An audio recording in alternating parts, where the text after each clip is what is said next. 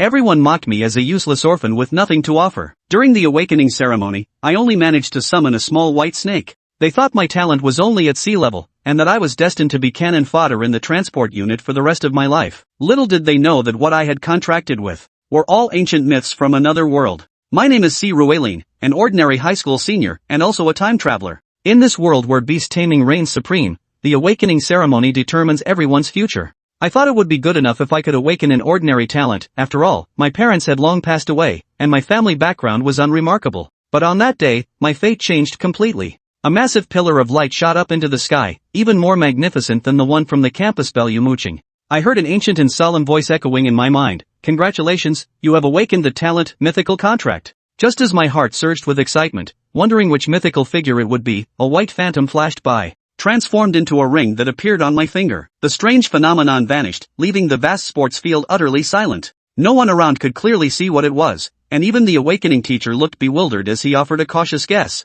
Class 14, Grade 12, C. Ruelin, Innate Spirit, Albino Electric Eel, Talent, Mythical Contract. I didn't explain. I simply touched the ring on my finger, my heart filled with wild excitement. Only I knew that it wasn't any albino electric eel, it was one of the 28 mansions from the myths of my previous life. Kong Jin Long, Metal Dragon of the Neck. At the same time, a stats screen appeared before my eyes. Name, Kong Jin Long. Race, Dragon Kin. Potential, Divine Tier. Combat Power, Silver 2. I could barely contain the excitement within me. Divine rank. It was something only spoken of in legends. And my innate mythical contract talent grants me a mythical grade innate guardian spirit with every major rank advancement. This is simply an invincible beginning. Just as I was immersed in planning my future, a cold voice interrupted my train of thought. I looked up and saw Yumo Qing. She was descending from the high platform, directly interrupting Ji Chen's pleasantries with a cold tone. Ji Chen was given a cold shoulder, his face darkening with frustration, yet he had no way to deal with her. In her previous life, Yumo Qing was the awe-inspiring Wind Domain Emperor who dominated the world, relying on her initial Storm Naga of Imperial rank and her SSS tier Queen's Pardon talent. At such a young age, she became a Saint-tier powerhouse. However, she misjudged people and was ultimately betrayed by the Tianhe Guild, leading to her tragic death in an ambush. To think she had also been reborn. This filled me with mixed emotions. In our past lives, she had always been so gentle with me, while this trash who was even worse than Ji Chen, with his sea-level talent, resilient self-discipline, used his body to block a fatal strike for her when she was surrounded and attacked. I had silently guarded her by her side, and the last memory she had of me was eyes filled with love. I knew she always thought of me as a quiet, unremarkable person. I once hoped she would see me, but after that encirclement and killing, everything was over. Now that she has been reborn, her attitude toward me seems to have become somewhat different. When she passed by me, she suddenly looked at me and softly said, "Keep it up." I froze. She was actually encouraging me. I snapped back to reality and mustered the courage to step onto the awakening platform. And just as my awakening light pillar appeared, Yumo Qing below the stage was also stunned. She couldn't believe that I, who had only awakened a sea-level talent in my previous life, would have such an extraordinary phenomenon. She began to wonder if her rebirth's butterfly effect had changed my fate. After stepping down from the high platform, I was still pondering the path ahead. My talent is too extraordinary. If I act too ostentatiously, it might attract unnecessary trouble. A tree that stands out in the forest will be blown down by the wind. I must hide my strength and grow silently. At that moment, Ji Chen's detestable face appeared in front of me. He and his lackeys mocked me sarcastically, saying a pale electric eel like me wasn't worthy of Yumo Qing.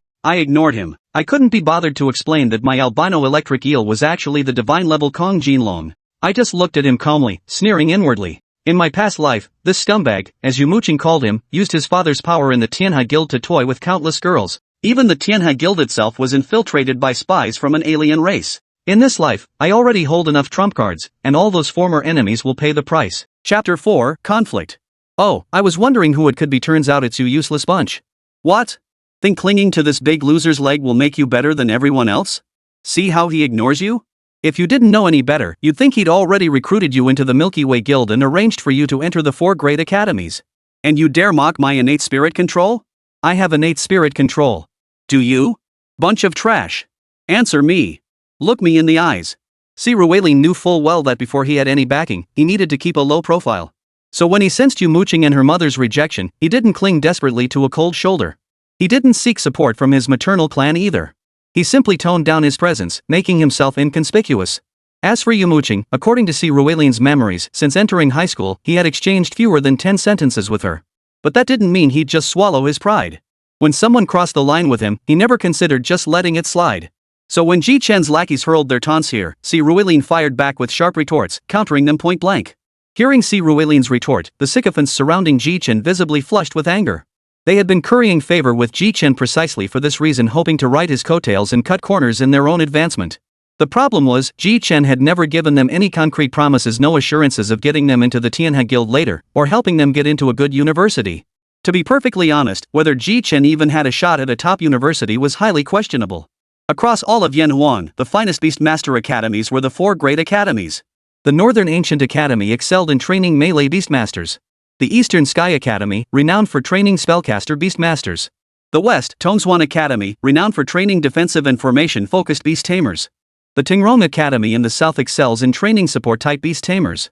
The admission standard for these 4 academies is a minimum talent rating of S-class. Of course, exceptionally gifted individuals like Yumo Qing wouldn't be denied admission if they wished to bring a friend along. Ji Chen's talent was only B grade. Had it been a grade bordering on S, he might have leveraged connections to gain admission. But with a mere B grade, he stood no chance of entering any of the 4 academies. In his previous life, it was only because his father had given Yumo Qing's mother 10 billion that she had insisted Yumo Qing bring Ji Chen along to the 4 great academies. Later, the two had developed a romantic relationship. However, in this life, that seemed highly unlikely. Of course, Ji Chen remains unaware of Yumo Qing's true intentions. He still clings to the fantasy of being brought into the 4 great academies. As for his underlings, he couldn't care less about their fates. When you hit someone, aim for the face. When you insult someone, expose their weaknesses. The truth often cuts deepest. Upon hearing Si Ruilin's words, coupled with Ji Chen's silence, the group instantly boiled over with rage. What the hell are you talking about? You bastard, you're asking for it. You think I won't beat the crap out of you? Incompetent rage, that was the most fitting, vivid description for Ji Chen's lackeys at that moment. For a second, they even forgot they were just a bunch of ordinary people who'd awakened talents, while Si Ruilin possessed innate spirit control. Take them out.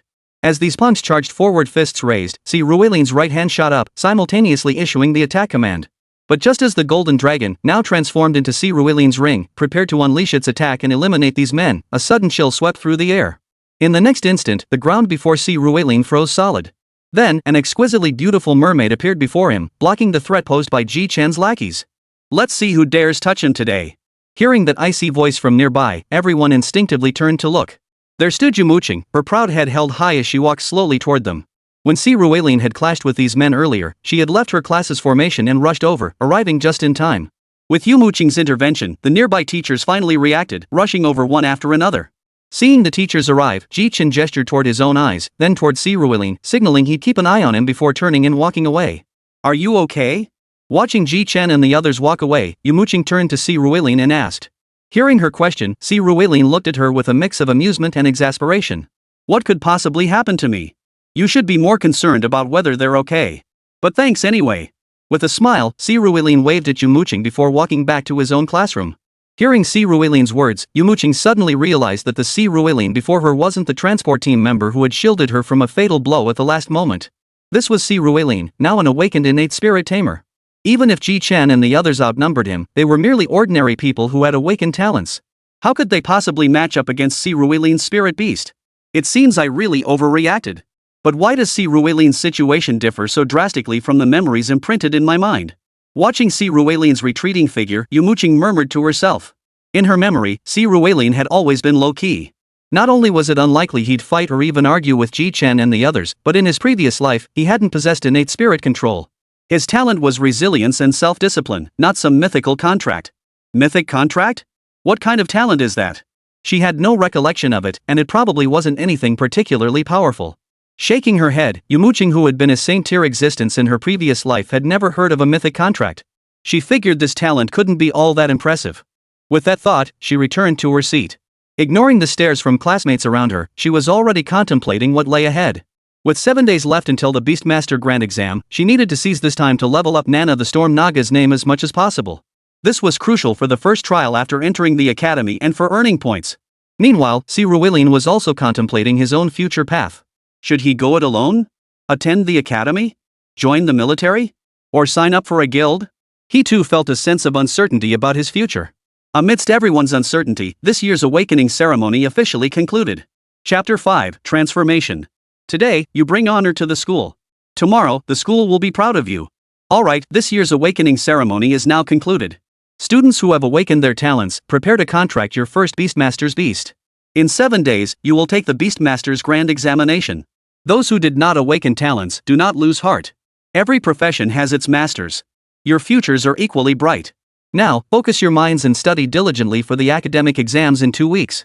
Students whose names are called below, please stay behind. Sun Lily, Senior 3 Class 1 Gao Mingming, Senior 3 Class 2 Wulong, Senior 3 Class 4 Yumo Qing, Senior 3 Class 33 Lu Hua, Senior 3 Class 36.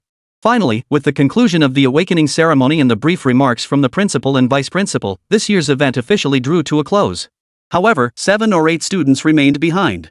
This was no misfortune, but rather the school's preparation to award scholarships to those who had awakened talents rated A or higher. Yumo Qing's name was naturally among them. What surprised Yumo Qing, however, was that Si Ruelin, who had awakened the innate spirit writing ability, was conspicuously absent. It was well known that among the over 1,000 awakened students at First High this year, only 2 possessed innate spirit control abilities, herself and Si Ruelin. This talent was even more precious than an A-grade awakening. Though they weren't entirely sure of the rank of Si Ruelin's mythical contract, just possessing A should have made him eligible for the scholarship. Yet clearly, in their eyes, A in the form of an albino electric eel wasn't worth nurturing. Especially considering he'd just clashed with the son of the deputy chairman of the Tianhe Guild.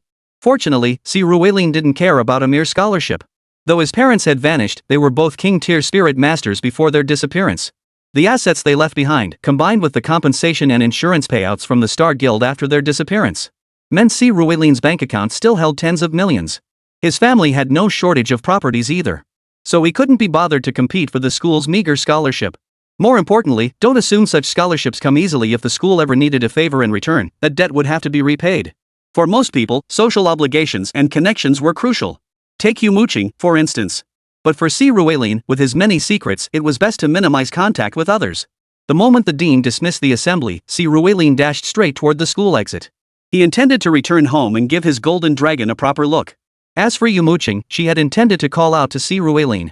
After all, she hadn't yet told him about her plan to take him to the 4 great academies. But when she turned around, she saw him already running away. She hesitated for a moment, then decided not to chase after him. We all successfully awakened today. Dad will probably invite him over to celebrate tonight. I can tell him then. After a moment's thought, Yumo Qing murmured to herself before joining the other students who had awakened a great talents as they headed toward the principal's office. Leaving the school matters aside for now, Si Ruelin hailed a cab immediately after leaving campus and headed straight home. The first thing he did upon arriving home was sit down on the sofa and begin mentally summoning Jin Long. Summoning a spirit companion proved far simpler than he'd imagined. After just a couple of silent invocations, the spirit dragon transformed into a ring on his index finger responded. A flash of lightning erupted, and the dragon reappeared before him as a small white snake, its body crackling with electric light. Gazing at the tiny white snake before him, still without legs and covered in fine scales, Si Ruelin couldn't help but feel a pang of emotion. It really did resemble an albino electric eel. Hello. Starting today, we're best friends. But I've never raised a beast before. Do you have any particular habits? What do you like to eat? Do you need to stay in water normally? I heard dragons need to stay in water. Regaining his composure, Si Ruelin turned to Jin Long with curiosity. In this world, all beast tamers are categorized into 20 distinct attributes. Metal, wood, water, fire, earth, wind, lightning, rock, ice, light, dark, poison, human, beast, dragon, ghost, bug, psychic, time, and space. Each element has its own cycle of mutual generation and mutual restraint. Different elements, different species, their preferred foods, and their habits all vary. Si Ruelin had never raised a beastmaster beast. Though both his parents were beast tamers, they had limited his exposure to beasts during his childhood. The reasons were twofold: danger, and the risk of him absorbing other beast soars, which could hinder rather than aid his talent awakening. Thus, Si Ruelin genuinely had no idea how to properly raise a beast. Especially since his beast was a god-tier creature, he couldn't very well ask others for advice. Master, don't trouble yourself. I'm not a water dragon, so I don't need to stay in water constantly. As for food, whatever you eat, I'll eat too. Hearing Si Ruelin's puzzled questions, the golden dragon suddenly spoke up. Hearing the golden dragon speak, Si Ruelin was stunned. He had heard rumors that divine-tier beasts could speak, but witnessing it firsthand sent a genuine shock through him. But the truly astonishing part was yet to come. As Jin Long finished speaking, a surge of electricity erupted from her body. Like a transformation scene from an anime, her form stretched and elongated within the crackling current. Before Si Ruelin's eyes, she shifted into human shape. As the electric light dissipated, standing before Si Ruelin was an exceptionally beautiful woman. She stood nearly 175 centimeters tall, with a figure that was absolutely stunning. Si Ruilin had never been with a woman in this lifetime, but drawing from his past life's memories, if describing her figure using the alphabet, she would likely fall between the 6th and 7th levels of the ABCD scale.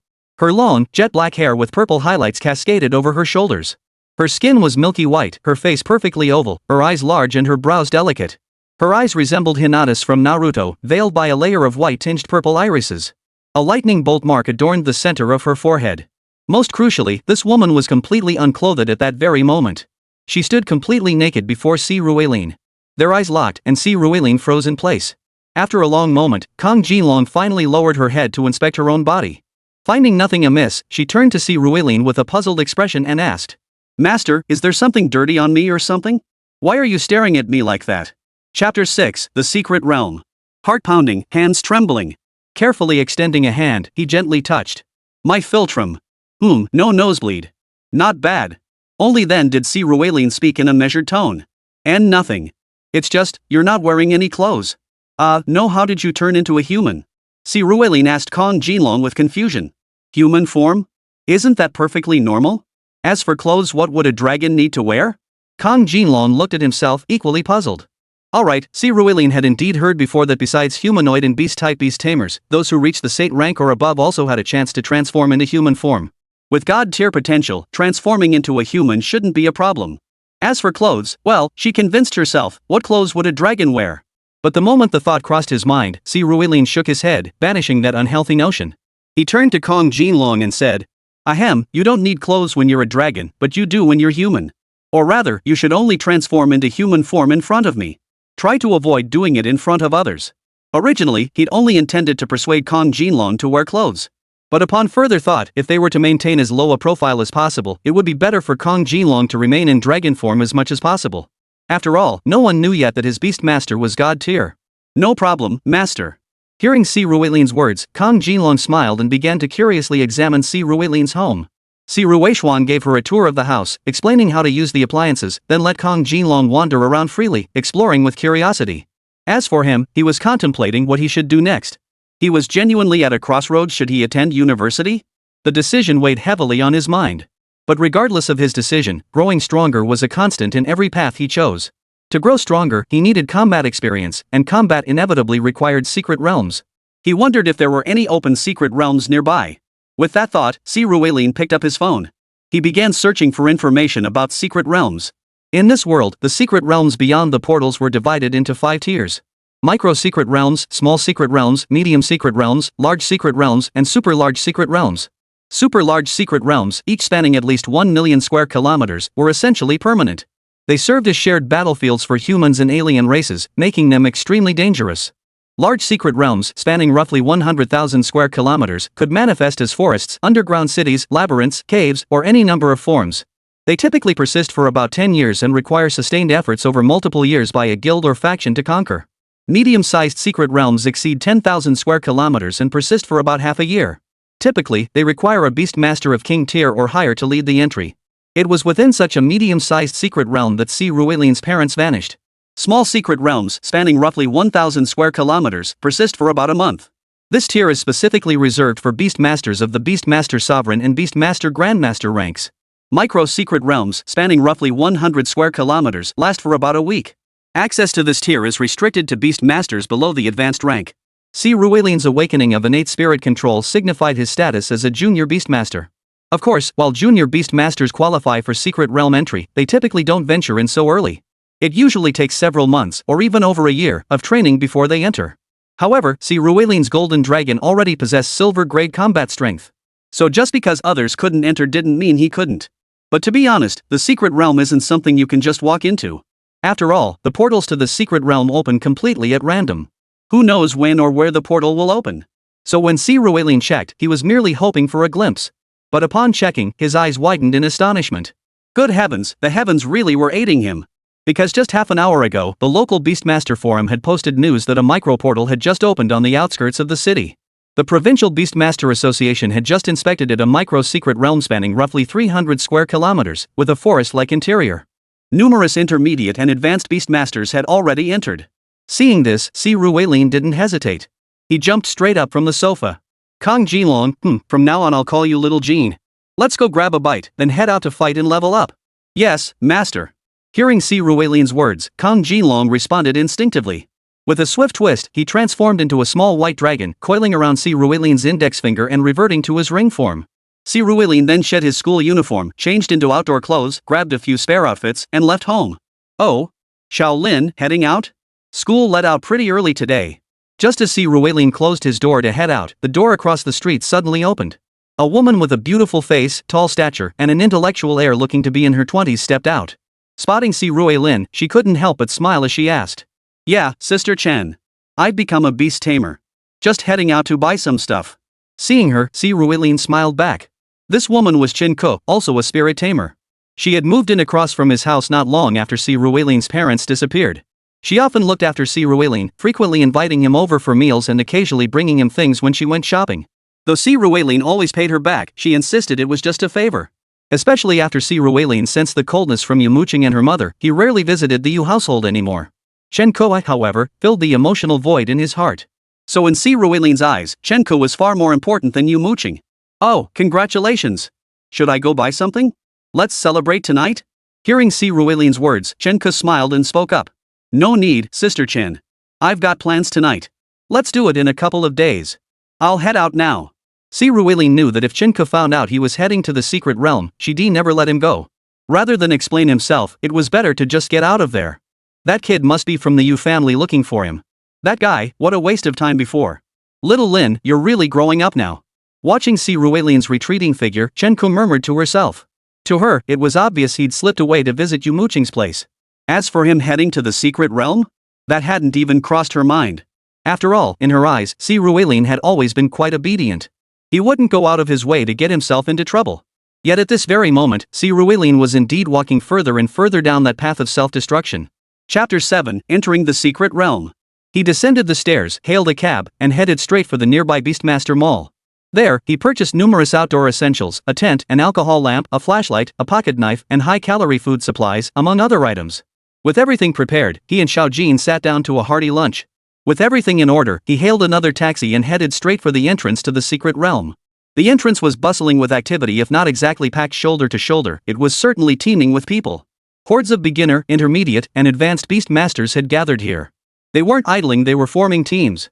After all, even a micro-secret realm contained golden great demon beasts.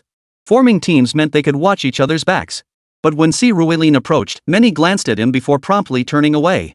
Though they recognized the ring on his finger as sign of his beastmaster status, his youthful face made it obvious he was likely just a freshman or something similar. As the old saying goes, a greenhorn can't be trusted to get the job done. No one would entrust their life to such a greenhorn. Especially in a micro-secret realm like this one, these are typically tackled by local beast tamers, none of whom had any idea who Si Ruilian was. Si Ruilian hadn't planned on teaming up either. Pushing past the crowd, he prepared to walk straight toward the portal. But just as he was about to step through, a voice called out from the side. Hey, kid, which academy are you from? Didn't your teacher tell you that junior beast tamers can't tackle portals without a team? Hearing the voice, Si Ruilian glanced to the side. A ruggedly built man stood before him, addressing Si Ruilian directly. No problem, big guy. I was just going to take a look inside. Though the man's tone was blunt, Si Ruilian recognized his concern and refrained from harsh words. He offered a polite response before resuming his approach. Hearing Si Ruilian's reply and seeing him advance, the burly man grew visibly anxious.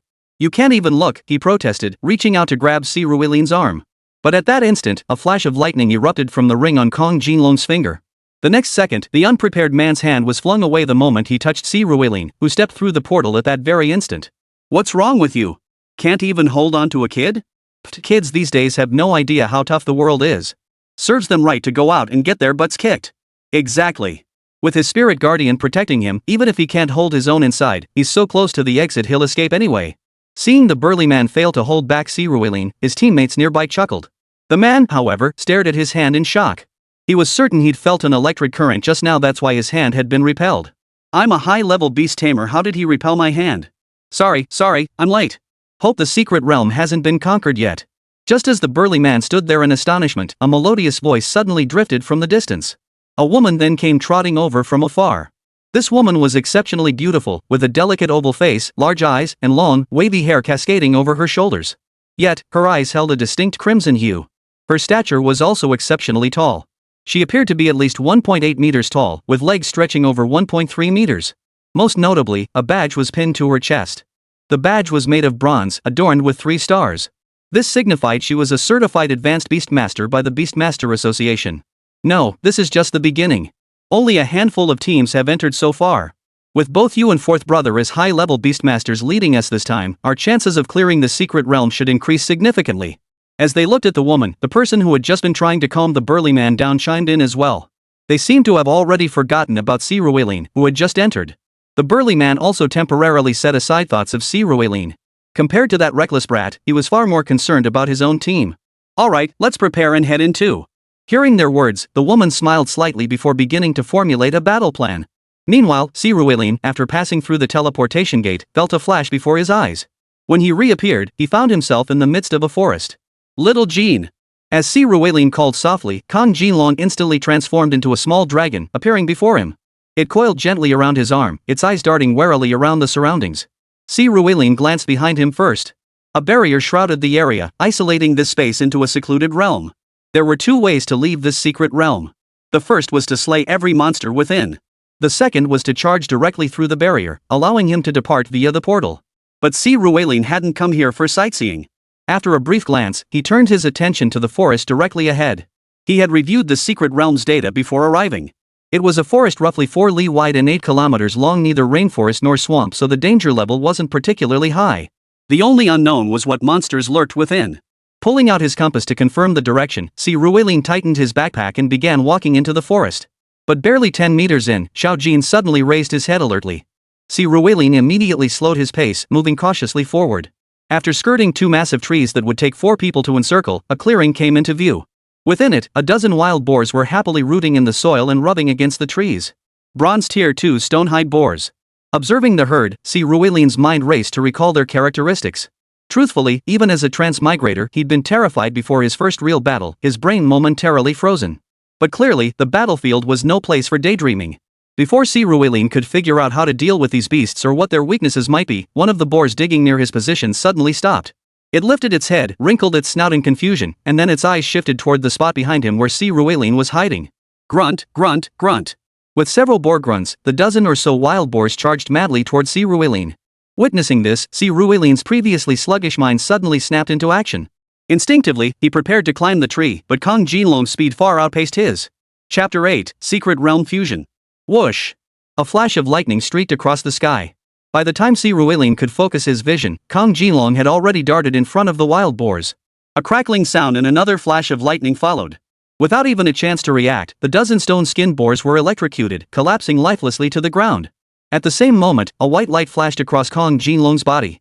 Sirueline knew this was the glow of leveling up. Sure enough, when he checked Jin Long's attributes again, they had changed to Name, Jin Long. Race, Dragon. Gender, Female. Attribute, Dragon Lightning. Level, Bronze Tier 2. Potential, Divine Tier. Combat Power, Silver Tier 4. Damn, silver beating bronze, that's how easy it is, huh? With a self-deprecating chuckle, Sirueline muttered to himself in exasperation. He felt he needed to adjust to this new reality. He had a cheat code, after all. Better to be cautious, yes, but not overly so. Nice work, keep it up. Watching Jin Long fly back, Sirueline ruffled her head before wrapping her around his arm again and striding deeper into the forest. As for the corpses of those stone-skinned boars? Useless to Sirueline. Beast taming was divided into 2 types, innate beast taming and acquired beast taming. Innate beast control refers to the beast one awakens with upon gaining the ability. Innate beasts generally possessed greater potential than ordinary beasts. Moreover, innate beasts could not truly die if slain, they only required a period of rest to revive. Naturally, the stronger the beast, the longer its recovery period. Acquired beasts, however, perish upon death and can be replaced at any time. Often, they serve merely as expendable tools or temporary substitutes. As for contracts with acquired beasts, there are 2 methods. The first is a direct contract. After capturing a beast or humanoid creature, you persuade it to willingly follow you and enter into a contract. The beast's level will change based on the strength of the contractor.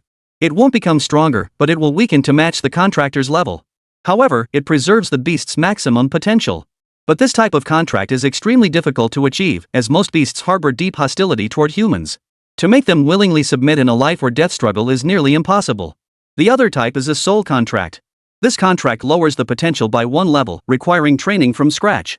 The advantage is that the beast possesses little self-awareness, making it easier to contract, tame, and achieve a significantly higher level of synergy. Moreover, by compensating for the soul's deficiencies, its potential can be restored. Take Yumo Qing's Storm Naga as an example. The Storm Naga's maximum potential is Saint tier, capable of advancing to become a Storm Naga King. However, Yumo Qing, being a natural spirit tamer, only possesses Emperor tier potential. However, by later replenishing the Storm Naga's soul, she could still advance it to the Saint rank. Therefore, even if Ruiling collected the souls of these stone-skin boars, they would be downgraded to Black Iron rank below Bronze. Black Iron rank creatures aren't even considered proper spirit beasts. In Ruiling's memory, these creatures were akin to Earth's wild beasts only fit to be kept as pets or raised for meat. No one would want such things.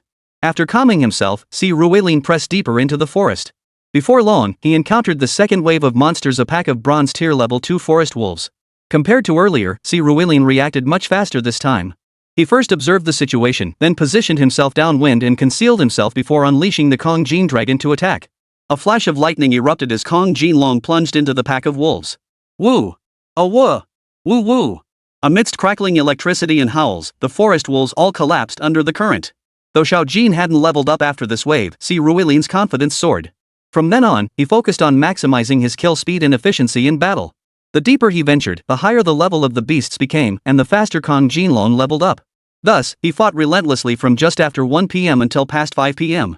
Unbeknownst to Kong Jin Long, he had already taken down over a dozen waves of monsters. His rank has also risen from Bronze tier 1 to Bronze tier 6.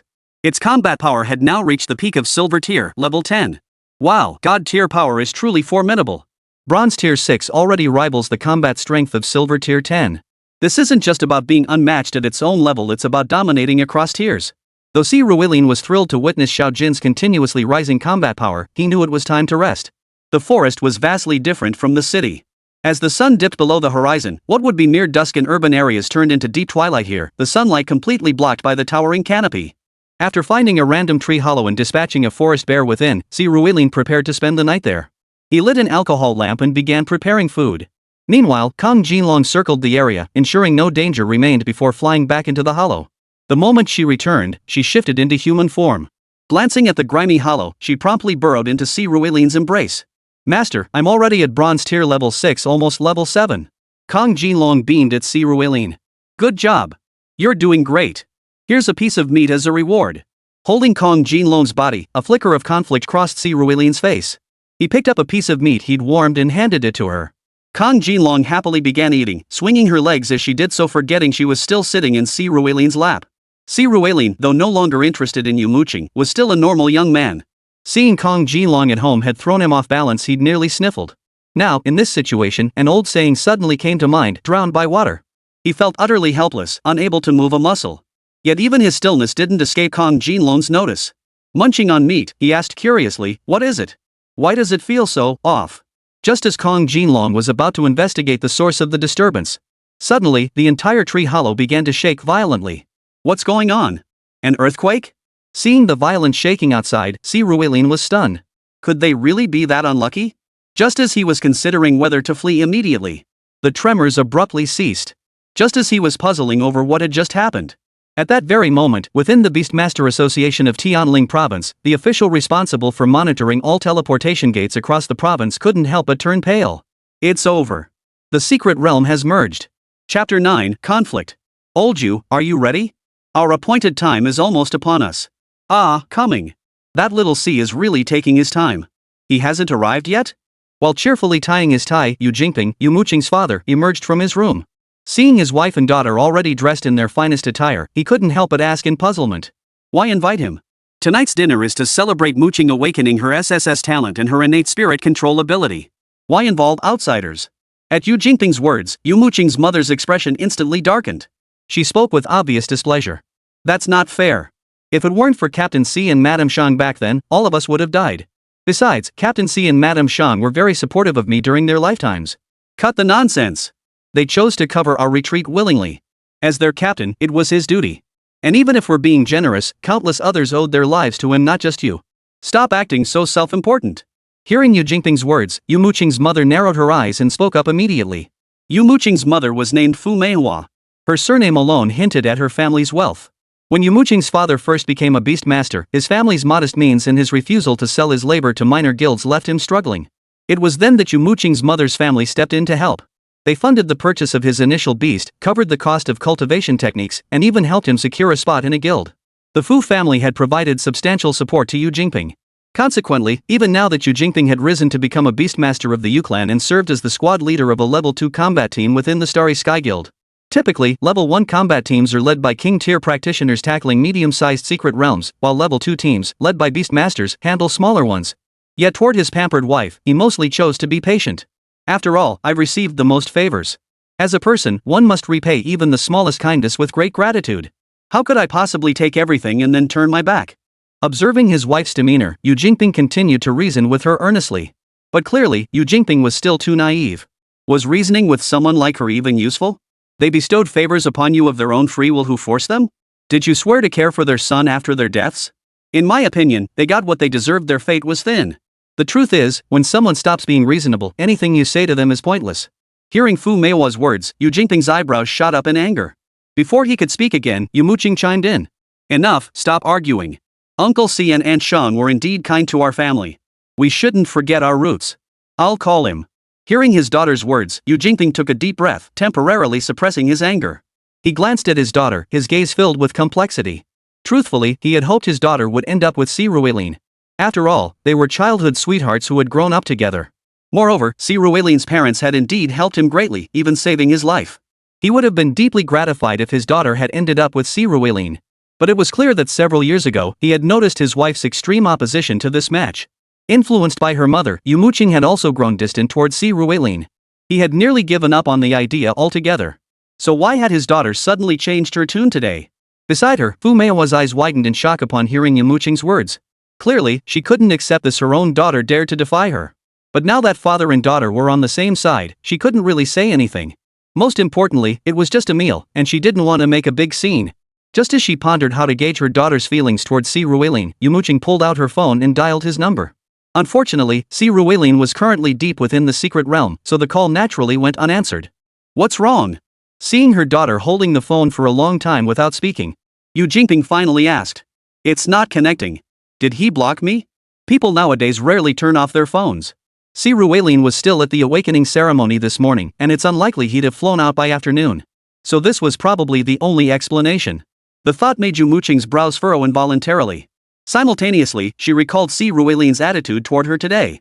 If not for the undeniable, unmistakable affection she remembered seeing in his eyes as he looked at her in that final moment, she began to doubt whether Si Ruilin truly still cared for her. Or had her coldness toward him over the years wounded him too deeply? No, that can't be. I'll give him a call and see. Hearing Yumo Qing's words, Yu Jingping frowned and walked over to make a phone call.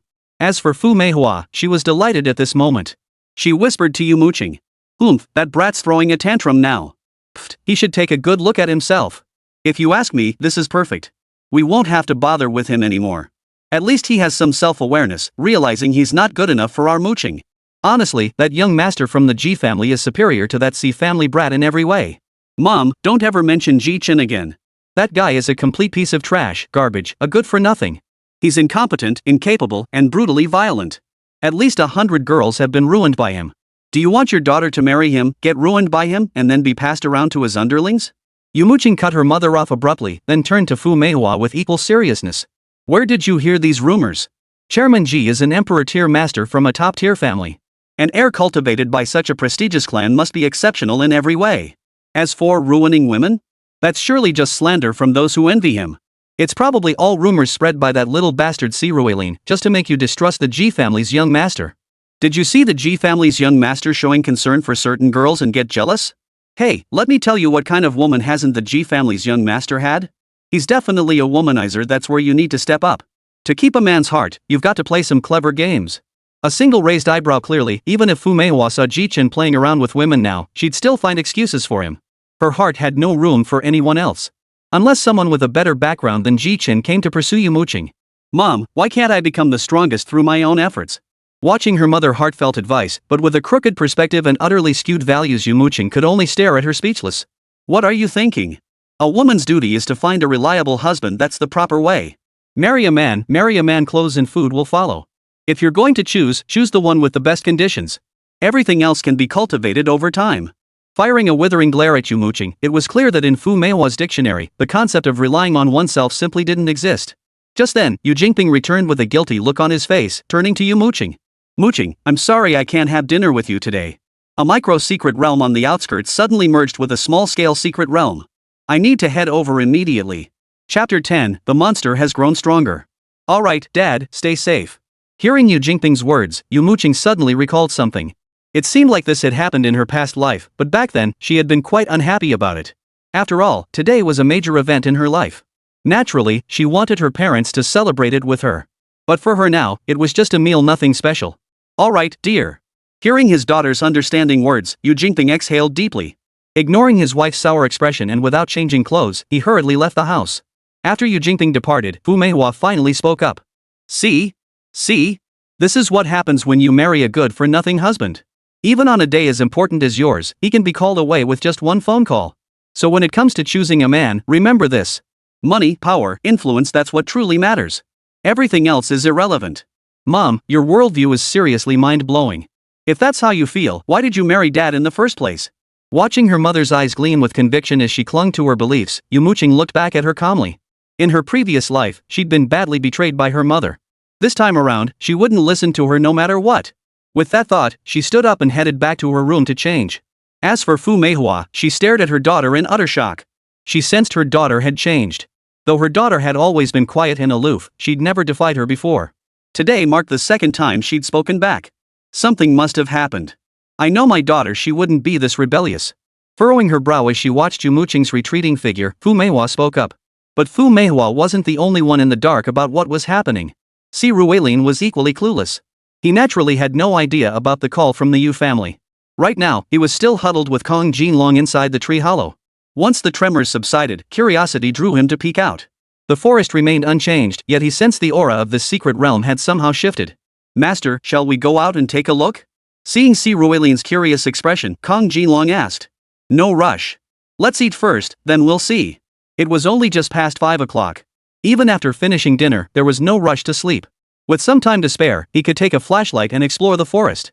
Hearing Si Ruilin's words, Kong Jin Long nodded. He then shifted his form back into his dragon shape.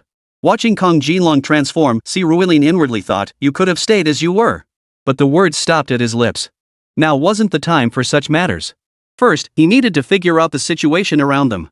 With that, Si Ruilin began preparing their meal. His and Kong Jin Long's dinner was simple. He heated up some vacuum-packed cooked food over the fire, then made a large bowl of soup using canned goods and dehydrated vegetable packets. They ate it mixed with self-heating rice. Nutrition and portion size were sufficient, though the flavors certainly couldn't compare to a proper meal. After finishing their meal, they left a mark near the tree hollow before Si Ruilin and Kong Jin Long set out to search the surrounding area. After about 20 minutes, Si Ruilin and his group encountered monsters again, but this time, the monsters were of a different level. Whoa, a giant wood forest bear? Both were bears, but the forest bear was a bronze tier level 8 demon beast, while the giant wood forest bear was a silver tier level 2 demon beast. While it was possible for a miniature secret realm to spawn gold tier demon beasts, they were still only at the forest's outskirts. Si Ruilin had spent the entire afternoon wandering and detouring, and they were likely only 2 or 3 kilometers from the entrance at this point. Shouldn't a beast like this appear 6 or 7 kilometers in? Master, should we kill it? Noticing Si Ruilin's hesitation, Kong Jin Long drifted close to his ear and asked. Kill it. Though utterly shocked that a silver-tier demon beast had appeared here, Si Ruilin had no intention of letting it go. At Si Ruilin's command, the golden dragon instantly darted forward. Unlike bronze-tier demon beasts, which were instantly obliterated upon encountering Kong Jin Long, this giant wood forest bear sensed danger and reacted swiftly. It reared up on its hind legs, its massive paw crashing down toward Kong Jin Long. Watching this unfold, Si Ruilin's heart leapt into his throat. But clearly, he was overthinking it. Such speed was nothing to the lightning-type Kong Jin Long. With a swift twist of its body, Kong Jin Long effortlessly dodged the giant wood forest bear's attack. Then, transforming into a bolt of electricity, it shot straight through the bear's body. The shock instantly charred the giant forest bear's heart to a crisp. Another instant kill. Watching the giant forest bear's lifeless body collapse, Si Ruilin exhaled in relief. Though Kong Jin Long had once again taken down the beast in an instant. But Si Ruilin could tell that Kong Jin Long could no longer strike any part of these demon beasts and instantly kill them like he had in the afternoon. Now, she had to strike the vital points to achieve an instant kill. This clearly demonstrated the fundamental difference between silver rank and bronze rank. But just then, a soft ding sounded. Si Ruilin watched as another flash of white light erupted from Kong Jin Long's body. Seeing this, he knew she had leveled up again. Earlier, the golden dragon had mentioned she was close to bronze tier 7. By leaping over one major tier and 6 minor tiers to slay this demon beast, the experience gained was immense. Simultaneously, as he checked Jin Long's attributes, he discovered her combat power had leaped from the peak of Silver Tier 10 straight to Gold Tier 1. Wow! She just awakened her innate spirit control this morning, and by evening, she'd already reached Gold Tier combat power. I wouldn't say I'm unmatched in the future, but I'm certainly unmatched in the past. Having a cheat code really pays off. Though I don't know why the demon beast grew stronger, for me, the benefits far outweigh any drawbacks. Rubbing his chin with a chuckle, Ruilin recalled Jin Long and prepared to return to the tree hollow for rest. What others did was none of his concern. He intended to sleep in the hollow tonight and continue tomorrow. Thud. But just as he turned to head back, a dark mass of shadows suddenly surged from the depths of the forest, bursting through the distant canopy. On the forest floor, a group of people were fleeing at breakneck speed. Clearly, these dark figures were pursuing the people below. Chapter 11, 3 ranks up. Too late. Seeing the dark mass of creatures flying toward him, Ruilin instinctively wanted to run. But glancing toward his tree hollow, he realized he was too far away to make it back. So at this moment, he had no choice but to grit his teeth and face it head-on. Xiao Jin, what do you say? Why don't we both run? Running his hand over Jin Long's head, Ruilin scanned the demon beasts in the sky. If he wasn't mistaken, these creatures appeared to be Silver Tier level 2 hungry vultures. These beasts weren't particularly powerful and didn't usually attack humans, as they primarily fed on carrion. However, if they gathered in groups, they would attack people. Additionally, these beasts appeared to be wind elemental. Wind-type creatures were countered by lightning, ice, and rock types, which was why Ruilin asked Xiao Jin. If Xiao Jin said they couldn't win, Ruilin would immediately take Xiao Jin and flee. No problem, leave it to me. Upon hearing Ruilin's words, Xiao Jin didn't hesitate for a moment before speaking up. Hearing her declaration, Ruilin immediately ducked behind a distant tree to avoid hindering Xiao Jin. Meanwhile, Xiao Jin transformed into a bolt of lightning, streaking directly toward the hungry vultures circling overhead. Before the starving vultures or the fleeing refugees below could react, Xiao Jin's lightning form appeared amidst the vultures. Then, countless powerful bolts of lightning shot out from Xiao Jin's body, striking the starving vultures in an instant. ZZZZT. Ah! Squeak! The powerful electric shocks left the starving vultures no chance whatsoever. Those closest were instantly charred to a crisp by the currents surging from Xiao Jin, dead as a doornail. Those farther away didn't fare much better. One by one, they were electrocuted, flapping wildly as they plummeted downward. Those farther away, even if they weren't knocked down or killed by the shock, were now utterly terrified. Clearly, for them, the golden tier combat power of the golden dragon and its elemental advantage were simply too much to handle.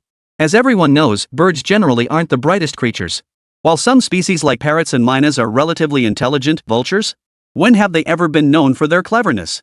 Even now, transformed into demon beasts, their brains remain just as dim. Thus, these scattered, starving vultures suddenly lost their hunger. One by one, they swiftly flew deep into the forest. At that moment, 3 flashes of white light erupted from Xiao Jin's body. Her level instantly leaped from Bronze 7th tier to Bronze 10th tier perfection. Her combat power instantly reached Gold Tier 4. After that strike, Xiao Jin was exhausted, not to the point of losing her combat ability, but certainly drained. However, the 3 consecutive level ups restored some of her stamina. Seeing the starving vultures cease their pursuit, she immediately returned to Ruilin's side to protect him. With only one beast companion left, she dared not stray too far or for too long. Seeing Xiao Jin deal with the hungry vultures, Ruilin emerged from his hiding spot. He beckoned Xiao Jin back and prepared to leave. But just then, the people he had rescued earlier approached from the distance. When they spotted Ruilin, the leader froze in surprise. "It's you?" Hearing the hesitant words, Ruilin turned to look at him. The moment their eyes met, Ruilin was also taken aback. He recognized this group. These people were none other than the group of men, led by the middle-aged man who had called out to him just before he entered the teleportation gate. Compared to their appearance outside the gate, they now looked utterly disheveled. Dust and grime covered their bodies, and many wore torn and tattered clothes. Clearly, whatever they'd encountered earlier hadn't gone well. But Ruilin wasn't their babysitter. He'd only intervened because those hungry vultures had threatened him. Otherwise, he couldn't care less about whether these people lived or died. Observing their disheveled state, he offered no further comment. He merely nodded once before turning to head back toward his tree-hole dwelling. Seeing that Ruilin had no intention of conversing with them, the burly man and his companions couldn't help but offer an awkward smile. "What's going on?" Seeing the big guy and the others like this, the woman who had arrived last in the group, one who hadn't met Ruilin before, couldn't help but ask. Ahem, the burly man cleared his throat. "Earlier, when that kid insisted on going through the portal himself, I thought he was some freshman from a university, so I tried to stop him. Little did I know he was actually a skilled practitioner. That was a bit embarrassing." Hearing the woman's words, the burly man replied with a touch of embarrassment. "He came in on his own?" Seeing the big guy say that, the woman frowned and couldn't help but speak up. Yes, he came alone. I didn't see any companions with him. Nodding, the burly man admitted he hadn't seen his teammates either. I thought he had a team leader with him. He might be skilled, but he probably doesn't know about the Secret Realms fusion yet. I'll go find him. You guys head out first. Hearing the burly man's words, the woman hesitated for a moment before speaking as if she'd made up her mind. Hearing her words, the burly man and the others didn't say much more. After all, the entrance to the secret realm was already within sight. They could manage on their own. Don't underestimate this squad. For a micro-secret realm team, this one was fully equipped. It comprised 2 high-tier beast tamers and 3 mid-tier beast tamers. High-level beast masters correspond to golden-tier beasts, while mid-level corresponds to silver tier. This meant that both the woman and the burly man each possessed at least 1 golden-tier beast. The reason for their earlier predicament was that her beast was earth-attributed. Among the 20 elements, aside from time and space which have no mutual relationships, the remaining 18 elements all have relationships with each other. Wind overcomes earth, as well as bug, wood, and beast tribes. As it happened, she was earth, while this burly man called fourth brother was beast. Facing these ravenous vultures, even with superior raw strength, they couldn't prevail. This had given Jin Long the chance to clear the screen. Compared to this woman, fourth brother might be older, but his raw strength couldn't match hers. So when they heard her words, they nodded in agreement. Be careful then. We'll collaborate again when the chance arises. All right. She smiled at the group, then set off in pursuit of Si Ruiline's departing figure. Before darkness fully fell, she quickened her pace. Soon, a faint glow caught her eye, emanating from a tree hollow in the distance. Chapter 12, Fellow Travelers. What is it? Jin Long, having reverted to his small dragon form, alerted Si Ruiline. Turning his gaze toward the tree hollow, Si Ruiline saw the woman maintaining a safe distance and asked with puzzlement. Don't misunderstand. I'm here to warn you. The secret realm has merged now. This place is dangerous. Glancing around, the woman spoke with puzzlement. Secret realm fusion? Hearing her words, Si Ruiline furrowed his brow. What did secret realm fusion mean? This concept wasn't part of what he'd learned before. You don't know about the secret realm merging? Pardon me asking, but which academy are you from? Where's your team leader? Seeing Si Ruiline's puzzled expression, the woman now looked utterly exasperated. I don't have a mentor. To be precise, I'm not even a university student yet, I'm still in high school. After a moment's hesitation, Si Ruiline didn't conceal his situation. Because it sounded like a fairly simple term, yet he genuinely hadn't studied it. High school courses on beast taming weren't particularly extensive, only requiring students to memorize various beasts, their characteristics, habitats, attributes, and their mutual strengths and weaknesses. Clearly, beast taming was far more complex than that. Information about secret realms, clans, tactics, and combat strategies, all that was taught only after entering university. You're still in high school? I recall your awakening ceremony was just today this morning, to be precise. And by evening, you're already capable of instantly defeating dozens of silver tier level 2 hungry vultures? Staring at Si Ruiline, the woman couldn't help but exclaim in astonishment. She was utterly amazed. What were these kids eating these days? But then again, she wasn't exactly old herself, she'd only just graduated from university this year. Of course, she was clearly overthinking it. Not all newcomers were this extraordinary. Si Ruiline was so impressive because he had a cheat code. Even the reincarnated empress was currently holed up at home playing with her phone. Can you explain what secret realm fusion is now? Hearing the other person's exaggerated tone and seeing their utterly incredulous expression, Si Ruiline hesitated. He decided not to pursue the topic further and instead asked about the secret realm fusion. Secret realm fusion, as the name suggests, is when one secret realm merges with the one we just entered. While the probability isn't high, it's not exactly low either. Essentially, it happens when 2 portals simultaneously land on the same area, causing a secret realm fusion. That's first-year knowledge. You felt that tremor earlier, right? If the tremor lasted less than a minute, it was a minor fusion. Less than 5 minutes signaled a moderate fusion, while less than 10 minutes indicated a major fusion. Whenever a higher tier secret realm merges with a lower tier one, the lower realm experiences tremors, while the higher realm shows no reaction. Therefore, this realm has now become a minor realm. Deep within, there should be platinum or diamond tier entities. It's too dangerous here now. We need to evacuate immediately and wait for the USEC to lead us back in. Looking at Si Ruiline, the woman began her introduction. Oh, thank you. But I'm not planning to leave. You should get out quickly. Hearing her words, Si Ruiline politely replied. Platinum or diamond tier demon beasts are indeed formidable. At least for now, Si Ruiline couldn't defeat them. But he wasn't crazy. Why would he go out of his way to provoke them? He could easily level up by hunting bronze and silver grade beasts on the outskirts. Especially with Xiao Jin's current growth rate, it was incredibly fast. If he spent another couple of days hunting on the outskirts, he might even be able to take on platinum and diamond tier beasts. So he had no particular thoughts about this woman's suggestion to retreat. Ha! Is this what a genius is like? Their way of thinking really is different from others. Still, I can't just leave you here on your own. After all, before a genius truly matures, they're just a genius, nothing more. Hey, let's team up. At least we can watch each other's backs. Seeing Si Ruelin show no intention of leaving, the woman hesitated before letting out a wry smile. She then walked straight over and sat down on the outer edge of the tree hollow.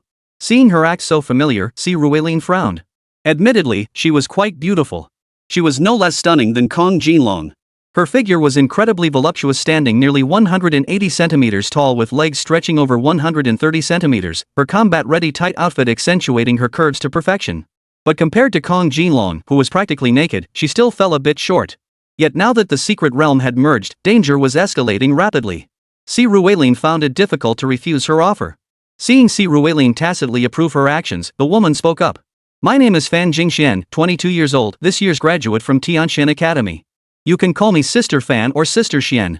What's your name? Have you discussed it with the academy? My name is Si Ruelin. I haven't discussed it with the academy, they wouldn't consider me worthy. Shrugging, Si Ruelin replied with a smile. Ha? Are you kidding me? With your strength, no academy approached you? Not to brag, but I'm the student council president of Tianxian Academy, ranked number 1 in combat strength among this year's graduates. Your current strength isn't any weaker than mine, and you're telling me no school wanted you? Fang Jingxian stared at Si Ruelin, her face frozen in utter shock. Si Ruelin shrugged. Truthfully, he hadn't even had the chance to negotiate with these academies. After all, the principal hadn't even given him the chance to negotiate scholarships or talks. And even if he had, the other side probably wouldn't have given him a warm welcome. After all, there was no information in this world about Jin Long and the mythical contract. Once I'm out of here, I'll call the admissions office first thing. Actually, no need. By the time I get out, the major exams will be approaching. Let's discuss it after they're over. Seeing Si Ruelin's expression, Fan Jingxian was certain he wasn't lying, he genuinely hadn't been granted a private meeting. She immediately offered to help resolve the matter, but Si Ruelin declined. What? Still haven't decided which school to attend? Honestly, you don't need to overthink it. Among the 4 major academies, Tianxian specializes in spellcasting. With your combat prowess as a beastmaster, Tianxian is the perfect fit. Hearing Si Ruelin say this, Fan Jingxian also recommended Tianxian Academy among the 4 major academies. To be honest, I'm a bit conflicted right now.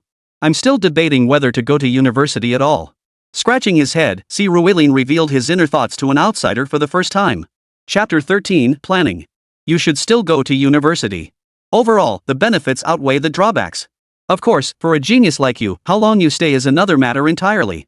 Upon hearing Si Ruelin say he didn't plan to attend university, Fan Jingxian paused before speaking. Seeing the puzzled look in Si Ruelin's eyes, she began to explain the advantages of attending university. The first benefit of attending university is that you can learn knowledge that would otherwise require dangerous hands-on experience to grasp. Take this Secret Realm Fusion, it's just a freshman-level course. Beyond that, you'll learn tactics, battle strategies, teamwork, how to command multiple tamed beasts in combat simultaneously, and so on. All of these are invaluable skills, and only university can teach them to you. Second, attending university provides access to significantly more resources. Of course, if you join the military, you might gain even more resources, but you certainly won't have the freedom of university. The university organizes trips to secret realms several times a year that would be a hassle if you were outside. Most importantly, only in university can you systematically study the techniques of a master of the mysteries. Master techniques? Listening to Fan Jingxian list these advantages, Si Ruelin was genuinely bewildered. 5 years ago, he was only 13. To prevent him from absorbing the aura of beast tamers, his parents rarely let him interact with their own tamed beasts.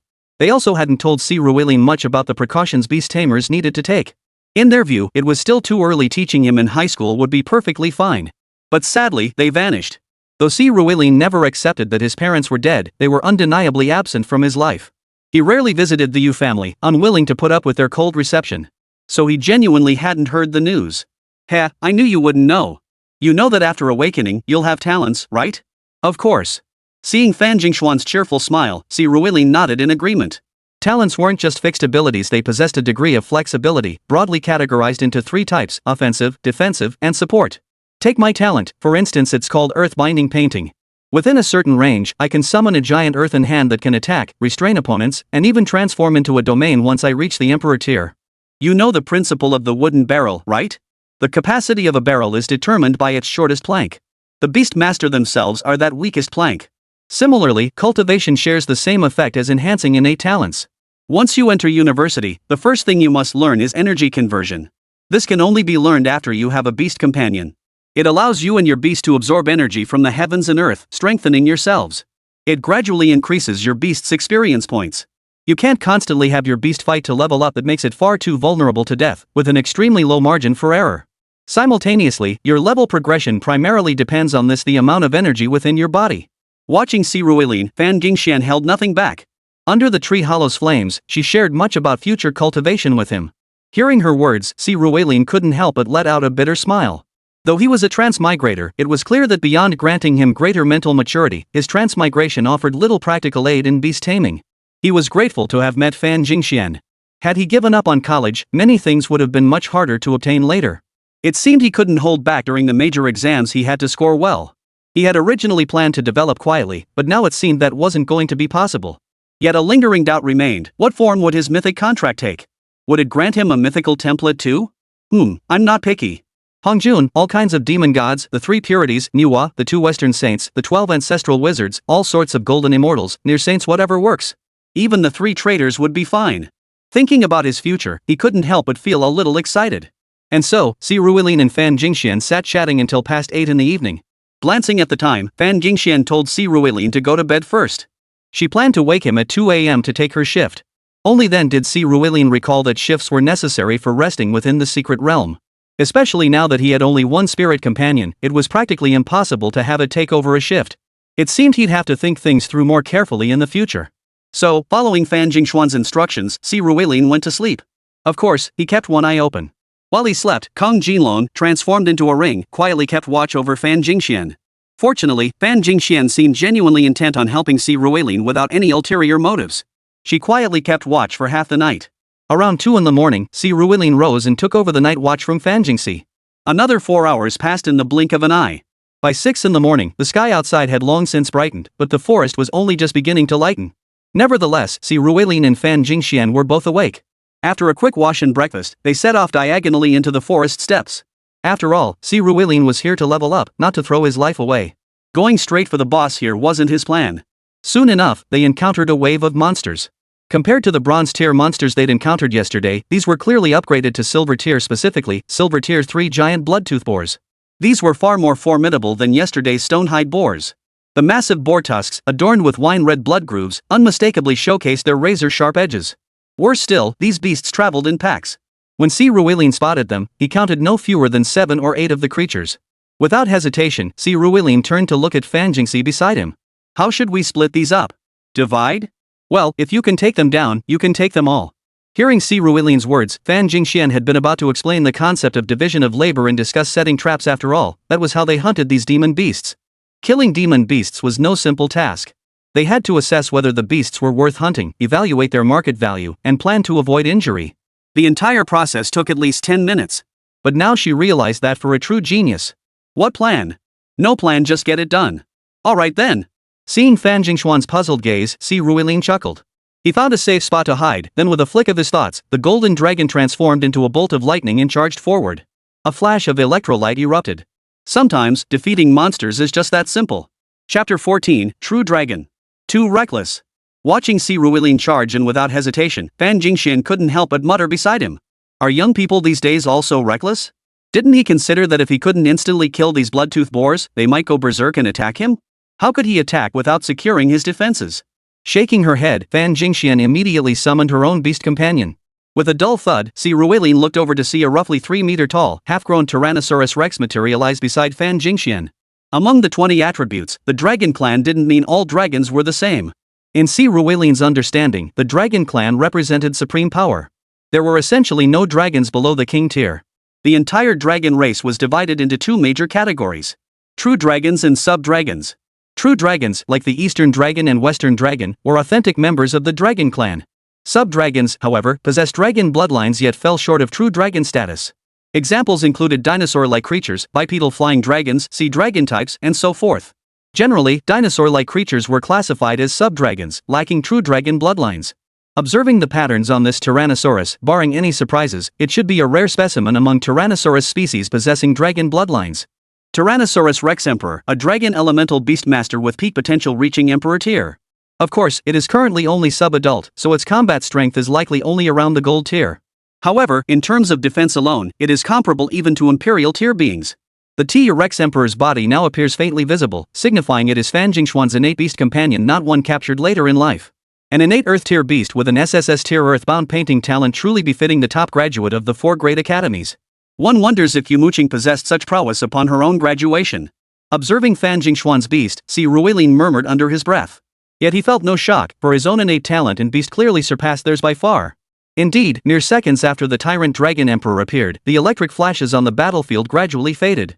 All 7 or 8 giant bloodtooth boars, large and small, lay sprawled on the ground. The lingering electric sparks in their charred bodies spoke volumes of Kong Jinlong's overwhelming power.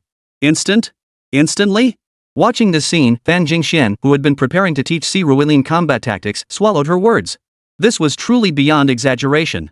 But what was even more astonishing was that after Kong Jinlong had slain these giant bloodtooth boars, the experience points they provided allowed him to break through the limitations of Bronze Tier 10. With a soft ding, Kong Jinlong was enveloped in white light, his body gradually expanding within it. Originally, Kong Jinlong was a small dragon, no thicker than a thumb and just over a meter long. It had no horns since it was meant to grow a single central horn, only a faint mark remained where it should have been and no claws. That was why the awakening instructor had mistaken it for an albino electric eel. But now, as the white light faded, the Kong Jin dragon finally began to resemble a true dragon. Its body, once as thin as a thumb, now swelled to the girth of a thigh. The previously bare dragon head bulged with a small fleshy mound, its whiskers gradually thickening. Small flesh-colored spheres emerged at the limb positions along its body. Though claws were still absent, faint signs of their impending growth were visible. Roar! As Kong Jinlong formally reached the silver rank, her body underwent significant development, causing her to let out an excited cry. At that cry, the Tyrannosaurus Rex Emperor, who had been guarding Fan Jingxian, instinctively took half a step back, his pupils contracting as his body trembled uncontrollably. "You're a true dragon?" Seeing the Tyrannosaurus Emperor's reaction, Fan Jingxian exclaimed in shock. This was the suppression of bloodline. Consider that the Tyrannosaurus Emperor was suppressing Kong Jinlong by at least one major tier. Otherwise, Fan Jingxian suspected the Tyrannosaurus Emperor might have turned tail and fled. Indeed. Seeing Kong Jinlong's current state, Si Ruilin couldn't very well call her a white-skinned electric eel anymore. He waved cheerfully at the golden dragon, who happily flew back. This time, however, she couldn't wrap herself around Si Ruilin's body. Instead, she coiled in the air beside him, rubbing her large head against his hand with delight. Phew! No wonder he dared venture into the secret realm alone. Could this dragon possess the potential of a Saint tier? Even if not Saint tier, it must be at least Emperor tier. Watching Si Ruilin and Kong Jinlong before her, Fan Jingxian gave a helpless wry smile. She now wondered if her decision yesterday to accompany Si Ruilin had been somewhat redundant. At this thought, she couldn't help but vent again. How could someone like this not have secured a scholarship? How could they not have received early admission offers or interviews from top-tier academies? Was it that the kids in Tianling's were just that ridiculously talented these days, or was there some shady dealings going on? Or was the principal of his school just plain brain dead? Shaking her head at the thought, she decided to set these matters aside for now. They were still on the outskirts of the secret realm. Once they ventured deeper and encountered gold tier, platinum tier, or even diamond tier beings, Si Ruilin would likely need her help. Though Fan Jingxian already held Si Ruilin in high regard, she still underestimated him. Well, to be precise, she underestimated Kong Jinlong. Despite currently being only at the first tier of silver, Kong Jinlong's combat power had already surged to the 6th tier of gold. By the time they fought gold tier demon beasts, she'd likely reach platinum tier. Si Ruilin might seem like he's courting death, but in reality, he's a total coward. Otherwise, he would have exposed his potential in Kong Jinlong's attributes long ago. He wouldn't risk his own life like that. Let's go. Yeah, let's go. Heeding Fan Jingxuan's words, Si Ruilin released Kong Jinlong and continued following Si Ruishuang deeper into the forest. For the rest of the journey, Si Ruilin handled most of the fighting himself, while Fan Jingxian focused more on protecting him, or rather, teaching him some fundamental knowledge. She had discovered that Si Ruilin, or rather, Kong Jinlong, was terrifyingly powerful. Amongst silver tier beasts, regardless of their specific rank, even several silver tier 10th rank silverback baboons were instantly killed by Kong Jinlong. Meanwhile, Kong Jinlong's rank kept climbing. By noon, when they cooked and caught a 2-hour nap, Kong Jinlong had already reached silver tier level 3. By the time they cooked and rested around 5 p.m., he was already at silver tier level 4. This rapid advancement made Fan Jingxian and her Tyrannosaurus Rex exchange a look. They suddenly felt utterly useless. What did it matter that he was the top graduate of Tianxian Academy? Compared to a true genius, the difference was as vast as that between a human and a dog. At that moment, Fan Jingxian made up her mind, she absolutely had to befriend this boy with limitless potential. Chapter 15, Rapid Leveling. Captain, the initial positions have been secured. What about the people who entered the secret realm? Have they all evacuated? Not yet. According to the survivors, 2 more waves should still be inside. 2 people haven't come out yet. As Si Ruilin delved deeper into the secret realm, a temporary camp had been hastily erected at its entrance after a day of construction. Although Yu Jingping was from the Star Guild and not government personnel, he had been temporarily assigned to oversee camp construction and survivor registration. 2 more people? Hearing the report from his subordinate, Yu Jingping couldn't help but frown. It had been a day and a night, and these people still hadn't emerged. It was highly likely they were in grave danger. Well, Captain, there's no need to worry about their safety. According to their companions, these 2 are quite strong. One of them is Fan Jingxian, this year's top graduate from Tianshan Academy. With her abilities, as long as she avoids the central zone, she should have no trouble ensuring her survival here. The other, though apparently a freshman at some university, possessed equally formidable combat prowess. She commanded an electric-type beast capable of instantly slaughtering dozens of starving vultures. So their safety shouldn't be a major concern. Seeing Yu Jingping frown, his subordinate offered reassurance. Hearing that the 2 prodigies were still alive, Yu Jingping could only exhale a sigh of relief, praying for their safety. Wow, who'd have thought I'd stumble upon a minor secret realm here? Looks like the heavens are smiling on me. Of course. Wherever young Master Shang goes, fortune follows. Just as Yu Jingping was pondering, the 2 survivors Si Ruilin and Fan Jingxian, a light, teasing voice suddenly drifted over from nearby. Turning toward the sound, he saw 5 figures entering through the portal. 4 of them were likely bodyguards, tasked with protecting the person in the center. Except for the one in the middle, who looked downright arrogant and overbearing. Every single one possessed the strength of a Yuzong. Such a squad in a minor secret realm was practically unstoppable. However, when Yu Jingping saw the young man in the center, his frown deepened. This individual appeared to be around 28 or 29 years old. His strength? Decent enough a Yuzun. But honestly, someone who could afford 4 Yuzong bodyguards must come from a top-tier family. To only reach Yuzun at 28 or 29? That's pretty useless. Take Fan Jingxian, for instance. If she hadn't reached the Sovereign Realm by 24, she'd be a ghost. Reaching the Sovereign Realm before 30 was a certainty. With even slightly better talent, she could have become a king around 30. According to Yu Jingping's recollections, Si Ruilin's parents both reached the king rank around 30. Had it not been for that accident, they might have both ascended to the emperor rank. Who are they? Here to help? Putting those thoughts aside, Yu Jingping pulled over one of his men and asked. No, they're here for an upgrade. The one in the middle is from the Shang family in the imperial capital. We can't afford to offend them either. Hearing Yu Jingping's question, the subordinate replied in a hushed tone. At the mention of the Shang family, Yu Jingping's expression grew even more solemn. Currently within the Yanhuang nation, besides the official government and military, 2 major factions held sway, guilds like the Starry Sky Guild and the Ancient Clans. There were 7 such clans. While none boasted Saint-tier masters, they possessed numerous Imperial tier, Emperor tier, and King tier experts. Their roots were deep and their branches extensive, standing above ordinary beast tamers. Even local governments dared not confront them directly. Yu Jingping's solemn expression stemmed not from envy of the aristocratic scions. Rather, it was because Si Ruilin's mother hailed from the Shang family of the imperial capital. After Si Ruilin's parents passed away, Yu Jingping had expected the imperial capital Shang family to send someone to bring him back. Yet, the imperial capital Shang family remained completely silent. Now, however, they had sent representatives to Tianling province, and at the very moment Si Ruilin had awakened his innate beastmaster abilities. This couldn't help but make Yu Jingping wonder. He hoped they weren't here for Shaolin. He probably isn't Shaolin yet, still at home, I suppose. That kid really is something, blocking both my and Muqing's numbers. Once things settle down here, I'll definitely pay his family a visit. Watching the 5 figures disappear into the forest ahead, Yu Jingping muttered to himself before resuming his arrangements. Little did he know that the very person he was thinking of, Si Ruilin, was currently following Fan Jingxian deeper and deeper into the forest. Earlier that morning, after Si Ruilin's golden dragon had slain 2 more waves of beasts, her level had officially reached Silver Tier 6. Her combat power had also crossed into the Gold Tier, reaching Platinum Tier 1. Silver Tier demon beasts could no longer provide her with substantial experience gains, so Si Ruilin and her companions were preparing to challenge the Gold Tier. The fusion of the secret realm had reduced its size to that of a small-scale secret realm. The entire realm now spans several hundred square kilometers, with distinct zones clearly delineated. As the pair ventured deeper into the central region, the original beasts, wolves, vultures, wild boars, bears transformed into lions, leopards, brown bears, and giant pythons. Reaching the Golden Tier.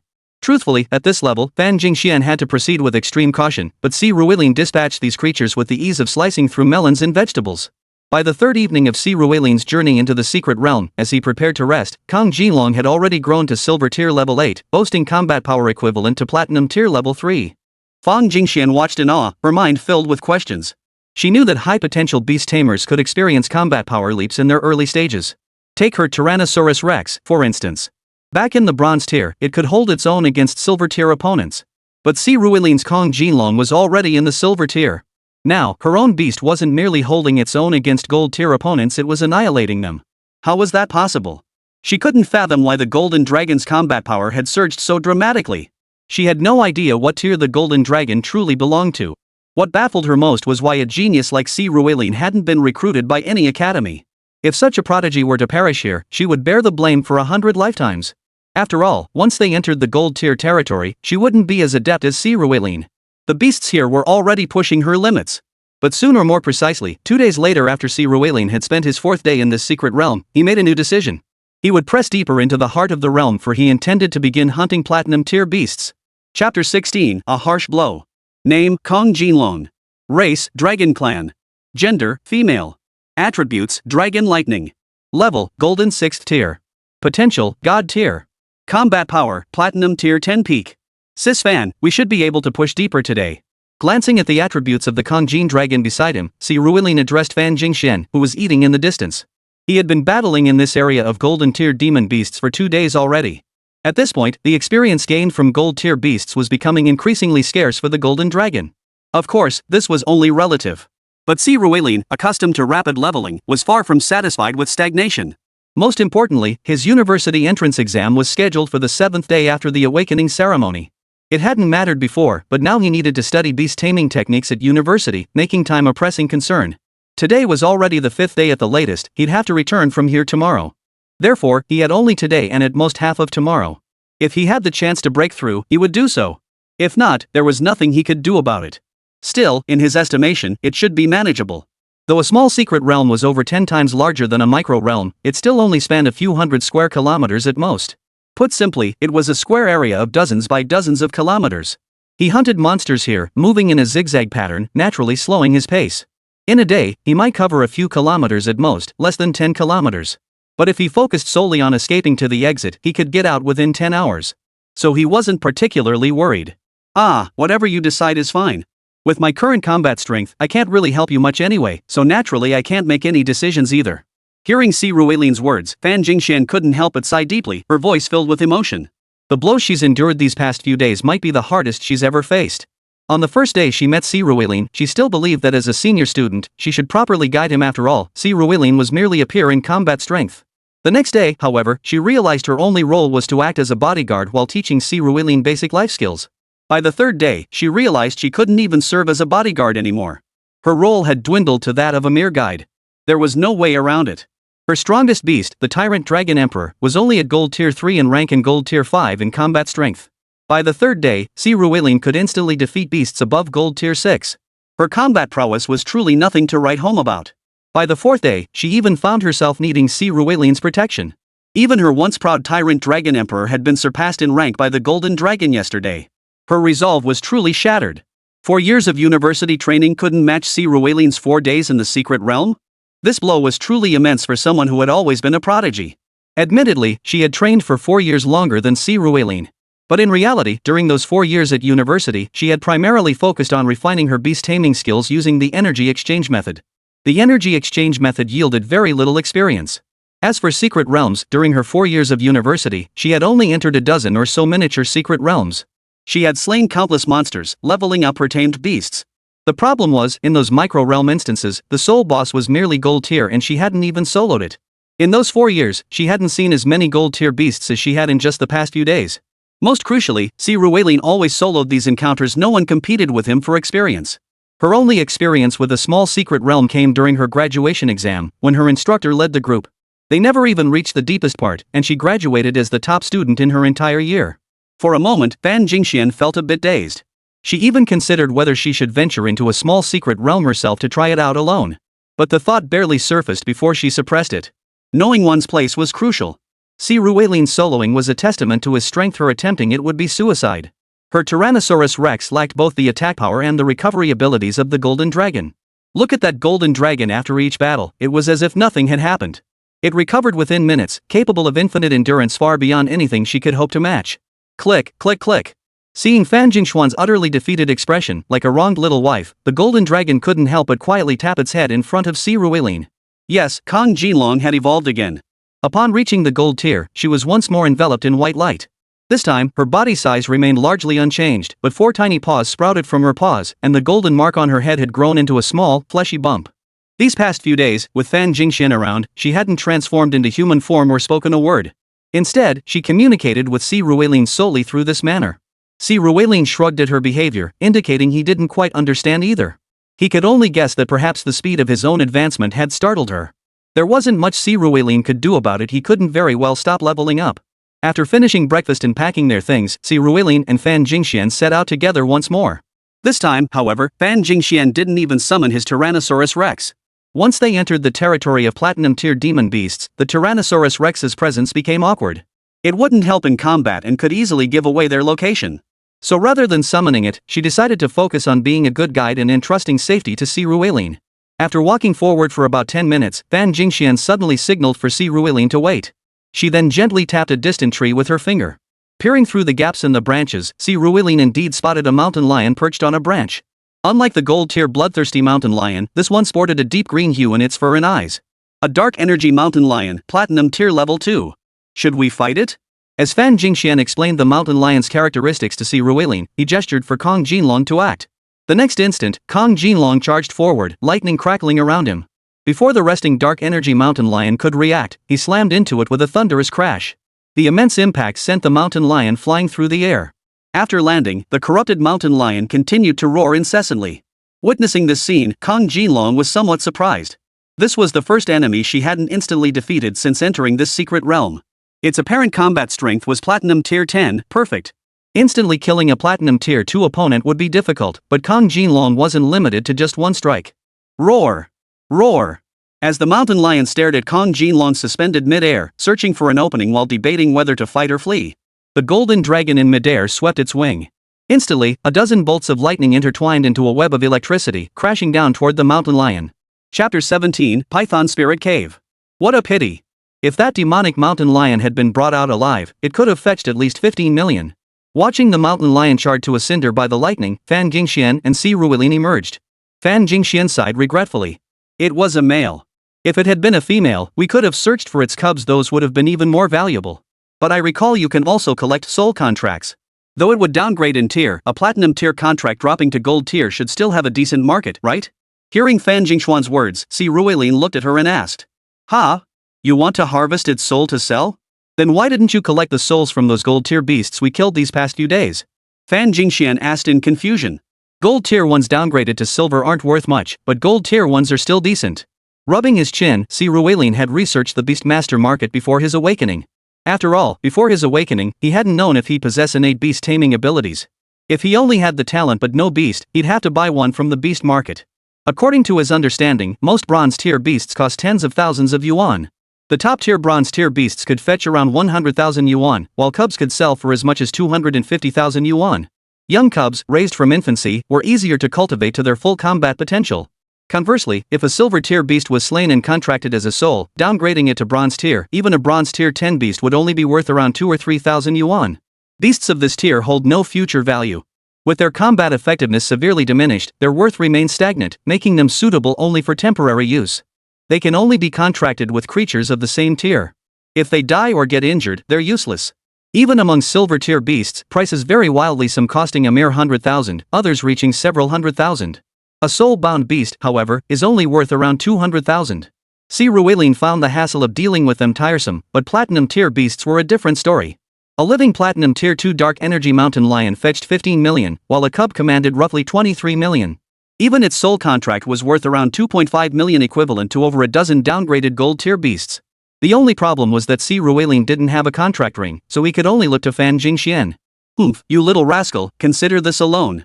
Catching the meaning in Si Ruilin's eyes, Fan Jingxian shot him a disapproving glance before pulling a transparent ring from her backpack, ready to toss it to him. But Si Ruilin shook his head. Sis Fan, your family background must be pretty extraordinary. You probably have some clan influence, right? What I mean is, I'll give you the soul of this dark energy mountain lion. From now on, I'll contract all the platinum tier demon beasts I kill to you. Just give me 1 million in cash per beast. See, Ruelin knew full well. As a novice beast master, offering platinum tier beast souls would inevitably draw unwanted attention.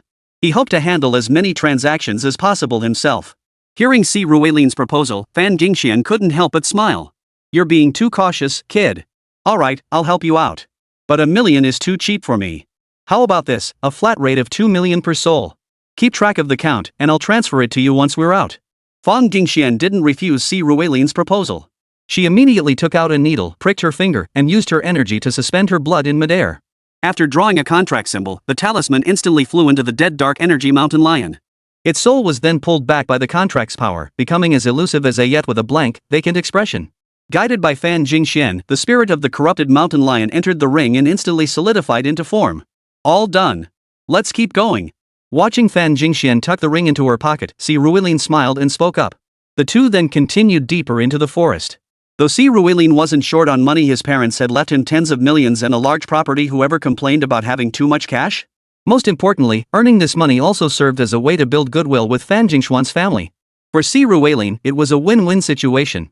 Observing Si Ruelin's expression, Fan Jingxian couldn't help but let out a soft chuckle. Indeed, this young man might not look it, but he was remarkably astute. Aside from being a bit green when it came to beast taming, he was quite adept at navigating social dynamics. A person like this was truly worth cultivating a deep friendship with. She had initially thought she was merely babysitting for a few days, but now it seemed there were unexpected rewards. With a smile, Fan Jingxian and Si Ruelin continued deeper into the forest. As they advanced further, though they occasionally encountered platinum tier beasts, these creatures clearly didn't appear in the same swarms as gold or silver tier beasts. Most of them appeared alone. This pace of growth was noticeably slower for Si Ruelin. Fortunately, their current levels far surpassed what the Golden Dragon had achieved. Finally, after the Golden Dragon ascended 2 more levels to reach Gold Tier 9, her combat power shattered the Platinum Tier limitations, officially reaching Diamond Tier 1. Now, these Platinum Tier beasts could be instantly killed once more. However, a new problem arose. After resting at noon and setting out again at 2 p.m., they soon reached the end of this secret realm, meaning they had cleared it, yet they still hadn't encountered the boss. After a brief discussion, Si Ruelin and Fan Jingxian decided to turn sideways and proceed. They had no idea if their direction was correct. It was a gamble. Fortunately, Si Ruelin's luck held. After walking another 2 hours, around 4 p.m. as dusk approached, a massive cavern entrance appeared before them. The moment they stepped inside, 5 or 6 platinum tier level 2 and level 3 giant snakes burst out of the cavern, rearing their gaping maws toward Si Ruelin and his companions. But their response was met by Kong Jin Long's lightning bolts. Several bolts of lightning flashed, reducing the giant snakes to charred remains. As Fan Jingxian moved to subdue the charred snakes, she suddenly couldn't help but laugh. Shaolin, this is the Python Spirit Cavern. Mangling Cave? What is that? Clearly, Si Ruelin had never heard of this term either. The Python Spirit Cavern is a gathering place for snakes. The strongest serpent here is the Bone Spirit Python, a diamond tier colossal snake. In other words, you found this secret realm's boss. Looking at Si Ruelin, Fan Jingxian smiled as she began to explain. Chapter 18, Bone Spirit Python. Oh, we finally found it. Should we wait until tomorrow to go in, or check it out right now? Hearing Fan Jingxian say this, Si Ruelin couldn't help but ask eagerly. We should wait until tomorrow. Creatures like pythons are nocturnal. Not only should we not go down now, but we should stay as far away from here as possible to avoid being ambushed by them at night. Looking at Si Ruelin, Fan Jingxian explained while walking aside, also giving him a brief lesson on snakes. Snakes can be categorized as diurnal, nocturnal, or crepuscular. Diurnal snakes are primarily large species like pythons and cobras. They rely on the sun for warmth, so they're mostly active during the day. Some snakes, like silver-ringed snakes, have excellent heat retention and hunt at night. Another type hunts specifically during dawn, dusk, and overcast days, like the viper. As for the reticulated python, despite its massive size, pythons are generally nocturnal, returning to their nests to sleep during the day. Clearly, hunting them at this time is far more convenient. As they spoke, Si Ruelin and Fan Jingxian spotted a cave about 3 kilometers away. However, this cave wasn't particularly deep and contained no snakes. It was the territory of a Yunqiue gray bear. The Cloud Snow Grizzly was a platinum triple-tier grizzly bear.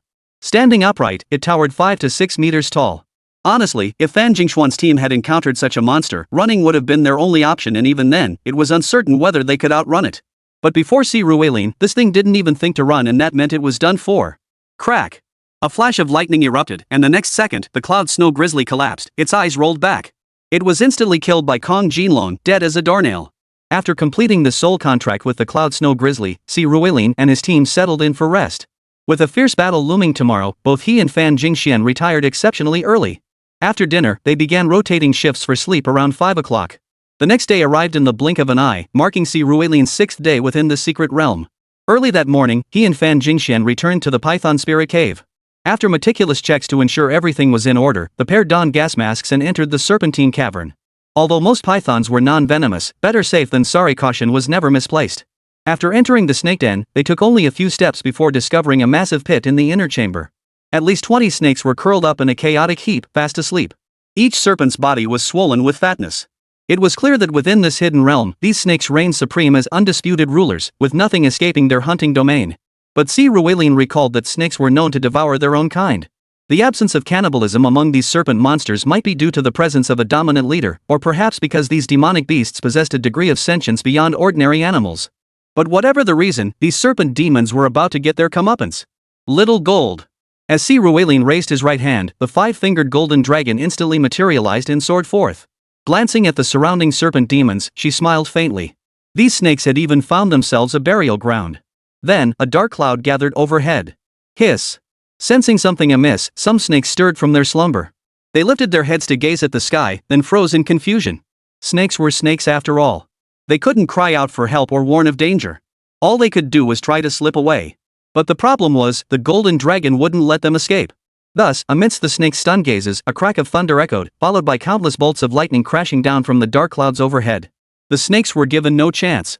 The bolts of lightning, accompanied by sparks, exploded directly within the snake swarm.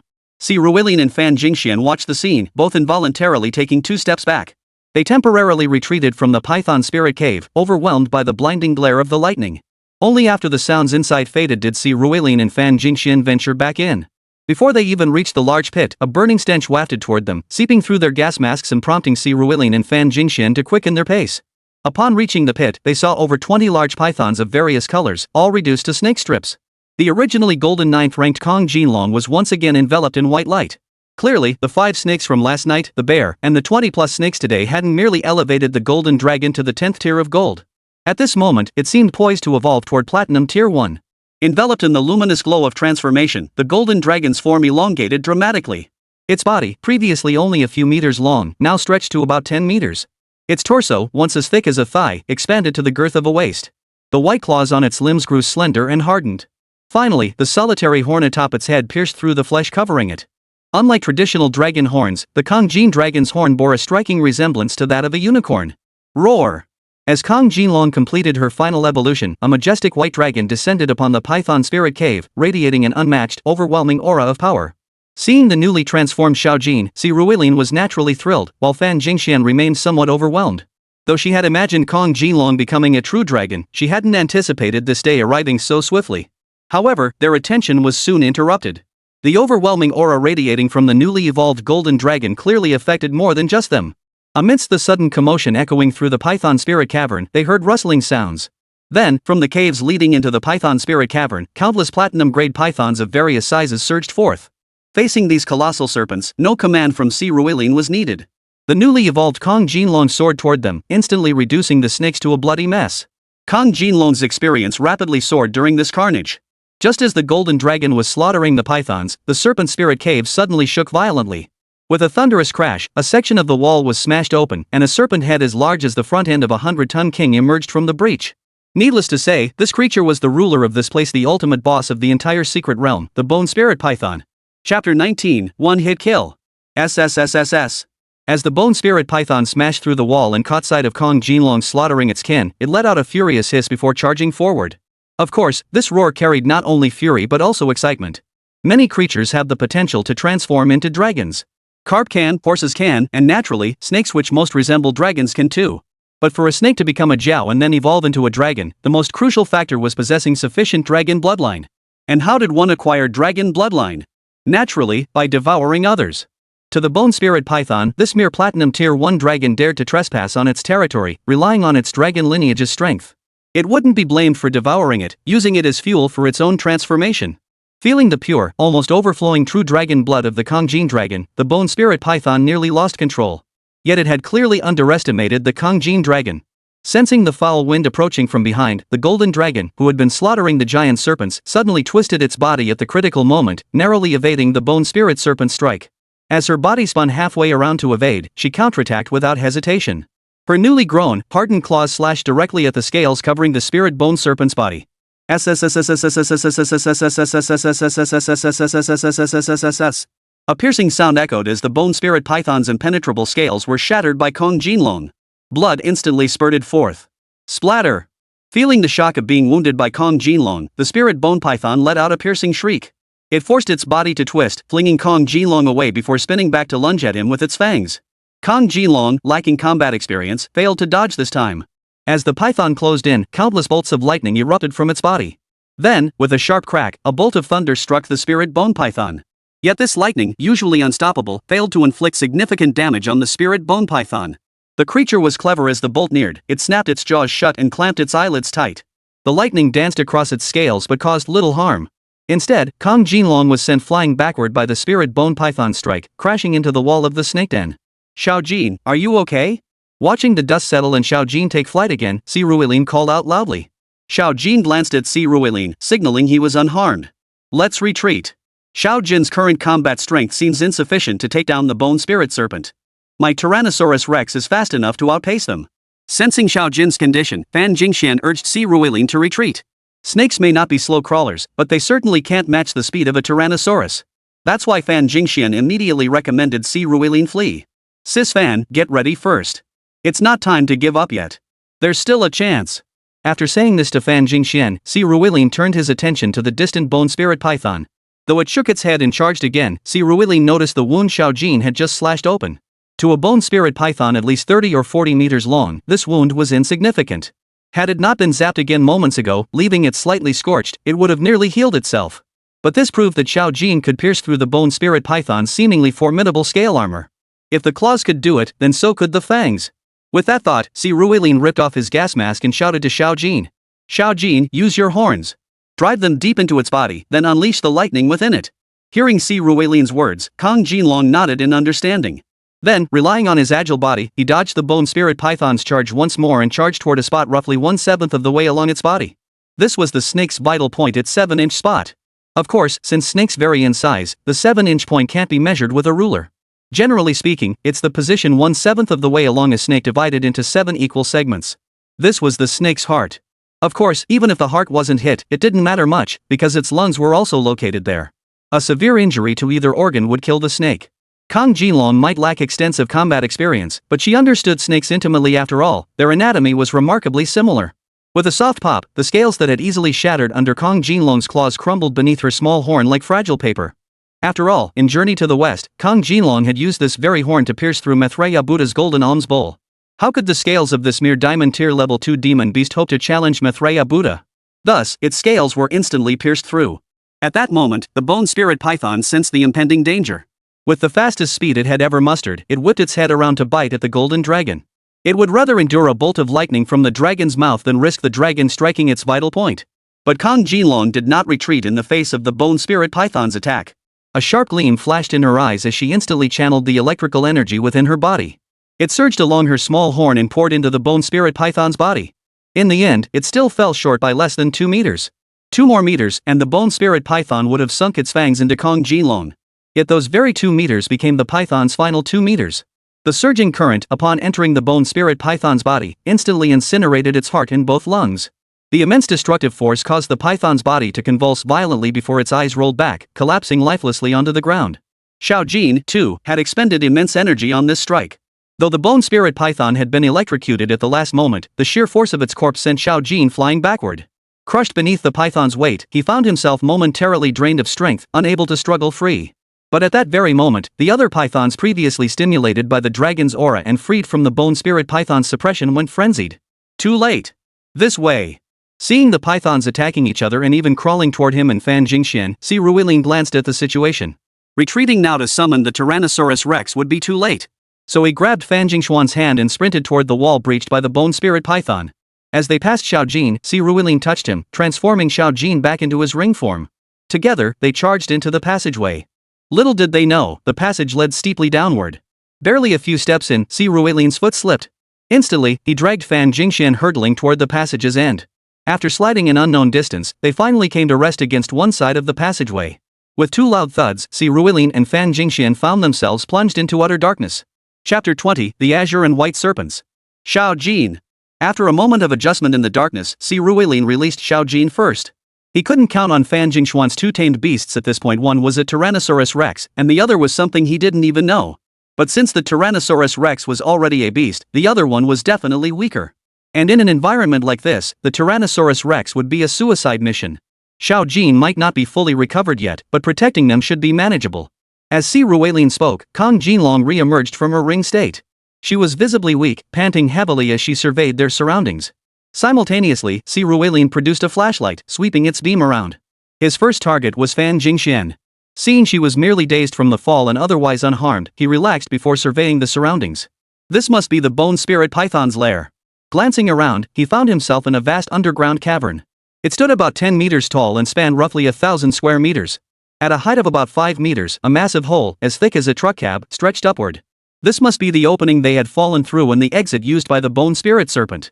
The entire cavern was remarkably smooth, likely polished by the bone spirit serpent's movements. Aside from the stone walls, the space seemed utterly devoid of anything else. Hiss. Hiss.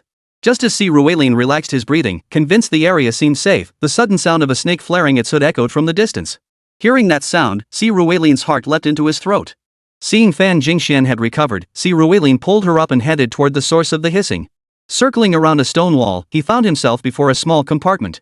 Inside lay an emerald green egg, guarded by a white python as thick as an arm. Unlike the massive pythons outside, this was merely a small bronze tier second stage python and its spine had been broken.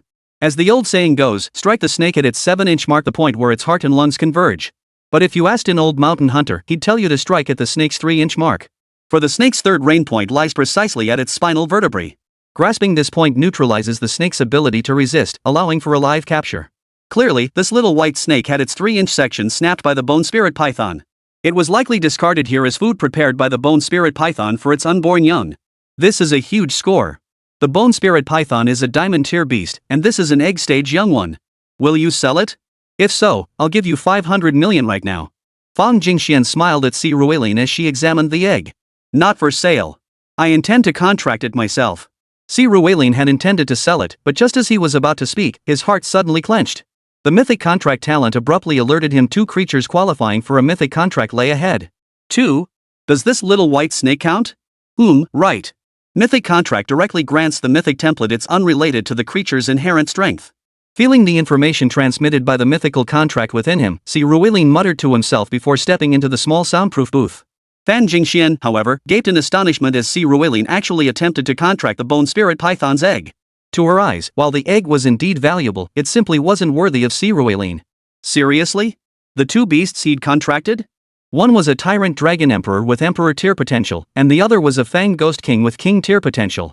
If Si Ruilin were to contract a beast, she felt even a king tier beast might be a bit lacking, let alone an emperor tier one. But considering this was merely a postnatal contract beast that could be replaced anytime, she held her tongue. But just as she thought Si Ruilin was about to contract the bone spirit python's egg, she noticed him suddenly stop in front of the little white snake. Before she could fathom his intent, Si Ruilin produced a needle, pricked his finger, and began drawing the contract pattern with somewhat unsteady hands. You're crazy. Why are you contracting that little white snake? Watching his actions, Fan Jingxian couldn't help but exclaim softly. Yet Si Ruilin paid her no mind, continuing to draw the symbols. The moment his blood contract was complete, however, it didn't enter the little white snake's body like Fan Jingxuan's had. Instead, it split into 2 parts, one entered the little white snake's body, while the other entered the bone spirit python's egg. 2 beams of light flared. Both snakes accepted the bond without resistance. Simultaneously, the bone spirit python's egg cracked open.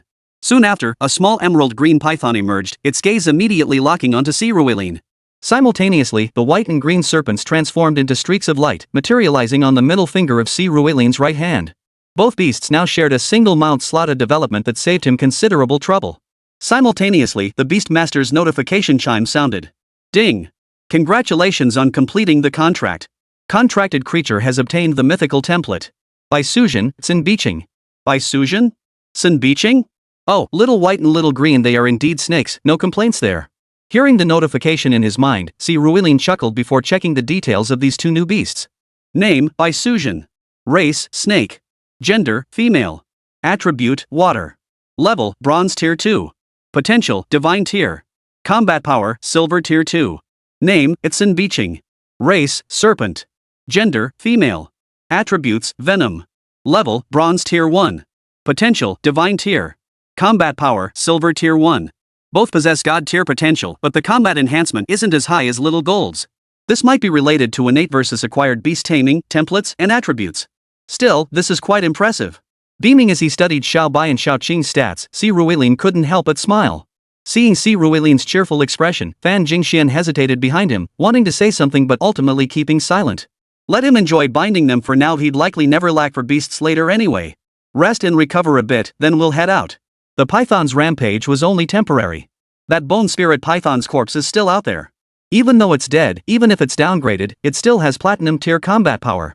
Not to mention, I could use it temporarily when I'm at platinum. This bone spirit python, I'll give you 50 million for it. How about it? Fan Jingxian looked at Si Ruilin and got down to business. Chapter 21, Double Standards in Upbringing. Alright, let's go. Hearing Fan Jingxuan's words, Si Ruilin naturally had no objections. 500 million for the cub, 50 million for the soul, the price was fair. The pair then made their way back to the cave entrance. This time, they didn't need to climb. Jin Long effortlessly carried them both inside with a single swipe of his claw. Then, holding onto Jin Long's tail, they made their way back outside. Though their descent had been swift, the climb back up had taken considerable time. By the time the two men and the dragon emerged, most of the giant pythons had already dispersed from the large pit outside. Similarly scattered were the souls of the pythons Si Ruilin had initially slain. There was no time for further discussion. Si Ruilin immediately began directing Jin Long to eliminate the remaining giant pythons, while Fan Jingxian rushed to collect the soul of the bone spirit python. Bind. While Fan Jingxian contracted the bone spirit python soul here, Si Ruilin used the remaining giant pythons to help Jin Long ascend to platinum tier 2. Her own combat strength also rose to diamond tier 2, though factoring in her dragon attributes and god tier bonuses. Even against typical diamond tier 4th or 5th tier opponents, she possessed the strength to fight them. But clearly, within this secret realm, there was no longer any threat to her. Just as Jin Long slew the last surviving giant python, Si Ruilin recalled her dragon to rest. As she prepared to summon Fan Jingxian to collect the souls of the other pythons for binding, footsteps suddenly echoed from outside. This drew the attention of both Si Ruilin and Fan Jingxian. Before they could see anyone, they heard a voice filled with resentment. Damn this snake den! Why hide so well? God damn it, we've wasted so many days here for nothing. If that snake hadn't escaped, who knows how many more days we'd have searched. Damn it! If that little bastard got the message and ran, we're in trouble. Kill everything in here fast so we can get out of here. Yes, young master. But sir, we've heard that young master's awakened talent is unknown, and his innate beast control is even weaker. The old man. How should I know? Just follow orders. Understood. As they spoke, the group had already reached the entrance. The moment the two parties locked eyes, the newcomers froze in their tracks. Someone here? Ha! Two puny brats, daring to steal this young master's demon beast? Looks like you two don't want to live anymore. Observing the scene inside, the seemingly young man surrounded by the four others couldn't help but grin. He fixed a lecherous smile on Fan Jingxian as he spoke. Hearing his words, Fan Jingxian narrowed her eyes. With a flick of her right hand, the tyrant dragon emperor and a massive, earth-yellow demon with enormous fangs materialized beside her. Seeing the Tyrannosaurus Emperor and the Fangs Demon King, one of the four guards protecting the young man grabbed his arm, stopping him from advancing further. Innate Emperor Tier Beast Master. At the mention of this, a flash of envy flickered in the young man's eyes, though his forward stride halted. Facing someone possessing innate Imperial Tier Beast Mastery, he had to exercise caution. Hey! Didn't you hear our young master? Hand over all your spirit contracts and get lost. Seeing the young master halt his steps, another guard roared angrily. Oof. This trip has certainly broadened my horizons. So this is the legendary robbery, huh? Hearing the guard's words, Si Ruilin stepped out from the side, tilting his head as he addressed the group. Hey, kid, there's plenty you haven't seen yet. Didn't anyone teach you that sometimes you should keep your mouth shut and listen to adults? Hearing Si Ruilin's sarcastic retort, the young master spoke up again. Of course I was taught manners at home. But trash like you?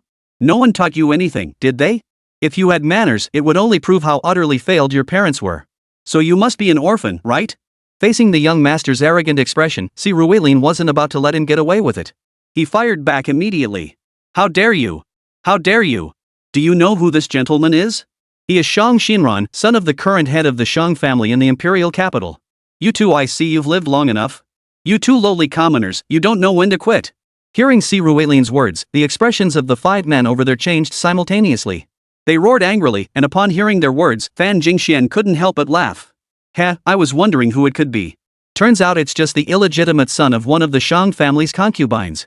Since when did he become so high and mighty? Your Shang family is really going down the drain. And who are you?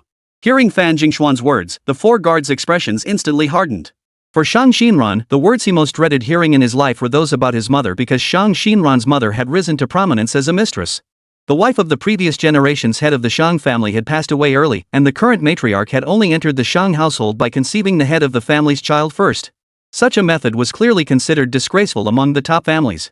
Consequently, the Shang family deeply resented any mention of this matter. Over time, outsiders dared not spread the story. Those who knew or dared to speak of it were almost exclusively from families of equal or higher standing.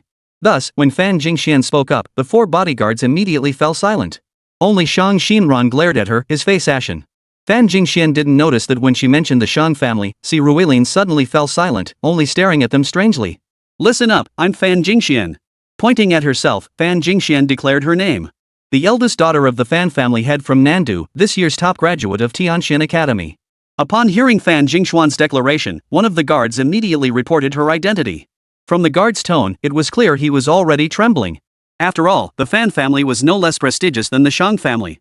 As for his young master here, to put it bluntly, he was still of illegitimate birth. The other party, however, was of legitimate lineage. When it came to status, his side clearly held no advantage. But he clearly underestimated the madness of his young master. Heh, as women both born to the legitimate branches of the 7 great families, I haven't even tried it yet. Tell me, if your dead bastard father found out you died here, would he cry? Young master. Hearing the man's words, one of the guards exclaimed in shock. Shut up. Dare to insult my mother? Both of them die. If you don't step in, you die too. If you do, after I'm done with them, you'll taste it too. Chapter 22, Assassination. Hearing Shang Xinran's words, the 4 guards on this side couldn't help but change their expressions. They knew this man meant every word. As the only son of the current matriarch, he was treated like a prince who could have anything he wanted. Killing a few guards was nothing if they failed to serve this young master properly, their entire families would be wiped out. So now, even knowing that if this matter was discovered, the Fan family would absolutely not let it rest and the consequences would even extend to their own families, they had no choice. They could only grit their teeth and proceed. After all, if they acted, they might survive. If they didn't, they were as good as dead. Miss Fan, surrender peacefully and spare yourself the agony before death. With that thought, one of the beast master guards at the front addressed Fan Jingxian. With a flick of his right hand, a diamond-tier creature resembling a velociraptor with wings instantly materialized and lunged toward her. This fellow was a beastmaster of the Imperial clan level, and naturally, his primary beast was also a diamond-tier expert. Watching the creature charge, Fan Jingxian showed no panic. Instead, her eyes scanned the surroundings, searching for an escape route. She knew this monster couldn't kill her. Roar! Sure enough, when the monster was about 10 meters away, a white dragon suddenly burst forth from beside her.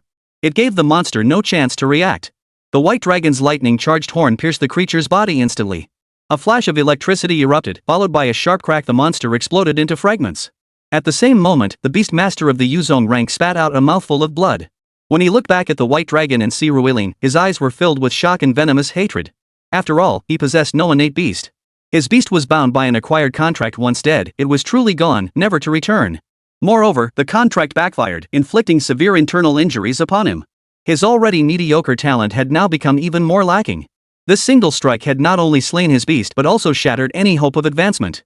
How could he not hate Si Ruilin and his group? A true dragon. Its aura only reached platinum rank. How could it have instantly slain Feng Tai's venomous combination dragon?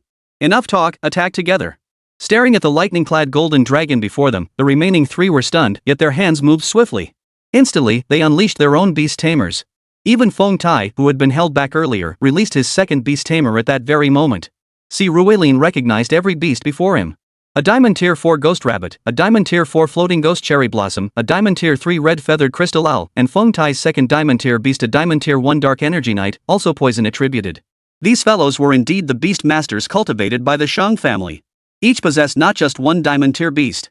In an instant, 4 Diamond Tier beasts lunged toward the Golden Dragon. Facing 4 opponents alone, the Golden Dragon showed no trace of fear. Roar! Another dragon's cry echoed as the Golden Dragon, instead of retreating, charged straight at the 4 beasts. In an instant, sparks flew everywhere. The Golden Dragon actually managed to withstand the combined attacks of the 4 beasts. Witnessing this scene, the expressions of both sides changed involuntarily. The four on this side paled because they hadn't expected Si Ruilien's true dragon to be this powerful. Fighting four opponents alone, and with his cultivation level so far below theirs, he was still holding his own like this. What if the enemy brought out another one? What then? Si Ruilien's expression darkened because he now had only this one combat-ready beast. If these opponents possessed more diamond tier beasts, no, even platinum tier ones, his side would likely be no match. Clearly, Fan Gingxian had known this all along. She was merely seeking an opportunity to escape she had never intended to win from the start. And now, that sliver of opportunity had presented itself. As Si Ruilien pondered a way out, Fan Gingxian suddenly grabbed him and leapt onto the Tyrannosaurus Rex's back. Simultaneously, the beast charged toward the cave on the left. During her earlier observation, Fan Gingxian had unexpectedly discovered that spot to be the weakest point in the entire cave. According to her memory, it was precisely where the bone spirit python had knocked the golden dragon flying during their earlier clash. Numerous cracks had already formed there, and Fan Gingxian could even feel a chill breeze seeping through. This was their only escape route. Block them. Don't let them escape. The moment Fan Gingxian moved, Shang Xinran, who had been watching Jin Long in the 1 dragon vs 4 drill situation, immediately noticed the commotion and shouted. Hearing Shang Xinran's words, the 4 guards finally snapped into action. They had already attacked and made enemies. If they let them escape now, they would be doomed. With that, they swung their arms, instantly unleashing their other beasts of command. They charged towards Si Ruilien and Fan Gingxian. Just as the beasts closed in, a sudden flash of cold light erupted from the side of the cavern. In the next instant, a long, sharp spike shot through the crowd, piercing toward Shang Xinran, the central figure among the 4 guards. The spike's speed was blinding, faster than a gun. Not only Shang Xinran, but even the 4 elite guards couldn't react in time. Just as the spike was about to pierce Shang Xinran, a deep black light erupted from his body. A phantom image of a knight materialized, deflecting the black spike at the last possible moment. Yet after deflecting the spike, the knight's apparition seemed to reach its limit, shattering into fragments. This was the soul-bound beast of the soul contract. Logically, the knight spirit beast had suffered severe damage and should have been recalled. Yet Shang Xinran dared not recall the knight's beast at all, instead staring in terror toward the direction the spike had come from. Enemy attack. More enemies. Only after witnessing the spike deflected did the 4 guards snap into action, immediately recalling the beasts pursuing Si Ruilien and the others to defend their position. At that very moment, a second spike shot out from another direction. But with the defense of these diamond tier mounts, such an attack naturally proved ineffective. Yet it seemed the enemy in the darkness understood this too. She had fired this spike merely to mislead them about her true location. Sure enough, the moment they deflected the spike, a woman clad in black tights burst out of the shadows behind them. Chapter 23, Underestimating Me? Defense. Spotting the woman charging toward them, one of the 4 men shouted urgently. Then an orc wielding a massive shield appeared before him. But just as this orc prepared to block the woman with its shield, a long, sharp spike suddenly erupted from the shadows beneath its feet.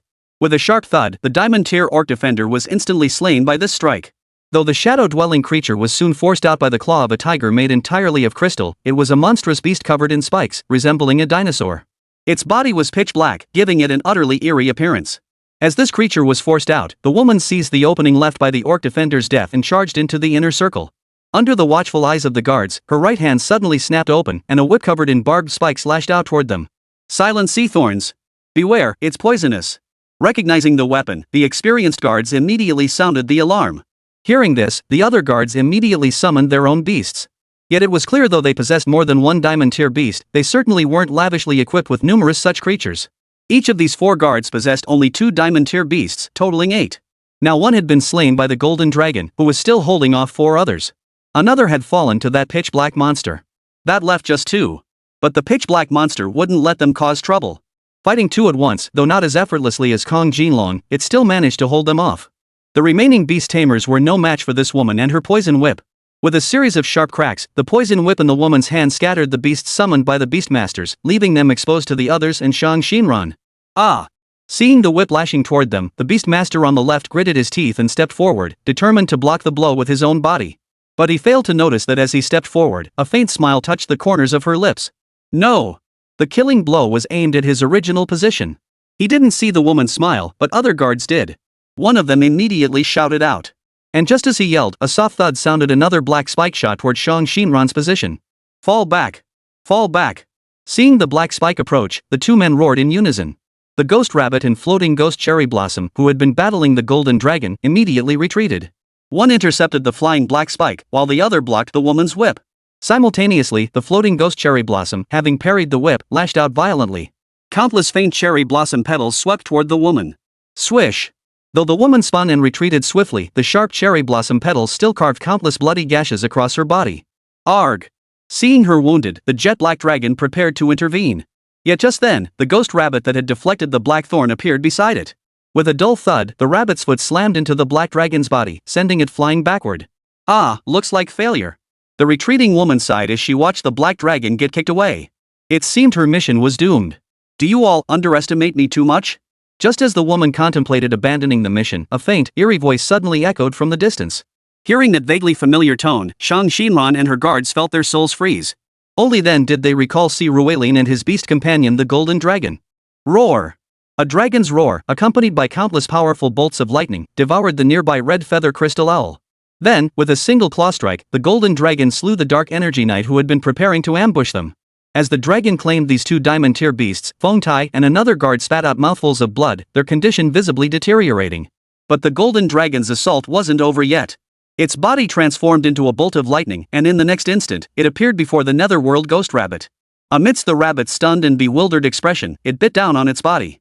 The immense electrical current and powerful bite instantly claimed the netherworld ghost rabbit. Taking down 3 diamond-tier beasts in an instant meant only 3 diamond-tier beasts remained. Seeing this, the woman gave a subtle signal to the pitch-black dinosaur in the distance.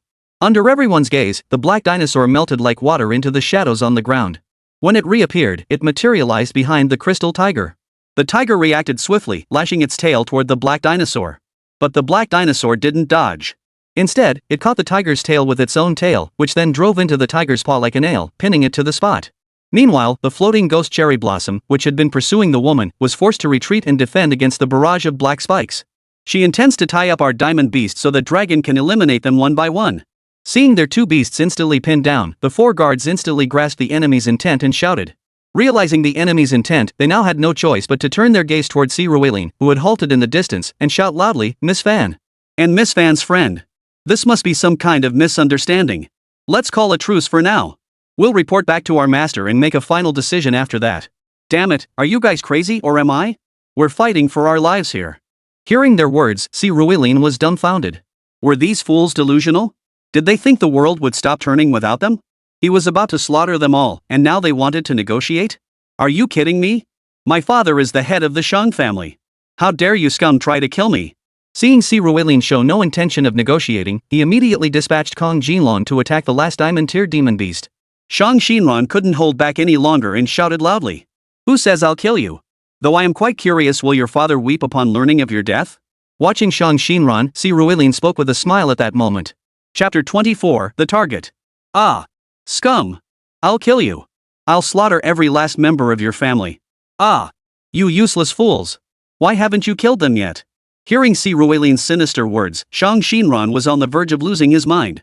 He bellowed at the 4 guards beside him, but they were helpless. The situation was hopeless. Their opponents showed no mercy, and they had no way out.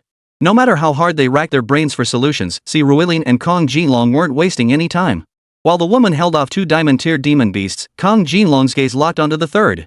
This beast, a diamond-tier level 1 magma elemental, possessed no intelligence to begin with, acting solely on commands. Now, it had even less chance of survival. As Jin Long charged forward, his body transformed into a sky filled with lightning. That lightning seemed to come alive, falling from the heavens and coalescing into the form of a true dragon. In an instant, it pierced through the magma elemental's chest. As the lightning dragon emerged from behind the creature, it shattered into countless stone fragments scattered across the ground, utterly and completely dead. After dispatching this 3rd diamond-tier beast, Jin Long received Si Ruelin's command. Instead of killing the crystal tiger, he charged toward the floating ghost cherry blossom. This woman, who had appeared out of nowhere, was currently allied with them, but their alliance was extremely fragile. Moreover, her pitch-black dragon was highly peculiar, seemingly connected to shadows. This area was clearly the enemy's turf, and one could never be too cautious. Observing Si Ruelin's choice, both the woman and Fan Jingxian narrowed their eyes. Fan Jingxian nodded in satisfaction. Indeed, this young man was meticulous. Such caution ensured longevity. The woman, however, set aside her own calculations. She commanded her pitch-black dragon to engage the crystal tiger with even greater ferocity, while she herself prepared to strike down Shang Xinran at any moment. She didn't have to wait long. Within mere breaths, Jin Long had already torn the floating ghost cherry blossom into countless petals scattered across the ground, exposing the greatest gap in their defenses. As the woman and the golden dragon closed in once more, the formation of the 4 guards fell into disarray. At that very moment, a soft thud echoed. A black thorn darted toward them from afar once more. Watch out. Though the guards reacted swiftly, shoving Shang Xinran aside, it was too late. As he flew backward, the black spike aimed at his heart instantly pierced through his nightly phantom, driving clean through his chest. A sudden chill washed over his body, draining him of strength as he collapsed in a pool of blood. Staring at his bleeding form, he was overcome by terror. You useless fools. I don't want to die. Save me. Save me. His gaze fell upon the guards and, in the distance, see Ruilin and Fan Jingxian. His eyes held a complex mix of emotions. On one hand, he hated them, on the other, he desperately hoped they would save his life. He didn't want to die, not at all. Seeing Shang Xinran's state, Si Ruilin sneered with disdain. He wasn't realizing his mistake, he knew he was dying. With no diamond tier demon beast to distract them, the golden dragon slaughtered these platinum and gold tier beasts with ease. Before long, the 4 guards' demon beasts were slaughtered to the last. Even the pitch-black dinosaur traded its life for a blow, smashing the crystal tiger into shards. The woman's gaze shifted to the 4 guards. But just as she prepared to strike them down, Si Ruilin's voice suddenly echoed from afar. Spare one. I have questions for them. Hearing Si Ruilin's words, the woman merely glanced at them briefly. Yet when she struck, she deliberately spared one. Her physical combat skills were truly formidable, likely innate talents tied to her fighting prowess. These 4 battle-hardened guards couldn't last 2 minutes against her. 3 lay in pools of blood, while the 4th, his leg shattered, lay on the ground awaiting death. The woman then advanced toward Shang Xinran. Her poisoned whip coiled around the victim's neck. With a single jerk, she wrenched off the head of the man who had been frozen in terror moments before. She proceeded to dispose of the head, gesturing to Si Ruilin to proceed. Tianlingshao isn't your Shang family's territory, is it? Speak. What are you doing here? I'll give you a quick death. Observing the guard still alive yet utterly defeated, Si Ruilin crouched beside him and whispered his question. Whether it's quick or not doesn't matter anymore. The young master is injured, and my family and I are as good as dead. If you want to know why we came here, I can tell you we came to find an orphan of the Shang family. With a self-mocking chuckle, the guard spoke weakly. The orphan of the Shang family? Yes, the child of our young mistress. We heard he's awakened innate beast control, so the family had ordered us to bring him back. Upon hearing Si Ruilin's question, the guard continued. What for? We don't know the details. That's an upper-level matter. We lower-level guards are only responsible for escorting and doing the work. We don't know the specifics. Even the young master might not know. Listening to the guard's explanation, Si Ruilin didn't doubt his words. After all, this useless fool was unlikely to know anything about the higher-ups' plans. The reason he was sent along was twofold, partly to gain some experience, and partly to have him do something useful for the family, so he wouldn't appear completely useless. Who would have thought such a simple task would cost him his life? I have no further questions, Xiao Jin. With the questioning concluded, Si Ruilin said no more. He gave Xiao Jin a dismissive wave, and in that instant, a bolt of lightning struck the guard, ending his life.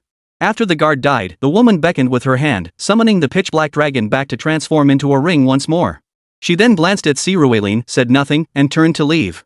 After she departed, Si Ruilin felt his legs grow weak and collapsed onto the ground. The situation had been truly perilous, but thankfully, he had ultimately prevailed. Phew! The secret realm journey was successfully completed. Time to head back and prepare for the big exam. Chapter 25, A Gift? Lin, what are you doing here? Oh, Uncle you? Were you drafted into forced labor? What conscription? I'm just here on temporary assignment to help out. Wait, what are you doing here? Si Ruilin and Fan Jingxian rested briefly in the snake lair, then disposed of the Shang family's bodies before mounting the Tyrannosaurus Rex to depart. Despite the Tyrannosaurus Rex being at the gold tier, it was still a subadult and lacked stamina. After traveling only a short distance, it grew exhausted. Si Ruilin and Fan Jingxian resumed their journey on foot. This trek took over 7 hours. By around 5 in the afternoon, Si Ruilin and the others finally made their way back to the exit. Upon arrival, he spotted a familiar face, none other than Yu Jingping, Yu Wuqing's father. Both were utterly surprised to encounter each other here. Si Ruilin stammered, well, I figured since I'm a beast tamer now, I'd come check out this mini secret realm that just opened. You kid, you're asking for trouble, aren't you? You don't even know how to exchange energy yet, and you come here to look at a secret realm? This must be Miss Fan, right? You survived this time thanks to Miss Fan, didn't you? Hearing Si Ruilin's explanation, Yu Jingping narrowed his eyes and spoke sternly. At the same time, he turned to look at Fan Jingxian, expressing his deep gratitude to her. Hearing Yu Jingping's words, Fan Jingxian couldn't help but give an awkward laugh. Did she help? Well, in a way, I suppose she did. But shouldn't she actually be thanking Si Ruilin for saving her life? However, Si Ruilin shot her a meaningful glance. He didn't want too many people knowing about his affairs. For now, maintaining the image of an ordinary genius was sufficient. It would help him get into a good university. As for his more extraordinary talents, there was no need to reveal them. Hey kid, when did you enter the secret realm? Right after the awakening ceremony ended, I entered that very afternoon.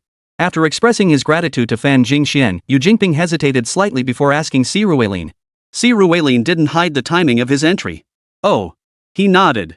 So it turned out that Mu Qing and he couldn't reach him by phone because he was already in the secret realm, not because the kid had blocked them.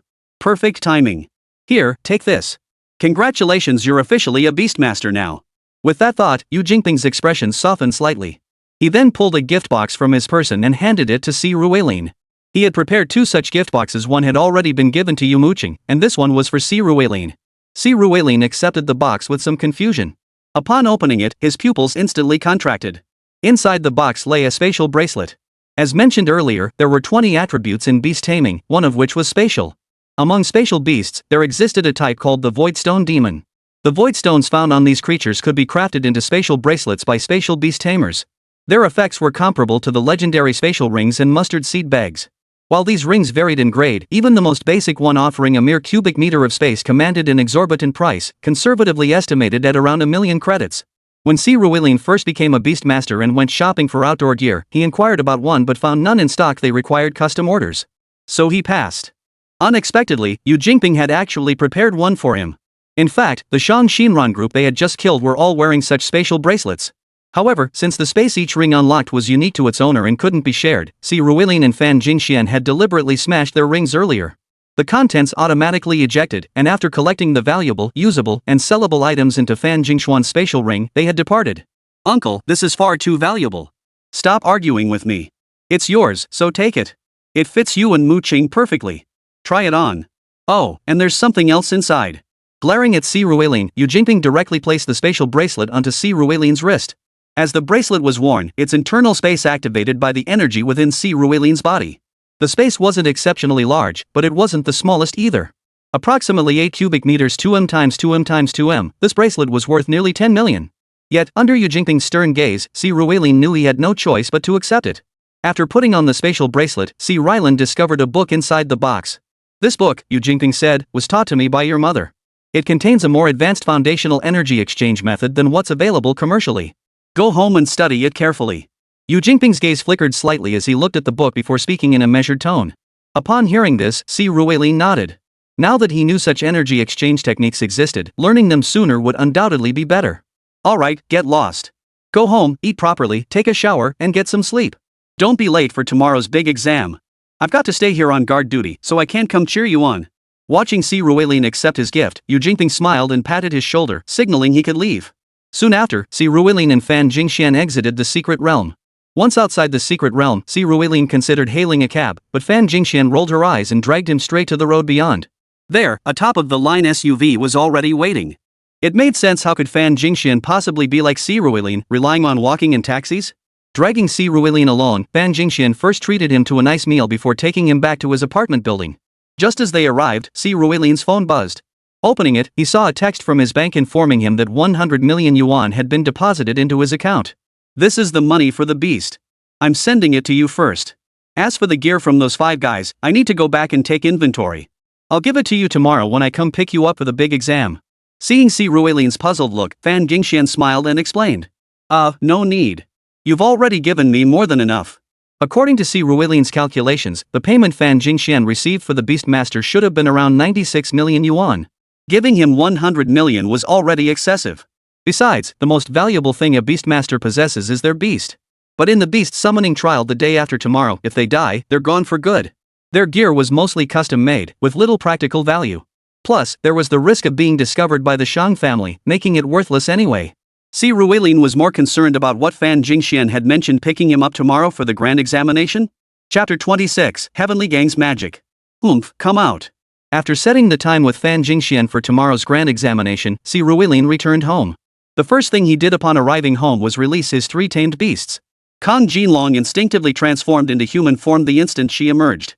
Having lived in her dragon form these past few days, she found it rather uncomfortable. Compared to being a dragon, she much preferred transforming into a human and clinging to Si Ruilin's body. Xiao Bai and Xiao Qing, however, immediately reverted to their serpent forms. However, with the enhancement from the mythic template, the appearance of these 2 snakes had undergone some changes. Originally, Xiaobai was a second-tier bronze-ranked albino forest python, resembling the albino Burmese pythons found on Earth. But now, her body underwent a tremendous transformation. Where once she measured only 3 or 4 meters, her body now stretched over 10 meters in length. At its thickest point, she was nearly as wide as a girl's waist. Her scales shimmered with crystalline purity, flawlessly white. Most notably, her ordinary serpentine head now sprouted appendages resembling dragon whiskers. Evidently, this template enhancement had also imbued her with a trace of dragon blood. Her large blue eyes and long lashes gave her a surprisingly beautiful appearance. Xiaoqing, however, looked quite different from her, though she didn't resemble a bone spirit python either. Xiaoqing was about the same size as Xiaobai, 10 meters long with a body as thick as a girl's waist. Her scales were all emerald green, like the finest jade. Her eyes were slender yet not small, radiating a seductive charm while also giving off a distinctly dangerous aura. As Si Rueilin observed them, they observed him in return. Upon discovering Kong Jin Long's human form, both snakes turned simultaneously. Their flawless bodies materialized before Si Rueilin. By Suzhen, at your service, master. So you're my master? My name is Tsin Biqing. Hello, my name is Si Rueilin. From today onward, we are family. From now on, I'll call you Little White and Little Green. Gazing at Xiaobai and Xiaoqing, Si Rueilin couldn't help but take a deep breath to suppress the wicked thoughts stirring within him. Truth be told, whether it was Kong Jin Long or Xiaobai and Xiaoqing, their perfection was truly beyond human comprehension. Even in human form, Kong Jin Long was breathtakingly perfect.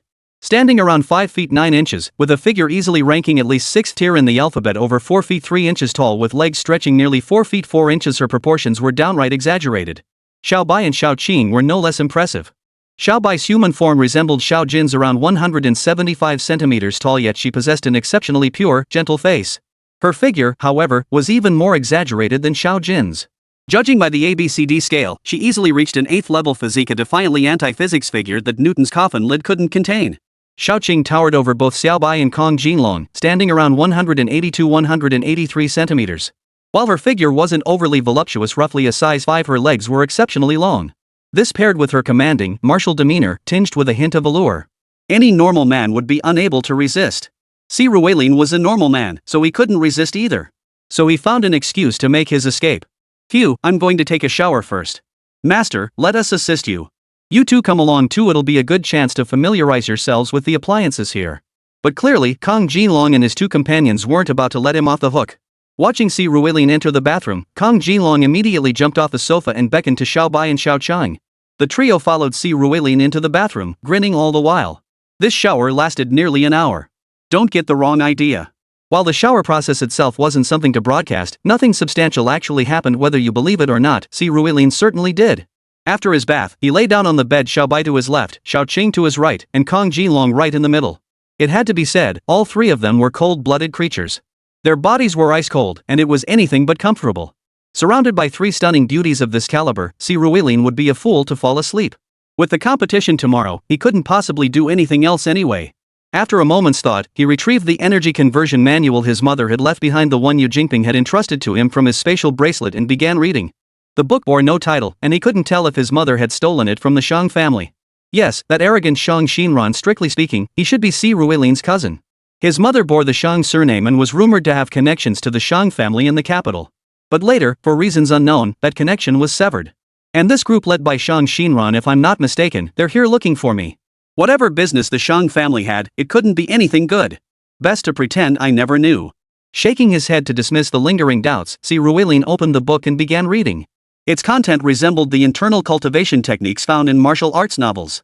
Both involved absorbing the spiritual energy of heaven and earth, but while the former was for personal cultivation, this was for the beast.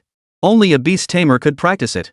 According to the text, it required establishing a connection between the beast master and their mount. This connection facilitated the transportation and energy conversion of celestial essence.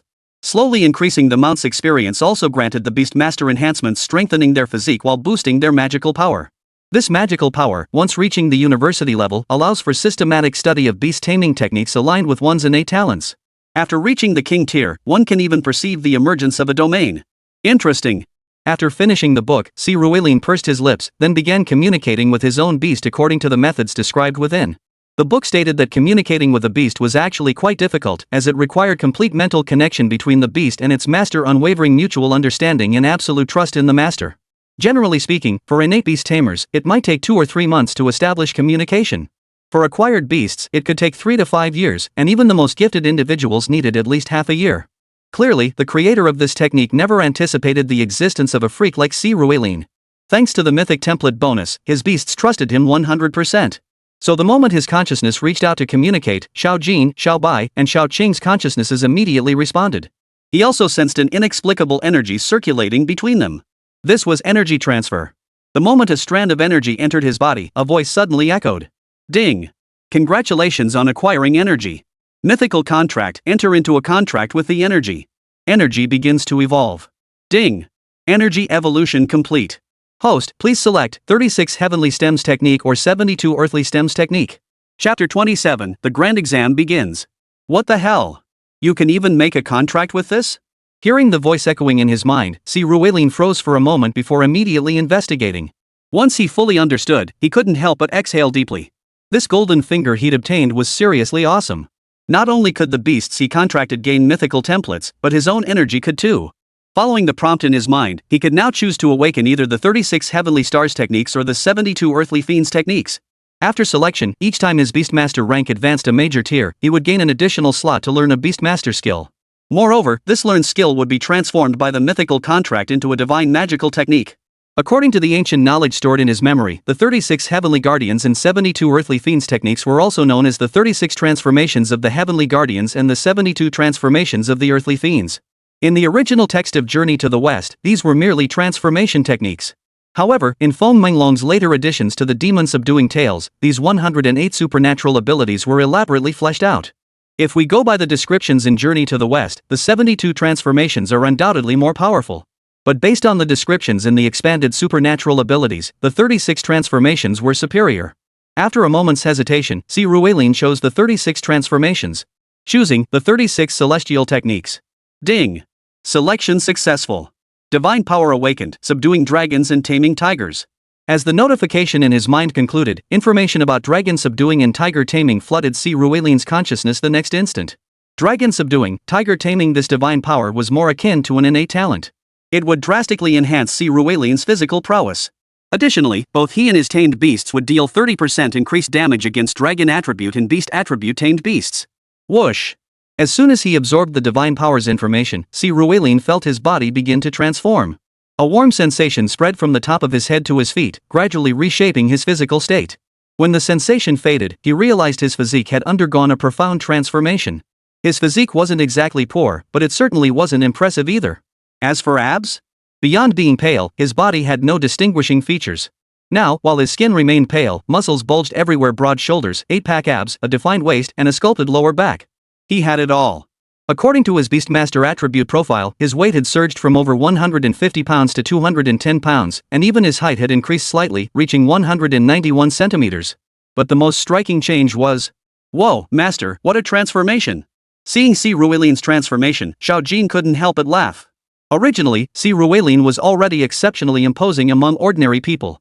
With the dragon subduing, tiger taming enhancement, he became even more formidable. This reminded him of a legendary figure, the godfather of the dragon ancestor, the wheel-turning King Luo Ai. However, he now felt he should be even stronger than that legendary figure. Such a massive initial change. This divine power is truly formidable. As I and my tamed beasts continue cultivating, they grow stronger while I keep getting stronger too. This is seriously awesome. Clenching his fist lightly, feeling the surging power within him, Si Ruelin couldn't help but exclaim excitedly. Since he couldn't sleep anyway, he might as well cultivate. And so, cradling Xiao Jin and the other two, Si Ruelin and his companions entered their cultivation state. The night passed uneventfully, and before they knew it, the next day arrived. Early the next morning, after Si Ruelin and his 3 tamed beasts finished breakfast, Fan Jingxian arrived in her car at the building where Si Ruelin lived. As he climbed into the car, Fan Jingxian began driving toward the exam venue while saying to Si Ruelin, "I took those items back yesterday and showed them to our clan elders. They're worth about 10 million yuan. I'll transfer 15 million to you." "No need. You already gave me more than enough yesterday. I told you I don't need it. Sis Xian, we've been through life and death together. No need for such formalities." Waving his hand, Si Ruelin looked at Fan Jingxian and spoke up. Hearing his words, Fan Jingxian smiled. Talking with someone this smart and savvy was easy. He clearly understood what she wanted and was willing to be on good terms with her, saving her a lot of trouble. Best to fully bind this young man to our family's chariot. That would be ideal. But how to bind him? Perhaps through a marriage alliance? Jing Si is 18 this year, just awakened. Should I? If all else fails, I suppose I could step in myself. TSK. How come this kid seems to have gotten more handsome and stronger after just one night? With a smile, Fan Jingxian dropped the subject of payment. Yet when she glanced at Si Ruiling out of the corner of her eye, surprise flashed through her. How could a boy who seemed almost childlike yesterday now radiate such masculine presence after just one night? The thought made her cheeks flush slightly. Actually, she wasn't opposed to the idea either. Suppressing the thought, Fan Jingxian drove while chatting with Si Ruiling. Before long, they arrived at the site of the Beastmaster Grand Examination. The place was absolutely packed. Even 2 stops away, Fan Jingshuan's car couldn't get through the crowds. It made sense. While the awakening ceremony was held within the school grounds, the Grand Examination drew participants from all over Tianling Province to the provincial capital, Tianjiang City. This year, Tianling Province had over 6 million citizens turning 18. Calculating at a talent ratio of 10 to 1, over 600,000 would become Beastmasters. However, some individuals possessed such poor innate talent that they opted for academic paths instead. Consequently, the actual number of attendees was lower, though still exceeding 500,000. You go ahead. I'll meet you later. Observing the distant crowd, Fan Jingxian spoke up. Si Ruiling shared the same thought, promptly stepping off the vehicle. He then made his way through the crowd's passageway, heading toward his school's designated area. The exam began at 9 a.m., and Si Ruiling arrived at 8:20. Upon arrival, he saw many of their classmates already gathered there. The most conspicuous figure in the crowd was undoubtedly Yumo Qing. She was standing there with her sharp-tongued mother, who kept glancing toward another focal point in the crowd, Ji-chen, whispering something to Yumo Qing. But Yumo Qing was clearly distracted. The moment Si Ruiling appeared, Yumo Qing spotted him. Ignoring her mother, who was still talking, she quickly walked over to Si Ruiling. Where have you been these past few days? Did you block me? Ha? No, did you call me? I've been in the secret realm these past few days and couldn't receive any outside calls. Hearing Yumo Qing's words, Si Ruiling couldn't help but ask with some confusion. Did Yumo Qing have business with him? Chapter 28, feeling a bit jealous? Don't you know how to brag properly? Secret realm? Why not just say you're off to the battlefield? With that electric eel of yours, what are you doing in the secret realm? Looking for trouble? Before Yumo Qing could respond to Si Ruiling's words, a snort of derision suddenly echoed from nearby. Si Ruiling and Yumo Qing then saw Ji-chen and his henchmen striding over, their faces dripping with contempt. Looking for trouble? What do I need you for? Are we even that close? You idiot? Without a second thought, Si Ruiling fired back at Ji-chen's words. You ing bastard, you're looking for trouble, aren't you? You think I won't make sure you can't even take the big exam? You monkey. Ji-chen remained unresponsive to Si Ruiling's words, but his sycophants erupted in curses. They'd been berated by Si Ruiling during the awakening ceremony, and the more they thought about it afterward, the more pissed off they got. But back then, if it had come to blows, they wouldn't have stood a chance against Si Ruiling. After all, he possessed innate beast control abilities at the time. Even if it was just an electric eel, they couldn't beat it barehanded. But now things were different. Each of them had contracted their own beast. If it came to blows now, they felt they could beat the crap out of Si Ruiling. Ignorance breeds boldness. Trash will never understand what true genius looks like. Hey, stop arguing. You're Xiao Chen's classmates, right? I'm Xiao Chen's dad. Nice to meet you. This must be Yumo Qing, right? Xiao Chen often talks about you. Nice to meet you. Just as these fellows were poised to strike, a gentle voice suddenly rang out. Then a middle-aged man who appeared quite amiable stepped out from the crowd, accompanied by 2 bodyguards? Escorts? Subordinates? At least 2 others were with him. The moment he appeared, the lackeys on Ji-chen's side immediately shut their mouths. Yet their expressions of haughty disdain seemed to grow even more pronounced. Even Ji-chen's gaze towards Si Ruiling and Yumo Qing turned flippant at that moment. For this man was none other than Ji-chen's father, Wang Tier, expert and deputy guild leader of the Tianhe Guild, Jinan. But on Si Ruiling's side, neither Si Ruiling nor Yumo Qing looked at him with such kindness. Si Ruiling simply didn't take him seriously. He had just taken down 4 Yuzong tier experts. While the gap between Yuzong and King tier was vast, for Si Ruiling, ascending to King tier didn't seem like an insurmountable challenge. Perhaps within half a year he would attain King tier combat prowess. What would he have left to show off with then? As for Yumo Qing, she appeared outwardly calm, but deep in her eyes burned a thick layer of disgust and hatred. She knew it was this man who had orchestrated the ambush that killed her in her previous life. Only her current weakness held her back, otherwise, she would have ended him right here and now. Excuse me. Chairman Ji, hello. I never imagined you'd personally come to cheer on Xiao Chen amidst your busy schedule. But just then, a familiar voice cut through the air. Si Ruiling watched as Yumo Qing's opportunistic mother, her face plastered with a smile, scrambled over from her original spot. She grinned unnaturally, fawning over Jinan. Hello? Mr. Yu's parent here. It's embarrassing to admit, but Xiao Chen is our only child. No matter how hard we work now, it's all for his future. That's why I wouldn't dream of missing such a crucial moment for him. Where is Yumo Qing's father? Didn't he come? Listening to Yumo Qing's mother, Jinan smiled and replied. Ah, if only old you had your mindset. He is the kind of person you can call at any hour, nothing like you, who can arrange your own schedule. Sighing softly, Yumo Qing's mother took a step forward, her eyes sparkling as she looked at Jinan. Jinan, not one to refuse such attention, smiled and leaned closer to her. Aren't you going to rein in your mom? I swear, if this G guy just waves his hand, she'd volunteer to be his bedmate. Uncle you're getting some serious green here. Observing the pair, Si Ruilin chuckled as he addressed Yumo Qing. Hearing Si Ruilin's words, Yumo Qing, her mother, and Jinan all flushed with embarrassment. Jinan then took a discreet step back. Yumo Qing glared at Si Ruilin with fury. Si Ruilin, even if it's you, I won't let you get away with slandering my mother like this. Who needs your forgiveness, you lunatic? Seeing Yumo Qing's expression, Si Ruilin sneered with disdain. He simply didn't possess the genes of a sycophant. From the moment Yumo Qing decided to distance herself, they might not have been complete strangers, but they were close enough. You little bastard. Mother born, father less. Is this how your parents taught you to speak to elders? Fu Meihua screamed, her voice sharp as she witnessed Si Ruilin confronting her daughter. You have a mother and a father, and this is how they taught you? To shamelessly throw yourself at some old stranger in broad daylight, in front of everyone?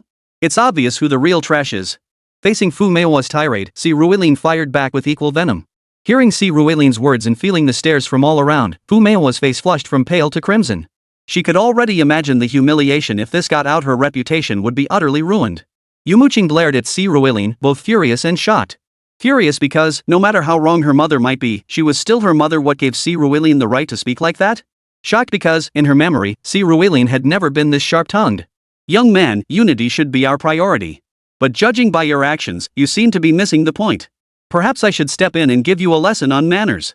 Noticing the stares from all around, Jinan's expression shifted slightly. He stepped forward and addressed Si Ruilin. What? Is President Ji trying to bully the younger generation? Or did my brother say something wrong? I don't think he did. Just as Jinan finished speaking, a woman's voice suddenly rang out from the crowd. Simultaneously, Si Ruilin felt a hand rest on his shoulder. Turning his head, he saw Fan Jingxuan's pretty face appear in his line of sight. When Si Ruilin looked at her, Fan Jingxian gave him a wink. But when Jinan saw Fan Jingxian, his expression abruptly changed. Ji Chen, too, hesitated briefly before his expression shifted slightly. Chapter 29, Setting Boundaries. Fan Jingxian? When did she know Si Ruilin? Why was she here backing him up? Among those who recognized Fan Jingxian besides Si Ruilin were Jinan, Ji Chen, and Yumo Qing. Yumo Qing naturally knew Fan Jingxian, the famed Princess Xian of later generations. This year's top graduate of Tianxian Academy, she ascended to the king tier at age 31 and the emperor tier at 37. Before her demise, she had already reached the pinnacle of the imperial tier. She was the new head of the Fan family in Nandu. However, Yumo Qing wasn't particularly familiar with her. She knew her younger sister, Fan Jingxi, much better. Fan Jingxi had entered Tianxian Academy as this year's top student, becoming her classmate. Throughout their 4 years of university, the two remained evenly matched. After graduation, Fan Jingxi even slightly surpassed her thanks to her formidable psychic abilities. It wasn't until Yumo Qing ascended to the emperor tier that she finally pulled slightly ahead of Fan Jingxi. But this gap wasn't particularly large either. At age 45, she ascended to the saint tier, becoming the world's 10th saint tier expert. In her estimation, Fan Jingxi would likely achieve sainthood within 3 to 5 years at most. Yet, before she could witness Fan Jingxi's ascent to the saint rank, Yumo Qing herself met her end. Now, the sudden appearance of Fan Jingxian left Yumo Qing deeply puzzled. Oh, Miss Fan, you misunderstand. As the vice president of a guild, how could I possibly attack this young man? Matters between the young should be resolved by the young themselves, right? Jinan smiled as he addressed Fan Jingxian. That's the best approach. Let's go. Hearing Jinan's words, Fan Jingxian smiled too, then pulled Si Ruilin aside to wait for the grand exam to begin. Watching Si Ruilin walk away, Yumo Qing took a deep breath. For some reason, seeing his and Fan Jingxuan's backs as they walked arm in arm left her feeling irritated. She needed to find a place to rest. But before she could move, Jinan stopped her. Miss Yu, I have a favor to ask of you. As he spoke, Jinan gave a subtle nod to the two people beside him. They promptly stepped aside, creating space for only Yumo Qing's mother and Ji Chen, who had walked over, to enter the inner circle. Oh, Chairman Ji, whatever we can do, just say the word. No need to ask if we can help. Hearing that Jinan needed their assistance, Fu Meihua perked up. Ha! That's perfect. You know, although Xiao Chen is an exceptional child, his luck hasn't been the best. He only awakened AB rank talent, so getting into one of the 4 great academies is indeed a bit of a challenge. I know Mu Qing awakened an SSS tier talent, Queen's Decree, and also awakened the innate beast riding ability, the Imperial tier Storm Naga. She must have already secured her place at one of the 4 great academies. I know you should have a qualification that allows you to bring someone into one of them. I wonder if you could extend it to Xiao Chen. Hearing Ji Nan's words, Fu Meihua couldn't help but look at Yumo Qing in astonishment. She had no idea her daughter possessed such a privilege. After all, it had been a week since the awakening ceremony, and she had never mentioned it. Had she known sooner, she could have maneuvered for it. This was a direct admission slot to the 4 great academies. Wouldn't everyone be fighting tooth and nail for it? Fortunately, it wasn't too late. Fu Meihua immediately prepared to accept the offer. Of course. Sorry, but I've already decided to give this spot to someone else. But Yumo Qing didn't let her mother finish. She cut in immediately. Oh? May I know who you've given it to? I can offer money or other compensation to exchange it. Hearing Yumo Qing's cold tone, Ji Chen panicked slightly. He immediately looked toward Ji Nan, who frowned and spoke up. As for Fu Meihua, she stared at Yumo Qing in utter shock. That stubborn girl, didn't she know how valuable this spot was? Given to someone else? Who? I'm sorry, I can't tell you, Chairman Ji. Please go ahead. I need to get in line. Facing Ji Nan, Yumo Qing didn't reveal her plans. She merely offered a polite farewell before turning and pulling her mother away. Dad! Don't worry. As long as her spot hasn't been officially submitted yet, there's still a chance to work something out. Honestly, even if it has been submitted, there might still be a way. Watching Yumo Qing and her mother walk away, Ji Chen immediately called out to Ji Nan. Ji Nan waved him off, signaling him to calm down, then stroked his chin and murmured to himself. You stubborn girl, who did you give your spot to? On the other side, barely a few steps away, Fu Meihua couldn't wait to ask Yumo Qing. Mind your own business. I fought for this spot, and I'll give it to whoever I want. Hearing her mother's words, Yumo Qing replied with a hint of irritation. Hearing her daughter's tone, and recalling how Yumo Qing had actually sought out Si Ruilin earlier, Fu Meihua's eyes narrowed sharply. Yes, you fought for this spot, and I can't control who you give it to. But let me tell you this, if you dare give it to that little bastard Si Ruilin, don't blame me for forgetting our mother-daughter bond and breaking your legs. You heard perfectly well how she spoke to your mother just now. And it's all your father's fault for raising such an ungrateful brat. Hearing Fu Meihua's words, Yumo Qing couldn't help but roll her eyes. Break my legs? Did her mother even have the strength to do that right now? She was just talking big. As for Yu Jingping supporting Si Ruilin? Utter nonsense. When Si Ruilin's parents passed away, they left him a substantial inheritance. At most, he stayed at their place for a few days right after their death. Besides, their family had visited Si Ruilin's home for meals before too. How could that be considered supporting him? But knowing her mother, she saw it this way: if her family ate at someone else's house, that meant the other family owed them. But if she went to eat at theirs, that was her doing them a favor, and they should be grateful. If someone ate a single meal at her family's table, they were indebted to them for life. But Fu Meihua had gotten one thing right: Si Ruilin's words to her mother earlier had been utterly despicable. And the nerve of him calling her crazy. Watching Si Ruilin chatting and laughing with Fan Jingxian in the distance, Yumo Qing couldn't help but frown. She could still give him the spot, but first, he needed to understand his mistake. He had to beg her. After a moment of contemplation, Yumo Qing mentally imposed a condition on Si Ruilin before joining the queue. But clearly, she was overthinking it again. Si Ruilin begging her? Ha! Chapter 30, Ranking Soar.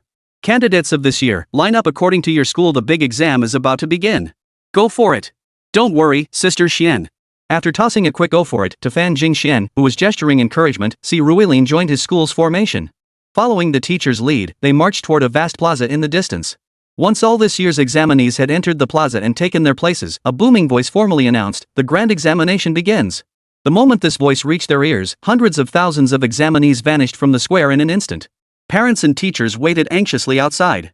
Simultaneously, in a second-floor conference room somewhere within the plaza, the governor of Tianling province, the provincial education commissioner, the directors of education bureaus from various cities, and the principals of all participating high schools gathered together. Before them lay 100 screens. These screens displayed surveillance footage of the top 100 ranked examinees. At the very center was the feed of Yumo Qing. Watching Yumo Qing, the principal of first high school seated below couldn't help but look like a king surveying his warehouse. Yumo Qing had truly brought him immense prestige this time. Judging by Old Lee's demeanor, he seems determined to secure the provincial top scholar title this time. You bet. If I had a student with SSS tier talent plus an imperial grade innate beast taming ability, I'd be even more cocky than him. This time, his position was bound to move up, whether within the bureau or straight into the provincial office. It depends on his overall graduation rate. A bureau position is a sure thing, but if the graduation rate is high too, a provincial department position isn't out of the question. Listening to the principals around him, the principal of First High School smiled even more broadly.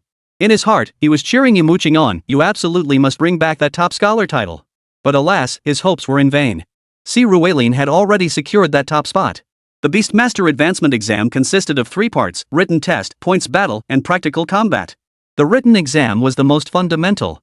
After all, while beast tamers relied primarily on their beast handling skills and innate talent, they couldn't possibly recruit complete fools. Thus, the written test was crucial. Only those who passed it, scoring at least 60 points, would advance to the second stage, the points battle. Essentially, anyone who made it to the second stage would be accepted by the Beastmaster Academy. The points battle involves teleportation to a battlefield inhabited solely by bronze tier battle beasts. Combat proceeds as follows: Bronze tier 1 yields 1 point, Bronze tier 2 yields 2 points, Bronze tier 3 yields 4 points, Tier 4 yields 8 points, Tier 5 yields 16 points, Tier 6 yields 32 points, Tier 7 yields 64 points, Tier 8 yields 128 points, Tier 9 yields 256 points, and Tier 10 yields 512 points. In the second stage, the top 1,024 players by points advance to the third stage. The third stage is the direct combat phase. 32 arenas are set up for the entire competition, each holding 32 participants. Only one fighter from each arena advances. The remaining fighters are ranked based on the number of opponents they defeated. The competition then proceeds through the following rounds: 32 to 16, 16 to 8, 8 to 4, 4 to 2, culminating in the final 2-player match to crown this year's provincial champion. Si Ruelin stared at the problem before him. Honestly, this one was pretty tough. But having lived 2 lifetimes, Si Ruelin wasn't about to boast about his abilities, though scoring over 60 points shouldn't be a problem. After the 1-hour exam period ended, Si Ruelin glanced at his score, 87 points. Not bad. But when he saw his overall ranking, his expression turned slightly awkward. Among over 500,000 participants, his score placed him at around 170,000th. Only about 40,000 people had actually been eliminated. Over 200 had achieved perfect scores. Among them, Si Ruelin recognized 13 from first high, including Yumo Qing, naturally. "Sigh, what good is being a beastmaster if you can't fight?" Muttering under his breath, Si Ruelin felt the 2 rings on his right hand stir slightly. Clearly, they agreed with his sentiment. Whether they were just sucking up to Si Ruelin was anyone's guess. After the first round concluded, Si Ruelin and the others had only 5 minutes to rest. Then, in a flash, they vanished from the exam hall and appeared on a vast grassland. Surrounding them were hordes of bronze tier monsters, both tier 1 and tier 2. Upon seeing this scene, all the examinees immediately summoned their beasts. Even so, over 1,000 candidates were instantly eliminated. Not all candidates had awakened their abilities the same day as Si Ruelin and immediately engaged in combat within the secret realm. In fact, aside from Si Ruelin, none of the candidates had fought during the week after obtaining their beasts. Even Yumo Qing, the reincarnated individual, was no exception. That week was primarily spent cultivating their rapport with their beasts and mastering command techniques. Very few even attempted to learn energy conversion techniques. After all, it was nearly impossible to significantly strengthen a beast through external means within a week. By comparison, deepening the bond between master and beast to achieve greater combat synergy was a far more achievable goal. But Si Ruelin was definitely an exception. The moment Si Ruelin appeared on the grassland, he casually summoned Xiao Bai. He summoned Xiao Bai for 2 reasons. First, the golden dragon was far too powerful for this setting, and second, if others detected its level, it could easily cause trouble. Second, everyone knew Si Ruelin's innate beast was an albino electric eel. While transforming it into a white snake might be plausible, turning it into a green snake would be impossible to explain. Therefore, this time, Si Ruelin planned to clear the stage using only Xiao Bai. Just beat it up casually. Let's head deeper into the grasslands. After saying this to Little Bai, Si Ruelin started running deeper into the grasslands. Little Bai gave her rear a little nudge and immediately followed Si Ruelin into the depths. Naturally, she didn't let any bronze tier level 1 or 2 beast tamers she encountered along the way go unchallenged. Though she was currently only at bronze tier level 2, her combat power rivaled that of a silver tier level 2. A silver tier 2 defeating a bronze tier 2? That was an instant kill, no contest. Thus, as Si Ruelin raced deep into the grasslands with Xiao Bai, his points skyrocketed like a rocket. From his initial ranking of over 170,000, he shot into the top 10,000 in the blink of an eye, then into the top 1,000. Finally, just 5 minutes into his second battle, his points propelled him into the top 100, meaning his name now appeared on the giant screen. And the moment his image appeared, it was seen by others. Chapter 31, Where did you get the confidence? Tianjiang No. 1 High School, Si Ruelin, enters the top 100. Si Ruelin? Hearing the voice of someone monitoring the rankings from afar, the principal of Tianjiang No. 1 High School, seated nearby, couldn't help but raise his head in confusion. He had some recollection of Si Ruelin. His innate beast was a white-colored electric eel, and his talent was called Mythical Contract. This talent was entirely unheard of before, and he had reported it to the Beastmaster Association. He had initially assumed it was just another useless talent paired with a worthless innate beast.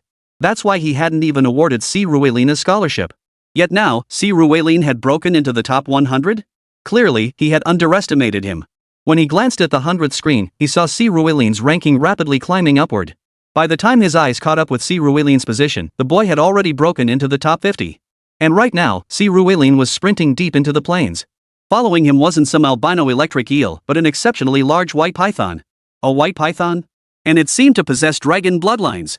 The dragon whiskers surrounding the little white creature's head were unmistakable, so obvious that everyone could see them clearly. Seeing those whiskers only deepened his confusion. Wasn't it supposed to be an albino electric eel? What's with these dragon whiskers? Nice move, Oldly. You've got a hidden ace up your sleeve? Double insurance? This white snake clearly carries dragon blood. Exactly, Oldly, that's not fair. Trying to quietly sweep the top 2 spots? Is it because you were afraid we'd ambush you, so you kept it hidden all this time? Hey, you guys underestimate Oldly and overestimate yourselves. Oldly is preparing to enter the provincial level ranks. As Principal Lee stood there dumbfounded, the other principals nearby began teasing him. Yet the deep envy in their eyes made it clear their composure was anything but genuine. Even the director of Tianjiang City's Education Bureau, seated up front, couldn't help but glance back at Principal Lee. The palpable wariness in his eyes was almost palpable. As for Principal Lee, he was genuinely baffled. He truly had no idea what Si Ruelin was up to. Seeing the Education Bureau director's gaze, he couldn't help but shiver. If it were him, he wouldn't believe the information his subordinates reported could be so wildly off. What was he doing? Trying to make his superiors look bad? The thought sent another chill through him as his mind raced. And in that rush, he actually caught a glimpse of something. Wait, this doesn't seem like his innate beast. His innate beast, as far as I recall, was an albino electric eel. This is clearly a white snake. And look at his hands, 2 prosthetic fingers. This is his acquired beast. In truth, innate and acquired beast tamers were quite easy to distinguish. Visually, innate beasts appear somewhat ethereal. While both types possess physical forms, innate beasts are considered celestial entities, spiritual beings. Acquired beasts, however, are always physical entities. Of course, soul-bound beasts contracted through acquired methods are also spiritual entities. As mentioned earlier, however, these beasts tend to be dull-witted, existing solely to obey commands. Therefore, upon close, face-to-face observation, one can discern whether a beast is innate or acquired. However, due to the television broadcast, it was indeed not so easy to tell. Hearing the principal's words, the expression of the Education Bureau director in front eased slightly. If a prominent family had contracted a powerful beast for their child, that would make sense. But was this Si Ruelin from some influential family? In his memory, none of the top families or guilds bore the surname Si. Look, he's getting into a fight with someone. Judging by the uniform, the other person seems to be from First High too? Oldly, are you turning on your own? Just as Principal Lee thought he'd dodged a bullet, and the Education Bureau chief was still pondering which family Si Ruelin belonged to, someone suddenly shouted. Following the voice, he saw that Si Ruelin had already surged up to the top 30-something spots. While passing the written exam with just 60 points was sufficient, those scoring higher would be teleported to the second battlefield with more demon beasts and better resources, an unspoken rule among participants. So even though Si Ruelin had started off killing quickly, those who scored 99 or 100 points had even more demon beasts surrounding them. Anyone who's ever fished knows this truth. No matter how skilled you are, resources reign supreme. Si Ruelin was now fighting his way deeper into the fray, yet he had only managed to climb to the 30s in the rankings. But just then, a group of people blocked his path. It was truly a case of enemies meeting on a narrow path. Si Ruelin recognized this group. They were none other than Ji Chen's henchmen. The only pity was that Ji Chen himself was not among them. But clearly, Ji Chen's presence was irrelevant. These guys were here to cause trouble for Si Ruelin. Well, look who we've stumbled upon. Where's your beast companion? Ha! Tough luck for you. Messing with young Master Chen means your college journey ends right here. Well, at least you made it to the second round. You don't have to worry about college anymore. Count yourself lucky. Glaring at Si Ruelin, the men grinned maliciously as they spoke. Having run too fast, Si Ruelin had fallen slightly behind Xiao Bai. The moment these men appeared, he ordered Xiao Bai to hide nearby. Hearing their words now, Si Ruelin tilted his head to look at them. I recall the second battle had a no mutual attack rule, right? You lot sure are loyal to Ji Chen. If this gets investigated, you won't even get into college yourselves. Si Ruelin observed them, his tone tinged with amusement. Ha, don't be naive. This year's exam had over 500,000 candidates. Only the top 100 even qualify for surveillance. Any of us making it into the top 100? We're right here. Even if we kill your beast, you'd have no proof it was us. A dismissive snort escaped one of them before he spoke up. Hearing this, Si Ruelin's smile widened. He didn't know his exact ranking, but he was certain he was firmly within the top 100. So he addressed the sky as well. You all saw it, they provoked me first. I was forced to fight back. Who the hell do you think you're talking to? Playing God. Thinking you can keep taking the exam after offending Brother G? Naive. Take out his beast. Hearing Si Ruelin's words, the group scanned their surroundings. Finding nothing amiss, they immediately commanded the artificial beasts they'd contracted these past days to charge at Si Ruelin. But just as their beasts lunged toward him, a white figure darted out from the nearby grass. Chapter 32, Unbelievable. Bang. Crack. Crack. Snap. Four successive sounds rang out. The first was the sound of Xiaobai knocking a silver potential now only a wild bull at the first stage of Qingyu flying through the air. The second and third cracks came as Xiaobai's tail flicked away a red arrow falcon and a swift wind wolf. The fourth crack echoed as Xiaobai's jaws clamped down on a giant bloodtooth boar. With a mighty tug, a spray of blood flew everywhere. The bloodtooth boar had been torn clean in two by Xiaobai's single bite. Roar! Roar! Roar! The corpse of the bloodtooth boar fell to the ground, emitting a feeble, agonized cry. Witnessing this scene, along with the giant serpent, Ji Chen's henchmen were dumbfounded. The silver-grade beast tamers their families had spent a fortune to procure had been defeated 3 times in a single round, with one instantly killed. The rest were also slain. No need to waste time on them. The assessment lasted only 2 hours, ending at noon. Si Ruelin had no time to waste here. Since he'd been forced into retaliation, he wasn't about to let these scum off easy. No, stop. You beast, stop. How dare you? Ji Go won't let you get away with this. Hearing Si Ruelin's words, the group let out shrieks of terror. But Little Bai paid no heed to their cries. She obeyed Si Ruelin's command without question. The moment Si Ruelin gave the order, she charged forward, sinking her teeth into the red-tailed falcon's body and tearing it clean in two. The wild bull was wrapped up by her, and with a single powerful tug, every bone in its body shattered. Its massive head drooped limply. Finally, the swift-wind wolf once again felt the full force of Xiaobai's tail. But unlike the previous strike that merely flicked it aside, this time Xiaobai concentrated his force, delivering a direct blow to the wind wolf's skull. With a sharp crack, the swift-wind wolf's skull instantly exploded. Only a hollowed-out corpse remained, swaying twice before collapsing lifelessly. Watching their beasts fall before their eyes, the 4 men collapsed to their knees. They were unable to fight back, partly due to despair, partly because the death of their contracted beasts triggered a backlash that sapped their own strength. Though being bronze tier and newly contracted meant the backlash wasn't severe, it was still enough to render them combat ineffective. But Si Ruelin's revenge was clearly far from over. After Xiaobai had killed their beasts, Si Ruelin charged toward them. Yet, just as he closed to within half a meter, the 4 suddenly heard him let out a strange cry. Damn it! You dare hit me? Hearing Si Ruelin's words, the 4 were stunned. Hit him? When did they hit him? They might be arrogant and not the sharpest tools in the shed, but they weren't suicidal. Look at Xiaobai, who had just instantly killed their beastmaster, standing less than 3 meters behind Si Ruelin. Them hitting Si Ruelin? No sane person would believe that. But whether others believed it or not didn't matter. What mattered was that Si Ruelin's fist was already hurtling toward them. Thud. Damn it, I'll fight you to the death. Mom, my tooth. Ah, my hand's broken. My hand. At first, the few who got hit by Si Ruelin were genuinely stunned. But once the shock wore off, their bloodlust kicked in. High schoolers, untouched by society's harsh realities, were easily provoked. At this moment, they couldn't care less about the menacing figure lurking behind Si Ruelin. All they wanted now was to beat the crap out of him. But clearly, their wish was doomed to fail. How could they possibly stand a chance against Si Ruelin, who had just acquired the dragon-subduing, tiger-conquering talent? After a brutal beating, Si Ruelin and Xiaobai continued running deeper into the wilderness. Meanwhile, Ji Chen's 4 henchmen collapsed helplessly onto the grassland. Among them, the least injured was the one beaten into a pig's head by Si Ruelin. 9 of his teeth had been knocked out.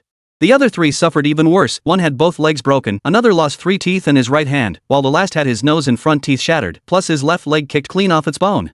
After this battle, forget about college, they'd be lucky to recover from their injuries and regain normal mobility. Si Ruelin, however, pressed deeper into the wilderness. Back in the conference room outside, everyone had witnessed the entire scene unfold. Principal Li now sat like a man on pins and needles. On one hand, he was pleased with Si Ruelin's demonstrated combat prowess. On the other hand, he was deeply troubled. After all, the other party involved in this violent incident was also from their school. He recognized these individuals. They were henchmen recruited by the son of Ji Nan, the deputy guild master of the Tianhe Guild. He never imagined these thugs would dare to act during the major exams. Furthermore, Si Ruelin's overwhelming combat prowess left him deeply unsettled. Even as a postnatal beastmaster, Si Ruelin's current strength clearly surpassed the requirements for the school's scholarship and the qualification to negotiate with top-tier academies. Yet Si Ruelin possessed none of these advantages. He could already envision the interrogation he'd face once this scandal erupted. Forget about entering the education bureau, he wouldn't even be sure if he could hold on to his current position. This thought only deepened his inner turmoil. Regardless of Principal Lee's hesitation, Si Ruelin pressed forward relentlessly. An hour into the second battle, Si Ruelin finally broke into the top 10. An hour and a half in, he broke into the top 5, simultaneously reaching the vicinity of the 7th tier of bronze. Glancing at the positions within, he knew that without a flying beast mount, reaching the 10th tier of bronze was unlikely. In that case, he would begin accumulating points here. Fortunately, bronze 7 was sufficient. As Si Ruelin and Xiaobai began relentlessly hunting beasts here to earn points, his points and rankings soared rapidly. Time soon reached 12:05 p.m. When the 2-hour period ended, Si Ruelin and the others felt a flash before their eyes. The other students had all returned to the square where they had stood earlier, while the sky displayed the final points and rankings. Only the top 1,024 students advanced to the third battlefield, 4 regions, 32 massive arenas. Above each arena, the final scores of the top 1,024 contenders were displayed. Chapter 33, The Remnant. Phew, the second round is over. As a bronze 4 forest wolf was shredded to pieces by Yumo Qing's Storm Naga's wind blades, vanishing into the air, her vision blurred once more, transporting her to a massive arena. A voice echoed from above the arena. Congratulations, students, on completing the second round of the grand examination.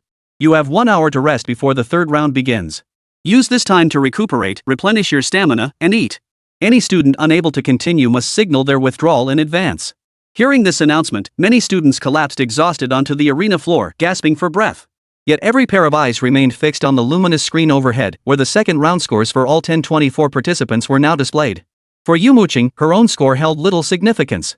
In her eyes, her points were bound to be in a league of their own. In Tianling's Hao No, across all of Yanhuang, the number of prodigies who could rival her this year could be counted on one hand. The only one who could truly be called her lifelong rival was Fan Jingxi. So she first found a spot, took out food from the space bracelet her father had given her, and began eating with Storm Naga. Only then did she lift her head to look at the light screen above. She wasn't in a hurry to find her own seat, certain she'd be first, so she searched for Si Ruelin's seat first. But the first name she saw was Ji Chen's. He was ranked 79th. Having a dad who runs a sub-guild sure has its perks. Yumo Qing curled her lip in disdain at Ji Chen's name. He was just like in her memories of his past life. His father, Ji Nan, had procured a demon beast with king tier potential for him. Though a demon beast with king tier potential couldn't match her own Storm Naga in combat strength, it was only at bronze tier level 1, yet already possessed the fighting power of bronze tier level 5. But at the very least, it possessed combat power around bronze tier level 3.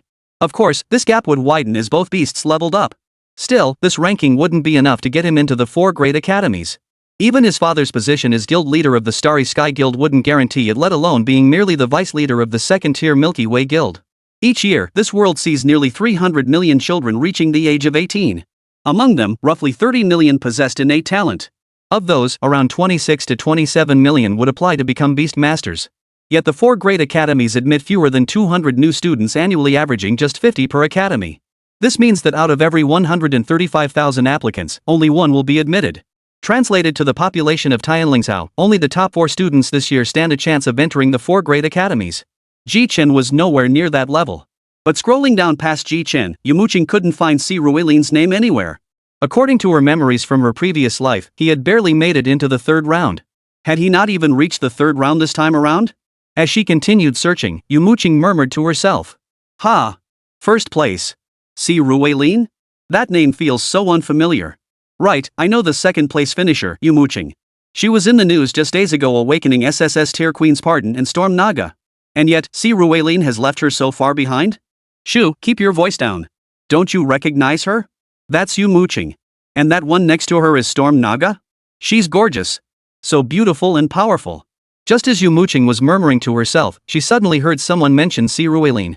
Following their conversation, Yumo Qing also looked toward the top of the rankings. Sure enough, the name displayed at the very top of the rankings wasn't hers, Yumo Qing, it was Si Ruelin. First place, Si Ruelin, 276,689 points. Second place, Yumo Qing, 73,362 points. What? I only scored a fraction of Si Ruelin's points? What's going on here? Watching this scene, Yumo Qing's pupils dilated in shock. She never imagined Si Ruelin would appear above her, and with a score over 200,000 points higher than hers, over 200,000. Converted to 4th tier beasts, that meant he had slain nearly 12,000 more than her.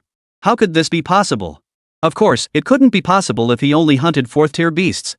A 4th-tier demon beast only yielded 16 points, but Si Ruilin was hunting 7th-tier beasts.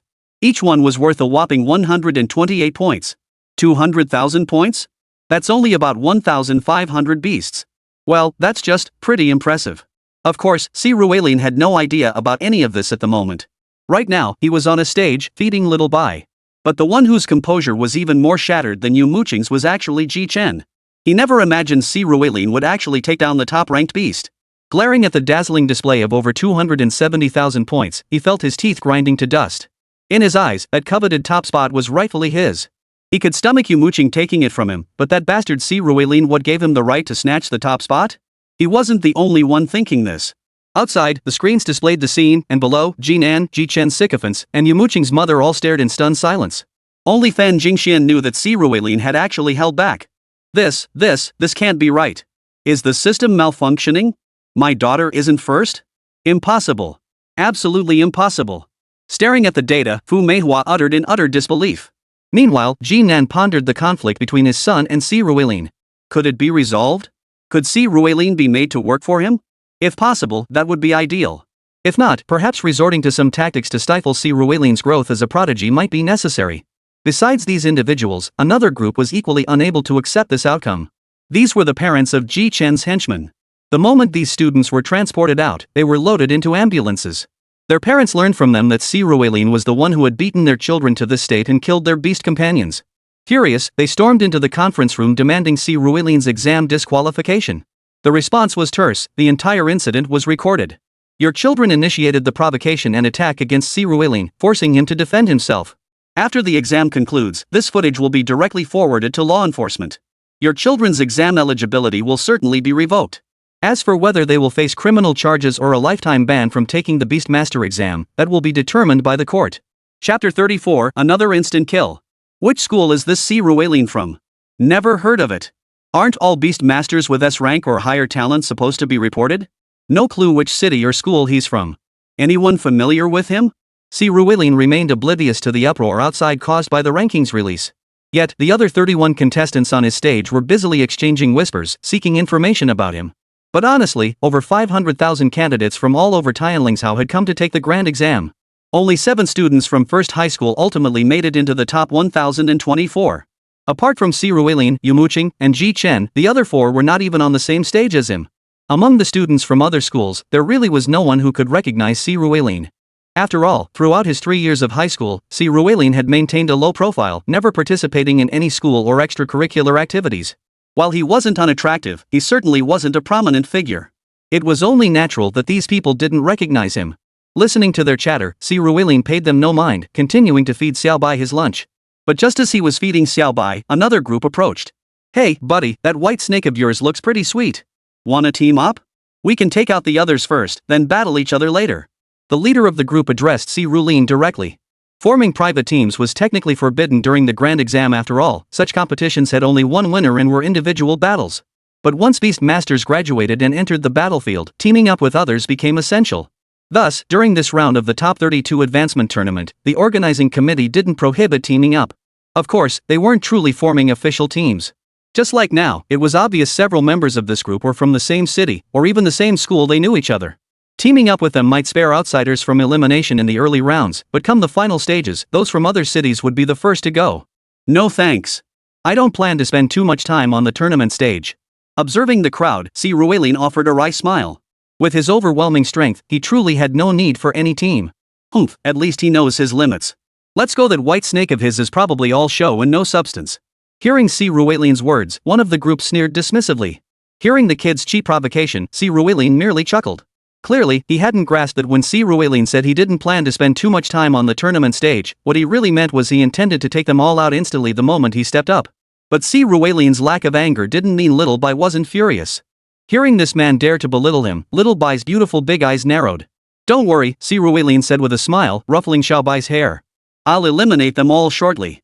Si Ruilin hadn't lowered his voice, so those who hadn't wandered far overheard his words. The students immediately snorted with disdain. Ha, ignorance really is bliss. You probably don't recognize this guy, huh? Check the rankings. Number 35, Meng Dongjia. That's him. Dreams should have limits. Is 35th place really that arrogant? As far as I know, only the top 32 are seeded for the 32 battle arenas. 35th is merely a secondary seed.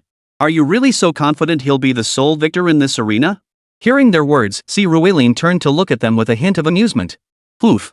Among the top 25, aside from the number 1 seed, Si Ruilin, whom I've never heard of, I've seen photos of the other 24. None of them are on our stage. As for the remaining 7? If I were to fight any of them, I wouldn't consider myself the underdog. Kid, you're out of luck. You'd better not form a team. Otherwise, whichever team you join, we'll target that one first. Hearing Si Ruilin speak, Meng Dongja grinned wickedly and chimed in. For the province's top prospects, it's no secret which high schools have awakened promising innate beast tamers or students with exceptional talents. After their awakenings, these individuals are reported to the Education Bureau and simultaneously interviewed by top academies. Someone like Yumo Qing had already secured her spot at Tianxian Academy before the major exams. She didn't even need to take the entrance exam, yet she came anyway, all for the sake of a more impressive title. Being crowned the top scholar of Tianling province sounded far better than simply receiving direct admission. After delivering this statement, Meng Dongja departed with his entourage. The few individuals nearby who had intended to approach Si Ruilin about teaming up, upon hearing Meng Dongja's words, dared not approach him either. This worked out well, sparing Si Ruilin the awkwardness of having to refuse them. The hour-long break passed quickly.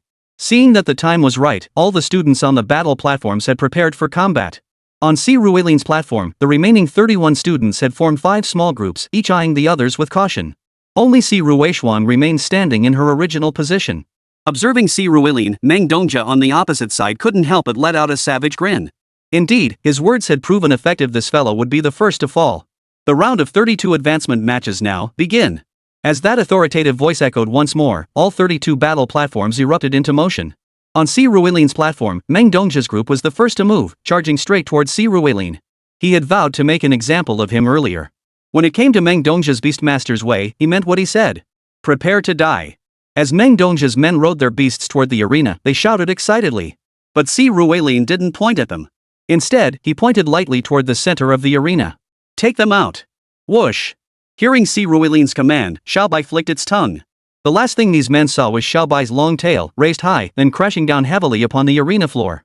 Simultaneously, it conjured an immense volume of water from the void.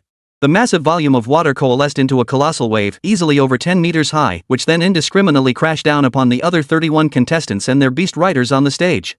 Yet, Meng Dongja's team noticed something peculiar. The wave seemed slightly off target. For at its peak, the wave's full force was directed squarely at them. Chapter 35, Advancing Through the Ranks. Boom. Splash.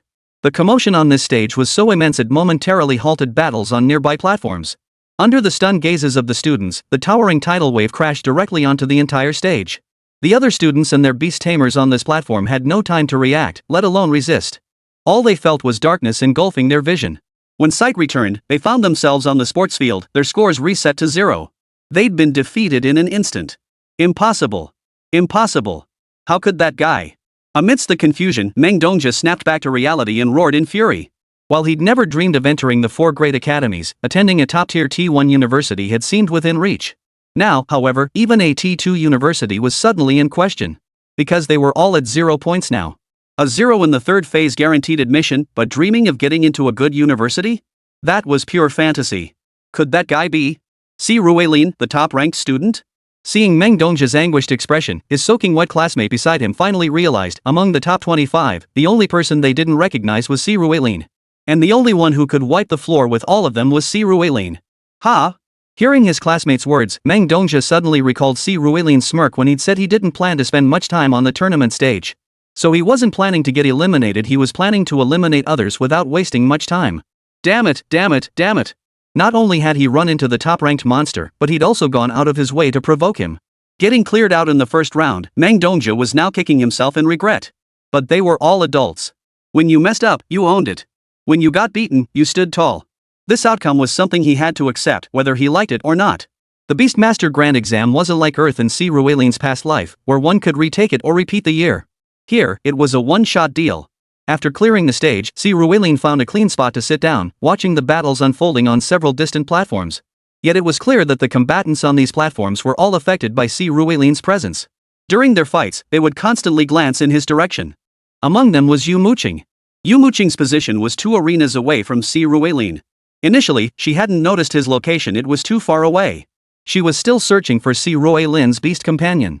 In her memory, Si Ruilin's first beast was an armored lizard. It was with this lizard that he barely scraped into the top 10-24, only to be eliminated early on. Ultimately, he ended up at a third-rate Northern Earth-type Beastmaster Academy. After graduating, he leveraged his parents' connections to join the Starry Sky Guild, where he worked in the transportation department until he met her. But now, when Yumo Qing heard the distant sound even from afar, she recognized that figure. It was Sirueline. But what the hell was that enormous white serpent Sirueline had summoned? And the sheer power of that tail-generated tidal wave was even stronger than her own storm naga. What was going on? Wasn't his beast a white-spotted electric eel? What about the promised armored lizard? What was that white snake all about? Nana, that white snake, could you defeat it? Watching the scene, Yumo Qing's pupils trembled as she asked her storm naga. The storm naga shook its head decisively. Though the distance was great, it sensed that if it were to face this opponent, it would likely be instantly defeated. Feeling the storm naga's reassurance, Yumo Qing's frown deepened. But now was not the time to dwell on such matters. Sigh. Ever since reincarnating, everything involving Sirueline had felt off. Exhaling heavily, Yumo Qing watched the others charging toward her. She clenched her jaw, venting all the frustration she'd endured from Sirueline onto these opponents. For a moment, these guys were in for a world of trouble. Under Yumo Qing's relentless assault, she swiftly became the second contestant to advance to the top 32. Yet even so, she still trailed Sirueline by a full 7 minutes and change. The third-place finisher trailed her by a mere 2 minutes. Naturally, the gaps behind her grew increasingly narrow. The fourth-place competitor was only a minute and 40-odd seconds behind third, and the time differences for those advancing afterward were measured down to the second. Half an hour later, when the final stage concluded, Tian Lingzhao's top 32 contenders for this year were officially determined. From first high school, only Sirueline and Yumo Qing successfully advanced, securing first and second place respectively. Ji Chun ultimately ranked 59th. Even with his father securing him a beast with king tier potential, his B-grade talent proved too lacking. Entering a T1 academy was still possible, but dreaming of the 4 grade academies was pure fantasy. His only hope now rested on Yumo Qing. Regardless of their thoughts, as the battle concluded on this side, Sirueline and his group were suddenly alerted as they re-entered a new arena. This time, it was one-on-one combat, with 5 minutes of rest time. But clearly, this time felt like torture for Sirueline's opponent. His opponent was none other than the 32nd ranked fighter. Just moments ago, he'd been separated from Sirueline by only one arena. He'd witnessed firsthand how Sirueline had eliminated 31 competitors with a single strike. How could he possibly fight someone like that? Win with his head? So rather than endure this agony, it was better to surrender quickly. Sure enough, the moment the 5 minutes were up, before the opponent even had a chance to strike, he raised his hand. I surrender. As soon as he confirmed his surrender, a figure flickered, and Sirueline advanced to the top 16. In the round of 16, his opponent didn't surrender this time, but it might as well have been. 3 seconds after that authoritative voice declared the match started, Xiao Bai's beast summoning technique sent the opponent's beast flying. In the quarterfinals, his opponent tried to play defensively, but it was useless. Instant kill. In the quarterfinals, his opponent had shifted from aiming for victory to merely trying to hold on for 2 more seconds. But alas, the gap was too vast. Instant kill. Truthfully, the quarterfinal opponent wasn't weak. His beast was a regenerating golem with king tier potential, wielding the SS tier talent Tenacious Roar. This ability temporarily boosted the attack and defense of both himself and his team's beasts, a highly practical skill. Yet facing Sirueline, it still couldn't make a splash. Finally, at 3 o'clock in the afternoon, Sirueline advanced to the finals. And his opponent in the finals was none other than Yumo Qing. Chapter 36, Top Scholar. Whoa!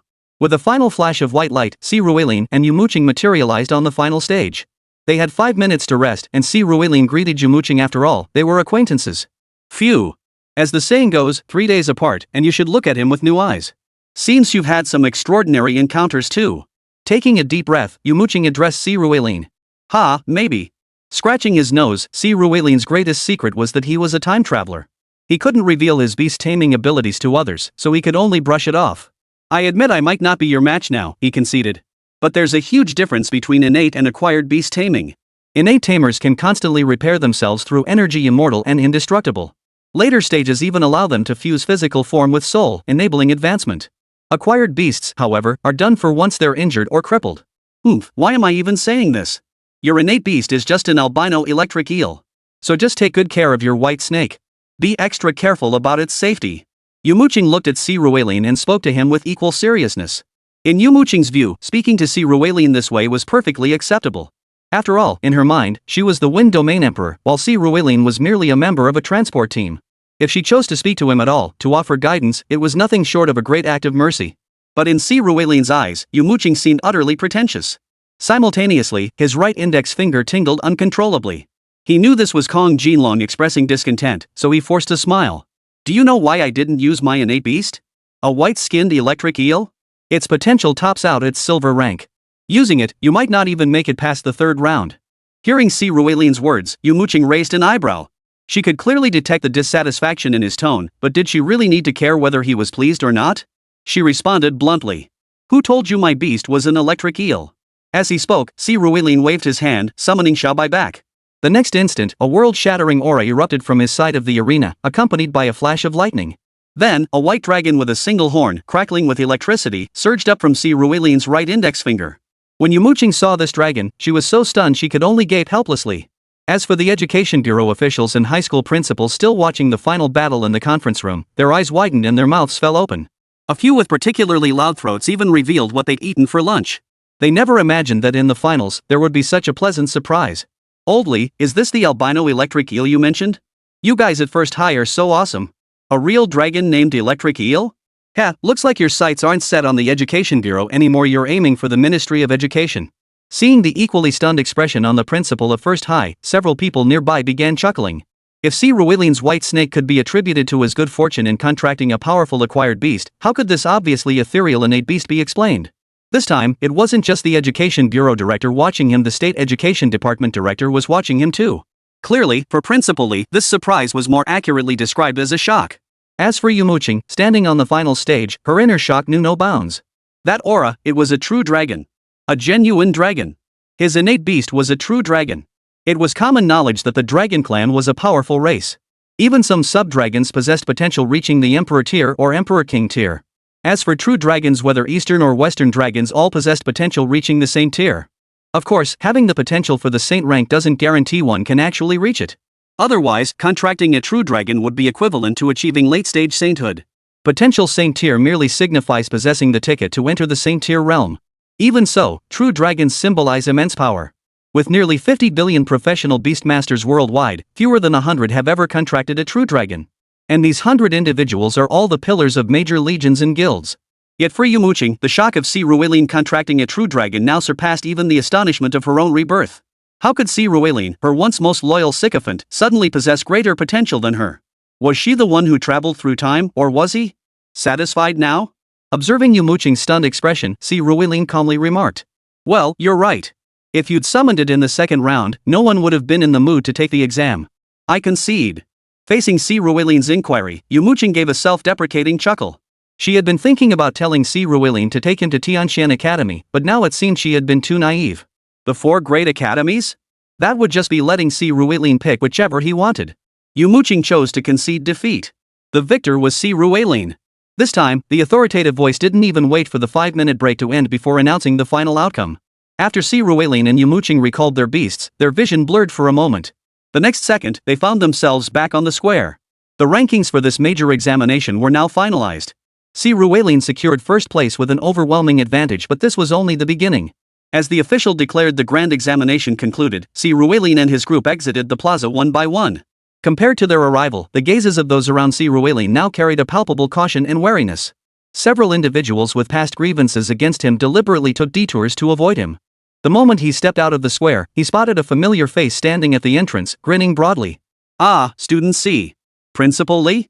Is there something you need? Seeing the principal's beaming expression, Si Ruilian asked. Hearing his somewhat cold tone, the principal's heart skipped a beat. Mr. C, I'm here to issue your scholarship retroactively. The situation here was all a misunderstanding that awakened teacher was incompetent. He mistook a dragon for an electric eel. I'll fire him the moment I return. He won't be teaching here anymore. Please accept our school's sincere apology. Then we can discuss which academy you'll attend. I guarantee we'll have admissions officers from all 4 major academies come here. Whichever academy offers the best terms, that's where we'll go. As he spoke, Principal Lee approached, intending to escort Si Ruilian away. But Si Ruilian shook his head at that moment. Chapter 37, a massive mistake. Forget it, Principal. Let's just leave it at that. What do you mean, forget it? What do you mean, just leave it at that? Seeing Si Ruilian reject his gesture and speak directly, Principal Lee froze in place, his voice tinged with panic. What I mean is, since the awakening ceremony was a week ago anyway, let's just leave it at that. No need to go through all that trouble again. With my current grades, getting into one of the 4 major academies shouldn't be a problem. Seeing Principal Lee's flustered expression, Si Ruilin repeated himself. At Si Ruilin's words, Principal Lee's expression instantly darkened. While it was true that Si Ruilin was officially a student of First High, but not all students at First High were created equal. It was like back on Earth if a school principal or teacher showed special favor to a child and that child later achieved great success. Whether the school needed donations, was applying for accreditation, or needed connections, a word from that child would likely secure some assistance. But if the student was just an ordinary one, or even disliked by the principal and teachers during their time at school, in such cases, even if the child achieves great success, they wouldn't seek revenge on the school. But the school couldn't possibly leverage their connections for anything. In the world of beast tamers, a genius is far more than just someone who achieves success. The resources commanded by a prodigy or a demonic genius like Si Ruilin become terrifyingly vast. That's why Principal Lee is so desperate to mend ties. Of course, there was another factor. If Si Ruilin excelled and was recommended into one of the 4 great academies, it would be a feather in Principal Lee's cap.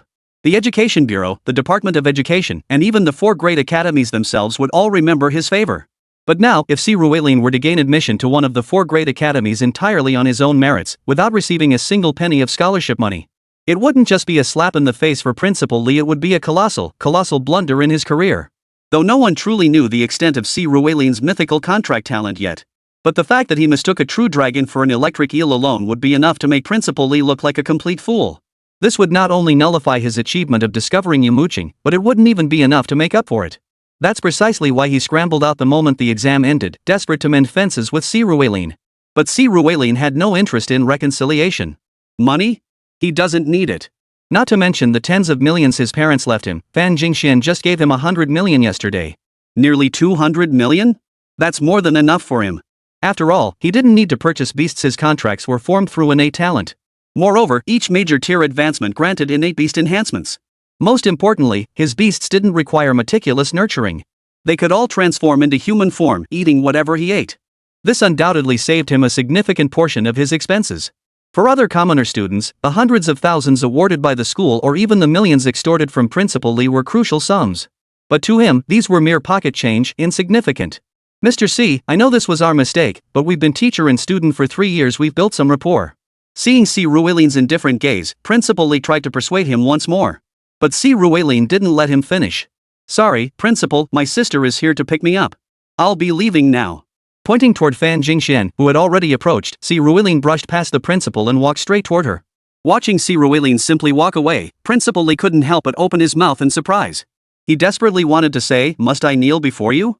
But glancing at the tens of thousands of people surrounding them, he swallowed the words back down. If he really did kneel, even if Si Ruilin changed his mind, he wouldn't have the face to continue as principal of First High. So now, he could only swallow his bitterness silently, his pain known only to himself. He's gone. Back to reality. Besides Principal Lee, there was another person whose expression was utterly disarrayed as she watched Si Ruilin's retreating figure Yumo Qing. Today's events had shattered Yumo Qing's carefully laid plans. Watching Si Ruilin and Fan Jingxian walk away, a wave of bitterness welled up inside her. Seeing her daughter's expression, Fu Meihwa's face darkened as she spoke. Mother and daughter then silently exited the plaza and climbed into Fu Meihwa's car. As the car started its engine and headed toward home, Fu Meihwa finally couldn't hold back any longer. She turned to Yumo Qing and said, "Muqing, did you let that Si Ruilin kid? Ha! Let him? You know what? Forget it. You couldn't see it from the outside. I didn't let him. He has an exceptionally powerful white snake beast companion. During the 32-player arena battle, he eliminated all 31 opponents with a single strike. That white snake alone is beyond my capabilities, let alone. He also has a true dragon innate beast and it's incredibly powerful." Hearing her mother's words, an exasperated Yumo Qing snapped back, but mid-sentence she realized yes, outsiders couldn't see inside. Beyond the examinees themselves, only the Education Bureau, the Department of Education, and the principals of various high schools knew just how terrifying a monster Si Ruilin truly was. White snake? True dragon? But wasn't his innate beast an electric eel? Where did he get a true dragon? Hearing Yumo Qing's words, Fu Meihwa's voice grew sharp. How would I know innate beast control can't be faked? But Yumo Qing was genuinely baffled now. She too was wondering, since she could reincarnate, had Si Ruilin also been reborn? Having lived another life, he must have had some extraordinary encounters. His coldness toward her was likely because she hadn't reciprocated his feelings in their past life. So now he'd given up on love? Ding! Just as Yumo Qing was lost in her thoughts, her phone suddenly rang. She picked it up and saw the caller was none other than Yu Jingping. Her heart settled a little as she answered the call. "Hello, Dad. Hello, my dear daughter. Your exams are over, right? Sorry, I'm still on duty here. I could only slip out during the shift change to give you a call. Did our mooching snag the top spot in the provincial exams this time? Don't even mention it, Dad. Si Ruelin took first place, not me. Hearing her father's voice, Yumo Qing replied with a hint of emotion. Oh? Shaolin? I was just thinking that kids' innate beast control mustn't be some albino electric eel. It has to be something stronger. He's been stuck in the secret realm these past few days, didn't even leave after it merged. It wasn't until yesterday that he emerged from the secret realm. I'd always assumed he managed to survive here because of his connection to the Fan family's eldest daughter. But now that you mention it, he might actually have some real talent. Listening to Yumo Qing's words, Yu Jingping hesitated on the other end of the line before speaking. Chapter 38, Climbing the Peak. He's been in the secret realm these past few days? He hasn't studied energy conversion, nor does he possess any master's techniques. What on earth was he doing in there? Hearing Yu Jingping's words, Yumo Qing sat in the car, her face frozen in shock. I don't know. That's why I gave him a good scolding. It's practically courting death. But second place is still second place. Your talent is stronger, you'll definitely surpass him someday. Hearing Yumo Qing's words, Yu Jingping smiled and tried to comfort her. Yet deep inside, Yumo Qing felt anything but calm. Indeed, she had never heard of this mythic contract talent either. But Si Ruelin possessed a true dragon. If nurtured properly, he might one day become a same-tier powerhouse like herself. The thought was too much for Yumo Qing to bear at that moment. He had been nothing more than a devoted admirer, utterly devoted to her. Only to return reborn, transformed into a genius on par with her, perhaps even surpassing her. Yumo Qing found this hard to swallow. Put. So what if he's a genius? I've seen plenty of geniuses before, but they all called me the genius. Beast Master?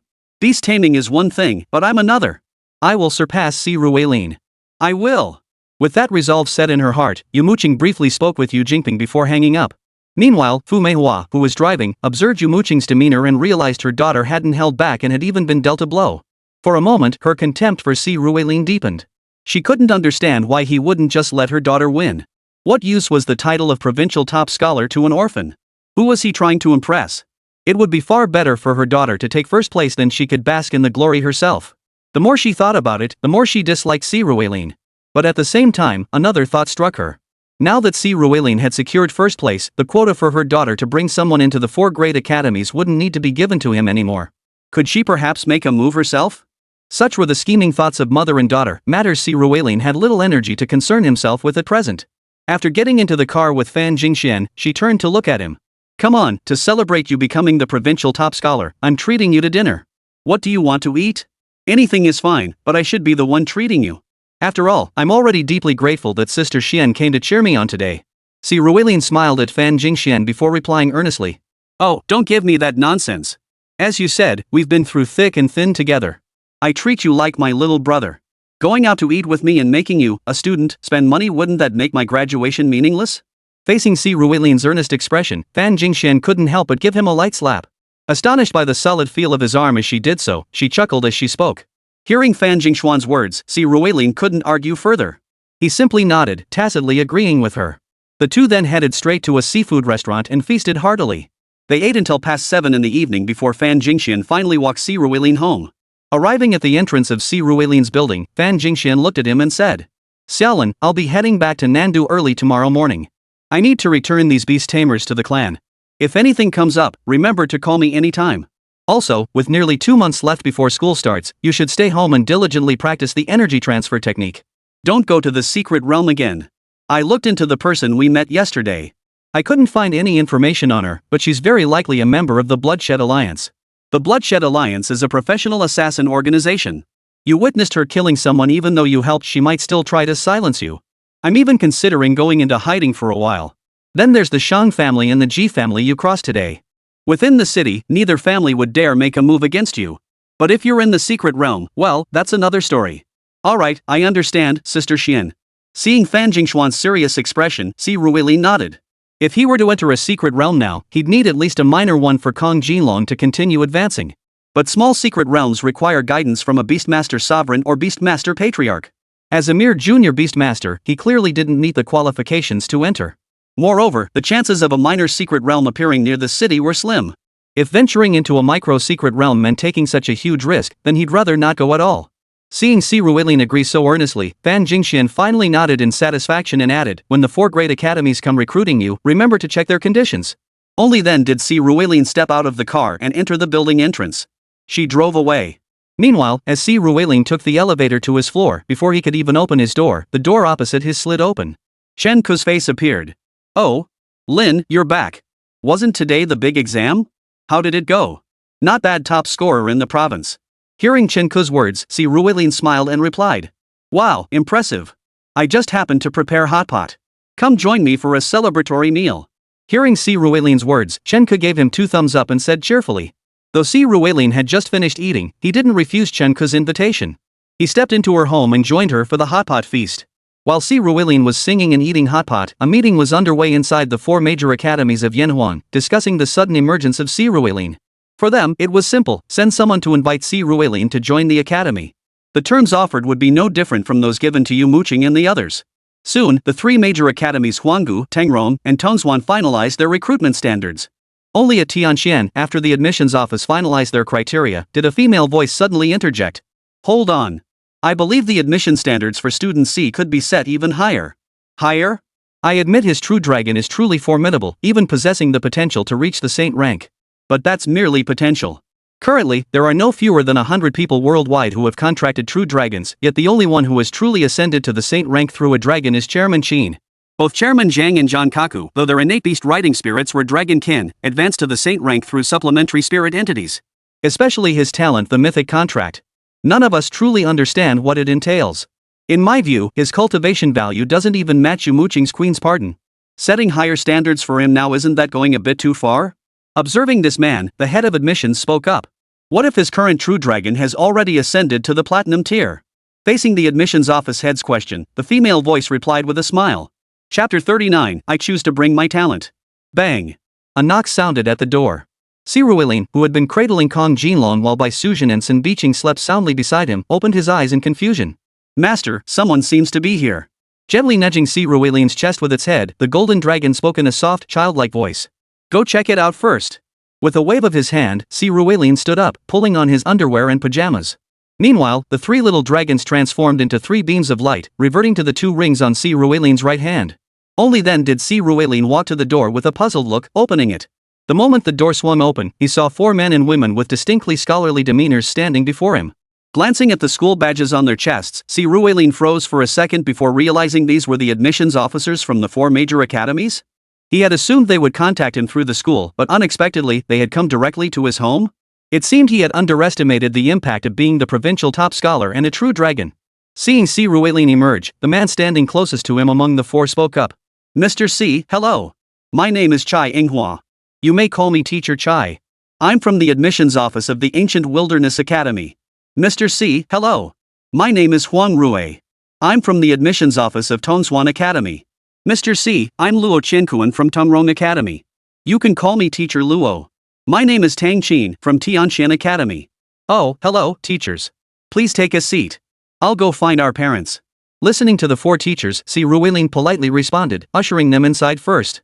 After offering them water, he then went to the adjacent door and knocked. Before long, Chen Ku emerged, yawning. The 2 had eaten hot pot and had a few drinks last night, staying up until past 11 before sleeping. Since Si Ruilin hadn't woken up, naturally Chen Ku hadn't either. Xiaolin, what's up? Chen Ku scratched her head, looking puzzled. Sis Chen, the 4 major colleges came to recruit me. Could you watch over things for me while I freshen up and change clothes? Ha? Me? Well, okay. Chen Ku froze at Si Ruilin's request, but when she met his amused gaze, she nodded in agreement. She hurried back to her room to change clothes and freshen up a bit before heading to Si Ruilin's place with him. Having lived 2 lifetimes, Si Ruilin was low-key but far from foolish. He understood clearly that this Chen Ku, barring any surprises, was likely arranged by his parents to look after him. After all, his parents had gone missing just days prior, and within a week, Chen Ku had moved in. Moreover, at that time, Chen Ku had just graduated from Ancient Wilderness Academy.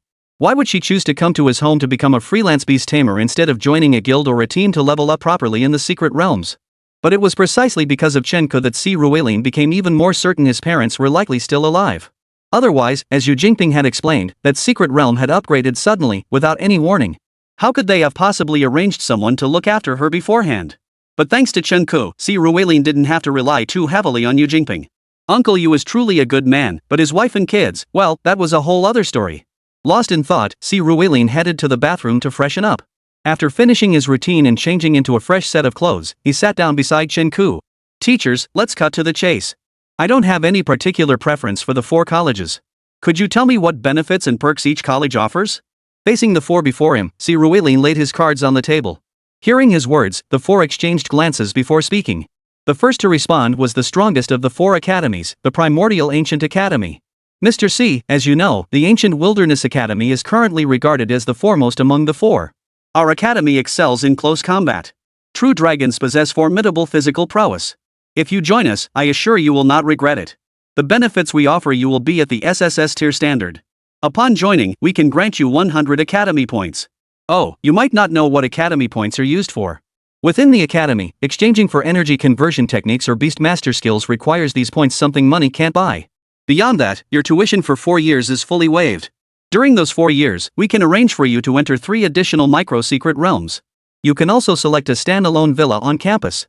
Chai Yinghua smiled as he looked at Si Ruilin and began detailing the benefits offered by the Ancient Wilderness Academy. As for his claim that the Ancient Wilderness Academy was the top among the 4 great academies, though the other 3 academies might have found that a bit unsettling, they didn't say much about it. After all, it was undeniably true. After all, these tamers, except for those specializing in pure elemental magic, all required some degree of melee combat skill. Thus, the Ancient Wilderness Academy never lacked for students.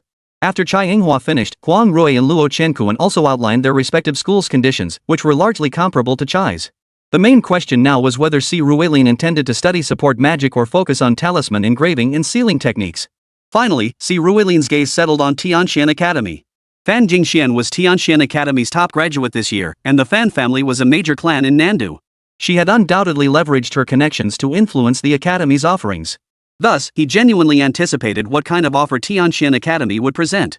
Now that everyone has spoken, allow me to proceed. Tianxian Academy holds great promise for student C. We are willing to offer you 200 academy credits. Naturally, your tuition for all 4 years of university will be fully waived, and we also provide a private villa. Beyond that, we will arrange 3 secret realm experiences for you, though these will not be micro-secret realms.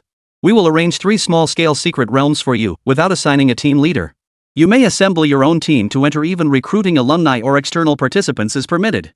Looking at Si Ruilin, teacher Tang of Tianxian Academy added with a smile. Upon hearing Tang Qin's words, the other 3 major academies were stunned. After all, higher-level secret realms aren't necessarily better, greater danger awaits within. Small secret realms require at least a Yuzuan-level cultivator to enter alone. How could Tianxian Academy be so confident in Si Ruilin? Were they betting he could reach the sovereign realm before graduation? They weren't privy to the information that Si Ruilin already possessed diamond-tier combat strength. Fan Jingxian had also concealed some details, only informing Tianxian Academy that his Kong Jin Dragon possessed platinum-tier cultivation. Clearly, the terms offered by Tianxian Academy aligned more closely with their own interests. So there was nothing to agonize over. I choose to bring my talent to Tianxian Academy. Chapter 40, Breakthrough. Phew, almost there. As Si Ruilin awoke from his cultivation, feeling the energy coursing through his body, he couldn't help but mutter softly. Ever since he decided to join Tianxian Academy, these past 2 months had been mostly idle. Aside from occasionally grabbing meals with Chen Ke, taking out the trash or grocery shopping downstairs, chatting with Fan Jingxian on WeChat, secretly taking Xiao Jin and the others to the mall or movies, and having one meal out with Yu Jingping. After all, on the day of the major exam, he and Yu Jingping's wife had completely fallen out. Going forward, it would be awkward for him to visit Yu Jingping's home, so he could only dine with Uncle Yu outside. As for the rest of his time, he devoted it entirely to practicing the energy conversion technique. It had to be said, after his mythic contract, the body he gained with its dragon-subduing, tiger-taming abilities was truly absurdly powerful. Based on what he'd asked Chen Ku and Yu Jingping, it took Chen Ku over 2 years to advance from a beginner-level beast tamer to an intermediate one, barely scraping the threshold of an advanced beast tamer by graduation. Of course, even among advanced beast masters, their combat prowess varied greatly. 5 years ago, a newly graduated Chen Ku would have been beaten by Fan Jingxian 17 times over. As for Yu Jingping, advancing from a beginner to an intermediate beastmaster consumed his entire 4 years of university.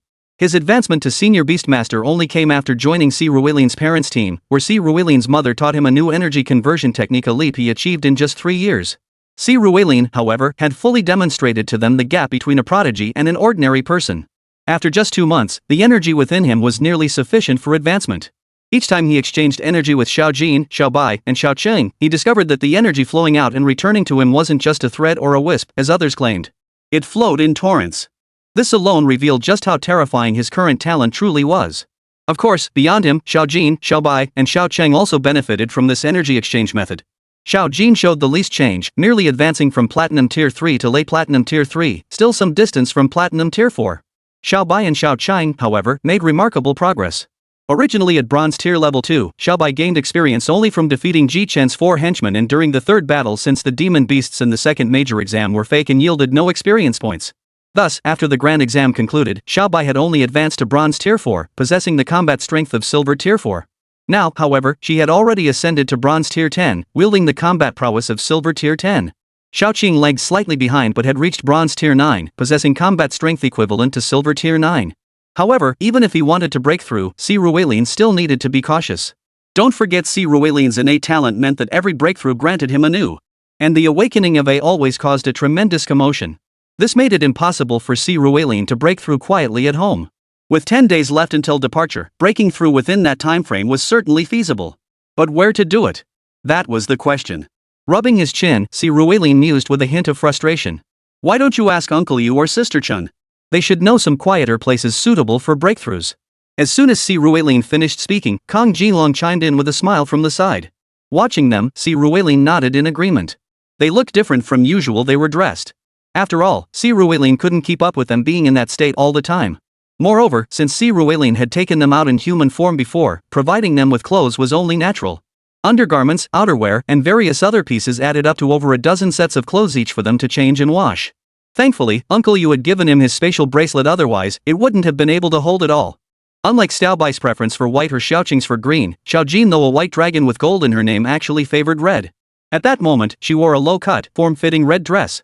The dress accentuated her figure to perfection, creating a sight that was impossible to look away from. Fortunately, only Si Ruelin could enjoy this view. Si Ruelin naturally accepted Kong Jin Long's suggestion. He immediately called Chen Ku and Yu Shu. Chen Ku didn't have a suitable place, but Yu Shu had a very quiet spot. After noting down the location Uncle Yu had given him, Si Ruelin didn't hesitate. He quickly gathered his things, left home, hailed a cab, and headed to the location. It was a rather secluded park. Despite being just a few stops away from a bustling commercial district, the park itself was rarely visited during ordinary times. Following Yushu's instructions, Si Ruelin found a spot, sat down on the ground, and first released Xiao Jin, Xiao Bai, and Xiao Cheng. The dragon and 2 snakes coiled around him, guarding him. He seized this opportunity to begin channeling the energy within his body, pushing against the boundaries of a Beastmaster's limits. As he'd learned from Chen Ko, Fan Jingxian, and Yu Jingping, breaking through as a Beastmaster was incredibly difficult. Sometimes it took days to achieve a breakthrough, and once reaching the king tier, the time required for advancement was measured in years. Thus, Si Ruelin had mentally prepared himself for a protracted breakthrough. But to his great surprise, the breakthrough came with remarkable ease. Ha! After sitting there for merely half an hour, Si Ruelin already sensed his breakthrough nearing completion. As the energy within him surged once more against the barrier of his novice Beastmaster's power, he felt a thunderous boom within his mind, followed by a sudden clarity. In an instant, his consciousness felt exponentially stronger than before. Of course, he knew this was merely an illusion, much like how some people feel invincible after a workout, convinced they could take down a bull.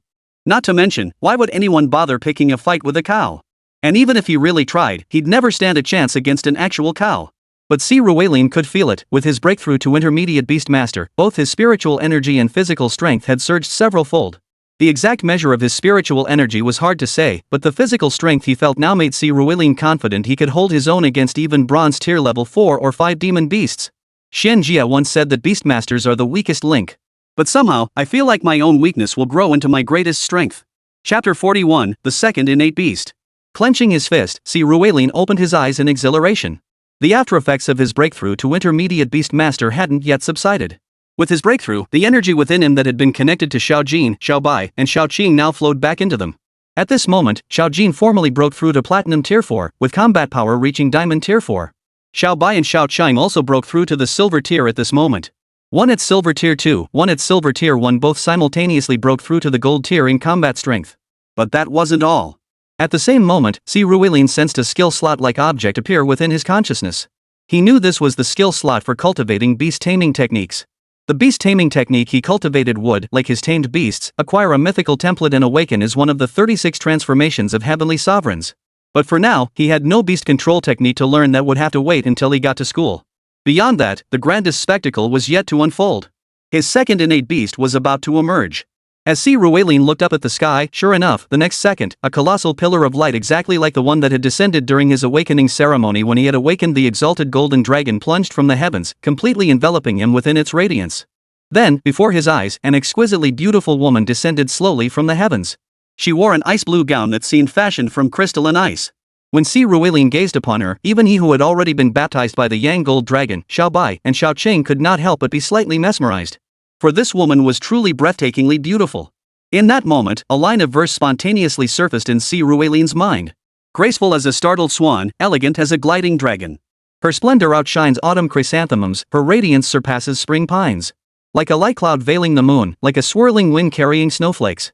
Such ornate language still felt inadequate to describe this woman's magnificent appearance. Just as these words sprang to Si Ruelin's mind, the woman in the sky also spotted him. A soft smile touched her lips, and in that instant, her form dissolved into a streak of light. She transformed into a ring and appeared on Si Ruelin's middle finger. At that moment, Si Ruelin also saw this woman's attributes. Name, Luo Bin, goddess of the Luo River. Race, human.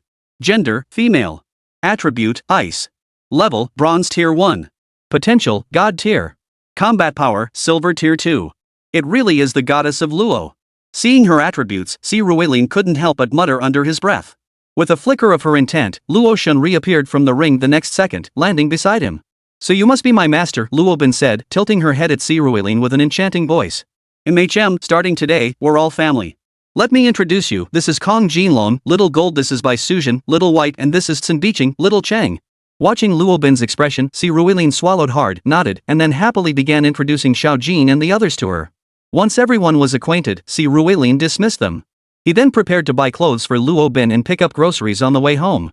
He planned to cook a proper meal to celebrate his advancement to Intermediate Beastmaster and the addition of Luo Bin, his new innate beast companion. What he didn't notice was that shortly after he left, Yumo Qing emerged from behind a distant tree, her face frozen in shock and bewilderment. She hadn't seen Si Ruelin since the major exam ended. In fact, when Yu Jingping had dinner with Si Ruelin, he had asked her if she wanted to join them. But she had refused. A stubborn determination burned within her. She was hell-bent on proving she possessed greater talent and was a stronger being than Si Ruelin. Thus, in the days leading up to her departure for Tianxian Academy, she had devoted herself entirely to cultivation. Her mother had been pestering her at home, insisting on taking her to meet this person and that person, so she had been training here since long ago. She had been quite satisfied with her progress. In her estimation, it would take her no more than 3 months to advance to Intermediate Beastmaster, which would only be by the end of her freshman year's first semester. That would be 4 months faster than her previous life. But today, she was dealt another blow. Yu Jingping had given Si Ruelin the energy transfer technique, so he couldn't possibly withhold it from his own daughter. Therefore, Yumo Qing knew that her cultivation technique was identical to Si Ruelin's. Moreover, she had started practicing a week earlier than Si Ruelin. Yet now, she had only progressed through 2/5 of the process, while Si Ruelin had already achieved a breakthrough. Most importantly, if she hadn't misread it earlier, Si Ruelin had awakened another innate beast mastery?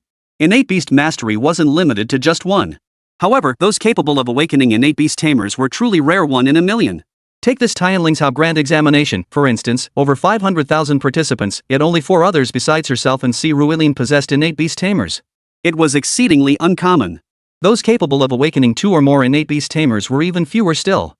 Since the dawn of beast tamer history in this world, fewer than 100 individuals across 3 centuries have awakened 2 innate beasts. And fewer than 5 such individuals remain alive today. Yumo Qing only awakened her second innate beast, the scorching wind world-destroying dragon, a true dragon of the wind element, when she advanced from the emperor tier to the sovereign tier. Yet she could never have imagined that Si Ruelin had not only awakened but that his first one was a true dragon. During his advancement to Intermediate Beastmaster, he awakened his second innate beast. And she still didn't know what this second innate beast was. All she could see was that this beast took human form and was exceptionally beautiful. So beautiful it made her feel a bit self-conscious. Had I been reborn, or had he? That couldn't be right. Even if reincarnation occurred, it wouldn't drastically alter one's innate talents to such an extent. Holding her head, Yumo Qing was utterly bewildered and perplexed at that moment. She couldn't fathom why the heavens had granted her a second chance. Was it to witness how extravagantly Si Ruelin, whom she once looked down upon, defied fate? After a long while, Yumo Qing rose to her feet, her strength drained. I won't admit defeat. I'll see just how outstanding Si Ruelin becomes in this lifetime. Gritting her teeth, Yumo Qing turned and left the place. She still had cultivation to pursue. For her, the competition between her and Si Ruelin had only just begun. Chapter 42, Journey to Tianxian. 2a, this is my seat. With only 2 days left before the start of the semester, Si Ruilin no longer lingered at home with his 4 tamed beasts. That day, he went to the airport, retrieved the plane ticket Uncle Yu had purchased days prior, and boarded the flight bound for Tiangang City in Tianlang Province, the location of Tianqian Academy. Over 300 years ago, when Earth expanded hundreds of times its original size, human civilization was nearly wiped out by the beast tamers of that era. Thus, even after humanity reclaimed the initiative on this planet and returned to their ancestral homeland, the vast expansion meant the names and boundaries of various regions underwent significant changes. The current total area of Yanhuang spans roughly 1 billion square kilometers. It is divided into 46 states, equivalent to the provinces of his previous life. All states and their provincial capitals begin with the character Tian. Examples include Tianling State and Tianjiang City, where Si Ruilin originally resided, as well as Tiangang City and Tianlang State, his current destination. In short, it bore little resemblance to the Earth Si Ruilin remembered. However, due to the vastly expanded territory, flight times have also increased considerably. That said, the aircraft themselves are no longer the same as before. To put it simply, the materials and fuel used are vastly different from those of the previous era. The raw materials for this world's aircraft and trains were still steel, but the iron ore was mined from secret realms. Its hardness exceeded the hardest chromium alloy of his previous life by more than 50 times, capable of withstanding the friction and impact of 20 times the speed of sound without damage. Similarly, the fuel has been replaced with magic crystals mined from the secret realm. A single magic crystal the size of a fingernail could contain energy equivalent to roughly 5,000 kilowatt-hours. Thus, within the secret realms, it wasn't just spirit beasts that held value. However, many items cannot be monetized by private individuals. Only large guilds could afford to maintain transport teams, and they specialized in mining treasures from medium-sized secret realms and above. Of course, none of this concerned Si Ruilin. He had no intention of joining a transport team. Well, for him. Even though the planes flew much faster than in his previous life, the sheer distance meant Si Ruilin still needed over 6 hours to reach Skyport City. After finding his seat, Si Ruilin settled in and pulled out his phone to connect to the in-flight Wi-Fi, hoping to stave off boredom during the journey. Even though Uncle Yu had bought him a first-class ticket, it only meant a more comfortable seat. But before he could download any movies to watch, someone suddenly approached his seat. Since he was by the window, he didn't pay much attention. Instead, the other person froze upon seeing him, hesitated for a moment, and then sat down beside him. I knew it. My dad wouldn't have deliberately bought us separate seats. Hearing that vaguely familiar voice, Si Ruilin glanced over and saw Yumo Qing's face, etched with deep conflict. To be fair, Yumo Qing was beautiful. Standing at 176 centimeters, she appeared exceptionally tall. Her slightly rounded face was complemented by large, beautiful eyes, a sharp nose, and full lips. Though she wore her hair simply pulled back into a ponytail, dressed only in a blue undershirt, white denim shorts, and blue striped sneakers. But whether it was her aura, her figure, or her looks, she was nothing short of perfect. Only Si Ruilin, who hung out daily with Xiao Jin, Xiao Bai, Xiao Chang, and Luobin, could remain unfazed. For anyone else, just one glance at her would be enough to leave them gazing in awe. Oh, it's you. Where's your aunt? She didn't come along this time? Originally, Si Ruilin had been about to ask, where's that annoying pest of a mom of yours? But seeing Yumo Qing's somewhat speechless expression, he made a rare effort to be polite. You wanted to come along originally, but I didn't let you choose Tianqian Academy too, did I? Hearing Si Ruilin's words, Yumo Qing understood what he was implying. After a moment's hesitation, she explained, honestly, if Fu Manhwa weren't my biological mother, I genuinely dislike her. But she quickly shifted the conversation to other topics. Well, he offered the best terms, so I chose him.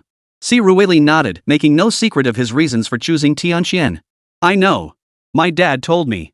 Pouting slightly, Si Ruilin had informed Uncle Yu after choosing Tianqian Academy, naturally sharing the treatment offered by the academy with him.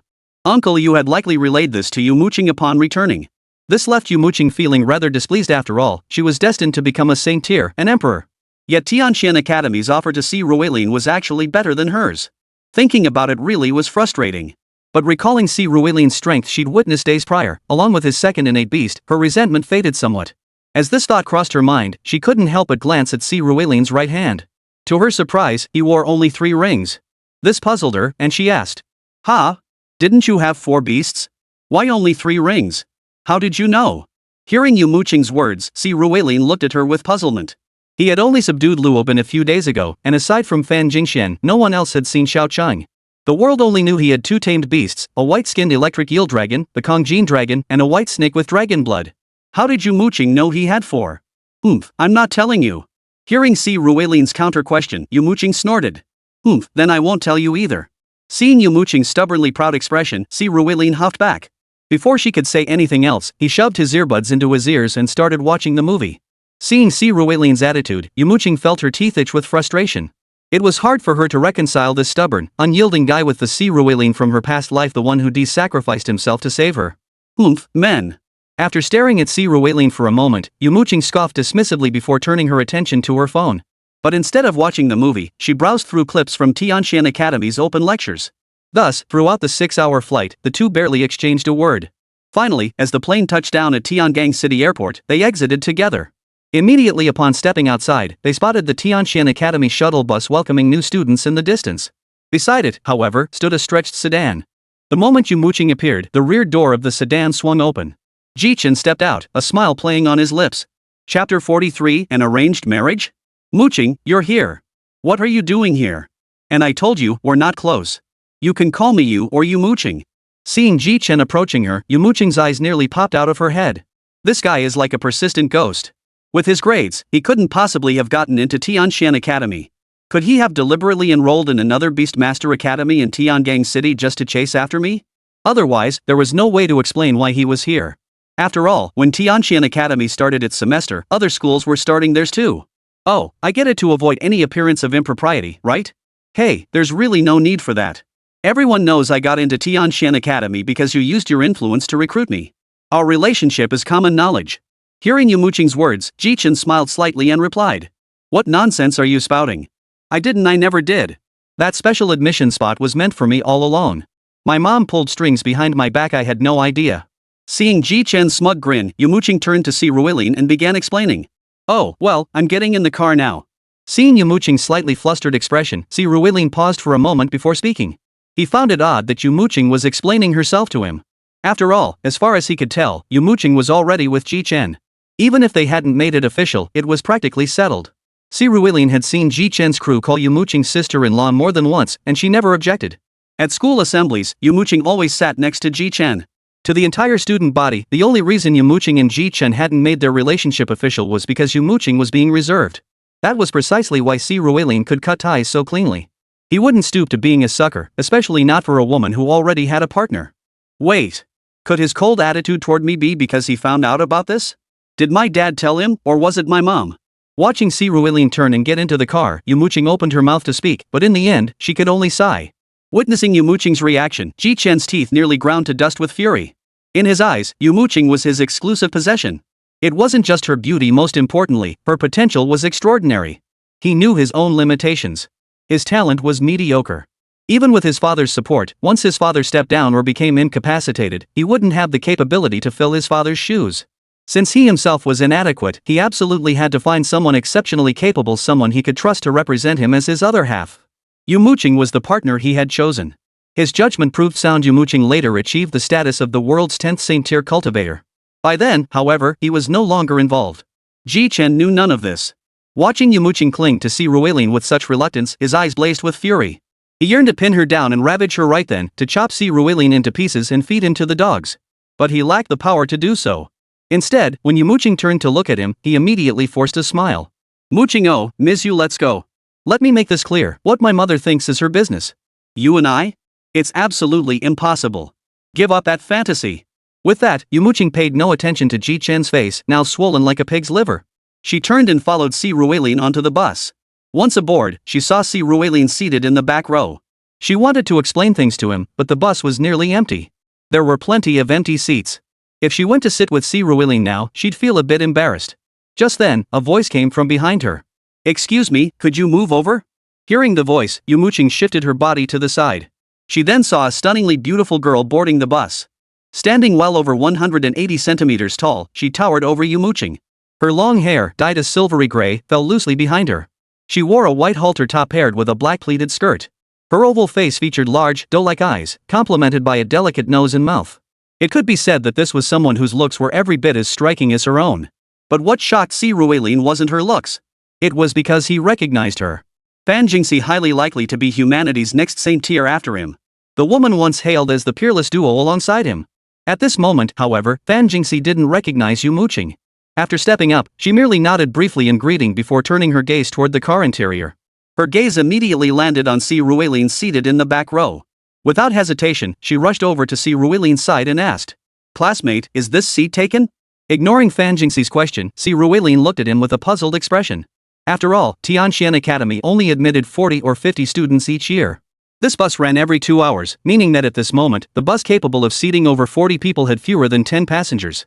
There were plenty of empty seats. Why did she come over to his side? But she soon provided Si Ruilin with the answer. Hi, I'm Fan Jingxi. Fan Jingxian is my sister. As she sat down beside Si Ruilin, she extended her hand with a smile. The mention of Fan Jingxian instantly clicked for him. He recalled Fan Jingxian mentioning she had a younger sister around his age. Hello, I'm Si Ruilin. How's Sister Xian doing? She's doing well. She's preparing to challenge the Imperial Sovereign. Not bad. You're quite handsome. No wonder my sister wants to set us up. At least you meet the looks requirement. Hearing Si Ruilin's words, Fan Jingxi nodded approvingly at him. Then she casually uttered a remark that nearly made Si Ruilin choke and caused Yumo Qing, who was sneaking over to eavesdrop on their conversation, to stumble and fall. Cough. Fan, stop joking around. Seeing Fan Jingxi's expression, Si Ruilin said with a look of utter exasperation. I'm not joking. After my sister came home, she strongly urged my father to cultivate a relationship with you, this promising young talent. An alliance is the best choice for families like ours. Your reaction is so strong. Does that mean you don't fancy me? Do you like my sister? Well, it's not like I'd refuse. Listening to Fan Jingxi, who seemed determined to shock everyone with her words, Si Ruilin helplessly raised his hand and gave a French salute. This girl was terrifying. Who knew what else she'd say if left to her own devices? Chapter 44, Freshman Competition? Seeing Si Ruilin's expression, Fan Jingxi finally realized she'd said too much. She stuck out her tongue, then obediently sat beside Si Ruilin. She proceeded to tell him about the things he needed to pay attention to after enrollment. These developments weren't exactly news to Yumo Qing after all. In her previous life, she hadn't merely heard about them but lived through them firsthand. Yet Yumo Qing, seated not far ahead of Si Ruilin and the others, did not leave or turn away to attend to her own affairs. Instead, she listened with intense focus. Yumo Qing's face was so dark it seemed ready to rain. But she couldn't just walk away now. She was genuinely worried she might blurt something out and get Si Ruilin arrested. It must be said, women truly are peculiar. When she had first reincarnated, she had been utterly certain that Si Ruilin loved her deeply. But she, as a future Saint-tier cultivator, had chosen to help him to prevent him from ending up in a transport squad and dying in a secret realm. She had already steeled herself to reject Si Ruilin's affections. Yet now, seeing another equally brilliant woman attempting to get close to him, she felt a surge of irritation. Of course, Si Ruilin remained oblivious to all this. Right now, he was listening intently to the information Fan Jingxi was sharing. The most crucial part concerned news related to beast taming skills. Don't forget, Si Ruilin still had one unused beast taming skill slot. And the next beast taming skill he learned would also allow for a mythical contract. Having been granted dragon subduing tiger taming from the start, he was genuinely curious what his second beast taming skill would be. Though entering the academy granted him the qualification to learn beast taming techniques, mastering beast taming techniques wasn't something one could learn casually. As Fan Jingxi explained, acquiring beast taming skills first requires accumulating a certain number of points. Only with points could one access the library's restricted section, where scrolls containing beast mastering techniques could be exchanged for points. Afterward, one would seek out a teacher to learn the technique. In other words, points alone weren't enough, one also had to cultivate good relations with the instructors. Still, the teachers at Tianxian Academy were generally quite decent, at least that's what her sister had said. Hearing her words, Si Ruilin could only chuckle wryly.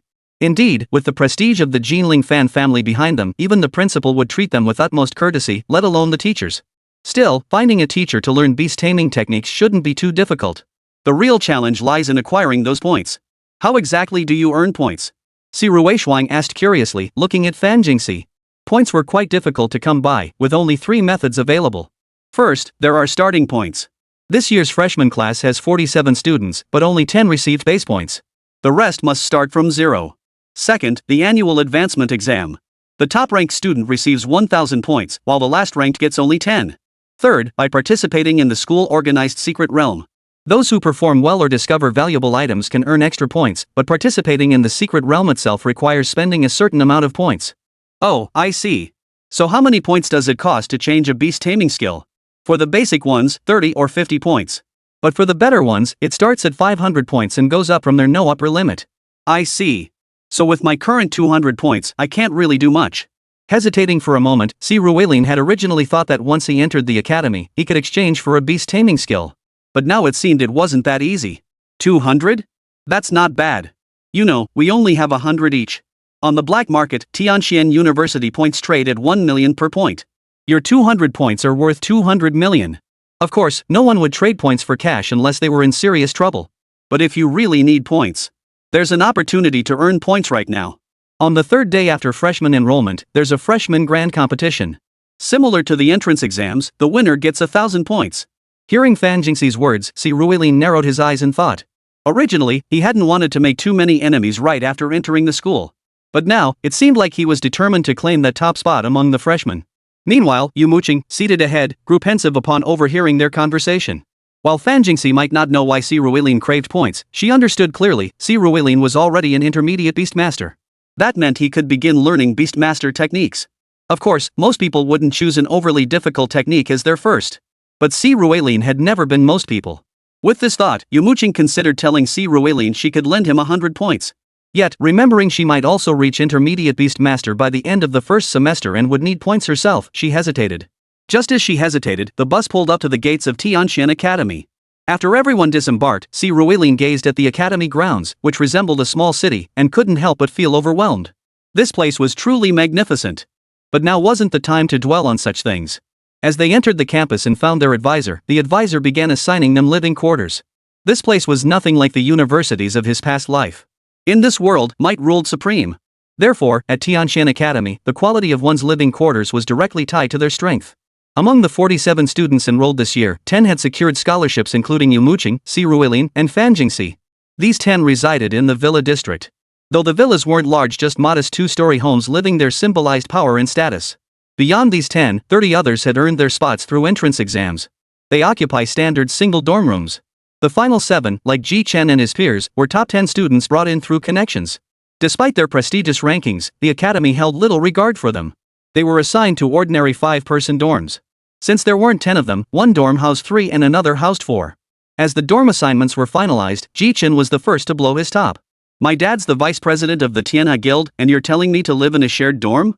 Jiqi roared angrily at the logistics teacher who had just finished distributing the keys. But the teacher remained completely unfazed. Because every year, the people brought in here were either rich or powerful. Their status might mean something outside, but at Tianxian Academy, it meant absolutely nothing. Chapter 45, Shameless. If you want to attend, take your key and return to your dorm. If you don't want to attend, the door is over there, you're free to leave anytime. Meeting Ji Chen's furious glare, the logistics teacher replied calmly. Don't think just because you're the son of a deputy leader of the Tianha Guild. Even if he were the offspring of a first-tier guild or a patriarch from one of the 7 great clans, he wouldn't receive any special treatment at Tianxian Academy. Facing this teacher who was strictly following protocol, Ji Chen had no choice but to take several deep breaths, suppressing his anger. He knew that if he dared to drop out, his father would beat him to death. After all, his father had paid a heavy price to secure his admission to Tianxian Academy. Yumo Qing's mother, don't be fooled by her seemingly eager advances toward Jinan. But even if she did throw herself at him, she'd only do so if she could get something in return. Ji Chen understood exactly what his father had sacrificed, so he wouldn't abandon this opportunity. Yet he also refused to share a dorm with others. Fortunately, he'd researched strategies before arriving. So now, he walked over to Yumo Qing and spoke up. "Mu Qing, you know I can't stand shared dorms. I heard your villa has 4 bedrooms. Why don't we stay together? We can look out for each other." "Oh no." Seeing Ji Chen's expression, Yumo Qing stared at him in utter shock. She thought she'd made herself perfectly clear, but this Ji Chen was shameless to the extreme. Didn't he have any idea how he'd gotten this spot? And now he wanted to live with her? Had he lost his mind? Don't do this. Regardless of our relationship, we're still at least. We have absolutely no relationship. Seeing Yumo Qing's stern refusal of his suggestion, Ji Chen still tried to build some rapport, but Yumo Qing rejected him outright. "If you keep this up, I'll call your mother." Facing Yumo Qing's stubborn refusal, Ji Chen frowned and said, "Call whoever you want. I said no means no. Are you out of your mind? Whether you attend this class or not is none of my business." Faced with Ji Chen's threat, Yumo Qing was so exasperated she laughed. Pointing her finger at his nose, she declared sternly, "Look at yourself." Seeing Yumo Qing's expression, Ji Chen's face turned as red as a beet. Several students nearby couldn't help but snicker at his awkwardness. When had Ji Chen ever endured such indignity in his life? His face changed like a chameleon, shifting colors constantly. And at the crucial moment, the logistics teacher even chimed in to add fuel to the fire. "Mr. Ji, are you here to attend school or to return home and inherit the family business?" "School." Hearing the teacher's words, many nearby couldn't hold back their laughter. For an 18-year-old rich kid, the blow was unimaginable. Yet he managed to grit out the word school through clenched teeth before completing enrollment. With a dark expression, he followed another teacher to the multi-person dormitory area. Meanwhile, Si Rueilin headed for the school's villa district. It must be said, the villa district on campus was truly vast and beautiful. While the villas themselves weren't enormous, the surrounding infrastructure was exceptionally well developed. Each villa even came with a chauffeur-driven sightseeing vehicle, ready to take him anywhere on campus. Si Rueilin was currently residing in Villa Number 1, signifying his status as this year's top-ranked freshman. Yumo Qing ranked 3rd, and Fan Jingxi 4th. Observing this scene, Si Rueilin found himself intrigued by the second-ranked individual. To surpass both Yumo Qing and Fan Jingxi, this person must be extraordinary. However, that person wasn't currently in the villa complex, so he had no idea who they were. Just as Si Rueilin and the others arrived at the villa complex, Yumo Qing, who had been mulling it over the entire journey, finally decided that if Si Rueilin needed it, she could lend him her points. But before she could finish speaking, her phone suddenly rang. She picked it up to find the caller was none other than her mother. Seeing her mother's number, her face darkened further. She knew it was Ji Chen who had called her mother, alerting her that Yumo Qing had arrived. Having a mother like this was driving Yumo Qing to the brink of madness. At that moment, she desperately wished she could gain the power to protect herself sooner. Then she could directly expose the deeds of Ji Chen and Ji Nan, father and son. Unlike now, where she knew full well they were spies and scum, yet had to play along for the sake of her family's safety. The phone rang for a long time before hanging up automatically. Yumo Qing then tried to speak to Si Rueilin, only to look up and find he had already entered the villa. Just then, her mother's call came through again. Yumo Qing couldn't help but sigh in exasperation before stepping inside the villa to answer it.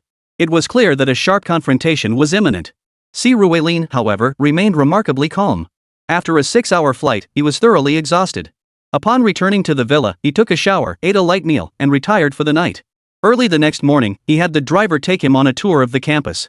He familiarized himself with the various teaching buildings, cafeterias, libraries, and cultivation rooms. Thus, the final day before the semester began came to an end. Before he knew it, the third day arrived, the official opening day of Tianqian Academy.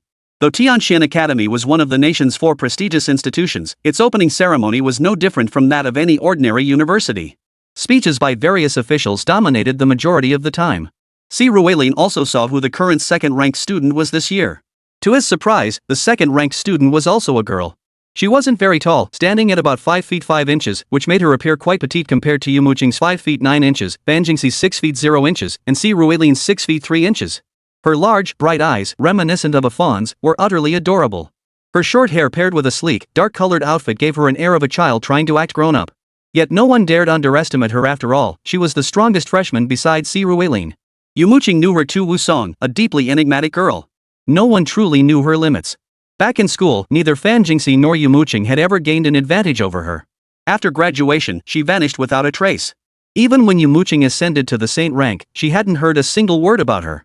This time around, she'd have to keep a close eye on this vanished classmate. Chapter 46, the grand competition begins.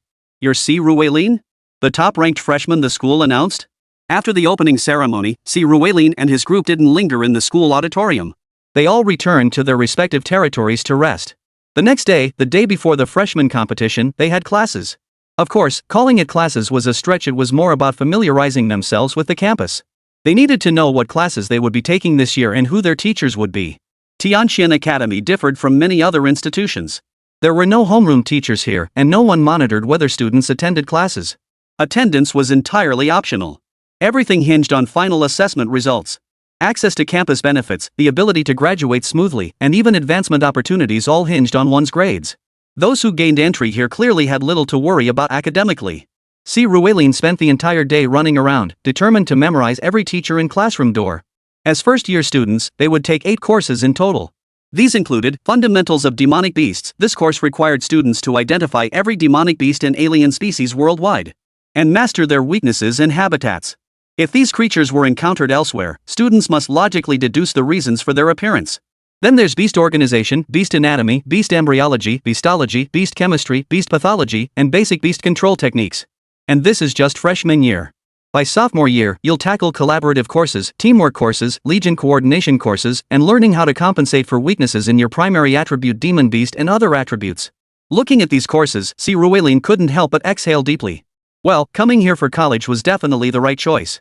After finishing his day of classes, familiarizing himself with all the teachers and classrooms, and heading toward the cafeteria for dinner, Wusong, whom he'd met yesterday, suddenly intercepted Si Rueilin. I'm Si Rueilin. Whether I'm the top freshman or not, I can't say for sure. Hearing Wusong's words, Si Rueilin looked at her and smiled as he replied. Oomph, at least you have some self-awareness. After tomorrow, you won't be the top freshman anymore. Wu Song glared at Si Ruilin and retorted. With that, she lifted her chin haughtily and turned to walk away. Seeing Wu Song's demeanor, Fan Jingxi couldn't help but lean closer to Si Ruilin. That little girl is so arrogant. Aren't you going to teach her a lesson? Little sister? Just because you're shorter than her, you call her little sister? We're both first years. She might even be older than us. If you dislike her so much, why not just go fight her? Hearing Fan Jingxi's words, Si Ruilin rolled his eyes and retorted. He wasn't about to be used as a pawn. I'm third in line. She doesn't think much of me, hee hee. So, good luck. What's for dinner tonight? Facing Si Ruilin's words, Fan Jingxi smiled and then asked. When it came to food, Tianqian Academy was truly exceptional. The academy boasted 12 dining halls, each specializing in unique dishes. Virtually every culinary tradition from the Yanhuang region was represented here. Moreover, the ingredients used were anything but ordinary all meat from demon beasts, sometimes even bronze tier ones. Most importantly, the cafeterias here were free. That was probably the happiest thing for Si Ruilin since he started studying here. Over the past few days, he and Fan Jingxi had crossed paths several times. However, they only went together when getting their meals. After all, Luobin was one of Si Ruilin's 4 tamed beasts, and it wasn't appropriate to bring her out openly. So, Si Ruilin always returned to eat after getting his food. But on the way there, they could at least walk together. Let's have Sichuan cuisine. After pondering for a moment, Si Ruilin felt like something spicy. With that, he and Fan Jingxi left together, both smiling. Watching Fan Jingxi and Si Ruilin walk away, Yumo Qing, trailing behind, couldn't help but glare at the pair with a sour expression before silently turning away herself. Watching Yumo Qing's retreating figure as Si Ruilin and Fan Jingxi walked away, Ji Chen's eyes nearly popped out of his head with fury. Damn it, Si Ruilin, you bastard. Just you wait until tomorrow's competition, I'll make you pay. Muttering to himself, Ji Chen ran his fingers over the ring on his right hand. If one looked closely, they'd notice Ji Chen now wore 2 rings on that finger instead of one from the major exam period. Clearly, everyone had grown stronger during the time before the new semester began. The question was whether he could deliver a little surprise to Si Ruilin? Time flew by, and before he knew it, the night had passed. Early the next morning, all 47 first-year students gathered at the school's martial arts training ground. Besides the freshmen and the teachers responsible for their protection and guidance, some upperclassmen would also come to watch if they had no other commitments. Among these spectating upperclassmen, the most eye-catching group was a trio consisting of 2 boys and 1 girl. Wow, Lu Ruitong is here too. Seeing this trio, Fan Jingxi, who was standing beside Si Ruilin at that moment, couldn't help but say, Lu Ruitong? You know her? Hearing Fan Jingxi's words, Si Ruilin asked curiously. I know her, but she doesn't know me. She's currently the student union president at Tianqian Academy. My sister, Fan Jingxian, held that position in the previous term. But according to my sister, it was only a matter of time before Lu Ruitong surpassed her.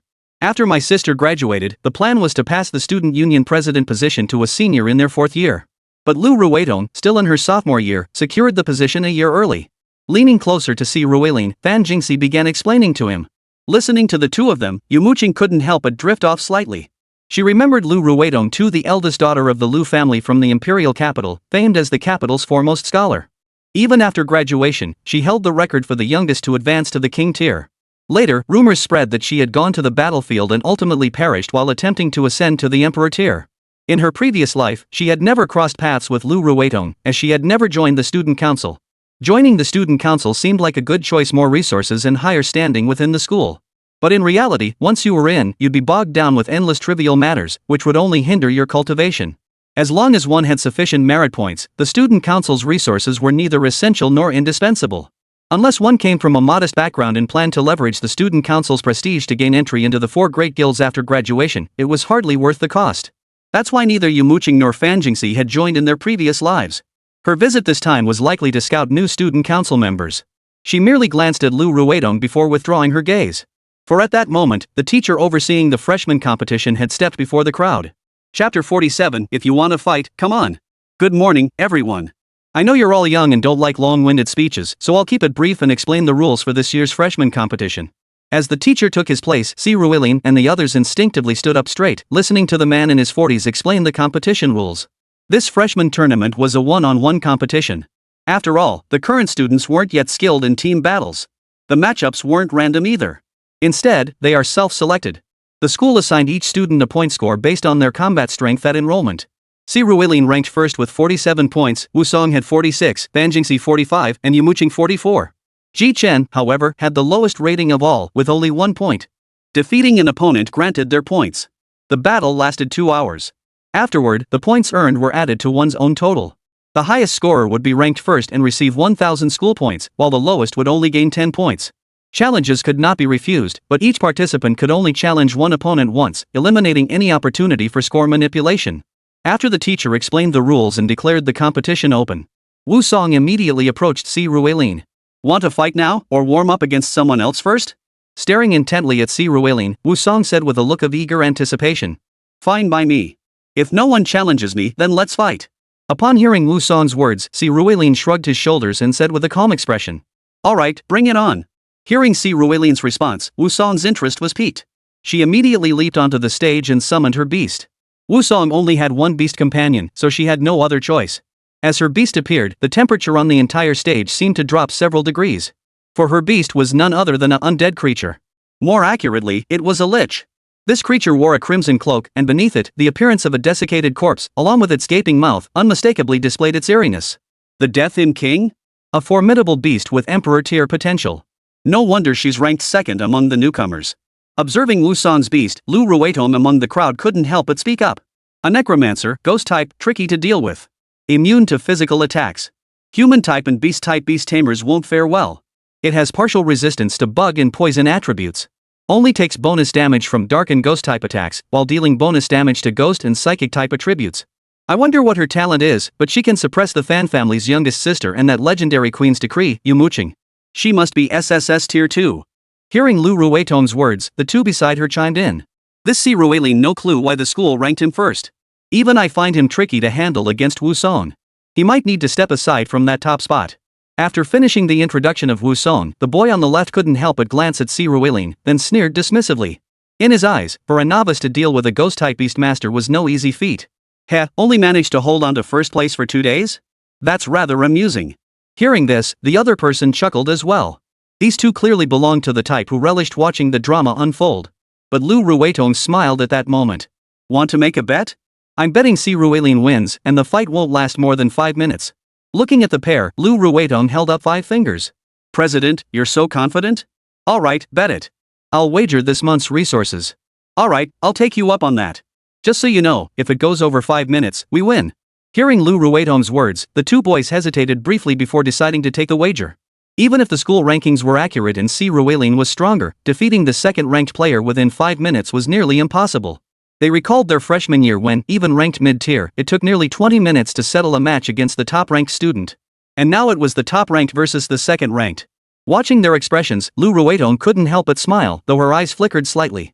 She knew she was certain to win after all, she had some inside information.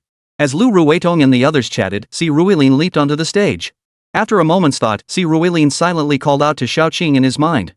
The next second, a massive, jade-green python shot out from his hands, coiling around him as it warily scanned the surroundings. Another new beast? It made sense. Didn't he have 3 style fingers? That should mean 3 beast tamers. But was he being overconfident? He hadn't used the white snake from the match, nor his innate spirit beast.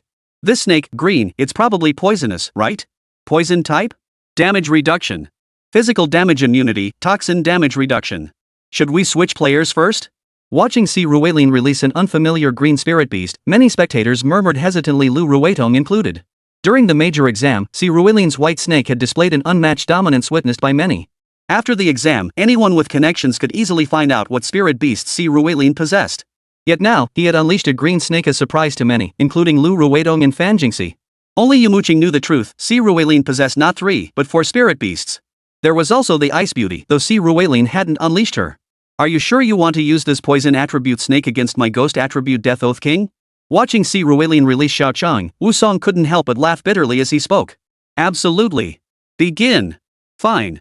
I'll see just where you, the top freshman, get the confidence to destroy my soul song.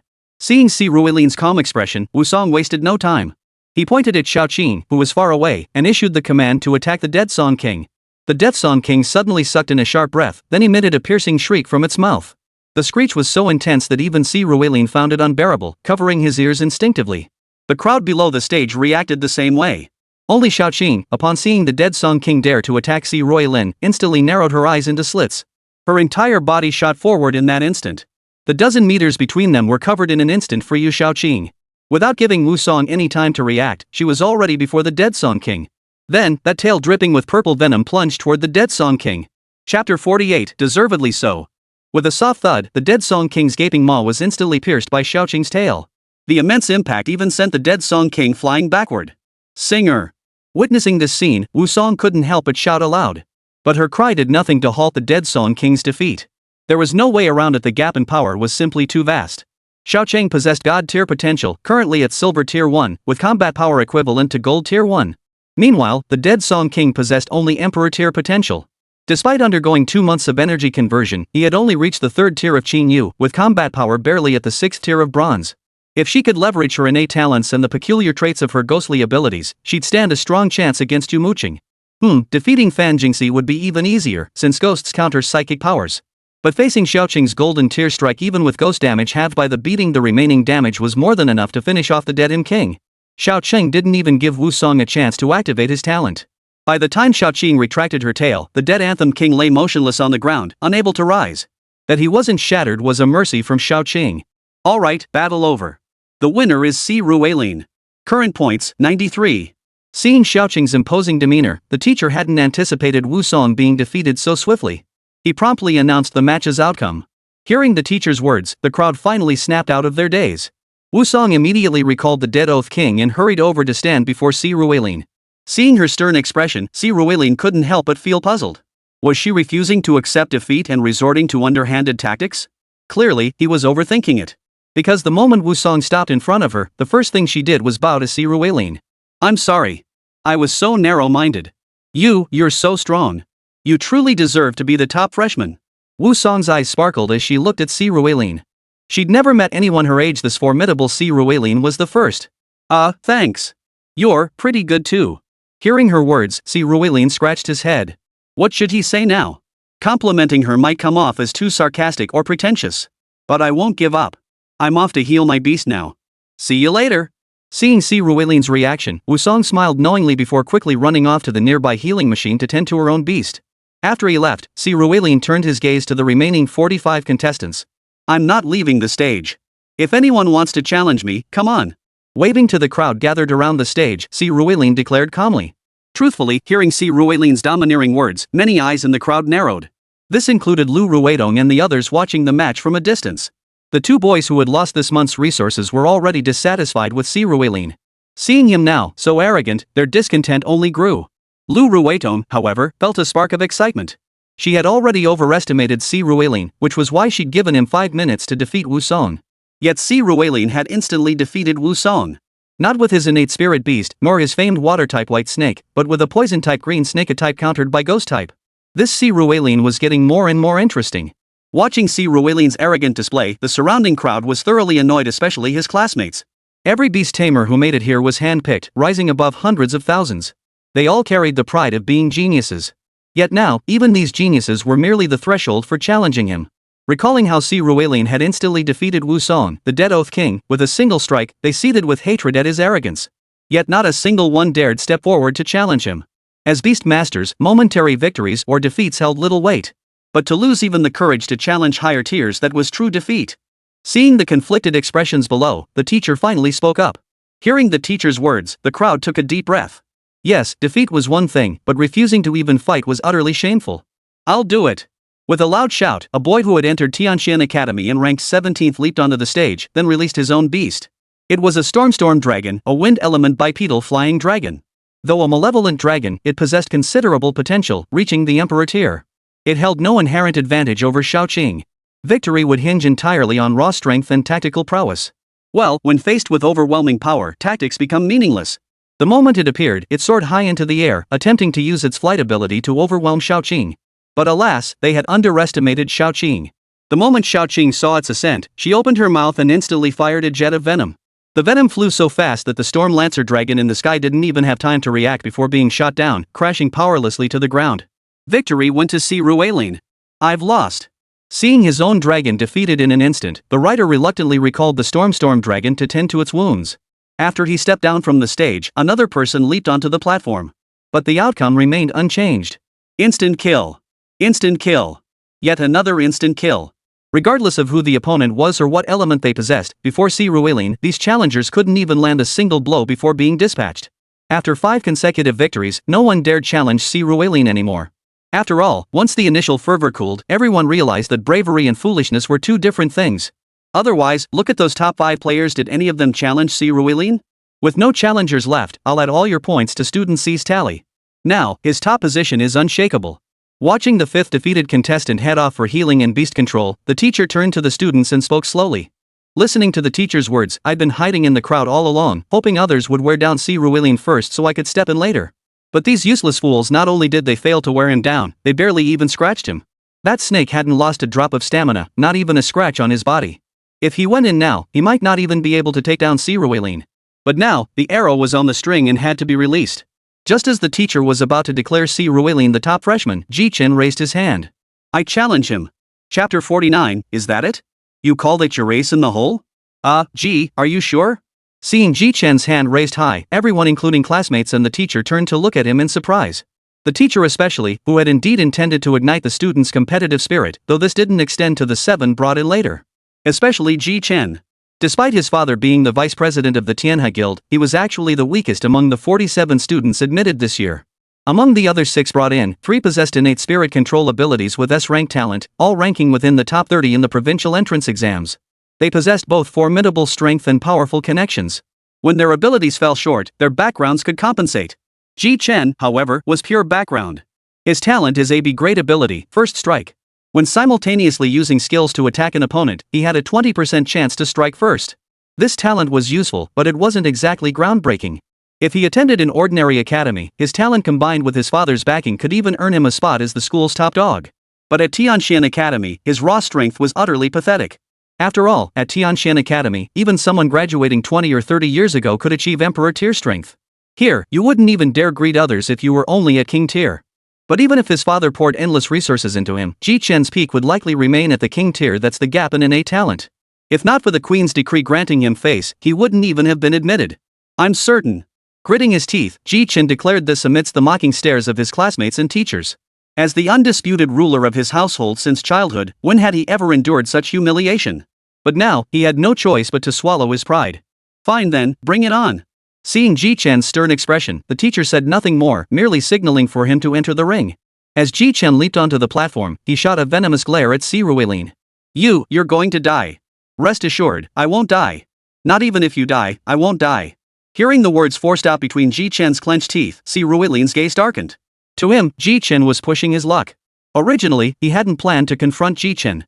If it had been Yumo Qing, who harbored feelings for him, he would have certainly clashed with Ji Chen. But the problem was, Yumo Qing and her mother were vain and superficial. From the very beginning, neither of them had ever considered getting involved with Si Ruilin. This presented a dilemma.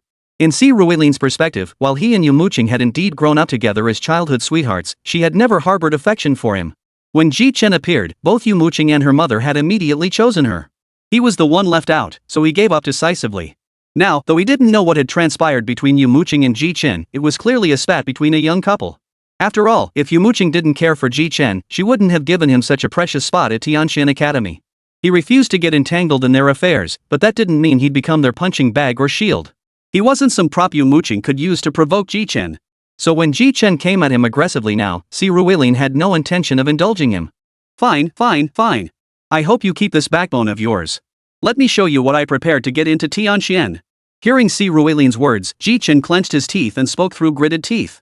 Then, with a flick of his right hand, a colossal stone statue materialized on the stage.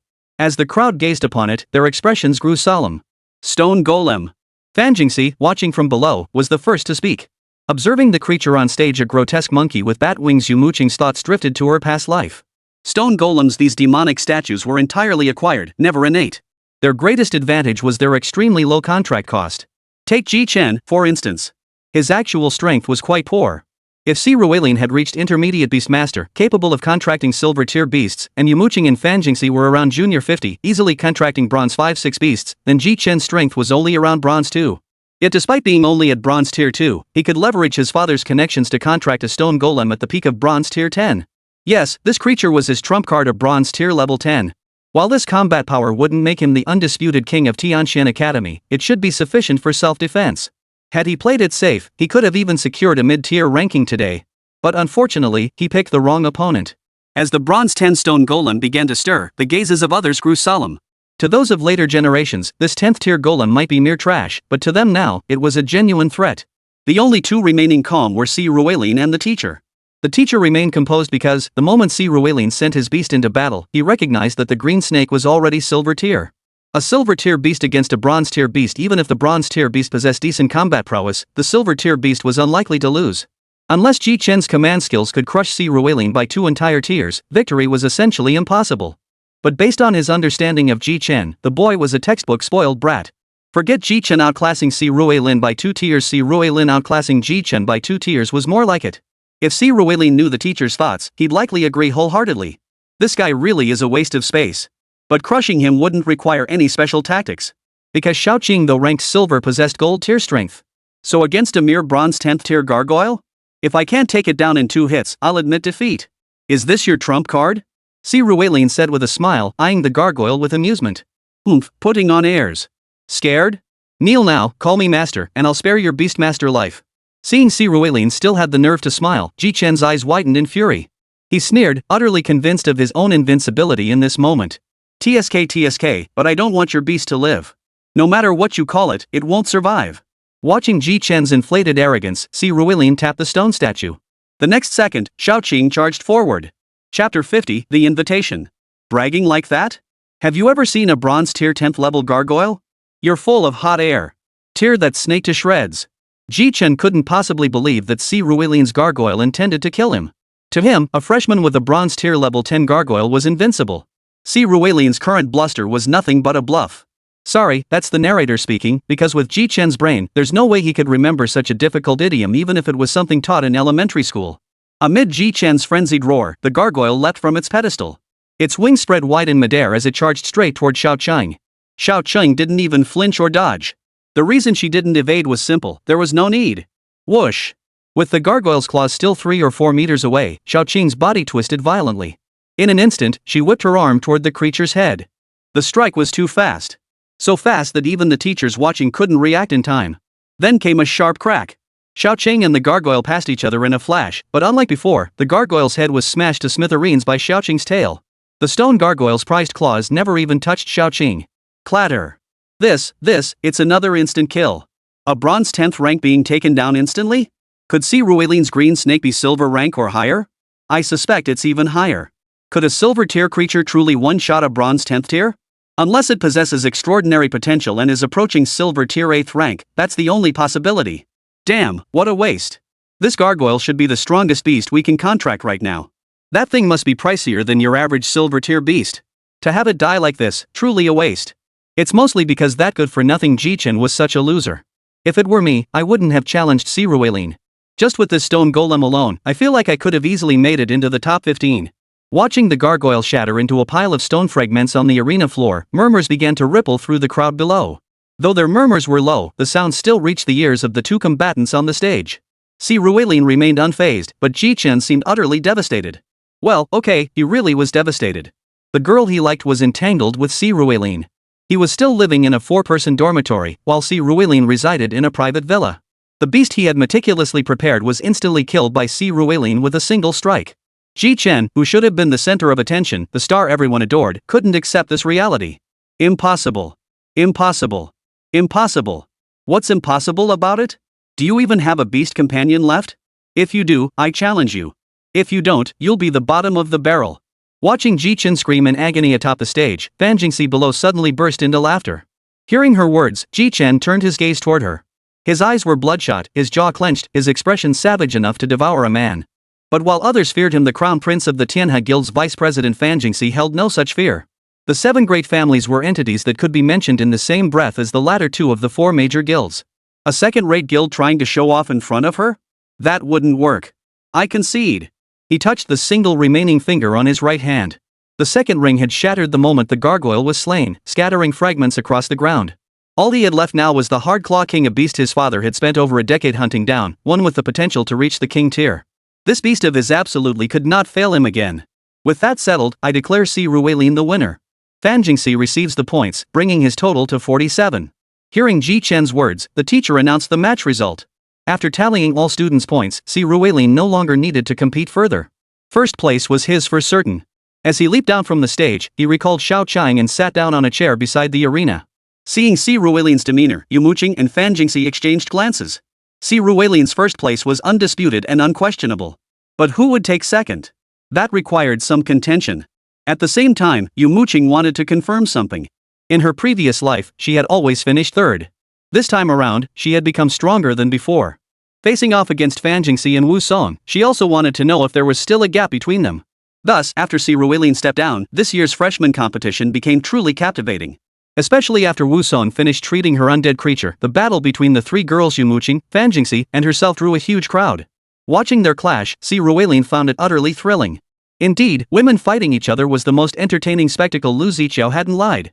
Of course, while Si Ruilian found it entertaining, for others it was a bit of an ordeal. Just as Si Ruilian held a dominant advantage over the three of them, the three of them held a similarly overwhelming advantage over the other freshmen. Thus, the other freshmen became their tools for warm-ups and teamwork drills. Once they felt sufficiently warmed up, the trio engaged in a fierce battle. And the outcome after the fight was quite unexpected. Wu Song defeated Fan Jingxi, no surprise there, as physical strength overpowers psychic abilities. Fan Jingxi defeated Yumo Qing because psychic attacks are impossible to parry or evade, ultimately forcing Fan to lose a move. Yet Fan Jingxi then defeated Wu Song. Fan Jingxi wielded wind magic, which held no inherent counter to ghosts. However, Wu Song's Dead Song King primarily attacked with sonic waves, and wind could disrupt sound propagation. Thus, when Storm Naga formed her wind shield and charged at Death Chan King, he became passive. Ultimately, he was struck by Storm Naga's Storm Spear and defeated. The final rankings remained unchanged among the top four. While minor shifts occurred further down the list, the most unfortunate outcome undoubtedly belonged to Ji Chen. Despite investing heavily in acquiring the gargoyle, it perished, leaving him still in last place. Sitting dejectedly in the distance, his gaze toward Si Ruilian grew even more venomous. Si Ruilian couldn't be bothered with him now. After all, killing someone on campus wasn't an option. If he dared to cause trouble again, he wouldn't be given the chance. Besides, Si Ruilian had more pressing matters to attend to. As soon as the grand competition concluded, he sought out his teacher. "Teacher, the competition's over. When will the points be distributed?" "The points will be posted soon. Go have your meal first, it should be ready by then." Hearing Si Ruilian's question, the teacher responded with genuine friendliness, patiently explaining the situation. After receiving a definite answer, Si Ruilian prepared to go eat.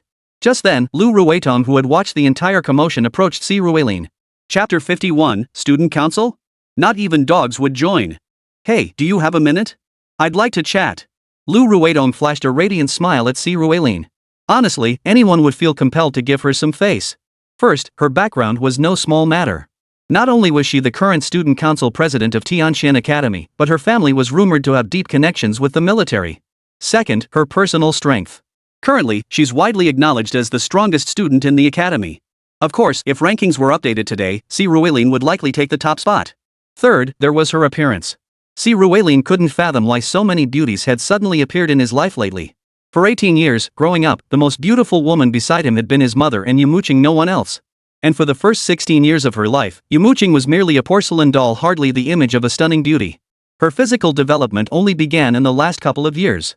Yet in the past 2 months alone, he'd encountered Fan Jingxian, followed by Fan Jingxi and Wu Song, all top-tier beauties. His tamed beasts, the Golden Dragon by Sujin, Sun Biqing, and Luobin, were even more stunning. And now, Lu Ruitong? She was also a stunning beauty of the highest caliber. Standing nearly 5 feet 7 inches, Lu Ruitong possessed a perfectly oval face. Her slender eyebrows framed her fair, delicate skin, lending her an air of both ethereal grace and commanding presence. One glance at her made it clear this woman was no ordinary person. But Si Ruilian wasn't exactly an ordinary man either. Senior, sorry, I've got something to do shortly." Glancing at his phone, Si Ruilian spoke up. After waiting so long, his points were finally about to be credited. He could head to the library to select his beast taming techniques. He didn't want to waste any more time on her. "Don't worry, it won't take long, just a few words. Well, let me introduce myself. I'm Lu Ruitong, the current president of our school's student union. I'd like to invite you to join the student association." Seeing Si Ruilian completely unfazed, Lu Ruitong's eyes lit up. This was exactly the kind of person she wanted, someone with rock-solid resolve. Student union? Hearing Lu Ruitong's words, Si Ruilian looked at her with confusion. Yes, the student union. Joining brings many benefits, not only high standing within the school, but also the chance to build strong relationships with faculty. After graduation, if you aim to join one of the 4 great guilds, having experience working in the student union will make it much easier. But most importantly, the student council has special resources. Every month, we distribute quite a few items that can be used for cultivation. Sorry, I've reviewed your records. I know you're not short on funds, but you probably don't have anyone to help convert your money into resources. Joining the student council would save you a lot of trouble. Moreover, our student council has exclusive access to secret realms, providing even more convenient opportunities for you to hone your skills. Looking at Si Rueilin, Lu Rueton proceeded to outline all the benefits of joining the student union. Yet, upon hearing her words, Si Rueilin shook his head. Senior, you've mentioned the advantages, but what about the disadvantages? Si Rueilin smiled as he addressed Lu Rueton. Ha! Hearing Si Rueilin's words, Lu Rueton couldn't help but hesitate. Indeed, joining the student council offered many perks, but drawbacks existed too. First, Tianxian Academy had no mentors or homeroom teachers. Whenever faculty assigned tasks, the student council handled the distribution, meaning countless trivial chores piled up. Second, the secret realms she mentioned earlier weren't actually proper training grounds for leveling up. Such realms were secondary, most were miniature realms around Tianxian Academy. The better ones were reserved for students. The less desirable ones, or those inconvenient to handle, are assigned to the student council. True, the student council could level up inside them, but the danger and hassle were considerable. Of course, Si Rueilin remained unaware of these drawbacks. He only understood that when someone persistently emphasized the merits of something, it often meant its flaws were equally glaring. Seeing Lu Rueton fall silent, Si Rueilin nodded briefly before leaving the training grounds. His schedule was tight. He needed to grab lunch at the cafeteria first, then join Xiao Qing and the others for their meal. After that, he had to head to the library to search for beast taming techniques. Watching Si Rueilin's retreating figure, Lu Rueton pursed her lips, yet her eyes burned with determination. She had invited him precisely because she had taken notice of him, not in a romantic sense, mind you. Rather, she had taken notice of Si Rueilin's combat prowess. In 2 years, she would graduate, and the student council would naturally pass to the next president. In her eyes, Si Rueilin was the chosen one for that role. But like other gifted students, he seemed utterly disinterested in the student council. President. Just as Lu Rueton pondered how to persuade Si Rueilin, the two people who had come with her returned, their expressions grim. Their grim expressions undoubtedly stemmed from the depletion of next month's resources, compounded by the fact that their recruitment drive hadn't gone smoothly either. So, how did it go? Wu Song, Fan Jingxi, and Yumo Qing all declined. The highest-ranked student willing to join is fifth, though several within the top dozen expressed interest. One of them answered Lu Rueton's question. Fifth, fine, let those ranked in the teens apply. Our student council isn't open to just anyone. I still think Si Rueilin is the better choice. Running a hand over his chin, Lu Rueton murmured to himself. At that moment, Si Rueilin had no idea Lu Rueton had set her sights on him. After leaving the martial arts arena, he hopped into his little sightseeing car and headed to the nearby cafeteria. After ordering enough food for about 20 people, he headed back to the villa. There was no way around it. The appetites of tamed beasts weren't calculated based on their transformed forms, but rather their pre-transformation sizes. Xiaobai, Xiaochang, and Xiaojin, 2 giant pythons and a dragon. Though cold-blooded creatures, their appetites were truly formidable. Even Si Rueilin, since awakening his dragon-subduing tiger taming ability, ate about 3 times as much as an average person. Only Luo Bin consumed less. Carrying the food back to the villa, Si Rueilin and the others began devouring it voraciously. But barely halfway through, his phone buzzed. Just as that teacher had said, 1,000 points had been credited to his account.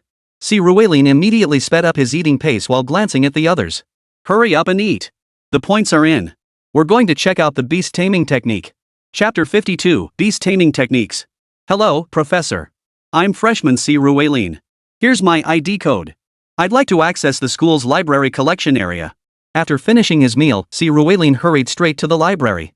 The Tianxian Academy Library was staggering in size, apparently holding a world record as the largest library globally. When it came to book collections, only the other 3 major academies could rival Tianxian. However, each specialized in distinct areas. Huanggu focused on physical cultivation, Tongzhuan excelled in defensive arts and formation systems, and Tengrong excelled in support magic. Purely in terms of magical theory, these 3 academies certainly couldn't match the strength of Tianxian, which specialized in spellcasting. Thus, the collection of books here is truly vast. Si Rueilin spent a full hour searching the collection area before finally locating it. After presenting his student ID to the instructor overseeing the restricted section, the guard verified his credentials. Satisfied that Si Rueilin was authorized to enter, the guard returned the ID and gestured for him to proceed. However, the moment he stepped into the rare book section, he was utterly stunned. Although the rare collection section was only a part of the Tianxian library, this section alone was already staggering. The collection here contained nearly several million books, and the beast taming techniques section alone had at least several 100,000 volumes. Before Si Rueilin now stood a 30-story high bookshelf crammed with beast taming techniques. And there were 1,000 more shelves just like it. Gazing at this sea of manuals, he felt genuinely overwhelmed and at a loss. Ahem. First time in the collection area? Didn't your teacher tell you which beast taming techniques to study? Just as Si Ruelin stood frozen in place, a hoarse, aged voice suddenly echoed from behind the bookshelves. Then, an elderly man with snow-white hair and beard emerged from behind. At the sight of this elder's appearance, Si Ruelin knew he'd encountered a true master. Well, this is my first time here. Our teacher, hasn't taught us any beast taming techniques yet. Not yet? Ha? You're a new student? Hearing Si Ruelin's words, the old man looked at him with puzzlement. Yes, we just finished the new student competition this morning. Seeing no need to hide anything, Si Ruelin explained. What are freshmen doing here? Go back. Come back next year. Hearing Si Ruelin was a freshman, the old man spoke with some impatience. No, wait. I may be a freshman, but I'm already an intermediate beastmaster. I can learn beastmaster techniques. Hearing the old man's words, Si Ruelin quickly interjected. Upon hearing Si Ruelin's words, the old man's gaze sharpened. After scrutinizing Si Ruelin closely, he remarked with a look of admiration. You truly are an intermediate beastmaster? What are these kids eating these days? It's unbelievable. But since you've already reached the intermediate level, I'll help you out. What is your innate talent? My talent is mythical contracts. I can contract mythical beasts from legends, and my success rate is slightly higher. Seeing the old man soften, Si Ruelin quickly added. You've come to the wrong school. With a talent like yours, you should be at Tingrong. You should aim for the military or a top-tier guild. They'll acquire mythical creatures, and then you can contract them. Heh, I prefer to hunt them myself. Scratching his nose, Si Ruelin observed the old man's expression. He could tell the elder had likely seen through his lie, yet chose not to expose him. Observing Si Ruelin's expression, the elder chuckled. Turning to the beast taming techniques behind him, he continued. Your talent offers little advantage in combat, the elder continued. Thus, I won't recommend combat techniques to you. Basic combat skills are useless in the early stages. After all, no matter how much you train, you won't surpass beast taming. Combat techniques are something to consider only after mastering beast taming. Beast tamers do have the greatest weakness, but besides strengthening yourself as a tamer, if you possess sufficient evasion and concealment skills, you can compensate for your shortcomings. As he spoke, the elder waved his hand. 4 books flew down from several bookshelves and landed before Si Ruelin. Si Ruelin caught them and examined them. All 4 were beast taming techniques focused on escape or enhancing evasion abilities. The first, Void Stealth, lived up to its name and allowed one to conceal their presence. At advanced levels, practitioners could even walk on water without creating ripples. Once hidden, it was as if they entered another dimension entirely, a formidable life-saving technique. However, its drawbacks were equally obvious. It offered no combat capability whatsoever and was highly vulnerable to area of effect attacks. After all, it merely rendered the user invisible rather than truly transporting them to another void.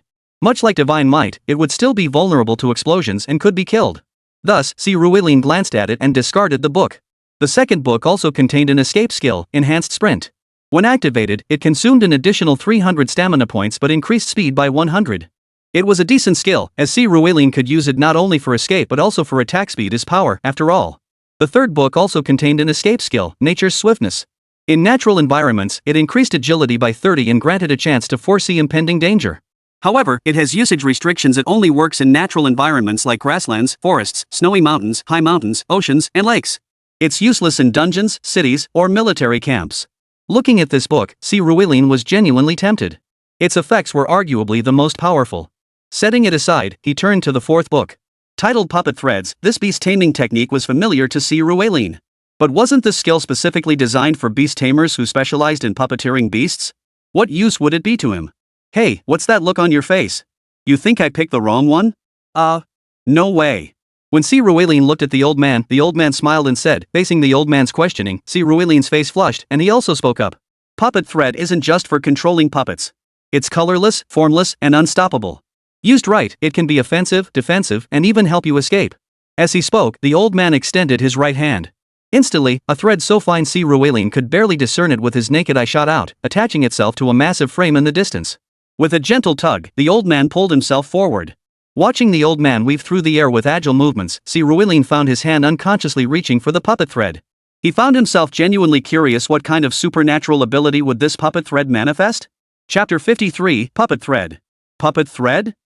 Student, are you sure you want to exchange for this book? Would you like to take another look? When the librarian in the collection area saw the book Si Ruelin intended to borrow, he hesitated before speaking. Hearing this, Si Ruelin shook his head firmly. No need, sir. This is exactly what I'm studying. Phew, alright. Puppet Thread is one of the pricier level 1 beast control skills, costing 780 points. You have 1200 total, so after deducting that, you'll have 420 points remaining. After a moment's hesitation, seeing C. Ruelin's resolve, the librarian processed the exchange. Once the exchange certificate was issued, C. Ruelin tucked the book under his arm, ready to return for cultivation. The elder who had been present earlier had already instructed C. Ruelin on the cultivation method after he chose the book, so C. Ruelin could practice on his own.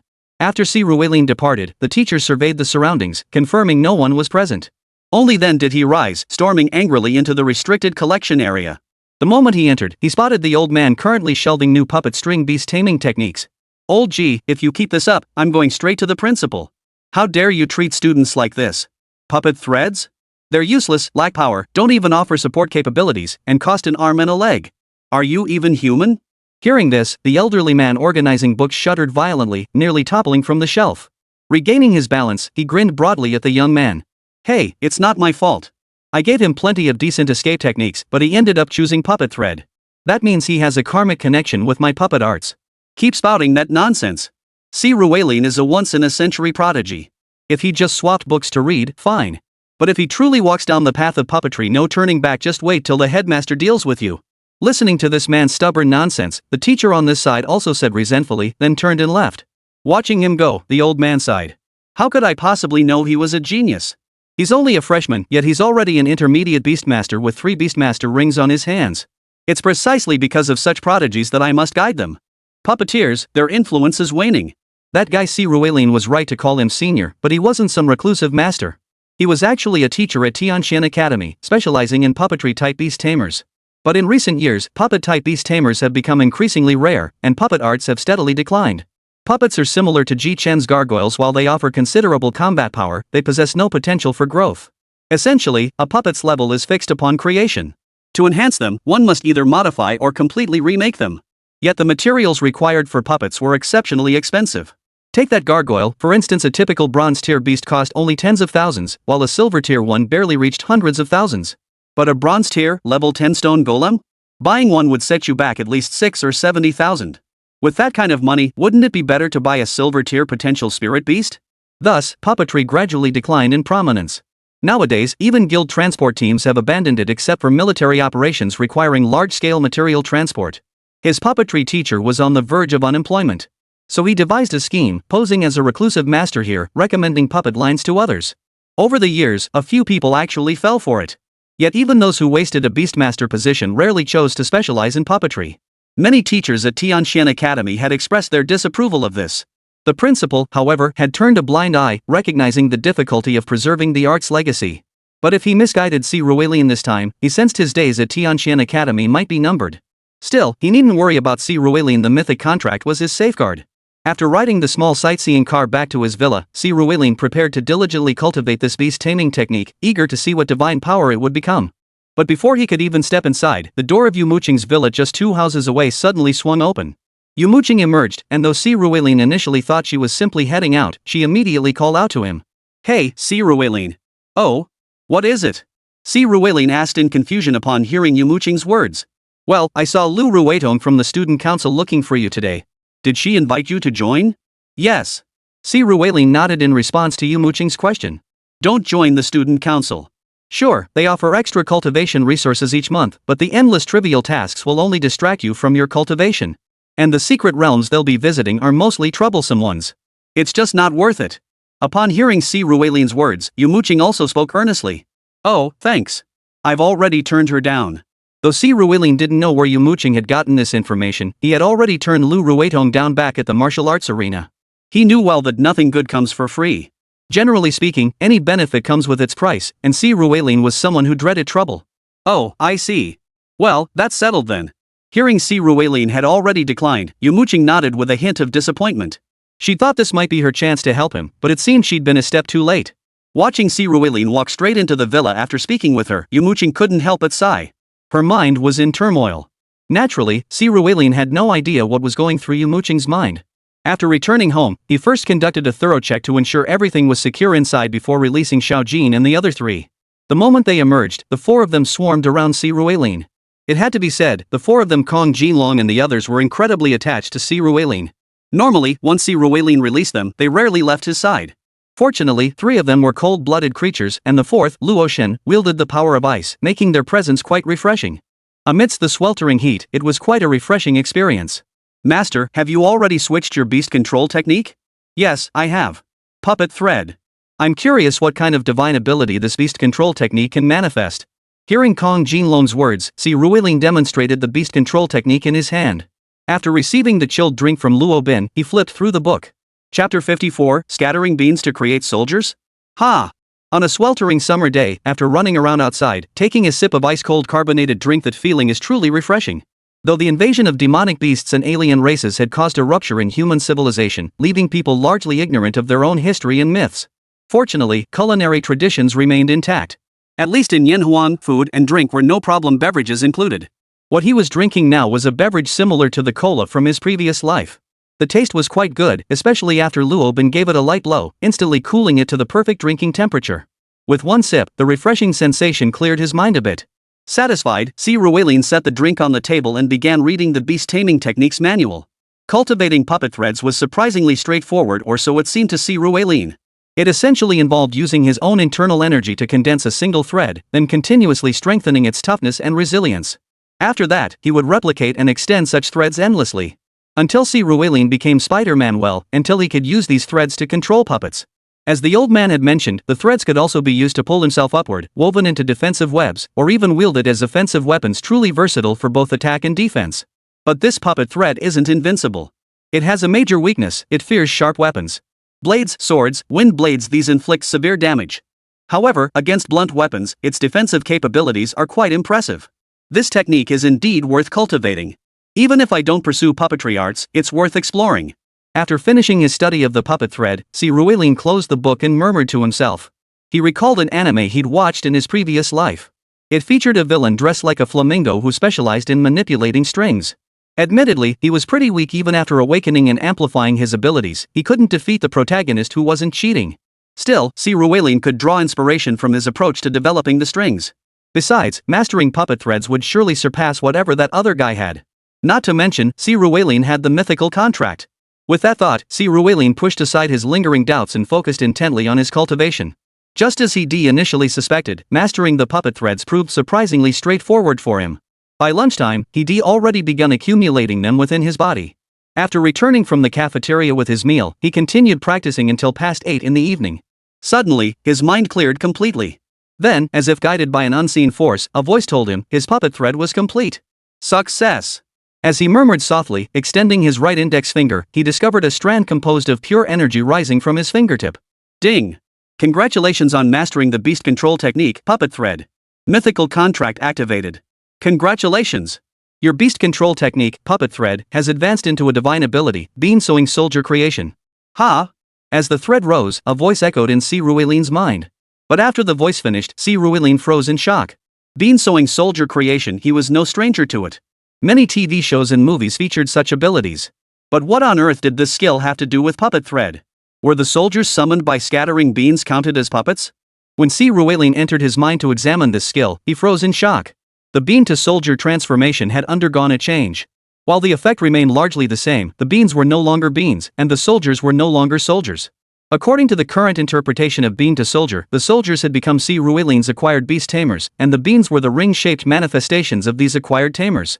Simply put, Si Ruilin's acquired spirit beasts would no longer need to take the form of rings occupying his spirit beast slots. Instead, they could transform into special stones resembling bracelets, connected by his puppet threads and worn on his wrist. This was undoubtedly a boon for Si Ruilin, as he possessed only 10 fingers. Each time he ascended a major tier, it required an additional finger, meaning his 10 fingers were already fully occupied by his. As for his acquired spirit companions like Xiao Bai and Xiao Qing, they would have to be replaced eventually. But now, that worry was gone. Xiao Bai, Xiao Qing, give it a try.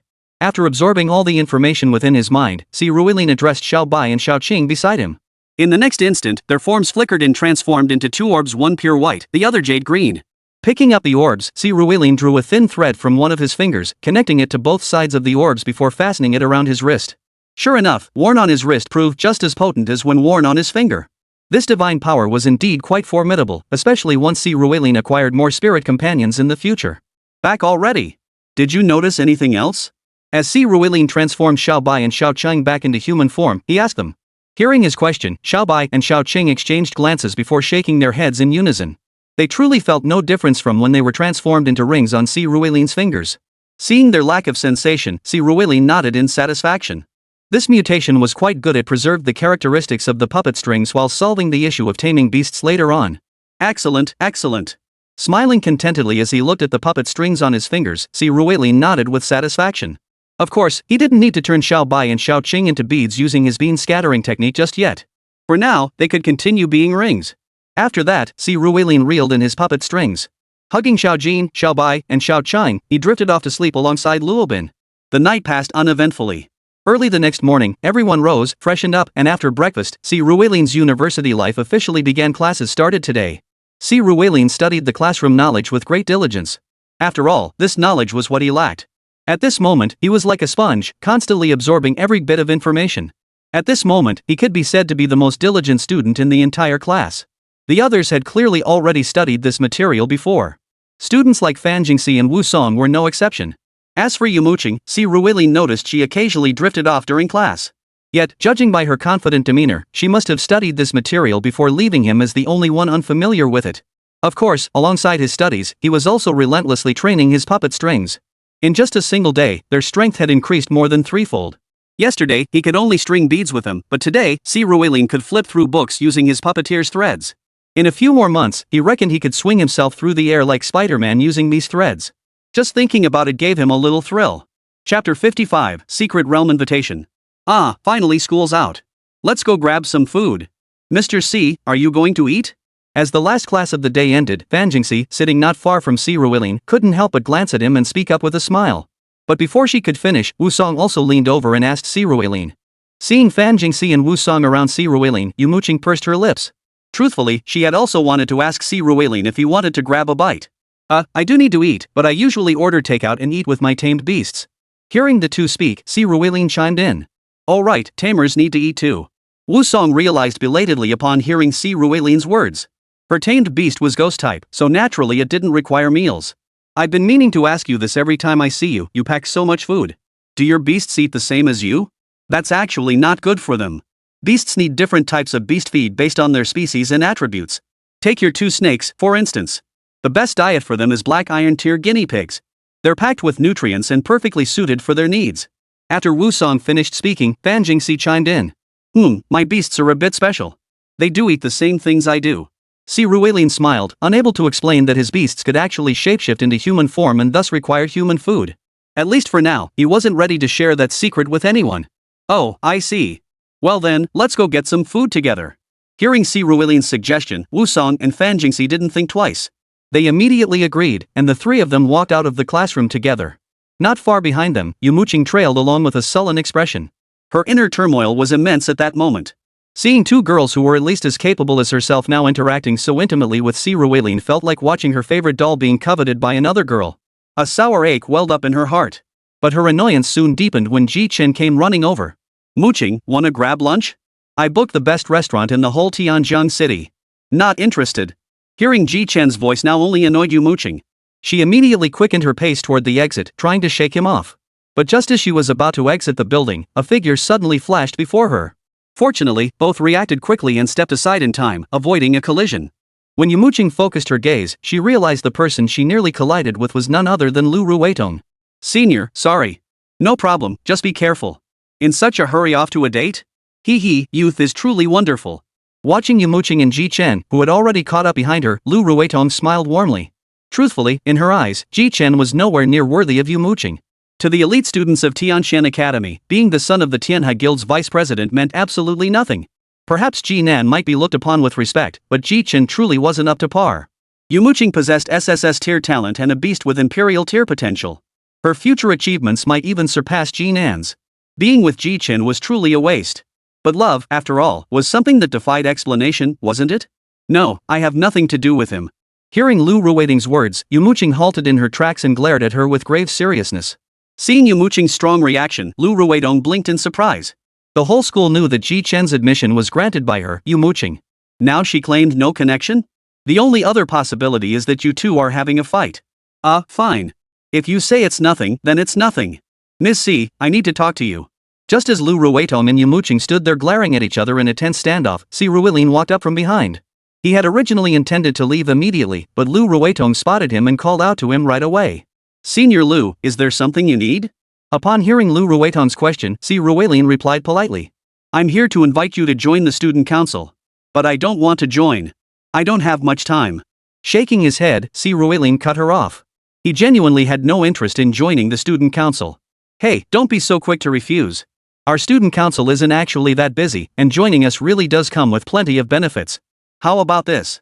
We have an assignment the day after tomorrow. We're heading to a micro-secret realm. If you're interested, you can come along with us and check it out. What do you say? It's settled then. Meet me at the school gate at 8 a.m. the day after tomorrow. I'll be waiting." Seeing a flicker of interest flash across Si Ruilin's eyes at the mention of the micro-secret realm, Lu Ruetong immediately spoke up, slipping a badge into his hand. It was the student council's emblem probably required for entering the realm. Staring at the badge, Si Ruilin couldn't help but feel both amused and exasperated. This senior really was determined to recruit him into the student council. But the student council? He really had no interest in that. Though the realm was only miniature, it held significant importance for Xiaobai, Shaoqing, and Luoshan. He could go take a look. "Are you going?" "Yeah, I plan to check it out." Seeing Si Ruilin holding the badge with a hesitant look, Fan Jingxi couldn't help but ask. After receiving Si Ruilin's definite answer, her brows furrowed involuntarily. "How about I go with you?" Truthfully, she had no desire to enter the secret realm unless absolutely necessary. She knew full well that in her current state, entering the secret realm wouldn't provide any training. She'd only become a liability. But after getting to know him these past few days, she felt Si Ruilin was a decent person. She didn't want to see him venture into danger alone. As for the qualification to enter the student council's secret realm, she was confident that a phone call to her sister, Fan Jingxian, would easily secure one.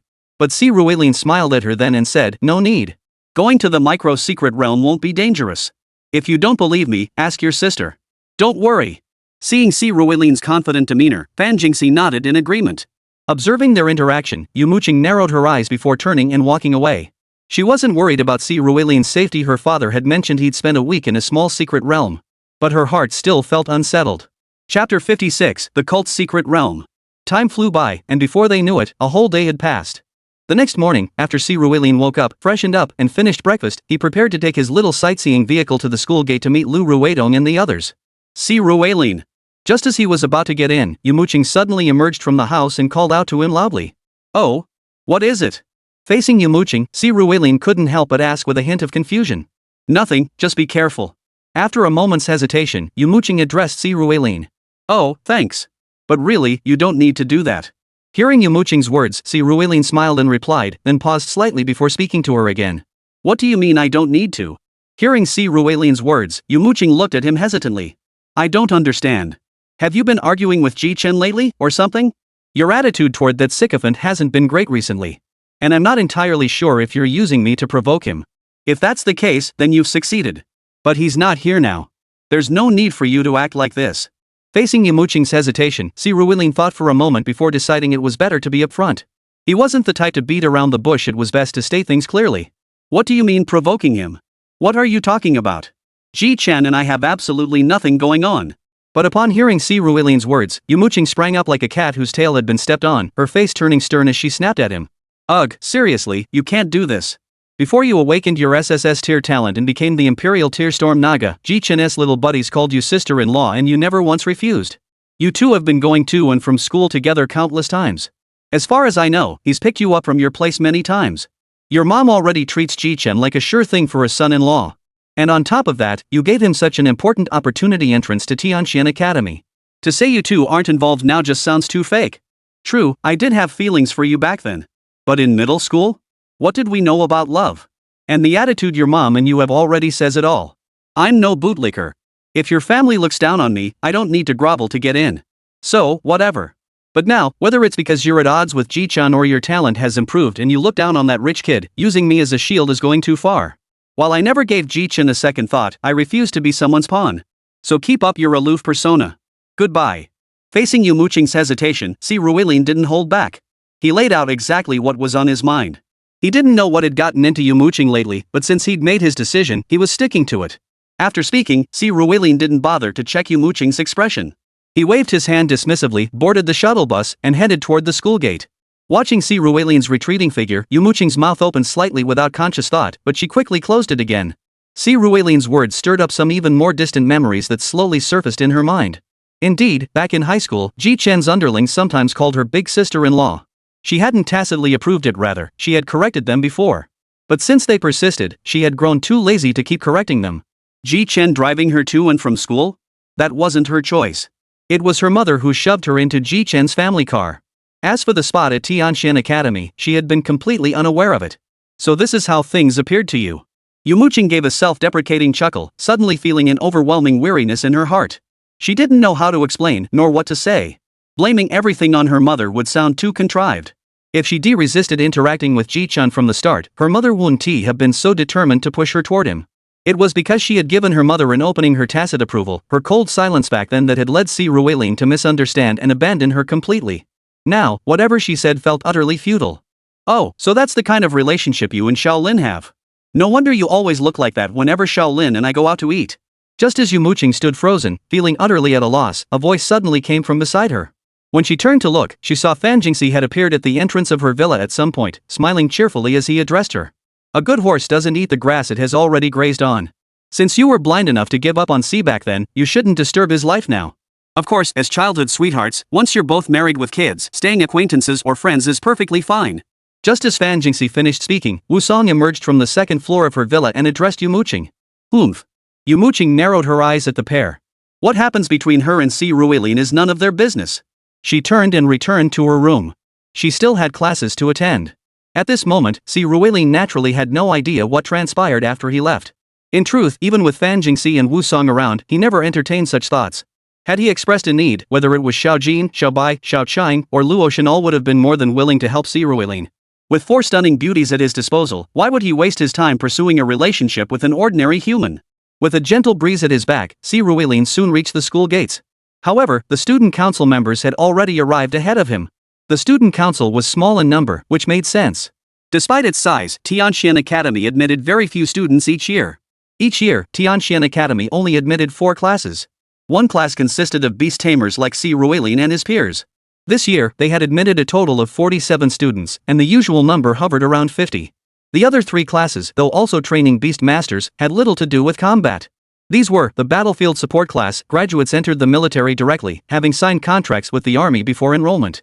Once deployed, their primary role was logistical support and rear area operations. The beast rescue class specializes in treating beasts. Innate beasts can gradually repair themselves through energy, but acquired beasts require treatment when sick or injured. Graduates from this class become professional beast doctors. Finally, the beast breeding class, as the name suggests, focuses on caring for beasts, assisting in their births, and breeding them. Graduates typically find employment in various beast breeding and care facilities. Across these 3 departments, Tianxian Academy admits roughly 400 students annually. Even when combined with the combat department's 50 or so students, totaling around 500 students per year, the 4-year student body here barely reaches 2,000 students. With such a small student body, a student council of 20-odd members is more than sufficient for management. Therefore, all 20-plus members of the student council were from the Beastmaster Combat Division. By the time Si Ruilian arrived, they were all present. Chapter 57, Alien Race. Mr. C, over here. The moment Si Ruilian arrived, Lu Ruetong spotted him from afar and immediately rushed over. Ignoring the stares of those around her, she hooked her arm through his and began pulling him toward the minibus at the school gate while chattering away. Junior, you're right on time. I was worried you wouldn't show up. You gotta give me your contact info later, I'll call you for future events, hee. We're about to head out. You can ride with me, I'll brief you on this mission. Is the president having a moment? Whoa, you're crazy. You'll say anything. TSK. If this scene got posted on the school forum, half the guys on campus would have their hearts broken.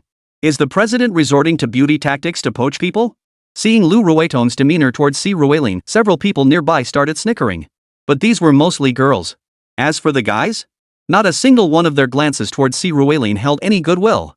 It was understandable, really. Lu Ruetong was simply too eye-catching, too stunningly beautiful. With such stunning looks, an impeccable family background, and formidable abilities. These were all young men with raging hormones. Every single one of them couldn't help but see Lu Ruetong as their dream girl. Now, seeing Lu Ruetong act this way towards Si Ruilian, even if they knew she might be doing it to attract attention, the sacrifice seemed too great in their eyes. But they dared not say much. After all, Lu Ruetong had fought her way to the presidency of the student union.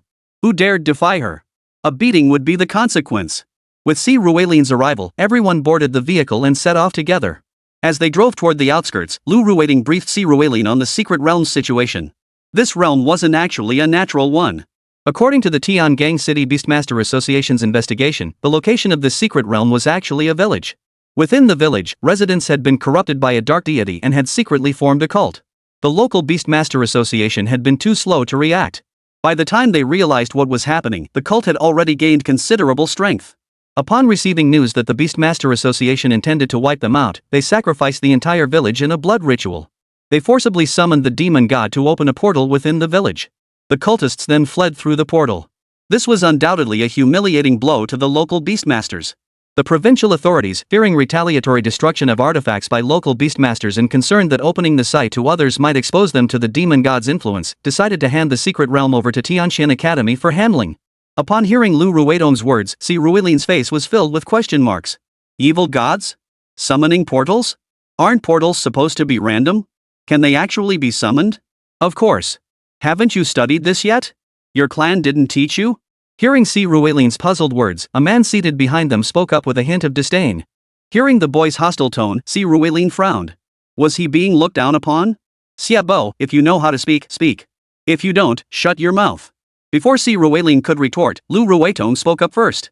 At Lu Ruetong's words, the man named Xiabo opened his mouth in surprise but ultimately dared not retort. He could only slump back into his seat, looking thoroughly annoyed. Ignore him. You're just a freshman, of course you don't know what's normal. Do you even know how many alien races we've encountered now? Lu Ruetong turned to Si Ruelin, her expression shifting as she smiled and continued. All I know is that our greatest enemies are demons and elves, or something like that. Yeah, pretty much. Among the intelligent races humans encounter in the secret realms beyond the portals, there are over 10 distinct types. But creatures like goblins, medusas, minotaurs, and treants, let's not even get into those. Organized, large-scale forces? There are only 4 types. They are demons, elves, orcs, and trolls. Orcs and trolls exist in tribal structures. Some can communicate, others cannot. I won't elaborate now. You'll understand when you meet them. The elven races are far more complex. The most amicable toward humans are the wood elves. The night elves and the naga are somewhat tolerable toward humans. Those intensely hostile toward humans include the blood elves, dark elves, frost elves, and hellions. As for the demonic races, they are, as you know, our primary adversaries. The demonic race is led by 7 great lords, with the most powerful, the abomination Lord Arakath, ruling over the mightiest of the archdemons. The destroyer, Ignathus, rules over the archdevils. The madness lord, Seirkalid, rules the line of the evil gods. The lust lord, Philfavia, rules over the succubi. The pain demon king, Tragia, rules over the torture demons. Allegro, the demon of fury, rules over the fury demons. The original sin demon Lord Nibiros rules the hellish beast arena, where the hellhound and nightmare beast are bred. All 7 demon lords are saint-tier beings. Yet beyond them, their respective clans also harbor saint-tier members. We beastmasters, even those like Chairman Qin and Chairman Zhang who command multiple saint-tier beings, currently stand merely on par with hell demons. Were it not for the internal strife among these races harboring malice toward humanity, mankind would likely have been finished long ago. Well, I digress. The appearance of portals here is actually the work of the 7 hellish fiends. So if they offer sufficient blood sacrifices, they can contact the demons in hell and open portals. However, their preparations were rushed, resulting in only a miniature portal opening. Inside, likely only heretics and low-level demons. The reason they sent us instead of opening it publicly is because higher-ups suspect these cultists have backers above them. Plus, opening such a reverse portal likely involves retrieving something important. The school wants us to capture a few live cultists for interrogation and bring back the portal opening materials if possible. Seeing that Si Ruelin was genuinely clueless, Lu Ruetong patiently explained everything to him. Honestly, if it weren't for Lu Ruetong, Si Ruelin would never have known there were so many alien races out there. And so, throughout the journey, Si Ruelin asked questions, and Lu Ruetong patiently answered them. This favor alone wouldn't sway Si Ruelin to join the student council, but if Lu Ruetong ever needed his help in the future, he would certainly assist her. After over an hour of travel, Si Ruelin and the others finally arrived at their destination, Anning Village.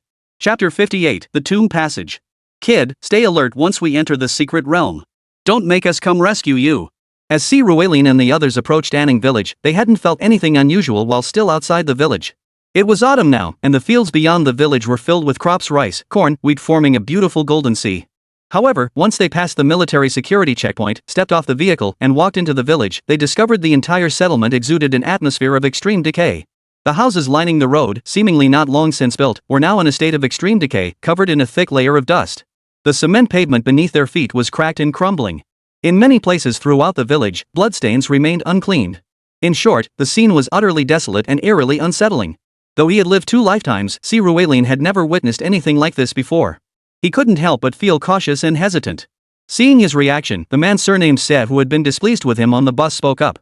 "Don't worry. Just don't expect me to save you later." Hearing this, Si Ruelin calmly retorted. But clearly, as soon as he finished speaking, a wave of laughter rippled through the surrounding area. Evidently, no one believed a word Si Ruelin had said. For geniuses like them, in the early stages of becoming beast masters, they could progress by 1 level every year. In previous years, even a few months' difference could make a significant gap. The student council members present had been studying at Tianxian Academy for at least a year. Nearly all of them were at least intermediate beast masters. The leader, Lu Ruidong, along with this man and several other 4th-year student council members, were all advanced beast masters. Moreover, each of them commanded not just one beast. A miniature secret realm like this posed no challenge to them.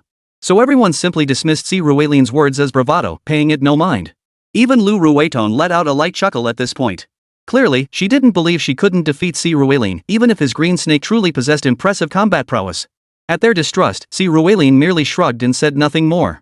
Yet this minor incident actually eased his earlier tension. Thus, the group continued toward the village center. Soon, they arrived at the heart of the settlement, where a small plaza stood. Presumably, the village elders gathered here for square dancing and other activities, so the plaza was quite spacious. At the very center of the square, a massive hexagram was drawn in blood. Within the hexagram's core stood a vast, pitch-black portal.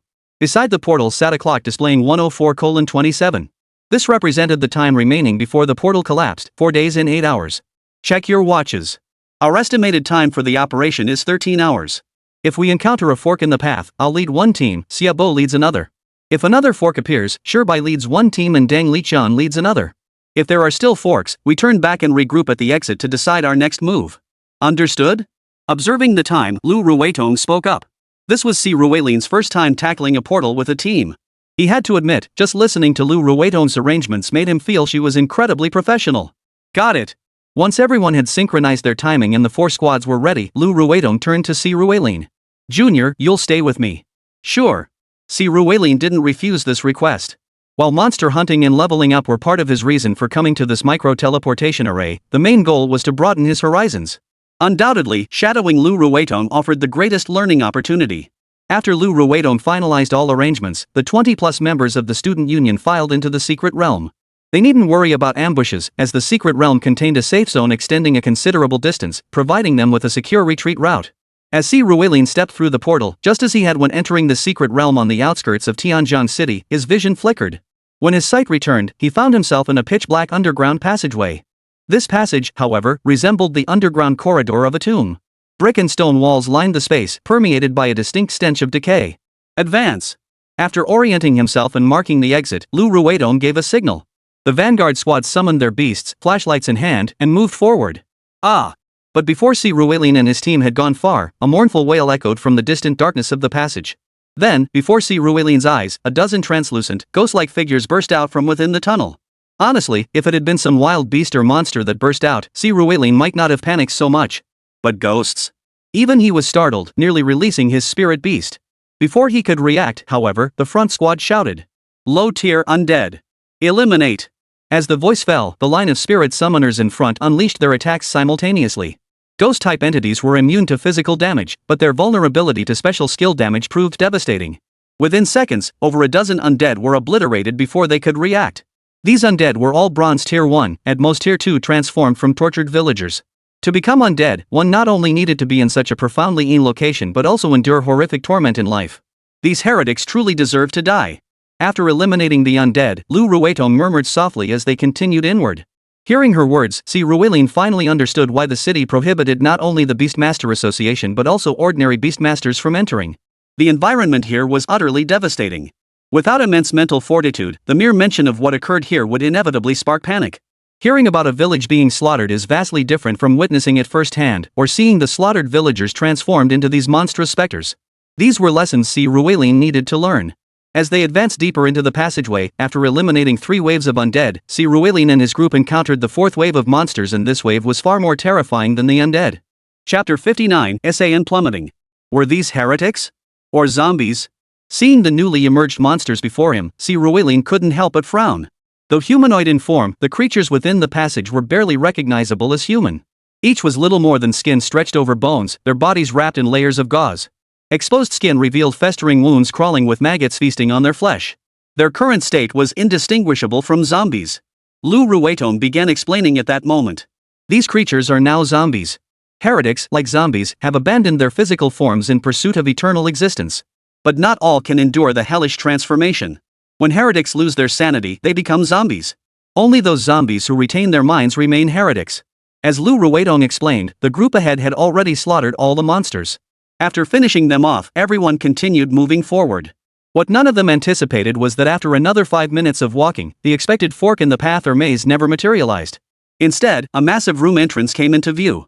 Exchanging glances, Lu Ruetong and the others split into two groups, entering through opposite sides of the doorway. Upon stepping inside, a vast space resembling a stadium unfolded before them. Seated on the stands surrounding this stadium were hundreds of ghostly figures.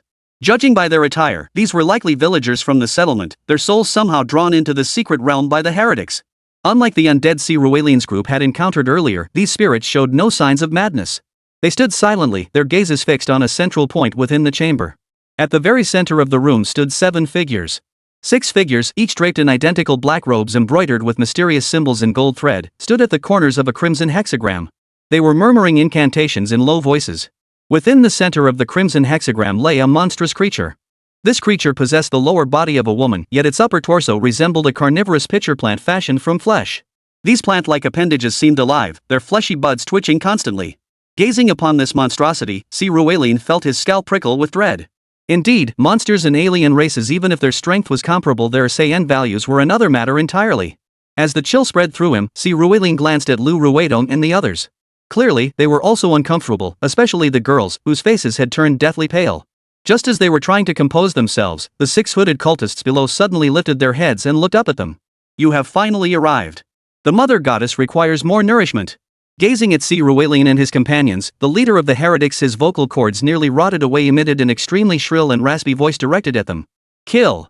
Without waiting for the creature to strike first, Lu Ruetong had already issued the order to engage. As the student council unleashed their beasts, the hundreds of ghosts surrounding them erupted into frenzied chaos. Screaming, they lunged towards Si Ruilin and his group. Xiao Qing, Xiao Bai. Witnessing this, Si Ruilin wouldn't stand idly by. At his command, Xiao Qing and Xiao Bai instantly burst forth from his ring. Facing the charging ghosts, the 2 snakes wasted no time. Their tails whipped upward, unleashing a powerful wave that radiated outward from them. These ghosts stood no chance against the combined assault of Xiao Qing and Xiao Bai. The moment the waves struck them, the family members turned to ash and vanished from the secret realm. Witnessing Si Ruilin nearly wipe out all the ghosts with a single strike, the student council members dared not underestimate him anymore. Damn, no wonder the president was willing to sacrifice her dignity to recruit this kid into the student council. He was just ridiculously strong. Kill! But just as Si Ruilin dealt with these undead, the 6 heretics over there moved. With a fierce roar, they charged toward the group. It must be said, these 6 were formidable fighters. Each possessed silver rank 5 or 6 strength. The wave of energy released by Xiao Bai and Xiao Chang, already nearing exhaustion, was instantly torn apart by the 6. They then lunged at Xiao Chang and Xiao Bai. Of course, Si Ruilin paid them little mind. Though bronze tier 1 and 2 opponents were weak, their sheer numbers provided valuable experience for the girls. By now, Xiao Bai had ascended to silver tier 4, wielding combat prowess equivalent to gold tier 4. Xiao Qing had also advanced to silver tier 3, wielding the combat power of gold tier 3. Even if they couldn't instantly defeat these 6 heretics, the creatures wouldn't last 30 seconds. But before Xiao Bai and the others could engage them, 3 dark figures suddenly darted out from behind them, charging straight toward 3 of the heretics. When Si Ruilin focused his gaze, he realized the 3 who had darted out were also humanoid demon beasts, 3 werewolves. Take care of these 6 quickly. The real threat is the one on the platform. Just then, Lu Ruetong's voice carried over.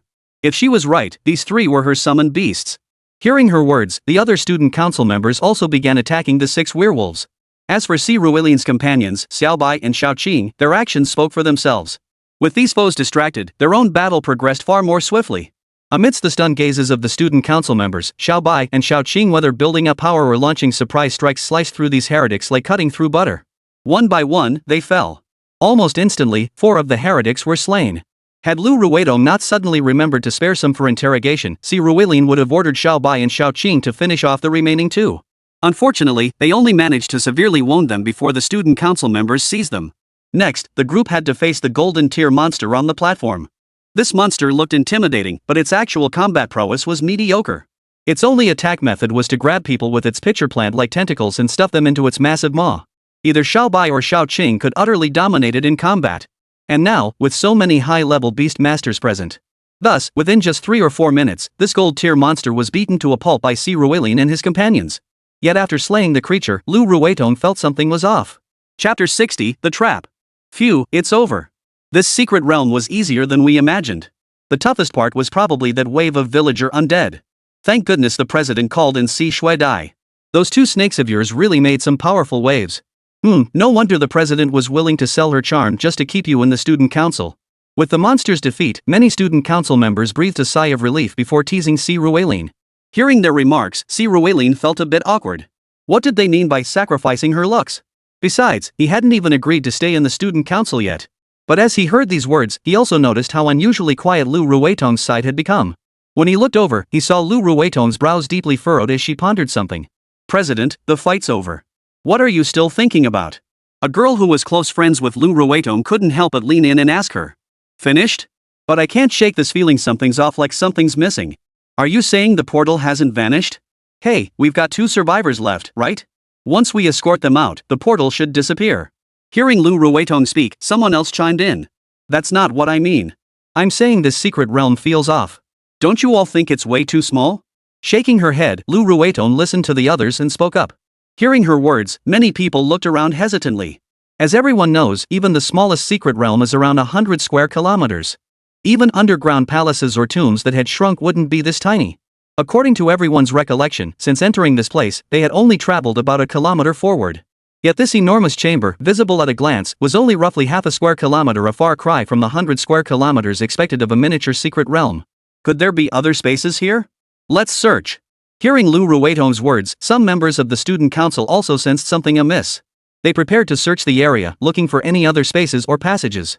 But just as they were about to begin their search, Si Ruilin walked over to the 2 heretics who had been captured alive. These 2 should know if there are other spaces. Hearing Si Ruilin's words, the student council members couldn't help but shake their heads with a smile. They might indeed know, but these 2 were heretics who had long since abandoned their physical forms. Ordinary interrogation methods were useless on them. Moreover, having transformed into demonic beasts with ghostly attributes, techniques like hypnosis held no effect either. Rather than interrogating them and trying to discern truth from lies, we'd be better off searching ourselves. Looking at Si Ruilin, Lu Ruetong explained to him. But I feel they would tell us. Hearing Lu Ruetong's words, Si Ruilin looked at the 2 seriously and said. Hey, you'll tell us the secrets here, right? And that mother goddess you mentioned earlier, it's not this monster, is it? Otherwise, you 2 seemed way too calm just now. Hey, you 2, are you that eager to die? Just lead us out, and that's it, right? Hearing Si Ruilin's words, the 2 heretics lifted their heads. Beneath their hoods, skull-like heads rose, their uniquely red eyes glaring sinisterly at Si Ruilin. Hearing the heretic's words, everyone present sensed something was terribly wrong. Lu Ruetong and the others gathered around, debating whether to take these 2 out first. After all, they were here to resolve trouble, not to court death. Especially now that this miniature secret realm still had time. They could thoroughly investigate the situation inside before deciding how to proceed. But clearly, having been exposed, the heretical duo began to act. Mutters escaped their lips as their bodies started swelling. Seeing this, Lu Ruetong immediately grabbed Si Ruilin and sprinted toward the passageway, shouting at the top of her lungs. Watch out! They're about to self-detonate. Even without her warning, the student council members reacted instantly, following Lu Ruetong into the passageway they had entered through. Just as they dashed inside, 2 thunderous booms echoed from behind. A powerful blast of air even pushed Si Ruilin forward 5 or 6 meters, leaving his mind momentarily reeling from the shock. Fortunately, beast masters possessed extraordinary physical resilience, especially Si Ruilin. After a few seconds to recover, he was back on his feet. No wonder those 2 hadn't resisted when Si Ruilin's group led them out. If they'd pulled this stunt after getting into the car and heading back to school, things wouldn't have ended as smoothly as they did now. After recovering, Si Ruilin scanned the area. Through the billowing dust, he saw that Lu Ruetong and the others had all been blown away. Fortunately, it seemed no one had been killed, though several who had been slower to escape had their backs blown open, sustaining serious injuries.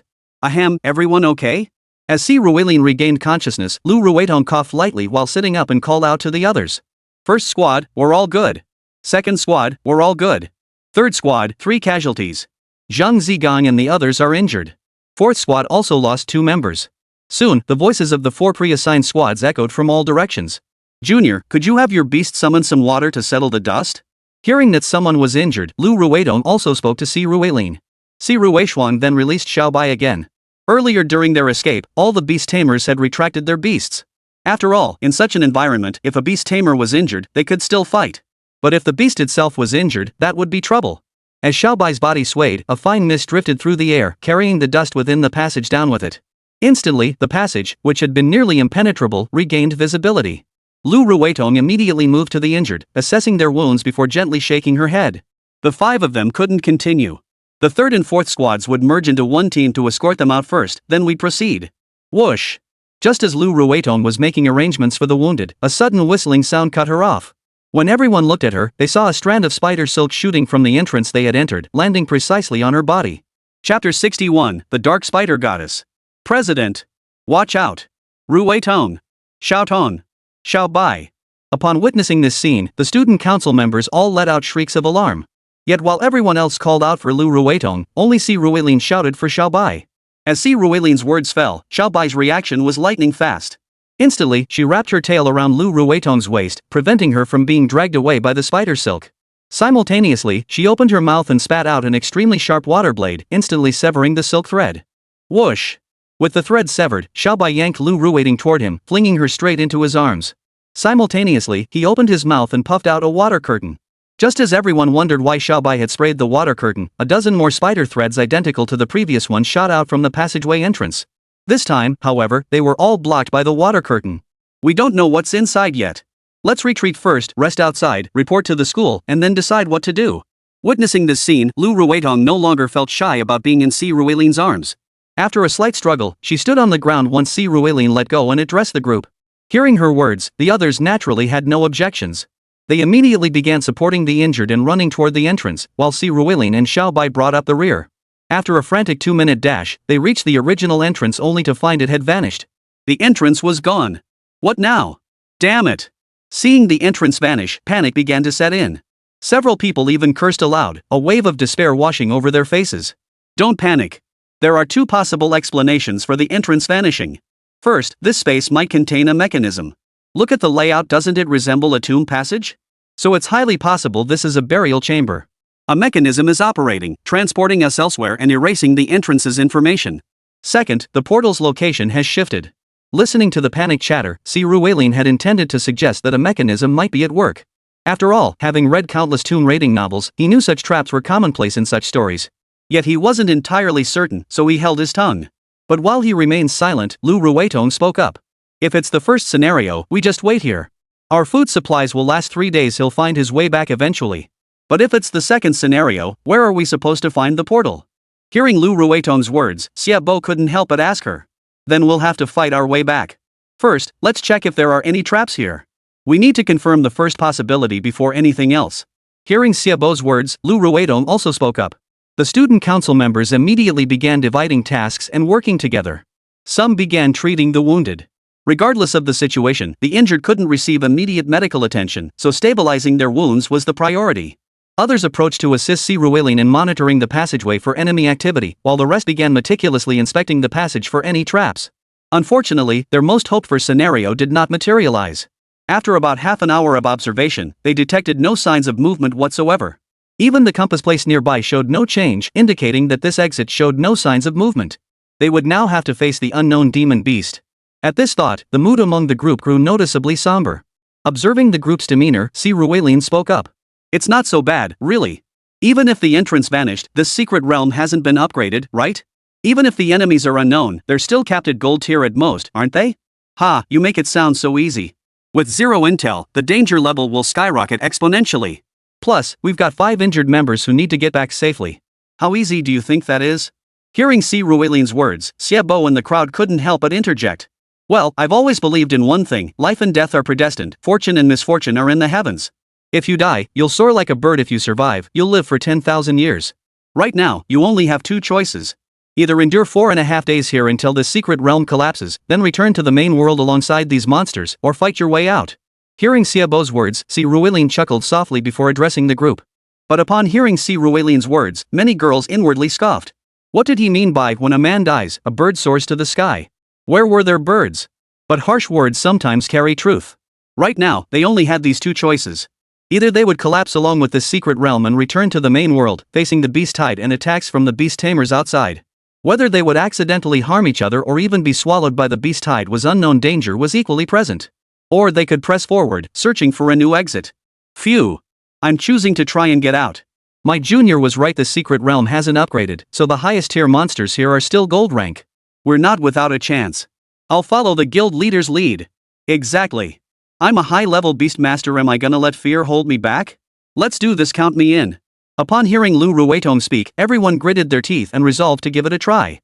Seeing most people opt to take the gamble, even those who had been hesitant like Xiaobo and his group had no choice but to stand up and decide to search for an escape route. Don't worry, with me here, you won't die. Seeing their expressions, Si Ruelin chuckled. He still had a trump card up his sleeve, a mere miniature secret realm wouldn't be his undoing. With everyone resolved, they retraced their steps deeper into the cavern. Soon, they reached the entrance to the room they just left. But the space that had resembled a stadium was now reduced to rubble by the two silver-tier heretics. Instead of ruins, a massive cavern lay before them. The cavern was draped in countless spider webs, upon which enormous spiders each nearly the size of a minibus climbed and scuttled. Through the gaps in the webs, directly opposite their passageway, another entrance opened. Standing there were two stone statues, half human, half spider. Upon seeing the statues, Lu Ruetong and the others murmured softly. Not a demon god, it's the Dark Spider Mother Goddess. Chapter 62, Level Grinding. The Dark Spider Goddess? Hearing Lu Ruetong and the others, Si Ruelin couldn't help but ask in a low voice. The Dark Spider Goddess is a divine beast of the spider kind, though of course, that's only in legend. That thing is a real pain, it spawns tons of little spiders and even parasitizes humans. This is trouble. Hearing Si Ruelin's question, Lu Ruetong quietly explained. Whoosh.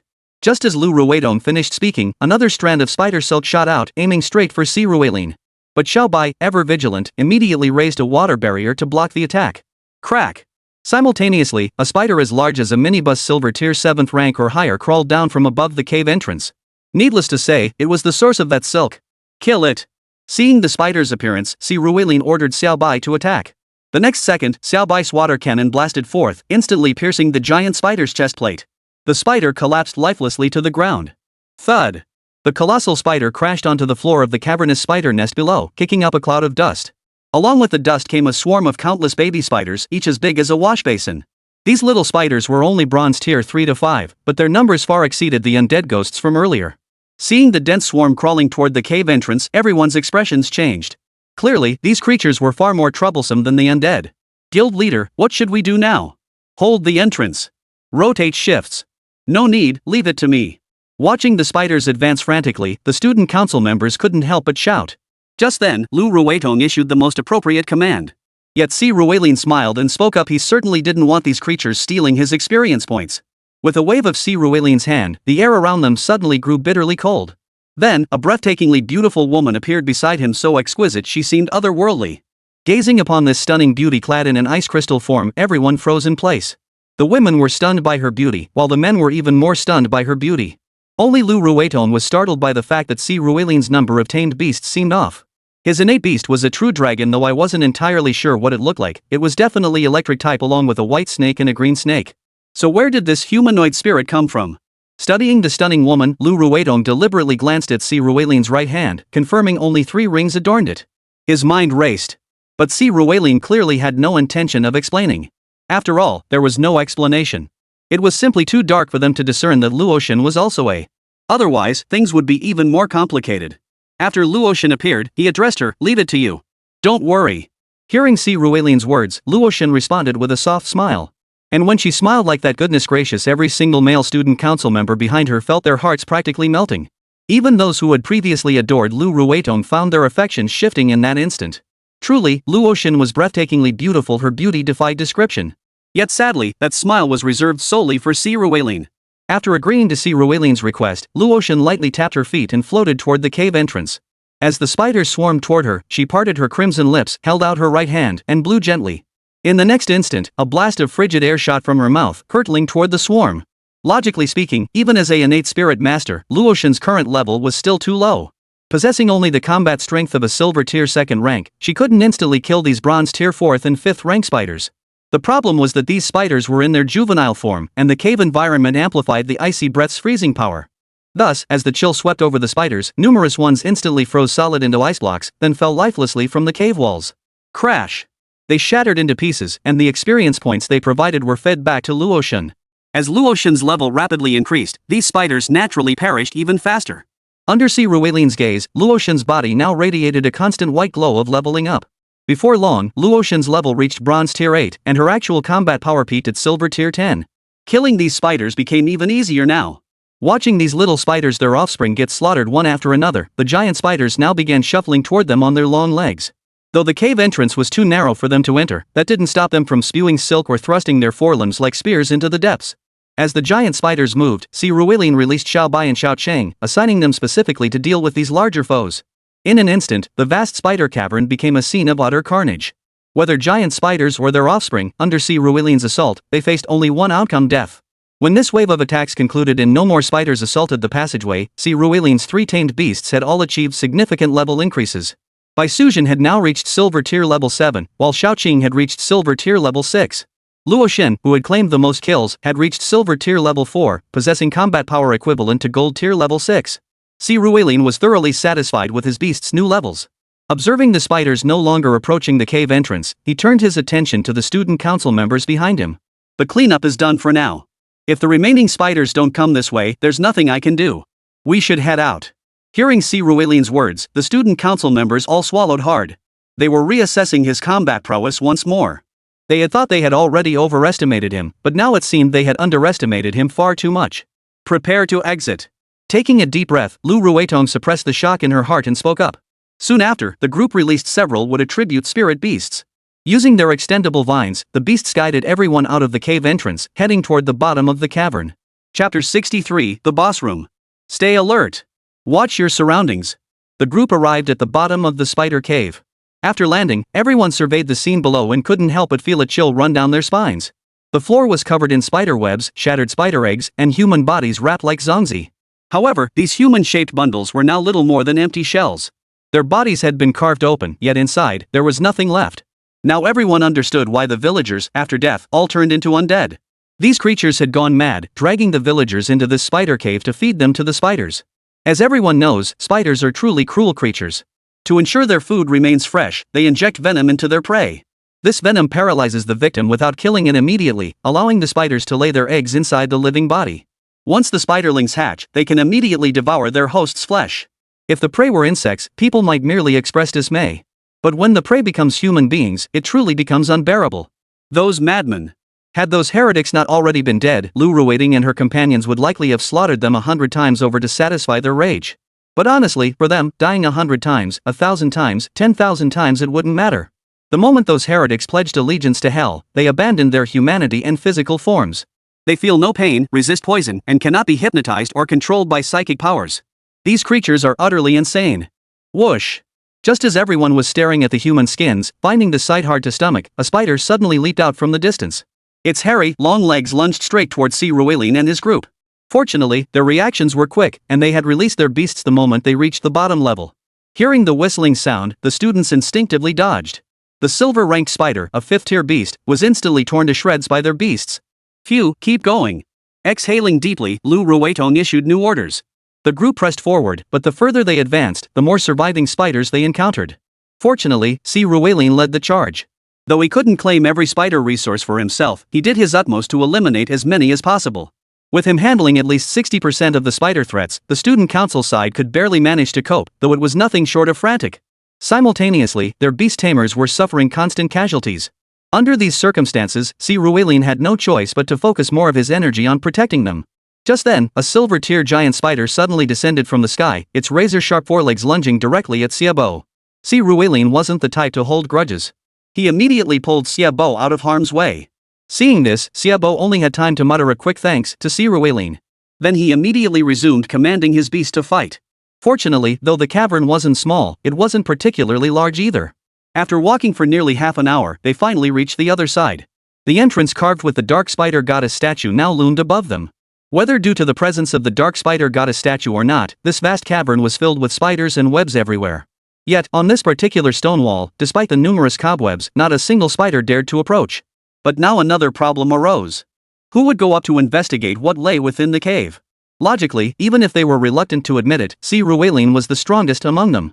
Therefore, he should be the one to go. But Si Ruelin was currently bearing the brunt of the spider's attacks. If he went up, those below might not be able to withstand the spider's onslaught. For a moment, everyone's gaze turned to Lu Ruetong. Junior, you go check it out. I'll handle the spiders here. Gritting her teeth, Lu Ruetong spoke up at that moment. With that, she bit through the thumb of her right hand. Then, flicking her wrist, she flung 3 drops of blood onto her 3 werewolves. Oh whoa! The moment the 3 werewolves touched her blood, their eyes instantly turned blood red. Their attack power and speed surged to a whole new level. In an instant, they managed to hold back the swarming spiders advancing from all directions. Si Ruelin recognized this as Lu Ruetong's innate talent or beast taming skill. Such frenzied power couldn't last long, so he immediately recalled his 3 beasts. With the assistance of a nearby plant-type beast tamer, he scrambled up to the cave entrance. Upon reaching the opening, he shone his flashlight inside and found no traps or dangers. Instead, it revealed a tomb passageway identical to the one they had entered earlier. He crawled inside, peered further in to confirm it was safe, then poked his head back out and called down to the others below. Safety first, come on up. Hearing Si Ruelin's words, the student council members scrambled up swiftly. Lu Ruetong was the last to ascend. Yet as soon as she entered the passageway, Si Ruelin noticed not only her 3 werewolves looking utterly exhausted, but she herself seemed drained as well. Evidently, this move had taken a significant toll on her as well. I'm temporarily out of commission. From here on out, it's up to you to protect me, Junior. No problem. Seeing Lu Ruetong's smiling face, Si Ruelin smiled back. After all, this was merely a minor secret realm. He still had his trump card yet to play. However, the others were faring much worse at this moment. Though both were micro-secret realms, the Spider Cavern's intensity was worlds apart from the Heretic's lair. The Heretic's challenge lay solely in hundreds of villagers transformed into Bronze Tier 1-2 undead. There were only 6 Silver Tier Heretics and a single Gold Tier monster. Yet within this Spider Cavern, though they hadn't encountered any Gold Tier creatures yet, they'd already slain nearly 100 Silver Tier level 5 or higher giant spiders. As for the Bronze Tier level 5 and 6 small spiders, they'd slaughtered thousands. If not for Si Ruelin's presence, they would have been finished long ago. Even a Gold Tier demon beast couldn't withstand the combined attacks of over 100 Silver Tier creatures, let alone these venomous spiders. Fortunately, the spiders ceased climbing up through this cave entrance, granting them a brief respite. After resting for about half an hour, eating some food, and drinking water, the group pressed onward. This time, they traversed nearly another kilometer. Another cave entrance appeared before them. But this time, as they stepped inside, a sudden pang of dread washed over them. Their sixth sense told them, the boss room is here. Chapter 64, The 7-Colored Spider. Be careful. Lu Ruetong grabbed Si Ruelin, who was leading the way, and said sternly. Yeah, I know. Hearing Lu Ruetong's words, Si Ruelin took a deep breath before quietly approaching the cave entrance. Peering inside, he discovered the cavern didn't require flashlights, it was already illuminated. The light came from orange-yellow stones scattered across the floor, walls, and ceiling of the cavern. Si Ruelin recognized these stones.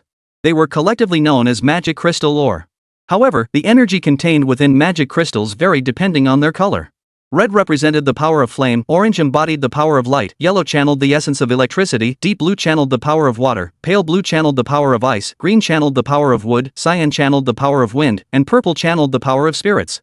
Orange-yellow crystals like this, like magic crystals, command exceptionally high prices. If polished and polished, a single gram could fetch at least 2,000 yuan on the market. Of course, these are all rough stones here. If sold as such, they'd fetch about 100 yuan per gram, though even 100 is absurdly high. To Si Ruelin, the current deposit here looked like at least several tons. If they dug deeper, 10 tons might not even be a problem. 100 yuan per gram, 100,000 yuan per kilogram, 100 million yuan per ton. 10 tons?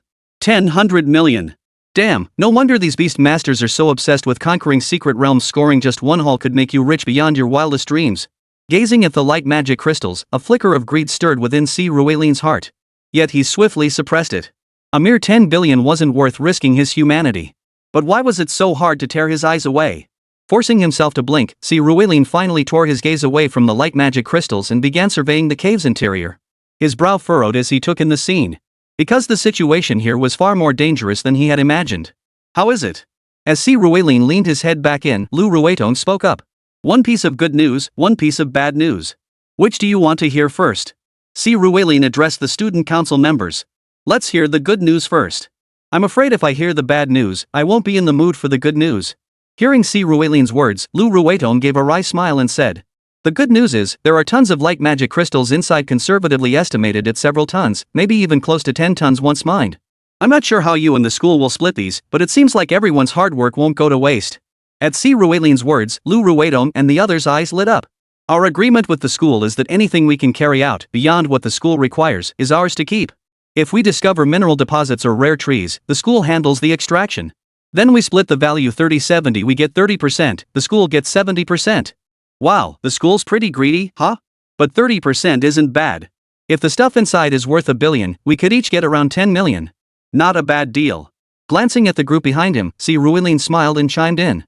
Hearing that simply surviving the mission would net them 10 million each, everyone visibly relaxed. Though it's true that these people's families generally don't lack money. But having money doesn't mean they can freely dip into their family's funds. Their personal funds were strictly limited. 10 million would cover their discretionary spending for several years. Truly welcome news. Phew, Xiaobo sighed. What about the bad news? Seeing everyone's morale significantly lifted, Xiaobo now asked Si Ruilin with some curiosity. Although he'd harbored reservations about Si Ruilin since before he got in the car. But having just been saved by Si Ruilin, his attitude softened considerably. From this perspective, the guy was tolerable, at least he'd earned his respect through combat. The bad news is there are 8 gold tier bosses inside. 1 Crimson Flame Spider, 1 Warm Sun Orange Spider, 1 Golden Radiant Sacred Spider, 1 Jade Immortal Spider, 1 Cherry Blossom Mo Spider, 1 Deep Sea Blue Spider, 1 Purple Mist Spirit Spider, and 1 that should be their leader, the Rainbow Spider King. Taking a deep breath, Si Ruilin explained the situation to the group before him. Hearing his account, everyone felt a bit uneasy. Because according to Si Ruilin's description, there was no point in fighting, they stood no chance. Those 7 golden tier spiders were all at the 8th or 9th tier of the Golden Realm. As for the Rainbow Spider King, it was a diamond tier beast.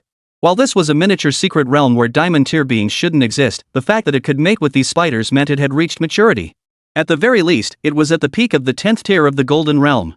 On Si Ruilin's side, there were originally 5 high-level beast masters, since Si Ruilin himself was still only an intermediate-level beast master. Among the other 4, Lu Ruetong had 3 gold-tier beasts, Li Bo had 2, and the 2 team captains each had 1. Combined, they had only 8 gold-tier beasts. After this fierce battle, Lu Ruetong's 3 gold-tier beasts were temporarily incapacitated, Li Bo's 1 gold-tier beast was injured, and the other 3 beasts were severely drained. Even adding Si Ruilin's 3 beasts, they only had 6. 6 against 8, and the opponents were all higher ranked. For a moment, the group felt utterly hopeless. Why don't we retreat and build a defensive line? We can wait for the secret realm to collapse before making our exit. Swallowing hard, a girl in the group finally spoke up. If we do that, forget about the light magic crystal, we might actually die in this secret realm. The atmosphere grew heavy and oppressive. But observing the group's expressions, Si Ruilin suddenly burst into laughter. Since you've all given up, those monsters inside are mine. As for the light magic crystals, I'll take half the selling price. That's not unreasonable, right? Hearing Si Ruilin's words, Lu Ruetong and the others stared at him in shock. Did Si Ruilin even know what he was saying? But if he could truly handle those creatures inside, what harm would it do to give him half the light magic crystals? Or even all of them?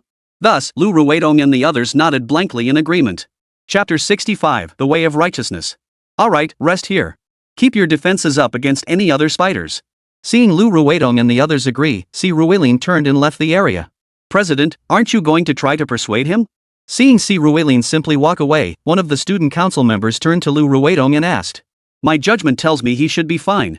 Hearing this, Lu Ruetong took a deep breath before sitting down to continue resting. As for Si Ruilin, after leaving this area, he walked straight to the cave entrance. Without hiding his position, he leaped lightly out of the opening and landed directly in the center of the chamber. The 8 enormous spiders, which hadn't noticed Si Ruilin before, immediately focused their attention on him. The leader, the multicolored Spider King, stared at him with its disgusting abdominal eyes. Si Ruilin even thought the creature seemed to smirk. The next second, as the creature lightly tapped the ground with its forelegs, it and the other 7 spiders simultaneously lunged toward Si Ruilin. Xiao Jing, Xiao Bai, Xiao Chang, Luobin, get to work. Watching the 8 spiders charge, Si Ruilin spoke calmly. The next instant, the 3 rings in his hand erupted with 4 streaks of light. Simultaneously, 4 figures materialized beside Si Ruilin. The moment Jin Long appeared, he charged straight at the Rainbow Spider King without a word. The other 7 spiders were naturally left for Xiao Bai and the others to handle. Roar! With a dragon's cry, a ring of lightning instantly materialized above the Rainbow Spider King's head. The cascading lightning imprisoned the spider within this thunderous barrier. The Rainbow Spider King tried to break free, but the lightning was truly overwhelming. Its powerful collision not only failed to break free but also scorched a patch of its own body. Yet, it had no time to tend to its wounds. As it was repelled by the lightning barrier, its wives on the other side were already beginning to die. Each of the 7 spiders possessed distinct attributes, and thus distinct weaknesses. The Crimson Flame Spider possessed the Goo Fire attribute, overcoming wood, ice, light, metal, goo, and beast, but was overcome by wind, water, and rock. The warm sun orange spider possessed the attuned light attribute, overcoming dragon, evil, attuned, earth, and beast types, but was overcome by wind, poison, rock, metal, and fire. Golden Radiance Holy Spider possesses the Gui electric element, overcoming electric, wood, water, metal, and beast elements, but is overcome by rock and fire elements. The Jade Fairy Spider is a Gui poison attribute, overcoming wood, light, Gui, poison, and beast, but overcome by wind, rock, fire, and psychic. Sakura Mo Spider is a bug wood attribute, countering electric, wood, water, earth, and beast, while being countered by wind, poison, rock, bug, fire, and ice. Deep Sea Blue Spider is of the bug water element. It counters ice, water, metal, earth, and beast, but is countered by wind, rock, and electric. Purple Mist Spirit Spider is a bug dark type, overcoming psychic, dark, wood, ghost, and earth, while being overcome by wind, rock, bug, fire, and light. See Ruelin's Little Bai, Little Qing, and Luotian possessed raw power far surpassing these spiders, so overcoming their weaknesses wasn't crucial, only avoiding their counterattacks mattered. Thus, in the previous exchange, See Ruelin had already selected opponents for them. Xiaobai faced the Crimson Flame Spider, Jade Immortal Spider, and Purple Mist Spirit Spider. Xiaoqing faced the Warm Sun Orange Spider and Deep Sea Blue Pearl Spider. Luotian faced the Sakura Mo Spider and the Golden Radiance Sacred Spider. Taking on 2, or even 3, opponents at once wasn't particularly difficult for them. However, their pace wasn't too fast, as they too lacked experience and needed these creatures to hone their skills. As for Jin Long, while anchoring the group as their eldest sister, she also kept watch for other potential threats. What? The Rainbow Spider King? Oof. With her current Platinum Tier 4 level and Diamond Tier 5 combat prowess, did a mere Diamond potential, Golden Tier peak trash like this even merit her attention? If not for needing this kill to level up, she'd have spared it. She planned to keep it alive for later to see who else was about to level up and could share their excess experience with her. This Rainbow Spider King wouldn't even last a single blow from her. Under Jin Long and See Ruelin's watchful eyes, casualties soon began mounting among the 7 spiders. The first to fall was the Crimson Flame Spider. Caught off guard, it was struck squarely by Xiaobai's tail, drenched in a torrent of water. Slammed into a nearby wall, it landed with its chest completely caved in. All 8 legs dangled limply, leaving it utterly immobilized. The dozen eyes on its head scanned the surroundings, filled with utter despair. But this despair didn't last long. Soon, the Warm Sun Orange Spider and the Cherry Blossom Mo Spider followed suit. One was bitten by Little Green, injected with venom, and flung away, landing motionless on the ground. The other was frozen solid by Luotian. With a single kick from Luotian, its 8 legs snapped clean off, left behind on the ground, while its mangled body crashed to the ground far away. Seeing 2 sisters incapacitated and the other 4 teetering on the brink, the Crimson Flame Spider seemed to make a decision. Sizzle, sizzle. As the Crimson Flame Spider repeatedly rubbed its forelimbs against its mouth, emitting a series of sounds, See Ruelin noticed these 3 creatures suddenly began exerting themselves. Then, before his very eyes, the first fallen Crimson Flame Spider began laying eggs. A small, somewhat underdeveloped egg was expelled from its body. As soon as it hit the ground, it began to hatch rapidly. Before long, a miniature Crimson Fire Spider, roughly the size of a human palm, emerged from the egg. Not only that, but the Warm Sun Orange Spider and Cherry Blossom Spider, both knocked away earlier, also began producing their own eggs. Witnessing this scene, the multicolored Spider King on the other side went berserk, relentlessly ramming into the Golden Dragon's electric prison. Unfortunately, it was utterly useless. The remaining 4 spiders intensified their attacks, but to no avail. They couldn't overpower him when 2 fought 1 or 3 fought 1. How could they now, 1 against 1? Realizing these creatures were trying to buy escape time for their newborn spawn, Xiaobai, Xiaoqing, and Luotian held nothing back. Joking aside, did See Ruelin and the others think they'd get soft-hearted just watching spiders lay eggs? What kind of beast masters would they be? They'd be better off returning to farm the land. Since they'd revealed their intentions, finishing them off swiftly was the only way. Chapter 66, Spider Demon. Bang! Clang! Boom! Clang! For successive clangs echoed as Xiaobai, Xiaoqing, and Luotian, holding nothing back, dispatched their respective foes with the ease of slicing through cucumbers. Once defeated, these creatures gave up entirely, even beginning to lay eggs. Soon, under the watchful eyes of See Ruelin and the others, 7 spiders of varying sizes appeared before him. Master, what should we do with these little ones? Observing the 7 newborn spiders, disoriented and unsure where to go, Luotian blew a gust of icy wind, hurting them towards See Ruelin to await his decision. We have an old saying in Yanhuang, if you don't uproot the weeds, the spring breeze will bring them back.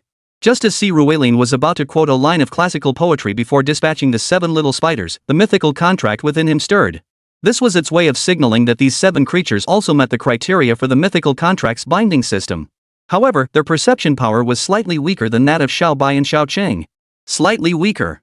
If it were before, I might not have contracted them, but now that I have been sowing magic. Looking at the 7 spider spirits before him, he had to admit they were quite fortunate. If he hadn't learned bean sowing magic beforehand, See Ruelin might not have contracted them at all. After all, contracting these 7 would leave him no fingers left to contract others. But now, such worries were unnecessary. He promptly drew a needle, pricked his finger, and with a flick of his wrist, a single drop of blood split into 7 droplets. Each carried a contract rune as they landed on the 7 newborn spiderlings. The next second, a flash of white light enveloped all 7. Before Si Ruelin's eyes, they simultaneously transformed into human forms. These 7 little creatures bore a strong resemblance to one another. After all, they were spiders. Each possessed an oval face, single eyelids framing eyes that were surprisingly large, sharp eyebrows, starry eyes, a high, straight nose bridge, and slightly pouty lips. In terms of beauty, while they might not rival the goddess Luo, they certainly held their own against Yumo Qing and the others. Most importantly, their figures were truly exaggerated in their own ways. Each stood around 190 centimeters tall, with long limbs, fair skin, slender waists, and ample, well, you know. Their bust measurements easily surpassed 100 centimeters, probably closer to 110 or more. Remember the Empress from One Piece? Their figures rivaled hers. In terms of looks, Si Ruelin found them even more appealing than the Empress, as they better suited his aesthetic preferences. The most noticeable difference among the 7 was their hair color. The Crimson Flame Spider's hair was red, the Warm Sun Orange Spider's was orange, the Golden Radiance Holy Spider's was yellow, the Jade Fairy Spider's was green, the Cherry Blossom Charming Spider's was pink, the Deep Sea Blue Spider's was blue, and the Purple Mist Spirit Spider's was purple. Master? After exchanging glances, the 7 little spiders turned their gaze towards Si Ruelin and tentatively called out. Well, hello there. Starting today, we're family. Listening to their voices, Si Ruelin's gaze finally lifted from, well, their attribute panels. The attribute panels for these 7 little ones are as follows. Name: Crimson Flame Spider, Warm Sun Orange Spider, Golden Radiance Sacred Spider, Jade Immortal Spider, Cherry Blossom Cute Spider, Deep Sea Blue Spider, Purple Mist Spirit Spider. Race: Spider. Gender: female. Attributes: Bugfire, Light, Electric, Poison, Wood, Water, Dark. Level: Bronze Tier 1. Potential: Divine Tier. Combat Power: Bronze Tier 10, Full Mastery. As expected, they were slightly weaker than Xiao Bai and the others, but still quite impressive. Taking a deep breath, he withdrew his gaze and closed the interface. At Si Ruelin's gesture, the 7 little spiders transformed into 7 round beads resembling Bodhi fruits. They were then bound together by the puppet threads Si Ruelin had learned, forming a small bracelet. This bracelet would undoubtedly grow larger in the future. Watching Si Ruelin accept his 7 daughters so casually, the multicolored Spider King, which had been relentlessly ramming the electric cage, suddenly halted its assault. Its dozen eyes fixed intently on Si Ruelin, or more precisely, on the beads adorning his wrist. Perhaps sensing his gaze, Si Ruelin looked back at it. Though he had just taken its 7 daughters as his tamed beasts, that didn't mean he would spare the spider itself. Even if it wished to become one of his tamed beasts, it couldn't. Without a mythic contract binding them, it held no value whatsoever. And at this moment, the Rainbow Spider King didn't seem to have any intention of becoming Si Ruelin's beast either. After all, Si Ruelin had killed all 7 of its wives. How could it possibly survive alone? Suddenly, it shot a bundle of silk from its abdomen. This bundle of silk wasn't used for attack or escape. Instead, it remained stationary. After glancing at Si Ruelin, the Spider King violently slammed its head into the electric cage. Alas! Watching the 7 colored Spider King's actions, Jin Long was a split second too late to withdraw the electric cage. He could only watch helplessly as the Spider King slammed its head directly into the cage. The powerful current instantly shredded its head. As its lifeless body fell, Jin Long finally withdrew the electric cage, then looked at it and sighed. Of course, she wasn't pitying it, nor was she feeling any unnecessary emotion. Her sigh was because this creature represented a huge chunk of experience points. Consuming it herself would be useless, it wouldn't level her up. It would be better to give it to Xiao Bai and the others. Or perhaps it would be better suited for the 7 new little sisters she had just taken in. It had to be said Jin Long was a living demon king. She'd just taken someone's daughter, and now she wanted that daughter to kill her own father? Even Si Ruelin, that twisted bastard, felt it was twisted. After the Rainbow Spider King died, Si Ruelin approached the clump of silk it had left behind. He had a feeling this final silk was meant for him. Xiao Qing, is this poisoned? Si Ruelin asked the venom expert, eyeing the silk. No, Xiao Qing replied. This strand seems to be a powerful energy entity. Shaking her head, Xiao Qing assured Si Ruelin that this substance posed no threat. Hearing this, Si Ruelin finally placed his hand on the bundle of silk. The moment his hand touched the silk, it suddenly transformed into a mass of energy, instantly entering his body. Instantly, Si Ruelin felt the puppet strings he'd cultivated these past days rapidly absorbing the energy from the silk, simultaneously undergoing a tremendous transformation. This sensation came swiftly and vanished just as quickly. By the time Si Ruelin registered what had happened, the spider silk had disappeared, and his puppet threads had undergone a profound transformation. Chapter 67, Clearing the Secret Realm. Whoosh, snap. With a flick of Si Ruelin's right hand, 5 transparent threads shot from his fingertips, instantly adhering to the cave ceiling. He tugged them firmly before muttering under his breath. The changes were indeed significant. They'd become far stickier, their resilience seemed enhanced, and their tensile strength had increased considerably. Little gold. Based on Si Ruelin's assessment, the puppet threads could now pull objects weighing at least 10 to 8 tons. While not quite Spider-Man or Don Quixote da Flamingo level strength, it was more than sufficient for Si Ruelin. At least in combat, it could function as a combat unit, no longer holding back his beast tamers. Hearing Si Ruelin's command, Xiao Jin swung its claw, unleashing a lightning blade that instantly slashed toward the thread. A sharp crack echoed as Si Ruelin's puppet line snapped cleanly in two. Then Jin Long spoke up. Master, not bad. Your flexibility is roughly at the 7th or 8th tier of silver rank, and it will continue to strengthen. I sense it won't be long before it reaches the gold tier level. Silver 7 or 8? That'll suffice for now. Listening to Xiao Jin's words, Si Ruelin nodded in agreement. He then used the puppet thread to pull himself along, swinging back and forth within this area as he searched for any hidden treasures or an exit. Unfortunately, after searching the entire area, he found nothing but a few light magic crystals. Oh, and some leftover bones from humans or other animals. Seems like this space was just the boss's birthing room. Shaking his head, he thought, wait, aren't these beginner boss chambers supposed to have divine artifacts? Why is mine completely empty? Was he not the protagonist? Well, fine. Given the nature of this world, the protagonist should be Yumo Qing. Regardless of the situation here, after confirming there was nothing of value, Si Ruelin used his puppet thread to return to the cave. Turning a corner, he saw Lu Ruetong and the others staring at him with terror etched on their faces. Upon spotting Si Ruelin, that terror quickly transformed into desperate longing. What happened? Lu Ruetong demanded the moment she saw Si Ruelin. We've defeated all the bosses, but we still haven't found the exit. So what do we do now? Hearing Si Ruelin's words, a girl beside Lu Ruetong couldn't help but utter a sorrowful sigh. Her words drew puzzled looks from Lu Ruetong and Xiaobo. What else can we do? Kill every monster in this cave, of course. Without the boss, we can't even handle the regular mobs now? Oh, right. Hearing a classmate's reminder, the girl finally snapped out of it. They'd been completely thrown off by this sudden turn of events. Otherwise, a mere micro-dungeon wouldn't have rendered them utterly incapable of fighting. No need. I'll handle this. You guys stay here or go rest in the boss room. Seeing their expressions, Si Ruelin chuckled. Joking aside, those monsters outside were all experience points. There was no way he'd hand them over to these student council members. We'd be grateful for your help. By the way, can we keep the boss's corpse? We'll pay for it, of course. Hearing Si Ruelin's words, Lu Ruetong spoke up. Sure. Si Ruelin himself had little interest in these fallen, downgraded beast tamers, but that didn't mean others felt the same. Seeing Si Ruelin's consent, Xiaobo was the first to dash forward. Rainbow Spider King, I'll pay 5 million. No need to compete with me, folks.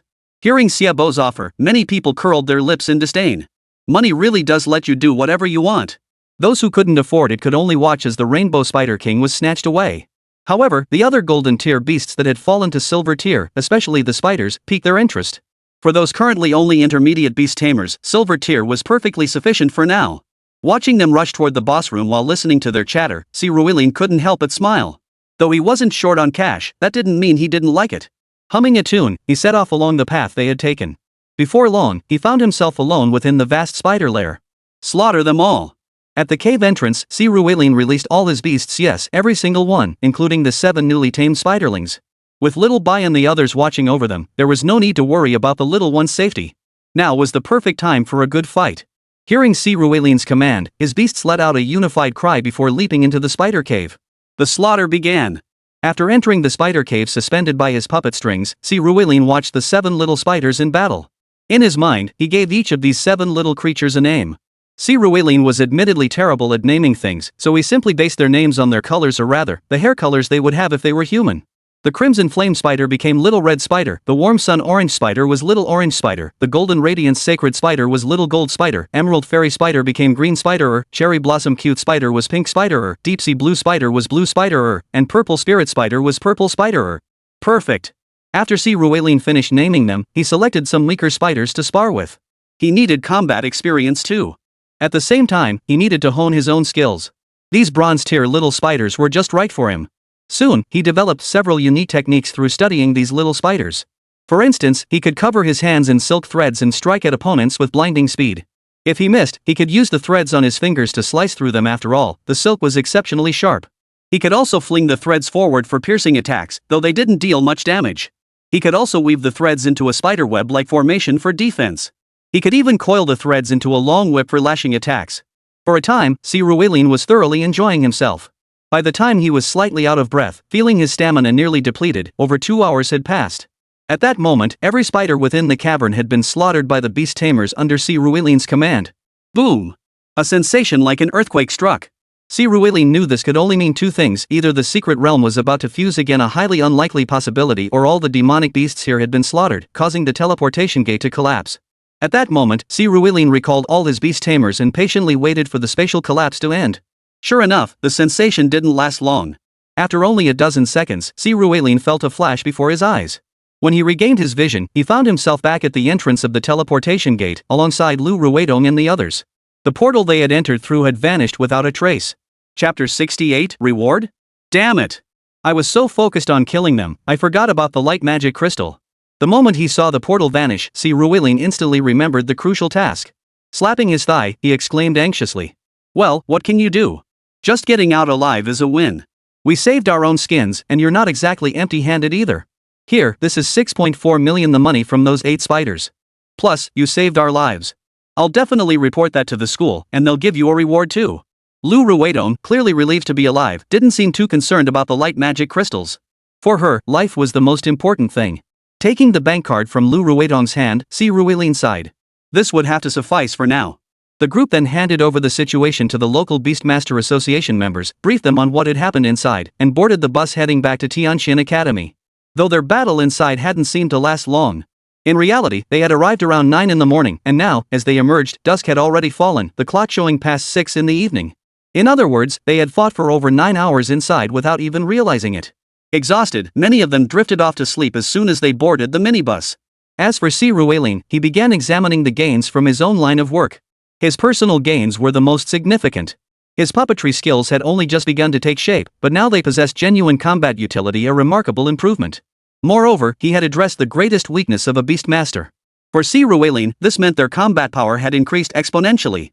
Second, all his tamed beasts except for the golden dragon had achieved massive level ups. Xiaobai had now ascended to gold tier level 3, with combat power reaching platinum tier level 3. Little Green lagged slightly behind, holding gold tier level 2, yet its combat power reached platinum tier level 2. Luobin hadn't reached gold yet, only silver tier 10, but his combat power had reached platinum tier 1. A beast tamer truly terrifying. The 7 newly acquired spider spirits, meanwhile, all reached around bronze 8th tier, with combat power equivalent to silver 7th tier. Though they all possessed god tier potential, could transform into human form, and could speak, their innate potential still fell short. With so many spirit beasts now under his command and his own strength increased, Si Ruilin needed to consider his future combat strategies and tactical approaches. As these thoughts swirled, his mind drifted to the school. When the minibus pulled up at the cafeteria, everyone disembarked together. After sharing a meal, Si Ruilin packed several portions to take back. Just then, Lu Ruidong approached him. Junior, I won't walk you back. I need to report this incident to the teachers. Rest assured, the school will definitely reward you. You might even have something small to look forward to. Alright, I'll head back and wait for the news. Si Ruilin smiled at Lu Ruidong's words. After that, Lu Ruidong turned and left. But just then, Xiaobo quietly approached and whispered to Si Ruilin. Bro, I'm counting on you as a brother. Tomorrow's a day off. Tonight, I'll take you somewhere fun. Relax and unwind. Seeing Xiaobo's sudden change in attitude, Si Ruilin smiled. This guy, not bad. Just like he'd once said, at least he'd been beaten into submission.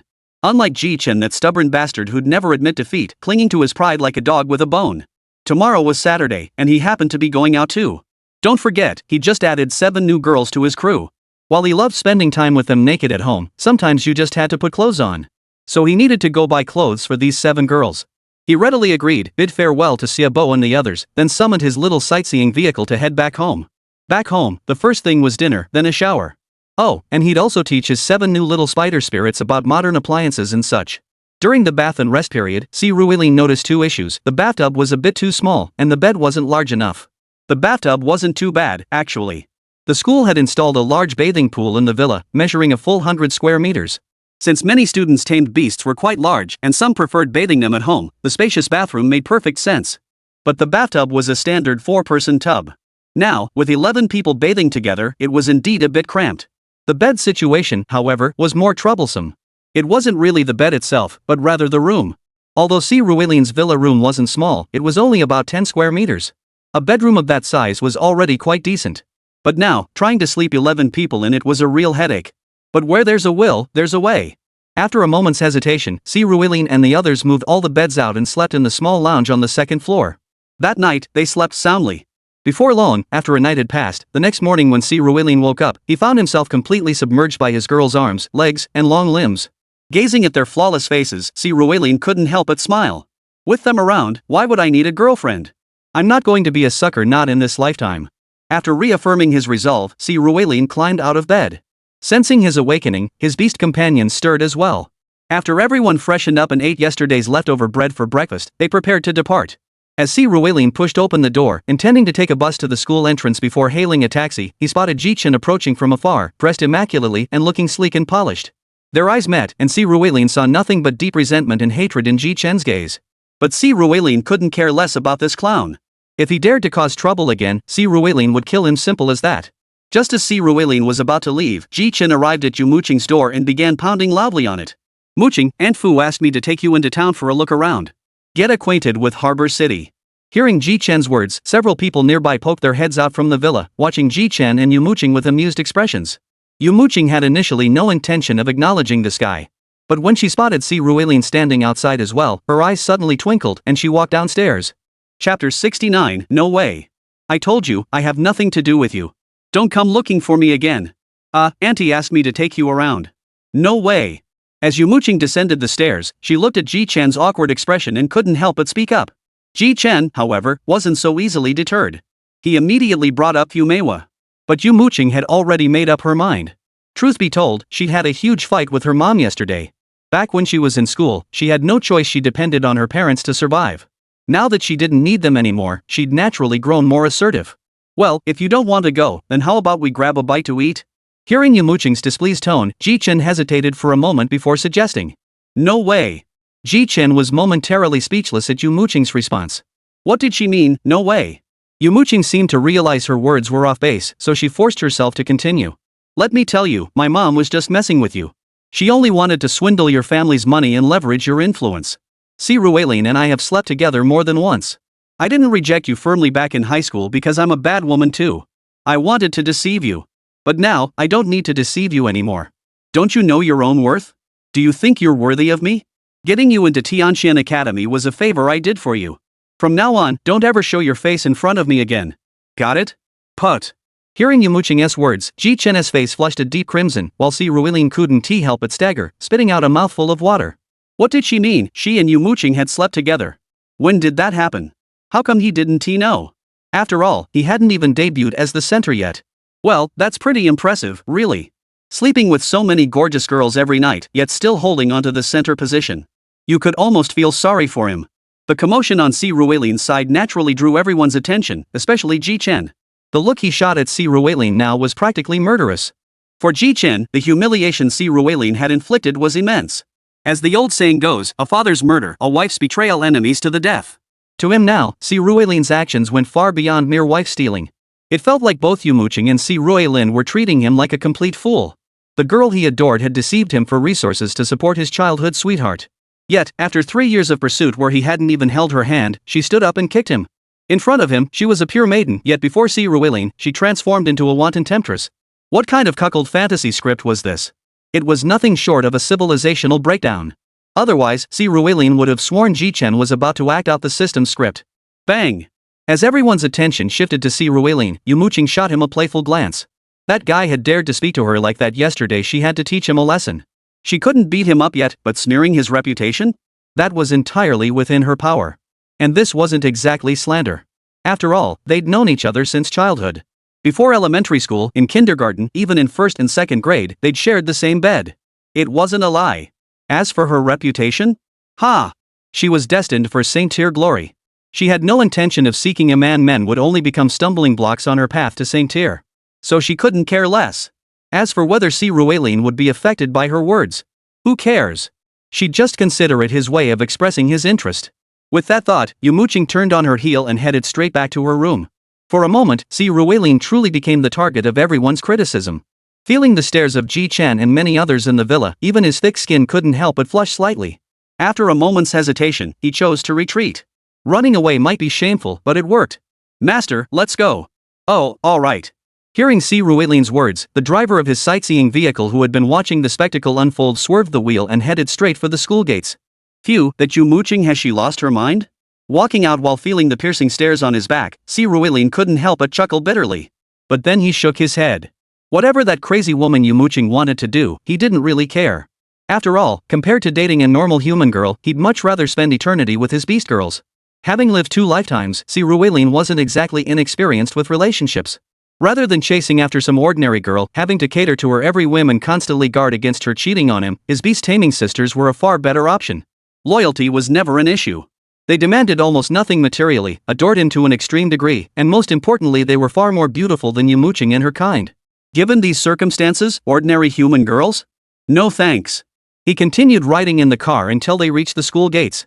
After leaving the campus, he hailed a taxi and headed straight for the shopping mall in Harbor City. There, he first had Xiaobai transform into human form. She then went to buy 7 sets of the simplest sportswear and sneakers for Qi Zhuer and the others. After that, the 7 girls followed Xiaobai, Xiaoqing, Xiaojin, and Luoshan to shop for undergarments and other clothing items. The appearance of these 11 stunning beauties naturally caused quite a stir. This time, Si Ruilin didn't show himself. He didn't want others to know that his spirit beasts could take human form just yet. So, aside from paying, he basically kept a low profile. He simply followed at a distance, keeping watch over the girls in case of any unexpected trouble.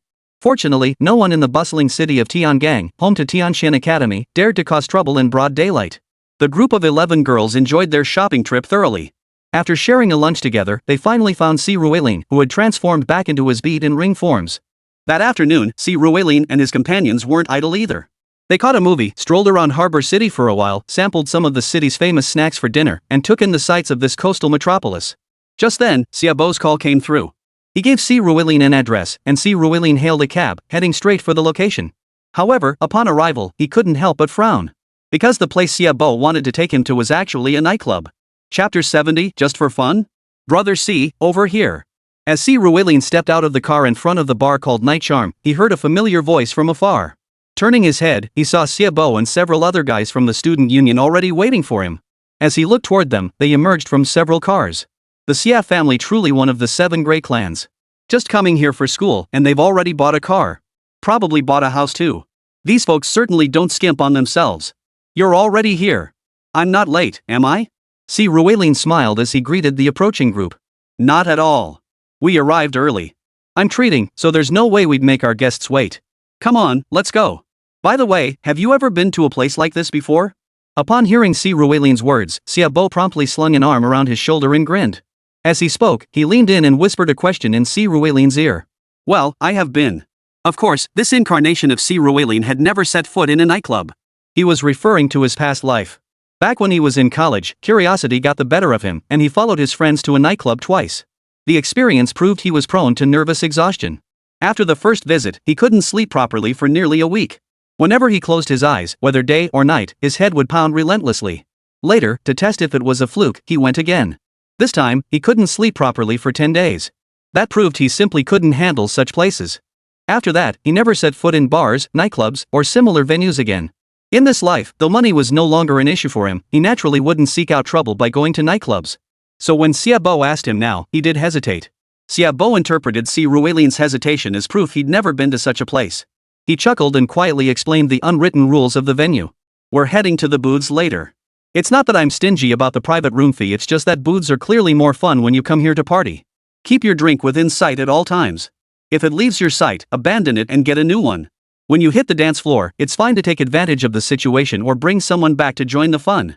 But remember, if you're heading out, make sure you're safe. Xia, no need to tell Brother C this. Don't you know? He's already hooked up with Yumo Qing, our school's new freshman campus beauty.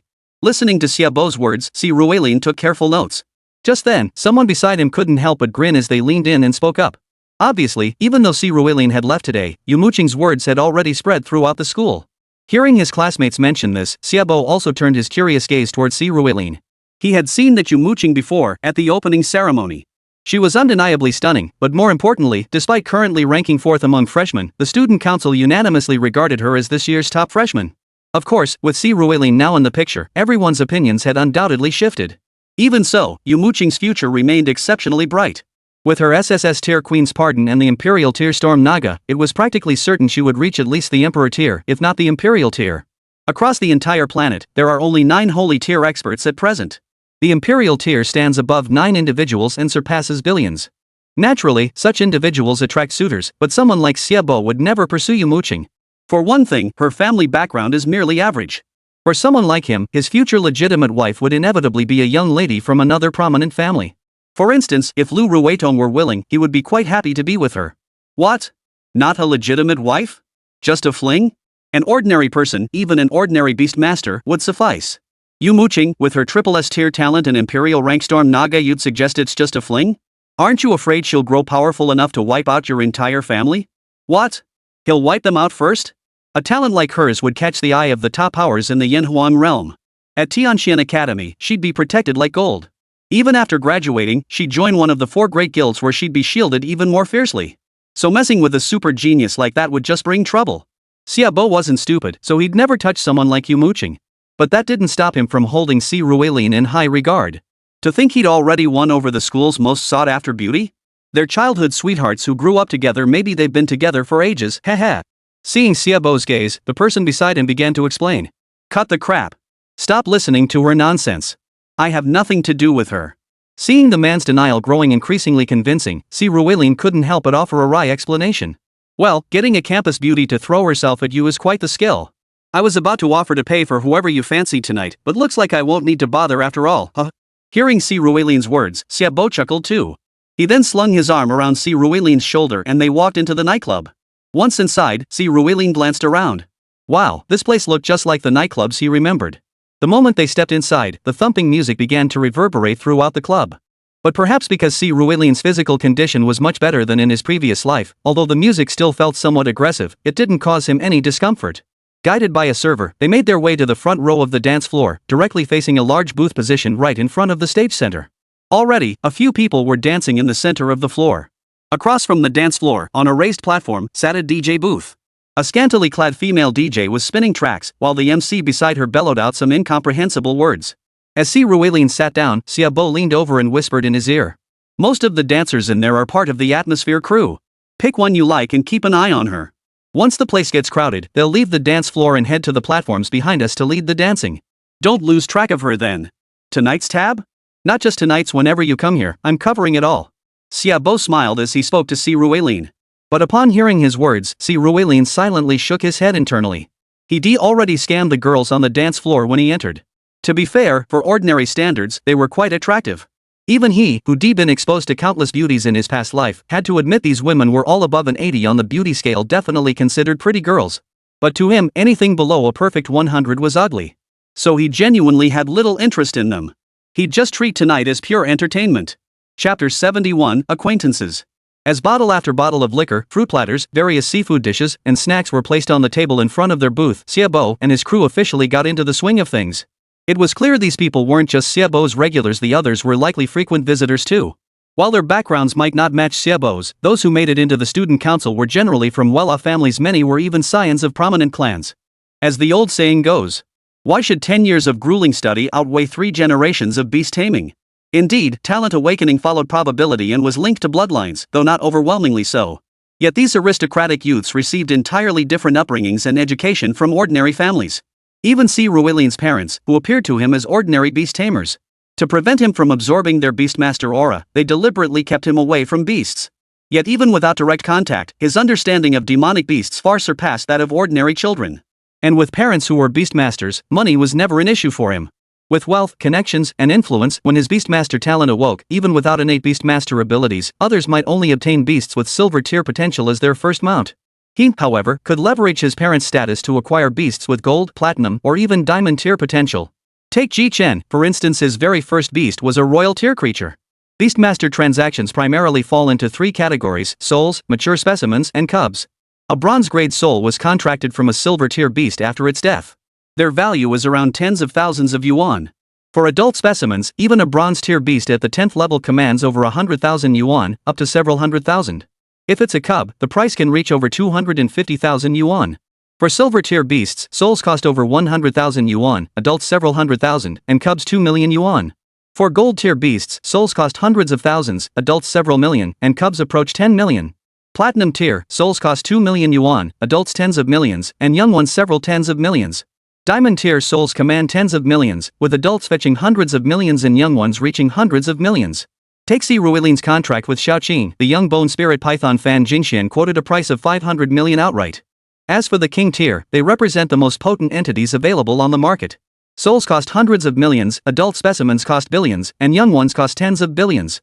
In other words, Ji Nan spent over 10 billion to purchase Ji Chen's current bronze tier 3 juvenile. It could be said that beast tamers, at their core, were fundamentally unequal. Even among the super geniuses who could enter Tianxian Academy, the offspring of noble families naturally developed faster than those from ordinary households or even ordinary beast tamers families. The student council, being a place that values immediate combat prowess, had no children from ordinary families among its members. Children from ordinary beast masters families made up about 30%, while the rest were all scions from prominent families like Xia Bo and Lu Ruidong. If Si Ruilin were to join the student council, he would technically count as a noble family scion too, since his mother does have some connection to the Shang family. Speaking of the Shang family, he couldn't help but feel puzzled. After Shang Xinran's death, the Shang family had remained quiet. There had been no talk of revenge or of them continuing to search for him. Si Ruilin was genuinely curious about this. What Si Ruilin didn't know was that Shang Xinran's death had caused quite a stir. The moment he died, the Shang family detected it through his vital signs. Immediately, they dispatched people to track down news of Shang Xinran's death. They traced the source quickly.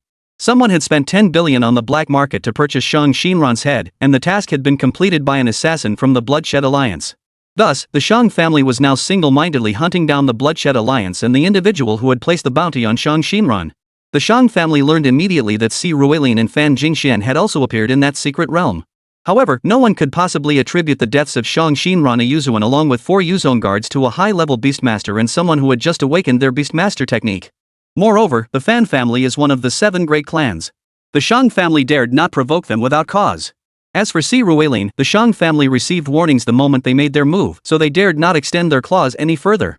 Ha! Brother Xia, that looks like Chairman Lan. Just as Si Ruilin was drinking, listening to music, watching the girls dance, and letting his mind wander, someone suddenly spoke up to Xia Bo. Hearing this, Xia Bo and the others followed the direction he pointed.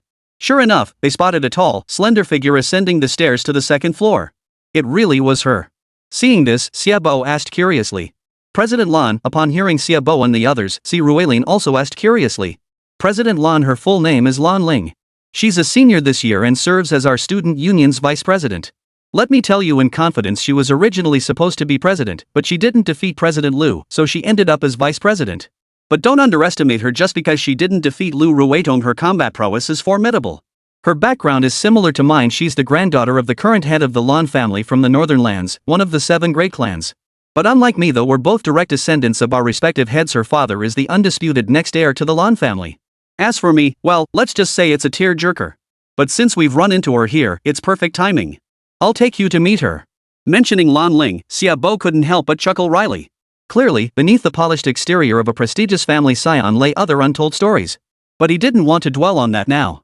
He slapped Si Ruilin on the back, signaling for him to take Si Ruilin to meet this Lan Ling. The two of them rose and headed toward the 2nd floor. But just as they approached the private room Lan Ling had entered earlier, they noticed a woman in a little dress with golden hair standing guard in front of it. As they approached, she stepped forward to block their way. Excuse me, gentlemen, but this is a private space. We don't accept outside guests. Oh, I see. My friend just went in. Can I wait for her here?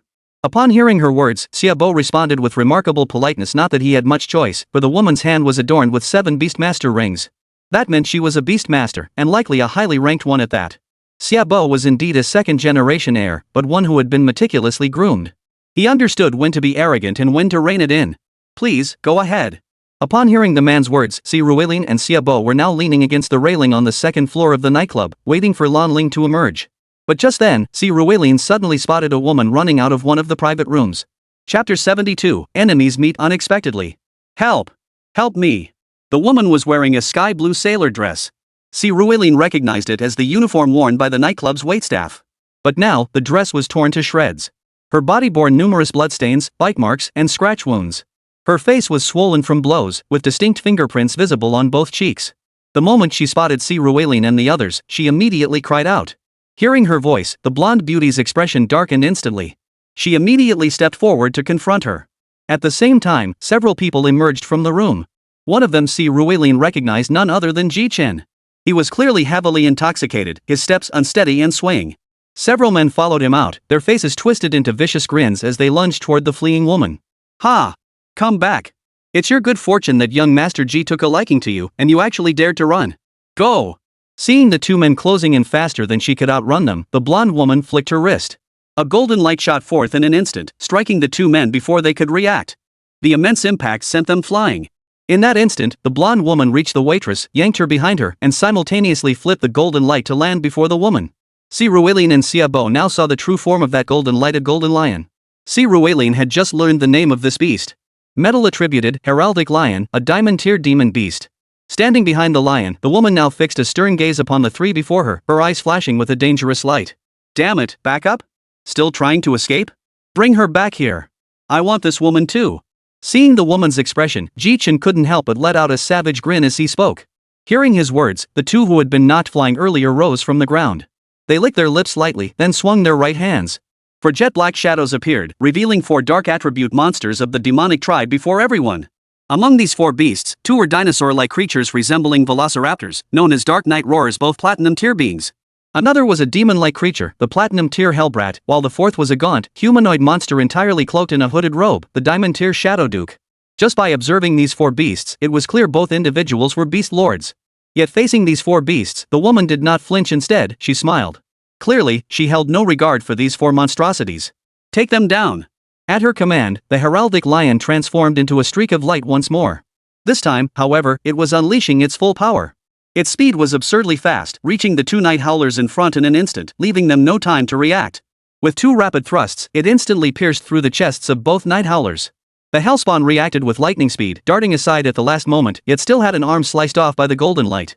However, the herald lion did not pursue the hellspawn, for its target had always been the Shadow Duke. True to its rank as an equal to this beast, the Shadow Duke acted the moment the herald lion charged. With a flick of its right hand, a transparent barrier, resembling a force field, unfolded before it. Clang! The heraldic lion's claw failed to pierce the barrier's defense, instead being halted mid-strike. Seizing this opening, the Shadow Duke launched his counterattack, while the hellish brat charged toward the golden-haired woman. Foolhardy! Observing the hellspawn charging toward her, the blonde woman let out a soft snort. With another flick of her right hand, a leopard materialized before her in the next instant. Si Ruilin didn't recognize this leopard, but fortunately, Xiaobo murmured softly at that moment. That's a steel-toothed leopard. Another diamond-tier beast. The moment Xiaobo's words fell, the steel-toothed leopard lunged forward. The Hellbrat, already missing an arm, stood no chance against the predator and was torn to shreds instantly. Simultaneously, the steel-toothed leopard closed in on the Shadow Duke. Now facing a one-on-one battle, the Shadow Duke, already at a disadvantage, was overwhelmed by the new steel-toothed leopard's assault. In an instant, the Shadow Duke's stance was shattered. Just as the steel-toothed leopard's claws were about to pierce the Shadow Duke's body, an overwhelming aura of power suddenly erupted from within the private box. A humanoid beastmaster, clad entirely in black armor, smashed through the box's wall and charged into the fray among the 3 demon beasts. His greatsword blocked the steel-toothed leopard's strike. With a powerful swing, he instantly repelled the beast, then swung both greatswords toward the crest lion. But the crested lion showed no panic, continuing its assault on the Shadow Duke before it. It trusted utterly that its beastmaster would never let it die. Sure enough, just as the steel blade was about to strike, a strange curved blade appeared from the side. With a clang, it forcibly jammed the descending greatsword. Following the blade's trajectory, the crowd spotted a purplish-black entity resembling an upright lion. Yet unlike a lion, this creature possessed 4 arms, each gripping a curved blade. Now, one scimitar blocked the Dark Knight's greatsword, while the other scimitars simultaneously slashed toward the knight. But this knight was no pushover. Instantly, countless black flames erupted from his body. A thunderous explosion sent both parties flying apart. Seizing the moment, the knight yanked the Shadow Duke back, but it was a split second too late. The heraldic lion had struck while the knight was locked in combat with the upright lion, piercing the Shadow Duke's arm. Now, one of its arms lay shattered. For other post-natal beast riders, this would be a severe injury. It could even render him useless forever. Yet for the Shadow Duke, a dark elemental beast, such an injury, though troublesome and temporarily crippling, could be healed with sufficient resources later. Dark element and undead element beasts are just that resilient. But at this moment, everyone's attention had already shifted away from it. Chapter 73, The Height of Shamelessness. Young lady, bullying the weak is hardly heroic. Just as the Dark Knight and the giant cat stood locked in confrontation, a slightly lecherous voice suddenly drifted out from the private box. A middle-aged man sporting an 8-pronged mustache emerged from the room, his eyes brimming with amusement. The Tianhe Guild truly lives up to its reputation. On the path of shamelessness and double standards, you're only going further and further. What? I know you. I fought Diamond Tier Beast Masters, yet you show up with a King Tier 1. And you have the nerve to accuse me of bullying the weak? It's only fair that my heraldic lion was slain by your necromancer's dark knight. Facing this man, the blonde girl couldn't help but snort lightly before addressing him with obvious displeasure. But you're a King Tier, so I'm not bullying a weaker opponent, you're the one doing that. If you weren't, well, then I would be bullying a weaker opponent. What could you possibly do about it? Hearing his words, Siruelin, who had been watching the spectacle from the sidelines, froze in shock. He had believed Shang Xinran was already unrivaled under heaven, but now his understanding was shattered once more. It had to be said true to form for someone from the Tianhe Guild, they clearly had no concept of boundaries. You wear shamelessness like a badge of honor. You're quite the talent. How do you plan to account for today's actions? People really do laugh when they're utterly speechless. Watching this guy, the woman finally spoke up. Account? What account? Your waitstaff assaulted our young master, you injured 2 of my men, killed 3 platinum tier demon beasts, and wounded a diamond tier 1. By any measure, you're the ones who owe us compensation. No, Manager Jean. I was just delivering wine when this young master tried to force himself on me. When I refused, he started beating me. Hearing this fellow twist the truth, the waiter immediately grabbed the blonde woman's hand, his face filled with terror as he spoke. Hit you? Hit you what? I'll kill you. Kill your whole family. Your family should thank me. You lowly commoner, I took a fancy to you, and you dared resist? You truly deserve to die. Uncle Ning, what are you dawdling for? Grab her back for me. And that blonde-haired one, I want her too. Hearing the woman's words, Ji Chen stopped pretending altogether. Pointing directly at the waiter and the blonde woman, he addressed that shameless bastard surnamed Ning. In his eyes, he was a god, anyone who dared defy him was guilty, as if the world would collapse unless it revolved around him. Hearing Ji Chen's demand, Ning grinned and turned his gaze toward the blonde woman. Did you hear that? Bring this woman over now to keep our young master company for the night, and compensate our Tianhe Guild with 100 or 80 billion. I'll consider the matter settled. Otherwise, I'd love to hear what you can do about it. Hearing his words, the blonde woman scoffed disdainfully. Otherwise, I'll just call the police. This is a society governed by law. I trust the City Beastmaster Association will give us a satisfactory response. Fine. I'll see if your Tianhe Guild is truly so powerful that even Harbor City bends to your will. Go ahead and call the police. Hearing Ning's words, the blonde woman was so enraged she laughed. She immediately turned to the waitress behind her and began speaking. The waitress also pulled out her phone to call the police. But just as she turned her head, Ning's necromancer Dark Knight suddenly moved. Ignoring the huge cat beside him, he charged straight at the blonde woman. Fortunately, the blonde woman was already prepared. Such shamelessness ambushes? For them, it was nothing more than a daily occurrence. The big cat instantly positioned itself in front of the undead Dark Knight. Clang! The clash echoed. Their combat prowess was truly evenly matched. Before the cops show up, I'll just smash this bar to pieces first. As the blonde woman watched from afar with a look of contempt, Ning waved his hand. The next second, another King Tier demon beast and 2 Diamond Tier 1s appeared in the hallway. The blonde woman also waved her hand, summoning another upright giant cat beside the first. This one, however, had its head wrapped in white cloth, otherwise indistinguishable from its companion. This was the Rakshasa Queen. The previous one was the Rakshasa King. Both were King Tier beings. Noticing Siruelin's curious gaze fixed on the 2 felines, Xiaobo offered a playful explanation of their nature. Just as Xiaobo began speaking, the 8 demon beasts from both sides had already clashed in battle. In an instant, the entire second-floor corridor became a battlefield, the fighting fierce and brutal. In truth, the moment the 2 creatures clashed earlier, the thunderous collision had already alerted the revelers downstairs to something amiss. Now that the fight had erupted, the guests below were thrown into chaos. The first instinct for ordinary people was to flee. Yet some, intoxicated by drink, were drawn by curiosity to see who was fighting upstairs. Others, beast tamers with skill and daring, were also making their way toward the commotion. In an instant, chaos erupted throughout the entire first floor. Ladies and gentlemen, it was our oversight at Night Enchantment that caused you such a poor experience today. All charges for today's visit will be waived by Night Enchantment. We kindly ask everyone to step outside for now. Amidst the chaotic clamor, another voice suddenly cut through the noise. Its owner wore a dress strikingly similar to the blonde woman's, though her hair was a cascade of silver. Accompanied by a contingent of Beastmaster bodyguards, she swiftly quelled the commotion. Hearing this woman's words, gazing upon her exquisite face with smiling eyes, and noticing the 7 Beastmaster rings on her fingers, the crowd sobered up considerably. Guided by the nightclub's Beastmasters, they began exiting in an orderly fashion. Seeing the situation on the first floor stabilize, the silver-haired woman turned her attention to the second floor. She wasn't worried about the blonde woman suffering a loss. Her only concern was that the disturbance might interrupt their young mistress's business negotiations. However, the first floor still required her presence, so she couldn't leave just yet. She could only hope the blonde woman would resolve that trouble quickly. In truth, the blonde woman was indeed overwhelming the man surnamed Ning.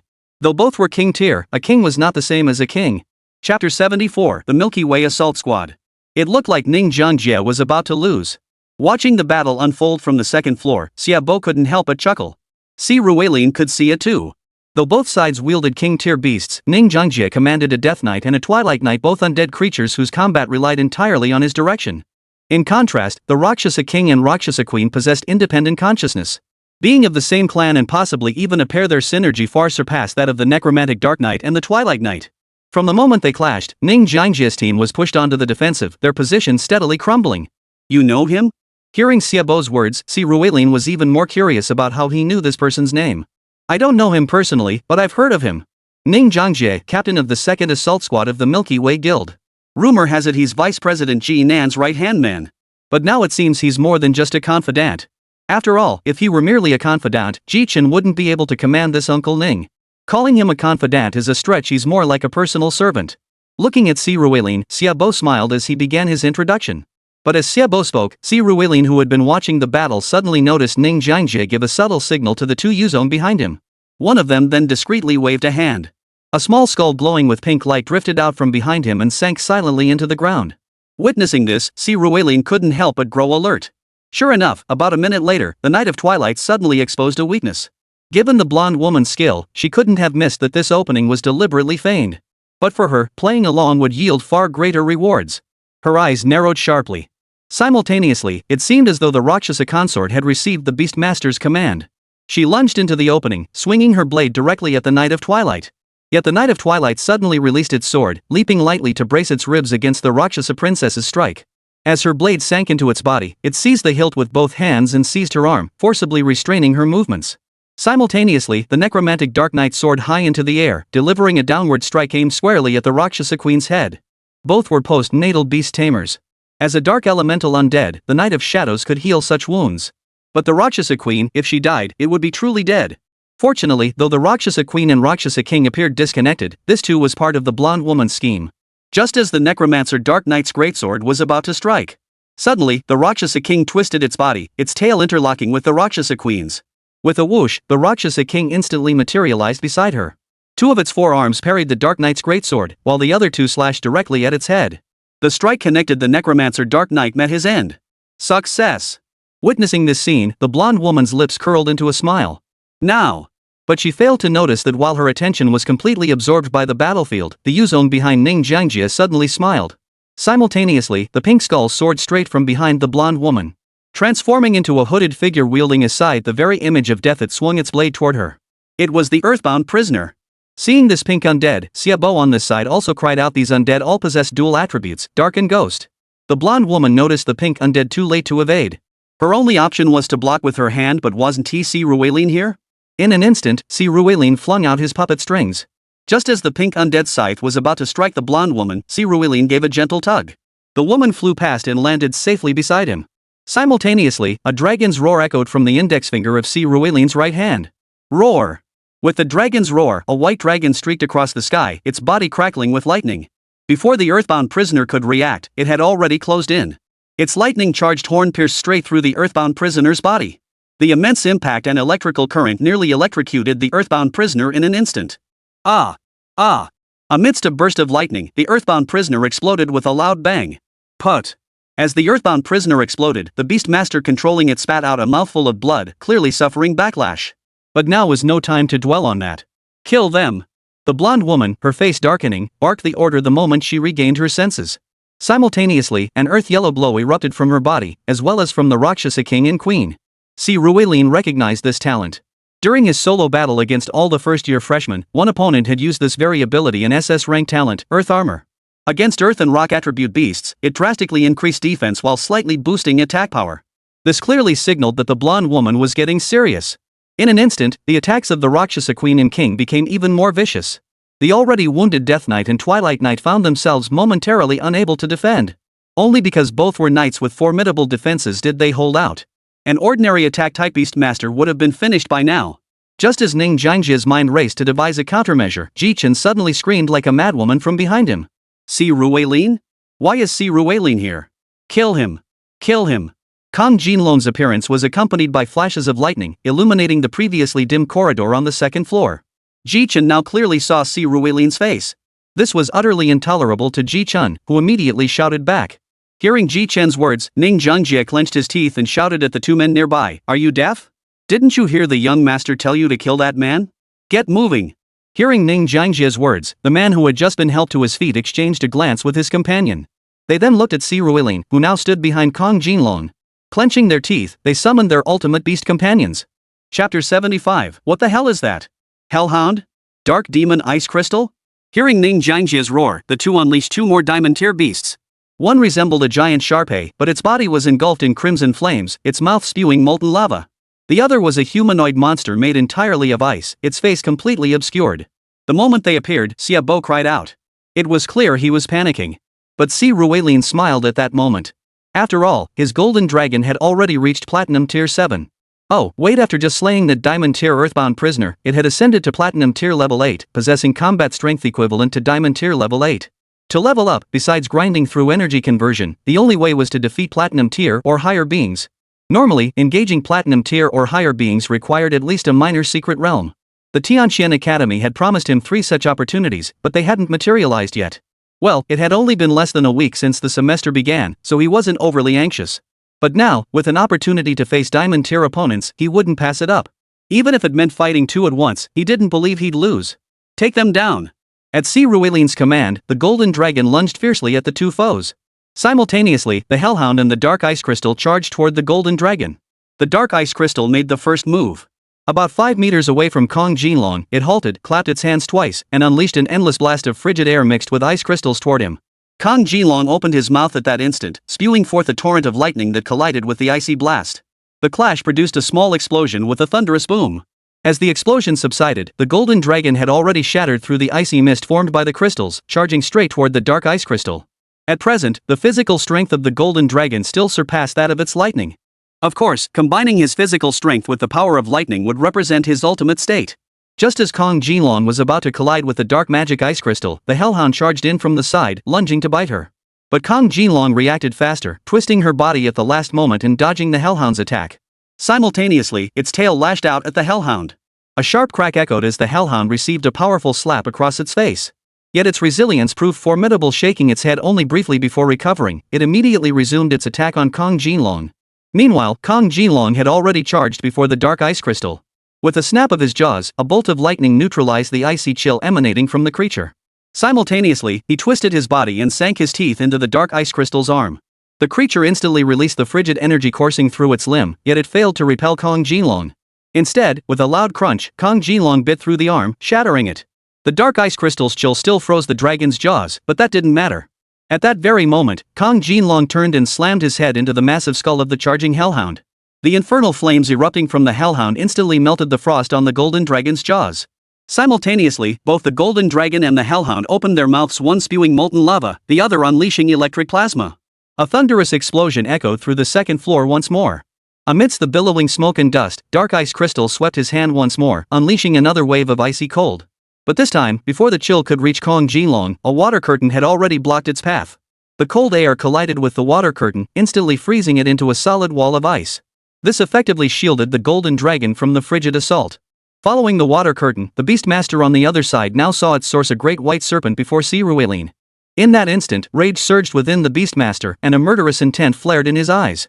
He immediately commanded the Dark Ice Crystal to charge toward Si Rueilin.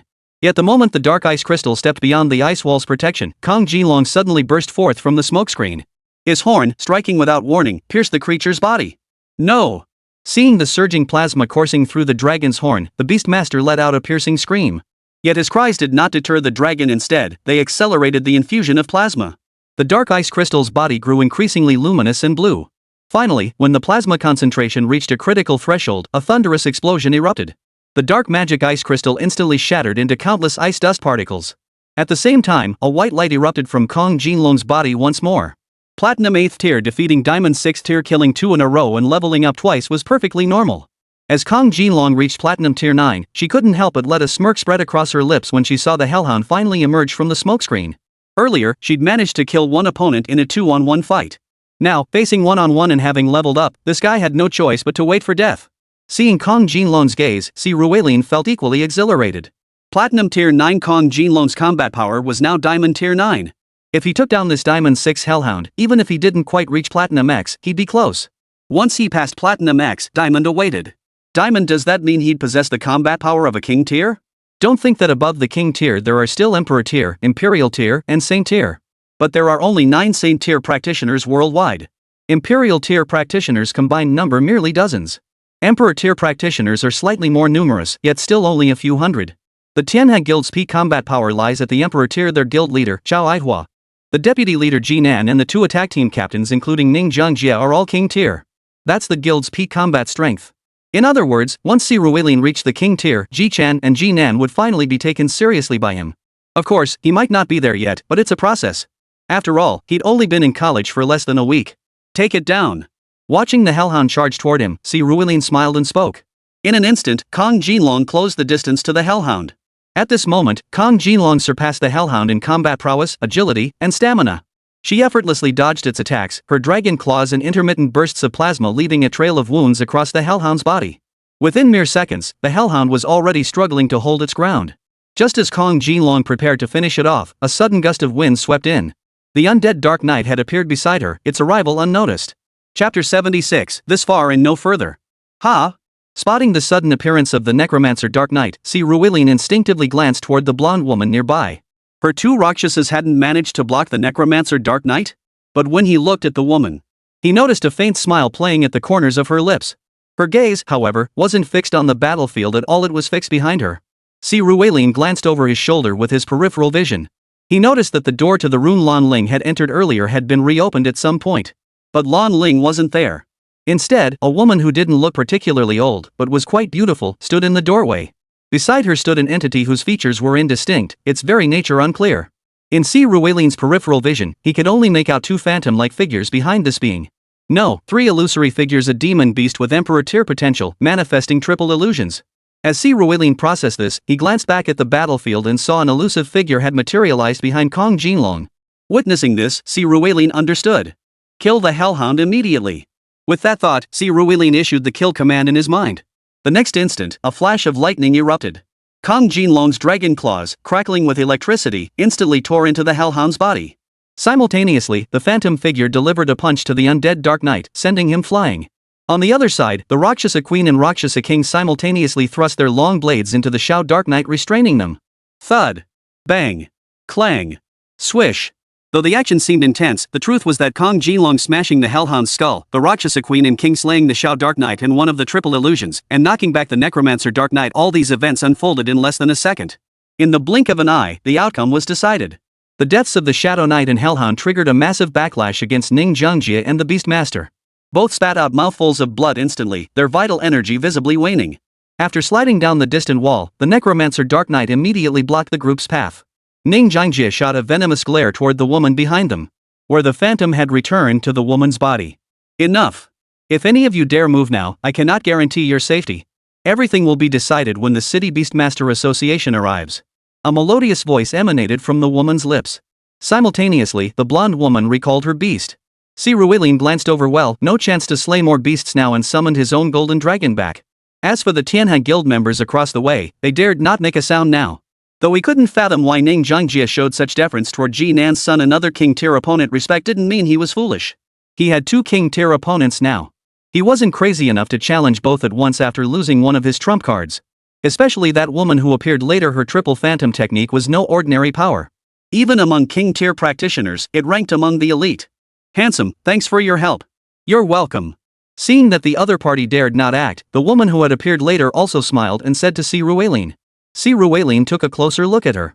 She appeared to be around 25 or 26, not particularly tall, at about 5 feet 10 inches, with an oval face, large eyes, and slender eyebrows that gave her a distinctly spirited look. Though her figure was somewhat slender, her curves were well defined where they mattered. She wore a long, light silver dress with slits on both sides revealing her thighs. Her long hair was neatly pinned up at the back, giving her an instantly captivating charm. Even Xia Bo found himself staring, momentarily mesmerized. Only Si Ruilin, seasoned by experience, managed to compose himself after a brief appraisal before politely addressing her. With that, she strode over to Ning Jiangjie and the others. Hey, another babe. I've changed my mind. Uncle Ning, I want Si Ruilin dead. And I want all three of them to keep me company. As the woman came to a stop, Ji Chen, who was being protected by Ning Jiangjie and the others, couldn't help but lift his head. He had drunk far too much, so much that he still hadn't grasped what the current situation was. Gazing at the woman, he grinned and reached out to touch her face. Seeing Ji Chen's actions, Ning Jiangjie reached out to pull him back. But suddenly, he noticed the woman across from them actually smile. Then he saw her right hand gently point at Ji Chen. He knew immediately things were about to go south. Oh no! In an instant, the necromancer Dark Knight charged forward, shielding Ji Chen. The triple illusions instantly transformed into three shadows, each hurtling toward Ji Chen from different directions, though now, they were all striking the necromancer Dark Knight instead. Already severely wounded, the Dark Knight of the Undead took 3 more punches. Clutching Ji Chen, it flew backward, crashing into a distant wall before tumbling to the ground. Ji Chen was badly hurt by the blow, and the Dark Knight was on the brink of collapse. Witnessing this, Ning Jiangjie gritted his teeth and recalled the necromancer Dark Knight. He then stood before Ji Chen, accompanied by the other 2 utterly exhausted beast masters. Hand him over. What if I say no? The woman pointed lightly at Ji Chen, and Ning Jiangjie retorted immediately. Oof. Then none of you will be leaving today. Observing Ning Jiangjie's stubborn gaze, the woman chuckled lightly. I don't believe you'd dare kill us.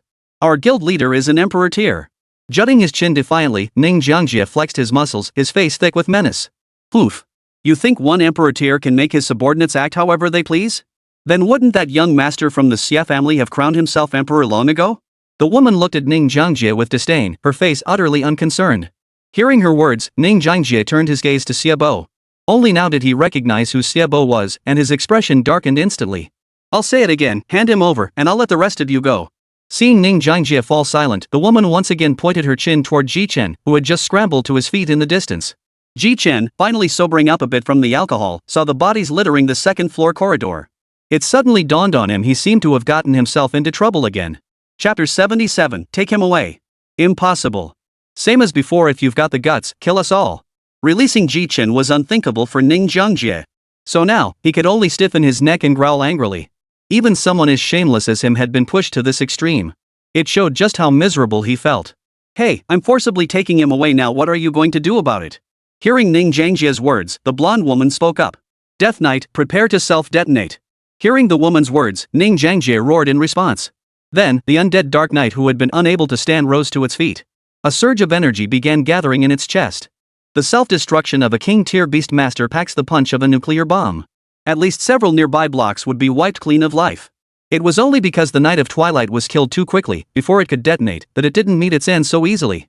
Seeing Ning Jiangjie prepared to fight to the death, the woman narrowed her eyes. She knew exactly who Ning Jiangjie was, and she knew who Ji Chen was. Yet she couldn't comprehend why Ning Jiangjie would choose self-destruction over handing over Ji Chen.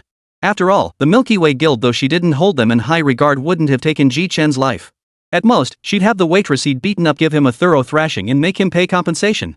Yet even so, Ning Jiangjie refused to hand Ji Chen over. He wouldn't even utter a word against him, as if Ji Chen's commands held absolute authority over him. Even if those orders were wrong, even if it meant sacrificing his own life, he would not hesitate. After all, Ning Jiangjie and Ji Nan were classmates. Why did Ning Jiangjie treat Ji Chen this way? It was like the most loyal house slave, no, even more lowly than a house slave. No need, no need. Probably just the kid drank too much. How could so many beast tamers have died? No humans perished, right? As long as no one died, it's manageable. Just as this woman confronted Ning Jiangjie, a sudden commotion erupted outside. Footsteps echoed through the hall, and Si Ruilin and the others watched as dozens of people wearing the Municipal Beastmaster Association jackets rushed in. The leader immediately followed a stunning silver-haired girl up to the second floor. Upon reaching the second floor, he began to mediate, calling out.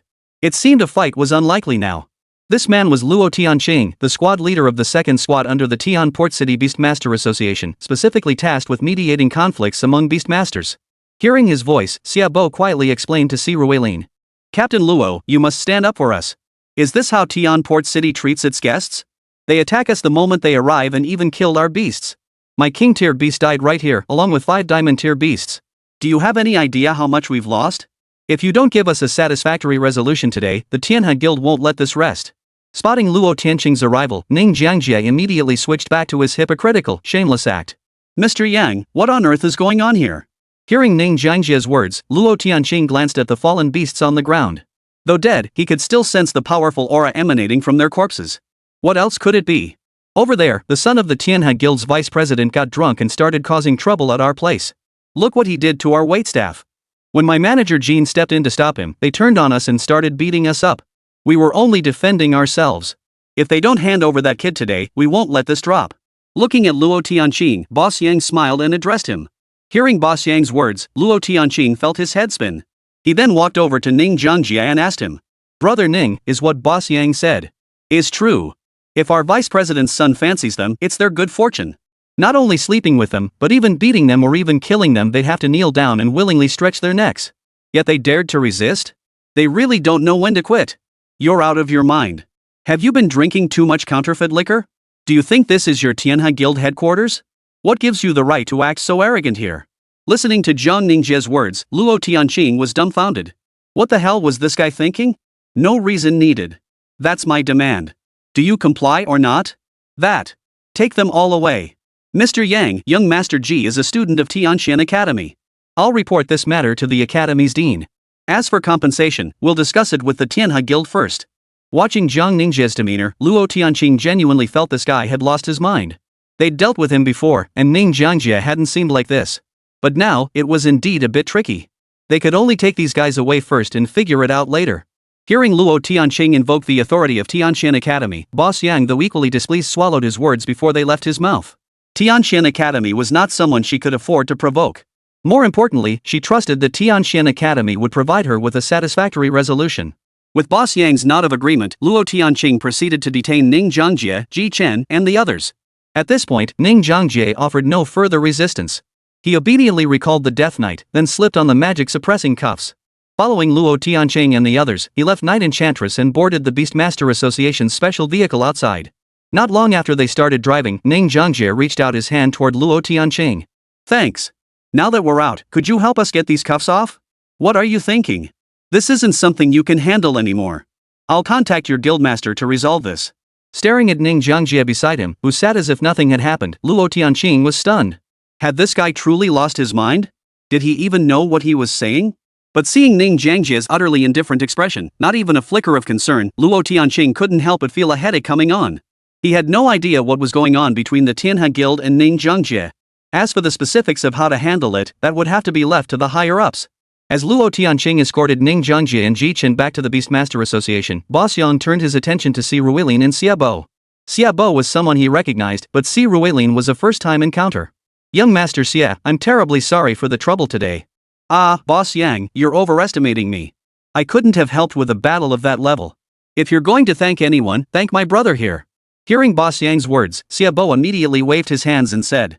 Chapter 78, Building Goodwill. By the way, this young man looks unfamiliar. Is this your first time here?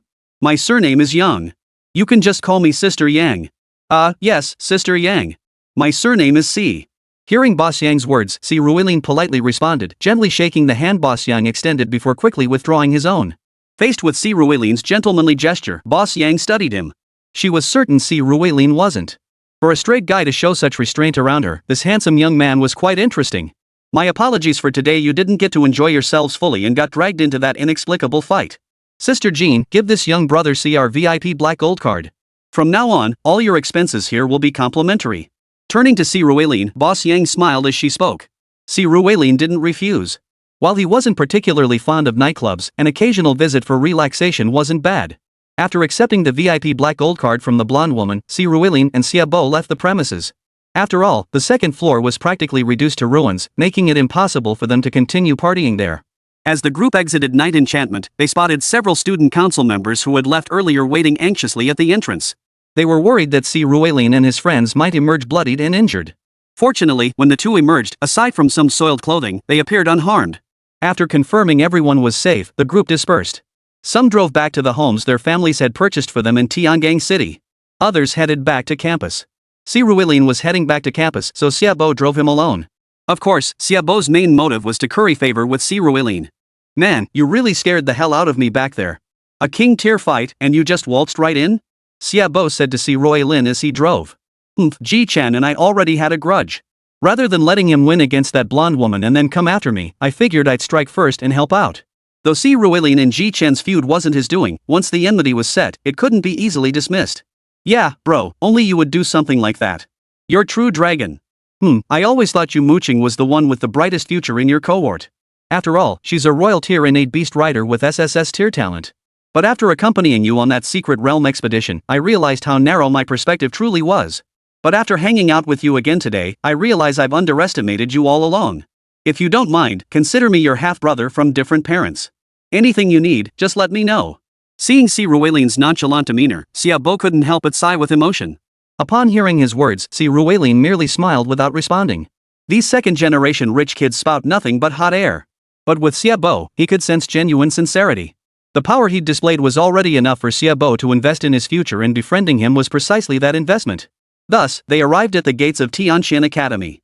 They then transferred to the Academy's internal shuttle. Tianxian Academy prohibited all vehicles from operating within its grounds. After deliberately escorting Si Ruilin back to his villa, Xiaobo finally departed. As for Si Ruilin, once back at his villa, he happily summoned all his tamed beasts. Today had started as a simple trip to buy clothes for Chizhur and the others, with a bit of fun with Xiaobo thrown in. Little did he expect such unexpected gains. His strongest beast, the golden dragon Xiaojin, had broken through from platinum level 7 to platinum level 9 in one go, with its combat power reaching diamond level 9.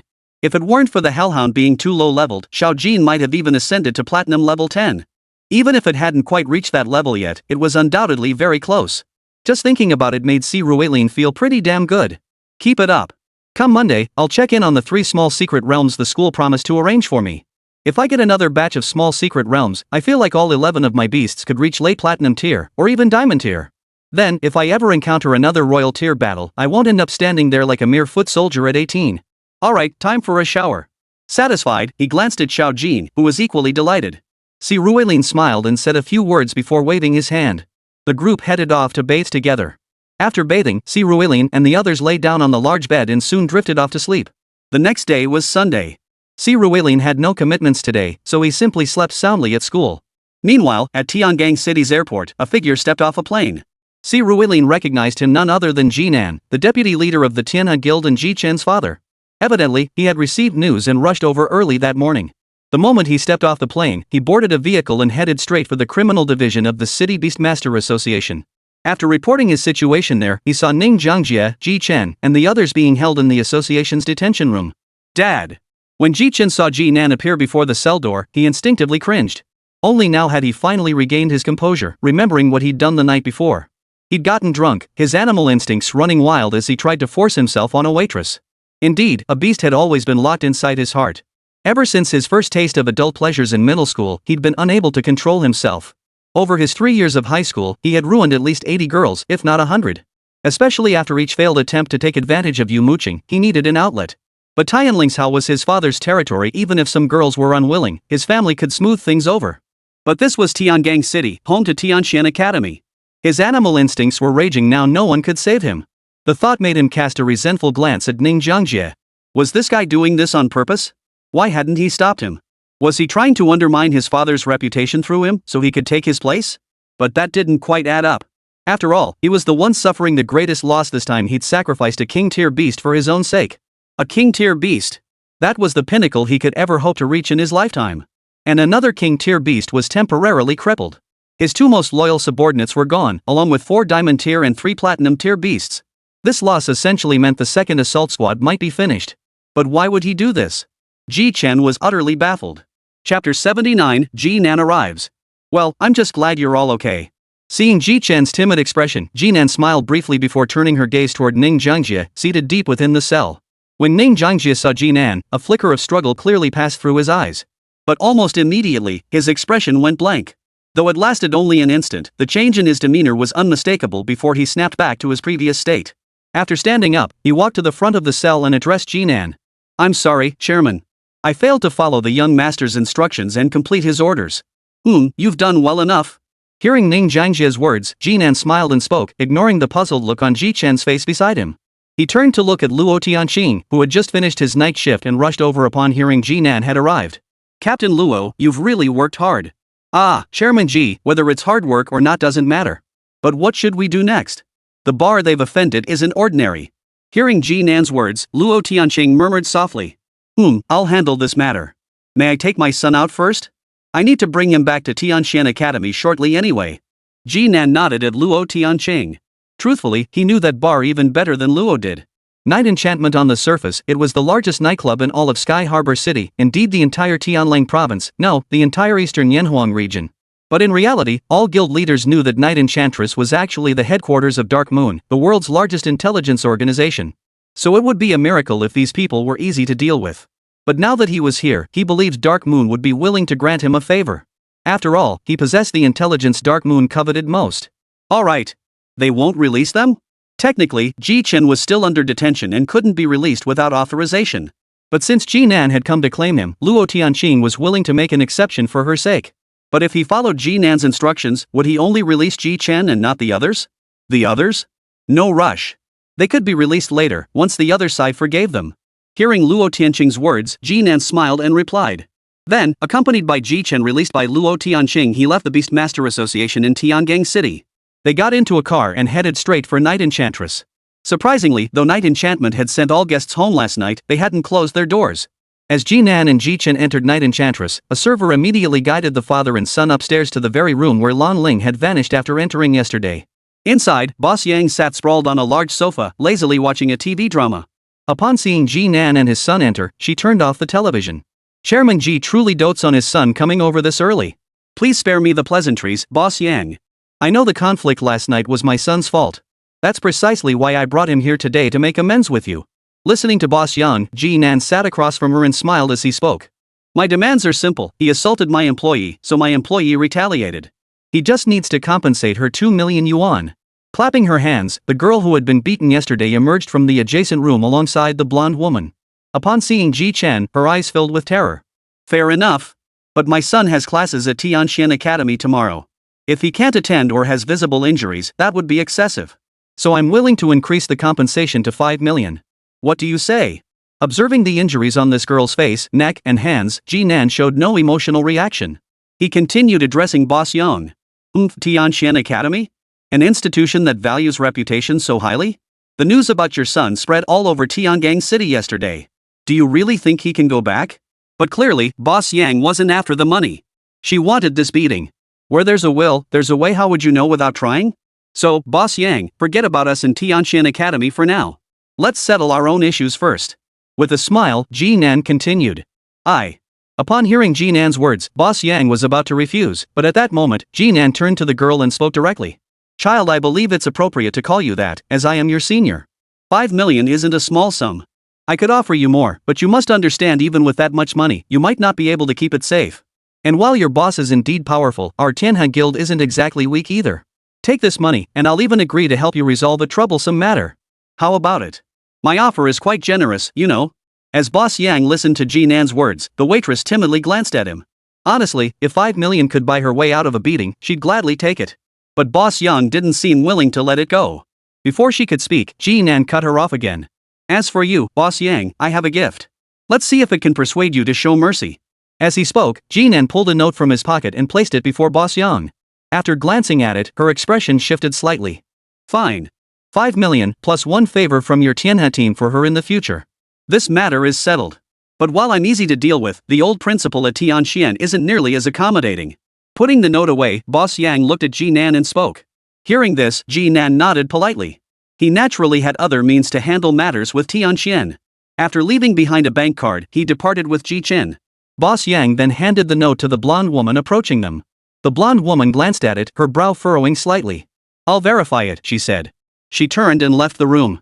Mr. Yang instructed the waiter to take the bank card and sank into deep thought. He wondered how long this peace would last. Meanwhile, Ji Chen, having left the premises, brought Ji Nan back to Tianxian Academy. Though it was Sunday, the academy grounds were still bustling with activity. He easily inquired about the principal's whereabouts. Before long, father and son arrived before a vast estate.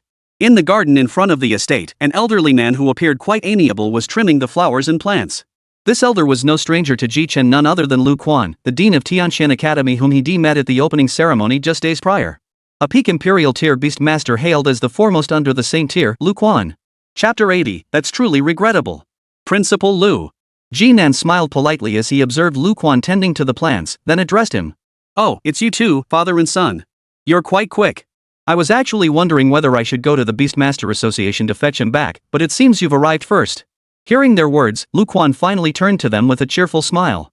Such a minor matter, no need to trouble Principal Lu. I've already handled things on his end, so I'm just bringing my son back.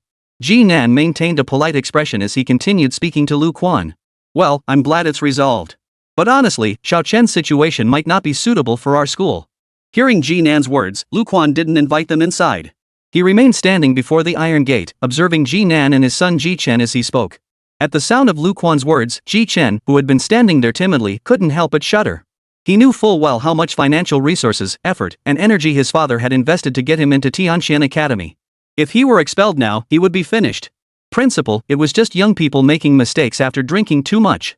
As an educator, you should prioritize a people-centered approach and put education first. You can't just strike someone down with one blow and deny them a chance to correct their mistakes. Listening to Lu Quan's words, Ji Nan continued speaking calmly. Correction depends on the offense. You can't simply forgive murder because someone admits their mistake. Young people are hormonal. If they get into jealous disputes or even fights on campus, I can turn a blind eye. But going to a bar off campus, assaulting a server, and attempting to assault someone, that's a character issue. While Tianxian Academy isn't a moral authority. But if such an incident occurs, allowing him back to campus would make every student live in fear, never knowing when he might snap again. Mr. G, can you guarantee your son won't lose control again during his 4 years of university? Even if you could, I wouldn't trust you. How many times has he pulled stunts like this right under your nose? I won't need to list them all, will I?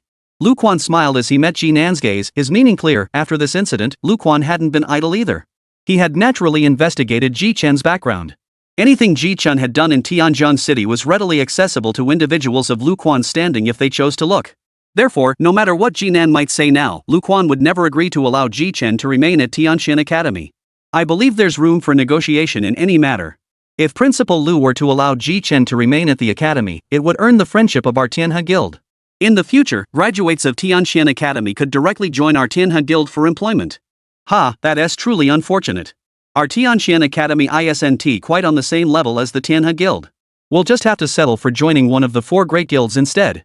As Ji Nan spoke, Lu Quan stretched out a hand to interrupt him, then began speaking with a cheerful smile. Where on earth did this Ji Nan get his confidence? The Tianhe Guild? A mere second-tier guild, ranking near the bottom even among second-tier guilds. What face do you have to convince Tianxian Academy's top graduates to bypass the 4 great guilds and join yours? Is Lu Quan mad, or is he? Hearing Lu Quan's words, Ji Nan swallowed the rest of his rebuttal. He knew it was too late to salvage anything now, especially since he held no leverage to force Lu Quan's concession. But misfortune shouldn't only befall his own family. I understand. But as far as I know, my son wasn't the only one from our school at that nightclub last night. Another individual was also involved in the brawl. I wonder how Principal Lu intends to handle that person. Ji Nan was referring to none other than Si Ruilin. But Lu Quan merely smiled and shook his head at Ji Nan's attempt to muddy the waters. Young people going out to bars to have fun is perfectly understandable. I'm not some old fogey. After all, he didn't attack the staff or use force, did he? Lu Quan's stance toward Ji Nan was clear. He wasn't senile. Setting aside Si Ruilin's demonstrated potential and formidable hard skills, not to mention his recent rescue of the entire student council. Considering just what Si Ruilin had accomplished yesterday, there was no need to punish him. Faced with Lu Quan's unyielding stance, Ji Nan nodded in understanding. Principal Lu, I hope we'll have opportunities to collaborate again in the future. There will be. After exchanging polite words with Ji Nan, Lu Quan turned back to tending the plants. As for Ji Chen, he kept his head down, following Ji Nan toward the school exit. Just before stepping out of the gate, he glanced back at this pinnacle institution of the law system, his eyes brimming with lingering affection. Dad, is there really no way to turn this around? What about Yumo Qing? Damn it. Even though he was about to be expelled, what Ji Chen cherished most was Yumo Qing. Your best path forward was to study at Tianxian, then after graduation, we'd find you an internship at one of the 4 great guilds. But since things have come to this, we'll have to take a different route. I'll arrange for someone to start training you in secret realm combat. How much you learn depends entirely on your own destiny. As for the Yu family's daughter, rest assured, she'll be yours sooner or later. Patting his son on the shoulder, Ji Nan spoke up before leading his son away without a backward glance. Si Ruilin, of course, knew nothing of the Ji family's situation. He didn't particularly care whether Ji Chen had been expelled or not. His only concern was that it was already past 9 o'clock when he woke up. He wondered if breakfast was still available. If not, what time would lunch be served? Tossing and turning in bed for a while longer, he lingered until around 10:30 before finally getting up to wash and dress. Seeing it was nearly 11, he recalled all his beasts and prepared to head to the school cafeteria for a meal. But just as he stepped outside, he spotted Wu Song beside his villa, Fanjingxi a bit farther away, and Yumo Qing even farther off. Almost as if sharing a telepathic connection, they all left their homes at the same time. When their eyes met, Wu Song and Fanjingxi immediately abandoned their sightseeing vehicles and ran to the car parked at Si Ruilin's doorstep. As for Yumo Qing, after a moment's hesitation, she unexpectedly walked over as well. Seeing his nearly full sightseeing vehicle, the driver here also looked at Si Ruilin. Chapter 81, Someone Wants to See You. Hey! I heard you went toe-to-toe with a king-tier beastmaster last night and took down several diamond-tier beasts plus one king-tier beast. Is that true? No way that's true. I did kill some diamond-tier beasts, but the king-tier ones? Not my doing. What were you doing at the nightclub? Is it fun there? Just had a couple drinks, got into a fight, nothing else. Yeah right, I don't buy it. Guys never have fun at nightclubs? Honestly, we didn't. Shrugging his shoulders, Si Ruilin watched Wu Song and Fanjingxi get into the car and start asking each other questions. He couldn't help but feel a bit speechless. He hadn't expected that after getting into a fight last night, the whole school would know about it by early morning today. And the rumors were seriously exaggerated. Sure, Si Ruilin had killed several diamond-tier demon beasts, but he wasn't a match for a king-tier yet. And if he had actually fought a king-tier beast and gained some experience from it, who knows?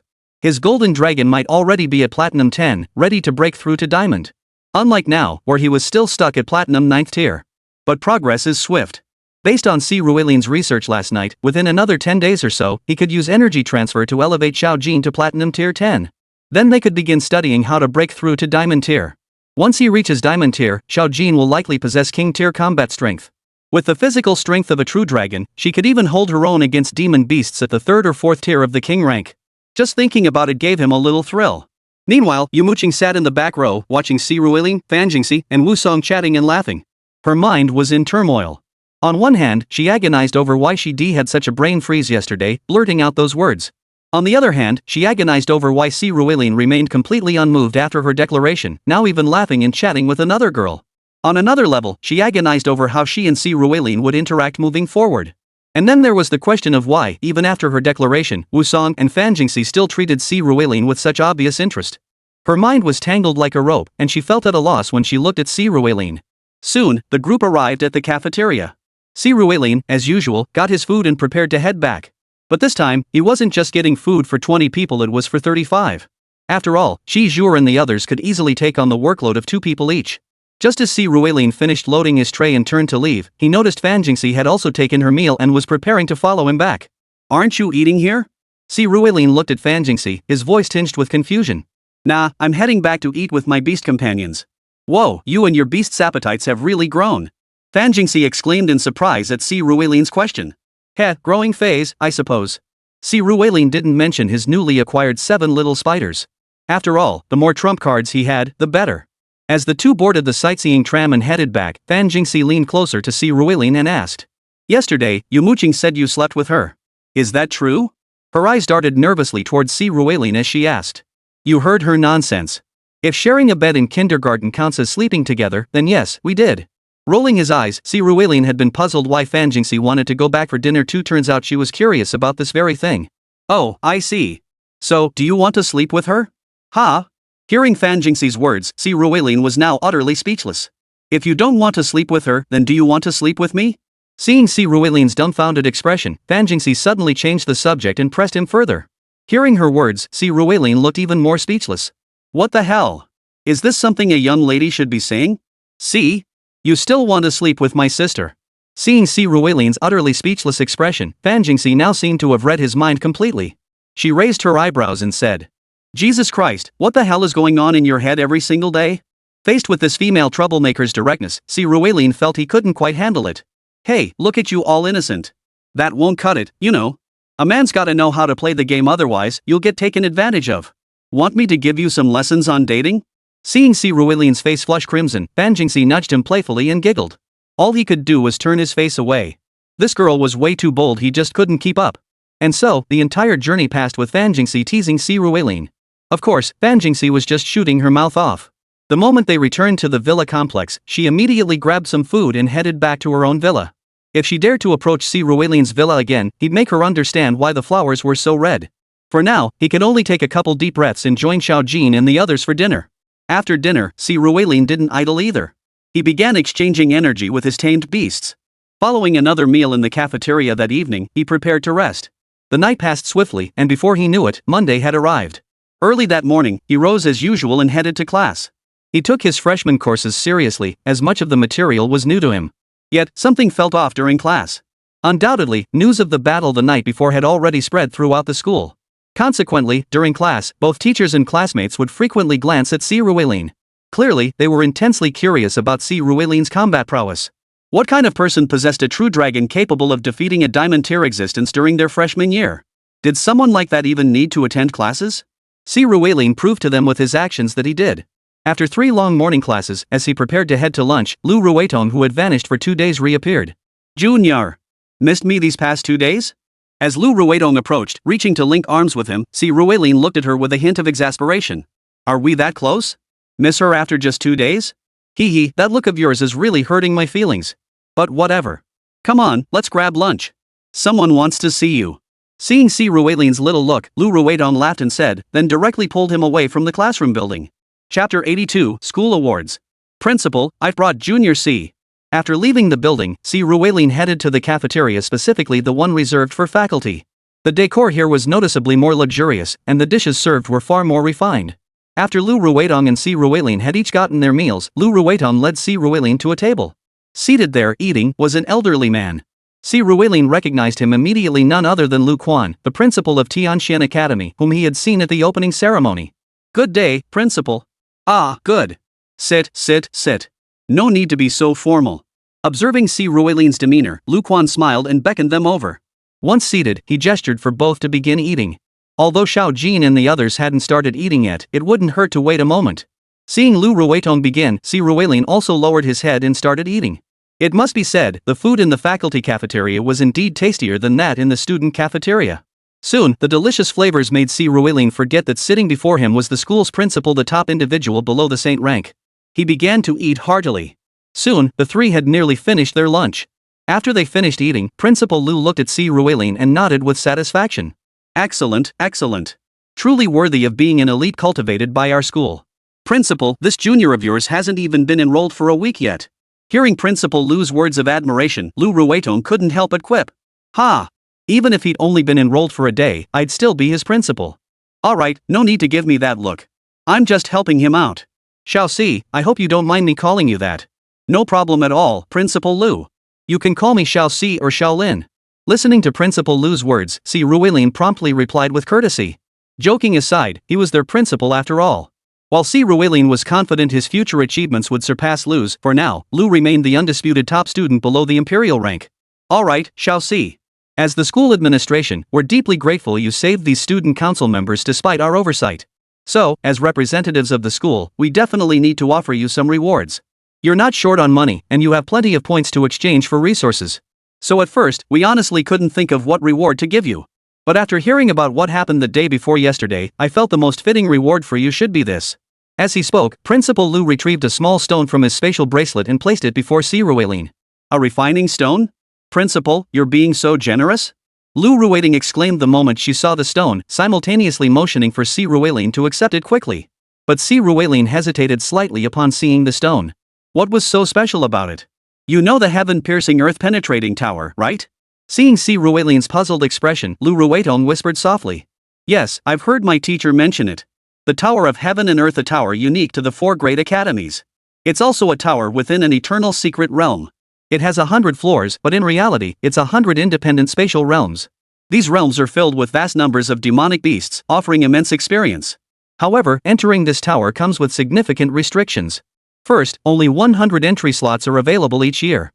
All entrants must be under 22 years old, and each individual is permitted only 1 entry in their lifetime. Thus, these entry slots are essentially reserved for the most outstanding graduating students from the 4 academies, serving as a crucial training ground for them. Si Ruelin was confident he could earn his place in the Tower of Heaven and Earth before graduation. But what did this stone have to do with it? Was it the key to entry? The Tower of Heaven and Earth allows only 1 entry per lifetime. However, possessing this refining stone grants an additional entry. Given your current strength, venturing alone into a minor secret realm still feels too risky. The Tower of Heaven and Earth, however, is just right. Seeing Si Ruelin's puzzled expression, Principal Lu began to explain. Hearing Principal Lu's words, Si Ruelin's eyes lit up. Indeed, this secret realm was far more suitable for him now. Even for Jin Long, it would offer some growth, but for his other beast tamers, it would provide enormous assistance. Most importantly, after entering this time, he could enter again before graduation, which wouldn't interfere with his future plans at all. At the same time, Ruwelin realized just how precious this stone must be. He'd never heard anyone mention that the heaven-piercing tower could be entered twice. Evidently, this thing must be extremely rare. If it allowed unlimited entries, wouldn't higher-tier beast tamers have emerged long ago? It wouldn't have allowed Fan Jingxian, a high-level beast tamer, to become the top graduate. Thank you, Principal. When may I enter the heaven-piercing tower? Without delay, Ruwelin stowed the stone away and turned to ask Principal Lu. The principal smiled and waved his hand. Whenever you like. The school has a teleportation array that can take you directly there. However, I recommend waiting until next month during the Mid-Autumn Festival holiday. Once you enter, it will inevitably consume a significant amount of time. Alright, Principal. Hearing Principal Lu's words, Ruwelin smiled as he spoke, fingering the refining stone in his hand. His thoughts had already flown to the Tower of Heaven and Earth. However, he wouldn't rush in recklessly. His teacher had explained that each floor of the Tower of Heaven and Earth was a miniature spatial realm. To advance to the next level, one must first conquer the current one. With 100 floors in total, conquering the tower was no easy feat. It could easily consume days. In fact, it seemed no one had ever been heard of conquering the entire Tower of Heaven and Earth. The highest recorded level conquered was 63, set over 70 years ago by Qin Hong, the venerable elder currently ranked first among the 9 great saints. In recent decades, reaching the 40th floor is considered a feat for even the most prodigiously talented. It's just a wonder how far someone like Ruwelin with his special abilities could go. Just thinking about it gets me a little excited. After carefully storing the refining stone in his spatial bracelet, Ruwelin chatted briefly with Principal Lu before departing with Lu Ruetong. Of course, before leaving, he didn't forget to pack food for over 30 people his beasts hadn't eaten yet. After all, it was a rare trip to the faculty cafeteria. He couldn't let his beast go hungry. Chapter 83, Relics of the Sage. Just as Ruwelin was taking advantage of the school's generosity by grabbing a meal at the faculty cafeteria. At the same moment, in a 5-star hotel in the capital, Jinan arrived alone. But as soon as he stepped out of the elevator onto a floor, he was stopped. I'm sorry, this floor is reserved. If you'd like to dine, please proceed to another floor. I'm Jinan from the Tianhe Guild. I'm here to see the head of the Shang family. Jinan smiled as he addressed the person blocking his path. Upon hearing his introduction, the beastmaster guarding the elevator contacted someone inside via walkie-talkie. Only after confirming the family head would see him did the guard step aside. A staff member then escorted Jinan to the largest meeting room on that floor. After a light knock, the door opened to reveal a middle-aged man seated at an enormous dining table, devouring his meal with frenzied abandon. The items spread across the table before him were all exceptionally precious. Not a single item belonged to an ordinary beast. All were composed of demon beast meat. Silver-tier bear paws, tiger tails, golden-tier sea monster tentacles, elephant tusks. Any single dish here could be worth a fortune. This middle-aged man appeared to be in his 60s, standing tall at over 180 centimeters. He was heavily built, but unlike other fat people. While other fat men had flab that rippled like water when they moved, this man's flesh was as firm as fake breasts. This alone suggested his bulk was pure muscle. When he spotted Jinan, he paused his actions, casually wiping his hands and the corners of his mouth with a tablecloth before addressing Jinan. Brother Ji, long time no see. What brings you here this time? He gave a slight grin, looking at Jinan as he asked. Mr. Shang, Jinan began, I've come to discuss a business opportunity with you. Taking a seat opposite the Shang family head, Jinan began to speak. Business? Oof. I can't help with your son's affairs. If that Lu fellow speaks up, a mere Shang family like ours wouldn't dare defy his face. As he listened to Jinan's words, the head of the Shang family snorted lightly, his face brimming with displeasure. Especially when Lu Quan's name was mentioned, a clear look of hatred flashed in his eyes. Rest assured, my proposal has nothing to do with Principal Lu. I'm referring to your nephew, your sister's own son Ruwelin. That little bastard? Why bring him up? The moment Jinan mentioned Ruwelin, the Shang family head's eyes darkened with venom. I recall when your sister defected from the Shang family, we mobilized significant resources to hunt her and her husband. However, due to Chairman Zhang's intervention, the Shang family had to lay low. Yet over the years, it seems we've never ceased contact with your sister. And the Shang family has maintained a low profile all these years. If I'm not mistaken, when your sister left the Shang family, she must have taken the heirloom of the Shang family's patriarch with her. That very relic rumored throughout the capital to be the sage's own. Jinan tapped lightly on the tabletop, then suddenly broke into a smile. At Jinan's words, the head of the Shang family's gaze sharpened. It wasn't just the Shang family in truth, among the myriad clans of Yanhuang, many had experienced incidents of unfilial children defecting from their families. Yet such families generally turned a blind eye, choosing not to make a fuss. After all, though the present Yanhuang era was one of beast tamers, private killings remained forbidden. Without recourse to family law, they could only accept it and move on. Only the Shang family had made such a grand show when searching for Si Ruilian's mother. Initially, everyone assumed this was because Si Ruilian's mother held exceptional importance to the Shang family. Indeed, Si Ruilian's mother was not only vital to the Shang family but also an absolute prodigy among her generation across all of Yanhuang and even the entire Blue Star. As a innate spirit tamer with imperial tier potential, she was a Starlight Guardian. Her innate talent, an SSS-grade Starlight Fragment, earned her the title Queen of Light during her time at Tianqian Academy. By graduation, she had reached the level of a divine sovereign, a powerhouse who nearly dominated an entire era. Had the previous head of the Shang family not died prematurely, granting her a few more years to develop, she might have reached the king tier. In that case, the current head of the family would have been irrelevant, and she would have become the new female head of the Shang family. Alas, the previous head passed away too soon. To avoid complications, the current head opted for a political marriage, intending to wed her off. At the critical moment, she eloped with Si Ruilian's father and subsequently sought refuge under Zhang Xianwen, the current head of the Star Guild and her former teacher. The Shang family dared not provoke Zhang Xianwen, who was determined to protect Si Ruilian's mother. Thus, the matter ultimately came to nothing. Yet in the years that followed, many aristocratic families in the capital noticed a stark change. The Shang family, once notoriously arrogant, had become remarkably low-key after Si Ruilian's mother's defection.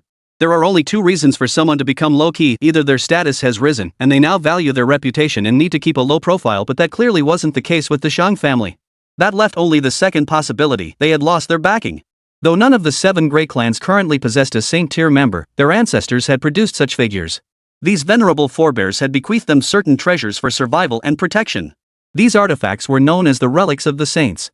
The Shang family's sudden retreat likely stemmed from Si Ruilian's mother taking their sacred relic with her when she defected.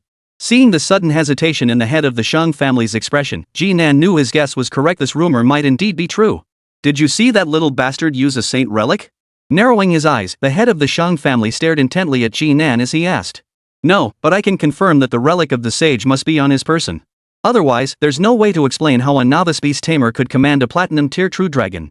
And this platinum tier true dragon slaughtered diamond tier demon beasts as easily as slicing through melons and vegetables. I also suspect this relic might be connected to his awakening.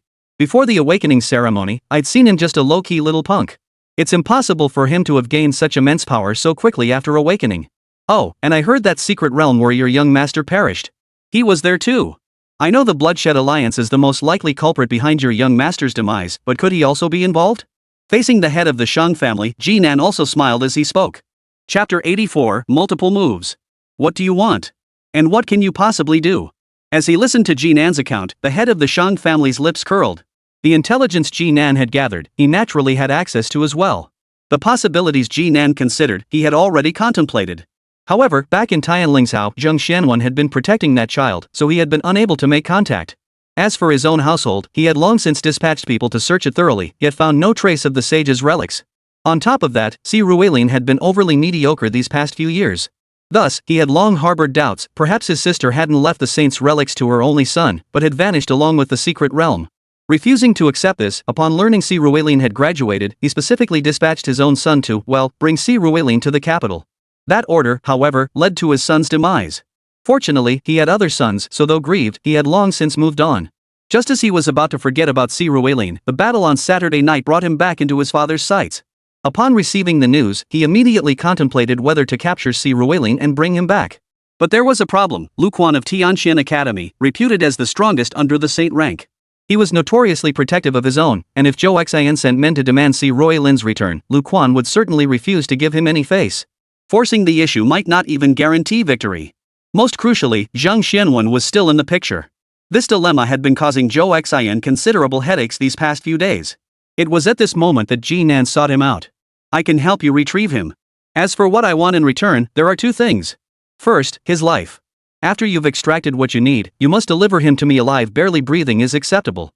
Second, I want you mooching. If certain measures are required that might provoke the Starry Sky Guild, I expect the Shang family to help me withstand the pressure. Ji Nan held up 2 fingers, clearly stating his demands. Ha! Chairman Ji, what a devoted father. To avenge your son, you're willing to pay such a high price. I'm curious, with that bastard Lu Quan in the picture, how exactly do you plan to bring Si Ruilian to me? Leaning forward, the head of the Shang family asked Ji Nan with a hint of amusement. That matter doesn't require the Shang family head's concern. So, is our deal acceptable? Jin Nan smiled, his tone neither humble nor arrogant. Fine. If you can truly deliver my nephew alive, I'll shield you from the pressure of the Starry Sky Guild. Slamming his hand on the table, the head of the Shang family rose to his feet, his tone still laced with amusement. Then I thank you, head of the Shang family. I shall take my leave. With a smile, Jin Nan also stood up and departed from the banquet hall. Watching Jin Nan's retreating figure, the head of the Shang family sat back down and resumed his meal. He couldn't fathom where Jin Nan's confidence came from. Even if Jin Nan managed to bring Si Ruilin back, he wasn't certain he'd actually grant that favor. After all, empty promises meant nothing. And Jin Nan certainly knew the head of the Shang family's character. Yet he seemed utterly confident. What they didn't know was that as Jin Nan left the banquet hall, on the third floor above it, in a guest room, a woman familiar to Si Ruilin opened her eyes. This person was none other than Shen Ke, the woman who had cared for Si Ruilin for 5 years after his mother vanished. After Si Ruilin left Tianjiang City, unexpectedly, she too had departed Tianjiang City. She had come to the capital and begun monitoring the Shang family's movements. Looks like I'll need to find time to visit Tianjiang City soon. Muttering to herself under her breath, Chen Ku opened her phone and booked a flight to Tianjiang City. Si Ruilin remained completely unaware of these developments. Even if he knew, he likely wouldn't care. The highest-ranking personnel Jin Nan could mobilize were ultimately only at the king tier level. After his journey through the heaven-piercing earth-penetrating tower, he might possess combat strength on par with team leader Wang. Sending another king tier expert would be like handing him experience points on a silver platter. Of course, even a lion gives its all when hunting a rabbit. He wouldn't give his opponent any opening. That's why these past days, he'd been training relentlessly and listening intently to every lecture. Right now, he was absorbing the theoretical knowledge imparted by his teachers and studying how to apply it in actual combat. It must be said that Fan Jingxi and Wu Song have been immensely helpful to him. Fan Jingxi and Si Ruilin got along well because Si Ruilin and Fan Jingxian had been through life and death situations together, so their relationship was indeed solid. As for Wu Song, he seemed to have been thoroughly impressed by Si Ruilin's skills. Thus, these two often hung out with him when they had free time. The bond between the three grew remarkably fast, though it hadn't yet reached romantic territory. Mainly, Si Ruilin was surrounded by too many girls, and he couldn't be bothered to date ordinary humans. Yumo Qing, however, was far more conflicted. But how she chose to proceed was her business alone, and had nothing to do with Si Ruilin. Outside of school, Si Ruilin occasionally left campus during breaks to hang out with Xiaobo and the other student council members, heading to Night Enchantment for drinks and such. Night Enchantment had only closed for 3 days before reopening. After all, not every beastmaster in this world specialized in combat. Life-oriented beastmasters were quite common. Among the talented graduates from Si Ruilin's school, over 90% would become life-oriented beastmasters. Among lifestyle beastmasters, the most common type is the architectural beastmaster. They contract humanoid beasts to handle the most basic manual labor. One such beastmaster could replace 20 ordinary workers. A beastmaster typically contracts 10 such beasts, meaning a single beastmaster could match the output of a medium-sized construction crew. With these beastmasters handling construction, simple site repairs were a breeze. As Si Ruilin became a regular at Night Enchantress, he grew familiar with the blonde woman he'd fought alongside that day, another silver-haired woman, and the establishment's owner. According to their introductions, the owner was surnamed Yang Yang Yunjun. Indeed, she was young, just 25, yet possessed combat power at the king tier. Such combat prowess was actually somewhat extraordinary. After all, even Fan Jingxian, hailed as last year's top prodigy, had only reached the peak of advanced beastmaster upon graduation, still a considerable distance from the beastmaster ancestor realm, let alone the king tier. Yang Yunjun was only 3 years older than her. Such talent was truly off the charts. But Si Ruilin didn't pry. As a reincarnated individual with a level 13 power-up, why would he be curious? After all, he was the real game-breaker. The blonde woman was named Jin Chuaner, also possessing king-tier combat prowess. The silver-haired woman was Yin Chuaner. Si Ruilin didn't know her combat strength, as she'd never fought either. But both she and Jin Chuaner served as managers here. One oversaw the first floor, the other the second. Chapter 85, A Kindred Spirit? Oh, you're here alone today? As Si Ruilin stepped back into Night Enchantment Bar, he came alone this time. Finding a single seat, he ordered a drink and settled in to sip it. Ever since his first visit here, when he discovered his neurasthenia had improved, he'd actually come back a few times with the student council. He'd gotten fairly familiar with the staff here, especially the two managers and the owner. Sure enough, barely 5 minutes after sitting down, the silver-haired Yin Chuaner approached. She leaned directly against Si Ruilin, draping her arm lightly over his shoulder as she grinned at him. Don't be fooled by her name, Yin Chuaner. The one upstairs is called Jin Chuaner, but they aren't actually sisters. They don't even look alike. The name is just a name. They've all gone home. Tomorrow's the Mid-Autumn Festival, right? I'm not going back, and staying on campus is boring, so I came over to hang out. Listening to Yin Chuaner's words, Si Ruilin smiled and replied. Actually, after their classes ended last night, the school teachers had already announced the mid-autumn holiday. So today, all they saw were people leaving campus one by one, including Fan Jingxi, Wu Son, and Yumo Qing. They'd all gone home. As for him, going home really wasn't too appealing either. Only his older brother was heading home, and returning might invite trouble from the Tianhe Guild. So he chose to stay put, planning to visit the Tower of Heaven and Earth tomorrow. He planned to use the mid-autumn break to see if he could conquer a few more floors. He planned to rest up tonight, but after brushing his teeth and climbing into bed early, he lay awake, holding Luo Xing close. After a moment's hesitation, he headed back to Night Enchantment to unwind with a drink. Wait. Hearing Si Ruilin's words, Yin Chuaner couldn't help but chuckle before turning away. About 10 minutes later, she returned, took Si Ruilin by the arm, and led him straight to a corner of the Night Enchantment's main hall. In this inconspicuous spot, two people were already waiting for Si Ruilin. Upon seeing them, he recognized them both. One was the bar's owner, Sister Yang Yunjun. The other was Jin Chuaner, the manager of the second floor. Sis Jin? Sis Yang? You two free today? Hey, tomorrow's Mid-Autumn Festival. We're taking the day off, so we thought we'd come drink with you.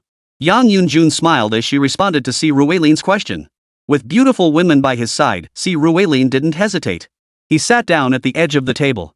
As they listened to the pulsing music around them and watched the crowd dancing in the distant dance floor, they began drinking and chatting. But they didn't discuss family matters. For these four people, family seemed like a topic they found difficult to broach. Before they knew it, the four had been drinking for over 2 hours.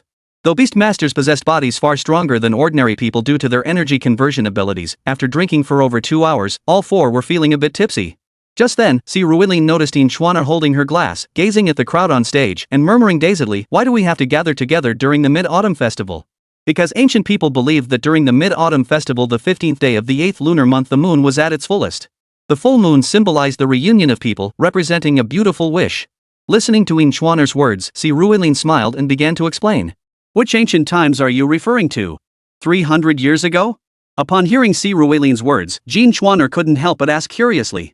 Perhaps even earlier, over 1,000 years ago? At least I know this belief existed 1,600 or 1,700 years back. 16 centuries ago would place it around the 60s of the Tang dynasty. Unfortunately, people from that era suffered a cultural disconnect. They knew little about events from just 3 centuries prior, let alone over a millennium ago. Hush, stop bragging. Over 1,000 years ago? Are you some ancient demon who's lived for millennia?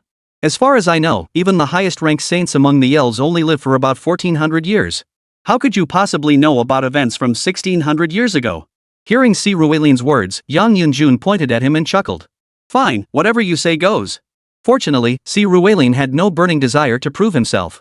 He simply laughed it off and let the matter drop. Yet this remark clearly struck a chord with the 3 girls nearby: Yang Yunjun, Jin Chuaner, and Yin Chuaner. Little C, do you know why we came to drink with you today? I don't know. There are quite a few guests today. Hearing Yang Yunjun's words, Si Ruilin shook his head, indicating he truly didn't know. First, it's because of you, kid.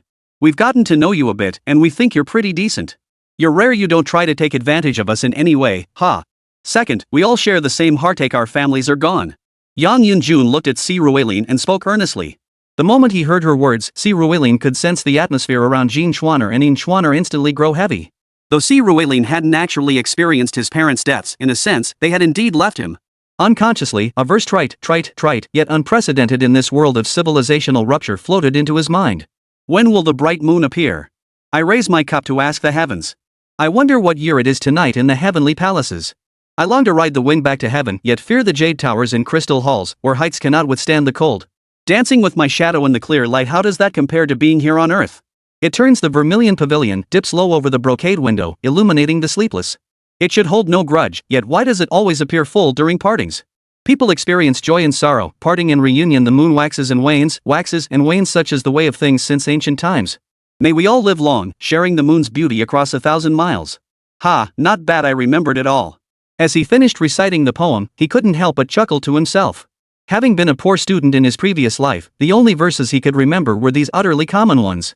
Even so, when he faltered in the middle, he had to hum a few lines from a song to jog his memory. Yet when he finished reciting, he noticed Yang Yunjun and the others across from him had all gone rigid. Clearly, they were hearing such elegant verse for the first time, momentarily intoxicated by its beauty. Yang Yunjun, in particular, murmured softly, people experience joy and sorrow, parting and reunion, the moon waxes and wanes, waxing and waning. What beautiful words! Truly beautiful. Who knew you had such literary talent, young man? Even if you weren't a beastmaster, you'd probably become a great literary master. Chapter 86, The Tower That Pierces Heaven and Earth. Ahem, I didn't write that. Hearing Yang Yunjuan's words, Si Ruilin muttered sheepishly. If not you, then who? Su Shi. Who the heck is Su Shi? An ancient figure from 1400 years ago? Oh, someone from the same era as the Saint-Tier elves? How'd you even know that? Ahem, good horse that was written by me. Seeing Yang Yunjuan's teasing expression before him, Si Ruilin steeled his resolve. If he had to lose face, so be it. He'd done enough shameful things in his daily life that a few more wouldn't matter. Hearing Si Ruilin's words, the three women all burst into laughter. May we all live long, sharing the moonlight across 1,000 miles. Don't think I'm just a bookworm, I know that phrase too. It speaks of longing between lovers. Who are you pining for? That legendary childhood sweetheart of yours, that classmate surnamed you? Seeing Si Ruilin's expression, Yin Chuaner couldn't help but nudge his arm with her elbow and ask with a soft chuckle. That girl's name was Yumo Qing, I think. But it probably wasn't her. It might be Tianquan's student council president, Lu Ruitong. I heard that after our little brother Si saved her, President Lu has been paying quite a bit of attention to him.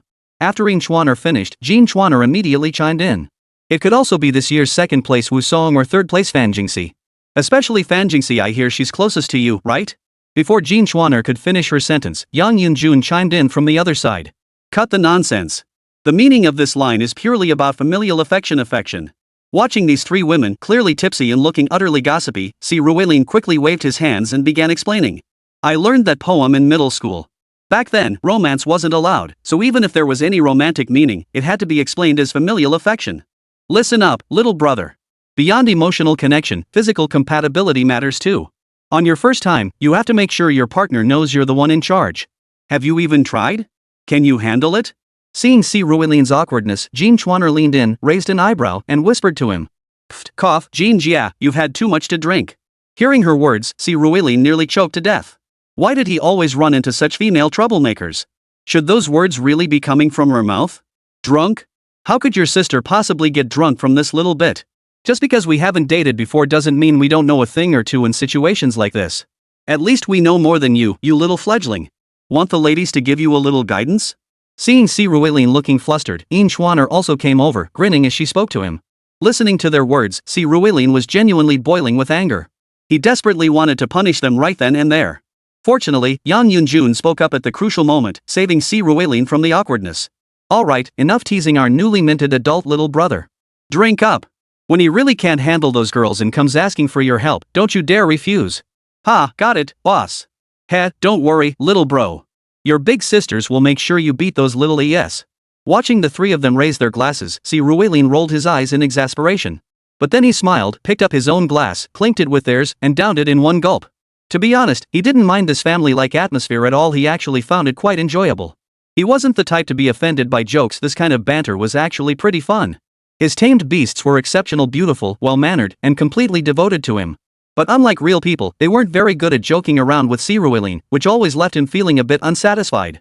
Of course, this didn't change Si Ruilin's perspective. Dating real people was too much hassle. His tamed beasts were far better. Still, fun as it was, Si Ruilin didn't linger too long. After drinking for another hour or so, he left around midnight. Yang Yunjun specifically called a local staff member to drive Si Ruilin back to Tianxian Academy. This time, he slept much more soundly upon returning. He slept straight through until 9 the next morning. After getting up, taking a shower, and eating his fill, he boarded the shuttle bus and headed to an area behind the academy. This place was called the Teleportation Zone, a name that spoke for itself. It was an area specifically designated for setting up teleportation arrays. Over the past 300 years, humanity had not only fought against portals but also gained considerable understanding and conducted reverse engineering on them, yielding some tangible results. Various teleportation arrays now connected major cities, border regions, and military formations. Should any trouble arise, the Yanhuang forces could be dispatched at the fastest possible speed to provide support. Currently, several teleportation arrays were also present within the 4 great academies. The first type facilitates inter-academy travel. The second type corresponds specifically to several battlefields. After all, starting in the second half of the 3rd year, students from the 4 great academies would periodically head to the battlefields for practical training. Traveling by foot or plane would be far too difficult. The third type is specifically for traveling to the Tower of Heaven and Earth. Although today was the Mid-Autumn Festival, the school's teleportation array was still manned. When Si Ruilin presented his student ID card and it was verified, the attendant allowed him to step into the teleportation gate. Just like the previous 2 times he entered the secret realm, as Si Ruelin stepped through the portal, his vision blurred momentarily. The next second, he found himself standing before an immense tower. This tower truly pierced the heavens and reached the earth. Its highest point was completely hidden within the clouds, making its limit impossible to discern. Similarly, the tower's exterior was heavily guarded. Only after confirming Si Ruelin posed no threat did the guards open the massive doors and allow him entry. Stepping inside, Si Ruelin was immediately engulfed in darkness. Only when the massive entrance doors slammed shut did light suddenly flood his vision. Before him now stretched a vast forest, truly resembling a miniature secret realm. As far as the eye could see, there was no end in sight. To pass through this area, there were only 2 options: either slaughter every monster within, or defeat the boss of this level to find the entrance to the next. Either path, however, promised no easy journey. Thud. Just as Si Ruelin pondered his next move, a series of dull thuds echoed from within the forest. As the sounds drew nearer, he realized their source was a group of slimes. These creatures were all ranked between bronze tier 1 and 2. Spotting Si Ruelin, they leaped toward him with renewed speed. In response, Si Ruelin flicked his wrist, and 7 spider spirits instantly materialized before him in their spider forms. Time to get to work. Yes, Master. Act 7. Chapter 87, Rapid Growth. Ha! Old Lu, it's Mid-Autumn Festival today. Why aren't you home with your wife? What brought you here? As evening fell and dusk approached, Tianxian Academy fell into a rare quiet. Over 90% of the students had already returned home, and the teachers and staff had naturally gone their separate ways. Only a few security guards and teachers on duty remained. Just then, the vice principal in charge tonight suddenly saw Principal Lu Quan swinging his way in from outside. The old lady and the kids are cooking, and I had nothing to do, so I came to take a look. By the way, did that freshman Si Ruelin go to the Tower of Heaven and Earth? With a smile, Principal Lu revealed his purpose. Around 10 this morning, the guards at the portal said he went in. Wow, it's been nearly 8 hours now. Should we go check on him? Glancing at the time, the vice principal spoke up. Yeah, let's go check on him. With a smile, the two headed to the monitoring room. The 4 major academies had no surveillance inside the Tower of Heaven and Earth. All they could do was equip entering students with detection devices to track their current level and potential life-threatening situations. Beyond that, they could only use special devices to check the number of monsters on each floor, their strength levels, and approximate locations, similar to how they tracked monster positions inside the teleportation gate from outside. Seeing the actual conditions inside was impossible. Track Si Ruelin's current location. As Lu Quan and his companion entered the monitoring room, the vice principal addressed the supervisor on duty. The staff swiftly retrieved Si Ruelin's location. The moment the coordinates appeared, everyone including Lu Quan froze in shock. Because the display showed Si Ruelin had already reached the 21st floor. The 21st floor? He'd reached the 21st floor in just 8 hours? Impossible. Even if he'd been clearing bosses non-stop, that pace was absurdly fast. Witnessing this, the vice principal couldn't help but utter in astonishment. He couldn't have just cleared it by killing bosses. I recall Xiaolu telling me he wiped out every single spider in the micro-dungeon before leaving. Let's check the space below the 21st floor now and see if there are any monsters left. After a moment's hesitation, Lu Quan addressed the screen before him. Yes. Hearing Lu Quan's words, the security captain immediately activated the detection system for the entire Tower of Heaven and Earth. The next second, before everyone's eyes, the 20 floors below the tower were completely empty. Not only had the boss been defeated, but every single minor monster had perished. Even on the 21st floor, only a single monster's red dot remained, blinking faintly. Si Ruelin's position was near this tiny red dot, completely motionless. How could this be possible? He killed all the minions below? And what was he doing right next to the boss? Why hadn't he continued ascending? Maybe he's eating? Resting? Hearing the vice principal's words, Lu Quan also spoke uncertainly. Hearing this, the vice principal was at a loss for words. What do you mean, eating? Resting? Why would someone eat or rest so close to the boss? And according to the principal's words, this is nowhere near Si Ruelin's limit? After all, the heaven-piercing tower, though intended for the young, was no easy feat to conquer. Floors 1 to 10 housed bronze-tier monsters, merely warm-ups for participants. But from floor 11 to 30, silver-tier monsters dominated. Even if one's main force consists entirely of gold-tier beasts, facing the relentless tide of silver-tier monsters makes progressing through each floor an arduous struggle. After all, even gold-tier beasts require rest, have stamina limits, and can be injured or exhausted. Thus, most graduates each year reach their limit around the 27th or 28th floor and choose to leave. Those who break through the 30th floor and enter the gold tier are geniuses among geniuses. Take Fan Jingxian, for instance. She pushed past the 40th floor. She stands as the strongest graduate not just of Tianxian Academy, but among all 4 major academies this year. Had she pushed through a few more floors to reach the 51st level, her opponents would have become platinum tier monsters. The platinum tier spans 5,170 floors, while the diamond tier begins at 7,190 floors. Beyond that, at the 91st floor and above, it is said to be the realm of the sovereign tier. Of course, these are merely machine-measured figures. Ever since the Tower of Heaven and Earth was built, no one had ever reached the 71st floor or higher. The strongest being is none other than Jin Long, the current leader of the 9 sacred ranks, who set the record at 63 floors. Even he stopped there, let alone anyone else. But now, in Lu Quan's eyes, Si Ruilin might just be able to push further. This kid holds quite a few secrets. Watching Si Ruilin, who was currently motionless beside the monster, Lu Quan smiled as he spoke. And indeed, Si Ruilin was doing exactly as Lu Quan described, eating and resting. The current 21st floor boss, a silver-ranked level 7 minotaur, was now firmly glued to the maze wall by countless strands of spider silk. Gasping for breath, it glared viciously with bloodshot eyes at Si Ruilin and his beast tamers, who were busy roasting beef. For Si Ruilin, today's haul was truly substantial. The monster density here far exceeded that of ordinary micro-dungeons. The only drawback was the limited monster tiers. For instance, the first floor featured bronze tier 1 and 2 slimes, with a bronze tier 3 giant slime as the boss. The second layer featured bronze tier 2 and 3 goblins, with a tier 4 giant goblin as the boss. The pattern continued similarly. For ordinary people, the overwhelming waves of identical monsters were the primary cause of extreme physical and mental exhaustion. Even the most exceptional students would be utterly exhausted after clearing the first 10 floors. But for Si Ruilin, this place felt like paradise. Because Si Ruilin had access to a sufficient number of powerful, low-level beast tamers. Sufficient numbers meant everyone could rest. Sufficiently powerful meant they didn't need to expend as much time as ordinary people to eliminate these monsters.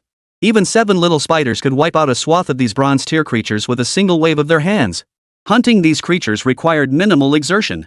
Most crucially, whenever a beastmaster's rank increased, they would recover some stamina. This recovery allowed them to maintain exceptionally high combat effectiveness. This became especially evident on the 11th floor, where they faced silver-tier beasts. After Si Ruilin released Xiaobai, Xiaoqing, and Luoshin to assist, the entire team found the battle significantly easier. Chapter 88, Cultivating Awareness. Phew, dinner's done. Should we rest here tonight, or push further up before deciding? After finishing the last bite of supper, Si Ruilin looked at Xiao Jin and the others as he asked. After a day of combat, the levels of Si Ruilin's beast tamers had all increased significantly except for Xiao Jin. Xiao Jin remained at Platinum Tier 10. After the battle with the Night Fiends, she had been at Tier 9, but with Si Ruilin's relentless training over the past month, she had reached Platinum Tier 10 last week. Her current combat power was Diamond Tier 10. Xiaobai and Xiaoqing, through today's battle, had also reached the peak of the Silver Tier. Both were currently at Silver Tier 10, possessing combat power equivalent to Gold Tier 10. Luoshin is currently at Silver Tier 9, yet she too possesses combat power equivalent to Gold Tier 10. The 7 little spiders are all at the same level now, Silver Tier Level 3. However, their combat power is slightly lower than the previous 4, currently only at Gold Tier Level 1. But taking down minor monsters at around Silver Tier 5 is a breeze for Gold Tier 1. Even if there's a boss, it's only at Silver Tier 7, still no match for them. We'll follow your lead, Master. Upon hearing Si Ruilin's words, Jin Long grinned and looked at him, chuckling as he said, "That's their only flaw, they're a bit too indecisive." In truth, they differed from ordinary beast tamers. Most beast tamers possess limited intelligence. Of course, humanoid beasts and those above the Emperor tier are no less intelligent than humans, but they've grown accustomed to following their tamers' commands. Beast masters don't need them to have too many independent thoughts, as that hinders command. But Si Ruilin didn't entirely treat these girls as beasts. He regarded them as family, which is why he was now cultivating independent thinking patterns in Xiao Jin and the others. I ask your opinions precisely to hear your genuine thoughts. So don't just follow my lead on everything, I need you to develop independent thinking skills. After all, you're not only my family, but also my comrades in arms and my strategic advisors. Looking at everyone, Si Ruilin continued. Hearing Si Ruilin's words, the girls exchanged glances. The 7 little spiders were still a bit dazed, but Xiaobai, Xiaoqing, Xiao Jin, and Luoshin began to ponder his words. After a moment, Xiaobai, the one who'd been alive the longest, spoke up first. I think we should tackle a few more floors. After all, the Mid-Autumn Festival break isn't long, only 5 days. We've already wasted 1 day. That means if Master wants to clear the dungeon, we need to clear at least 25 floors every day. We did start a bit late today, but starting tomorrow, we can begin climbing floors around 6 or 7 after dinner. Still, I feel we should aim for 25 floors today. After pondering, Little White continued earnestly. While Xiaobai's suggestion might not be the best option, at least they were thinking that's a good thing. So when no one else had any objections, Si Ruilin made the call. It's settled. The group gathered their belongings. Pink Spider approached the silver-ranked Tauron, its eyes blazing with fury. She extended her right index finger, which instantly transformed into a segment of a shark spider's leg. With a slight exertion, the razor-sharp appendage instantly pierced the Minotaur's skull. The immense force and penetrating power instantly pinned the creature to the wall. The Minotaur twitched once before its head slumped lifelessly. Its death signaled the elimination of all monsters and bosses on this floor. Instantly, Si Ruelin and his companions found themselves transported to the 22nd level. The 22nd floor was a vast swamp. The moment Si Ruelin and his companions appeared, Si Ruelin felt the ground beneath his feet give way, and his body began sinking into the mire. His reflexes were lightning fast, however. He instantly flung out strands of silk, which clung to a nearby tree. With a gentle tug, he shot upward onto the branches. At the same moment, Xiao Qing had already bitten down on a strange, large bird perched there, flinging it into the swamp below. As the strange bird sank into the marsh, countless eyes began to glow around its perimeter. One by one, monsters began crawling out from the depths of the swamp. These creatures included all manner of snakes, enormous crocodiles, slime monsters of every color covered in slime, and all kinds of insects. Honestly, just seeing these creatures was enough to make one's hair stand on end. But Si Ruelin was already somewhat accustomed to it. With a wave of his hand, all 10 of his girls except for Xiao Jin, who remained behind to protect him, instantly flew out in human form. Facing these monsters, a thoroughly satisfying slaughter ensued. Before they knew it, half an hour had passed. After defeating the final boss of the 22nd floor, a moss-covered, parasitized Treant, Si Ruelin and his group entered the 23rd floor. This level was a vast, white snow world. Upon their arrival, the rulers of this domain, a pack of snow-white silver 6th-rank military wolves, locked onto them. No words were needed, the battle continued. Thus, they advanced through levels 23, 24, 25, and 26. They fought their way through all the way to the 27th floor. By the time they finally halted their advance at 11 p.m., Si Ruelin and his group settled down to sleep there. The 27th layer is a stretch of beach, with temperatures hovering around 26 or 27 degrees, still quite comfortable. As for the enemies, the main threats are basin-sized reef crabs, washbasin-sized tide crabs, and lobster-like creatures that resemble humans, some hideously ugly. There are also mermaid variants, the fishmen. Monsters like harpy offshoots and black-winged windspeakers. The boss is a massive fish with ivory-like fangs called a styrn. But now it's been captured by the spider demons. They plan to kill it once they wake up and move on to the next level. For tonight, it'll just have to spend the night in their web. And so, the night passed without incident. Si Ruelin slept soundly that night. Unnoticed, the sun slowly rose above the sea. When the first rays pierced the darkness, Si Ruelin, sleeping on the large web woven by the 7 spider girls, couldn't help but gaze out at the distant ocean. It must be said, the secret realm did offer one advantage, the chance to witness breathtaking scenery unseen in the city. Chapter 89, Unstoppable. Have you heard? Freshman Si Ruelin has already broken through to the 35th layer. TSK, that's old news. I heard he was already on the 37th floor. The latest update says he's already on the 41st floor. Wow, what kind of monster is this? I heard he's only 18. 18 years old? Wow. Whoa, latest update, he's already cleared the 47th floor.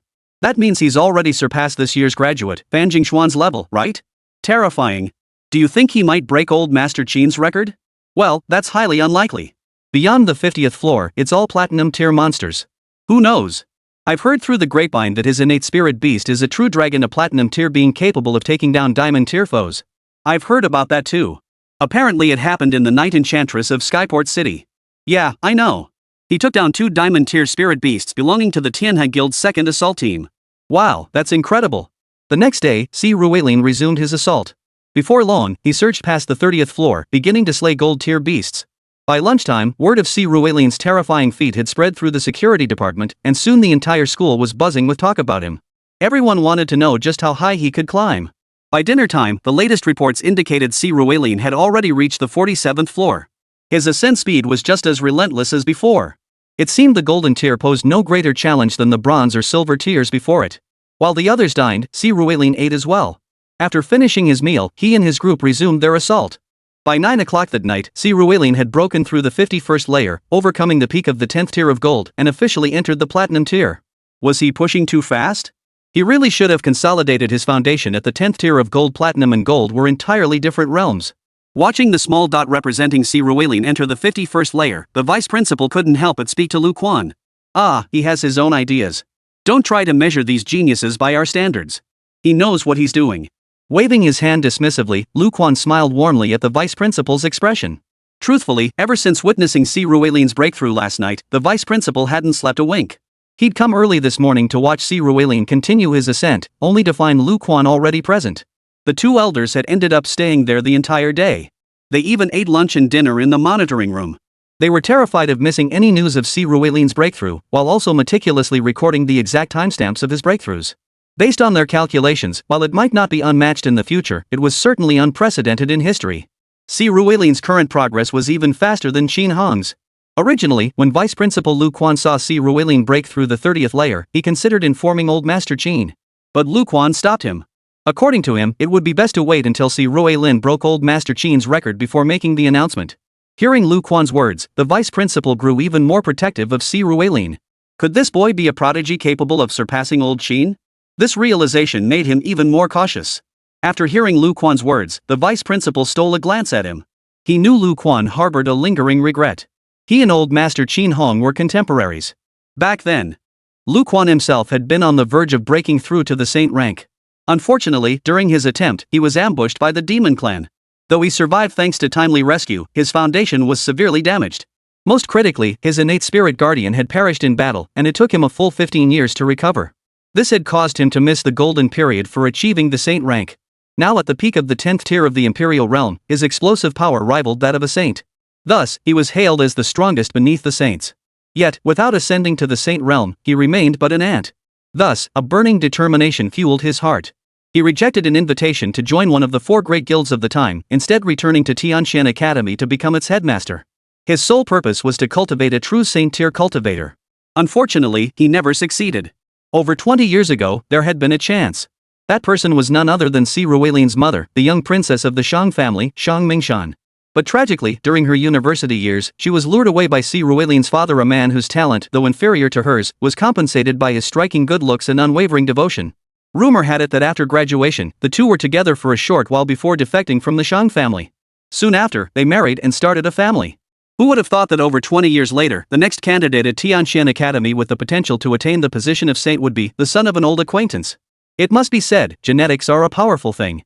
With a faint smile, the Vice Principal also turned his gaze toward the small red dot marking Si Ruelin's entry into the 51st layer. Upon reaching this level, Si Ruelin indeed felt the pressure surge instantly. A sea of Platinum Tier 1 and 2 beasts swarmed him, launching frenzied attacks. It was truly a bittersweet experience for him and his tamed beasts, painful yet exhilarating. The pain stemmed from the sheer strength of these Platinum Tier Level 1 and 2 beasts, vastly surpassing that of Gold Tier creatures. If 2 Bronze Tier Level 10 beasts could defeat 1 Silver Tier Level 1 beast, then 5 Silver Tier Level 10 beasts could likely overpower 1 Gold Tier Level 1 beast. 10 Gold Tier Level 10 beasts likely wouldn't last 20 rounds against a single Platinum Tier Level 1 beast. The gap between Platinum and Gold tiers was simply too vast. If it were clever enough, a single Platinum Tier Level 1 could even stand a chance against 20 Gold Tier monsters. So it would be a miracle if Si Ruelin's side didn't feel immense pressure. But equally, the joy was genuine because Platinum Tier experience far outweighed Gold Tier gains. Most crucially, even when facing Platinum Tier opponents, Si Ruelin's side held a clear advantage. With this day of high-intensity combat, the girls under Si Ruelin's command saw their combat prowess rise to a new level. Jin Long had reached Diamond Tier 1, officially attaining King Tier 1 combat strength. Xiaobai, Platinum Tier 4, combat power Diamond Tier 3. Xiaoqing, Platinum Tier 4, combat power Diamond Tier 3. Luoshan, Platinum Tier 4, combat power Diamond Tier 4. The 7 Spider Spirits, all Platinum Tier 1, combat power Platinum Tier 9. Facing these Platinum Tier 1 and 2 minions, while still challenging, had transformed from slicing through vegetables to breaking through like a steamroller. By the time Si Ruelin finished his push at 11 p.m. the next night, he had reached the 52nd floor, drawing ever closer to the ultimate 63rd floor. Chapter 90, the 61st floor. Teacher, hello. I'd like to check the surveillance to see if Si Ruelin student C is currently in the Tower of Heaven and Earth. Oh? You're here to check on Si Ruelin too? He is indeed there, but as for his exact floor, I'd say only the principal and vice principal know that. His location is now under strict security lockdown. Another night passed, marking the 4th day of the Mid-Autumn Festival holiday. Many students from distant homes had already returned to Tiangang City. Lu Ruiting was one of them. Her home was in the imperial capital, and flying back took 6 or 7 hours. She had deliberately returned a day early to avoid the exhaustion of traveling back tomorrow. Even so, she didn't arrive back in Tiangang City until after 6 in the evening.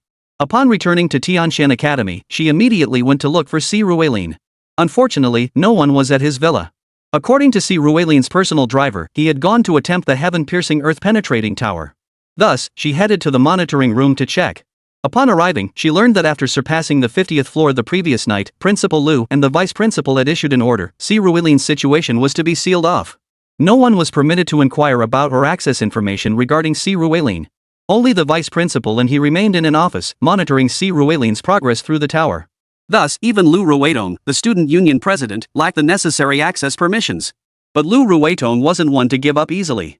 After hearing the security guard's explanation, she went straight to the office, knocked on the door, and saw Principal Lu's secretary emerge. After explaining her purpose, the secretary specifically returned to consult Principal Lu. Everyone outside the office assumed Principal Lu would never grant her access. To everyone's surprise, after a brief consultation inside, the secretary emerged and allowed her entry. Lu Quan had his own reasons for letting her in. First, in his memory, Lu Ruetong and Si Ruelin had maintained a fairly good relationship. If he barred her entry here, Si Ruelin might not conceal it from her once he emerged. Second, Si Ruelin's current behavior had left both him and the vice principal somewhat bewildered. They needed to find someone with a closer connection to Si Ruelin to gather some information. Principal and vice principal. As Lu Ruetong entered the office, the secretary was ushered into a small cubicle outside. She alone stepped into the office. The moment she entered, she saw Lu Quan and the vice principal standing before the desk, staring intently at the screen in front of them, their expressions solemn. "Oh, Miss Lu, you're here. Come, have a seat over here." The vice principal gestured to a chair beside him and smiled warmly at Lu Ruetong. Seeing the vice principal's smiling face, Lu Ruetong felt somewhat uneasy, to be honest. At Tianxian Academy, among the three principals, Principal Lu, the most powerful, was also the kindest. His good-natured, protective personality made him very popular on campus. The other two vice principals, however, were different. One oversaw external affairs and was rarely seen on campus. The other was the vice principal standing before him now, in charge of discipline. Even as student council president, he rarely showed a friendly face. Seeing him smile like this now truly threw Lu Ruetong off balance. Vice principal, yes? Is there something you need? Did Si Ruelin run into trouble during the tower challenge? Observing the two men, Lu Ruetong hesitated before asking. Indeed, there's a problem, though not with him personally, but with his abilities. Just look at his current position. Hearing Lu Ruetong's question, Vice Principal Lu smiled and stepped aside to show the screen. The moment Lu Ruetong saw the light point on the screen, his first reaction was, "Principal, someone else is still attempting the tower?" "No, that's him." Watching Si Ruelin climb to such an extreme height, Principal Lu remarked with emotion. "How many floors is that? He's already climbed that high? 1, 2, 3, 4. Hearing Principal Lu's words, Lu Ruetong hesitated before beginning to count the tower's floors. But before she could finish, the vice principal had already pinpointed Si Ruelin's location. "That's the 60th floor. 60? 60? 60? Hearing the vice principal's words, Lu Ruetong's legs went weak and she nearly collapsed to the ground. She then looked at the vice principal hesitantly and asked. "Yes, the 60th. Only 3 more levels to reach Old Qing's tier." Gulp. Hearing Principal Lu's solemn words, Lu Ruetong swallowed hard, then looked hesitantly at the Tower of Heaven and Earth, the only one glowing with a red dot. She had thought she already held Si Ruelin in high regard, believing he might break last year's record set by former Student Council President Fan Jingxian. But now she realized she had underestimated him all along. If she had stuck to her previous belief that Si Ruelin merely possessed the potential to become a saint, then his future ascension to saint rank was now a certainty. Recalling her recent visit home, she had shared news about Si Rueishuan with her parents. When her mother teased her, asking if she had a crush on the guy, she had denied it. Now, thinking back, it seemed, well, maybe she wasn't so wrong after all. As for Si Ruelin, he remained oblivious to the shock he caused. He always aimed to clear at least 25 layers daily, but after reaching platinum tier, the challenge had grown formidable. He started at 6 this morning and played until past 6 in the evening, just finishing dinner. 12 hours in, and he'd only cleared 10 floors. Though to others, that pace was already blazing fast. Breaking Old Qing's record was practically guaranteed now. Calling you in this time was also to ask around, did he have any hobbies? Any grievances about the school? After all, special cases call for special treatment. Seeing Lu Ruetong's shocked expression, Lu Quan took the opportunity to ask her the question he most wanted answers to. Despite spending a month with Si Ruelin, Lu Ruetong didn't really know him that well. Hearing Lu Quan's question, she momentarily didn't know what to say. Just as she was at a loss for words, the vice principal's voice suddenly echoed through the room. "Look! Student C has moved again." As his words fell, the small red dot representing Si Ruelin vanished instantly, only to reappear on the 61st floor. He was now just 2 floors away from breaking Old Master Qing's record. Yet at that moment, Si Ruelin, who had just slain the platinum 7th tier boss, the silverback bear, stared blankly at the 61st floor before him. This floor was entirely different from the previous 60 he had traversed. Before him now lay a vast, hazy expanse that seemed infinitely boundless. Within this void, not a single speck of dust stirred. Chapter 91, The Undead Realm. What the hell is this? Is this even still the Tower of Heaven and Earth? Staring at the hazy expanse before him, Ruelin scanned left and right for a long moment before muttering under his breath. I don't know, but I don't sense any living beings here. I don't even sense anything moving. Hearing Ruelin's words, Xiao Bai's eyes shifted, transforming into serpentine pupils. As is well known, vipers and pythons possess cheek pits and lip pits organs that convert thermal distribution into neural signals via the trigeminal nerve. These signals are transmitted to the brain, forming an image of the prey, known as thermal imaging ability. Both Xiao Bai and Xiao Qing possess this ability. Just as Xiao Bai's pupils shifted, Shizhuer stamped her foot. Countless ultra-fine silk threads shot out from beneath her, instantly covering a vast area. Yet within this expanse, there was not a single warm-blooded creature, not even anything moving. Hearing their words, Ruelin and the others were dumbfounded. Regardless, they decided to search the area first. Glancing around, they realized standing still wasn't an option. So Ruelin and the others began moving through the hazy, gray space. After walking about 200 meters, Ruelin and the others encountered the first thing? Because these things certainly couldn't be considered demonic beasts. What appeared before them was a massive pit. In the center of the pit lay countless piles of white bones. These bones emitted an extremely faint energy reaction so weak that they likely didn't even reach the level of black iron tier 1. These skeletons neither moved nor attacked, simply lying scattered across the pit floor in various forms. Seeing them, Ruelin frowned. Circling around the pit, they pressed forward. Yet after walking roughly 500 meters, more white bones appeared before him. These, however, differed from those in the pit. They were nailed to crosses, heads bowed, emitting only a faint, barely perceptible energy. They too remained motionless and posed no threat. Kill one and see? Observing these skeletons, Ruelin separated a strand of his puppet thread. He gently rolled it into a small ball, then flicked it sharply. The thread shot out instantly, snapping against a skull. With a sharp crack, the skeleton's head shattered into pieces. Yet nothing else happened. No skeletons rose to avenge their fallen comrade. No experience points appeared. Even the skeletons nearby didn't so much as twitch a finger. Staring at this bizarre scene, Ruelin was utterly bewildered.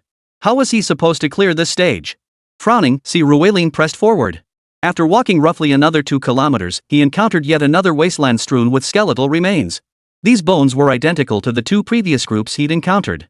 Frowning at the sight, Ruelin motioned for the girls beside him to hurry along. After walking another 20 kilometers or so, they encountered more skeletal remains. Ruelin began moving sideways, just as before. Occasionally, more bones appeared, but no demon beasts showed up at all. After another 20 kilometers or so, Ruelin halted. Something's wrong. Very wrong. Shaking his head, Ruelin muttered under his breath.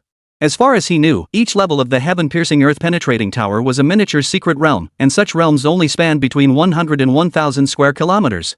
In other words, the smallest secret realm measured 10 kilometers long by 10 kilometers wide, while the largest was no more than 33 kilometers in both dimensions. Based on his exploration of the Tower of Heaven and Earth over the past few days, each floor here was essentially built to the minimum standard of 100 square kilometers. He had already covered nearly 30 square kilometers in a straight line and over 20 square kilometers horizontally. That meant he was approaching the edge of this realm. He scanned the surroundings carefully, searching for any subtle clues or overlooked details. After a moment's thought, Ruelin pressed forward.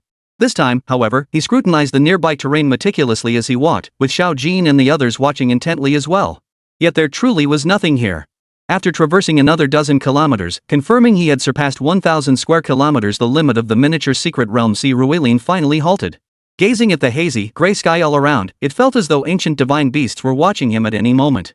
This oppressive sensation stirred an irritation within him. But the moment this irritation surfaced, Ruelin immediately sensed it. No. Calm down. Someone had broken through this layer of the heaven-piercing earth-penetrating tower. While no one had mentioned what lay here, the current situation offered only 2 possibilities.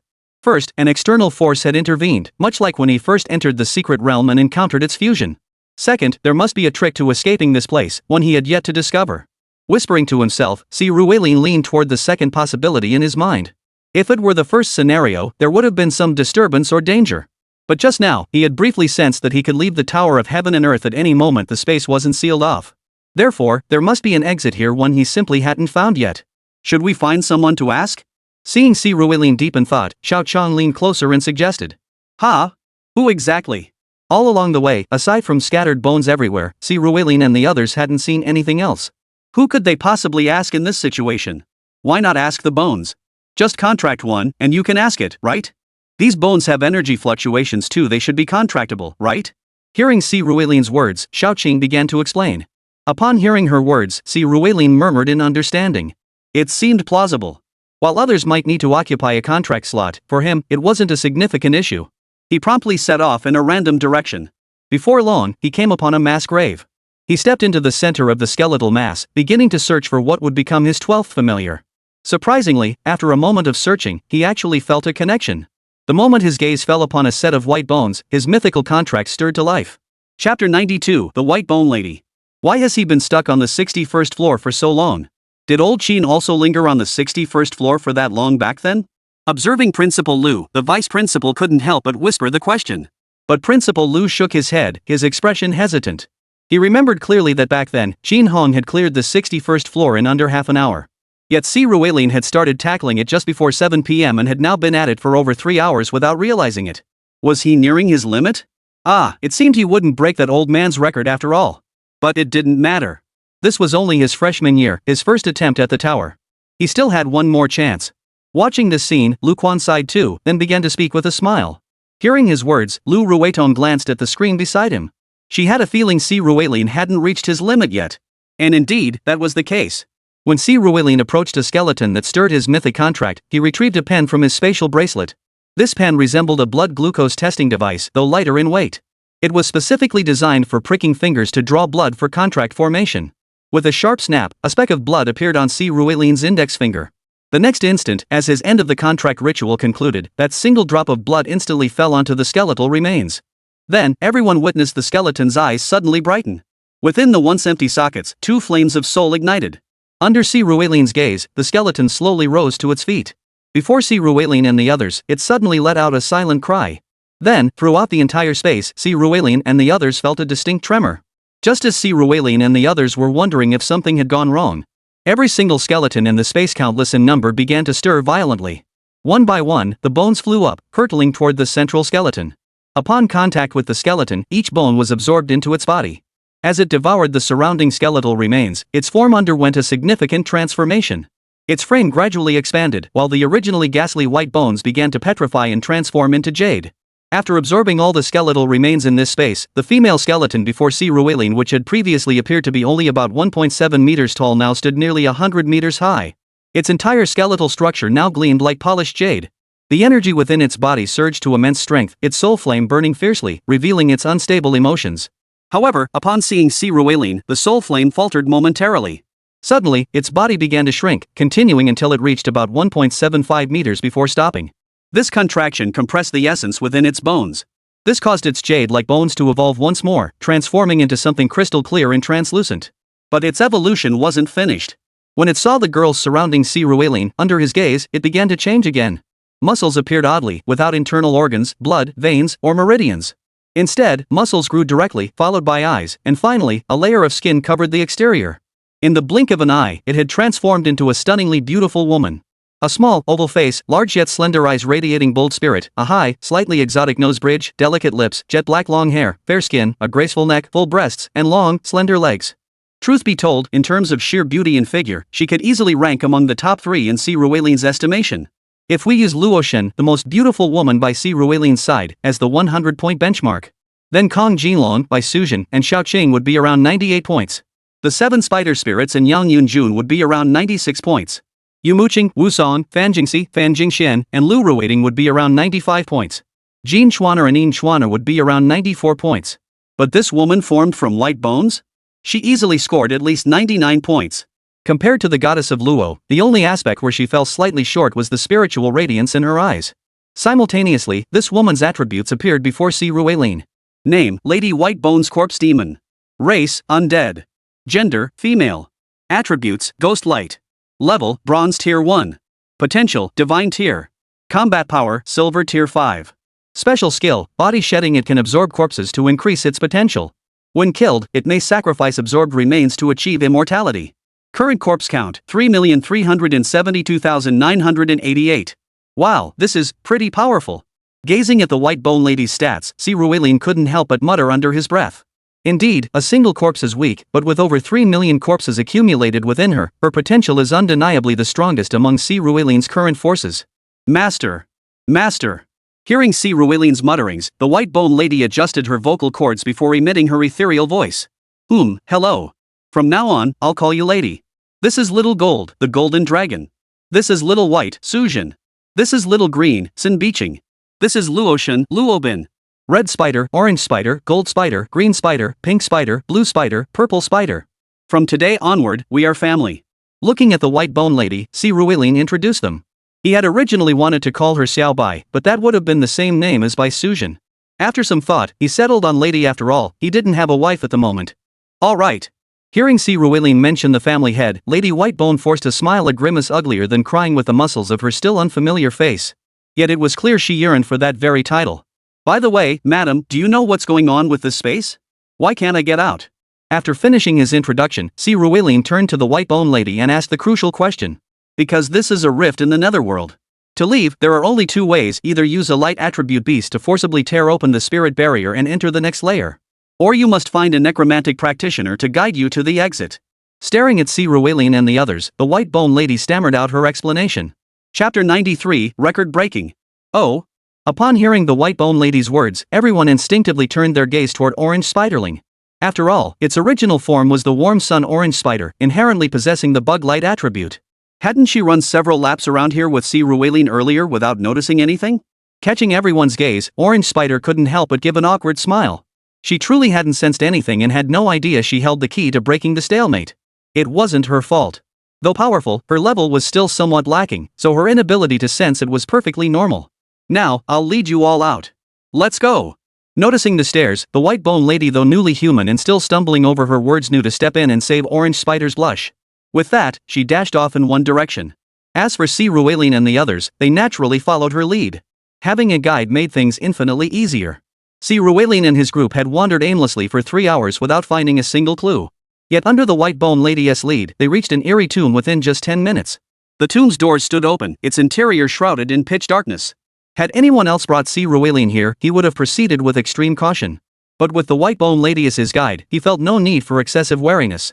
Sure enough, the moment they stepped through the doorway, the scene before them returned to normal. Before his eyes unfolded a secret realm formed of yellow sand.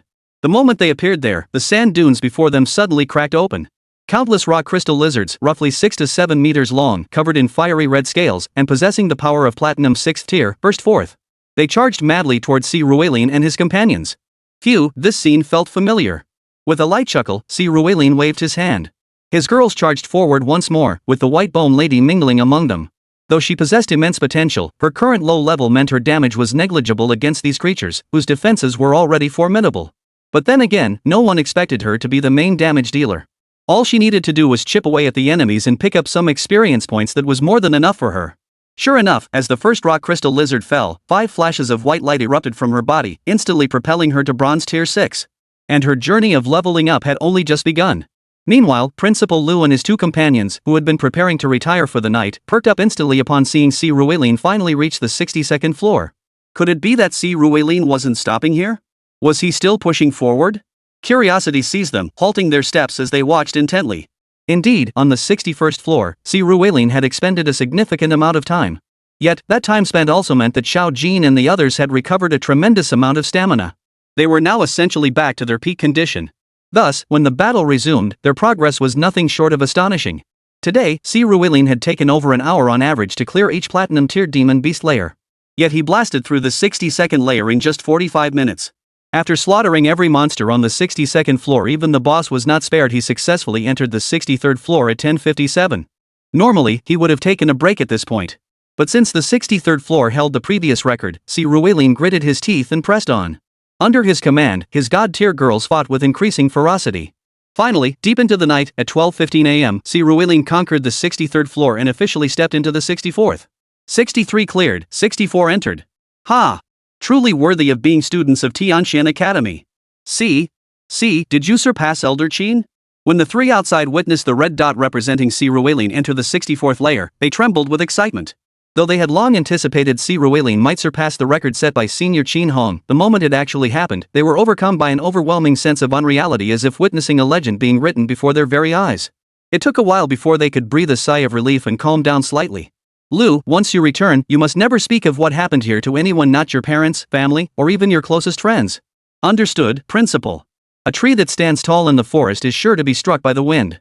Si Ruelin's current reputation outside was already enough to draw attention. If word got out that he had broken old Master Qin's record, there would undoubtedly be far too many envious eyes. Master Qin, the pillar of the earth, currently the strongest among the 9 holy ranks. Beyond the Yenhuang faction, no one desires to see another youth surpassing old Master Qin emerge. Foreign races don't want it, foreign countries don't want it, and even within Yenhuang, there are likely those who don't want it. So while Si Ruelin can be a genius now, he absolutely cannot become a genius who shakes the ancient and illuminates the modern once more. Preventing Lu Ruetong from revealing this matter was also meant to protect Si Ruelin.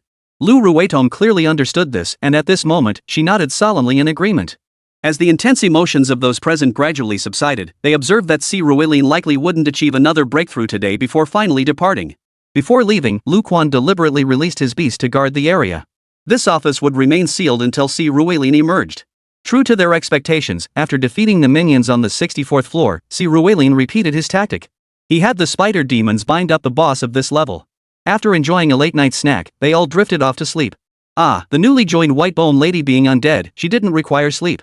Yet she rather enjoyed the feeling of lying beside Si Ruelin. Time flew by, and before they knew it, dawn broke.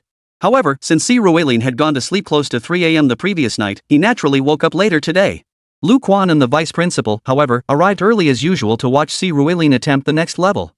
Before Si Ruelin started, Lu Quan deliberately pulled out his phone, found that long-lost contact, and happily sent him photos of Si Ruelin conquering the tower. At the same moment, within the imperial capital's Yenhuang Beastmaster Association headquarters, Elder Qin, who had just arrived and was brewing tea to prepare for work, suddenly felt his phone vibrate. Picking it up, he saw the message from Principal Lu, along with that very photo. Chapter 94, Overconfidence. Old Lu? It's been over a decade since he last messaged me. Why did he suddenly think to message me today? It must be the heaven-piercing tower. It's only the first half of the year, and already someone's attempting the tower? What floor is this? 1, 2, 3, 4, As Old Qin saw the message from Principal Lu, he felt a twinge of confusion at first. But when he clearly identified the tower level marked by that tiny red dot in the photo, a bead of sweat formed on his forehead. 64th floor. And the person is still inside the tower, hasn't even come out yet. This was truly absurdly powerful. He knew his own limits.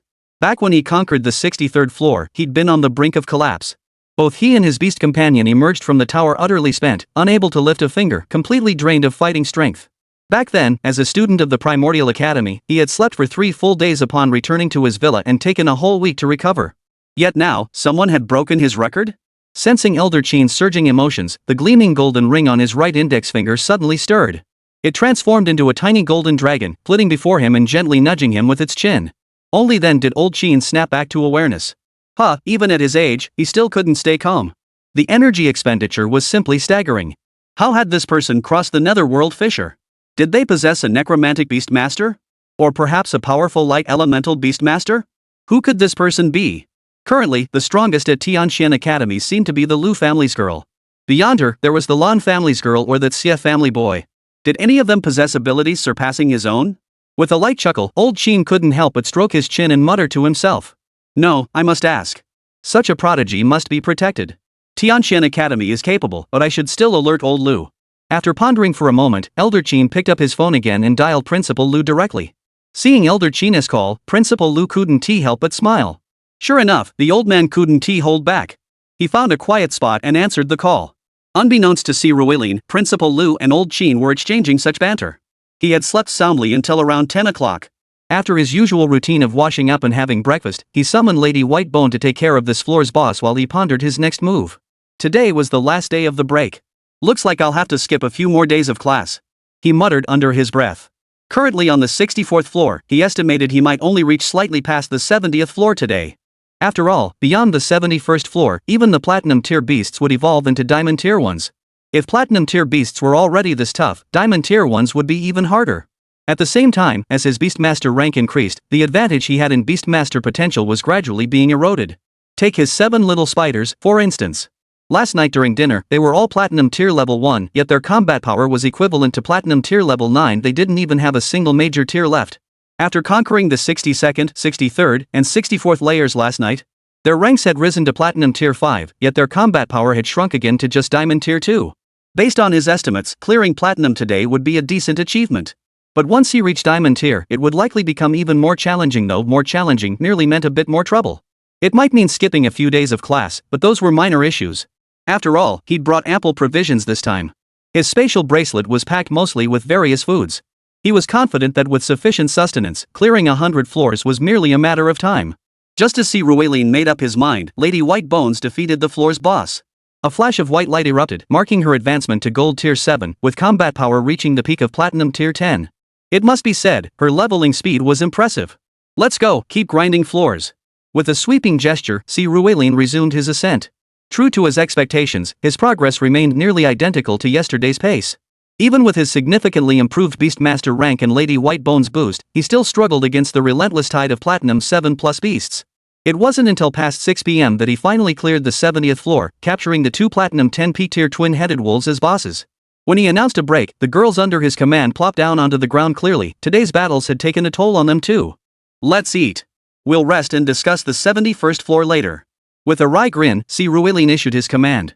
Honestly, he was still suffering from PTSD over yesterday's 61st floor. Who knew what kind of nasty surprises the 71st floor would throw at them after dinner tonight?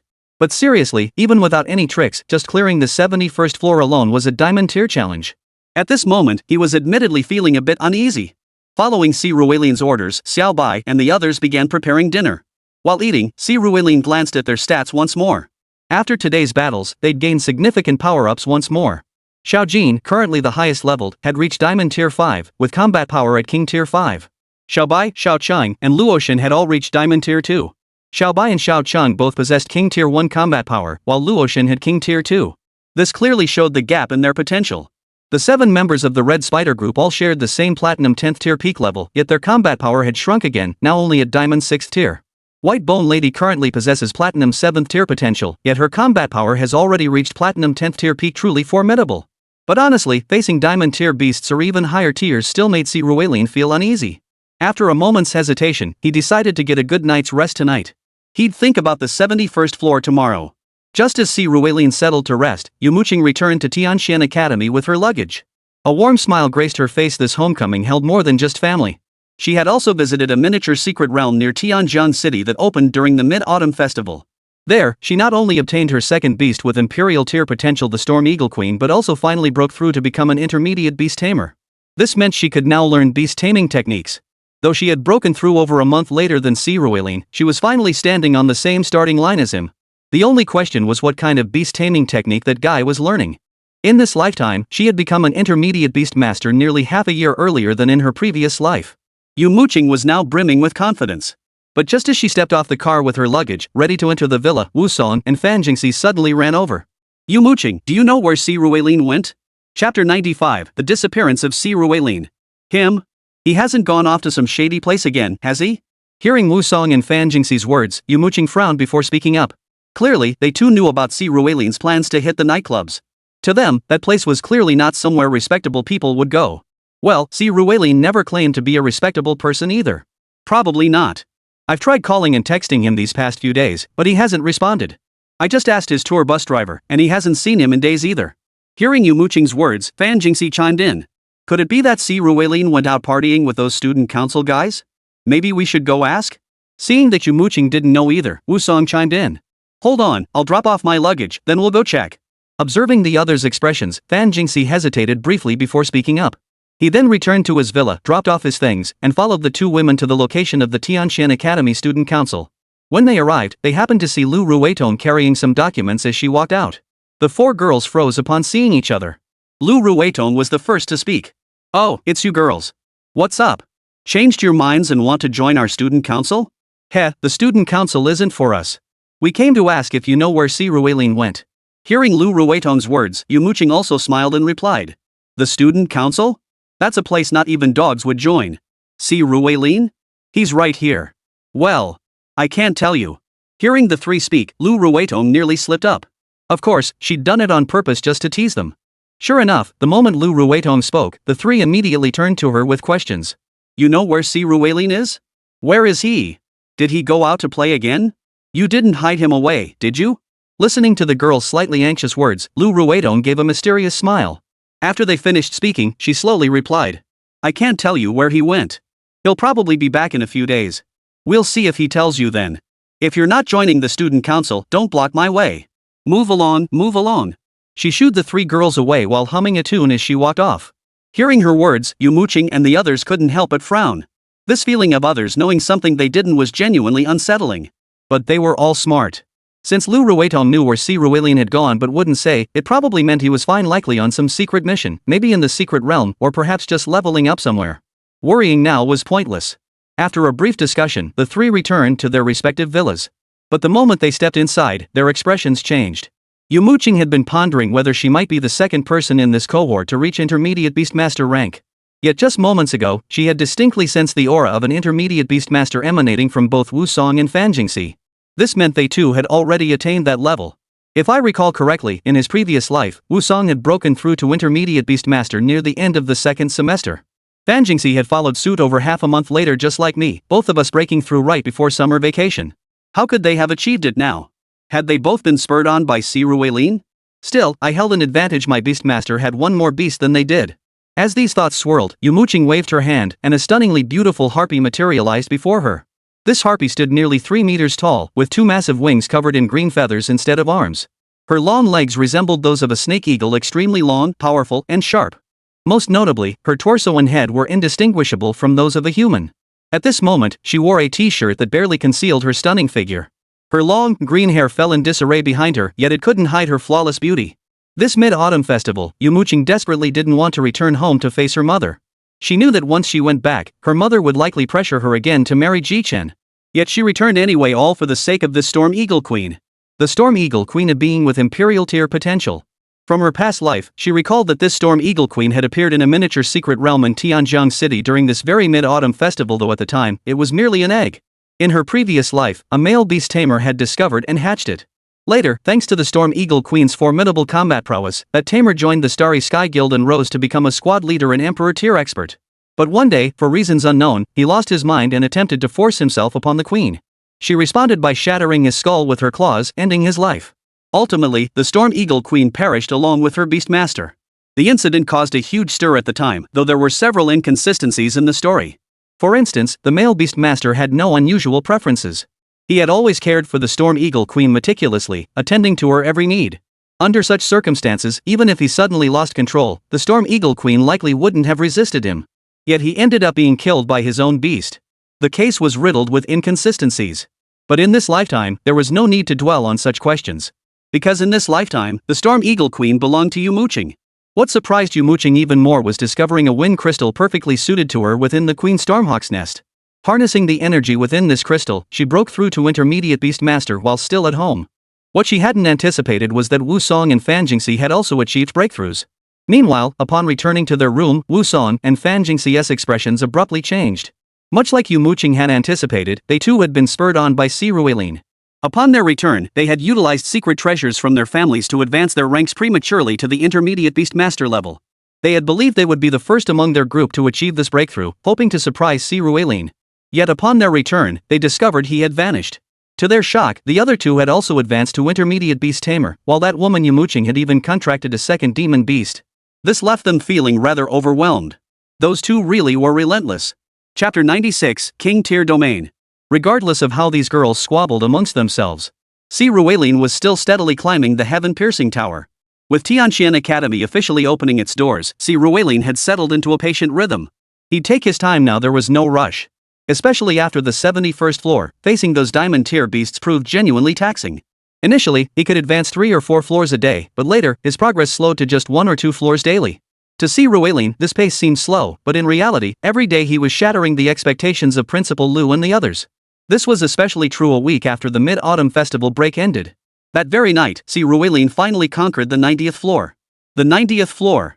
Just one more step, and he'd reached the legendary 10th tier of the King tier. The heaven-piercing earth-penetrating tower was nearly shattered. Principal Lu and the Vice Principal were utterly dumbfounded. No one knew where Si Ruelin's limits lay. If before, their understanding of him was that he would inevitably reach the same tier, now they feared he might emerge as a King tier.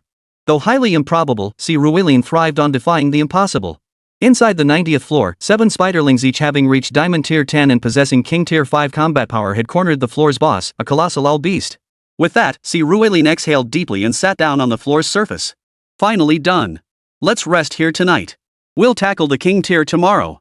Glancing at the equally exhausted girls beside him, Si Ruelin spoke up. Having spent over 10 days here, he now looked rather ragged and filthy, his beard somewhat unkempt, though his hair wasn't particularly greasy. Within these secret realms, one could occasionally find freshwater lakes suitable for cleansing. What? The seashore? As everyone knew, seawater didn't clean properly. Getting it on your body made you slippery and sticky, extremely uncomfortable. So bathing could only be done with fresh water. As for the freshwater Sir Ruwelin carried, that was meant for drinking.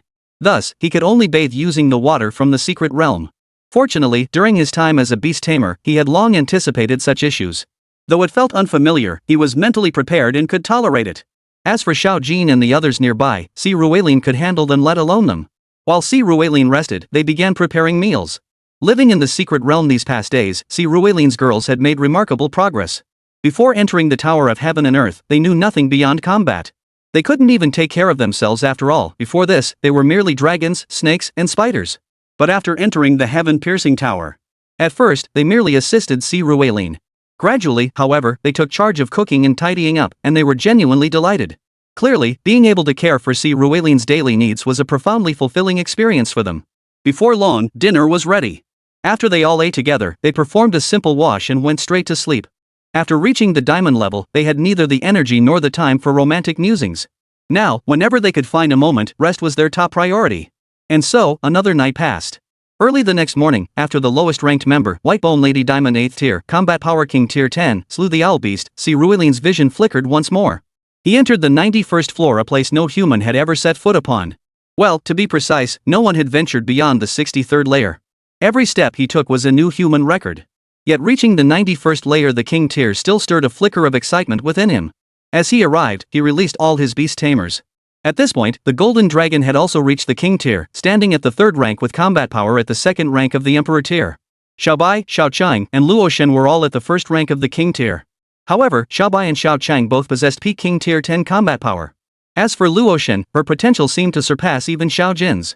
She had now made a major leap, her combat power reaching emperor tier 1. With Xiao Jin and Luoshen by his side, Sir Ruwelin could now hold his own against genuine emperor tier opponents. It seemed the threat from the Milky Way Guild was rapidly fading. Of course, against a true emperor tier expert, he might still be outmatched. He was still an intermediate beastmaster, just a hair's breadth away from advanced. Barring external interference, he should ascend to advanced beastmaster before winter break. Of course, if everything proceeded as planned, there would be no need to discuss it further. Beyond the 4 main forces, the 7 little spiders now all possess Diamond 10th tier peak strength, equivalent to King tier 5th tier combat power. Lady White Bones, though still at Diamond 8th tier, possessed combat strength surpassing the 7 little spiders of full King tier 10th tier, matching Xiaobai and Xiaochang. Of course, in a direct fight, Lady White Bones probably wouldn't stand a chance against Little White and Little Green. Well, one-on-one, if Lady White Bones leveraged her 3 million lives to trade blows relentlessly, even Xiao Jin wouldn't stand a chance against her. The corpse demon is indeed formidable. No wonder, in Journey to the West, despite being one of the monsters with the least screen time, it gave Sun Wukong such a hard time. Alright, let's not digress.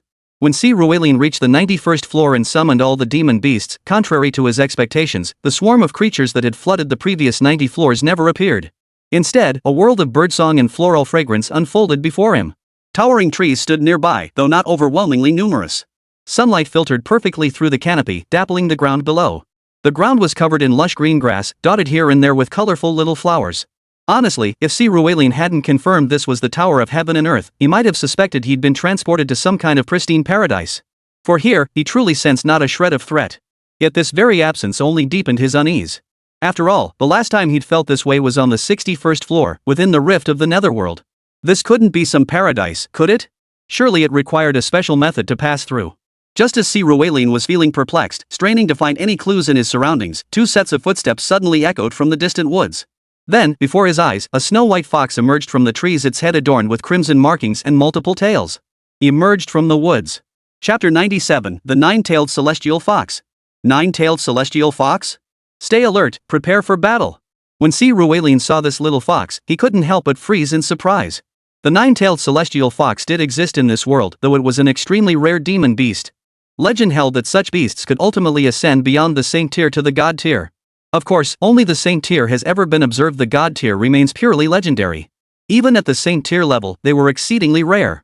Legend held that these beasts possessed extraordinary innate talents in seduction arts and illusions. The last person who possessed a nine-tailed celestial fox as a beast companion achieved the title of illusion god. Unfortunately, that individual perished over 40 years ago, and since then, no one has possessed a nine-tailed celestial fox as a beast companion. Seeing it now, Si Ruilin couldn't help but feel astonished and puzzled. Yet an even more astonishing event unfolded shortly after. For the moment this little fox approached Si Ruilin, it actually spoke. Human? Why are you in Qingqiu? How did you get in? It speaks? And it hasn't attacked? Hearing this voice, Si Ruilin's first thought was whether he had fallen victim to an illusion. Of course, he knew that demon beasts with Saint tier potential could all speak. Yet every demon beast they'd encountered along the way had attacked without warning, whether it was the slime or the diamond tier, 10th rank frenzied silver moon owl beast they'd just slain the night before. Whether or not they were naturally aggressive toward humans, all beasts here attacked humans without hesitation. This had led him to a mistaken belief. He felt that the demon beasts within this tower piercing heaven and earth lacked independent consciousness. Now, the sudden appearance of a demon beast capable of normal communication made his first instinct suspect he'd fallen victim to an illusion. But after circulating the energy within his body, he found no signs of being under a spell, especially after glancing at the other girls. Seeing no unusual reactions from them, he finally confirmed that this nine-tailed fox was indeed speaking to them. At that moment, Si Ruilin also opened his mouth to speak. Is this Qingqiu? Isn't Qingqiu one of the 3 sacred lands of the nine-tailed foxes? But this should be the 91st floor of the Tower of Heaven and Earth. The 3 sacred sites? The tower that pierces heaven and earth? Seeing Si Ruilin's response, the little fox clearly looked puzzled. She hadn't heard of any of this before. Noticing her confusion, Si Ruilin began to explain. The nine-tailed celestial foxes comprise 3 clans, divided by their dwelling places, the Tushan clan, the Qingqiu clan, and the Yusu clan. The Qingqiu fox clan originated in the classic of mountains and seas, specifically the southern secondary canon, Mount Qingqiu. Their current location is uncertain, but it certainly isn't within the heaven-piercing earth-penetrating tower. After all, the secret realms within the Tower of Heaven and Earth are isolated from the outside world. This place, aside from the netherworld fissure, only spans a little over 100 square kilometers. Upon hearing Si Ruilin's words, the nine-tailed celestial fox fell into a moment of silence. After a long moment, it murmured softly. No wonder I'm always blocked by an invisible force field whenever I approach this place. So we've been confined to this tiny space all along. So, have you come to kill us? If you could let us pass to the next layer, we wouldn't kill anyone. Exchanging glances, Si Ruilin addressed the nine-tailed fox. The entrance to the next level? I don't know where it is either, but our old clan chief might know. Would you like to come with me to our tribe? Hearing Si Ruilin's words, the nine-tailed celestial fox shook its head. It truly didn't know the location of the passage to the next level, otherwise, it wouldn't have been endlessly circling this 100 square kilometer land. Observing the fox's demeanor, Si Ruilin didn't fully trust it, but after a moment's hesitation, he nodded in agreement. For him, there were only 2 options now. The first was to kill it, then slaughter all the nine-tailed foxes here and advance to the next level. The second was to try trusting it. At worst, he'd fall into a trap, but he could always slaughter them all later. But if its words held truth and could aid him, he'd save himself considerable trouble. After all, the nine-tailed celestial fox possessed reason and was a king tier being with saint tier potential. He felt a bit uneasy about fighting it. Seeing Si Ruilin agree, the nine-tailed celestial fox led him deeper into the forest. Soon, after traveling roughly 7 or 8 kilometers, a massive encampment appeared atop a hill deep within the woods. Near the hill, numerous white foxes resembling this nine-tailed celestial fox, each sporting multiple tails, rested there. Though called the nine-tailed celestial fox, none of these foxes possess 9 tails. According to legend, the nine-tailed celestial fox grows 1 additional tail with each advancement in rank. Upon reaching 9 tails, it attains the holy rank. When it reaches the divine rank, it transforms into human form. At this moment, each of these 9-tailed celestial foxes possessed 6 tails, meaning they were all at the king tier level. Sensing the arrival of Si Ruilin and his companions, they all turned their curious gazes toward him. After the 9-tailed fox led Si Ruilin and his companions into the camp, an ancient-looking fox emerged from within. Upon seeing Si Ruilin and the beast tamers behind him, its cloudy eyes suddenly brightened. This old fox greets the divine messenger. Si Ruilin then witnessed the old fox bowing respectfully before him. A slightly aged female voice emerged from its mouth. Divine messenger? Is it addressing me? Yes. Only the divine messenger can command the divine beasts. Hearing Si Ruilin's words, the old fox replied solemnly. Hearing this, Si Ruilin's heart skipped a beat. It seemed she was quite knowledgeable. After all, she had actually recognized that Jin Long and the others were divine beasts. But she was wrong about one thing: these divine beasts weren't summoned by him, but evolved from within him. Still, he saw no need to explain further. Si Ruilin spoke up. Venerable elder, I trust you know my purpose here. Might you tell me where the passage to the next level lies? Also, regarding the beings inhabiting the 9 upper realms, are they like you? Can one negotiate their departure? Hearing Si Ruilin's words, the old fox straightened his body and shook his head gently. Divine Messenger, I have some understanding of the situation in the 9 upper layers. They are all a group of king-tier beings, temporarily exiled here. But they are different from us. Some are truly savage beasts, while others have already lost their sanity. Passing through these layers will not be an easy task. Chapter 98, The Origin of the Heaven-Piercing Tower. This one. Sister? Aunt? How should I address you? Listening to the old fox's words, Ruwelin asked with some confusion. Divine Messenger, there's no need to be so formal. You command divine beasts, while I am but a mere sacred beast. I wouldn't dare act presumptuously before you. If you don't mind, call me Old White. I've lived for nearly 2,000 years. The Qingqiu clan all bear the surname Bai, the Yusu clan the surname Su, and the Tushan clan the surname Tushan. From these surnames alone, it's evident these white foxes are the true lineage of Qingqiu. Alright, then, Old White, could you tell me what kind of beasts inhabit the lower levels? Also, how did you all end up in this space? Were you imprisoned here, or did you come of your own accord? And finally, what exactly is the story behind this tower? Ruwelin looked at the old fox with curiosity and asked. Well, that's a long story. As far as I know, this tower is at least 10,000 years old. It could be hundreds of thousands, even millions of years old. Who crafted it is lost to history. Originally, this tower existed solely for the amusement of the divine race. They divided it into distinct zones, populated them with numerous demonic beasts, and then activated an array that drove the creatures into a frenzy. Their bet was on which species or even which individual beast would ultimately survive. But later, intelligent races emerged, not just humans, but other sentient beings as well. They grew weary of merely watching beasts slaughter each other. They reconfigured the tower's formations, preventing the beasts from attacking each other. Moreover, the souls of all fallen beasts were sealed within the netherworld fissure on the 61st level. The corpses of challengers who perished were also cast into this netherworld rift, where they remained forever. When the intelligent beings who entered the tower departed, whether through death or voluntary exit, all slain monsters would be resurrected. To incentivize intelligent beings to enter the tower for their amusement, they had indeed placed a treasure on the 100th floor as a reward. Hearing the old fox's words, Ruwelin's pupils involuntarily contracted. No wonder the monsters here were so frenzied, attacking humans on sight. It also explained why none of the beasts here could be tamed. Throughout his journey, Ruwelin had encountered countless demonic beasts, yet his mythical contract remained dormant. Only upon encountering the White Bone Lady's skeleton in the netherworld rift did it stir. It turned out the tower's beasts were inherently untamable. The over 3 million skeletal remains on the 61st floor were all left behind by previous challengers. Meaning that over tens of thousands, even hundreds of thousands, or millions of years, over 3 million people had perished within this tower, piercing heaven and earth. What is this treasure? Hearing the old fox's words, Xiaoqing now focused more intently on the matter of the treasure he mentioned. I'm not entirely sure, for our clan wasn't captured by the gods. 5,000 years ago, our clan faced a great catastrophe. Our ancient ancestors sensed the impending danger and sent our shattered kin into the tower.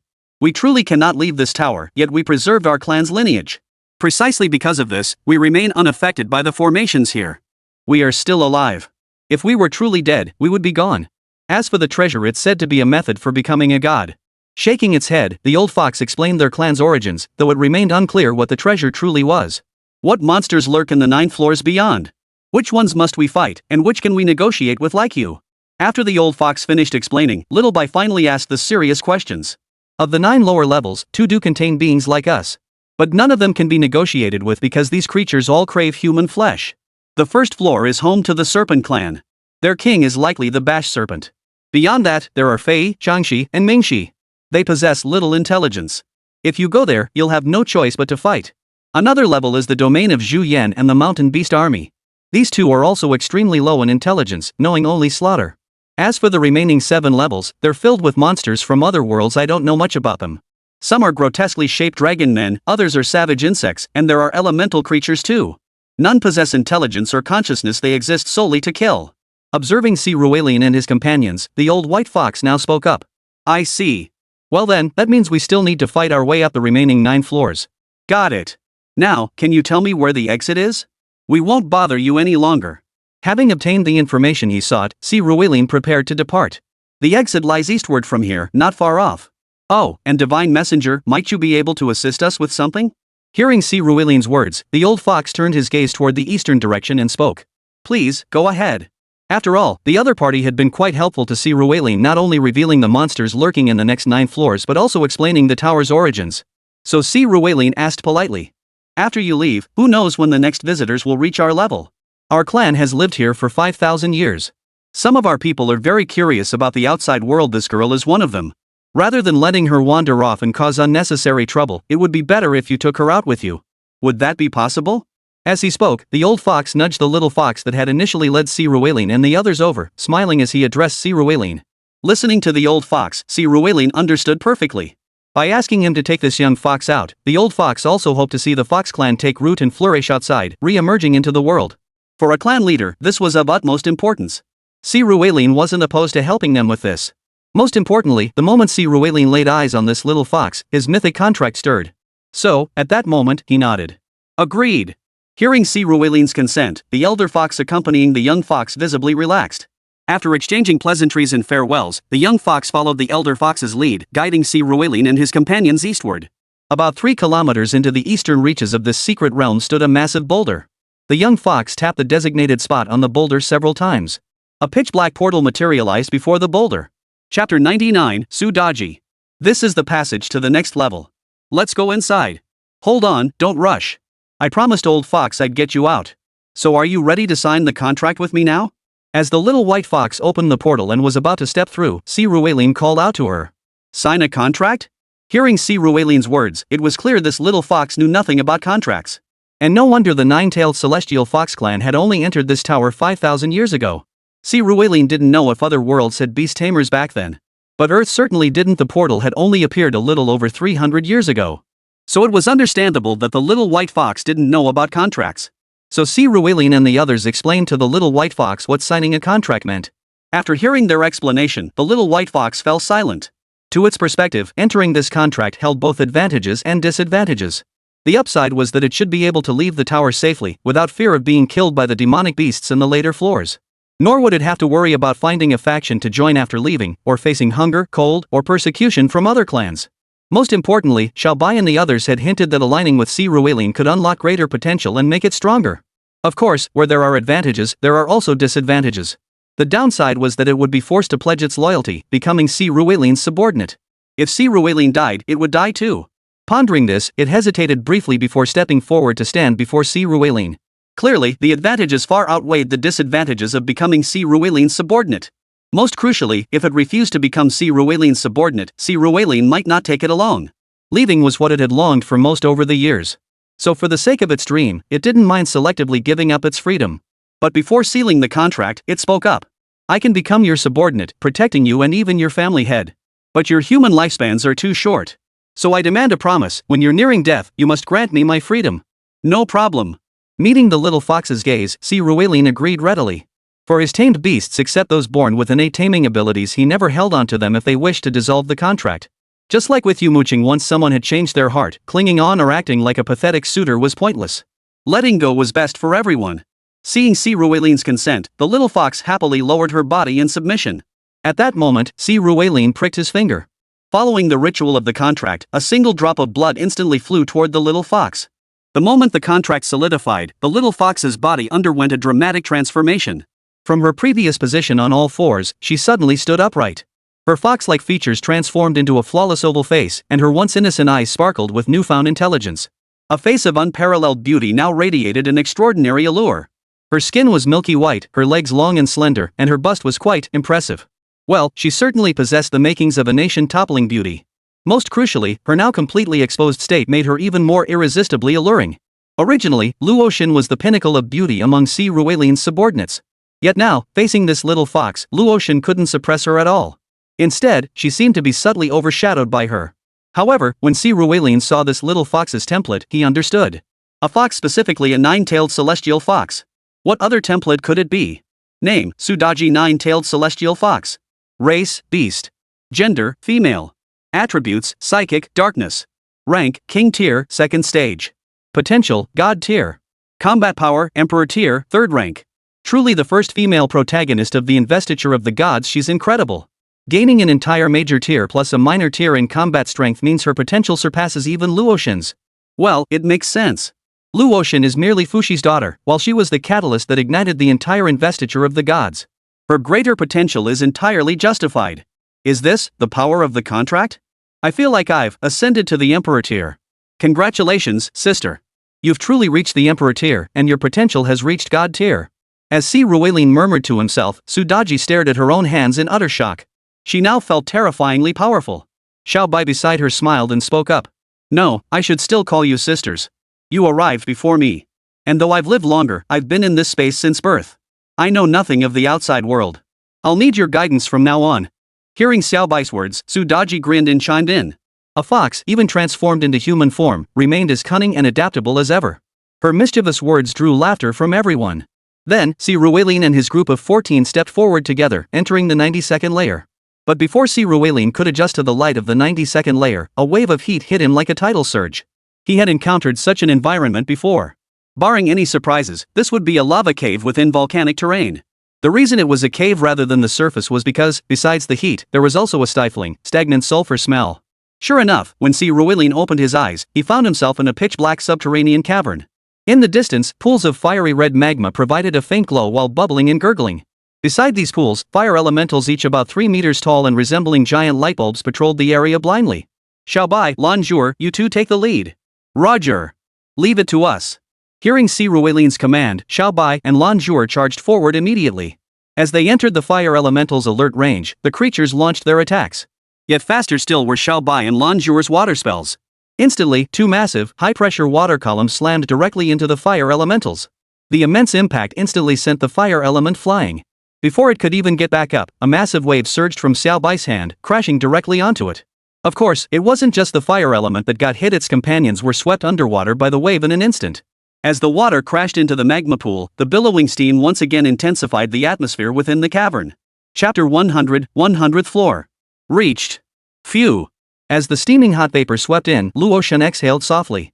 The vapor then condensed into countless ice crystals, falling to the ground and transforming into sparkling frost. Let's go! Watching this scene, Si Ruelin waved his hand and led the girls beside him deeper into the magma cavern. Above the 91st floor, the battles were indeed brutal. For every demon beast here was of the king tier. The difficulty far surpassed that of the earlier diamond and platinum tiers. Even with Si Ruelin's level advantage, their progress remained painfully slow. Whereas in the late diamond tier he could clear 1 or 2 floors per day, above the 91st floor except for the 91st itself, the 9-tailed celestial fox's domain, he sometimes needed 2 full days just to finish a single floor. The relentless waves of monsters were at peak strength and power. Fortunately, as mentioned earlier, Si Ruelin still had sufficient food supplies. He treated this as an opportunity to hone his combat skills. Naturally, as he progressed, the combat prowess and levels of the girls under his command also steadily increased. 24 days after entering the Tower of Heaven and Earth, he reached the 95th floor. Xiao Jin's level had risen to King Tier 8, with combat power at Emperor Tier 7. Xiao Bai, Xiao Qing, and Luo Shen had reached the 5th tier of the King rank, with combat power at the 3rd tier of the Emperor rank for 2 of them and the 5th tier for the other. The 7 little spiders were at King Tier 2, with combat power at King Tier 9. White Bone Lady, King Tier 1, combat power, Emperor Tier 2. Daji had reached the 3rd tier of the King Realm and rank, with combat power at the 4th tier of the Emperor Realm. After another 6 days, he reached the 98th floor. Xiao Jin's level had risen to King Tier 10, with combat power at Emperor Tier 9. After another week of fighting, he finally cleared the 99th floor. Xiao Jin's level had barely reached Emperor Tier 1, with combat power at Emperor Tier 10, perfect.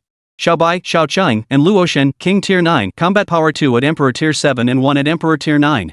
7 little spiders, King Tier 8, combat power reaching Emperor Tier 4. White Bone Lady, 7th tier of the King Realm, combat power at the 9th tier of the Emperor Realm. Daji, King Tier 10, combat power, Emperor Tier 10. Reaching the Imperial tier seemed far from easy, but for Si Ruelin, having his entire team at the Emperor tier was sufficient for now. Today, exactly 1 month after entering the heaven-piercing earth-penetrating tower on the 1st, 3rd, 5th, 7th, 8th, 10th, and 12th days of the lunar month, never missing a day, he finally reached the entrance to the tower's 100th floor, the final level. Phew, it's almost over. The current Si Ruelin had essentially become a wild man. His facial hair, though trimmed, remained unkempt and messy. His hair stood on end, giving him a thoroughly bedraggled appearance, and his clothes were long since torn and tattered. At best, his current clothes were barely wearable, nothing more. Fortunately, all this would soon be over. After the White Bone Lady here defeated the final boss of the 99th floor, a dragon blood warrior over 10 meters tall, covered in dragon scales, Si Ruelin and his companions experienced a flash before their eyes, officially entering the 100th floor. The first sight to greet him was a vast dungeon. It was extremely dark, with filthy water pooling everywhere. The stench emanating from all sides was unbearable, reminiscent of an unclean zoo, foul and putrid. But Si Ruelin soon understood why this place had become such a nightmare. Deep within the darkness ahead, dozens of eyes slowly opened. One by one, massive red-furred wolves emerged from the shadows, stepping into his line of sight. Each of these giant wolves bore fur on their chests shaped like shields, every hair on their bodies a blood-red hue.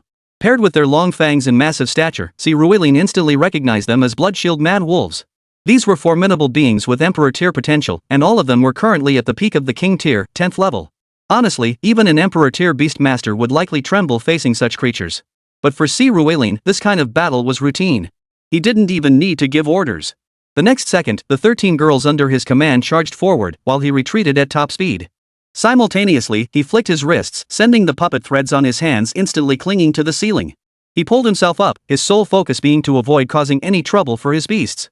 Meanwhile, Xiao Jin and the others were struggling mightily against these blood-shield mad wolves. Even with their overwhelming combat prowess, these beasts truly lived up to their shield moniker. They were incredibly tough. Under Xiao Jin and the others' attacks, their numbers dwindled at an agonizingly slow pace. Just to deal with these blood-shield mad wolves, Si Ruilin fought here for over 3 solid hours before finally wiping them out. After a brief rest, Si Ruilin and his companions pressed onward. Emerging from the dungeon revealed an upward staircase. As they climbed, a tower loomed before them. The sight of it gave Si Ruilin a genuine headache, though fortunately, the tower wasn't tall, only 3 stories high, it seemed. Between the tower and the dungeon lay a vast plaza, now teeming with demons and hellhounds, their bodies engulfed in the burning flames of hell. As Si Ruilin's group appeared, these creatures turned their bloodshot eyes toward them. There was nothing to say, just fight. This battle, however, promised to be far more troublesome. The plaza was enormous, spanning nearly 10 square kilometers, and teeming with countless demons and hellhounds. Wiping them all out under such a relentless assault would be no easy feat. What? Retreat to the dungeon and pick them off slowly? As mentioned earlier, these creatures were engulfed in hellfire. If they retreated into the dungeon, the infernal flames would burn right through them. That meant they had to fight these creatures right here on the plaza. This battle dragged on for over 7 more hours. When the final demon fell, its heart pierced by Xiao Bai's water arrow, its body collapsing in a pool of blood, every single one of Si Ruilin's girls collapsed onto the ground, utterly drained. They didn't even notice the corpses littering the area around them. After a brief respite, they set up camp to cook and catch some much-needed sleep. Tomorrow, the 3-story tower awaited them. Chapter 101, The Final Boss. Huff, puff, huff, puff. As Si Ruilin climbed the tower, he listened to his own labored breathing. Finally, the time had come to face the final boss. As he reached the top of the stairs, he gazed upon the massive black stone gate before him and murmured with emotion. 3 days had slipped by unnoticed since he entered the 100th floor. On the first day, he cleared the dungeon and plaza. On the second day, he finished the first floor of this black tower, which was filled with spiders. Unlike the 7 little spiders Si Ruilin had tamed, these spiders were called fanged headhunters, all of them being king tier beings. Moreover, for the first time, Si Ruilin encountered a boss on the first floor. This boss, known as Crystal Fong, was the leader of the fanged headhunters. Its maximum potential was Emperor tier, though currently it was at the peak of King tier. Even within the 10th tier of the King class, there were distinctions in strength. At the very least, this particular creature could easily handle an Emperor class being at the 3rd or 4th tier. Defeating it consumed a significant amount of time, so they only progressed through 1 layer that day. The second level was occupied by a group of dragon kin. These creatures possessed humanoid features but had dragon heads, tails, and claws, a Western dragon variant known as the dragonkin race. They possessed the strength of dragons and the intellect of humans, yet their combination was neither 112 nor 112. In terms of physical power and magic resistance, they fell short of true dragons. When it came to spell learning and creative abilities, they were inferior to humans.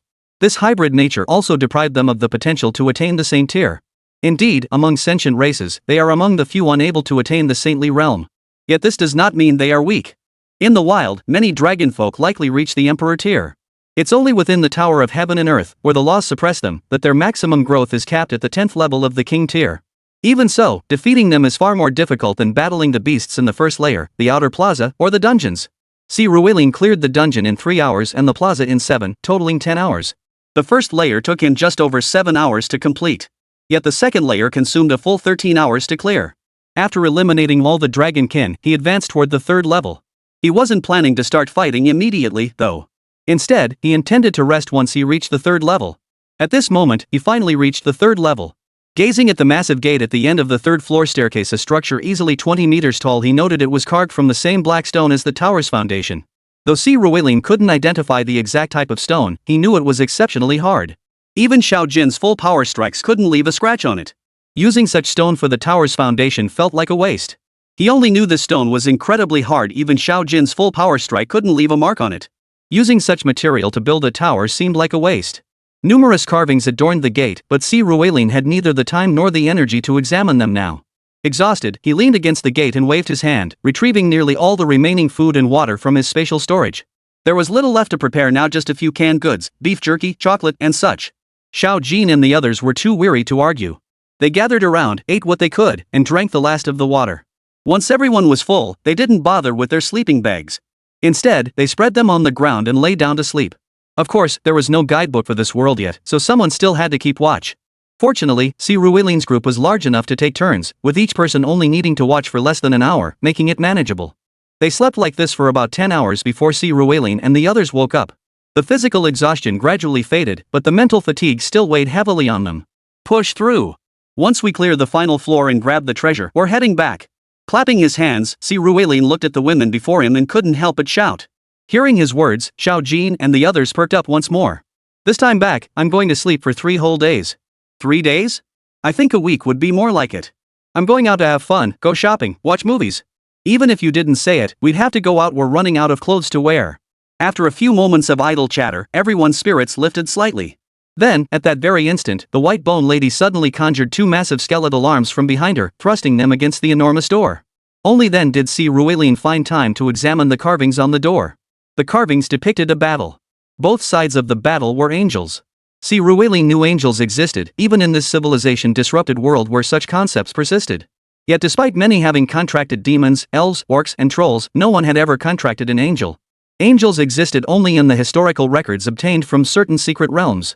The battle depicted on this gate showed one side comprised of ordinary angels, led by several 12-winged archangels, charging toward their opponents. Opposing them were mostly ordinary 2-winged angels, but atop their heads were depicted jelly-like substances resembling slime. It seemed these substances caused the angels to turn their holy light swords against their own kind. Yet the gate contained only this single engraving. No other scenes existed, and neither the cause nor the outcome remained clear. However, considering that only primordial angels occasionally appeared now, with no trace of ordinary angelic civilization left, it was possible this war had caused the situation. As Si Ruilin gazed upon the gate, it swung open. The 3rd level of the Blackstone Tower now lay before them. Unlike the previous 2 levels, however, the 3rd floor contained no minor monsters. Across the entire 3rd floor, spanning nearly 10 square kilometers, there was only one boss. It sat upon a massive throne. This creature resembled a human, yet its proportions were distinctly off, standing at least 5 meters tall. It bore Western features, clad in Western-style plate armor, and gripped a massive sword as thick as a door panel. As the gates swung open, he turned his gaze towards Si Ruilin and his companions. Then, unexpectedly, he smiled and spoke slowly. Finally, someone has come. Come then, delight me to your heart's content. Take my place guarding this lonely tower, awaiting new challengers. Chapter 102, Second Transformation. He can talk? Kill him. Hearing the creature speak, Si Ruilin instinctively thought it might be communicative. But no sooner had it finished its opening lines than it instantly drew its greatsword and lunged towards Si Ruilin at blinding speed. Without a moment's hesitation, Si Ruilin pointed at it and shouted. Simultaneously, Xiao Jin, Xiao Bai, Xiao Chang, Luoshan, the 7 little spiders, White Bone Lady, and Sudaji all launched their attacks at the creature in the blink of an eye. What surprised Si Ruilin, however, was that despite his companions all possessing Emperor-tier combat prowess, they failed to completely overwhelm him in the initial exchange. Xiao Jin, White Bone Lady, Sudaji, and Luoshan's attacks were decent enough to leave deeper marks, but Xiao Bai, Xiao Cheng, and the 7 little spider strikes couldn't inflict significant injuries. When facing hundreds alone, Si Ruilin had endured the battering. But now, with 13 against 1, why was it still so agonizing? In Si Ruilin's eyes, this guy was like a 100-ton bulldozer, barreling straight toward them. For a moment, even Xiao Jin and the others' damage couldn't knock him back or halt his advance. Fortunately, Si Ruilin himself possessed exceptional evasion skills. In an instant, he flung the puppet strings in his hand, anchoring them to the ceiling. He narrowly dodged the creature's charge. Just as it prepared to strike again, the girls under Si Ruilin launched another wave of attacks. This time, they instinctively and seamlessly divided into primary attackers and support units. The 7 spider girls instantly transformed into support units, firing webs in all directions that instantly bound the creature. The resilient silk drastically reduced the creature's agility. Seizing this opening, the girls responsible for damage output immediately launched their attacks. The creature, refusing to back down, swung its greatsword horizontally, aiming to sweep away the girls charging at it. But to his surprise, instead of retreating, the girls pressed forward. But he quickly understood why. The moment his greatsword crashed into the first girl, Xiao Qing, he heard a series of cracking sounds. Then, in that instant, the girls before his eyes shattered completely. Countless shards of ice flew everywhere. Yes, the scene he had witnessed earlier was actually a reflection created by Luoshan's icy projection. Now, with his sword strike already committed and unable to be withdrawn, the attacks from Xiao Jin and the others arrived: Xiao Bai's water arrows, Xiao Qing's poisonous fangs, the skeleton lady's giant skeletal hand, and Su Daji's mind-confusing spell, all concealing the ultimate move of the golden dragon. Now fully restored to its dragon form, the golden dragon. Its lightning-flashed horn instantly pierced the creature's body. A massive current surged through the horn, flooding into its system. In an instant, the plasma within the creature threatened to explode. Yet it must be said, this creature was truly formidable. Even under such circumstances, it managed to switch hands and wield its sword, sweeping Jin Long aside with a single strike. Though he withstood this lethal assault from the Golden Dragon and her allies, he sustained significant injuries. Yet the onslaught showed no mercy for his wounds. This guy's defenses were incredibly strong, break them down one by one. Seeing his state, Luotian immediately began issuing commands. Understood. Hearing Luotian's command, the group of girls all acknowledged their understanding. Simultaneously, Xiao Bai revealed her true form. With a flick of her tail, a massive wave crashed toward him. The man swung his greatsword with all his might, and with a sharp crack, the blade cleaved the wave in two. Though he had nullified the wave's force, water still splashed onto his body and feet. Just then, a bitterly cold wind swept in. In an instant, the icy wind froze the water solid, trapping his greatsword and feet frozen to the ground. Simultaneously, Xiao Qing swiftly climbed behind him and sank her fangs into his neck, injecting her purple glowing venom into his body. Ah! Feeling the bite and the venom coursing through his body, the giant roared, violently wrenching his hands free from the ice binding them to his greatsword. He lunged backward to grab Xiao Qing, but in that instant, the 7 spider demons and the white bone lady struck. The 7 spider demons released multicolored silk threads, binding one of his arms. The other arm was seized by the white bone lady's crystallized skeletal hands. At that very moment, Jin Long darted forward from the distance. His horn now pierced the arm held by the white bone lady, unleashing another powerful electric shock. His right hand was instantly charred to a crisp. Even without it, he tried to strike with his left hand, only to be dodged by Jin Long and the others. Their attacks immediately shifted to his left hand. Before long, his left hand was rendered useless as well. With both hands rendered useless, they proceeded to disable his legs. Ultimately, only his torso remained mobile. Yet even then, it took 13 of them fighting him alone a full hour to finally wear him down and finish him off. Just as Si Ruelin and the others thought he was finally dead, Jin Long, who had delivered the final blow, suddenly cried out. No! He's not dead. There's no experience gain.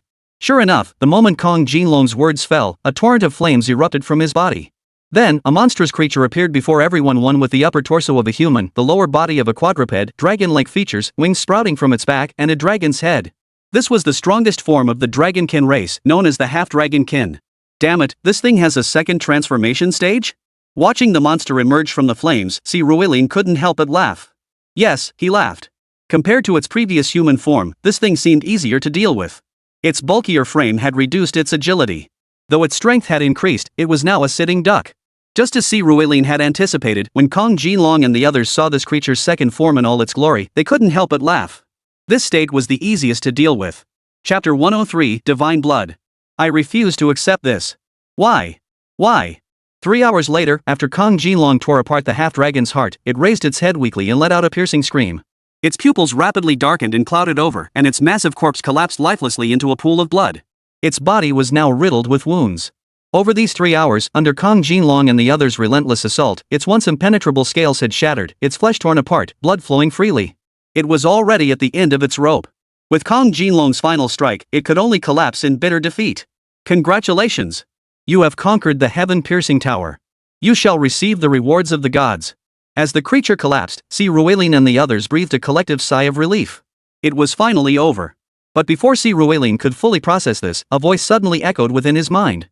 Then, a single drop of blood, enveloped in golden light, slowly descended from the sky, landing before him.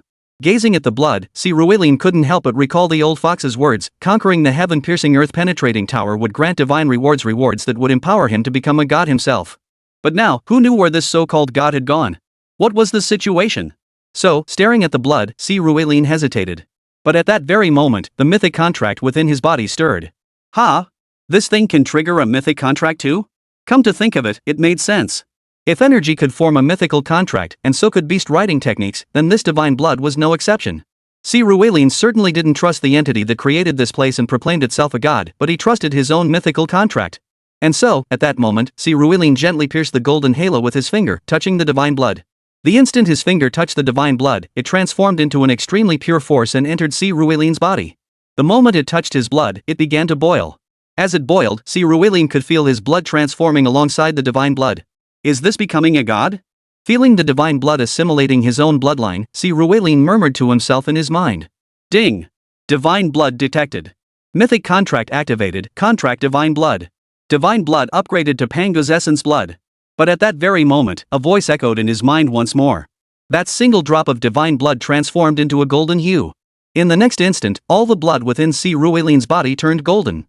This golden blood began nourishing Si Ruilin's muscles, skin, and meridians.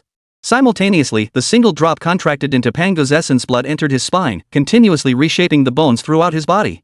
At that moment, Si Ruilin felt as though he were soaking in a hot spring. That profound sense of comfort steadily enhanced his physical strength, skeletal resilience, and latent potential. After an unknown period, when the transformation concluded, he discovered his physical strength had surged over 100-fold. If his previous physical strength had been roughly at the silver rank, he now surpassed the gold rank and reached the platinum rank.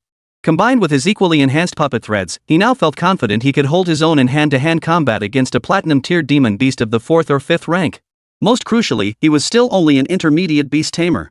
As he ascended to higher tiers, Master Beast Tamer Sovereign, Beast Tamer Patriarch, King Tier, Emperor Tier, and Saint Tier, his physical body would continue to strengthen. By the time he reached the Saint Tier, even gods might not be his match. Clenching his fist, he felt the surging power within his body. His eyes shone brightly.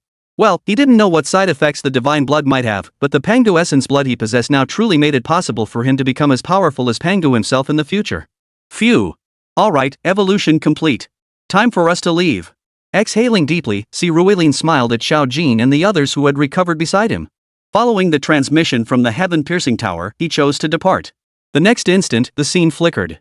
When Si Ruilin reappeared, he found himself standing at the tower's entrance. At that moment, Principal Lu Quan and the Vice Principal of the Academy were standing there, watching him with excitement. In truth, the two had been stationed here ever since Si Ruilin entered the 100th floor, waiting to witness the emergence of this miraculous individual. Finally, after 4 days of waiting, Si Ruilin had appeared. Congratulations, Student C. You've set a record unprecedented in history, and who knows if it will ever be matched. Congratulations. Congratulations. Seeing Si Ruilin, Principal Lu Quan and the Vice Principal immediately stepped forward, their faces brimming with excitement as they spoke. Ah, Principals, you flatter me. My achievements today are largely thanks to your guidance. Even if Si Ruilin wasn't the most emotionally intelligent person, he knew exactly what to say in this moment. Sure enough, upon hearing his words, even though they knew it was mere politeness, Principal Lu Quan and the Vice Principal grinned so widely their ears nearly disappeared. Not at all, not at all. Come, let's return to the school first and discuss it there. Glancing at the guards watching over the heaven-piercing tower nearby, Principal Lu Quan lowered his voice. Then, the two of them pulled Si Ruilin away from the area. They used the teleportation array to return directly to the school. They had originally planned to take Si Ruilin straight to the celebratory banquet, but seeing his disheveled state, they agreed he needed to rest first, take a shower and change clothes. Seeing Si Ruilin's appearance, barely better than a beggar's, the two principals agreed it was indeed best for him to return and freshen up first. They made arrangements with Si Ruilin, setting the celebratory banquet for tomorrow at noon. Only then did they escort Si Ruilin home. Returning to the familiar surroundings of his house, Si Ruishuan let out a long sigh. He was utterly exhausted. He headed straight for the bathroom. After everyone had taken care of their personal needs, they all showered together, shaved, and thoroughly cleaned themselves inside and out. Only then did they collapse onto the soft, large bed. Before long, all 14 of them had drifted off to sleep. This journey had been exhausting. They truly needed a good rest. Chapter 104, Reward? Master? You're awake. Si Ruilin slept from around 8 p.m. until nearly 10 a.m. the next morning. When he opened his eyes, he saw Xiao Jin lazily propping herself up on her elbow, gazing at Si Ruilin, who was wrapped around her, his head buried in her chest. Good morning. Si Ruilin smiled at Jin Long, then buried his head back into the spot he'd been staring at, rubbing against it before turning to look at the person beside him. He discovered that besides Jin Long, only 7 little spiders remained in bed. Xiaoqing, Xiaobai, Luotian, and the newly joined White Bone Lady and Su Daji had vanished. Seeing this scene, Si Ruilin couldn't help but ask. Madame and Daji aren't quite adept with modern household appliances yet, so Sister Xiaobai and the others went to teach them. Hearing Si Ruilin's words, Zi Zhuer smiled and replied. Oh, alright. We should probably get up soon too. The principal invited me to a celebratory banquet this noon. But did he spill the beans about me clearing the heaven-piercing tower? Yesterday, exhausted as he was, Si Ruilin hadn't asked much about the outside world. Now that he thought about it, he probably had quite a few questions. First off, whether the school had made public his conquest of the heaven-piercing tower. But in his estimation, it probably hadn't. Otherwise, when he emerged, it wouldn't have been just Principal Lu and the others waiting to greet him. Then there was the question of whether taking the tower's ultimate treasure would affect its future operations. And if someone or even himself were to break through the tower again, would they still receive rewards? The second point is hard to say for sure, but the first one probably hasn't changed. If the tower had ceased functioning after his exit, chaos would have erupted long ago. The eerie silence outside his villa wouldn't persist otherwise. Third, if the principal and others asked me about the situation beyond the tower or whether I received any rewards after breaking through, how should I respond? After pondering, Si Ruelin decided against revealing anything. He'd simply claim he couldn't recall. As for the tower's reward, that was easily resolved. As he descended from the second floor, he spotted the nine-tailed celestial fox, Su Daji, watching the television with curiosity. No reward? What could be better than a reward of an Emperor tier level and Saint tier potential for a beast tamer? The only problem was that everyone's levels were too high now, which was a bit troublesome. Muttering under his breath, Si Ruelin waved his hand, summoning all the girls back to him. Some transformed into beads, while others became rings. Si Ruelin now possessed 4 rings in total. The one on his right index finger belonged to the soaring golden dragon, currently at Emperor tier level 2. Monsters and bosses from levels 99 to 100 had only allowed her to advance 1 level. It was clear that as levels increased, the experience points required for advancement became absurdly high. Simultaneously, advancing from Emperor tier to Imperial tier demanded exceptionally high combat strength. Emperor tier level 1 equaled the peak combat power of Emperor tier level 10. Now at Emperor tier level 2, he still only possessed the peak strength of level 10. But Si Ruelin wasn't in a hurry. After all, he hadn't even reached level 19 yet. The second ring held Xiao Bai and Xiao Chang. After battling through these 2 floors, they had finally reached the Emperor tier, though they were only at the first tier, possessing the combat strength of the 8th tier. The third ring held Luo Shen, also at the first tier of the Emperor rank. Yet her combat power matched that of Kong Jin Long at the time, equivalent to the 10th tier of the Emperor rank. The fourth ring, worn on his right pinky finger, now belonged to Daji. Daji had also broken through to the Emperor tier through these 2 layers, currently at the first tier of Emperor tier, with combat power matching the 10th tier of Emperor tier. On his wrist were the 8 beads formed by the 7 little spiders and the white bone lady. The 7 small spiders have also risen to the first tier of the Emperor rank, boasting combat power equivalent to the 7th tier of the Emperor rank. The white bone lady remains the only entity under Si Ruelin who has not advanced to the Emperor tier, currently only at the 10th level of the King tier. However, her combat power rivals that of the 10th level of the Emperor tier.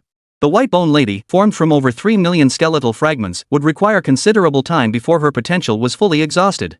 It was unlikely her power would show significant decline until she reached the Emperor tier or beyond. Of course, beyond his own beasts, the greatest gain from this journey through the heaven-piercing earth-penetrating tower was actually himself. The Pango Essence blood had amplified his physical prowess hundreds of times over. He could now directly confront platinum-tier demonic beasts, arguably the strongest of his kind. Human beast tamers are notoriously weak in physical constitution. Compared to other intelligent races, they truly fall short. Not to mention monsters like beastmen or trolls. Even against elves, humans are vastly inferior. But now, Si Ruelin could confidently declare he was no longer at a disadvantage. With that thought, he happily changed into fresh clothes. Glancing at the clock past 11, he prepared to head out and crash a meal at Principal Lu's place. But the moment he stepped outside, he was spotted by Wu Song, Fan Jingxi, and Yumo Qing, who had just finished class next door. Seeing Si Ruelin return, the 3 girls froze in place. "Hey, good afternoon. Have you eaten yet?" Seeing the 3 of them staring blankly at him, Si Ruelin smiled and greeted them. "Si Ruelin. Where have you been? Where'd you disappear to? We haven't seen you in over a month.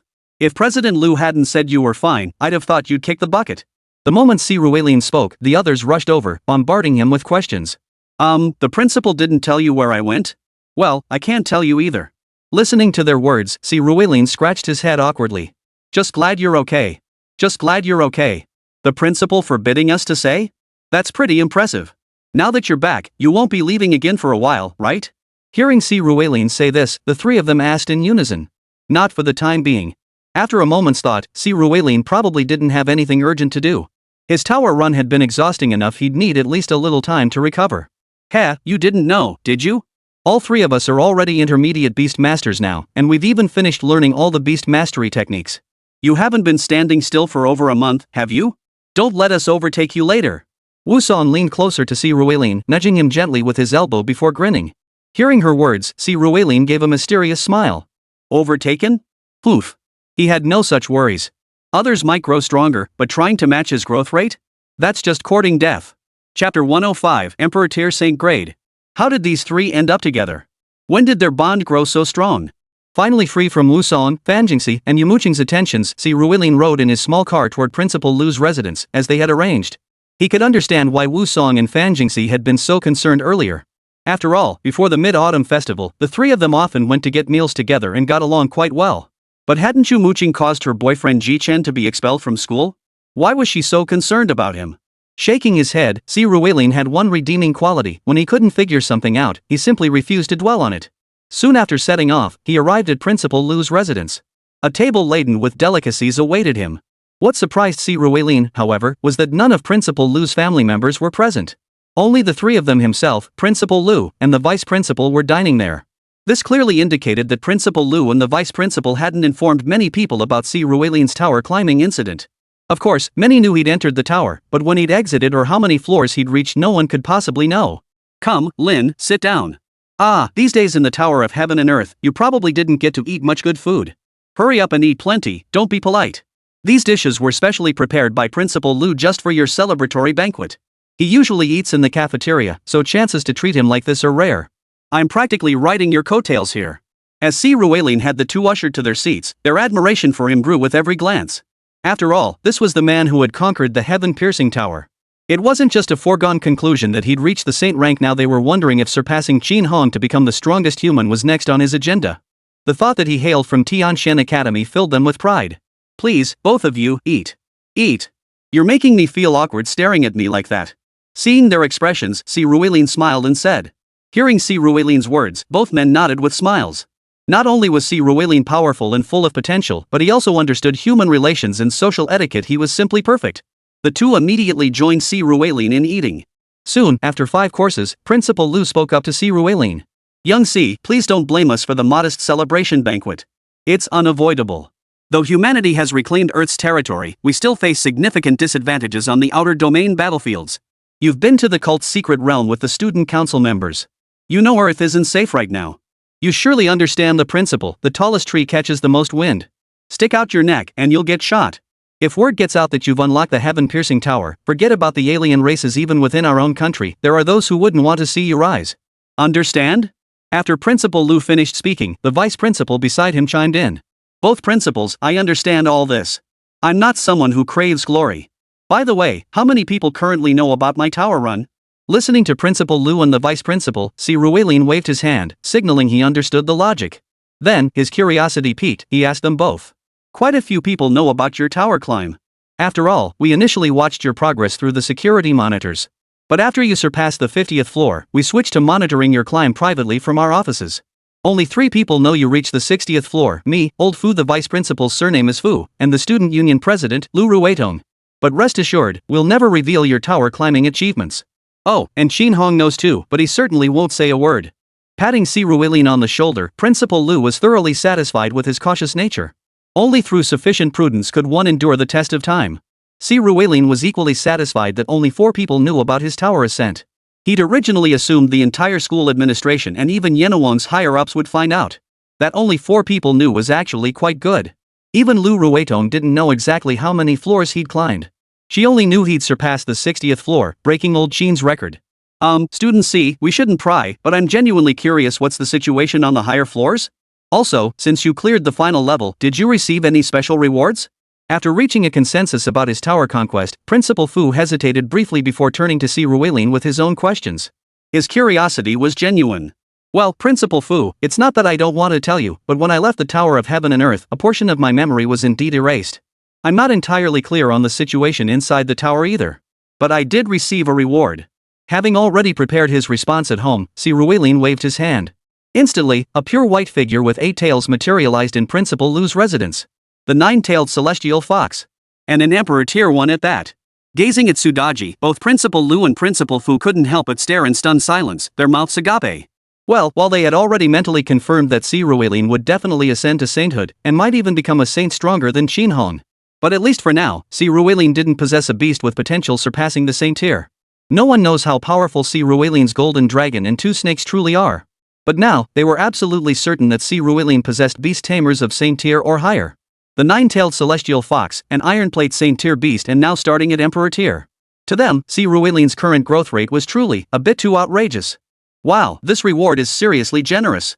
If word got out, other schools would probably go crazy trying to snatch it up. Taking a deep breath, Principal Fu sipped his water before speaking with evident envy. While having a beast with Saint Tier potential doesn't guarantee reaching Saint Tier, it certainly is one of the most crucial foundational conditions for achieving it. Even if word got out, it wouldn't matter, one must clear the trials to attain the Saint Tier. And right now, besides C, who else could possibly clear it at 22? Or keeping it quiet for C's safety, replicating his feat is practically impossible. Compared to Principal Fu, Principal Lu remained far more composed. He understood that C. Ruelin's success was irreplicable. Chapter 106, What do you need? After C. Ruelin retrieved Daji, he resumed his meal with Principal Lu and Principal Fu. Soon, lunch was finished, and C. Ruelin showed no intention of lingering at Principal Lu's home. He was genuinely exhausted. Noticing C. Ruelin's exhaustion, Principal Lu spoke up. It's clear you've been thoroughly exhausted in the Tower of Heaven and Earth, Student C. Let's call it a day for now. Should you ever need anything from us in the future, don't hesitate to reach out. Principal, now that you mention it, I do have something I might need your help with. Hearing Principal Lu's words, C. Ruelin seized the opportunity to voice his request. Oh? Is there anything we can assist with? Fortunately, Principals Lu and Fu weren't merely going through the motions with polite platitudes. Hearing C. Ruelin genuinely needed their help, they perked up. If they could assist, they would. Even if they couldn't, they'd find a way to help. There are two matters. First, I need a larger spatial bracelet. I can cover the cost myself, but I need it as soon as possible. Second, I'm on the verge of advancing to Advanced Beastmaster. When it comes time to select my Beastmaster skill, I currently lack sufficient points. Looking at Principals Lu and Fu, C. Ruelin explained his needs. The spatial bracelet, the one he currently possessed, should actually suffice for his needs. After all, even the most skilled Beastmasters rarely own more than 10 beasts. For someone his age, it was pitifully few. 2 or 3 was already considered decent. After all, others didn't cultivate their beasts through combat but through energy transfer, which required focus. It was impossible to cultivate too many. Therefore, a bracelet of this size was more than sufficient. But C. Ruelin now had 14 people to account for, including himself. With so many mouths to feed, the resources required were no small sum. C. Ruelin stuffed his spatial bracelet to the brim, barely enough to feed their dozen-plus group for over a month. If the space were any larger, or if they ate for just one more week, they'd run out of provisions. Precisely because of this, C. Ruelin and his group pushed through so quickly later on. If they'd followed C. Ruelin's original plan, they should have rested for several days on the level where the nine-tailed celestial fox resided. Had they done so, they wouldn't have ended up so utterly exhausted by the final battle. But their supplies simply weren't sufficient to sustain a rest period there. Even so, the supplies were barely sufficient. Having lived 2 lifetimes, C. Ruelin understood the critical importance of supplies all too well. Therefore, he needed a larger bracelet to store supplies, as well as other items that could make their lives more comfortable. Beyond a larger bracelet, the issue of points also demanded consideration. Yesterday, he had experimented with energy transfer. With the presence of Pangosessen's blood within him, his energy transfer speed was significantly faster than before. So he might soon be ready to challenge the Advanced Beastmaster rank. When that time came, he would need to select a second Beastmaster skill. However, he currently had only 1,200 points, the points granted by the school plus those won in the freshman grand competition. He had already spent 780 points on the puppet thread, leaving him with just 420 points. Clearly, this amount wouldn't be enough to purchase a decent Beastmaster skill. Upon hearing C. Ruelin's words, Principal Lu and Principal Fu exchanged a glance. Principal Lu then smiled and began to speak. The first matter is a minor issue. I'll tell you about a shop, just go there and buy what you need. Mention that I sent you. They have all sizes available, no custom orders required. Ready to buy, ready to take. The second matter is slightly more complicated. Since beast taming techniques are school property, I can't just give you special treatment. But I can think of a way for you to earn more points. Oh? What method, Principal? Upon hearing Principal Lu's words, C. Ruelin immediately pressed him for details. No rush. I'll give you the shop's address first. As for the points, get some rest for a few days. I'll contact you later. Seeing C. Ruelin's eagerness, Principal Lu decided to keep him in suspense. With a smile, he said just that before leading C. Ruelin out. After leaving Principal Lu's residence, C. Ruelin didn't head straight home. Instead, he went to the cafeteria first. Don't forget, though he claimed to be full, his tamed beasts were still hungry. By the time he finished getting his meal and returned to the villa, Wu Song and the others had already rested and left for their afternoon classes. This suited him just fine, for C. Ruelin didn't know how he'd respond to their inquiries. He simply returned home, shared another meal with his beasts, and didn't linger idly. The battles over the past month had indeed left both him and his beasts utterly exhausted, both physically and mentally. The physical fatigue had largely subsided after a night's rest, but now it was the mental weariness that weighed heavily. This kind of exhaustion could be alleviated not only by lying at home but also by going out for a stroll. It was perfect timing, as they were all in need of new clothes, especially Lady Whitebones and Dodgy. Ever since they first took human form, they'd been without proper attire. Now, they could finally go shopping for their own clothes. Of course, the main reason was that Si Ruelin also wanted to avoid Fanjingxi and the others. Who knew what they'd ask when they returned this afternoon? What had he been doing these past days? Si Ruelin didn't want to lie to them, but telling them the truth directly felt awkward. Honestly, he couldn't be bothered to come up with excuses anymore. He figured he'd just avoid them for as long as possible. Thus, Si Ruelin rode his little sightseeing car to the school gate, hailed a cab, and headed straight for the mall. Just like when buying clothes for the 7 little spiders, he started with Jin Long, who had the most clothes, to pick out a few loose-fitting tracksuits for the girls. Then he let them try on clothes themselves, buying undergarments that fit them well and clothes they liked. As it turned out, whether they were human women or female beast tamers, shopping for clothes was incredibly time-consuming. Even Si Ruelin, who usually grabbed whatever caught his eye without checking prices, was no exception. By the time they finished shopping, it was almost dinner time. The group enjoyed a lavish dinner in the shopping district to celebrate Lady Whitebone and Dodgy joining their ranks before hailing a cab back to campus. What? Why didn't they go to Night Enchantress? Honestly, Si Ruelin and the others were simply too drained. At this hour, he'd much rather be lounging at home. But as the saying goes, misfortune finds you even when you avoid it. Sure enough, though traffic hadn't caught up with him today, the next morning Wusong and Fanjingxi were already knocking on his door. And today? School was still on the agenda. Chapter 107, A Familiar Face. Whoa, snow? Does it even snow in Hong Kong City? Though Si Ruelin couldn't escape Wusong and Fanjingxi's concern, it seemed they knew what questions to ask and what to avoid. They didn't bring up what he'd been up to for the past month. Everything proceeded as usual: school when it was time for school, meal times when it was time for meals. As for Yumo Qing, aside from showing genuine concern on the first day, she soon reverted to her usual haughty and unruly self. Especially when she saw Wusong and Fanjingxi constantly hovering around Si Ruelin, she would look at him with utter disdain. By now, Si Ruelin had grown accustomed to it. And so, days passed in a blur of rest and school. Today was another weekend, so Si Ruelin got up early to buy a spatial bracelet. But when he pushed open the front door, he couldn't help but shiver. Seeing the light snowflakes drifting outside, Si Ruelin couldn't help but feel a bit dazed. In his understanding, Tiangang City was in the south. Did it even snow in the south? Well, perceptions were meant to be shattered. Snow was falling outside right now. What was there to agonize over? Though it would melt into water once it landed, it was undeniably snow. Gazing at the sky, Si Ruelin murmured wistfully to himself. Before he knew it, it was already late November. Time really did fly. But musings aside, he still had work to do. Pulling his coat tighter, he took a car to the school gate, then hailed another taxi and headed straight for the address Principal Lu had given him. Upon arrival, he discovered it was an auction house. An auction house? Oh, that explains why Principal Lu said they had all kinds of bracelets available anytime. An auction house makes perfect sense. Muttering to himself, Si Ruelin stepped inside. No sooner had he entered than a stunning young woman in a cheongsam stopped him. Sir, I'm sorry, but we operate on a membership system. May I ask if you are a member? Membership? I'm not a member, but Principal Lu recommended me to buy a spatial bracelet. Hearing her words, Si Ruelin felt a bit awkward as he replied. Principal Lu? Principal Lu Quan? Oh, my apologies. Please come in and take a seat. I need to verify your details. Hearing Si Ruelin's name, the girl paused in surprise before politely inviting him inside. She gestured for him to sit down, then turned and hurried up the stairs to the second floor. Si Ruelin didn't linger to sit down either, instead beginning to wander around the vicinity. This auction house was truly enormous. Near the entrance hung a floor plan indicating its layout. According to the diagram, the building spanned 6 floors above ground, plus a basement. The basement was likely used for storing collections, as the map only labeled it as basement without detailing specific locations, probably to keep its contents private. The 6 above-ground floors, however, were a diverse mix. The top floor housed the largest auction hall. Floors 4 and 5 contained smaller and medium-sized auction halls. The third floor was a banquet hall. Part of the first floor, where Si Ruelin currently stood, featured the main entrance. Behind it, similar to the second floor, were smaller exhibition halls. Of course, these galleries weren't solely for display. Items showcased on the first and second floors were also available for direct purchase.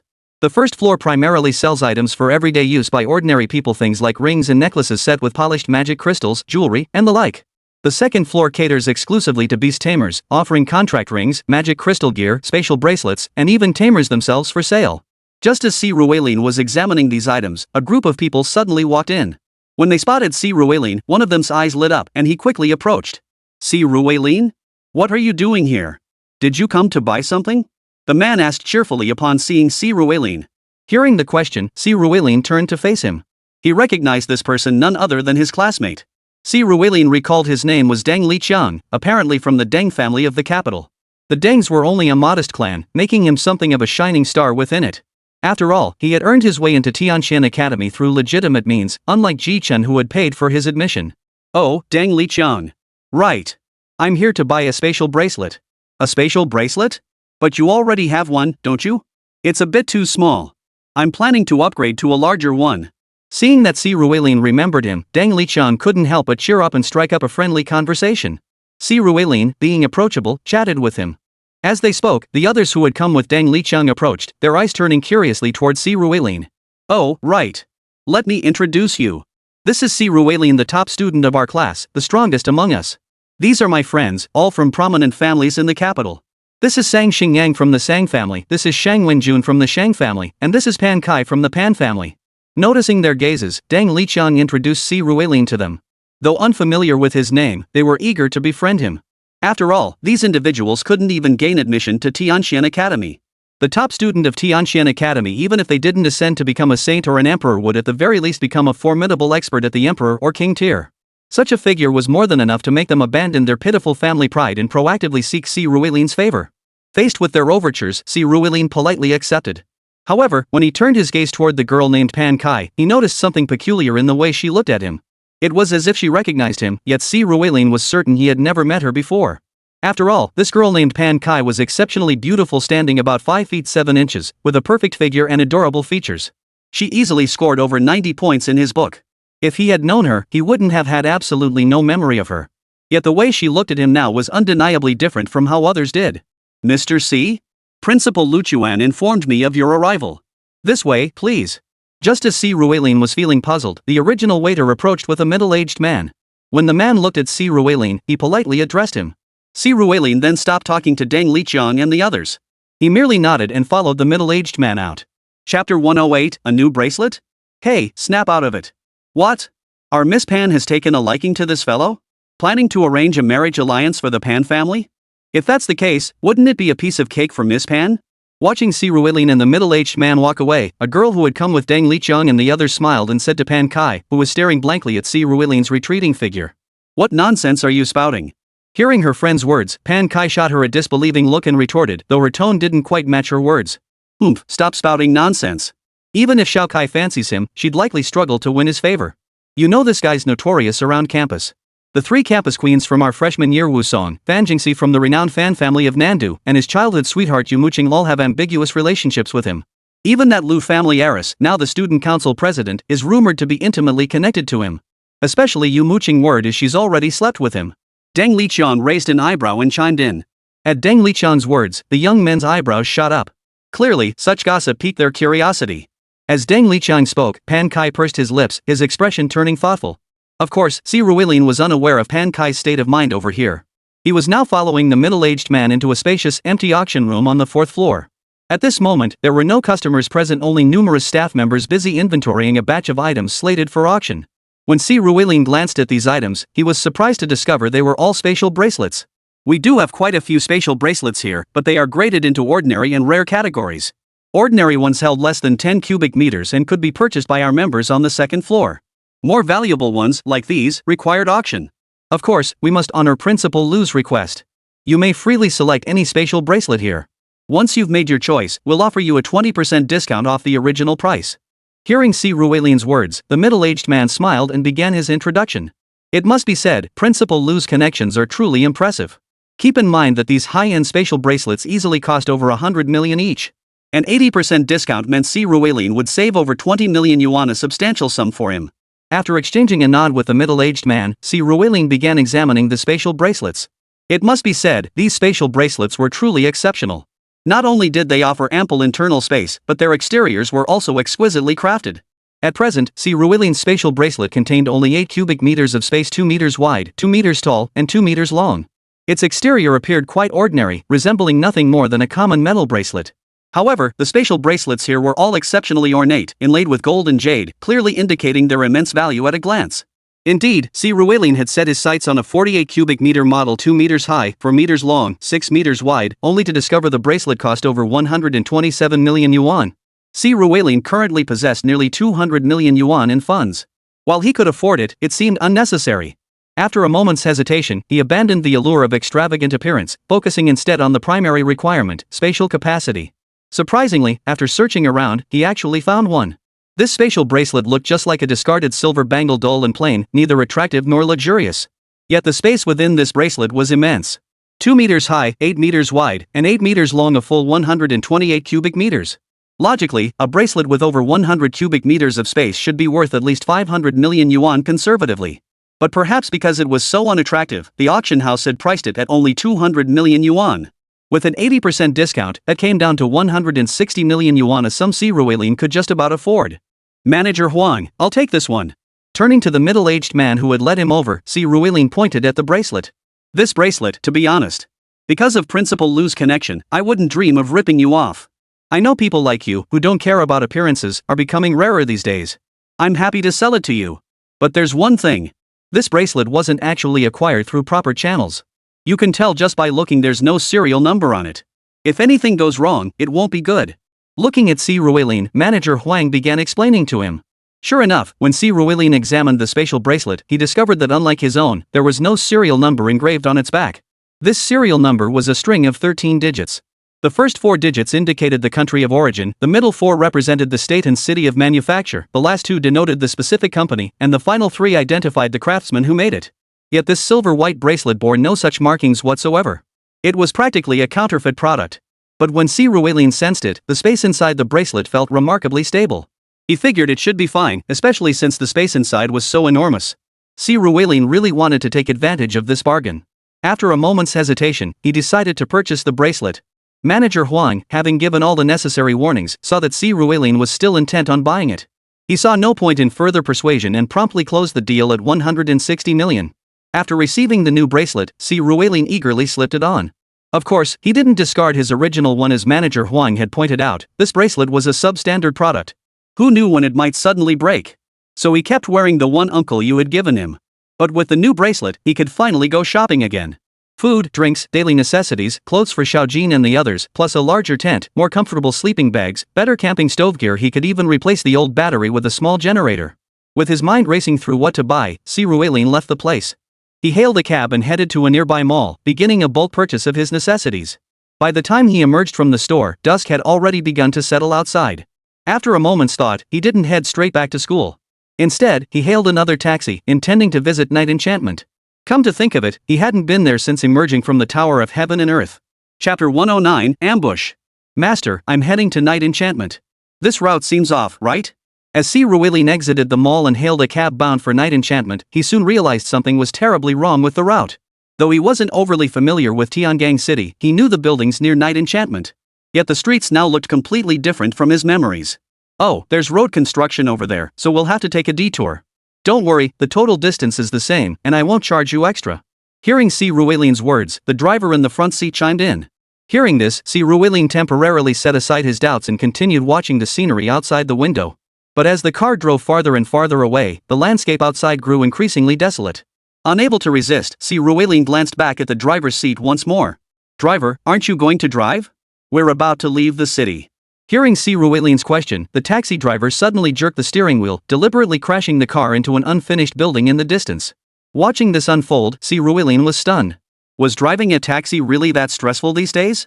Was he really willing to take the passenger down with him over a disagreement? But clearly, he was overthinking it. The taxi driver had no intention of dying alongside Si Ruelin, he only wanted to kill him. Because just as the car approached the unfinished building, he opened the door and leaped out. Mid-air, a giant spider shot out from the ring on his gloved hand, landing far away. Its rear end sprayed a strand of silk, pulling him back to safety, preventing a serious fall. Si Ruelin reacted just as swiftly. The moment he saw the driver leap from the vehicle, he reached for the door handle, but unfortunately, the driver had already locked the rear doors from the front. This would have been quite a predicament if he'd encountered an ordinary beast tamer. But for Si Ruelin, it was a minor issue. With a dull thud, Si Ruelin instantly kicked the door open. His right hand flicked out, sending several strands of silk flying. They latched onto the nearby abandoned building. With a sharp tug, he propelled himself out of the vehicle. Less than 2 seconds after he exited, the speeding car slammed into the abandoned building with a crash. Exposed steel pipes protruding from the structure pierced straight through the taxi. It was easy to imagine that if Si Ruelin hadn't gotten out, he would have been either killed or severely injured. But escaping didn't mean he was safe. For the moment he escaped, dozens of attacks came crashing down upon him. Yet facing these assaults, Si Ruelin remained remarkably calm. Clearly, these attacks were nothing more than a pipe dream if they aimed to kill him. Whoosh! A powerful gust swept through the air. The next instant, Little Bai materialized before Si Ruelin in serpent form. These attacks meant absolutely nothing to it. With a single sweep of its massive tail without even using water magic, it effortlessly deflected and shattered every single attack. That giant serpent! Electric and grass-type attacks. As Xiaobai obliterated the attacks, a familiar voice echoed from the distance. Si Ruelin looked toward the third floor of an unfinished building nearby. There stood Ning Jiangjie, the man he'd once fought in Yemei. Well, his main target wasn't Ning Jiangjie himself, but Ning Jiangjie's henchmen. However, those two henchmen weren't present now. Instead, over 20 masked beast masters appeared. At Ning Jiangjie's command, these beast tamers unleashed their beasts, charging toward Si Ruelin. Clearly, they had gained some specific knowledge about Si Ruelin's beasts. The beasts they released now were primarily of three elements: electric, wood, and earth. Electric and wood types were used to counter the water type Xiaobai, while earth was deployed to suppress the Kangjin dragon and Xiao Chang. Moreover, these beasts were all exceptionally high level, conservatively estimated to be platinum rank or above. This meant that those ambushing Si Ruelin were all beast masters, at least at the beast sovereign level. Without having experienced the heaven-piercing tower, Si Ruelin's only option against these foes would likely be to flee. Moreover, the fact that they dared ambush him here meant they certainly had backup plans. That would have truly put Si Ruelin in a bind. But now, that trouble had become theirs. Watching the wood-type and lightning-type beasts charging toward him, Si Ruelin sneered with disdain. He didn't even need to give any commands. At that moment, Xiaobai, observing the advancing beasts, opened its mouth. Suddenly, a massive water column nearly 2 meters thick erupted from its jaws. Like a high-pressure water cannon, it slammed directly into the beasts. True, wood and electricity counter water. But that didn't mean dozens of platinum and diamond tier trash beasts could defeat a single Emperor tier 1 being with combat power reaching Emperor tier 8. Under Xiaobai's water column, these beasts couldn't even think of counterattacking. They couldn't even maintain their posture. The instant they were hit, they flew backward at a speed even faster than their initial charge, dragging their masters along with them as Xiaobai's water column engulfed them all. Witnessing this scene, everyone was stunned. The intelligence they'd received stated that Si Ruelin's tamed beasts were only platinum tier, with his innate beast the true dragon capable of fighting beyond its tier against diamond tier opponents. Yet now, platinum tier? Diamond tier? A single strike had instantly obliterated dozens of platinum and diamond tier beings. Such a feat was beyond the reach of platinum or diamond tier beasts. Even a king tier beast couldn't achieve it. While they stood dumbfounded, the water column from Xiaobai showed no mercy. Before they could react, it surged toward them. Block it! Watching the water column bear down on them, the beast tamers could only shout frantically. Fortunately, the earth-type beast tamers in the distance heard their cries and snapped out of their daze. They immediately summoned their earth-type beasts to erect walls, attempting to block the water column's attack. But as the saying goes, they were overestimating themselves. The seemingly sturdy earthen wall crumbled almost instantly under the water column's impact. Still, it bought them a precious moment to react. As the water column shattered the earthen barrier, these individuals had already abandoned their positions. Now they wished their parents had given them a few more legs. They scattered in all directions the moment they could. But they had seriously underestimated Si Ruelin's temperament. How could he possibly let them off after they dared to come for him? At that moment, Xiao Qing emerged from behind Si Ruelin. Chapter 110, Tough. Run. They're catching up. Help. Help me. Don't kill me, don't kill me. Ah, spare me, I beg you. Save me, save me. Ning Jiangjie, I'll curse your grandmother. This is supposed to be a platinum tier ace with diamond tier combat power? This is clearly king tier, no, even stronger than king tier. Please, spare me. I have a wife, children, and an elderly mother. I can't die, absolutely cannot die. I must get this message back. Amidst the constant stream of curses, and pleas for mercy echoing in his ears, Ning Jiangjie now ran at breakneck speed. Only one thought occupied his mind: he absolutely couldn't die. He had to get back the truth about Si Ruelin's combat strength. After the previous conflict with Ji Chen, Yi Mei, and Si Ruelin, Ning Jiangjie had been openly abandoned by the Tianhe Guild. After Ji Nan resolved the accountability issues with Night Enchantress, he failed to intercede for his son before Lu Quan. He then departed Tiangang City. Ning Jiangjie was subsequently released. Just as everyone assumed he would return to the Tianhe Guild, the guild suddenly issued an announcement. It stated that Ning Jiangjie had acted immorally while intoxicated, causing these troubles, and thus he was expelled. Of course, while the official reason was expulsion, Ning Jiangjie actually went into hiding within Skyport City. He began recruiting followers in the underworld, his intentions unknown to all. It wasn't until today that he led his men in ambushing Si Ruilin. Little did they know, this time he'd bitten off more than he could chew. Forget capturing Si Ruilin alive, they might not even make it out of this alive. Hearing the agonized screams growing louder behind him, Ning Jiangjie sped up. But just as he was about to escape the abandoned building complex, his innate spirit guardian, the Dark Knight of Death, suddenly manifested on his right index finger. Sensing imminent danger, it had activated autonomously to protect its master. The moment it materialized, it positioned itself behind Ning Jiangjie. Simultaneously, Xiaoqing's massive serpentine body reared up behind him. Before the Dark Knight of Death could react, the massive, venom-coated tail whipped toward both it and Ning Jiangjie. Crack! The Dark Knight's defenses were indeed formidable. Though struck squarely by Xiaoqing, it wasn't shattered outright. It was merely split clean in two. The lower half flew away, while the upper torso slammed directly into Ning Jiangjie. The immense impact sent Ning Jiangjie flying backward, crashing heavily to the ground. When Ning Jiangjie looked back at his necromancer Dark Knight, it was already dead as a doornail. Fortunately, as a innate spirit mount, even in death, it transformed into specks of starlight and returned to his beast taming ring.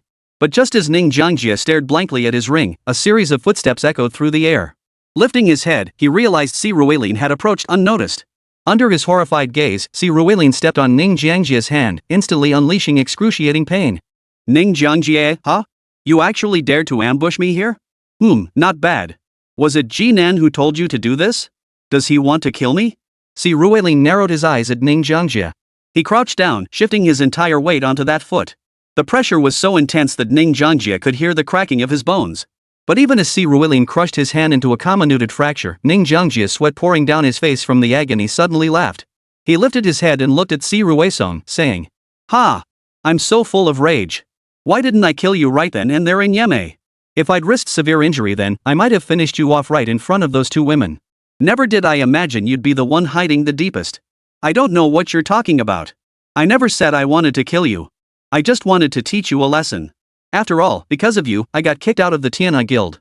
That's only fair. You're still pretty defiant. But you don't need to know the details.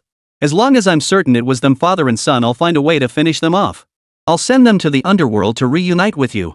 Listening to Ning Jiangjie's words, Si Ruilin couldn't help but laugh even harder. He truly hadn't expected this guy to put up such a fight. But had he misunderstood something? Si Ruilin had never claimed to be a good person. Perhaps others needed evidence to kill someone, but he truly didn't. All he needed was to believe this matter was connected to Jinan and Jichen. "Ha, you're young, but your ears aren't working? I told you, this has nothing to do with Chairman Ji. Kill if you must, but be warned, when you gaze into the abyss, be careful not to stare too long, for the abyss stares right back at you. At your core, you're no different from me." Hearing Si Ruilin's words, Ning Jiangjie froze for a moment before erupting into fury. But Si Ruilin sensed that Ning Jiangjie's words were meant to provoke him. He could tell Ning Jiangjie intended to kill him, and then kill Jinan and his son. So deep down, he was telling himself he wasn't like them. If he killed Jinan and Jichen without proof, without knowing the truth, then he'd be no better than them, just trash who abused private justice. But Si Ruilin merely laughed at his words. "Hey, don't make me out to be some noble saint. Truth is, I'm no better than you lot. You want me to call the police, then try to expose the fact that my beast isn't platinum or diamond rank? No way am I giving you that chance. Right now, I'll just send you on your way first, then kill Jinan and Jichen. As for calling the police? Of course I'll call them. I was attacked, how could I not report it? Right now, I'm acting in self-defense." Gazing at Ning Jiangjie, Si Ruilin spoke in measured tones. Though he had plenty of other trump cards besides Xiaobai and Xiaoqing, a man like him never complained about having too many up his sleeve. Seeing Ning Jiangjie's desperate gaze, Si Ruilin also gestured toward Xiaoqing. The next second, Xiaoqing's tail came crashing down. With a sharp crack, Ning Jiangjie was instantly smashed into a bloody pulp by Xiaoqing's tail. Seeing Ning Jiangjie utterly dead, Si Ruilin stood up, grabbed his phone, and prepared to call Principal Lu first to report the attack. But just as he was about to dial, the moonlight revealed something strange emerging from Ning Jiangjie's corpse, a gelatinous, worm-like substance. The moment Si Ruilin saw it, his mind went blank. He had seen this thing before. Chapter 111, More Ambushes? Was this the same substance he'd seen on the angel's head above the gate of the 100th floor? Staring at the formless, red, jelly-like substance, Si Ruilin instinctively took a step back. Simultaneously, the events surrounding Ning Jiangjie's actions flashed rapidly through his mind. Truth be told, back in the Night Enchantress incident, he'd already sensed something off about Ning Jiangjie. According to his understanding, Ning Jiangjie and Jinan were of equal rank. Both possessed king-tier combat strength. If they clashed, victory would be far from certain. Even if Jinan had done him a favor, Ning Jiangjie shouldn't be acting like a dog for the Ji family, willing to self-destruct just to carry out Ji Chen's orders. This was highly abnormal. Especially now, he was willing to sacrifice himself to protect the Ji family. This was even more unsettling. So when he saw the crimson creature emerging from this man, his first thought was that these anomalies were likely connected to this red monster. If this red monster could control angels, then manipulating Ning Zhongjie would be perfectly logical. And the person who planted this thing inside Ning Zhongjie was most likely Ji Nan. But how did Ji Nan acquire such things? Had he too been corrupted by the demon god? After all, he had encountered heretics. Principal Lu had also warned that this world was far less safe than imagined. Could Yumo Qing have been implanted by Ji Qin as well? Could her falling out with Ji Chun have been a deliberate act staged for his benefit? For a moment, Si Ruilin felt his own thoughts growing chaotic. Anything was possible now, he had to be extra cautious. Luo Shun. Now wasn't the time to study this monster. Si Ruilin summoned Luo Bin and instructed her to freeze the small red thing with her cold energy. Only after confirming it couldn't break through the solid ice did he toss the thing into his spatial pocket. He'd figure out what it was once he got back. Only after sealing away the little thing did Si Ruilin pull out his phone. He first called Lu Quan, informing him that he'd been ambushed by Ning Zhongjie's men and had killed all the attackers. Only then did he call the City Beastmaster Association. Upon learning that Si Ruilin was unharmed and nearly 30 beast tamers had been killed, the Municipal Beast Tamer Association instructed him to remain put. They would dispatch personnel to investigate and handle matters accordingly. With Lu Quan backing him, Si Ruilin wasn't afraid of the association pulling any tricks. Yes, he couldn't trust the Municipal Beastmaster Association people right now. Don't be fooled by the fact that Tianshan Academy is located in Tiangang City. The claim that the Municipal Beastmaster Association is clean is pure bull. If they were truly clean, the heretic's secret realm wouldn't have turned into a spider den, nearly killing the Academy's members. Ning Zhongjie was recruiting forces here, plotting to eliminate him, yet they hadn't picked up a single hint of it. If it weren't for the fact that they were official and had to follow protocol, Si Ruilin wouldn't even have bothered making this call. After hanging up, Si Ruilin surveyed the unfinished building, now littered with the corpses of beastmasters and their beasts. Xiao Bai and Xiao Qing, though usually pristine and beautiful, were exceptionally ruthless when they struck. Those torn in two were considered lucky. Many were smashed into fragments, limbs severed, or crushed into pulp. Take Ning Zhongjie, for instance. Had Xiao Qing not smashed him into pulp, Si Ruilin likely wouldn't have even spotted that crimson little monster. After a cursory glance, Si Ruilin concluded these people and their beasts were unlikely to win the revival match. He too departed the area, finding the environment unsuitable for lingering. But just as he reached the entrance of this abandoned construction site, a dark figure suddenly darted toward him from the distance. Clad entirely in black and wearing a mask, the silhouette clearly belonged to a woman. Seeing the shadow, Si Ruilin startled, suspecting an ambush. Instinctively, he flicked his wrist, releasing his most powerful beast, the soaring golden dragon. Before he could react, the figure landed abruptly about 5 or 6 meters in front of him. With a look of astonishment and eagerness, she swiftly pulled the mask off her face. Xiao Si? Ah? Sister Yang? Yes. This figure clad entirely in black was none other than Yang Yunjun, the owner of Night Enchantment. Si Ruilin had actually been planning to visit Night Enchantment to see them. Unexpectedly, he encountered her here instead. Just as Si Ruilin and Yang Yunjun were both taken aback, Yang Yunjun's expression suddenly changed. She urgently called out to Si Ruilin, "Bad news. Get out of here. Buzz." But her warning came too late. The moment her words fell, several enormous wasp-like demon beasts burst out from the forest behind them. Si Ruilin recognized these creatures. Killer tiger-headed hornets, diamond tier Gue system beasts. Individually, they weren't particularly powerful, but in swarms, their strength increased exponentially. Most crucially, these creatures secreted a potent venom. Its paralytic properties were so exceptional that many hospitals actually used diluted versions thinned down 1,000-fold during surgeries. Thus, such beasts were rarely seen on the market. When Si Ruilin saw these creatures, he felt a jolt of shock. There were so many killer tiger-headed hornets here. Shock aside, his reflexes were lightning fast. He immediately tapped Kong Jin Long in dragon form on the head. Though he didn't know why Yang Yunjun was being hunted by these creatures, that didn't stop him from saving her. Roar! With a thunderous dragon's cry, Kong Jin Long instantly charged at the killer hornets. Gu-type demon beasts were actually an exception. True dragons radiate dragon might. Any normal demon beast would tremble in its presence. But bug-type beasts, perhaps due to their limited intellect, showed no fear of dragon might. Similarly, various puppet-type demon forms, devoid of intelligence, were also unafraid. So when Kong Jin Long charged forward, they followed suit. And that was the end of that. Diamond tier, and not even at the 10th level. Facing the current Emperor tier, 2nd level Kong Jin Long, whose combat power was at the peak of the 10th level, what could they possibly use to fight back? Before they could even exchange blows, the surging electricity radiating from the golden dragon incinerated them into charcoal. Witnessing this scene deep within the forest, the figure pursuing Yang Yunjun now found himself trapped. The tables had turned. Chapter 112, Bring Her Home? Crack. A bolt of lightning streaked across the night sky. Originally, Si Ruelin hadn't intended to kill this man.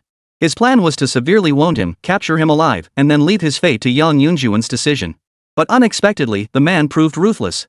After his protective beast was shattered by Kong Jin Long's lightning, he actually crushed the poison hidden between his teeth. By the time Kong Jin Long dragged the man back to Si Ruelin and Yang Yunjun, he was dead as a doornail.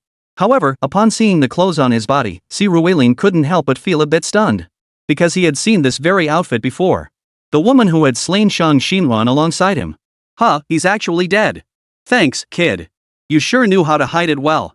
Yang Yunjun murmured at the sight of the dead assassin before turning her serious gaze towards Si Ruelin. She and Jin Chuaner had always treated him like a child, never imagining this guy was actually the strongest of them all. Even she, a king-tier expert, found this assassin extremely troublesome and difficult to deal with. Yet Si Ruelin had taken him down in an instant. His true dragon power was definitely more than just diamonds. Hey, this is all power I just acquired. Not sure if Sister Yang believes it. By the way, Yang Yun, who is this guy? Why was he hunting you down? Si Ruelin looked at Yang Yunjun with a puzzled expression. He's actually from the Bloodshed Alliance. Bloodshed Alliance? Hearing Yang Yunjuan's words, Si Ruelin looked at her with puzzlement. MHM. The Bloodshed Alliance. It's a professional assassin organization, the largest in the world. Their leader, Wu Binbin, is a saint-tier existence. Pulling off her mask and hat, Yang Yunjun slumped weakly to the ground and explained what the Bloodshed Alliance was to Si Ruelin. Wu Binbin. Wu Song? Could they be related? Probably not. Wu Binbin seems to be a woman. She couldn't have married someone else with the same surname, could she? Wu Binbin Si Ruelin had heard of her. Of course, he only learned of it after entering Tianxian Academy. In this world, there were 9 great saint-tier beings, collectively known as the 9 great saint emperors. Ranked first was Qin Hong, president of the Yanhuang Beastmaster Association, a dragon attribute beastmaster known as the primordial sacred dragon emperor. Ranked second is Zheng Xianwen, the guildmaster of the Stellar Guild and an ice attribute beastmaster, known as the Holy Ice Emperor. He also has some connection to Si Ruelin. Ranked third is a foreigner, John Kaku, president of the Holy Union Federation HUF from the United States, known as the Heaven's Wrath Holy Emperor. Fourth place also belonged to a Yanhuang native, Bakutuda, the Mongolian leader of the Chao Shua Guild, one of the 4 great guilds, a wind attribute beastmaster known as the Soaring Wind Saint. Fifth was Wu Binbin. Though of Yanhuang descent, she did not reside in Yanhuang. Rumor had it she lived in Southeast Asia. All known about her was that she was a woman. Her age and appearance remained unknown. She was also known as the Dark Blood Saint King. Ranked sixth is an individual from the Soviet Union named Edict, the Pope of the Eastern Holy Land and a light attribute beastmaster. He is also the only known being currently possessing an angel as his beast. Ranked 7th is Gao Jin, an Earth attribute user and the current commander of the Yanhuang military, nicknamed the Earth Saint Lord. Ranked 8th is another American, Jonas Nyers, president of the Free Alliance. His element is beast, and he too is a figure straddling the line between good and evil. 9th is Albert Houston, a European and head of the Cross Guild. Metal attribute, yet he specializes in the art of puppetry. Learning that Yang Yunjun had provoked a saint-tier being left Si Ruelin stunned. The reason they came to kill me must be because someone put a bounty on my head, and this likely relates to an investigation I've been conducting recently. Catching Si Ruelin's gaze, Yang Yunjun couldn't help but roll her eyes inwardly. Was she crazy? Why would she go out of her way to provoke a saint-tier? She was merely the target of a bounty. Oh, I see. After hearing Yang Yunjun's explanation, Si Ruelin nodded in understanding. As for what Yang Yunjun was investigating, Si Ruelin kept his mouth shut. Ouch, this is bad. Just as Si Ruelin signaled his understanding, Yang Yunjun suddenly reached for her waist. Her expression changed drastically.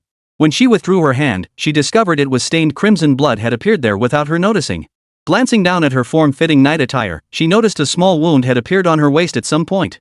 The reason it had gone unnoticed was precisely because the wound had been inflicted by the venomous sting of a killer hornet. The paralysis of her nerves meant she hadn't felt it until now. But clearly, this wound hadn't been inflicted just now. The blood had been trickling for an unknown amount of time.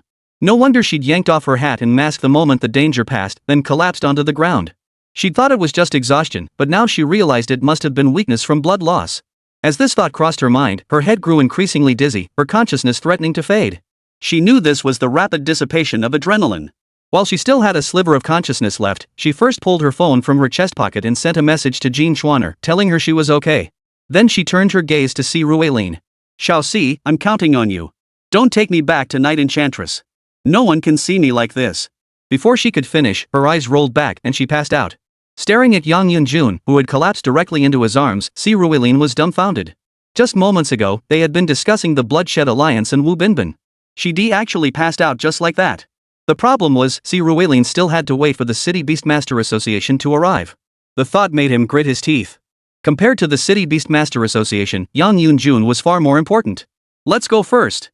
Xiao Jin, I'll leave this to you. After a moment's hesitation, Si Ruilin turned to Kong Jin Long. Kong Jin Long nodded in response. Instantly, her body began to swell, expanding rapidly until she reached over 100 meters in length. She finally stopped growing when her body reached a diameter of nearly 2 meters. This form was actually her current true body. She had undergone 2 further evolutions upon reaching the King and Emperor tiers. However, for combat, her current true form lacked sufficient agility. Unless facing other colossal beasts, her platinum tier state remained more comfortable. But now, to bring Si Ruilin and Yang Yunjun back to Tianqian Academy, she had to reveal her true form. Otherwise, they simply wouldn't be able to stay seated. As Si Ruilin and Yang Yunjun climbed onto the dragon's back, the group swiftly soared toward Tianqian Academy. Chapter 113, Perks? What now? After Si Ruilin rode the golden dragon back to his villa at Tianqian Academy, he helped Yang Yunjun inside. After laying down a plastic sheet and carefully positioning her, Si Ruilin stared at the wounds that had nearly soaked through her night attire, feeling somewhat at a loss. First, help her remove her clothes, clean the wound, then hand her over to me. Just as Si Ruilin felt at a loss, a sudden flash of light erupted from the spider on his bracelet. Orange Spider appeared beside him, still maintaining her human form. After all, the only outsider present, Yang Yunjun, was unconscious, so she could remain in human shape. Oh. Hearing Chang Zhuo's words, Si Ruilin froze for a moment. He actually wanted to say, why can't I just hand her over to you after cleaning the wound? But he held back those words. Instead, he followed Orange Spider's instructions, first finding a pair of scissors. He cut open Yang Yunjun's outer clothing, leaving her clad only in a sports tank top and shorts. Unfortunately, the killer hornet was exceptionally aggressive. Its venomous stingers flew at an angle, slicing through one side of the tank top and shorts, soaking them through with blood. Thus, Si Ruilin had no choice but to cut up her last 2 remaining garments as well. After finishing the task, he had no time to admire Yang Yunjun's beauty. Well, to be honest, if we're just talking about figure, the girls around him were prettier than Yang Yunjun, so Si Ruilin didn't need to restrain himself. He then retrieved some purified water and began cleaning Yang Yunjun's wounds, paying particular attention to residual toxins, loose threads, and embedded grit. It had to be said the venom of these killer hornets was truly potent. Yang Yunjun's wound stretched nearly 30 centimeters long and was almost 3 centimeters deep. It ran close to her chest, exposing her ribs, yet she felt no pain whatsoever. After thoroughly cleaning the wound, he poured some rice wine over it to sterilize it. Once finished, he turned his attention to Orange Spider. Close her wounds together. Following Orange Spider's instructions, Si Ruilin merged her wounds together. Then, Orange Spider extended a finger, and a strand of light-formed spider silk slowly drifted out. Upon reaching Yang Yunjun, the silk instantly embedded itself into her skin, meticulously stitching her wounds closed. As the suturing concluded, under Si Ruilin's gaze, the spider silk emitted faint, intermittent glows. With each fading glow, the silk dimmed slightly while Yang Yunjun's wounds gradually healed. Truly, as a light elemental being, Orange Spiderling possessed remarkable healing prowess. Alright, let her rest well tonight. She should wake up tomorrow. However, she lost a lot of blood. After recovering, she'll still need several days of proper rest. After assessing Yang Yunjun's condition, Orange Spider smiled and remarked.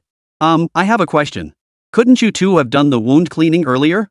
Upon hearing Orange Spider say it was already taken care of, Si Ruilin couldn't help but ask in confusion. Sure, but shouldn't the person you saved give you some perks? Hearing Si Ruilin's words, Chang Zhuo's reply was surprisingly straightforward.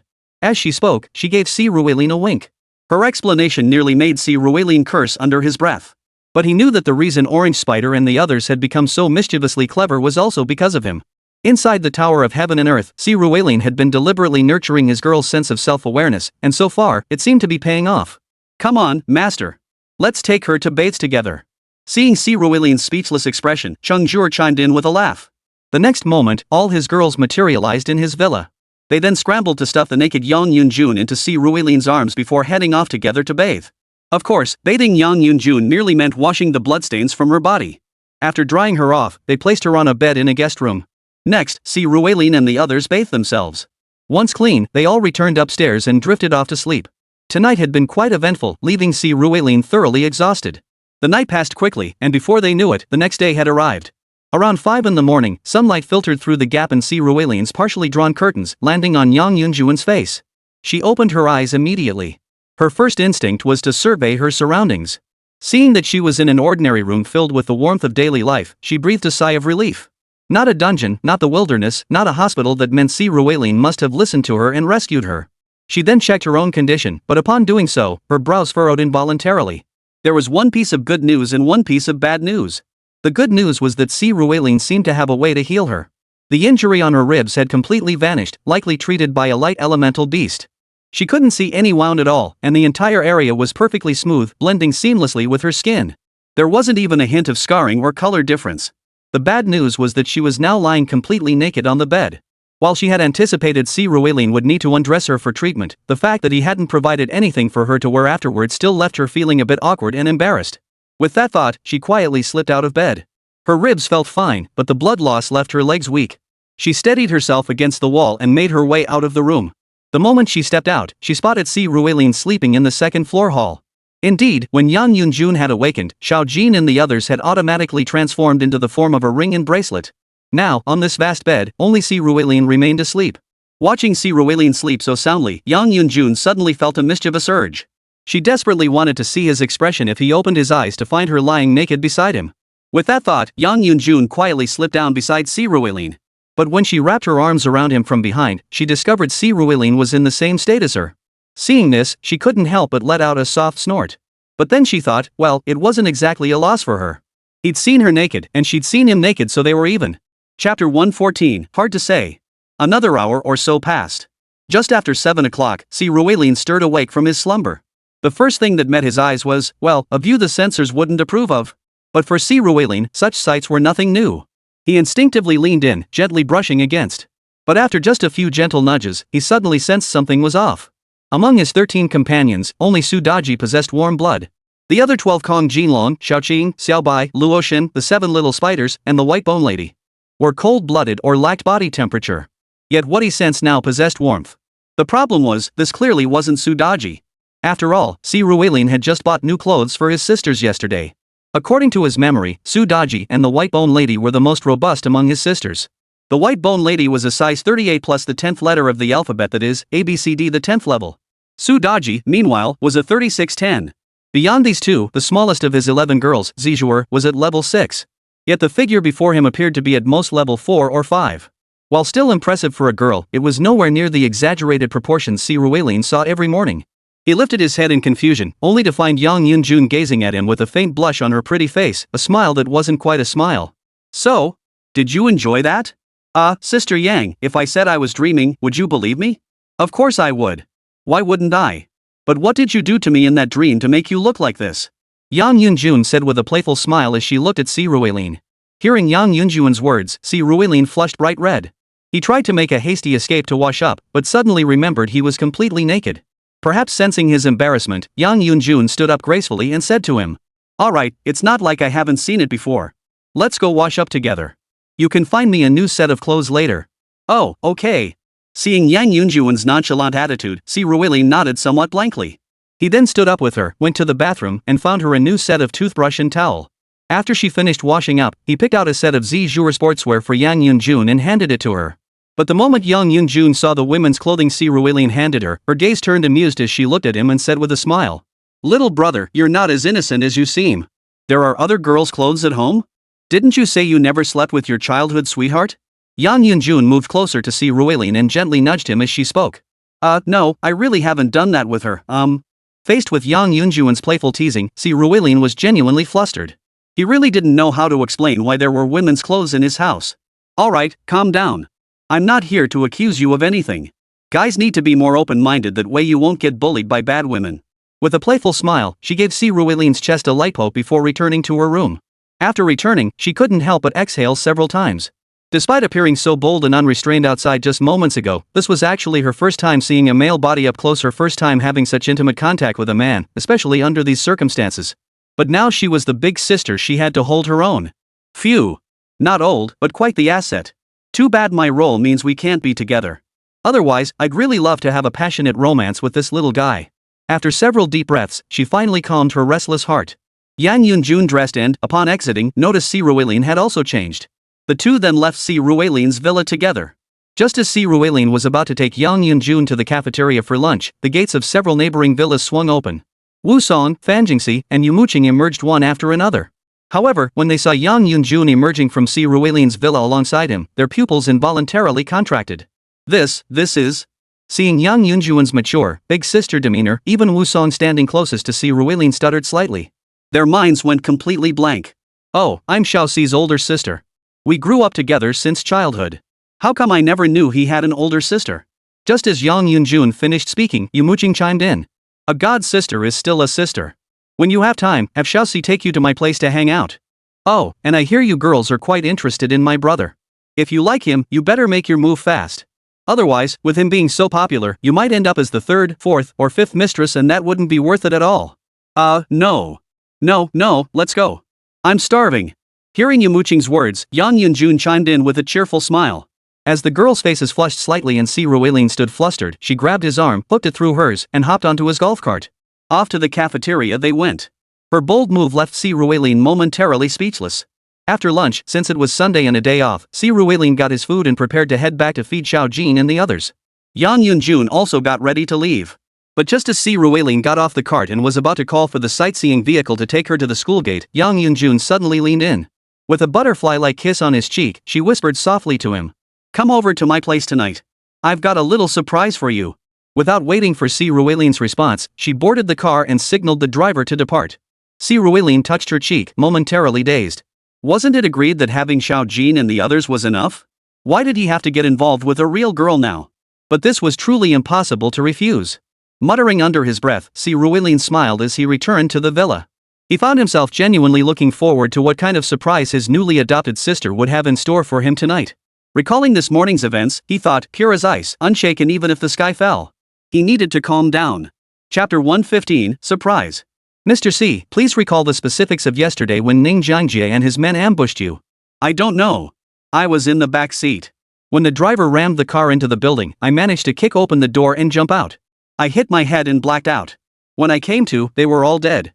Then could you explain why so many died from water-type and poison-type attacks? And who killed Ning Jiangjie? Why were there traces of your two spirit beasts, the white snake and the green snake, moving around on the ground? Xiao Bai and Xiao Cheng were released to protect me after I regained consciousness. That's perfectly normal, right? As for who killed them, I have no idea. And why does it feel like you're interrogating me, when they were the ones who killed me? Facing questioning from the City Beastmaster Association, Si Ruilian could only answer what he knew. Everything else was a complete mystery to him. Of course, this response was actually what Principal Lu had instructed him to say. Principal Lu had warned him that his current level of genius was too conspicuous, so extraordinary that other races, or even other nations, might perceive him as a grave threat. For now, he could maintain his prodigy persona, but it was best not to reveal the full extent of his genius too soon. As for Ning Jiangjie and the others dying, well, they died. He just needed to play dumb. Even if everyone suspected him, without evidence, no one could touch him. Besides, he had Lu Quan backing him. And it wasn't just Lu Quan. Qin Hong, once he learned of Si Ruilian's situation, would certainly do everything possible to protect him. So Si Ruilian had nothing to worry about. Sure enough, after the City Beastmaster Association claimed ignorance, they reluctantly let him go. After leaving the City Beastmaster Association, Si Ruilian glanced outside. Unnoticed, dusk had already fallen. This morning, after seeing Yang Yunjun off, he'd spent the entire morning back at the villa. It wasn't until lunchtime that he received the call from the City Beastmaster Association, summoning him for questioning. After all, a king-tier beastmaster had died. Though Si Ruilian now dispatched king-tier beasts as easily as slicing through vegetables. But in reality, a king-tier beastmaster was, if not a high-ranking official, then certainly a major figure in their own right. Even in Tiangang City, aside from Tianshan Academy, there were only 5 or 6 openly known king-tier practitioners. Jin Xuaner of the Night Enchantress, Yang Yunjun, the owner behind the auction house Si Ruilian had visited, the head of several third-rate guilds in the city's outskirts, the president of the City Beastmaster Association, and finally, Luo Tianqing, whom Si Ruilian had met. The captain of the second squad under the City Beastmaster Association. Therefore, Ning Jiangjie's death was truly a significant matter for them. A king-tier assassin ambushing a genius from Tianshan Academy. If this incident isn't handled properly, some people here will be losing their shirts. Of course, none of this concerns Si Ruilian. How they investigated was their business. He'd have to ask them about the final results. Ignoring the frantic expressions of the City Beastmaster Association members, Si Ruilian turned and left the scene. Glancing at the sky outside, he hailed a cab and headed to a nearby highly rated barbecue restaurant. He reserved a private room before summoning Jin Long and the others to join him in human form. After enjoying a hearty barbecue feast together, checking the time, he hailed a cab to head to Night Enchantment. Although Yang Yunjun hadn't told Si Ruilin what her surprise was today, he still felt a faint sense of anticipation. However, upon arriving at Night Enchantment, he didn't immediately see what the surprise was. He didn't even see Yang Yunjun. Instead, Jin Chuaner greeted him. The boss has a big job tonight, so he sent me to keep you company. What? Am I not good enough? Perhaps sensing the slight disappointment in Si Ruilin's eyes, Jin Chuaner plopped down beside him, raised her wineglass, and said, Of course not. Sister Jean, you're the best. Si Ruilin said, giving her a thumbs up. Under her approving gaze, he raised his glass and began drinking with Jin Chuaner and the occasional visit from Yin Chuaner. Who knows how long they drank? Si Ruilin's physical constitution possessed an extraordinary resistance to alcohol. He'd always been exceptionally resilient during his days of subduing dragons and tigers, and now, with the essence of Panga's blood, he was even stronger. So before the alcohol could even take effect, he'd already peed it all out. But his high tolerance didn't mean Jin Chuaner could hold her liquor as well. So when Si Ruilin returned from another trip to the restroom, he found Jin Chuaner already sprawled across the elegant seating, her consciousness already hazy. Fortunately, everyone present knew exactly who Jin Chuaner was. No one dared to take advantage of her, so they simply let her sleep there. Seeing this, Si Ruilin sought out Yin Chuaner, intending to have her find someone to look after Jin Chuaner while he returned to school. But Yin Chuaner pulled him back. No way. I'm swamped with work, how could I possibly look after her? If you're going to help someone, see it through to the end. Right behind Night Enchantment is a hotel. Our bar has rooms reserved there year-round. Take her there to sleep. Alright then. Heeding Yin Chuaner's words, Si Ruilin knew that hotel was indeed not far from Night Enchantment, so he agreed. He then picked up Jin Chuaner and headed toward the hotel. What he didn't know was that just as he carried Jin Chuaner away, Yang Yunjun emerged from the second floor room. Accompanying her was Lan Ling, the very person Xiaobo had intended to introduce to him that day. Of course, they hadn't formally introduced each other that day. Later, Si Ruilin had encountered Lan Ling twice, but their interactions were merely brief greetings. At most, they knew each other by name. Lan Ling, however, knew a bit more about Si Ruilin. She was aware that this guy possessed extraordinary talent and combat prowess. It seemed even Lu Ruetong, who had defeated him, wasn't his match. Is boss Yang and Junior Si quite close? Watching Yang Yunjun now, observing how Si Ruilin carried Jin Chuaner away, she couldn't help but ask in puzzlement. After all, Jin Chuaner was Yang Yunjun's personal bodyguard, who normally never strayed more than 10 meters from her. Yet today, she actually let Jin Chuaner and Si Ruilin leave together. This was highly unusual. Very familiar, close enough to be completely open with each other. He. By the way, Miss Lan, if you decide to investigate this information I gave you on your own, honestly, it's far too dangerous. Let me recommend someone to help you. Turning to Lan Ling beside her, Yang Yunjun smiled as she spoke. Chapter 116, Be a Good Girl. Phew, Sister Jean, I'm heading back to sleep. You should rest too. Of course, Si Ruilin had no idea about the conversation between Yang Yunjun and Lan Ling. After arriving at the hotel with Jin Chuaner in his arms, he swiped his room key and took the elevator straight to a suite on the top floor. After laying Jin Chuaner on the bed and removing her high heels, Si Ruilin prepared to leave. But just as he was about to step out, Jin Chuaner suddenly grabbed his hand. Hey, you little jerk, you're so ungrateful.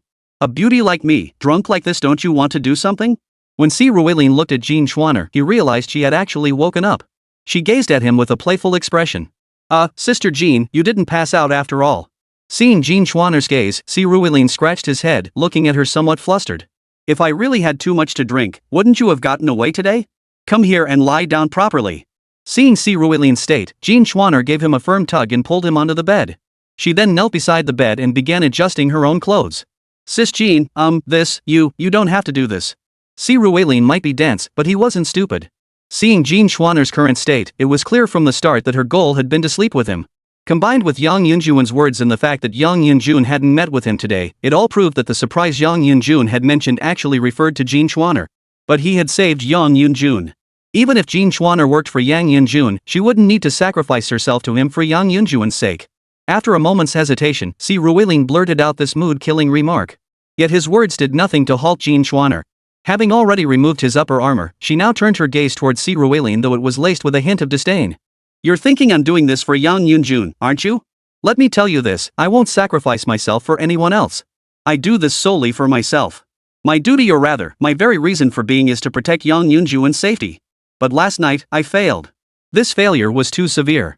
You saved Yang Yunjun, and you saved my life. So, kid, lie still. If you can't keep your mouth shut, then shut it. Just enjoy it. With that, Jin Chuaner untied a hairband from her wrist, secured her hair, then lowered herself down. But barely a dozen seconds later, Si Ruilin couldn't help but cry out in pain. Ouch! Heh, Jin Jia, are you even capable of this? If not, let me handle it. This shouldn't be happening. I've watched the videos. If I can't do it, how come you can? At least I've watched more videos than you have. Seeing the puzzled look on Jin Schwanner's face, Si Ruilin chuckled. He rolled over, and this time, it was his turn to take the lead. The night passed quickly. The 10,000 words cut from the middle were skipped entirely because the censors said you wouldn't like them. Before they knew it, the next day arrived. When Si Ruilin woke up the next morning, Jin Schwanner was already gone. On his bedside table lay a breakfast and a red envelope. Opening it, he found 1,000 yuan stuffed inside. Seeing this, Si Ruilin couldn't help but feel a bit dazed. What was this? Had she slept with him? And now she was giving him 1,000 yuan? Grasping the money, Si Ruilin immediately pulled out his phone and dialed Jin Schwanner. But the little minx had turned off her phone, he couldn't get through. Watching this unfold, the veins on Si Ruilin's temples throbbed even darker. Damn it all to hell. If it weren't for class starting soon, I'd... After muttering a few curses under his breath, Si Ruilin got out of bed. He brushed his teeth and washed up with his beast companions, then ordered breakfast for 30 from the hotel.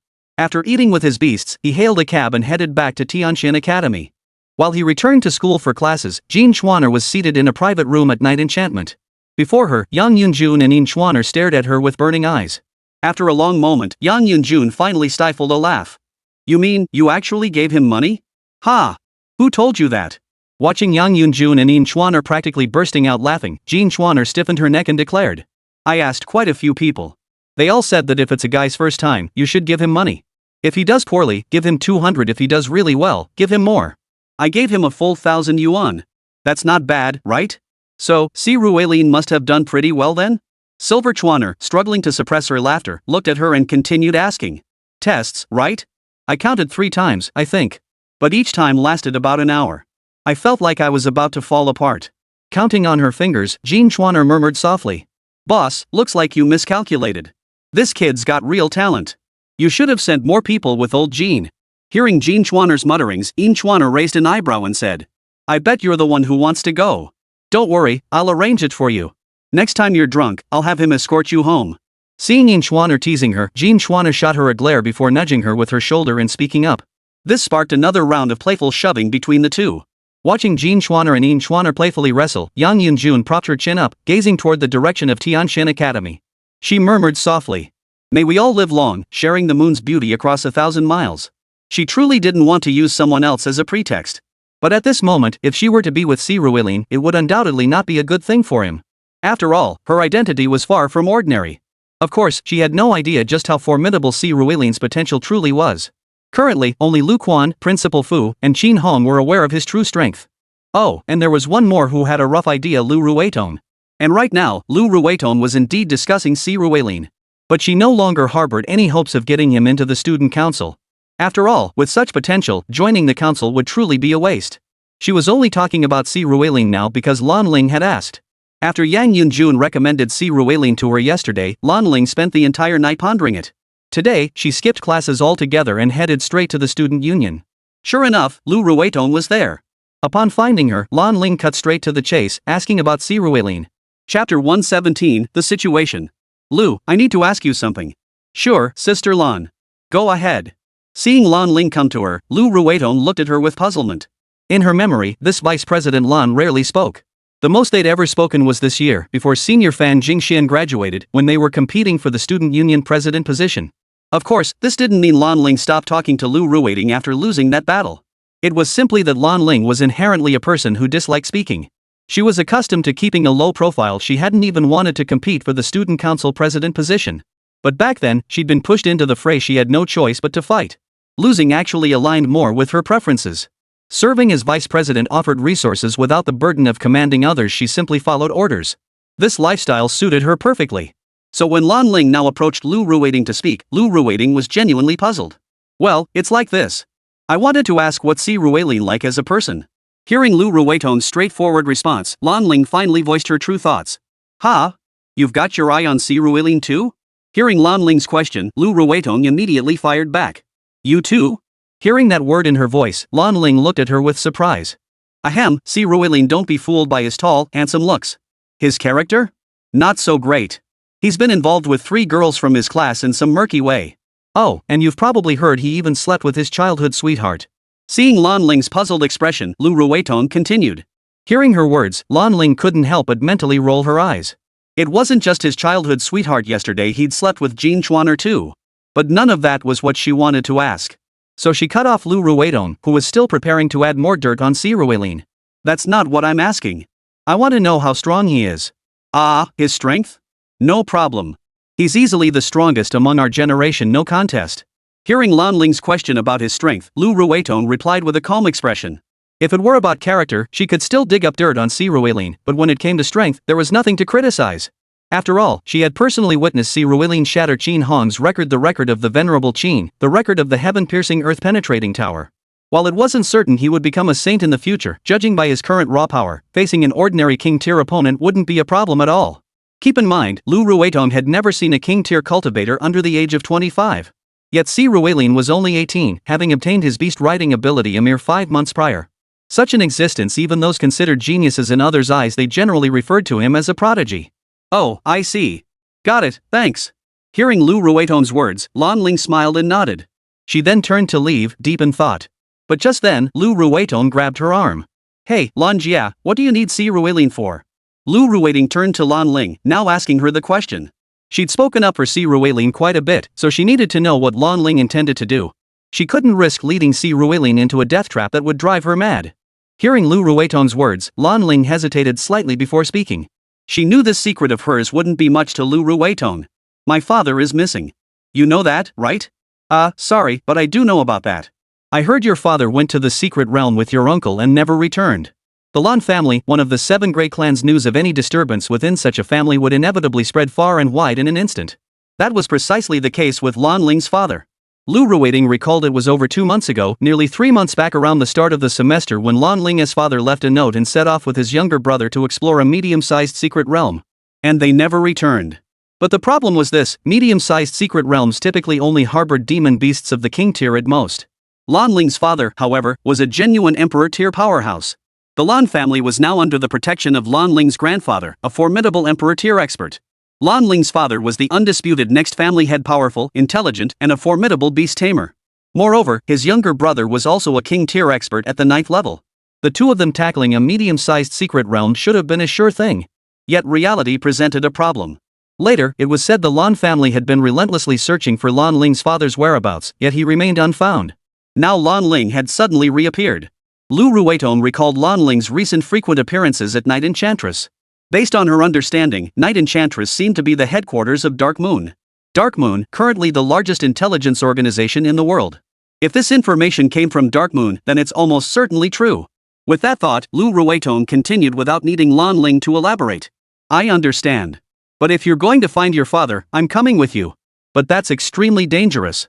My grandfather fears there might be other forces targeting the Lan family. That's why none of our royal tier uncles or emperor tier elders can move, only we ourselves. Hearing Lu Ruidong wanted to come along, Lan Ling hesitated. Don't worry, Si Ruilin will be fine. But you should start thinking about what you'll offer him as payment. With a smile, Lu Ruidong radiated complete confidence in Si Ruilin. Meanwhile, Si Ruilin felt a bit awkward. After returning from the hotel this morning, he hadn't had time to change at the villa before coming straight to class. His clothes still carried the lingering scent of last night's drinks and Jin Chuaner's perfume. As soon as he entered the classroom and sat down, Wusong and Fan Jingxi immediately took seats on either side of him. All 4 pairs of eyes were fixed on him. Beyond them, Yumo Qing's gaze lingered on him as well. Clearly, she too was curious about where Si Ruilin had been. At first, Si Ruilin could pretend not to notice, ignoring the stares. But the longer the lecture went on, the lower his posture became, a clear sign of unease.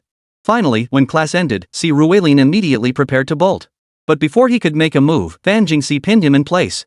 Ruilin, you didn't return to the villa last night, did you? I remember seeing you wearing these clothes yesterday afternoon. You haven't changed them today, and they carry a strong scent of alcohol and perfume, not something you'd pick up at home.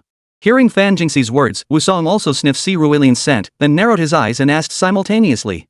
Chapter 118, Ways to Earn Points. I went drinking last night, got a bit too much to drink, and ended up sleeping in a private room at Night Enchantress.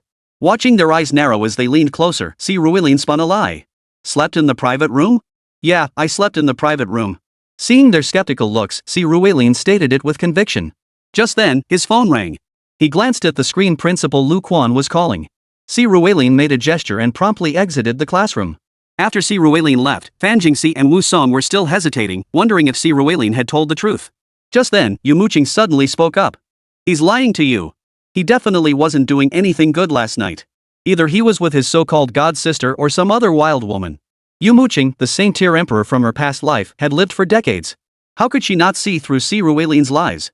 The reason she hadn't exposed him earlier was because she herself was deeply conflicted.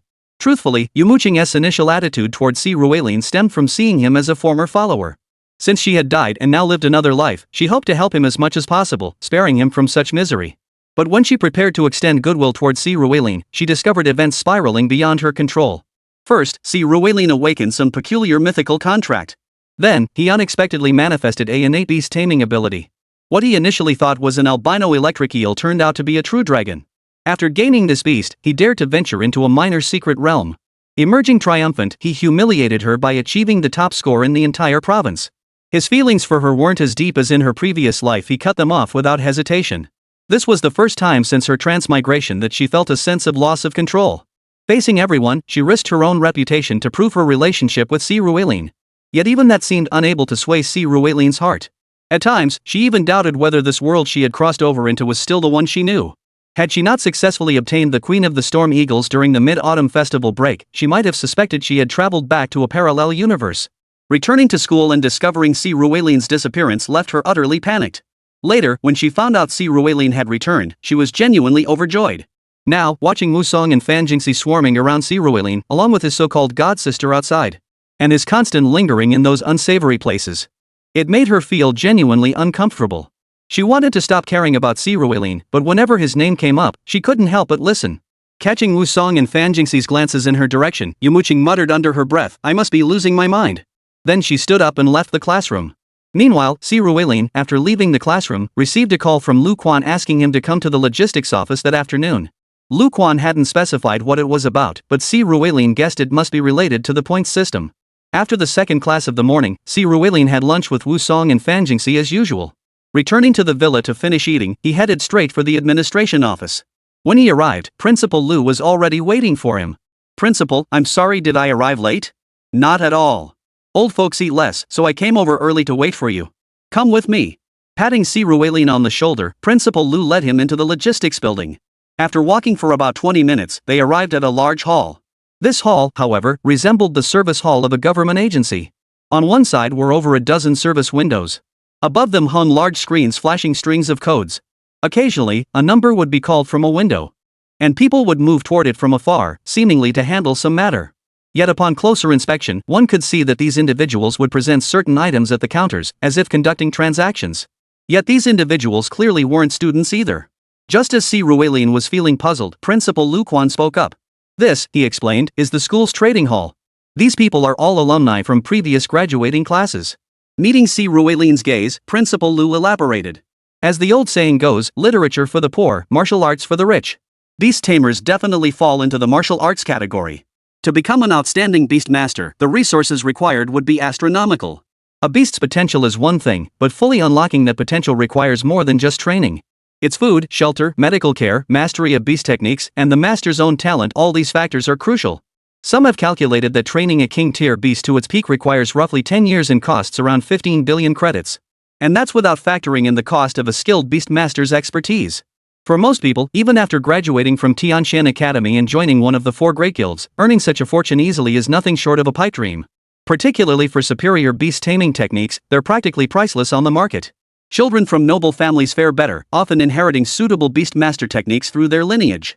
But for ordinary commoners, it's incredibly difficult. Take Yumo Qing's father, for instance. Without the assistance of Ruelin's parents, he wouldn't have reached even the Beastmaster Grandmaster rank, let alone the Beastmaster Sovereign rank. Yet as the old saying goes, once a teacher, always a father. While Tianshan Academy had no intention of adopting so many commoner students as their own sons, they certainly didn't abandon their graduates. Thus, before graduation, students from modest backgrounds are brought by their teachers to register accounts. Since the academy requires various materials anyway, these students can be sent to gather them, earning points in exchange. During winter and summer breaks, they return to the academy to redeem these points for beast taming techniques and further their studies. It must be said, this was a rather clever arrangement. Not only does it ensure students remain grateful to the academy after leaving, most importantly, it indirectly enhances the competitiveness of Tianshan Academy students. It strengthened the bonds between students and the academy. Students and guild members wouldn't need to worry about combat strength issues later on.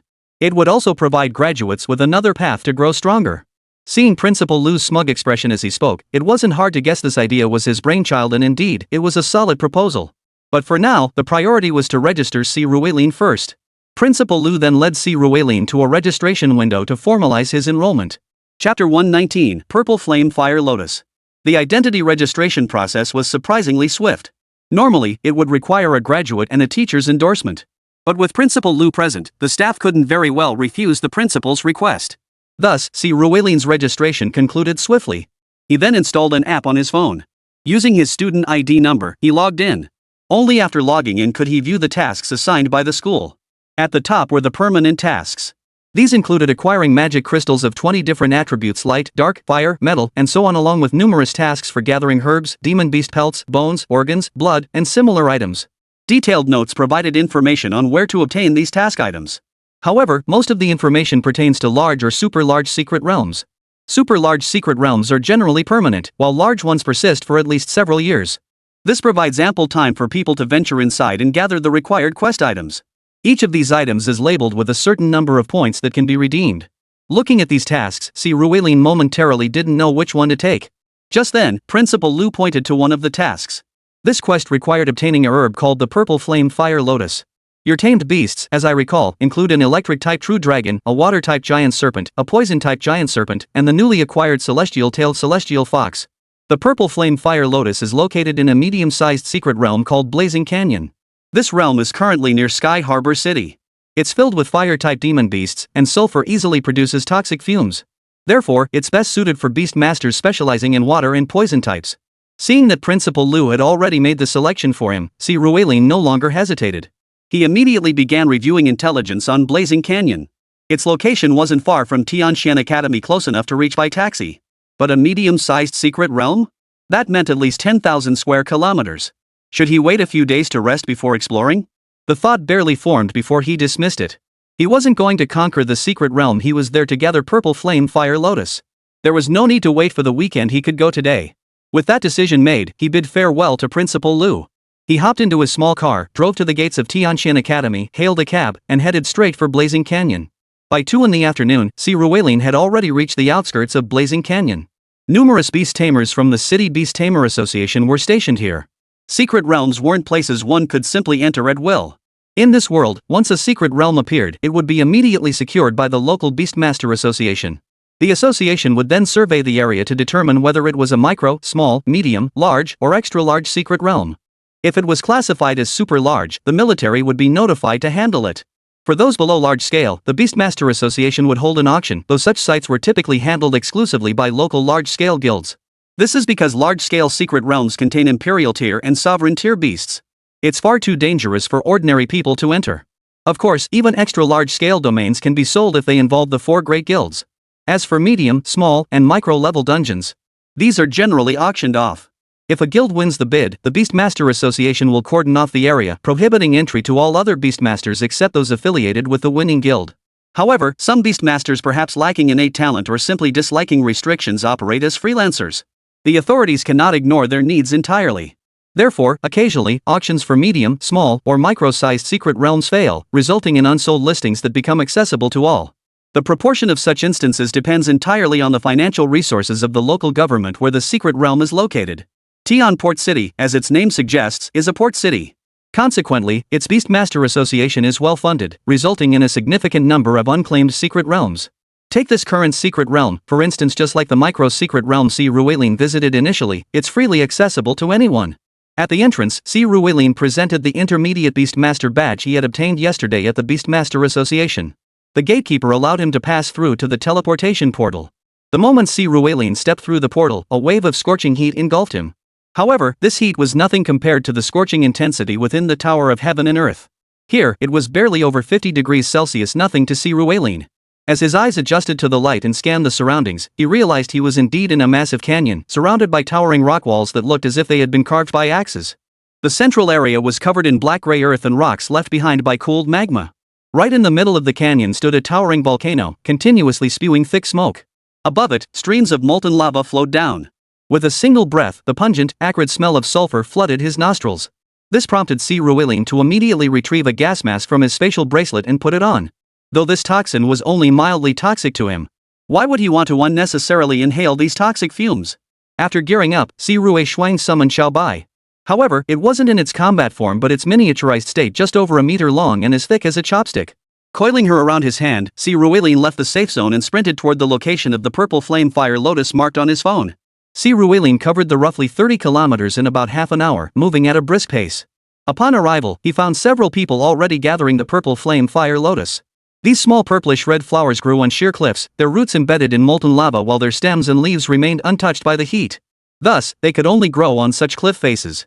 Care was needed during harvesting, as it was easy to get scalded by lava seeping from the crevices. No wonder a single one was worth 5 points. 200 would net 1,000 points. This is far more difficult than participating in the freshman competition. Muttering under his breath, Si Ruilin flicked out his puppet threads.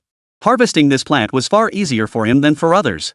While others needed climbing gear and beast riding assistance, Si Ruilin could manage alone. Little Bai only needed to stand by, guarding against splashing lava. He flew straight toward a cluster of purple-flamed red lotus and began harvesting. Chapter 120, Mining King? Hey, young man, you're from Tianqian Academy too, right? Purple-flamed red lotuses were actually quite easy to harvest. Simply uproot them completely, taking care not to snap the stems or flowers. After pulling them out, he'd place them directly into a small box stored within his spatial bracelet. Thus, Si Ruilin quickly gathered over a dozen blossoms. Just a few more and I'll hit 100 points. But just then, a figure suddenly swayed over, looking at Si Ruilin and saying, Hearing the man's words, Si Ruilin also took a good look at him. It was a man. Well, it was hard to tell his age. After all, he was clad in heat-resistant gear and wore a gas mask over his face, making his features impossible to discern. This only deepened Si Ruilin's confusion. How did this man know he was from Tianqian Academy? After all, he wasn't wearing any insignia or badge at the moment. The other party seemed to detect the hesitation in Si Ruilin's tone. Smiling, he glanced at the puppet thread in Si Ruilin's hand. You've been tricked by old G2, haven't you? These days, outside our academy, I rarely encounter anyone else who knows this technique. With a wry smile, the man sighed. Ha? That elder's surname is G? But I wouldn't call it a trick. This technique's actually pretty useful. Hearing his senior's words, Si Ruilin couldn't help but recall the old man at the academy who'd helped him choose his beast taming technique. He genuinely believed the puppet thread was quite effective. Sigh, you're getting sold out and still counting his money for him. True, the puppet thread is versatile in many ways, but when it comes to genuine escape skills, it definitely can't compare to specialized evasion techniques. Still, in a situation like this, helping us harvest the purple flame lotus is quite convenient. Others would need to borrow beast taming tools or fixed equipment, but we can just climb right up and pick them. Seeing Si Ruilin's innocent expression, the senior smiled and chimed in. Yeah, you're right. Si Ruilin nodded in agreement with the senior's words. At least he didn't find the puppet thread difficult to use. It felt quite smooth in his hands. Judging by your appearance, you've just graduated from university? You haven't applied for Advanced Beastmaster certification yet, have you? This time, the other party didn't catch the implication in his words. Instead, he continued speaking while showing off his Beastmaster badge. Though Si Ruilin didn't know the man's exact age, based on past graduation trends at Tianqian Academy, the top graduates like Fan Jingxian typically attained Advanced Beastmaster status upon leaving. They were likely just a hair's breadth away from becoming Beastmasters. Most ordinary graduates reached early senior levels, while a small minority attained peak intermediate levels. The man assumed Si Ruilin belonged to that elite group. But Si Ruilin really couldn't explain that he hadn't even graduated yet, so he just gave a vague nod. Have you joined a guild yet? Not yet. Not yet? It's almost December. Or are you actually from a prestigious family? Wait, no, prestigious families wouldn't need to come pick these things. Ah, it's only commoners like us beast tamers who need to gather this stuff to trade for credits at school to get better beast taming skills. Hey, let me tell you something. Maybe it's because I rarely run into juniors from Tianqian Academy around here. This guy named Si Ruilin, I don't even know his full name, started chatting away with him, sharing stories about the hardships of entering the real world. Of course, while they chatted, their hands never stopped. Before long, they'd both gathered several more purple flame fire lotus plants. As for Si Ruilin, listening to this guy's, well, let's call it showing off or sharing life lessons, he didn't mind it. After all, many of these things were things he might actually encounter in the future. Hearing about them now could only be beneficial. But just as they were gathering purple flame fire lotus and Si Ruilin was listening to his rambling, suddenly, the younger man murmured under his breath, "Oh no!" Following his gaze, Si Ruilin spotted several jeeps approaching from the distance. As they drew nearer, someone rolled down the passenger side window and shouted toward them. Who gave you permission to pick purple flame fire lotus here? Get your asses down here. Hearing this, the senior beside Si Ruelin swiftly plucked another purple flame fire lotus, stowing it into his spatial bracelet before giving Si Ruelin a meaningful glance. Get down. Ha? Why? Hearing his senior's words, Si Ruelin couldn't help but look at him with confusion. These guys are from the third-rate guild Wolf Clan in Skyport City. They've staked their claim on all the purple flame fire lotus in this area. We're just taking advantage of their absence to harvest some. Seeing that Si Ruelin was still clueless, the senior whispered to him. Ha? Claimed? How is that possible? Isn't this medium-sized secret realm open to the public? If they'd claimed it, shouldn't they have just blocked us from entering? What kind of reserved is this? Hearing the senior's explanation, Si Ruelin grew even more perplexed. It wasn't secured through the City Beastmaster Association, but rather taken over by force. For intermediate portals like this, it's sometimes unprofitable for a single guild to secure exclusive rights. So when they go unsold at auction, local guilds often secretly carve them up among themselves. This sort of thing is actually quite common. You've only been out of school a few months, it's normal you haven't encountered it yet. You'll understand later. We call these people mining tycoons. Seeing his senior explain it this way, Si Ruelin understood. It was just like in the games he played before his transmigration, where some guilds would outright claim wild resource points. But according to this senior, the Wolf Clan was only a third-rate guild. Yet, this senior himself wore the emblem of the Heavenly Palace, one of the 4 great guilds of Yenuang and the 8th-ranked guild in the entire world. Would someone from a top-tier guild really fear a third-rate one? Noticing Si Ruelin glance at the other emblem on his chest, the senior couldn't help but chuckle awkwardly. You'll understand once you join one of the 4 great guilds. On our turf, anything goes. But on theirs? A strong dragon can't overpower a local snake. The 4 great guilds are indeed powerful, but they wouldn't go out of their way to pick a fight with a third-rate guild just because a bunch of nobodies like us traveled all this way. You get the picture. After giving Si Ruelin a look that said, got it, he obediently stood at the base of the cliff. Soon, the vehicle from the other side pulled up in front of the group. Over 20 people stepped out, all beast masters, and immediately advanced with fierce intent. You bastards! Are you deaf? Didn't I tell you? The purple flame lotus in this blazing canyon is reserved for our heavenly wolf sect. You dare come here? Don't you want to live? Chapter 121, Conflict be damned. Hearing their shouts and curses, Si Ruelin couldn't help but frown. He'd seen arrogant before, but never this brazen. To secretly carve up the spoils and still act so brazenly. What surprised him, however, was that aside from himself, no one else seemed particularly bothered by this. Even the senior beside him stood there grinning as he watched the commotion unfold. Once the shouting died down, the leader waved his hand. His beastmasters immediately approached, pointing at certain individuals and signaling them to leave quickly. Si Ruelin glanced over. The ones being singled out were mostly members of the 4 major guilds, along with some from local guilds that maintained good relations with their own. The rest could only bow their heads, trying to look as pitiful as possible toward these men. But their pleading gazes failed to elicit any pity. The beast's masters forcibly seized the purple flame red lotus they'd gathered, even demanding they open their spatial bracelets for inspection. Soon, these individuals arrived at Si Ruelin's group. You. Leave. Don't come back. Pointing at the senior standing beside Si Ruelin, the man addressed him. Ah, I understand. Need to switch beast taming techniques? Just a little more effort. Won't be coming back. Let's go. Hearing this, Si Ruelin Sr. bent over, chuckling as he spoke, then reached out to pull Si Ruelin along. It must be said, this senior was quite considerate. Even while making a hasty exit, he remembered to take Si Ruelin with him. But clearly, the other party had no intention of letting him take Si Ruelin away. You can go, but he no. Pointing at Si Ruelin, the Tianlang sect member sneered. He's my junior from Tianxian Academy. It's his first time doing this job today. He's afraid of being exposed, so he didn't bring his guild badge. Hearing this, the senior student leaned in and quietly introduced Si Ruelin. You say he's from Tianxian Academy, so he is? How do you prove it? No badge? Did he bring his diploma? Let's see it. But clearly, the other party wasn't giving face to Si Ruelin Sr. He immediately retorted. Upon hearing this, Si Ruelin hadn't intended to cause trouble. He had his Tianxian Academy registration list on his phone, but he hesitated before pulling it out because it contained his personal information. After all, he was only a freshman. Was this information really something he wanted others to know? Just as Si Ruelin hesitated, the man across from him grew impatient. Do you have your damn ID or not? Screw you. I bet you're just here freeloading, you little bastard. Before the words had even left his mouth, everything before his eyes suddenly blurred. When he focused again, Si Ruelin had materialized right in front of him. With a swift backhand, he landed a solid slap across the man's face. Smack! The man's body flew backward from the force of the blow. When he hit the ground, he was dazed and disoriented. His mouth opened, spewing out several teeth mixed with blood. Seeing Si Ruelin dare to strike first, dozens of other Wolf Clan members immediately surrounded him, each glaring at him with hostile expressions. Swearing like a sailor isn't exactly commendable. I'm giving you a taste of your parents' discipline. Remember to transfer me 100,000 yuan considerate payment for doing their bidding. Observing the dazed Tianlang sect disciple on the ground and the surrounding crowd, Si Ruelin took a deep breath before smiling and saying, "Bro, you're out of your mind. Everyone, sorry, my junior brother here is just too young. This has nothing to do with you. Not only can he not prove he's from Tianxin Academy, but even if he could, he's not leaving here today."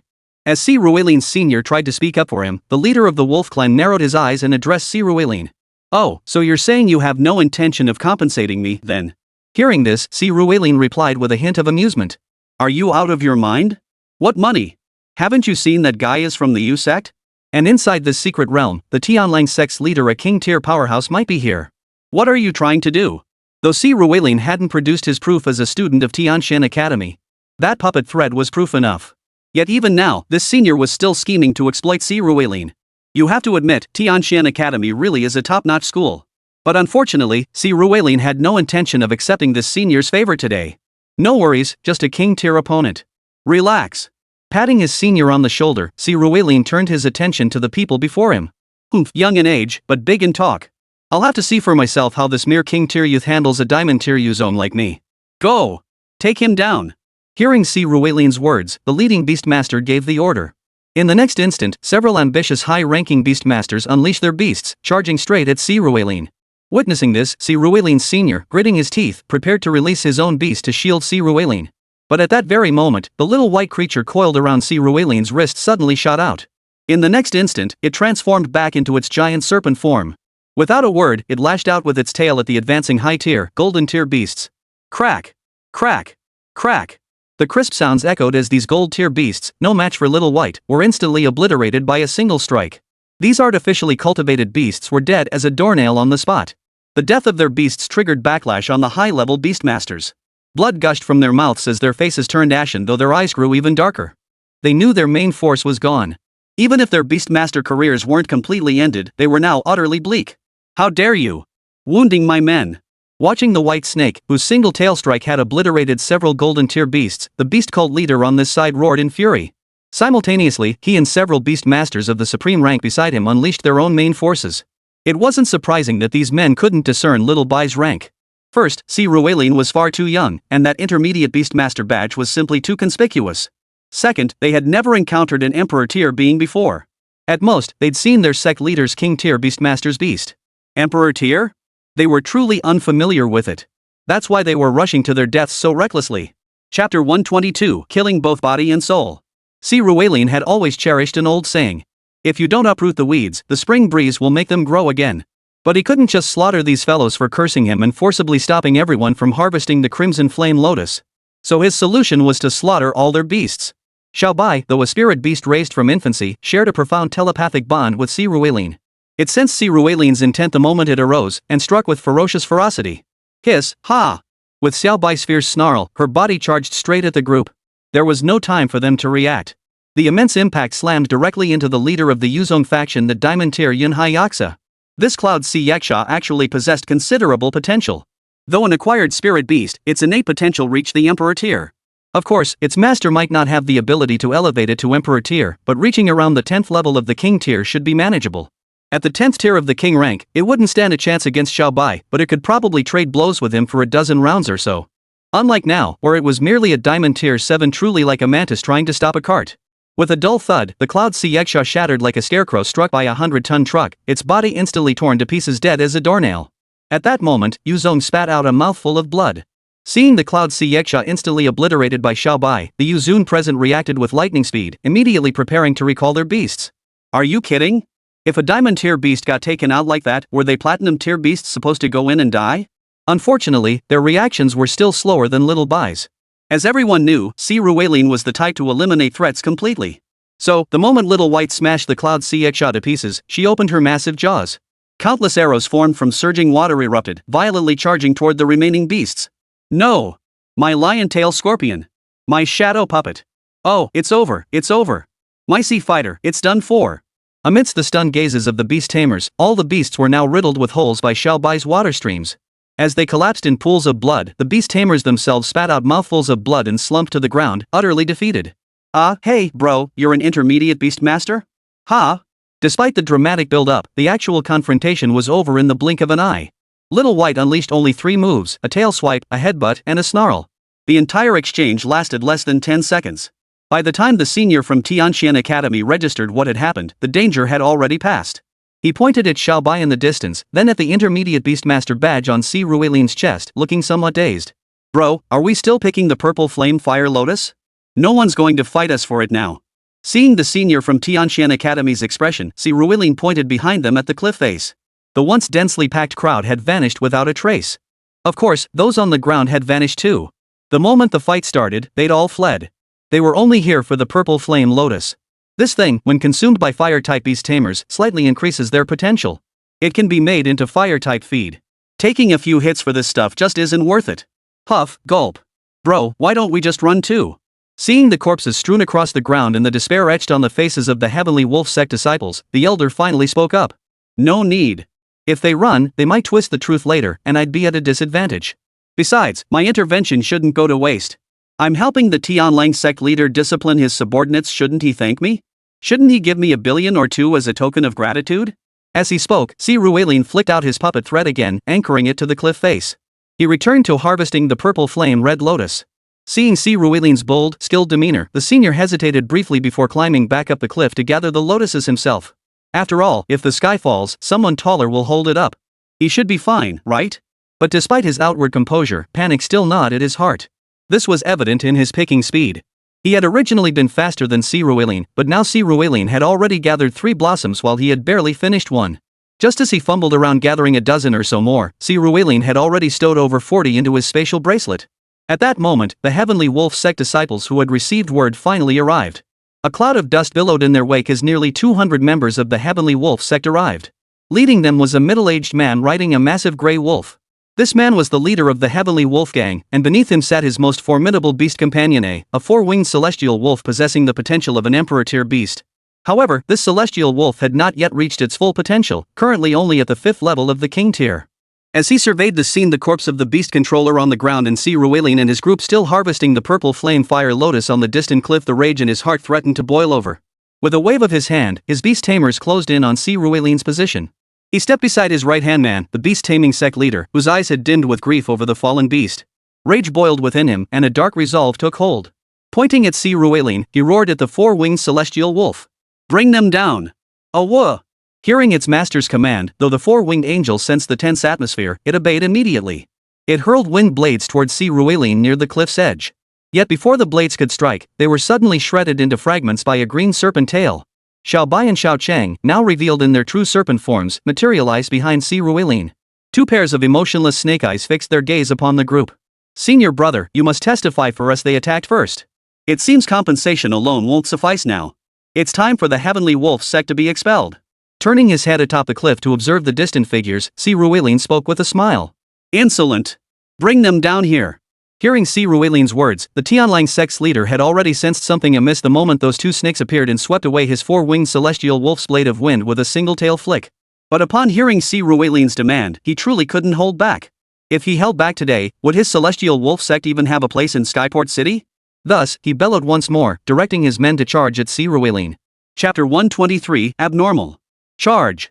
The sect leader commands, capture them both. 2nd and 3rd squads, attack the white snake. 4th and 5th squads, attack the green snake. The rest of you, follow me to capture them both.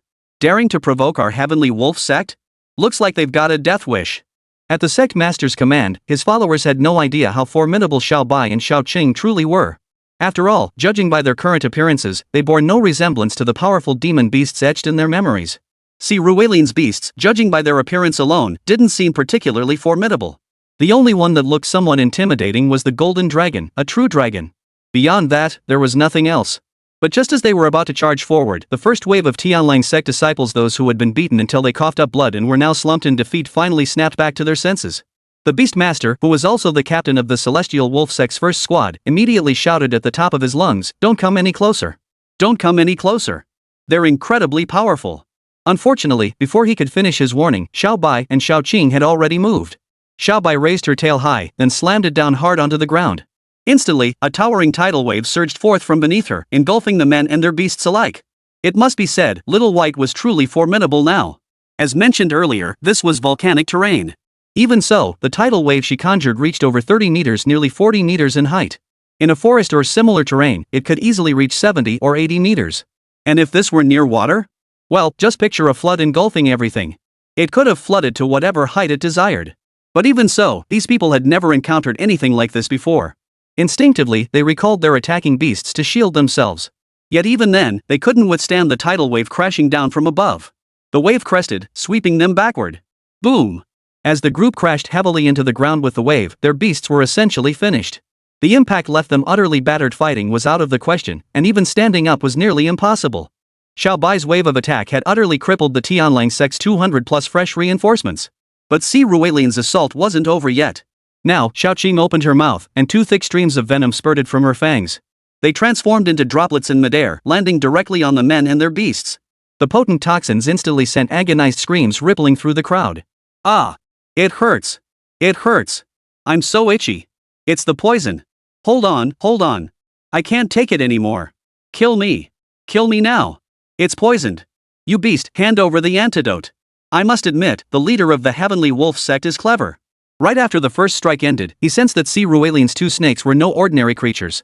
So when he attacked, he sent his men in first, hoping to wear down the snake's stamina through his subordinates. But who could have predicted that in a single blow, they were wiped out completely? Now, he was the only one left with any fighting strength. He had no choice but to charge forward. With a roar, his 4-winged celestial wolf charged madly toward Xiao Qing. Seeing the wolf hurtling toward her, Xiao Qing couldn't help but smile.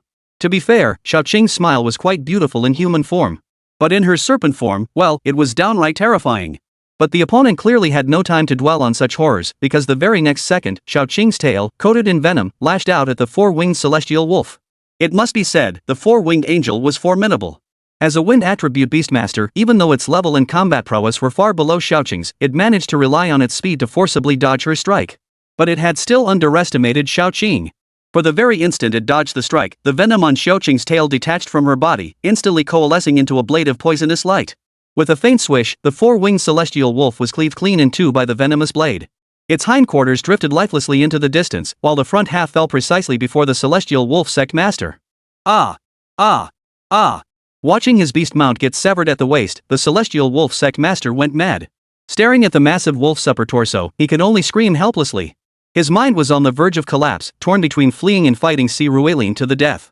Yet, observing his state, Si Ruilian suddenly smiled. With a flick of his right hand, a puppet thread instantly adhered to Xiao Qing. With a tug, he leapt onto Xiao Qing's head, landing before the Tianlang sect master. Then, with a wave of both hands, 10 puppet threads shot out, piercing precisely into the Tianlang sect master's body. The sect master felt his limbs move uncontrollably. The Tianlang sect master couldn't help but cry out in alarm. What are you doing? What's happening to my body? Beast! Beast! Xiao Si! Get away! I beg you, get away! Watching Si Ruilian control him, he approached the fallen beastman warrior, picked up the greatsword it had left behind, and stepped back toward the 4-winged angel. The 4-winged angel was not yet completely dead. As anyone who had witnessed a beheading knew, after being severed at the waist, the upper body would struggle for a while before finally succumbing to death. The 4-winged wolf was no exception. Its pitiful, large eyes now reflected the image of its master. Witnessing this scene, the senior from Tianxian Academy who was still harvesting purple flame red lotus on the cliff edge found it hard to bear watching. Earlier, when the battle had just begun, he too had considered running over. But before he could make a move, it was over. The combat prowess of this junior truly left him at a loss. A king tier? What a joke! Now, watching Si Ruilian toy with the Tianlang sect master, he felt like pleading for mercy for the guy. Si Ruilian's actions were so twisted, even he, a twisted individual, found them disturbing. This was the very definition of killing both body and soul. Killing your beastmaster wasn't enough, he made you deliver the final blow yourself. Stop! As the Tianlang sect leader raised his greatsword, tears and snot streaming down his face, the City Beastmaster Association finally received word and rushed over. Their voices echoed before they even arrived. Chapter 124, Why did you provoke him? Stop! The voice calling for a halt was familiar to Si Ruilian, none other than Luo Tianqing, the very man who had handled both the Night Enchantress and Ning Jiangjia's assassination attempts against him. But though Si Ruilian recognized him, he had no intention of giving him the courtesy of a warning. With a swift flick of his wrist, the leader of the Celestial Wolf sect, who was wielding a great blade, simultaneously thrust it into the 4-winged Celestial Wolf's eye. The four-winged celestial wolf's gaze sharpened in that instant, and a look of utter despair crept across its face. Innate spirit beasts feared death not, for even in death, they could be resurrected. But to be killed by their own master's hand. Even if it were to be resurrected, it would be impossible to regain its master's trust. Even if it knew its master had not intended to kill it, the reality remained unchanged. As the blade pierced the four-winged celestial wolf's brain, it finally met its end. It dissolved into specks of starlight, vanishing from the ground only to reappear on the finger of the celestial wolf sect's master. Yet now, the wolf sect master, a grown man, wept in utter despair. His eyes held none of their former resolve, only a hollow, grey emptiness. Zing! A flash of swordlight sliced through the air. The next instant, Si Ruelin felt his hand go empty. Though his puppet strings were far stronger than most, as he had said, this contraption was ultimately vulnerable to sharp blades. Thus, when the warrior beastmaster swung his blade, Si Ruelin's puppet strings snapped. Yet his purpose had been fulfilled. The head of the heavenly wolf sect collapsed to his knees, utterly defeated. Nothing could be more devastating than the death of one's spirit. Perhaps even the loss of his son or his wife wouldn't have caused him such profound grief as he felt now. The master of the warrior spirit beast, Luo Tianqing, had finally arrived with his men. Upon surveying the nearby scene and spotting Si Ruelin's two snakes, he couldn't help but glance at the Tianlang sect leader with a headache. Though Si Ruelin still wore his gas mask, concealing his face, those two snakes were impossible to miss. Why on earth would you provoke him? Others didn't know how powerful Si Ruelin was. After all, his only publicly known battle was over a month ago when he killed 3 diamond-tier spirit beasts in Night Enchantment. But he knew Ning Jiangjia had actually organized an assassination attempt against him. Though he flatly denied killing anyone himself, any fool could see he must have had some extraordinary encounter in the past month. He undoubtedly possessed king-tier combat power now.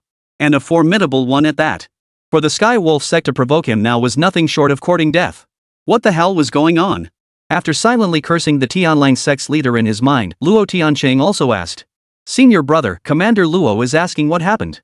Don't embellish, just tell it straight. Hearing Luo Tianqing's words, Si Ruelin didn't give the Wolf Clan members a chance to speak, immediately addressing his senior brother. Si Ruelin dared to disregard Luo Tianqing's authority. After all, he was powerful enough, with Lu Quan backing him. But his senior brother dared not. He immediately scrambled down the cliff face and jogged over to Luo Tianqing. Officer Luo, it's like this. My junior brother came to Blazing Canyon for the first time today to pick Purple Flame Fire Lotus.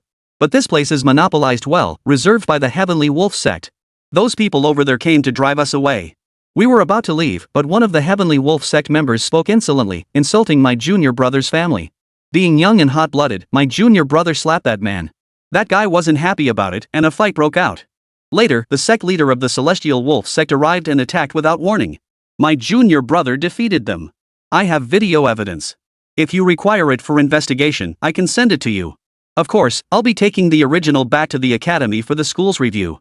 How exactly to proceed will need to be discussed between the academy and you. As he spoke, the senior from Tianxian Academy pulled out his phone. It was connected to a camera on his chest, a precaution in case any conflict with the Wolf Clan members left him unable to explain himself. Now, it had become evidence. Alright, I understand, see. How do you propose we resolve this? After watching the senior's video, Luo Tianqing looked at Si Ruelin helplessly. This question instantly ignited the fury of the Wolf Clan leader, whose eyes had been clouded with gloom moments before. How dare you ask him? We're the victims here. So many of our beast tamers are dead or injured. Our Wolf Clan is finished, completely finished. Do you understand? Finished? Hearing the Wolf Clan leader's furious roar, Luo Tianqing knew they were finished. The situation in Tiangang City was unique, largely due to the presence of Tianxian Academy. Consequently, no guild-like factions operated within the city proper. Only on the outskirts of Tiangang City did 3 third-rate guilds exist, the Whale Guild, primarily responsible for managing the city's docks, the 100 Shadows Guild, overseeing the city's waterways, and the Celestial Wolf Sect, overseeing the mountainous region west of the city. These 3 guilds maintained a delicate balance, keeping the city in equilibrium. But now that Si Ruelin had crippled the Wolf Clan, that balance was shattered. Thinking of this, Luo Tianqing's head spun. From the perspective of the City Beastmaster Association, the Wolf Clan's downfall was undoubtedly Si Ruelin's fault, a grave one at that. Yet based on the evidence, Si Ruelin was the victim. If Si Ruelin were an ordinary person, even as the victim, he would still be guilty of excessive self-defense. The problem was, Si Ruelin was no ordinary person. You couldn't possibly arrest a vendor for fighting back against a gang demanding protection money, then getting beaten again when the gang retaliated with 200 thugs. That would be no different from shielding criminal syndicates. Luo Tianqing might be a peacemaker, but he still knows the difference between right and wrong. Moreover, given Si Ruilien's talent, unless he eliminates Si Ruilien now, once Si Ruilien rises to prominence, it won't just be his own death, it could drag his entire family down with him. Shut up. You had over 200 people ganging up on one person and you expect that to be justified? It's not about who suffers greater losses to determine the victim, everything must be fair. Mr. C, how do you propose we resolve this matter? After hurling an angry rebuke at the Tianlang sect leader, Luo Tianqing turned his gaze to Si Ruilien and asked him with a smile. Chapter 125, Windfall. These guys have such foul mouths. I went to the trouble of teaching them a lesson, I can't let that go to waste. Just slap down a couple billion and we'll call it even. Observing Luo Tianqing, Si Ruilien could tell the man was speaking on behalf of the Wolf Clan. After all, the delicate balance maintained by 3 third-rate guilds wasn't something to be easily disrupted. And Si Ruilien hadn't explicitly demanded their deaths. Otherwise, Luo Tianqing wouldn't be seeing corpses of beast tamers scattered everywhere, he'd be looking at their own corpses instead. After pondering, Si Ruilien demanded something else he desperately needed: money. Most of his funds had already been spent on acquiring this new spatial bracelet. They say money is a man's courage, though in this world, beast tamers truly embody that spirit. But money could solve many problems, so Si Ruilien still wanted some. Upon hearing his words, the Tianlang sect leader nearly choked on his own fury. He'd attacked his men, slaughtered so many of his demon beasts, even manipulated him into killing his most cherished 4-winged celestial wolf, and now he demanded money? What kind of law is this? What justice is this? No money? Fine, take my life. Come and kill me if you dare. Glaring at Si Ruilien, the Tianlang sect leader couldn't help but shout. Officer Luo, it's not that I'm refusing to give you or the City Beastmaster Association face. He demanded I kill him. Of course, I wouldn't actually kill anyone, but I feel this wolf clan has no reason to continue existing anyway. Hearing the sect leader's words, Si Ruilien narrowed his eyes and spoke. Hold on. We can talk this out. Are you mad? Keep your options open. He's just stormed into your wolf clan and crippled all your beastmasters. Have you considered your future? Your enemies, plus those other 2 guilds, do you think they'll let you off? Seeing Si Ruilien's reaction, Luo Tianqing instinctively tried to calm him down.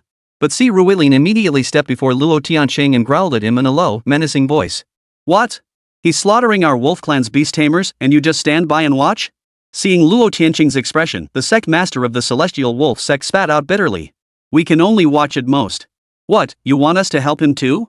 He's got connections with the Knight Enchantress's people and Principal Luo of Tianxian Academy. He's only a freshman this year and already possesses the strength to kill a king-tier opponent. What choice do you think we have? Facing the sect master's questioning, Luo Tianqing revealed some of Si Ruilien's background. When he heard Si Ruilien was only 18 and just a freshman, the Tianlang sect leader was stunned. He could tell Si Ruilien was young, but never imagined he could be this young. In his mind, Si Ruilien was likely the scion of some prestigious family, talented, yes, but surely nearing 30. Otherwise, such formidable strength would be impossible. Reality slapped him in the face. The man was barely 18, having enrolled less than half a year ago. Such an unparalleled prodigy, if given the choice to trade places with him, anyone would choose him over themselves. This thought brought a bitter smile to his lips. For the first time, he felt truly overwhelmed by sheer force. Our Tianlang sect doesn't have that kind of money on hand. I can only offer 500 million at most. He couldn't compete on raw strength, and his background meant nothing to the other party. Even if the Wolf Clan wanted to fight to the death, the problem was this: the net was reinforced with steel wire. The fish would die, but the net would never break. So the only thing left for him to do was endure. 500 million. Fine. Give me 500 million, and this matter is settled. Upon hearing the Tianlang sect leader speak, Si Ruilien pondered briefly before deciding 500 million wasn't bad at all. How much is too much? He'd only been bluffing. He never expected to actually get any money. With 500 million, he wouldn't have to worry about funds for the foreseeable future. Under Luo Tianqing's supervision, the Tianlang sect leader immediately transferred 500 million yuan to Si Ruilien. With a wave of his hand, Si signaled them to depart. The Wolf Clan members then supported each other and swiftly departed this secret realm. Only Si Ruilien and his Tianxian Academy senior, who was now utterly dumbfounded, resumed harvesting the purple flame fire lotus. As dusk fell, the purple flame fire lotus retreated back into the crevices of the cliff face. Si Ruilien and his senior were forced to halt their gathering and hurried toward the secret realm's exit. Soon, around 6 in the evening, Si Ruilien and his senior reached the exit. The moment they stepped out, the senior removed his gas mask, revealing a round-faced, slightly chubby figure before Si Ruilien. This fellow stood about 5 feet 7 inches, which wasn't particularly short for the southern regions.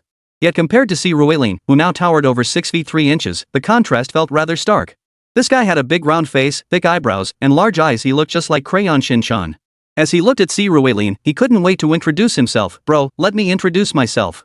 I'm Hao Ronghua, a graduate from the class of 27. This year was 337 AD. Being from the class of 27 meant this senior was 28 years old, 10 years since enrollment and 6 years since graduation. Si Ruilin promptly removed his mask. Si Ruilin was willing to befriend this senior who had just protected him and shown such loyalty. Senior, sorry about that earlier. I lied to you. My name is Si Ruilin. I just enrolled this year. TSK, hey, no need to apologize. But sometimes the gap between people is wider than between people and dogs. Bro, how did you train? You've only been a Beastmaster for half a year, yet you've reached the King tier? I've been a Beastmaster for over 10 years, and I'm still just a Beastmaster of reverence. Hao Ronghua shook his head, his voice tinged with admiration. To be fair, reaching Beastmaster rank before 30 is impressive. Keep in mind, Hao Ronghua isn't from some prestigious family. Think about Shang Xinran, he's nearly 32, with all the resources the Shang family throws his way, and he's only a Beastmaster. This level of strength is definitely above the passing mark. Of course, compared to geniuses like Fan Jingxian, it still fell short. Facing Hao Ronghua's inquiry, Si Ruilin could only smile and say nothing more. Bro, heading back to campus? I'm heading that way too. Got a ride? If not, hop in with me. Seeing Si Ruilin merely smile, Hao Ronghua wasn't stupid. Why would anyone share their secrets with him? For now, he just needed to cultivate a good relationship with Si Ruilin. He smiled and asked the question. Chapter 126, Hiring. Bro, I won't be going to Blazing Canyon tomorrow. My guild has a new event, so I'm heading back. When you have time later, come visit us in Heavenly Palace. Make sure to find me, I'll treat you to some lamb. Our mutton is absolutely the best. I'll take your word for it. After Si Ruilin and Hao Ronghua returned to campus together, they completed their tasks at the logistics office. Hao Ronghua then joined Si Ruilin for a meal at the cafeteria there. As they parted, Hao Ronghua pulled Si Ruilin close, expressing how much he wished they'd met sooner. Under his deliberate efforts to befriend him, Si Ruilin found himself quite fond of the senior who had shielded him from danger. It seemed like a good idea to cultivate this connection. As for the mutton he mentioned, Si Ruilin was indeed familiar with it. The 4 major guilds each held their own spheres of influence. The Star Guild's territory lay in the northeast of the Yinhuang region. The Chao Shua Guild occupied the far north, deep within the grasslands. The Celestial Palace Guild occupied the northwest, near the Kunlun glaciers. The Sanluo realm was the only guild situated in southern Yinhuang, nestled within the rainforests of the southwest. If the Celestial Palace's sphere of influence were scaled proportionally, it would encompass the entire Xiao region. It is widely known that the finest lamb in all of Yinhuang no, the world comes from the salt marsh pools there, followed by that of western Mengdi. On the Mongolian grasslands, there's a saying, sheep in the west, cattle in the east. The easternmost region, bordering Qishir city in his previous life, produced beef of unparalleled quality. Except for the authentic black-haired Wagyu from the island, no beef surpassed theirs. As they began importing Wagyu seeds, even before Si Ruilin's transmigration, the Yinhuang Wagyu from Qishir city already tasted superior to the island's version in his opinion. Therefore, regarding Hao Ronghua's assessment, Si Ruilin naturally agreed. As for Hao Ronghua's imminent return to the Celestial Palace tomorrow, whether it was truly for a mission remained unknown. It could simply be for his own safety. After all, just because the Tianlang sect dared not touch Si Ruilin now didn't mean they wouldn't come for him. After exchanging contact information with Si Ruilin, Hao Ronghua departed the school. As for Si Ruilin, he carried the takeout he'd packed and prepared to head home. But just as he was about to enter his villa, he suddenly spotted someone standing at the entrance. From a distance, her figure suggested she was a woman. This puzzled Si Ruilin. After all, any woman who sought him out would have his phone number. Even if Wu Song or Fan Jingxi suddenly needed to contact him. If they found him absent, they should have called him first. With this thought in mind, Si Ruilin walked up to the gate. Perhaps hearing footsteps, the woman at his villa entrance turned her head. Si Ruilin recognized her immediately. It was none other than Lan Ling, the vice president of the student union he'd met several times before. President Lan? What brings you here so late? Si Ruilin looked at her and asked with some confusion. Yes, I do have something to discuss. May I come in? Hearing Si Ruilin's question, Lan Ling hesitated slightly before speaking. Oh, come in. Observing her demeanor, Si Ruilin nodded, opened the door, and gestured for her to enter. As Lan Ling followed Si Ruilin into his villa, they sat down on the sofa. Si Ruilin handed her a bottle of drink before getting straight to the point. Chairwoman Lan, what brings you here? Well, there is something I need your help with. I need you to protect me and accompany me to a place. Holding her drink, Lan Ling hesitated before stating her purpose. Upon hearing her words, however, Si Ruilin frowned. I know. I won't let you come for nothing. If you help me this time, your beast taming skills will be covered by the Lan family from now on. Seeing Si Ruilin's hesitation, Lan Ling quickly added. Beast taming skills. That was precisely what Si Ruilin desperately needed right now. Today, with no one competing for them, he'd only gathered over 70 purple flame fire lotus blossoms, exchanging them for less than 400 school credits. That wasn't even enough for a decent low-tier beast taming technique.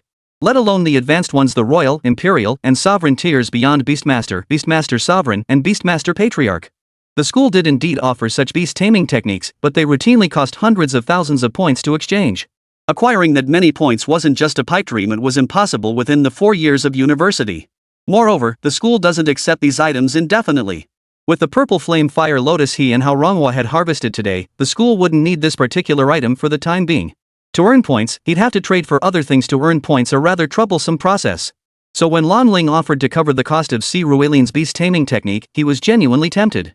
He knew Lan Ling well, the direct descendant of the Northern Lan clan. Though the Northern Lan clan ranked lower among the 7 Grey clans, it was still one of the 7 Grey clans. Entities stronger than their family could be counted on one hand across all of Yanhuang. The Qin family, the 4 great guilds, the 4 great academies, and a few military representatives, that was about it. Therefore, the temptation of freely selecting from the Lan family's armory was undeniably significant. But after a moment's thought, Si Ruelin shook his head. Protecting you is one thing, but I need to know what we're going in for. If you're planning to assassinate old Qin, I wouldn't accept it even if you offered me your entire Lan family. Hearing Si Ruelin's words, Lan Ling couldn't help but look at him hesitantly. After a long moment, she exhaled deeply and spoke. If you agree to this, you'll find out sooner or later. After my father, the next head of the Lan family, disappeared with my uncle in a secret realm, my grandfather, the current head of the Lan family, has been investigating this matter. But now the Lan family has drawn unwanted attention. He can't openly send people to search for my father's whereabouts, nor can he send anyone to help me. All he could do was provide me with information about Mr. Yang. She, too, has been assisting me, uncovering the last known location where my father was seen. It was a medium-sized secret realm that was still open. Though classified as medium-sized, I'm currently only a high-level beast tamer. Such a realm is beyond my reach, and my family can't provide support. Mr. Yang recommended you to me, and I asked Xiao Lu, who assured me you'd be absolutely reliable. That's why I came uninvited to find you. Looking at Si Ruelin, Lan Ling blurted out the reason for her visit in one breath. Chapter 127, Gone Bad. Oh, so Sister Yang recommended you? After hearing Lan Ling's explanation, Si Ruelin muttered under his breath before falling into deep thought. Lan Ling wasn't the aggressive, pushy type, so she simply sat on the sofa, nervously watching Si Ruelin. After a long pause, Si Ruelin shook his head. Still no? Sorry for bothering you. Watching his reaction, Lan Ling sighed softly. She stood up, gave him a nod, and prepared to leave. It's not that I need to consult someone and think this through properly. Honestly, protecting you through an intermediate portal isn't a big deal. But I'm not sure if the trouble it brings me will be far more dangerous than the few Beastmaster skills you offered me. And how can you guarantee you'll give me the Beastmaster skills? You must understand, even if your father were still alive, it's far from certain he could inherit the Blue family's position. Of course, if he were still in one piece, I'd believe it. But if he suffered irreversible injuries, the next head of the Lan family might not even come from your branch. Under these circumstances, how can I trust you? Looking at Lan Ling, Si Ruelin didn't mince words, laying out his concerns directly. Hearing Si Ruelin speak thus, Lan Ling clearly recognized these very issues. First off, honestly, I don't know either.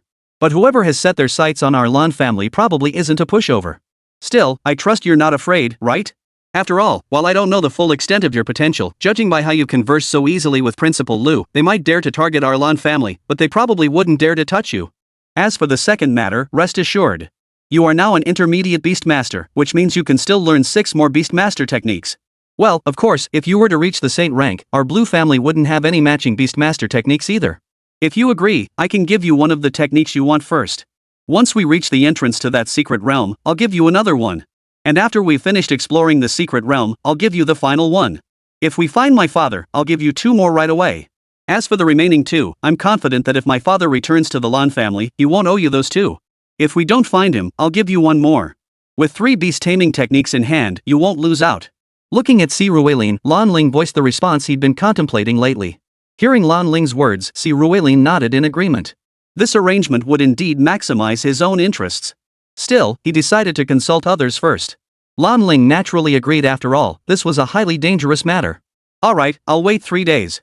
After all, if I go again, I'll need to make preparations beforehand. If you find an answer, remember to let me know immediately. With that, Lan Ling rose to take her leave. After Lan Ling left, Si Ruelin returned to his villa. His first thought was to summon his beast companions and seek their counsel.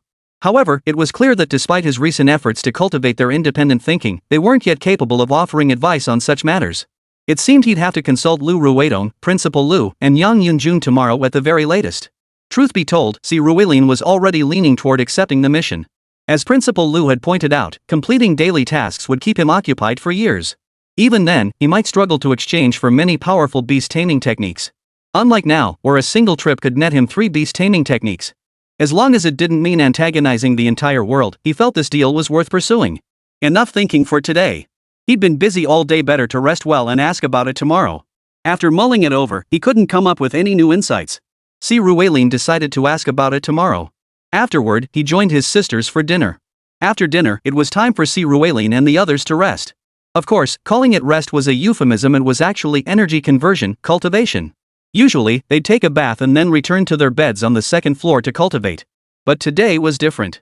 While Si Ruilin and the others bathed, he was accustomed to having Xiao Jin and the others assist him. Xiao Bai, for instance, loved washing his hair. Xiao Chang and White Bone Lady preferred washing his arms. Su Daji enjoyed washing his back. The 7 little spiders took turns washing his chest, legs, and feet. Xiao Jin liked washing his abdomen. But today, as Xiao Jin washed him, something felt off. This made Si Ruilin glance at her. "What are you doing? Oh? Did I make a mistake? I saw that woman surnamed Jin doing it this way yesterday. Is that not right?" Meeting Si Ruilin's gaze, Xiao Jin asked in confusion. When they transformed into rings and beads, they could actually see what was happening outside. So they witnessed everything that happened yesterday. For them, there was no concept of shyness or embarrassment, they simply wanted to make Si Ruilin happier. "Xiao Jin, you've gone bad."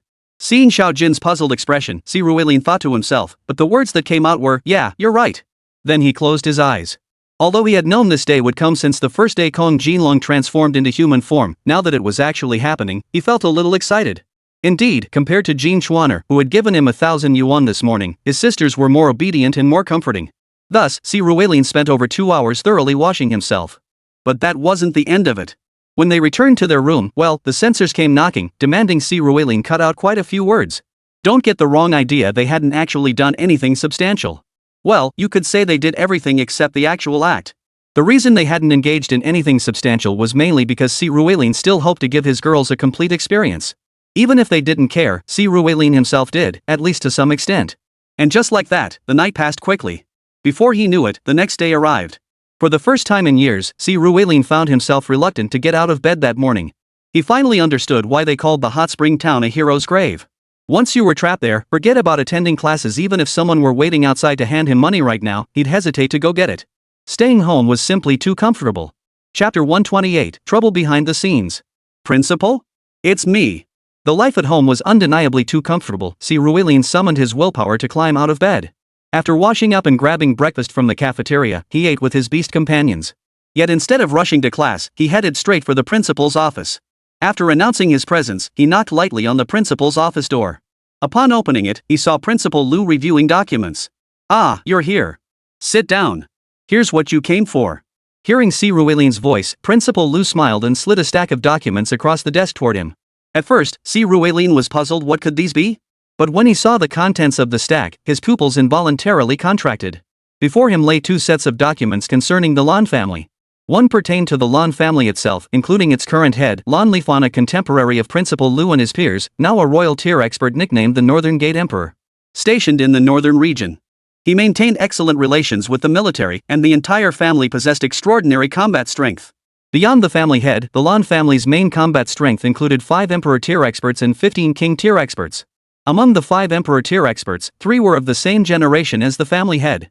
The other 2 include Lan Ling's father, Lan Bohan.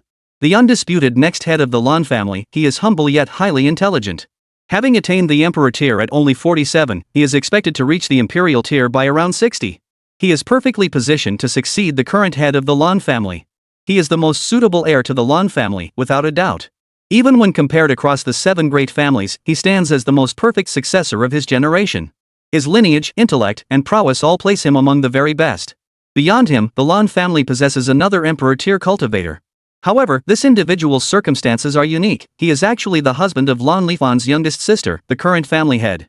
In other words, he is a son-in-law by marriage. Originally named Xiao Zhang, he later changed his name to Lan Zhang.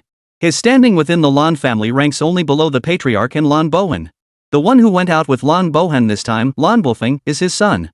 And his son vanished alongside them. Yet after their disappearance, it must be acknowledged that Lan Zhang's standing within the clan had surged dramatically. Voices within the Lan family had even begun to call for him to inherit the clan leadership. Precisely because of this, the clan patriarch currently dared not allow anyone from the Lan family to assist Lan Ling in searching for her father. He couldn't be certain whether there were traitors within the clan, or how many had already sided with Lan Zhang. He dared not take that gamble. This was precisely why he had instructed Lan Ling to seek help in Tiangang City to find Lan Bowen. Moreover, it was clear Lu Quan was aware of this matter. He even knew about Lan Ling seeking out Si Ruilin, which is why he had prepared the information for Si Ruilin in advance. However, Lan Zhang himself had little chance of capturing Lan Bowen. Even among Emperor tier beings, there were distinctions in strength. Despite Lan Zhang being over a decade older than Lan Bohan's Emperor tier lineup included 3 beasts surpassing Emperor tier and 3 at the peak of King tier. This far surpassed Lan Zhang's modest lineup of 2 Emperor tier and 3 King tier beasts. Even a single combatant could handle both father and son.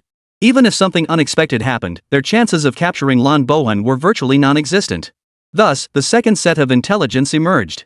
This second set of information concerned the Eastern Holy Land. As previously introduced, the Eastern Holy Land is the world's second largest guild. Its leader, Edict, possesses an angel as his innate beast companion. Westerners thus hail him as God's representative on Earth, the Pope of the Eastern Holy Land.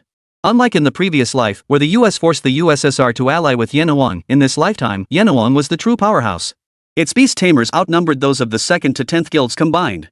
The total count of Imperial, Emperor, and King tier beast tamers alone nearly equaled the combined total of the same tiers from the 2nd to 7th guilds. Thus, in this world, Yenhuang now casts its shadow of authority over the entire globe. Precisely because of this, Su Wu of this world outwardly showed Yenhuang extreme deference, yet privately, friction between them was not uncommon. Guilds, being civilian organizations like the world's largest guild Zhengshuanwen Starry Sky Guild though based in Dongbei, rarely involved themselves in geopolitical matters. The Lan family, as an aristocratic clan, was specifically positioned in the north to counter the influence of the Soviet Union. Over the years, the Eastern Holy Land and the Lan family have had numerous conflicts, making it highly likely they are involved in this incident. However, if it were solely their doing, it would be unlikely. Europe isn't a monolithic bloc, especially not to the Eastern Holy Land. Thus, all their Emperor tier and above entities are under close surveillance. Sneaking into the Yenhuang territory to target Lan Bohan would be extremely difficult. Of course, another possibility exists: Lan Zhang might be a traitor, colluding with the Eastern Holy Land to orchestrate this scheme. That would make far more sense. But currently, there is no evidence. The Eastern Holy Land isn't just any random group. Edict ranks 6th globally, and the Eastern Holy Land is the 2nd largest guild. Launching an attack without evidence would leave Yenhuang vulnerable to a full-scale siege. Most crucially, don't forget that in the current conflict between humanity and the alien races, humans remain at a disadvantage. If things escalate and the entire nation defects to the aliens, it would spell the end of Earth. Therefore, unless we stand on the moral high ground with irrefutable evidence, taking down the Eastern Sanctuary will be incredibly difficult. After reviewing both documents, Si Ruilin turned his gaze toward Principal Lu. Principal, what you're saying is, I wasn't keen on you taking this mission at first, but seeing how effortlessly you defeated the Tianlang sect's combat strength yesterday, you're more than capable of protecting yourself. So I changed my mind somewhat. Of course, I have some personal motives too. Because only when you make a move stirring the grass to startle the snake will the snake finally show itself. Of course, you may choose to decline. After all, this is a risk you're taking. Truthfully, I'd prefer you refuse. If you simply grow safely, you're bound to reach the saint rank. Avoiding all danger is truly the best path for you. Listening to Si Ruilin's words, Lu Quan spoke with a touch of seriousness at this moment. Upon hearing Lu Quan's words, Si Ruilin could probably guess what Lu Quan meant. Lu Quan undoubtedly wanted to uncover the truth. Though Lan Bohan was currently listed as missing, it was highly likely he had been murdered. An investigation would inevitably uncover some clues. Therefore, if the other side intended to silence him, they would have to act decisively. But with this incident, whether it's the Chao Shua Guild, the Northern Army, or the Lan family, they'll all be watching Lan Zhang and those from the Eastern Holy Land like a hawk. Any enemies that emerged would be limited to those at the King tier. Si Ruilin had already demonstrated to the world that the King tier posed no significant challenge to him. That was precisely why Lu Quan had chosen this moment to speak to him. He simply didn't want Si Ruilin to take any unnecessary risks. Otherwise, he would be the one seeking out Si Ruilin for Lan Ling. Chapter 129, More and More? Shaolin, has Lan Ling been looking for you? Emerging from the principal's office, Si Ruilin returned silently to the classroom and attended morning classes. Just as noon approached, Wu Song and Fan Jingxi were about to go get lunch with Si Ruilin when Lu Ruetong suddenly appeared. She immediately slipped her arm through his in a natural gesture, asking with a cheerful smile. Seeing Lu Ruetong arm in arm with Si Ruilin, Wu Song and Fan Jingxi narrowed their eyes. Looks like there are plenty of girls vying for Si Ruelin's attention. Yeah, she already approached me. So are you going to help her? Hearing Si Ruelin mention Lan Ling had approached him, Lu Rueton lowered her voice and pressed further. I'm still hesitating, but I probably will. True, Si Ruelin was afraid of death. But if a little danger could bring huge rewards, he wouldn't refuse. Actually, you can help her. I know what you're worried about, that someone's pulling strings behind the scenes, right? It's fine. I'll go with you both. With me involved, those petty thugs won't dare make a move. Hearing Si Ruelin's hesitant response, Lu Rueton grinned and said, You're joining too? Surprised by Lu Rueton's words, Si Ruelin looked at her in astonishment. What? I'm just a hair's breadth away from the Imperial Sovereign. I won't slow you down much. Besides, we can cultivate our relationship. She raised an eyebrow at Si Ruelin, then turned and walked away without another word. Watching her walk away, Si Ruelin gaped. He hadn't even agreed whether to go or take her along. How had she just made the decision? Shaking his head, just as Si Ruelin was about to leave, Wusong and Fan Jingxi appeared on either side of him, each grabbing one of his arms. They walked out of the classroom arm in arm. Watching the scene unfold, Yumo Qing, standing behind Si Ruelin, took several deep breaths to suppress the irritation welling up inside her. But she had overheard bits and pieces of Lu Ruetong and Si Ruelin's earlier conversation. Lan Ling seems to be the eldest granddaughter of the Northern Lan family. I recall the Northern Lan family went through some turmoil in recent years. They disappeared about 2 or 3 years after I graduated. The specifics were apparently sealed by the Beastmaster Association. Could Si Ruelin be entangled in the Lan family's affairs? The thought made Yumo Qing's footsteps falter momentarily. Yet she quickly regained her stride and walked away. Knowing Si Ruelin, he wouldn't risk himself recklessly. Even if he did, that would be 6 or 7 years before the Lan family's downfall, plenty of time for her to figure something out. And most importantly, given the potential Si Ruelin had shown so far, the principal and Elder Qin would surely protect him. Right? Unlike Yumo Qing's hesitation, Wusong and Fan Jingxi knew exactly what the Lan family was all about. As the three of them exited the academic building and boarded the shuttle bus heading toward the cafeteria, Fan Jingxi spoke up. I don't care if Lu Ruetong goes, I'm going too. Exactly. I'm going too. Hearing Fan Jingxi's words, Wusong chimed in as well. Fan Jingxi understood Si Ruelin's perspective. After all, she was a member of the Fan family of Nandu, one of the 7 great clans. With the Lan family in turmoil, it was impossible for her to remain completely unaware. Wusong, too, was aware of this, which couldn't help but make him a little suspicious. Could it be that Wu Binbin really had some connection to her? Si Ruelin was dumbfounded at the time. Even if Wu Binbin wasn't Wusong's mother, couldn't she be his aunt or something? Sharing the same surname and having similar connections was understandable, right? But she wouldn't seek revenge on him for killing the Bloodshed Alliance assassin, would she? Observing Wusong's cheerful expression now, Si Ruelin confirmed his suspicion. She probably wouldn't seek revenge. Cut it out. This time, there might be enemies at the king tier level. If you go, you won't even have a place to run. Suppressing his lingering doubts, Si Ruelin addressed the two of them. Heh, just like Lu Ruetong said, if I go, those guys probably won't dare to make a move. Yeah, same here. Hearing Si Ruelin speak, Fan Jingxi chimed in with a grin, followed by Wusong. It was clear they both held considerable confidence in their abilities. Si Ruelin really wanted to tell them that the last person who was this confident was Fan Jingxi's sister. She thought Shang Xinran would back off after hearing her name. But upon hearing her name, Shang Xinran only grew more excited. But this time, the enemy was different. Perhaps they genuinely feared the names of the Fan and Wu families. Of course, the main reason was that Si Ruelin was strong enough. Taking these girls along wasn't particularly troublesome. But he still hadn't agreed. So, after the group got their meals at the cafeteria, Si Ruelin brought his food back home. After eating with his beasts, he attended his afternoon classes as usual. However, after dinner, he didn't rest at the villa. Instead, he boarded a vehicle and departed Tianxian Academy. He then hailed a cab and headed straight for Night Enchantress. The moment he stepped inside, Yin Chuaner greeted him with a cheerful smile. Well, young man, you're recovering quickly, aren't you? Here to see Yin Chuaner? Though I suspect she might need a few more days to recover. Yin Chuaner chatted cheerfully with Si Ruelin. I'm here to see Sister Yang. Hearing Yin Chuaner's words, Si Ruelin replied somewhat awkwardly. The boss knew you were coming. She's waiting for you upstairs, in the room old Jin is guarding. Hearing Si Ruelin's words, Yin Chuaner replied with a smile, clearly indicating that Yang Yinjun had anticipated his visit and made all the necessary arrangements.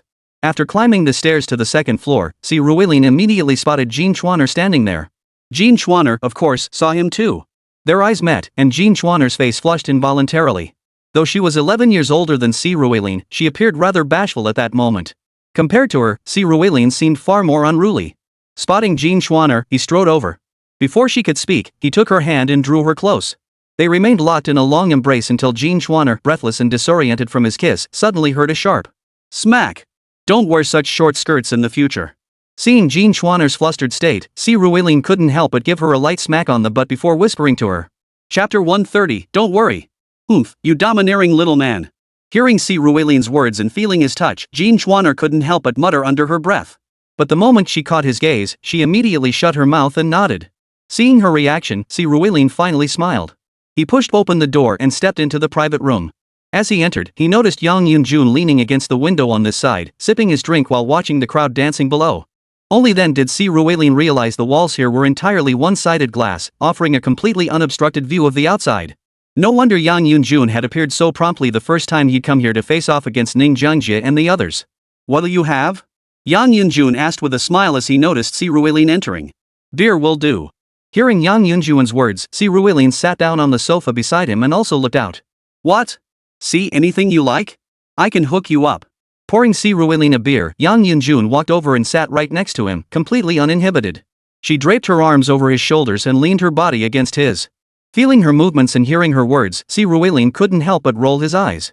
I think you're pretty good. As he spoke, Si Ruilin took Yang Yunjun's hand. I can't. My situation is special. Even if you're interested in Yin Schwanner, I can help you get her. You wouldn't believe how jealous Yin Schwanner was of Jean Schwanner when she came back yesterday morning. Want to give it a shot? Yang Yunjun playfully pulled Si Ruilin's hand into hers, studying the lines on his palm as she grinned. Why? Si Ruilin looked at Yang Yunjun, a hint of confusion in his voice. You'll find out soon enough. You came today to ask about the Lan family, right? Shaking his head, Yang Yunjun clearly wasn't prepared to give Si Ruilin an answer today. Instead, he brought up the reason for Si Ruilin's visit. Upon hearing Yang Yunjun's words, Si Ruilin nodded in agreement, confirming that this was precisely what he had come to ask about. Rest assured, if there were even the slightest risk, I wouldn't have recommended you go. Because the Lan family patriarch has contacted Bakuta. Leaning closer to Si Ruilin, Yang Yunjun explained the reason for his request. Lan Ling and Lu Quan were still concerned about the enemy situation. Meanwhile, Yang Yunjun had uncovered a hidden piece of intelligence. Bakuta? The leader of the Chao Shuo Guild, the fourth sage? Hearing Yang Yunjun's words, Si Ruilin lowered his voice and asked. Yes. So you can agree without hesitation. There's no danger. The beasts within the secret realm are unpredictable, but at least no one dares to attack you. Giving Si Ruilin a reassuring look, Yang Yunjun helped him lift his wine cup. After taking it, Si Ruilin downed half the cup in one gulp. Good heavens, he'd been agonizing over this for ages, yet the Blue family patriarch had already made all the arrangements. It made sense. As far as Si Ruilin knew, Lan Ling had no siblings. That meant if her talent reached a certain level, after her father grew old, the position of head of the Lan family could very well be hers. The Lan family patriarch had already lost his son, he couldn't afford to lose his granddaughter too. Even if Lan Ling was sent to investigate on her own, everything had undoubtedly been meticulously arranged. After returning, think carefully about what beast taming techniques you need. You should have been short on funds, but I hear you took down Autumn Wind of the Heavenly Wolf sect yesterday, so you shouldn't be short for money anytime soon.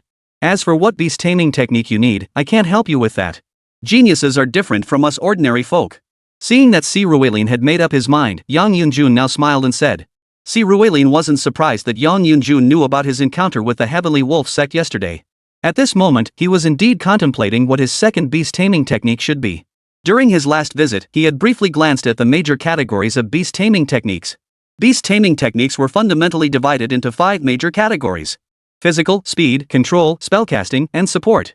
At this moment, he definitely didn't need any physical type beast taming skills.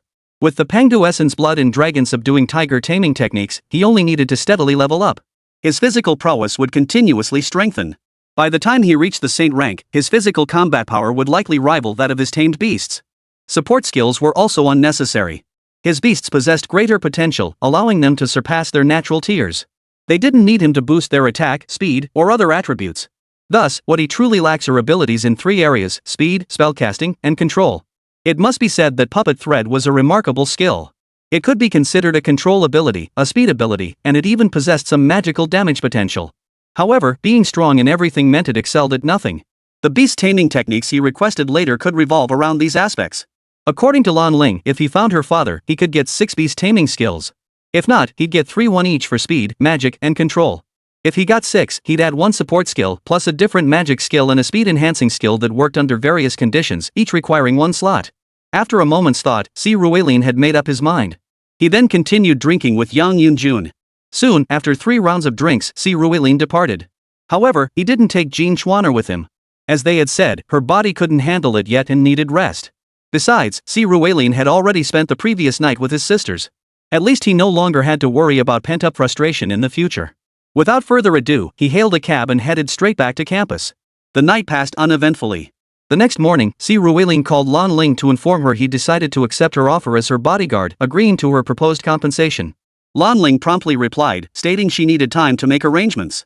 She asked Si Ruilin not to rush and suggested he start researching what beast taming techniques he wanted to learn. Even without Lan Ling's prompting, Si Ruilin was already prepared. Sure enough, after finishing his morning classes and lunch, he headed to the Tianxian Academy library. Just like last time, he registered and entered the stacks. He quickly located the teacher surnamed Ji, who was currently preparing to deceive someone. Upon seeing Si Ruilin, teacher Ji felt a bit awkward. He had assumed Si Ruilin had come to cause trouble.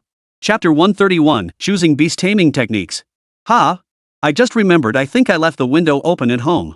I wonder if it's going to rain. Better go shut it. Teacher Ji, it's nearly freezing outside. If it rains, it'll just turn to snow. Seeing Teacher Ji, who had been hiding behind the bookshelf waiting for someone to come along, Si Ruilin smiled and addressed him. Well, Mr. Si, as the saying goes, you win some, you lose some. No hard feelings. I didn't force you to choose the puppet line, did I? You can't just come back now and back out after learning it. Seeing Si Ruilin's smug grin, Teacher Ji could only respond with a helpless sigh. Professor Ji, you've misunderstood. I'm not here to ask for a refund on my points. Of course, if you're willing to give them to me, I'll gladly take them. This puppet line feels pretty comfortable to use. Rubbing his chin, Si Ruilin chuckled. He was telling the truth, he genuinely found the puppet line comfortable to wield. So you're planning to transfer to our puppet department? Upon realizing Si Ruilin wasn't here to cause trouble, Teacher Ji's eyes lit up. He knew Si Ruilin well, the school's current top prodigy, no, perhaps the greatest prodigy in the school's history. A freshman who had already conquered the heaven-piercing earth-penetrating tower, reaching over the 50th floor. Exactly how many? He didn't know, but conservatively estimating, it should be over 55 floors. While still some distance from Old Qin, he was undeniably the greatest prodigy in over 50 years. As long as he developed safely, there was over a 70% chance he could achieve the Sate rank. If we could persuade him or guide him toward the puppet arts department, then the advancement of puppet arts would be within reach. However, upon hearing his words, Si Ruilin shook his head. Sorry, Teacher Ji, I'm not interested in puppetry. My main reason for coming this time is to ask you to recommend a beast taming technique for me. You haven't even reached the high tier level yet. And if you don't join our puppetry department, I'll recommend a 6th tier one for you. Hearing Si Ruilin's words, Teacher Ji couldn't help but raise an eyebrow. True, I haven't reached the advanced tier yet. But mapping out my future path in advance won't hurt, right? Besides, you know I have a good relationship with Principal Liu. If he finds out you're promoting the puppet arts here, stirring up resentment among the students. Though Teacher Ji refused, Si Ruilin knew exactly how to handle him. He examined his fingernails as he spoke slowly. Are you threatening me? Hearing Si Ruilin's words, Teacher Ji narrowed his eyes, his face flushing with anger. It was clear his presence here was tacitly approved by the principal. If the principal also found out you've been secretly withholding the beast taming techniques these students were supposed to learn, replacing them with puppet techniques instead. Even if I wanted to help you, I'd have to wait until you reached a higher level to find them. If I revealed them now, what if they weren't suitable later? Right? Hearing Si Ruilin's words, Teacher Ji's attitude softened considerably in an instant. If the principal also found out you were taking kickbacks from the puppet thread suppliers? Find them. Right now. I absolutely love helping young students plan their futures. Come on, let's take a look. With a thump on his thigh, Teacher Ji addressed Si Ruilin with righteous indignation before pulling him toward the shelves holding beast taming techniques. You say you want to find advanced beast master techniques. Have you considered what types you're looking for? I've thought it through. I'll start with 3 books, one for spell attacks, one for speed, and one for control. If possible, I'd also like one for support. Then I'll look for another spell book that's different from the first, and one that boosts speed under different conditions and situations. Listening to Teacher Ji, Si Ruilin also voiced his desire for 6 categories of books. Though Teacher Ji listened intently, he desperately wanted to persuade Si Ruilin to choose a puppet technique, or rather, a skill to bolster his own strength. But considering Si Ruilin had dared to threaten him, he suppressed that urge. As he surveyed the books, his hands suddenly flicked out. Countless puppeteers' threads shot forth. Though Si Ruilin's threads had been enhanced by the 7-colored Spider King, they still fell short compared to Teacher Ji's. The latter's threads were dazzlingly intricate. Yet, despite the chaos, there was no disorder. He simultaneously flung over 30 puppet strings, and not a single one tangled or collided with another. This level of control alone would take Si Ruilin years to master. As Si Ruelin watched Teacher G's puppeteering, the teacher reeled in the threads. Before Si Ruelin stood over 30 books, neatly arranged. These books were divided into 4 stacks. With a glance, Si Ruelin recognized them as precisely the 4 types he needed.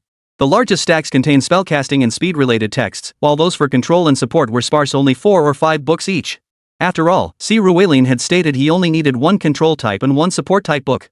Noticing Si Ruelin's attention focused on the books, Teacher G began his introduction. These are the books I recommend. For the spellcraft books, it mainly depends on your primary attribute. Oh, right, it seems you haven't decided on your attribute yet. I recall you have a dragon with both dragon and electric attributes. A water attribute, great white snake. A large blue snake with poison attributes. And you have a taming ring on your hand, which means you've tamed another required beast, though I'm not sure what element it is. Psychic plus dark. You really are a wild card. Hearing Si Ruelin's words, Teacher G rolled her eyes and sighed helplessly. Beast tamers, generally speaking, only choose 1 primary attribute to cultivate. Of course, this isn't an issue below the Master Beast Tamer rank. But once you reach the King tier, you have to consider the domain. A domain is a method where the Beast Tamer amplifies their own aura to enhance their abilities. Why is the gap between the King rank and Diamond rank so vast? Even the mightiest Diamond tier beast cannot defeat a King tier 1. It all comes down to the domain. At the Emperor rank, this domain evolves into a law domain, where the Beastmaster's power becomes even more formidable. This is also why, despite Si Ruelin's numerous beast tamers, not a single one has broken through to the Imperial tier. Of course, Si Ruelin had never known this before. While such information was common knowledge among many clan members, no one had ever told him. He only learned about it after conquering the heaven-piercing earth-penetrating tower. When Principals Lu and Fu discovered he had captured another 9-tailed celestial fox, they informed him. Otherwise, he would have remained unaware. Uniform attributes greatly aid beast tamers in establishing their domains for their beasts. However, Si Ruelin wasn't particularly concerned about this. After all, his beasts were powerful enough. Chapter 132, Ascending to Advanced Beast Master. As for determining the primary attribute, it was largely based on one's innate talent and the attributes of their first beast. Take Yumo Qing, for instance. Her innate talent was the SSS tier Queen's Pardon. This talent itself is attribute-less, so her primary attribute is determined by her first beast. Her innate beast is Storm Naga, a wind-water attribute beast. Thus, her initial attribute could be either wind or water. Judging by Yumo Qing's current performance, she should have chosen wind. Wu Song chose ghost. Fan Jingxi chose psychic, her sister Fan Jingxian chose earth, Lu Ruitong chose beast, and Yang Yunjun chose dark. Si Ruelin declared he wanted them all. But wanting them all presented another problem. His beast taming skill was difficult to choose. Facing the dozen or so books on spellcasting that Teacher G had selected for him, Si Ruelin began his own careful selection. After much deliberation, he pulled 2 books from the pile. One was water attribute rainfall, the other earth attribute earthquake, both beast taming techniques capable of altering weather or terrain. Si Ruelin wasn't concerned about lacking offensive power, so using spells to support his beast taming was ideal. When it came to mobility and survival skills, he wasn't nearly as indecisive as he was with the spells. He had already decided before arriving, 1 skill would boost absolute speed, and 1 would enhance survival.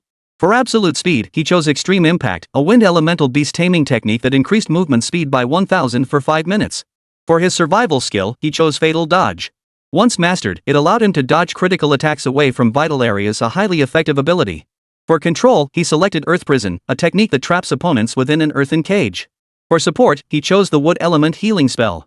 Well, it was indeed quite a mess. But Si Ruelin didn't mind. After all, he wouldn't be learning these original Beastmaster skills anyway. Once he mastered them, they would automatically evolve into the 36 heavenly transformations. Looking at the 6 books Si Ruelin had chosen, Teacher G shook his head helplessly. It was too chaotic. Still, he patiently began explaining to Si Ruelin. You could start with Rain Summoning, Fatal Evasion, or Extreme Impact. Those 3 are relatively easy. As for healing magic, at your current energy level, you won't get much out of it anyway. You'd be better off finding a light attribute beast with healing abilities. Since you don't care about unifying attributes anyway, you can study the other 2 techniques when you reach the Beastmaster sect. Alright, thank you, Teacher G. Could you please put these books back? I'll take my leave now. Si Ruelin responded politely, heeding Teacher G's advice. Though he'd threatened Teacher G earlier, the man had genuinely helped him. Si Ruelin wasn't ungrateful, a proper thank you was only right. After leaving the library, Si Ruelin followed Teacher G's instructions and sent the 6 beast taming technique manuals he'd requested to Lan Ling glanced through them and confirmed they were all in order. The beast taming techniques Si Ruelin had selected included a few challenging ones, such as Fatal Dodge and Earthquake technique. However, none of them involved the secret techniques of the major clans. For Lan Ling, handling these relatively rare yet common beast taming techniques posed no significant problem. If everything's in order, when shall we depart? Seeing Lan Ling's reply, Si Ruilin asked. I also consulted my grandfather. His suggestion is to wait until our vacation period to go, so he can use that time to gather all the distant relatives of our Lan family back home. He doesn't trust them. Plus, Xiaolu said he wants to come with us, so it's best to wait until the break. Seeing Si Ruilin's reply, Lan Ling chimed in. Tianxian Academy's break, much like universities in my previous life, generally doesn't start until early January. And now it was only late November, over a month remained until early January. Si Ruilin wasn't in a hurry about this, as he could use this time to further elevate his level. He sensed that after conquering the heaven-piercing earth-penetrating tower and obtaining Pango's essence blood, his potential, specifically the speed of energy transfer, had once again increased. He might break through to the high-tier realm before the new year even arrived. He had originally planned to wait until he and Lan Ling returned from finding her father before attempting the breakthrough, but now it seemed he would have to break through sooner.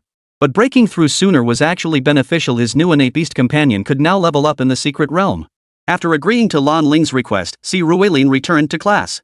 For the following period, Si Ruilin maintained a steady routine. Every day, he attended classes with Wu Song and Fan Jingxi, grabbed meals together, then returned to eat with his sisters. In the evenings, if he had free time, he'd visit Night Enchantress for drinks with Yin Chuaner and Yang Yinjun, occasionally going out to play with Jin Chuaner. On campus, Lan Ling and Lu Ruidong would occasionally drop by to chat or study the secret realm's data together. Time flew by like this. Before he knew it, November had passed, then December. When the calendar turned to January 3, 338 AD, Si Ruilin felt a swelling sensation in his meridians. This sensation mirrored his breakthrough from junior beastmaster to intermediate rank. He knew the time had come to advance, but he couldn't do it within the school grounds. Awakening his innate spirit beast there would cause too much of a stir. Therefore, he needed to find a suitable place to make the breakthrough before that. Unlike in Tianjiang City, where his only option was Yumo Qing's father, here he had more people to turn to. After some hesitation, he ultimately placed his trust in Yang Yunjun. After telling Yang Yunjun he needed a quiet place to break through, Yang quickly made arrangements for him. On the afternoon of January 4, Si Ruilin left the school. At the school gate, he got into Yang Yunjuan's car and headed straight for an area on the outskirts of the city. This was a territory controlled by Yang Yunjuan's organization, typically used for training secret agents. Currently deserted, it was perfectly suited for Si Ruilin's breakthrough. After dropping Si Ruilin off, Yang Yunjun drove away. Though she was curious why Si Ruilin chose such a remote and quiet location for his breakthrough, she chose to respect his decision. She wasn't even present herself. Once everyone had departed, Si Ruilin channeled the energy within his body, commencing his ascent to the rank of Advanced Beastmaster. Chapter 133, Ant? AO Run. This distance should be about right. After driving about 10 kilometers, Yang Yunjun pulled the car to the side of the road. After all, she'd need to drive back later to pick up Si Ruilin. Boss, is Xiao Si's breakthrough going smoothly? After Yang Yunjun parked, she stepped out and leaned against the roadside. Jin Chuaner followed her from the passenger seat. She was here to see Si Ruilin off today alongside Yang Yunjun. Glancing back, Jin Chuaner hesitated before speaking. Oh, you're worried. Actually, if you stayed, he might not have asked you to leave. Hearing Jin Chuaner's words, Yang Yunjun reached into her small bag and pulled out a pack of women's cigarettes. She lit one for herself first, then offered one to Jin Chuaner, who declined to take it. He doesn't like the smell of smoke. Actually, I know that if I asked him, he'd probably let me stay. But I don't want to pry into his secrets. I feel like things are just fine the way they are now. Glancing toward Si Ruilin's breakthrough position, Jin Chuaner chimed in with a playful smile. Who said wise men never fall in love? What are you doing now? Seeing Jin Chuaner's state, Yang Yunjun took back his cigarette. After a moment's thought, he flicked it onto the ground and crushed it underfoot. Since Si Ruilin dislikes it, I won't smoke anymore either. Heh, too bad I'm no sage. I'm just a bodyguard. My job is to protect you. Honestly, boss, you shouldn't dwell too much on your origins. You know his potential. Your little issues? They might not even be issues to him. If you join him, it'll be easier for me to protect you when we're together. Tilting her head to look at Yang Yunjun, Jin Chuaner smiled and chimed in. We'll see about that later. At least for now, I can't harm him. By the way, do you two take any precautions normally? I didn't see any medicine or an umbrella in your bag. Facing Jin Chuaner's question, Yang Yunjun asked back with a hint of confusion. He's too big, there's no umbrella he could hold. As for medicine, I bought some at first, but he wouldn't let me take it, saying it was bad for my health. But don't worry, I've made my own arrangements. I know his legitimate first son should go to his main wife. I can't marry him anyway. Even if I want to bear him children later, I'll have to wait until after his first child is born. Propping her chin up, Jin Chuaner pointed out she was already 29, no, 30 and knew her place. Hearing this, Yang Yunjun nodded in agreement. He trusted Jin Chuaner to handle matters reliably. Meanwhile, Si Ruilin remained utterly unaware of Jin Chuaner's preparations. Truthfully, he didn't care whether she bore him the first child. After all, he was only 19 this year. He didn't mind that Jean Schwanner would become his legitimate wife in the future. It could only be said that they were overthinking things. His sole focus now was breaking through. Just as when advancing from novice to intermediate, Si Ruilin channeled his energy, swiftly locating the threshold for breaking through to advanced beastmaster. Without further ado, he launched his assault. Wave after wave of energy relentlessly battered the barrier. Finally, as it reached its breaking point, a soft pop sounded, and the barrier shattered instantly. The moment the barrier shattered, Si Ruilin felt his mind clear as crystal. A powerful surge of natural energy flooded his body, rapidly amplifying both his mental prowess and physical strength. As this sensation of growth subsided, Si Ruilin felt his physical strength had now reached at least Platinum Tier 10. Simultaneously, the potency of his puppet thread surged, and his mental power amplified. While it certainly couldn't match the enhancement of a body imbued with Pangu's essence, this amplification was by no means insignificant. It took Si Ruilin a while to finally recover, but he knew the real show was just beginning. The breakthrough his own enhancement was merely a minor aspect. The real focus was the new beast control. Sure enough, the instant he opened his eyes, a colossal pillar of light shot upward from his body toward the heavens. As the pillar stabilized, a blue dragon suddenly materialized from its opposite end. Another dragon? Observing its form, Si Ruilin murmured to himself. As the dragon fully revealed itself before Si Ruilin, it glanced down at him before transforming into a streak of light. It materialized on the little finger of his right hand, the spot once occupied by Su Dei. However, Si Ruilin had already transferred her to the bead on his wrist earlier. He certainly didn't want others to know about his new spirit companion. Just as the dragon solidified into the spirit ring, the pillar of light dissipated. Simultaneously, she reappeared before him, transformed into a starkly naked woman standing directly in front of Si Ruilin. To Si Ruilin's eyes, she stood about 1.9 meters tall, with long blue hair and a pair of blue dragon horns protruding from her forehead. Her exceptionally large eyes paired with a delicate, petite face gave her an undeniably alluring charm. Her crimson pupils held a hint of exoticism. However, the most striking feature was undoubtedly the transparent blue nail polish adorning all 10 of her fingers, radiating a unique charm. When she looked at Si Ruilin, her interface appeared before him. Name, A.O. Run. Race, Dragon. Gender, Female. Attributes, Dragon Realm. Level, Bronze Tier 1. Potential, God Tier. Combat Power, Silver Tier 5. Bronze Tier 1, yet possessing Silver Tier 5 combat power? It seems her potential surpasses even that of the Kongjin dragons. A.O. Yun? The West Sea Dragon King? Auntie? Staring at A.O. Yun's attributes before him, Si Ruilin froze for a moment before suddenly recalling who this A.O. Yun was. It seemed his mythical contract could bind not only legitimate mythical beings, but also fan-created ones. Oh, Master, I sense spatial fluctuations emanating from you. Just as Si Ruilin was observing her, A.O. Run opened her mouth and spoke in a measured tone. Her gaze shifted to the two spatial bracelets on Si Ruilin's left hand. As her eyes flickered, the next second saw the spatial bracelets on Si Ruilin's wrists appear in her own hands. Witnessing this, Si Ruilin was utterly stunned. It was well known that spatial bracelets couldn't be forcibly taken. Yet, in A.O. Run's hands, it seemed effortless after all. She wasn't some trashy beast tamer merely borrowing space. She was the Dragon King of the Western Sea. She was the master of space itself. Chapter 134, Assassination? This was rather interesting. As both bracelets landed in her hands, a smile crept onto her lips. She tossed back the spatial bracelet Yumo Qing's father had bought for Si Ruilin, keeping only the one he'd purchased at the auction house. Then, her hand suddenly reached into the spatial bracelet. When it emerged again, she held a rusty, two-handed greatsword. Seeing this weapon, Si Ruilin was stunned. He remembered clearly that he had stored plenty of food and drink inside, along with clothes for his dozen or so sisters, outdoor tents, batteries, sleeping bags, and more. But this sword? He had absolutely no idea where it came from.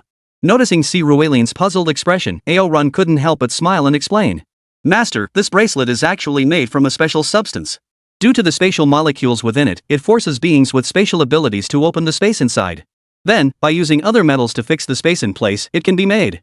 It's just like the bracelet you're wearing now, Master. But this bracelet is somewhat different. Its internal space is actually vast, yet it collapsed because this sword was placed inside, acting as a pinpoint anchor. I've now restored the space within. Master, please take a look. As he spoke, A.O. Run tossed the spatial bracelet to Si Ruilin. Of course, when Si Ruilin examined the spatial bracelet again, he was utterly shocked. Originally, the spatial bracelet he had purchased measured 2 meters by 8 meters by 8 meters. But after A.O. Run repaired it, he discovered the space ring had transformed into a massive 4 meters by 25 meters by 25 meters.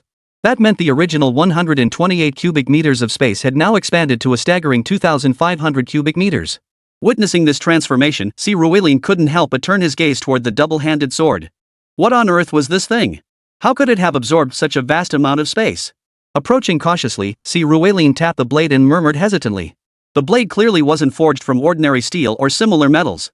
But what exactly this metal was, he couldn't tell. He only knew that the rust spots on the sword didn't seem like simple rust, but rather something more like corrosion.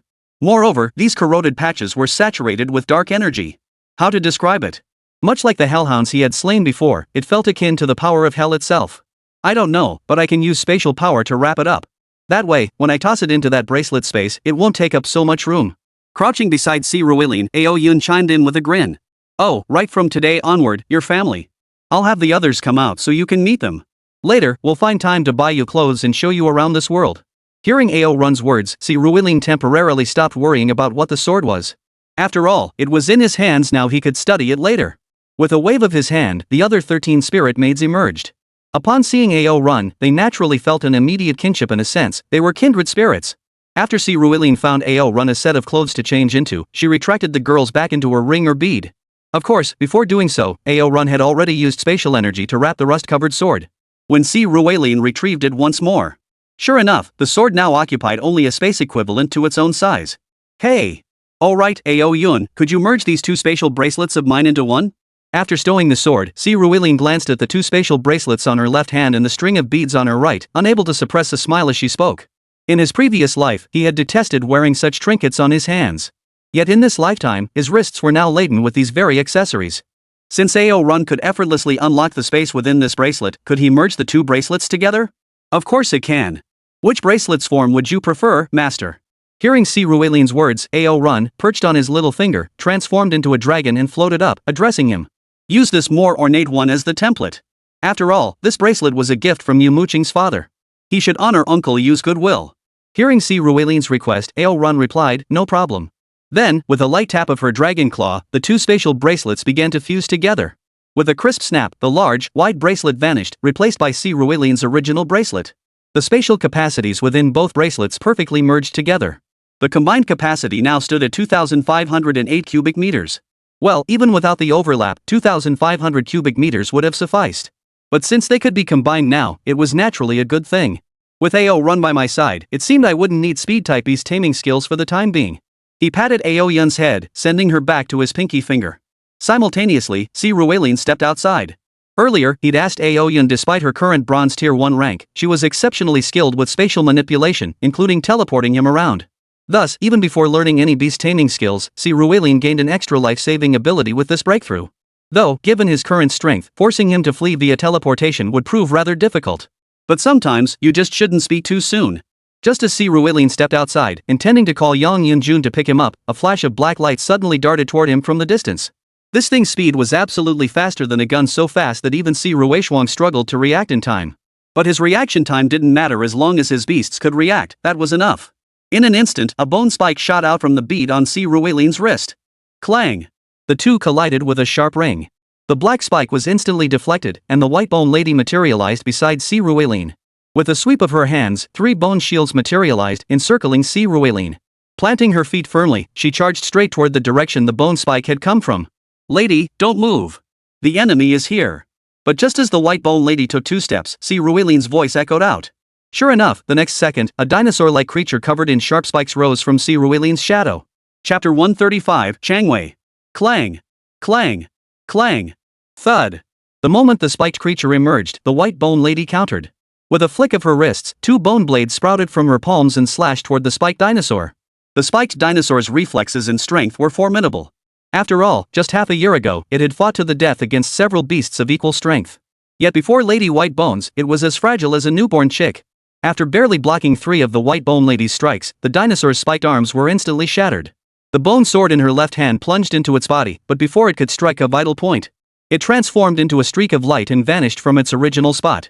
Following the trail of light, one could see a woman crouched deep within the distant darkness. Whoosh! A light breeze swept by.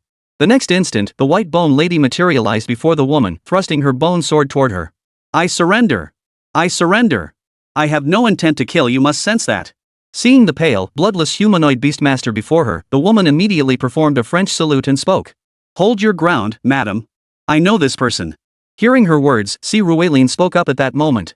Hearing Si Ruelin's words, the white bone lady finally placed her bone sword against the woman's neck, escorting her before Si Ruelin. Sure enough, when this woman approached Si Ruelin, he recognized her immediately. She was none other than the person who had joined him in killing Shang Xinran back then. Her signature black spikes, capable of firing from a distance, were too distinctive to miss. That's why Si Ruelin had immediately suspected it might be her. Now that he saw it was indeed her, Si Ruelin couldn't help but chuckle. Long time no see. And you're starting off by trying to intimidate me? It's not really a warning shot, she replied. Just testing the waters to see if I can complete the mission. I've heard rumors about your rapid progress these past 6 months. Even the king tier fighters can't match you. But honestly, those whispers underestimate you. You've never shown off your true form as a human-type spirit tamer out in the field, have you? Your combat prowess is far beyond mere king tier. Hearing Si Ruelin's words, the woman glanced at the white bone lady still standing guard beside her and said with a look of deep emotion. Oh? Someone's put a bounty on my head? Si Ruelin was genuinely surprised by her words. As for the white bone lady's remarks, well, that was his secret. No, someone wants you alive. Simultaneously, someone else wants Yang Yunjun dead. But I know you and Yang Yunjun are close.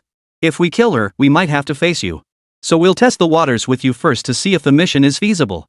Shaking her head, the woman looked at Si Ruelin and spoke slowly. Someone wants to capture me alive? Do you know who it is? Si Ruelin understood that the person seeking Yang Yunjun's death was likely connected to the Lan family affair. Since Lan Ling hasn't made a move yet and the Lan family hasn't intervened, the person responsible for Lan Ling's father's disappearance might not even know Yang Yunjun has already received the information. Eliminating Yang Yunjun would naturally render Lan Ling's side irrelevant. But someone wanting to capture him? That was a surprise to Si Ruelin. Where would I even know? I'm just taking jobs on the black market. What could possibly escape the Bloodshed Alliance's notice? Hearing the woman's words, Si Ruelin laughed. After eliminating one of the Bloodshed Alliance members, he had likely uncovered her background. When it comes to intelligence, Yang Yunjun by your side clearly outshines us. She's the leader of Dark Moon. Rolling her eyes, the woman retorted. Dark Moon? Yeah, don't tell me you've never heard of Dark Moon. It's the largest intelligence organization in the world right now. The previous boss was Yang Kaitian, and Yang Yunjun is his daughter. Oh, I know. You didn't come here just to test me, did you? Is there something else you need from me? Looking at the woman, Si Ruelin shifted the topic. Talking to smart people is so much easier. I can handle that assassination contract on Yang Yunjun's side for you. Consider it paying back the favor you did me when you took out Shang Xinran. Just repaying a favor? Si Ruelin countered, his tone laced with skepticism. For now, it's just repaying a debt. We'll see about the future later. Oh, by the way, let me introduce myself. My name is Chang Wei. My name is Si Ruelin. After shaking hands with Chang Wei, Si Ruelin considered them formally acquainted. Chang Wei then continued speaking. Now that we've met, I'll take my leave. We'll cross paths again. With that, Chang Wei waved goodbye and vanished abruptly before Si Ruelin's eyes. Si Ruelin knew this was the power of her innate beast companion, the shadow-dependent spike dragon, the ability to pull her into the shadow realm and escape. It must be said, this ability was indeed well suited for assassination. Someone wants to capture me alive? Capture me? Ning Jiangjie? Ji Chan? Ji Nan? After Chang Wei left, Si Ruelin called Yang Yunjun to come pick him up. As he waited, he pondered who could possibly want to capture him alive. The prime suspects were naturally Ji Chan and Ji Nan. After all, Ning Jiangjie had ambushed him only to be single-handedly defeated, severely weakening the Tianhe Guild's strength. Originally boasting 1 Emperor tier and 3 King tier members, they now had only 1 Emperor tier and 2 King tier left, losing a quarter of their elite combat strength. Moreover, the Tianhe Guild's reputation had been tarnished. Rumor had it that over the past 2 months, the guild's mission volume had plummeted dramatically. It was understandable that they might want to take him down. But wouldn't it be easier for them to just kill me? Why capture me alive? Couldn't figure it out. Better ask Sister Yang about it later. Shaking his head, Si Ruelin muttered to himself. He hadn't waited long before Yang Yunjun and Jin Chuaner pulled up in their car. As Si Ruelin got into the car, Yang Yunjun and Jin Chuaner inquired about his breakthrough. Naturally, Si Ruelin could proudly declare he was now a high-level beast tamer. Of course, Yang Yunjun and Jin Chuaner merely smiled at this. After all, what advanced beast tamer possessed combat prowess like Si Ruelin's? After sharing his news, Si Ruelin remembered his own concerns and turned to Yang Yunjun. Sis Yang, I heard someone wants to capture me alive. Do you know who it is? Chapter 136, Confronting Yumo Qing again. I've heard about it too. We've been investigating recently, but this person is very cautious and hasn't left any clues. This indirectly suggests that whoever is after you likely has significant backing. At first, we suspected it might be Ji Nan, but upon further reflection, the Tianhe Guild doesn't seem to wield that kind of influence. Hearing Si Ruelin's words, Yang Yunjun spoke up. After she finished, Jean Chuaner beside her added a few more points. Hearing their words, Si Ruelin nodded in agreement. Exactly, given their connections, how could Boss Yang and Jean Chuaner stand idly by while someone targeted him? But if even Dark Moon couldn't uncover who was targeting him, that would be a problem. It seemed he'd need to be more cautious going forward. Still, having AO run by his side now significantly boosted his security. Running his finger over the ring on his little finger, Si Ruelin murmured to himself. As Yang Yunjun drove back into the city, Si Ruelin decided not to return to campus today. Instead, he deliberately tagged along with Yang Yunjun and Jean Chuaner, touring the city together, a sort of double date with the two women. The trio had a thoroughly enjoyable day watching movies, indulging in delicious food, and playing arcade games. After playing until evening, they returned together to Night Enchantment. After a few drinks, Jean Chuaner took Si Ruelin away. As for what they did after that, well, you'd have to ask the censor. The next day arrived in the blink of an eye. When Si Ruelin woke up, Jean Chuaner was already gone. He had stocked up on plenty of food. After washing up with his beast tamer sisters and finishing breakfast, he headed out shopping again. Don't forget, AO Run had just arrived and didn't have any clothes yet. By the time he returned to school, it was already afternoon. After dutifully attending 2 classes, Si Ruelin's life settled back into its usual routine, but this state didn't last long. Before long, the graduation exams arrived. The graduation exams consisted of 2 parts, a written test and combat. The written portion accounted for 30% of the total score, while the combat portion made up 70%. Despite frequently skipping classes over the past 6 months, Si Ruelin hadn't neglected his academic subjects. He had always paid close attention during lectures, so the written portion posed no real challenge for him. After completing all 9 subjects over 2 days, Si Ruelin averaged scores above 95. While he didn't match Yumo Qing and Fan Jingxi, both girls scored perfect marks in every subject, he did slightly outperform Wu Song. That girl was quite similar to Si Ruelin, not particularly fond of studying. Compared to academics, she preferred combat. Speaking of combat, Wu Song, Fan Jingxi, and Yumo Qing all turned their gaze towards Si Ruelin. Of the 3 girls, only Wu Song had fought Si Ruelin at the start of the semester. Half a year had passed, and now they all wanted to know, had the gap between them and Si Ruelin narrowed or widened? Well, it had definitely widened. But just how much? They wanted to test it out. And so, the morning after the written exams concluded, everyone gathered at the martial arts arena early to prepare for combat evaluations. Unlike last time when Wu Song initiated the challenge, this time it was Yumo Qing who stepped forward to challenge Si Ruelin. Si Ruelin, I challenge you. As Yumo Qing leaped onto the stage, she addressed Si Ruelin. Are you sure? Hearing Yumo Qing's words, Si Ruelin calmly inquired. Absolutely. Last time, I surrendered without a fight. This time, I want to know exactly how wide the gap between us really is. Give it your all. Yumo Qing looked at Si Ruelin and answered earnestly. Seeing her earnest expression, Si Ruelin nodded and leaped onto the stage. However, going all out was impossible. He hadn't even planned to summon his beast. As Si Ruelin stepped onto the stage, Yumo Qing proactively released her own beast. She currently possessed 2 beast tamers, Storm Naga, with Imperial tier potential, now at Silver tier 1, and Storm Eagle Queen, also with Imperial tier potential, now at Bronze tier 7. This girl is incredibly strong. Her second beast is already at Bronze tier 7? Seeing the ranks of Yumo Qing's 2 beasts, Wu Song and Fan Jingxi's expressions both shifted. Fan Jingxi grew cautious, while Wu Song was simply thrilled. Si, where are your beasts? Seeing Yumo Qing fully prepared, the teacher then addressed Si Ruelin. I want to try on my own first. If I can't win, then I'll use my beast. Hearing the teacher's words, Si Ruelin replied with a smile. Seeing Si Ruelin speak thus, Yumo Qing's expression shifted. This guy really is arrogant. How had she not noticed this in her previous life? Not using a beast? He actually thought he could battle her beastmaster using only the puppet threads he'd cultivated himself? Regardless of Yumo Qing's thoughts, since Si Ruelin had made his choice, the teacher wouldn't force him to use his beast. They were watching, after all, and the beasts possessed the innate ability to protect their masters. Whether Si Ruelin was overconfident or deluded, they could intervene to save his life in time. Thus, with a wave of the teacher's hand, the match commenced. Queen charged forward, unleashing Nana's Storm Tornado. As the match commenced, Yumo Qing showed no mercy on this side. With a wave of her hand, she commanded the Storm Eagle Queen to charge forward.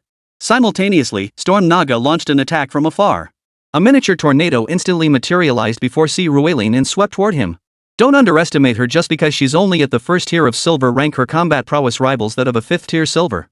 Feeling the tornado's power, Si Ruelin silently assessed, Yumo Qing truly lived up to her reputation as a super genius. Achieving this much in just half a year was no small feat. But unfortunately, she had encountered him, a player with cheats. Boom! With a light explosion, Si Ruelin didn't retreat but advanced instead, instantly closing in on the tornado. Using his right leg like a whip, he delivered a direct kick straight into the vortex. Witnessing this, spectators and participants alike stared at him in astonishment. Si Ruilin was actually using his bare body to withstand a tornado? Had he lost his mind? Even his teacher was ready to intervene. Yet the instant his leg made contact with the whirlwind, a thunderous explosion erupted. The Storm Naga's tornado was shattered by his kick. Simultaneously, the Storm Eagle Queen charged in a perfectly timed synergy that now felt like she'd walked straight into the trap. Seeing Si Ruilin's smug grin, Yumo Qing had only one thought: we're done for. Chapter 137, Not Rebirth. Her instincts were spot on. The very instant Si Ruilin kicked the tornado apart, he also spotted the Stormhawk Queen soaring toward him. It must be said, the Stormhawk Queen reacted with lightning speed, instantly extending her claws to strike at Si Ruilin. Yet his reflexes were even faster. With a flick of his wrists, countless puppet strings shot out, instantly snapping onto its wings. Then, Si Ruilin abruptly pulled back with all his might, straining his arms. The Storm Eagle Queen felt a tremendous force yanking her, sending her hurtling straight toward the top of Si Ruilin's head. Well, flying wasn't quite accurate, it was more like being swung. Thud! Amidst the stunned gazes of the entire crowd, Si Ruilin swung the Storm Eagle Queen like a sledgehammer, slamming it hard onto the ground several times. When Si Ruilin finally let go, the Storm Eagle Queen was completely dazed, looking utterly bewildered. She couldn't fathom why she'd been beaten so badly. Taking advantage of the Queen's dazed state, Si Ruilin took another stride forward, charging toward Yumo Qing. The Storm Naga protecting Yumo Qing swung both arms and blew with all her might. Instantly, countless wind blades, intertwined with gale force winds, surged toward Si Ruilin. A combo? Not bad. This move was actually two techniques combined. The dual-handed swing unleashed a support-type skill, Gale, capable of instantly generating winds exceeding level 8. While it dealt almost no damage, it effectively controlled the opponent's speed, reducing their evasion agility. Most crucially, it possessed a certain countering effect against projectiles. Simultaneously, he exhaled a stream of air, unleashing a barrage of wind blades. The original wind blades, amplified by the gale, not only gained speed but also increased in size. One had to admit, Yumo Qing was a genius. Typically, mastering composite skills requires at least platinum rank, the level of a divine sovereign. Yet she and this Storm Naga, barely at silver rank, already wield it with such proficiency. Truly, she is exceptionally gifted. But alas, against Si Ruilin, she still fell short. Break! As Si Ruilin's fingers danced across the strings, dozens of projectile-like objects formed from puppet threads instantly shot toward the wind blades swirling within the gale. Bang! A crisp crackling sound filled the air as the wind blades within the gale were shattered into fragments by the puppet threads. While enlarging the wind blades did increase their power, it also made them easier to hit. Under Si Ruilin's assault, the wind blades were nearly annihilated in an instant. Simultaneously, Si Ruilin slapped the ground with his right hand, sending countless puppet threads crawling toward the Storm Naga. The Storm Naga, with its human torso and fish tail, was undeniably beautiful. However, its movement speed on land was severely hampered. This was also Yumo Qing's second tamed beast, intended to capture the Storm Eagle Queen. The two formed a seamless combination, one a close-range fighter, the other a long-range specialist. Combined with Yumo Qing's innate talent, Queen's Decree, which could infinitely restore the Storm Naga's mana and stamina, her battle tactics were already showing initial success. But against her superior, Ruilin, it was still far from sufficient. Get out of the way. Too late. Seeing the thread on the ground, Yumo Qing couldn't help but shout, but it was too late. The instant Si Ruilin's thread touched Storm Naga, he yanked it hard. Storm Naga felt her body lose balance instantly. With a thud, Storm Naga was slammed to the ground. When it looked up again, Si Ruilin had already closed the distance. Whirlwind! It swung its arms, attempting to blow Si Ruilin away. Yet Si Ruilin suddenly extended his right hand, and a spiderweb-like puppet thread instantly appeared before its face. The whirlwind only managed to lift the central section, while the surrounding thread swiftly wrapped around it. As it struggled, the central thread descended. This thing truly acted like spider silk, binding the Storm Naga into a tight bundle. Finished! Despite the dramatic description, the entire sequence from Si Ruishuang's initial attack to the Storm Naga's final immobilization took only 5 or 6 seconds. By this point, Yumo Qing hadn't even had time to issue a second command when Si Ruilin appeared behind her. Judging by the combat prowess he displayed earlier, if she were an enemy, she'd already be dead. You're welcome. Si Ruilin gave Yumo Qing a light pat on the shoulder and smiled. Phew, I lost. Yumo Qing pursed her lips, glancing at Si Ruilin behind her before raising her hand weakly. But when she looked at Si Ruilin again, her gaze grew even more conflicted. The current Si Ruilin seemed utterly mysterious to her. His beast taming skills, his personality, even his combat prowess all left her somewhat at a loss. If not for his unchanged appearance, she might have doubted whether the Si Ruilin was even the same person she knew. Even if he too had been reborn, he couldn't possibly be this much stronger than her. Just as she declared defeat and the instructor announced Si Ruilin's victory, Yumo Qing clenched her teeth. Determined to test whether Si Ruelin had also been reborn like her, she spoke up as he passed by, untying the puppet strings from her two beast tamer creatures. Do you know the ancient rock sea? Ha! Startled by Yumo Qing's sudden question, Si Ruelin looked at her with confusion. Seeing the bewildered expression on his face, Yumo Qing couldn't help but exhale a sigh of relief. Her past life's experience told her Si Ruelin wasn't pretending he genuinely didn't know. It's fine. Shaking her head, Yumo Qing pursed her lips. After retrieving the two beasts Si Ruelin had released, she too walked down from the arena. The ancient rock forest sea was where she and Si Ruelin had ultimately been surrounded and killed. It was an ancient stone forest where every pillar was actually a petrified ancient tree. If Si Ruelin had truly reincarnated, he couldn't possibly forget that place. Therefore, the only possibility was that Si Ruelin was not reborn. But if he hadn't been reborn, how had he become so powerful? She truly couldn't make sense of it now. Regardless, one thing she could now confirm was that the gap between her and Si Ruelin was truly widening. So vast that she could barely even catch sight of his tail lights anymore. Chapter 138, Northern Desert. You've bested me. Damn it, I actually lost. Ah. I hereby declare the martial arts exam concluded. Your results will be sent to your phones shortly. Please check them. Storm Naga unleashed a tornado, nullifying Dead Anthem King's sonic assault. Ultimately, Dead Anthem King couldn't escape being swept up by the whirlwind, losing all combat capability.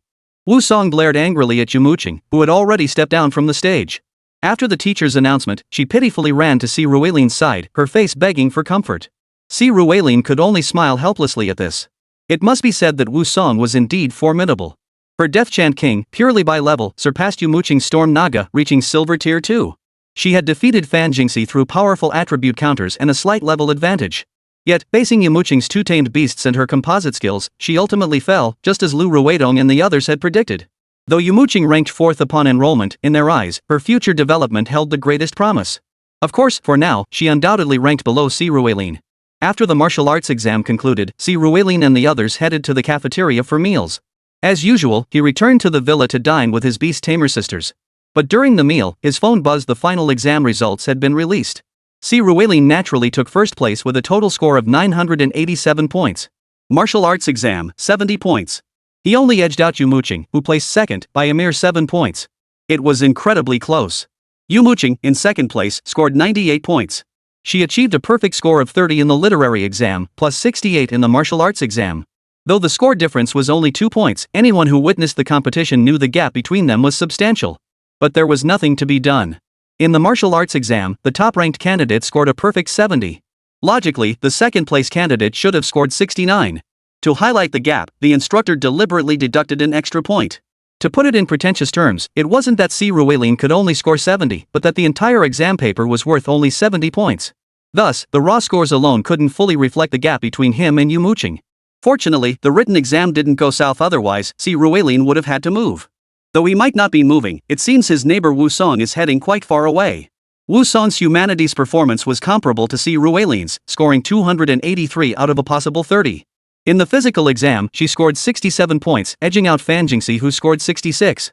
However, Fan Jingxi achieved a perfect score in the written exam, which meant Fan Jingxi still had a 0.7 point lead over her. Fan Jingxi remained in third place, while Wu Song dropped straight to fourth. She and Yumo Qing had effectively swapped places. The moment these scores appeared, Wu Song started screaming in the small group chat she shared with Fan Jingxi and Si Ruelin. She vowed she absolutely had to get a second beast mastery pad immediately, declaring she'd make up for lost ground by the start of the second semester. Si Ruelin merely chuckled at this. He had no worries about Wu Song or Fan Jingxi's spirit beasts, neither of them would ever lack such things. With the exams concluded, Si Ruelin and his classmates had officially wrapped up their first semester of freshman year. The next day, some of their peers departed Tianxian Academy to return home for the New Year celebrations, and Si Ruelin's group also prepared to leave. However, their departure wasn't for the holidays. Instead, they were heading to accompany Lan Ling in her search for her father, as the old patriarch of the Lan family had finally sent word that all preparations were complete. As expected, Fan Jingxi and Wu Song joined Lu Ruidong in accompanying Si Ruelin and Lan Ling. Early that morning, the group of 5 departed the academy together, arriving at Tiangang City Airport to board a flight bound for the northern desert. Yet, as Si Ruelin and the others stepped onto the plane, they were surprised to discover Yumo Qing was also on this flight. When Si Ruelin and the others spotted Yumo Qing, she noticed them too. Everyone froze in surprise. You, not going home for the new year? Si Ruelin asked, looking at Yumo Qing with a hint of confusion. My dad's on duty this year, and I don't feel like tagging along with my mom to visit relatives. So I'm planning to go capture my third spirit beast. What about you guys? Hearing Si Ruilian's words, Yumo Qing also asked with some confusion. Yeah, we have business to attend to.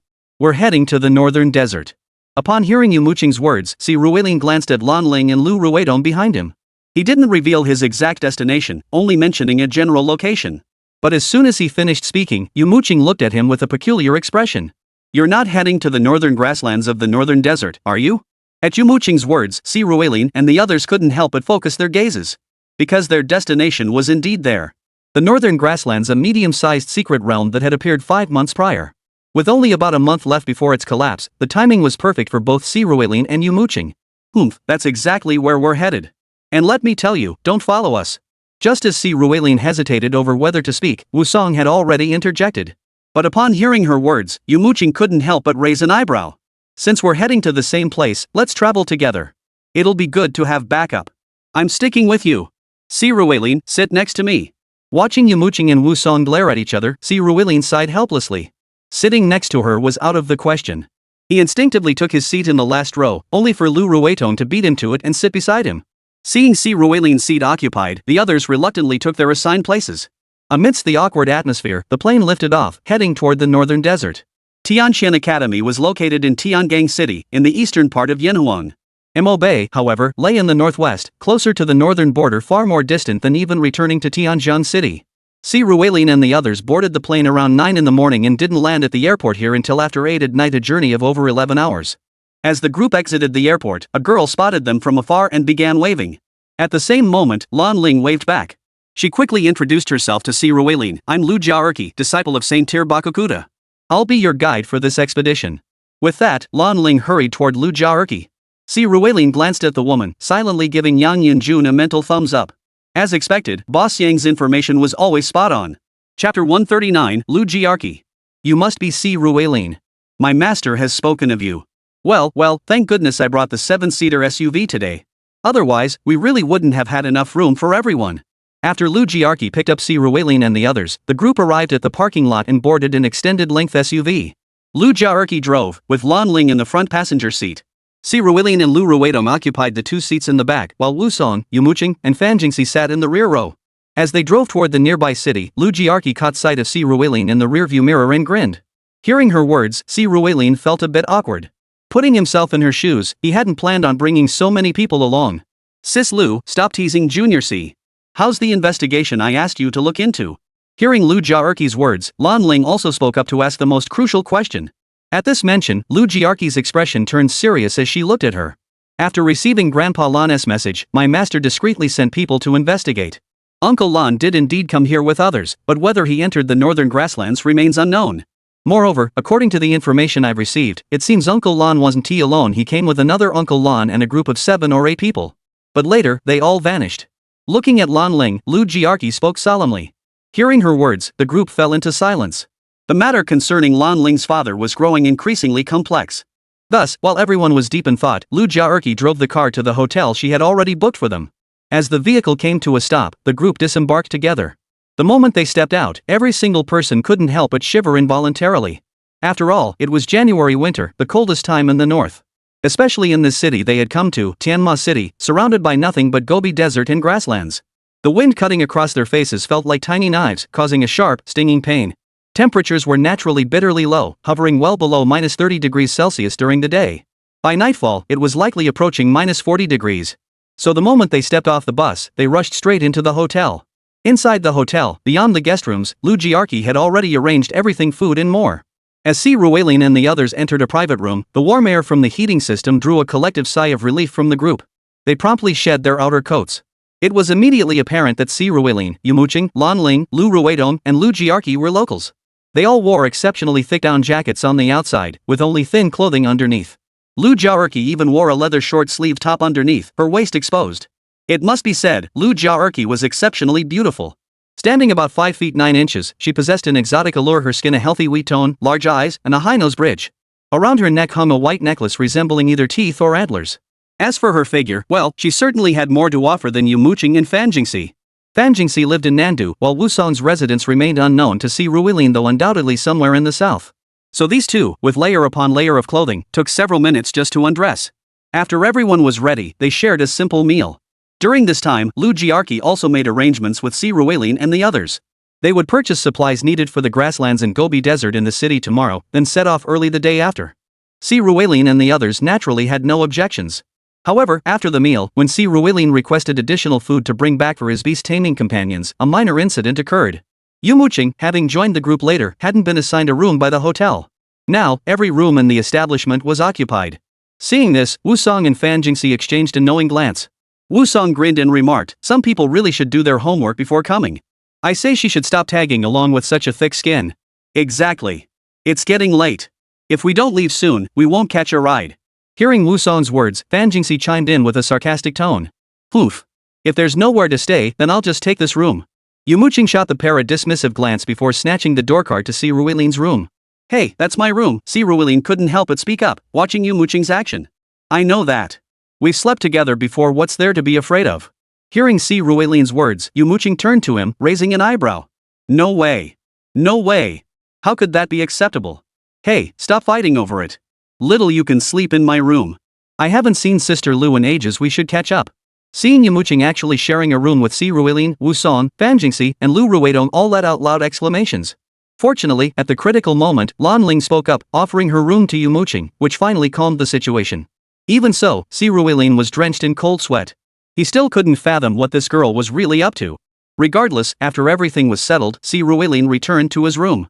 After dinner with his girls, everyone took turns showering. The hotel wasn't like the school's villa, so showers could only accommodate 2 or 3 people at a time and couldn't last too long. Indeed, Si Ruilin's preparation had been spot on. No sooner had he finished his own shower than a knock sounded at his door before he could even think of sleeping. His guard instantly snapped back up. Who could it be? As the words left his lips, 1,000 thoughts raced through his mind. Could it be Yumo Qing? Or Wusong? Or perhaps Fan Jingxi? Lu Ruitong? Or perhaps those who were stalking him, intending to kidnap him? Just as his mind was racing with wild speculation, Lan Ling's voice suddenly drifted in from outside. "See, it's me. President Lan? So late at night, what could you possibly need?" Hearing Lan Ling's voice, Si Ruilin opened the door with a puzzled look. He was genuinely curious why Lan Ling would seek him out at this hour.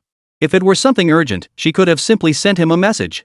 But since it wasn't any of the people mentioned above, he could open the door with peace of mind. Chapter 140, Commanding the Elements. "Well, didn't we make an agreement? Once we reach our destination, I'll give you a beast taming technique manual. These manuals were just handed to me by Sister Xiaolu, they were passed down to her by my grandfather. Just pick 2. Now that you're here, I don't believe you won't enter the secret realm with me." Watching Si Ruilin open the door, Lan Ling smiled as she stepped inside. At the entrance, she whispered something to Si Ruilin before flipping her hand and retrieving 4 beast taming techniques from her spatial bracelet. These 4 beast taming techniques were all requested by Si Ruilin from her back then. 1 water-type beast taming technique, rainmaking. 1 healing technique. 1 earth prison technique. And 1 lethal evasion technique. The earthquake technique and extreme impact were missing. Seeing these 4 books, Si Ruilin didn't hesitate to take them. After all, this was what he and Lan Ling had agreed upon. After a moment's hesitation, he selected rainmaking and earth prison. With AO Run assisting him now, he wasn't particularly lacking in survival or speed-oriented beast taming techniques. On the contrary, his offensive and control abilities still needed improvement. That's why he picked these 2. "Get some rest early. We'll meet at 9 tomorrow morning to go shopping." Watching Si Ruilin finish his selection, Lan Ling smiled briefly. After collecting the remaining 2 books, she turned and left his room. After she left, Si Ruilin sat down on the bed. Truth be told, if Lan Ling hadn't come in just then, he might have already fallen asleep. But now, with 2 beast taming technique manuals before him, Si Ruilin simply couldn't sleep without practicing them first. After a moment's thought, he decided to start with the offensive rain summoning technique. He immediately opened the book and began reading.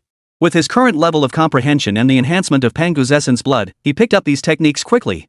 Before long, he was fully immersed in his practice. Meanwhile, Lan Ling, having delivered the books to Si Ruilin, returned to her own room. Upon entering, she saw Lu Jiarqi stepping out of the bathroom completely naked, still drying her hair as she walked. Seeing this scene, Lan Ling couldn't help but chuckle. "Sis Lu, couldn't you be a little more careful? Hey, what's there to be careful about? Haven't you seen me before? We grew up running around naked on the grasslands together." Lu Jiarqi shot Lan Ling a playful glare before grinning. Her words were a bit exaggerated. When she and Lan Ling met, she was actually already 13. Lu Jiarqi was 26 this year, 4 years older than Lan Ling. Lu Jiarqi's master, Bakukuta, and the current head of the Lan family were contemporaries. They had even served in the military together and joined the same guild. Thus, their relationship was exceptionally close, representing a bond spanning generations. As Baket's youngest disciple, Lu Jiaerqi technically held the seniority to be Lan Ling's aunt. However, due to their mere 4-year age difference, they had always addressed each other as sisters. Having known each other since childhood. They'd bathed together and slept together before, so it wasn't exactly out of the ordinary. Who ran around naked with you? I'm a proper young lady. Rolling her eyes, Lan Ling sat down on the bedside and addressed Lu Jiaerqi. Yes, my lady Lan. But speaking of Si Ruilin, he truly is someone you have to see to believe. Looking at Lan Ling, Lu Jiaerqi chattered away cheerfully. So? Lan Ling asked when she heard Si Ruilin's name. His strength? I don't know. We've never fought and I haven't seen him in action. But he sure is a womanizer. Lu Jiaerqi pursed her lips, clearly unimpressed with Si Ruilin. That's not all. From what I hear, he's got other women on the side too. But men being lustful isn't necessarily a bad thing as long as he's strong enough. Lan Ling had personally seen Si Ruilin walking off with Jin Chuaner, so girls like Lu Ruetong could only compete for attention and stew in jealousy. Oh?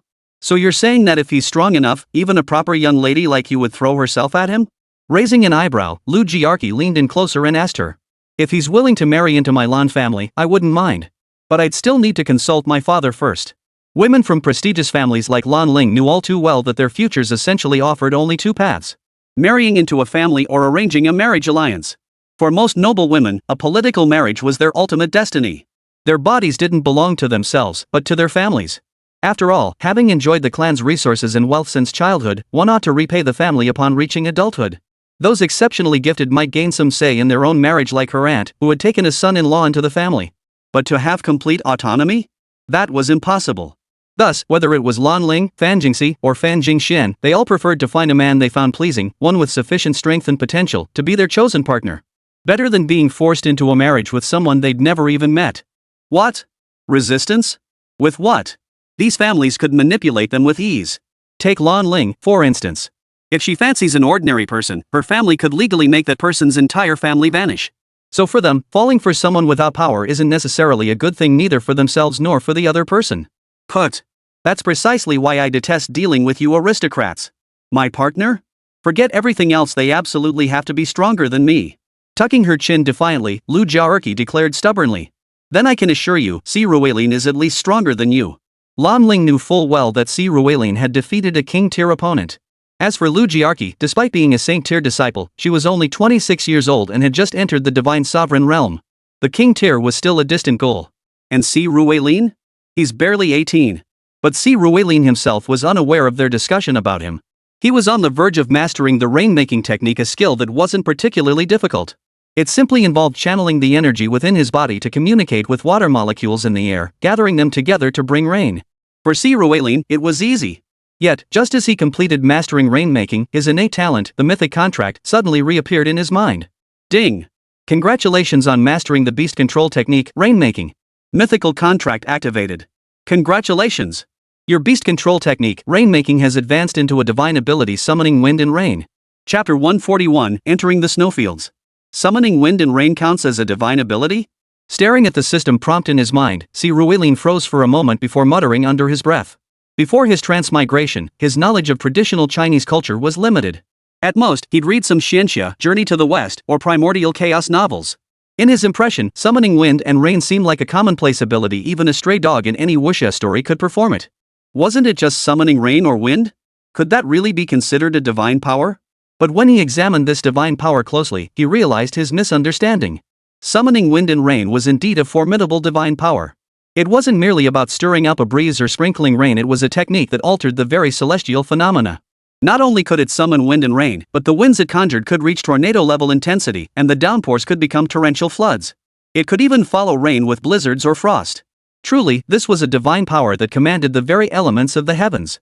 Throughout Journey to the West and other primordial era novels, aside from the water deity Gangang, only the 4 Sea Dragon King's descendants of the primordial dragon's true blood possess such divine power. Ordinary mortals cannot cultivate such power. Thus, in Journey to the West, during the battle in Chechi Kingdom, the great immortal Huli himself could not summon rain and had to seek the aid of the Wind God and Dragon King to bring it down. This divine power is quite remarkable. Combined with the puppet strings, it seems very promising. But with my current energy, I can only summon a 5 or 6 level wind and a light to moderate rain. Shaking his head, Si Ruilin pushed those thoughts aside. The essence of Pango's blood merely enhanced his physical strength, offering little boost to his magical abilities. Therefore, he would have to cultivate these abilities gradually on his own. After practicing summoning wind and rain, he glanced at the time. It was already late into the night. Remembering his plans to go out the next day, Si Ruilin promptly went to sleep. The night passed uneventfully, and before he knew it, the next day had arrived. After waking up and finishing his morning routine, Si Ruilin first fed breakfast to his beast riding companions before leaving his room. He met up with the group and followed Lu Jiaerqi to go shopping. Though many in their group hailed from the north, they knew little about navigating snow-covered grasslands and deserts, nor were they familiar with the conditions of the northern grasslands. Yumo Qing was equally clueless, having never set foot on the northern grasslands herself. In her previous life, she hadn't wandered far during college, which is why she'd always been overshadowed by Wu Song and Fan Jingxi.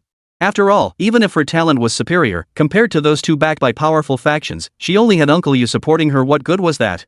As for Ji Chen, his family wouldn't release the hawk until they saw the rabbit. Naturally, they wouldn't offer her any benefits before confirming their relationship. Honestly, even if they had confirmed their relationship, a level 2 guild didn't possess any special resources. So it wasn't an exaggeration to say Yumo Qing relied solely on herself. But having lived this life twice, she remembered many pivotal moments that could strengthen her. Like that miniature secret realm during the Mid-Autumn Festival, where she obtained the Storm Eagle Queen. This time, she was heading to the northern grasslands for her third mount, the Windwing Wyvern. This wyvern subspecies possessed the highest potential to reach Emperor tier, with even the weaker ones capable of reaching Emperor tier. In her previous life, she recalled a squad entering one just as the secret realm was about to close. And surprisingly, they had obtained 3 Windwing dragons inside. One possessed Imperial tier potential, while the other 2 held Emperor tier potential. Armed with these 3 dragons, the trio forged a formidable reputation. Later, one of them even ascended to the Imperial tier and founded a guild that challenged a tier 1 guild. Though they suffered a crushing defeat, they were still hailed as the strongest tier 2 guild beneath tier 1. As for whether he succeeded in any subsequent challenges, Yumo Qing had no knowledge of that. Because by that time, she had already perished. But in this life, since she had arrived, those 3 would no longer be a factor. At the very least, that Emperor tier dragon was now firmly within her grasp. Yet even with preparation, her readiness was clearly inadequate. To traverse the Gobi snowfields, ordinary vehicles could only cover limited routes. Many sections required climbing on foot, necessitating purchases of gear like snowshoes, safety ropes, and ice axes. Clothing also needed to be completely replaced. Beyond the outer layers, even the inner undergarments had to be waterproof and form-fitting to prevent snow from seeping in. Wet clothing would cause core body temperature to plummet. Similarly, shoes had to be replaced entirely. Snow goggles are crucial. One slip-up can easily lead to snow blindness. Additionally, you'll need a hat and items to provide warmth. Even food requires repurchasing high-calorie options. After running around with Lu Jiaerqi all day, Si Ruilin and the others finally gathered everything they needed. Except for Si Ruilin, everyone else's wristbands were nearly full. Of course, Si Ruilin also bought 4 extra sets of supplies, just in case. His wristband had ample space anyway. A few extra rations wouldn't hurt. Eat a little more, he urged. Rest well tonight. We're heading into the snowfields next. Who knows when we'll emerge? Once we're out there, we won't have such comfortable spots or such good food. After a day of shopping, everyone gathered again at the hotel for dinner. But honestly, only Lu Jiaerqi, Lan Ling, Lu Ruiton, and Yumo Qing had any appetite left. Si Ruilin, Wu Song, and Fan Jingxi were utterly exhausted, their heads spinning and brains foggy, and had little desire to eat. Seeing their state, Lu Jiaerqi smiled and spoke up. Hearing her words, Si Ruilin and the others exchanged glances. Gritting their teeth, they managed to eat a decent amount before finally returning to their rooms for a good night's rest. Early the next morning, after finishing breakfast, they boarded Lu Jiaerqi's vehicle and drove deep into the snow-covered Gobi Desert. Just as Lu Jiaerqi had said, less than half a day after setting out, the car could go no further. This was the end of the national highway. Beyond that point, there was no road. So Lu Jiaerqi parked the vehicle at a campsite at the highway's terminus. The group then set off on foot, venturing deeper into the snowy plains. Their pace was remarkably swift. They ate lunch at the campsite, but by 5 in the afternoon, darkness had already fallen completely. They had only covered 20 kilometers. The snow-covered terrain was simply too difficult to traverse. Lu Jiaerqi remained unconcerned, however. Soon they would reach deeper snow where skiing would become possible, greatly accelerating their progress. Chapter 142, Camp. Squeak. Lu Jiaerqi, leading the way, slid sideways and came to a forced halt on a small hillock. Behind him, Lan Ling, Si Ruilin, and Yumo Qing slid over one after another. What? Where were Lu Ruiton, Wu Song, and Fan Jingxi? Those 3 girls were still sitting on their snowboards behind, being pulled forward by the cold-resistant dead Ocarina King. They had actually wanted to learn on the second day after entering the grasslands, but skiing was clearly not an easy skill to pick up. Standing upright and actually sliding were 2 entirely different matters. Si Ruelin had considered summoning Luotian for help, but after a moment's thought, he decided against it. Outside the secret realm, especially with someone hunting him, he needed to keep his trump cards hidden. Besides, the Dead Oath King was quite reliable. Undead? They weren't afraid of the cold and never got tired. Perfect human-powered carriages. As for Lan Ling and the others, Si Ruelin understood why Lan Ling and Lu Jiarqi were skilled skiers. After all, one was the daughter of the Lan family from the northern lands, and the other was the young princess of the Chao Shua guild stationed on the grasslands. Both had undoubtedly been skiing since childhood. But Yumo Qing's exceptional skiing skills came as a genuine surprise to Si Ruelin. Si Ruelin's skill stemmed from his prior experience in a past life, plus the puppeteer's string stabilizing his balance this time around. It was only natural he'd excel. But Yumo Qing? Si Ruelin had no recollection of her ever skiing before. Of course, Yumo Qing had also learned in her previous life, but she certainly wouldn't tell Si Ruelin that. And so, these past days, they had continued their journey in this manner. Today marked their 6th day since entering this grassland, and they had finally arrived at the teleportation gate of the northern grasslands. Looking down from the high snowy slope, they could see a vast, flat expanse of snow in the distance where a massive teleportation gate now stood. Beside the portal stood numerous figures clad in thick military uniforms in Beastmaster attire. These were the local military personnel and representatives from the Beastmaster Association overseeing the nearby city. Their lives, however, weren't particularly difficult. For this secret realm had already been active for 5 months. They had received word of its emergence in the 3rd week after its appearance and had already established their camp and secured supplies well before the heavy snow blocked the mountain passes. As mentioned earlier, not all Beastmasters rely on combat. Many belong to civilian guilds, and with a month's preparation, they could organize this place neatly and efficiently. Thus, they needn't worry about overly harsh conditions. Finally, we've arrived. Let's go. Rest up, and we'll enter the secret realm tomorrow. Addressing Lu Ruidong and the others who had finally caught up, Lu Jiarqi gave another loud shout. Planting his hands on his skis, he launched himself down the slope. Si Ruelin and the others naturally followed suit. As for Lu Ruidong and her companions, who had just managed to climb up, they sighed and then charged straight down the slope. But they didn't need the Dead Oath King to pull them along now. With the steep descent, their speed might even surpass Si Ruelin's group. And so, the group of 7 slid straight to the camp in front of the teleportation gate. After the soldiers at the campfront verified Lu Jiarqi and the others' identities, they led them to a room. This was the only accommodation they could currently offer. Though decent enough, a large boiler in the corner burned coal, raising the temperature to around 15 or 16 degrees above zero. While still chilly, it was far better than the sub-40 degrees outside. The adjacent bathroom featured a toilet and a water heater for bathing. The only potential issue was the large communal bunk bed in the room. Seeing the communal bed, Lu Ruidong, Wu Song, Fan Jingxi, and Yumo Qing all flushed involuntarily. Though they often joked about sleeping with Si Ruelin, the reality of sharing a bed with him still made them uneasy. How about I spend the night with the soldiers over here, or maybe I'll just sleep outside? Si Ruelin hesitated before speaking up. After all, they'd finally made it to the camp. They couldn't just rush in without resting. No need. Special times call for special measures. If you feel uncomfortable, I'll just sleep next to him. Hearing Si Ruelin's suggestion, Lan Ling shook her head. Indeed, special circumstances called for special measures. They couldn't possibly make Si Ruelin sleep outside in the snow while they stayed inside this room. As for the idea of having Si Ruelin sleep with the other men here, Lan Ling and the others hadn't even considered it. First, it wouldn't be convenient. Second, well, never mind the second point. Mainly, it just wouldn't be convenient. It's fine. I can sleep beside him too. I can too. Hearing Lan Ling's words, Wu Song was the first to speak up. No sooner had she finished than Fan Jingxi chimed in as well. After that, the two women glared at each other, while Yumo Qing simply flopped onto the bed. These past days, they'd sometimes slept in tents, and when the snow was too deep, they'd dig a hole in it for shelter. Though she'd grown accustomed to such a life in her previous existence. But since her rebirth, this was the first time she'd endured such hardship. Now that she finally had a bed, she couldn't care less who slept beside her. If it were Si Ruelin, that wouldn't be so bad. But clearly, she was overthinking things.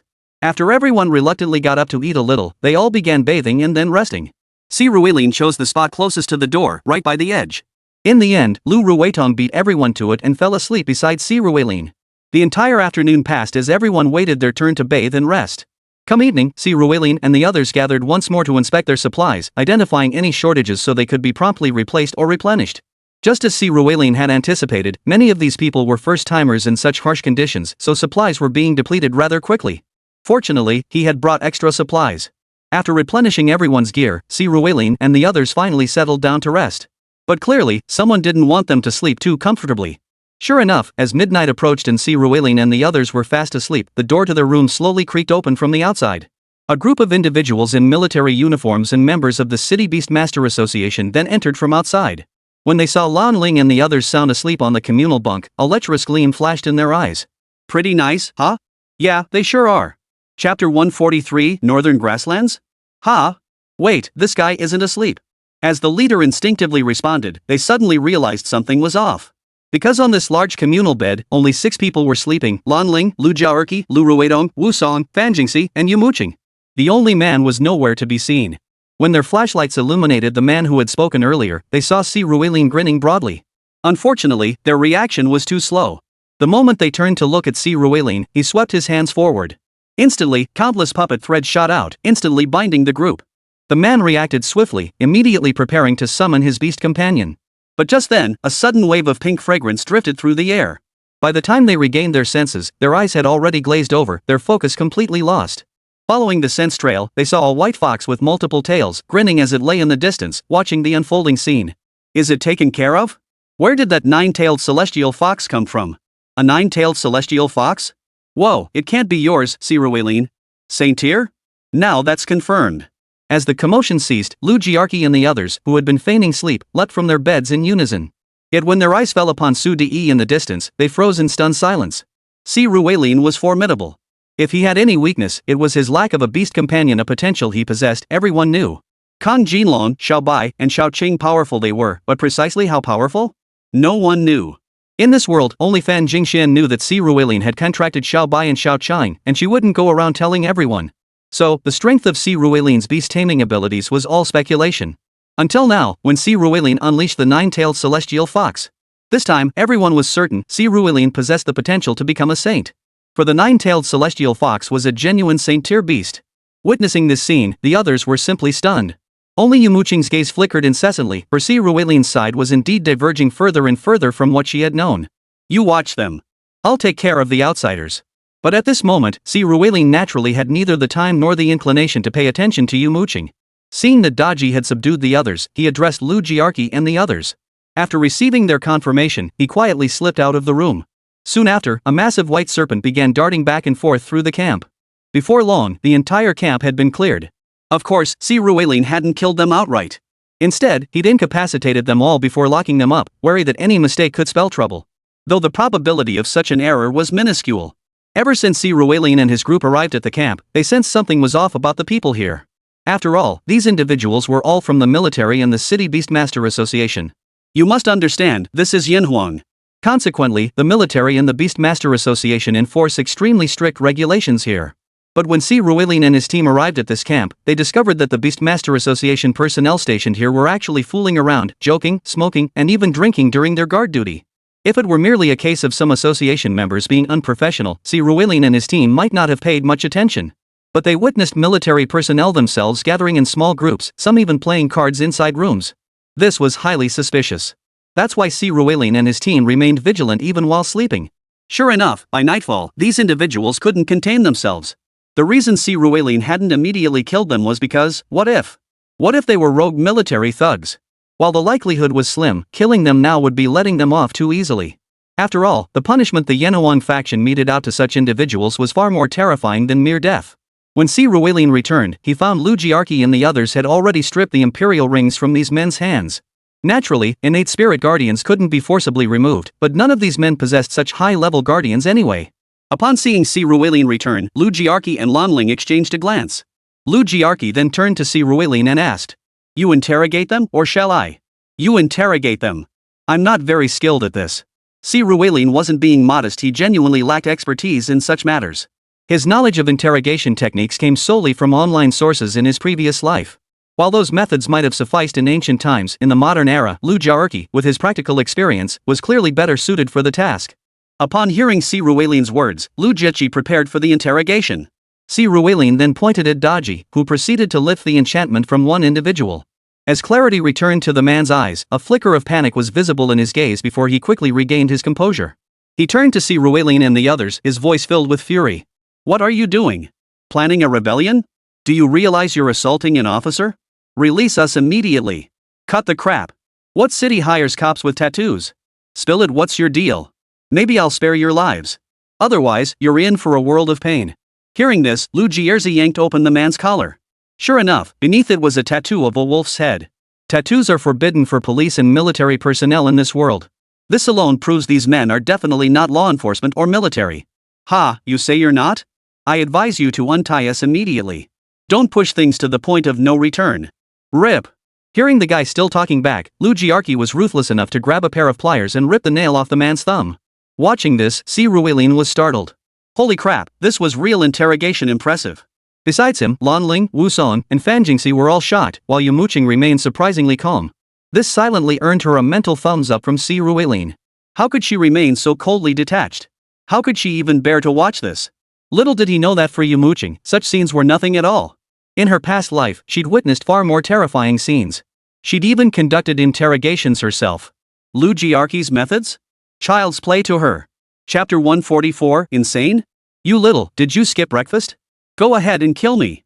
Kill us all, and you'll have to take us down with you. Come on, I won't utter a single word. Silence. Please, please, I'll talk. Just put me out of my misery. At first, Si Ruilin stood behind Lu Jiarqi, but gradually he, along with Wu Song, Fan Jingxi, Lu Ruidong, and Lan Ling, retreated further and further away. They witnessed every step of a person being tortured into a mental breakdown. At first, Lu Jiar merely pulled out this person's fingernails. Later, she summoned her own beast, a 1,000-needle cactus. This was an imperial tier beast potential, native to deserts and Gobi regions. Under normal circumstances, it resembled an ordinary cactus rooted in the desert in Gobi. When a person or animal approached, it would cling to its target, using its needles to firmly restrain the victim until it drained them of blood. This was a terrifying beast, and now it became even more dreadful. It would drive its foot-long needles nearly 40 centimeters into the gaps between fingers and toes. Simultaneously, it released a mental toxin that amplified pain tenfold without inducing unconsciousness, forcing the victim to endure it. Watching this scene, Si Ruilin felt his scalp tingle with dread, yet he forced himself to keep watching. This knowledge was something you simply couldn't learn in school. The more he learned now, the more useful it would be later. Had he known such interrogation techniques back then, Ning Zhangjie probably wouldn't have talked either. Because Ning Zhangjie wasn't truly in control of himself. His desire to fight Si Ruilin to the death, his assassination attempt, his loyalty to the Ji family like a faithful hound all stemmed from that red, jelly-like substance. These days, in his villa, Si Ruilin would occasionally study that jelly-like thing when he had nothing else to do. This substance seemed to possess its own consciousness yet lacked a concrete form. It could transform into worm-like shapes, be flattened, severed, or crushed. Even when Si Ruilin and his beast tamers unleashed attacks of various elemental attributes, these things never perished. Moreover, each severed piece could survive independently. Si Ruilin had even purchased a black iron tier 1 longtooth rabbit. The moment the jelly-like substance touched the rabbit, it would burrow into its body. The normally docile, artificially bred longtooth rabbit would then become wildly agitated. Even after Si Ruilin killed the rabbit, the creature would reappear. Truly, it lived up to its reputation as a being capable of controlling angels. Currently, Si Ruilin's only way to deal with it is to kill its host and then freeze the thing solid. The extreme cold would induce a dormant state in this creature, the only viable solution for now. Well, alright, I've digressed. At least none of these people currently harbored the jelly, so they ultimately backed down. According to this man, they were merely freelance beast tamers and mercenaries, people who took jobs for pay. As for who paid them, they neither knew nor cared to know. After all, in their line of work, the less you knew, the safer you were. They'd gathered here from all corners of the land just over a month ago, arriving directly at this camp. By the time they got here, everyone else in the camp had vanished, leaving behind only empty barracks, enough supplies to last them over 3 months, and various uniforms from the Beastmaster Association and the military. Since then, they had been waiting here. It wasn't until today, with the arrival of Lu Jiarqi and the others, that they confirmed these individuals were their targets. Yet they didn't rush in immediately, primarily because they had spotted the insignia on Si Ruilin's chest. Lu Jiarqi was a Beastmaster sovereign, while Lu Ruidong and Lan Ling were both high-rank Beastmasters. Although Si Ruilin was also a high-rank Beastmaster, he hadn't yet received his insignia upgrade. Like Wu Song, Fan Jingxi, and Yumo Qing, he was still a mid-rank Beastmaster. Thus, they dared not act rashly. After all, among these individuals, the highest ranked were merely a few Beastmasters of the supreme rank, with most being intermediate or advanced Beastmasters. Of course, there was a second reason. These men lived lives of constant danger, long accustomed to days of heavy drinking, party eating, and casual womanizing. But after over a month cooped up here, they were practically bursting at the seams. Now that 6 stunning beauties had finally arrived, their minds started wandering toward some shady schemes. After all, their orders were simply to kill these people. What happened to them while they were alive? The person who gave the orders didn't care, and neither did they. Thus, tonight's ambush was born. Hearing his words, Wu Song and the others on this side turned icy. They had naively believed that with their presence, even if these men intended to target Lan Ling, they wouldn't dare act too brazenly. After all, apart from Si Ruilin and Yumo Qing, everyone else in this group represented formidable factions. Lu Jiarqi, a same-tier powerhouse and the closed-door disciple of the headmaster of the four great guilds, the Chao Shuo Guild. Lan Ling, the cherished heiress of the northern Lan clan among the 7 great families. Should she find her father, she would be a strong contender for the next clan leader. Fan Jingxi was the second princess of the Fan family from the southern capital, a direct descendant of the current generation of the Fan family, one of the 7 great clans. Lu Ruidong, though not from the 7 great families, is the offspring of a major figure within the imperial capital's military faction. Wu Song, though her background remains unclear, Si Ruilin senses she has ties to the Bloodshed Alliance. Even the least prominent candidates, Si Ruilin and Yumo Qing, are connected to the Star Guild. All of them were students at Tianxian Academy. Yet who could have foreseen the enemy would be so utterly ruthless? To strike against them even under these circumstances proved this affair was far more troublesome than they'd imagined. What now? After waking several prisoners and subjecting them to torture, the information extracted was consistent. At this moment, Lan Ling couldn't help but look toward Si Ruilin and Lu Jiarqi. Clearly, at this moment, Si Ruilin and Lu Jiarqi had become the pillars of strength for everyone. After exchanging a glance, Lu Jiarqi spoke up. My opinion is we should enter the secret realm. If we retreat the way we came, we'll fall right into their trap. If we stay here waiting for reinforcements from the military and the City Beastmaster Association, who knows if the reinforcements arriving will be from the military and the City Beastmaster Association or the enemy? Therefore, I believe we should enter and investigate first. Chapter 145, Winds of the Grasslands. I agree. Si Ruilin nodded, knowing Lu Jiarqi had left one crucial point unsaid. That is, the nearby military and City Beastmaster Association might very well have been bribed by the enemy. Otherwise, the military wouldn't have withdrawn from this secret realm just over a month before its collapse. As for the possibility of the local military and City Beastmaster Association being wiped out entirely, was simply impossible. The enemy had been here for over a month already. That meant, by the time Lan Ling found Si Ruilin, the enemy had already begun contacting these people to set up defenses here. At that point, they already knew Si Ruilin and Lan Ling would definitely come. According to what Lan Ling and Lu Jiarqi understood, the military maintains satellite radio stations here, contacting headquarters at least once every 3 days. The city's Beastmaster Association operated similarly. Even if satellite communication failed, specialized flying beast tamers would be dispatched for liaison, ensuring contact within 5 days at the absolute latest. Therefore, it was inevitable that the military and the City Beastmaster Association had quietly withdrawn from this location, replacing them with these individuals. It wasn't hard to deduce that a traitor had emerged within the military and the City Beastmaster Association, and this traitor was no low-ranking figure. They even dared to scheme against the Saint Tier and the Blue family.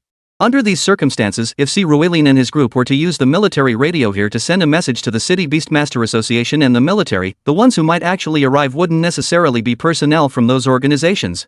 Even if they were their own people, their orders might not be to protect them.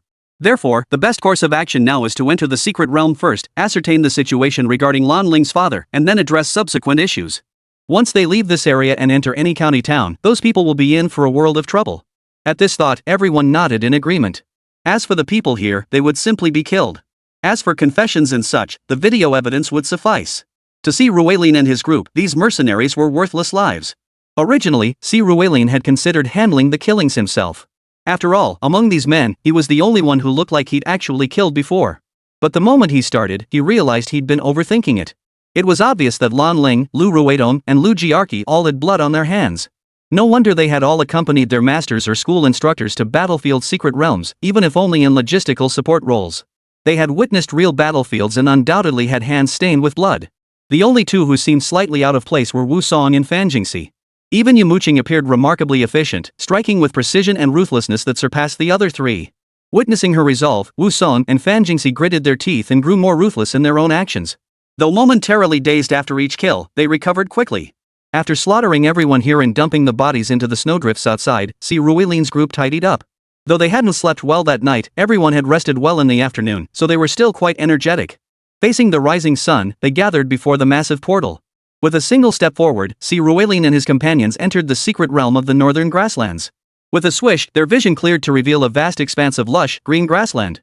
Indeed, despite the bitter cold outside, the secret realm functioned as a separate world. Though still cold, the temperature hovered around the mid-teens above zero, much like the grasslands in early spring or autumn, not particularly chilly. After entering and taking in their surroundings, Lu Jiarqi suddenly unzipped her down jacket. The next moment, the snug inner layer beneath was exposed to the air. What are you doing? Changing clothes. Aren't you guys hot? Wearing down jackets in temperatures above freezing, aren't you afraid of heat stroke? Seeing Lu Jiaerqi suddenly start undressing, the others nearby couldn't help but startle, then asked her. Well, it's not that hot, Hearing her words, Lan Ling couldn't help but glance at Si Ruilin. Si Ruilin finally caught on. I'll change over there. Pointing to a solitary tree in the distance, Si Ruilin quickly walked over. After Si Ruilin left, Lu Jiaerqi couldn't help but look at the others with contempt. All of you want to sleep with him, right? Yet you're so cowardly you can't even change clothes in front of him? Hearing Lu Jiaerqi's words, even Yumo Qing couldn't help but flush crimson.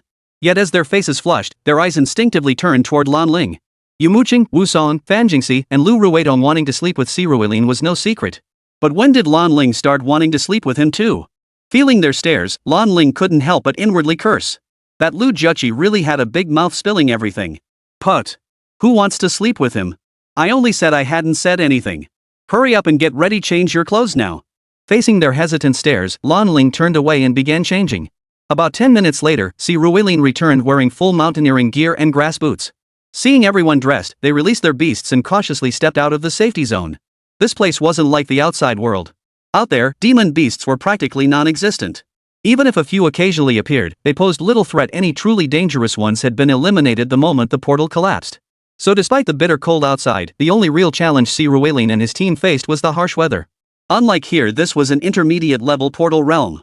The strongest beings within could reach the king tier. In this squad, aside from Si Ruilin, none were unafraid of king tier beasts. Thus, exercising caution would prevent any major issues. Sure enough, barely 300 meters beyond the safety zone, the surrounding grasses rustled violently. Out emerged a pack of black beasts resembling dogs yet several times larger, with shoulder heights reaching nearly 5 feet. Drool dripped from their mouths as blood-red eyes locked onto Si Ruilin and his companions, filled with ravenous hunger. Careful, sharp claw baloney. Lu Jiaerqi warned as he observed the creatures. Spiked claw baloney is a golden tier demon beast that moves in packs. Extremely difficult to deal with. This is the intermediate teleportation gate. Starting off with gold tier beasts. Chapter 146, Oddities. Clang. As the last sharp claw baloney fell, its lifeless body slumped onto the ground. Wu Song and the others collapsed onto the grass, gasping for breath while gazing at their beasts with profound emotion. If it weren't for Si Ruilin, they might already be running for their lives. Even Lu Jiaerqi struggled against these gold tier beasts. Fortunately, Si Ruilin's strength was more than sufficient, well, perhaps even a bit excessive. Yumo Qing was in a similar state, collapsing onto the ground, exhausted. Both her Storm Eagle Queen and Storm Naga had sustained injuries. Her gaze drifted toward the two massive serpents Si Ruilin had unleashed in the distance. The potential of these two giant snakes is far greater than I ever imagined. Watching Si Ruilin playfully teasing the serpents, Yumo Qing murmured to herself. But just as she finished her thoughts, Wu Song suddenly spoke up. See how tough this medium-sized secret realm is? Stop messing around here and hurry back. Though Wu Song didn't name names, Yumo Qing understood perfectly well. Poof. Since when does the second place finisher take orders from the fourth? I'm the liability? Isn't that someone else? Yumo Qing shot back, her eyes narrowing as she glared at Wu Song. You. Hey, are we two just accessories for Si Ruilin? Seeing Wu Song about to argue with Yumo Qing, Fan Jingxi couldn't help but interject. After speaking, she grinned and stood up, running over to sit beside Si Ruilin. Wu Song watched the scene unfold and also dashed over to Si Ruilin's side. Watching the two girls, Yumo Qing and the two snakes clearly had a hint of murderous intent in their eyes. Fortunately, they didn't know that Xiao Bai and Xiao Qiang could transform into human form, nor that they had once slept with Si Ruilin every day and handled his affairs. At this moment, they only sensed that the murderous intent might be coming from Yumo Qing. Poof. Seeing the two of them acting so shamelessly, Yumo Qing gave a cold snort before turning her gaze away. She felt somewhat disdainful of associating with these two anymore. In her previous life, the three had been equals, thriving without men. Yet in this lifetime, things had slipped beyond her control. Si Ruilin had become someone she barely recognized. His power was one thing, but more fundamentally, he no longer revolved around her or acted like her devoted lapdog. This shift made her intensely uncomfortable. Especially since Si Ruilin, whom she had abandoned, was now so popular. This was truly hard for her to accept. Seeing her expression, Si Ruilin smiled slightly but said nothing more. He was no longer Yumo Qing's lapdog. The only reason he still showed her any consideration was purely out of respect for Uncle Yu. If it were just her and her mother, Si Ruilin might not even acknowledge her. But Si Ruilin had no idea what she was doing here on the northern grasslands. Had she remained with the group, Si Ruilin wouldn't have minded ensuring her safety. But once she broke ranks, it was none of his concern. Alright, let's keep moving. Amidst their bickering, everyone had rested sufficiently. At Lu Jiaerqi's command, the group pressed deeper into the grasslands. Yet the deeper they ventured, the stranger it felt to see Ruelin and the others. This portal had opened 5 months ago. Logically, it should have been thoroughly scoured by the military and various guilds by now. Upon entering, they should have encountered numerous camps of second and third rate guilds, and the density of demon beasts here should have been extremely low. They had barely stepped out of the safe zone when they encountered their first wave over 40 golden tier sharpclaw balonies. If that could be considered an accident, then what followed was even more unexpected. After advancing another 500 meters or so, they stumbled upon yet another group of golden tier beasts. This was a pack of divine monument teeth, another canine-type demon beast. Their bodies were covered in skin resembling petrified stone, adorned with engraved runes. Different runes granted distinct abilities, some granted blinding speed, others immense strength, some exceptional durability, and others the ability to control various elemental attacks. Compared to the single attack type clawed baloney, the monumental fangs posed a greater threat. But their presence here felt even more off. Their skin is considered top-tier magical material. Outside, a single intact skin from a monument tooth is worth at least 3 million. Their skin can be crafted into engraved gear. When used by tamers who have reached their limits, it can further enhance their combat prowess. Of course, if used on beasts that haven't reached their peak, it would weaken their potential, a trade-off not worth the cost. But in this world, beast tamers who've reached their limits are undoubtedly more common. Many tamers, like advanced or grandmaster level tamers, have beasts that have already hit their peak long ago. Thus, these monsters are extremely sought after. If the divine monument's fawn were found here on the northern grasslands, second and third rate guilds would never let it go. How could there still be a group of nearly 30 attacking C. Ruelin and his companions now? Though puzzled, they swiftly disposed of these creatures. After slaughtering every divine monument fawn, Lu Jiarqi collected their hides. Of course, she wasn't taking them for free. Once they exited the area, she would distribute the proceeds at 3 million credits per fawn. After dealing with the divine steel fangs, though they felt something was off, they pressed deeper into the dungeon. As they advanced, the monsters grew more numerous. While their strength varied, sometimes gold tier, sometimes silver tier, sometimes even bronze tier, their sheer numbers were undeniable. Driven by this peculiar feeling, C. Ruelin and his companions trekked from dawn until dusk. As dusk fell within the secret realm, they finally emerged from the grasslands. Before them now stretched a vast swamp. As the sun gradually vanished below the horizon, the crocodile-like and giant serpent-like beasts of the swamp returned to their lairs to rest. Taking their place were creatures emitting blue flames. It was clear these blue-flamed creatures were demon beasts that had perished within the marsh.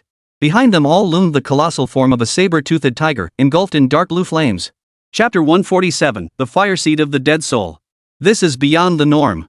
Originally, C. Ruelin and his group had planned to set up camp and rest in front of this marshland. Since it was clearly impossible to cross the marsh on foot at night, and the creatures within the marsh became less agile once out of the water, this seemed like a good choice. But now a problem had arisen. When the group spotted this enormous saber-toothed tiger, everyone was stunned. As Lan Ling put it, this was indeed beyond expectations. The creature before them was known as the Death Soul Saber-toothed Tiger, a being with the potential to reach Emperor tier. It belonged to the undead element. Though it hadn't yet reached its peak strength, it already possessed the power of a king tier. King tier. This was king tier. Most crucially, upon reaching the king tier, this creature would evolve a unique ability known as the Spectre. In ancient legends, tigers were revered as mountain lords. Meaning the lord of the mountains, essentially the same concept. Legend holds that those devoured by the mountain lord the tiger would transform into ghostly minions serving the tiger's evil deeds. This is the origin of the idiom to be a tiger's lackey. And in this world, such beings truly exist. This dead soul saber-toothed tiger is clearly a mountain lord. Having reached the king tier, it transforms any living creature that perishes within this swamp into its own Shangui. Though its potential peak is only the emperor rank, if cultivated well, its combat power rivals that of a saint rank, though this refers to destructive force. In direct combat against a saint rank, it would still fall short. Still, that alone is terrifying enough. Add to that the ghostly physique's immunity to physical attacks, and the very thought of this creature is terrifying. And now, this dread has descended upon C. Ruelin and his companions. This was no joke. These creatures weren't like the swamp beasts. They could wreak havoc anywhere. Run! After the initial shock, Lu Jiarqi immediately shouted, "Leave it to me." But just then, C. Ruelin suddenly smiled and addressed the group. Joking aside, a single king-tier beast wasn't enough to make his slightly fatigued body, after walking all day, sprint again. Amidst the puzzled stares of the others, he pointed toward the dead soul saber-toothed tiger in the distance. True, this beast had plenty of minions. Fighting them all would be a nightmare. But to catch the thief, you must first catch the king. Take down this one, and the rest of the ghosts would be finished. Seeing C. Ruelin's gesture, Xiaobai nodded in agreement. In an instant, Xiaobai darted forward. As she plunged deeper into the swamp, a layer of blue water elemental energy enveloped her form. With each accelerating stride, the blue energy coalesced into a water dragon. Enveloping Xiaobai, it charged straight toward the dead soul saber-toothed tiger. Roar! Spotting Xiaobai charging toward it, the dead soul saber-toothed tiger sensed the threat and let out a low growl. Then, its minions charged toward Little White. But alas, it was all for naught.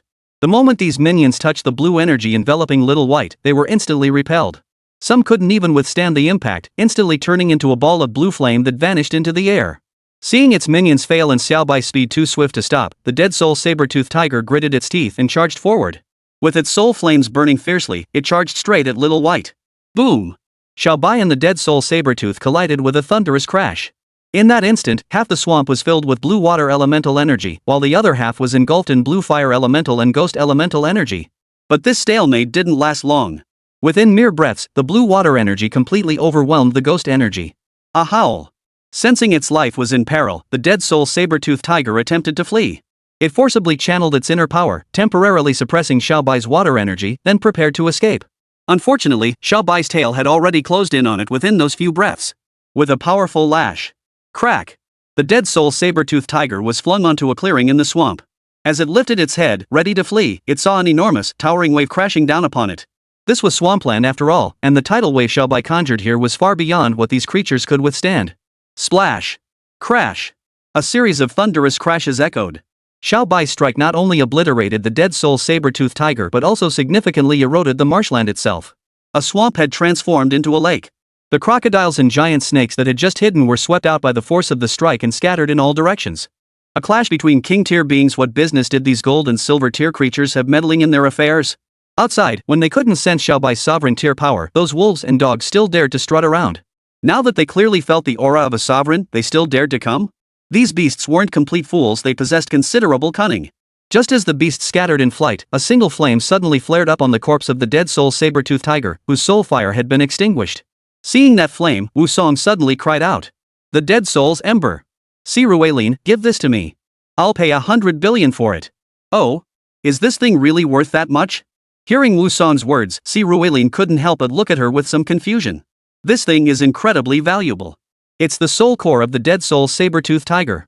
Once contracted, it can manifest the dead soul saber-toothed tiger itself. You must understand, it's an imperial tier existence, and among imperial tier beings, it ranks extremely high. Before Wu Song could respond, Yumo Qing spoke up first. Honestly, if she weren't a wind attribute user and if she had the money, she'd fight for it herself. The dead soul saber-toothed tiger is terrifyingly powerful.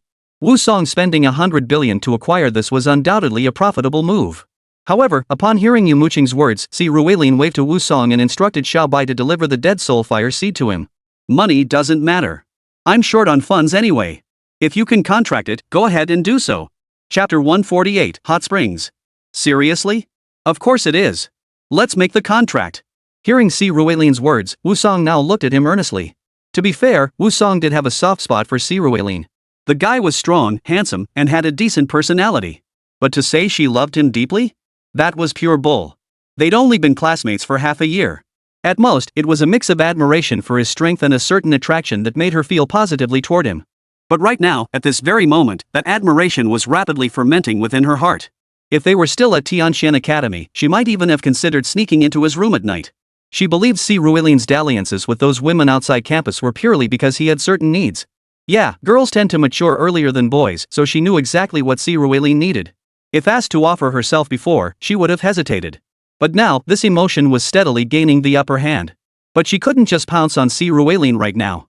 So she took a deep breath, suppressed her nervousness, pricked her finger, and traced the contract gesture onto the cluster of dead soul fire seeds. The next day, a six-pointed star symbolizing the completed contract appeared upon the dead soul fire seed. Simultaneously, the cluster erupted into a violent blaze. A kitten resembling the saber-toothed tiger from earlier appeared before Wu Song. As it lost its footing, it tumbled straight into his arms. Seeing the kitten's appearance, Wu Song couldn't help but smile happily. She had wondered what her second beast companion might be, though she assumed it would be arranged by her family. Little did she expect it to be an imperial tier dead soul saber-toothed tiger, and most importantly, one given to her by Si Ruilin, the man she loved. At this thought, she could barely suppress the smile spreading across her lips. Seeing Wu Song's death soul saber-toothed tiger, the others couldn't help but feel envious. Even Lu Jiaerqi was intensely envious. Seriously, who would refuse an imperial tier beast? They certainly wouldn't refuse it. It was just unfortunate that it wasn't meant for them. After teasing the little dead soul saber-toothed tiger for a while, the group turned and left. They had no choice but to leave. This entire area had been turned into a watery wasteland by Xiaobai. Even if Si Ruelin was as lazy as could be, he couldn't possibly camp directly on the water. They had no choice but to detour. Fortunately, this marshland seemed to be a low-lying area, so Xiaobai's tidal wave hadn't affected too much territory. After walking for about another half hour, they found the top of a small, dry slope. Flashlights in hand, they set up camp. After a simple meal, everyone drifted off to sleep. Of course, Si Ruelin took advantage of the commotion to feed his beast tamer girls first. Being on the road had its downsides. His girls couldn't take human form and couldn't easily appear before the others. At least for now. The night passed quickly. The next day, Si Ruelin and his companions returned to the marshland. They deployed the inflatable kayak and, under the protection of Xiaobai and Xiaoqing, navigated their way through the swamp. After traversing the marsh, another day passed. Before them now lay a dense forest. They journeyed through the woods for 2 more days. When they finally emerged, another grassland stretched out before their eyes. Compared to the grasslands they had entered earlier, however, this one had far less grass. Instead, it was covered in patches of gravel. To those accustomed to such environments, this was no longer a grassland, it was a desert. Compared to the Gobi Desert, the grasslands were clearly far more forgiving. Only upon entering this place did Si Ruelin and his companions truly grasp the meaning of barrenness and lifelessness. At times, stretching as far as the eye could see, there was scarcely a trace of life, not even grass was common. After trekking through this Gobi for 3 more days, the 7th day since their arrival, they finally reached a canyon. Barring any surprises, this should be the deepest part of the secret realm. No sooner had they reached the gorge's entrance than a pungent, fishy stench wafted out, punctuated intermittently by the sound of dragons' roars. Hearing these dragon cries, Si Ruelin and his companions were stunned. They had never heard of dragons existing in the northern grasslands. If dragons were present, this place would have been plundered long ago. After all, even a young dragon was an incredibly valuable commodity outside these lands. No one would turn down a dragon. The question was whether this dragon was legitimate or not. Among the group, only Yumo Qing let out a sigh of relief at that moment. Because she was the only one who knew dragons existed within the northern grasslands, her target was also the strongest among this group of dragons. Let's find a place to rest for the night, Lu Jiaerqi suggested. We'll explore further tomorrow. Though this secret realm has felt odd ever since we entered, we've come this far, we have to investigate. The group began searching for a sheltered, clean spot to rest near the canyon entrance. To their surprise, they actually found a perfect location. Tucked behind a rock formation in the gorge, they turned a corner and were met by the pungent scent of sulfur. They initially suspected a volcanic vent, but instead discovered a natural hot spring nestled among the rocks. This was an excellent sulfur hot spring. Si Ruelin and the others tested it. The water temperature hovered around 45 degrees Celsius, perfect for bathing. Considering they'd been out for nearly half a month, having only managed a quick rinse at their campsite, their bodies were now covered in sweat and grime. What could be more comforting than soaking in this hot spring? Without a word, they all agreed to set up camp here for the night. After setting up camp, the group eagerly ate dinner, followed by bath time. Before soaking, Lu Jiaerqi released his second beast companion since setting out, the demon starflower tree. It must be said, the Saint-Tier disciple truly possessed formidable power. This was a wood-type beast with imperial tier potential, appearing as a rather withered tree but actually a tree-ant. It was quite skilled with wood. Just then, its right hand slapped the ground. In the next instant, a partition made entirely of wood divided the hot spring into 2 sections. This way, Si Ruelin and his girls could all soak together. For Si Ruelin, however, the most crucial benefit was that with this visual barrier, his girls could finally come out and breathe freely. Chapter 149, Careless? Deliberate? Huff. Shoo. As Si Ruelin made his way alone to one side of the hot spring, he shed his clothes and slowly stepped into the warm water.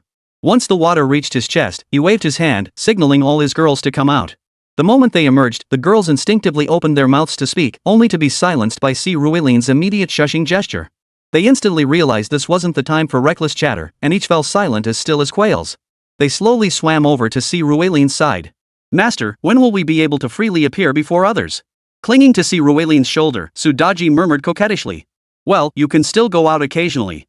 Unlike us, we've never even been out, Luoshan added with a wry smile. Hee, what can you do? Sister's just too beautiful. Letting you out would only make those future mistresses jealous. Su Daji grinned at Luoshan. That mouth of yours. If I ever catch you saying we're ugly, I'll have proof to back it up. Rolling her eyes, Jin Long retorted to Su Daji. No. Little Jin's sister is the most beautiful. Like I'd fall for that. You're a little fox with a mouthful of nonsense.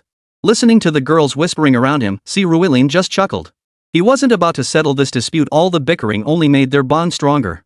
So at that moment, he swam straight to a rock in the hot spring and plopped down onto it. After so many days, this was the first time he'd felt this relaxed.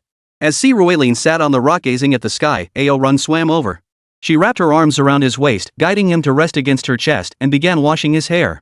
Feeling Ao Run's movements, Si Ruelin couldn't help but close his eyes slightly. Though he'd only been out for a little over 10 days, he already found himself missing this feeling. Turns out I really am a pampered young master, someone who just moves from one cozy bed to another. Compared to adventure, I'd much rather indulge in pleasure. Hee hee, as if anyone doesn't enjoy indulgence. But for now, it's not possible. At least not until we're invincible. Once we are, Master can indulge however he pleases. Gently massaging Si Ruelin's scalp, Ao Run chuckled. The Ao Yun of this moment bore little resemblance to the one who had first appeared. Of course, in human form, there was no change. But in dragon form, she had grown to 10 zhang, over 30 meters long. These past days, though Xiaobai and Xiaoqing had been the ones out in the open, Ao Run had actually remained in a summoned state, albeit in a minuscule form. She usually hid in Si Ruelin's sleeves or backpack. Using her signature spatial blades, she ambushed monsters. This meant that whenever Xiaobai and Xiaoqing defeated monsters, she gained some of the experience. As a result, her level instantly jumped from bronze tier 1 to gold tier 3, with her actual combat power reaching a staggering platinum tier 5.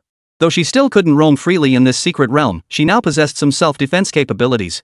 As for the other girls, they showed no changes. After all, their levels were already too high, and the beasts here were far too weak. To achieve another rapid level up, they'd likely have to wait until they entered a major secret realm or a battlefield. Master, would you like us to help ease your fatigue? Just as Si Ruelin lay comfortably in Ao Run's embrace, the other girls, having finished their playful banter, gathered around. Seeing her relaxed state, Jin Long reached out a hand. Feeling his touch, Si Ruelin nodded in consent. This was acceptable. Seeing his consent, Jin Long and the others lifted Si Ruelin onto the water's surface. What happened next must remain between them. Feeling their movements, Si Ruelin exhaled deeply. Indeed, the fatigue accumulated over these days was quite heavy. Just as he was enjoying himself for over half an hour and felt it was about right, suddenly he felt his body grow light, then instantly sink into the water. Opening his eyes to survey his surroundings, he discovered everyone had vanished. They had reverted back to their forms as rings and beads. Just as Si Ruelin was puzzling over what was happening, he suddenly spotted a figure wrapped in a towel moving stealthily toward him from the darkness in the distance. Though the sky was dark, Si Ruelin recognized the figure at first glance: Wusong. But what was this girl doing dressed like that? Wu Shu. Seeing Wusong, Si Ruelin instinctively wanted to call her name, but she cut him off. Without giving him time to react, she swiftly slipped into his pool and swam over. Watching her approach like this, Si Ruelin was genuinely startled. He sat firmly at the bottom of the pool, not daring to move a muscle. You're in the wrong place. This is the men's bath. I know. I just suddenly remembered you're here alone with no one to scrub your back. Hearing Si Ruelin's hushed words, Wusong grinned and leaned closer, lowering her voice as well. Scrub my back? Si Ruelin stared blankly at Wusong.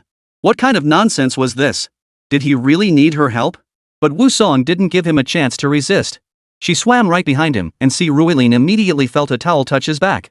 The only towel-related item Si Ruelin had on him now was the bath towel Wusong had wrapped around him earlier. Which meant, couldn't say that. The censors said you guys aren't interested in that stuff. The thought alone made Si Ruelin's body stiffen. Well, stiffen everywhere. Wusong seemed to sense his reaction and leaned closer. Whoa, you're playing with fire here. Feeling her press almost completely against him, her hand still. Si Ruelin couldn't help but suck in a sharp breath. His voice dropped as he spoke, though even he couldn't control the tremor in it. No way. If I'm playing with fire, you can only watch. Otherwise, I won't be able to enter the canyon tomorrow. Wusong gave him a sly smile as she spoke. Hearing her words, Si Ruelin sighed. Indeed, the wilderness was far too inconvenient. Chapter 150, Windwing Flying Dragon. Hey, you've been in there forever. You're not up to something shady, are you? And Wusong, where the hell did you go to the bathroom? I thought you'd been trampled by a wild boar. After what felt like an eternity, Si Ruelin and Wusong finally returned to camp. But Wusong told Si Ruelin to wait a moment. She deliberately took a detour, circling halfway around before heading back to camp from another direction. Only then did Si Ruelin return. The moment they arrived, they heard Lu Jiarqi teasing them. Lan Ling beside him was also chatting about Wusong. Both Si Ruelin and Wusong could only offer an awkward smile in response to their remarks, because they really had been up to no good earlier. Well, it wasn't exactly mischief, really. From a genetic standpoint, what they'd done was perfectly legitimate. But for now, a laugh would suffice. After bathing, everyone felt warm and cozy all over. The fatigue accumulated over the past few days washed over them. After assigning night watch duties, the rest returned to their tents to rest. The night passed quickly. When everyone awoke the next morning, their spirits were noticeably lifted. Both the physical and mental exhaustion of recent days had eased somewhat. Packing their belongings, they set off into the canyon. However, they had barely ventured a kilometer in when they encountered an attack. It was a flock of Remus Eagle's demon beasts capable of reaching platinum rank. These wind and thunder attribute creatures were extremely swift, typically dwelling on such sheer cliffs. Of course, the ones assaulting Sea Rueline's group were only silver and gold rank. The true platinum rank boss lurked elsewhere. For ordinary beast tamers, beasts of this tier would be quite impressive. But for Sea Rueline and his group, they held little allure. Under their assault, the Thunder Eagles were swiftly scattered. They didn't pursue the stragglers or bother with the nests clinging to the cliffs, instead pressing deeper into the mountains. After traveling roughly 2 kilometers, they encountered a second wave of enemies, a flock of majestic vipers. Their level matched that of the previous Remus Eagles, and their individual combat prowess was even weaker. However, these creatures possessed a special ability. They were poisonous. There's an idiom, drinking poison to quench thirst. It means knowing full well the wine is poisoned, but being so parched that death by poison is preferable to death by dehydration. At least, that's how Sea Rueline understood it. Thus, these creatures were indeed venomous, though their poison paled in comparison to Xiaoqing's not just by a notch, but by several levels. Consequently, under Xiaoqing's relentless assault, they were swiftly scattered. After advancing another kilometer or so, they encountered the third wave of demon beasts. This would be the final wave. They had reached the end of the canyon, where the cliff face was densely covered with numerous massive caves. As the party approached, the beasts within the caverns emerged. These creatures resembled the flying dragons of the West, though they differed from Western dragons. Western dragons were winged lizards, while these beasts more closely resembled pterosaurs. Their forelimbs had evolved into wings, while their hind limbs were 2 massive hooked claws. A massive dragon's head sat atop a long, curved neck, with a long tail trailing behind. As they turned their gaze toward Sea Rueline and the others, their eyes burned with savage ferocity. Windwing flying dragons? No, this isn't the northern grasslands. The spear-beaked dragons at the farthest reaches of the northern grasslands aren't windwing flying dragons. No wonder we haven't seen a single soul along the way. We've come to the wrong place. Staring at these windwing wyverns, Lu Jiaoerqi couldn't help but cry out in alarm. But before she could finish, Yumo Qing spoke up. No. Perhaps this is the true northern grasslands. The place you mentioned, isn't it? Yumo Qing clearly remembered from her past life that windwing dragons only existed on the northern grasslands. As for spearhead dragons, she knew they were also a type of royal tier flying dragon, possessing long skulls resembling spears. However, their combat prowess was far inferior to that of windwing dragons. So if Lu Jiaoerqi claimed the true northern grasslands didn't have windwing dragons, it meant that place was fake. Wait, I think I get it now. There shouldn't be just one portal here. 2 must have appeared simultaneously. Hearing Yumo Qing speak with such certainty, Sea Rueline paused before suddenly turning to Lan Ling.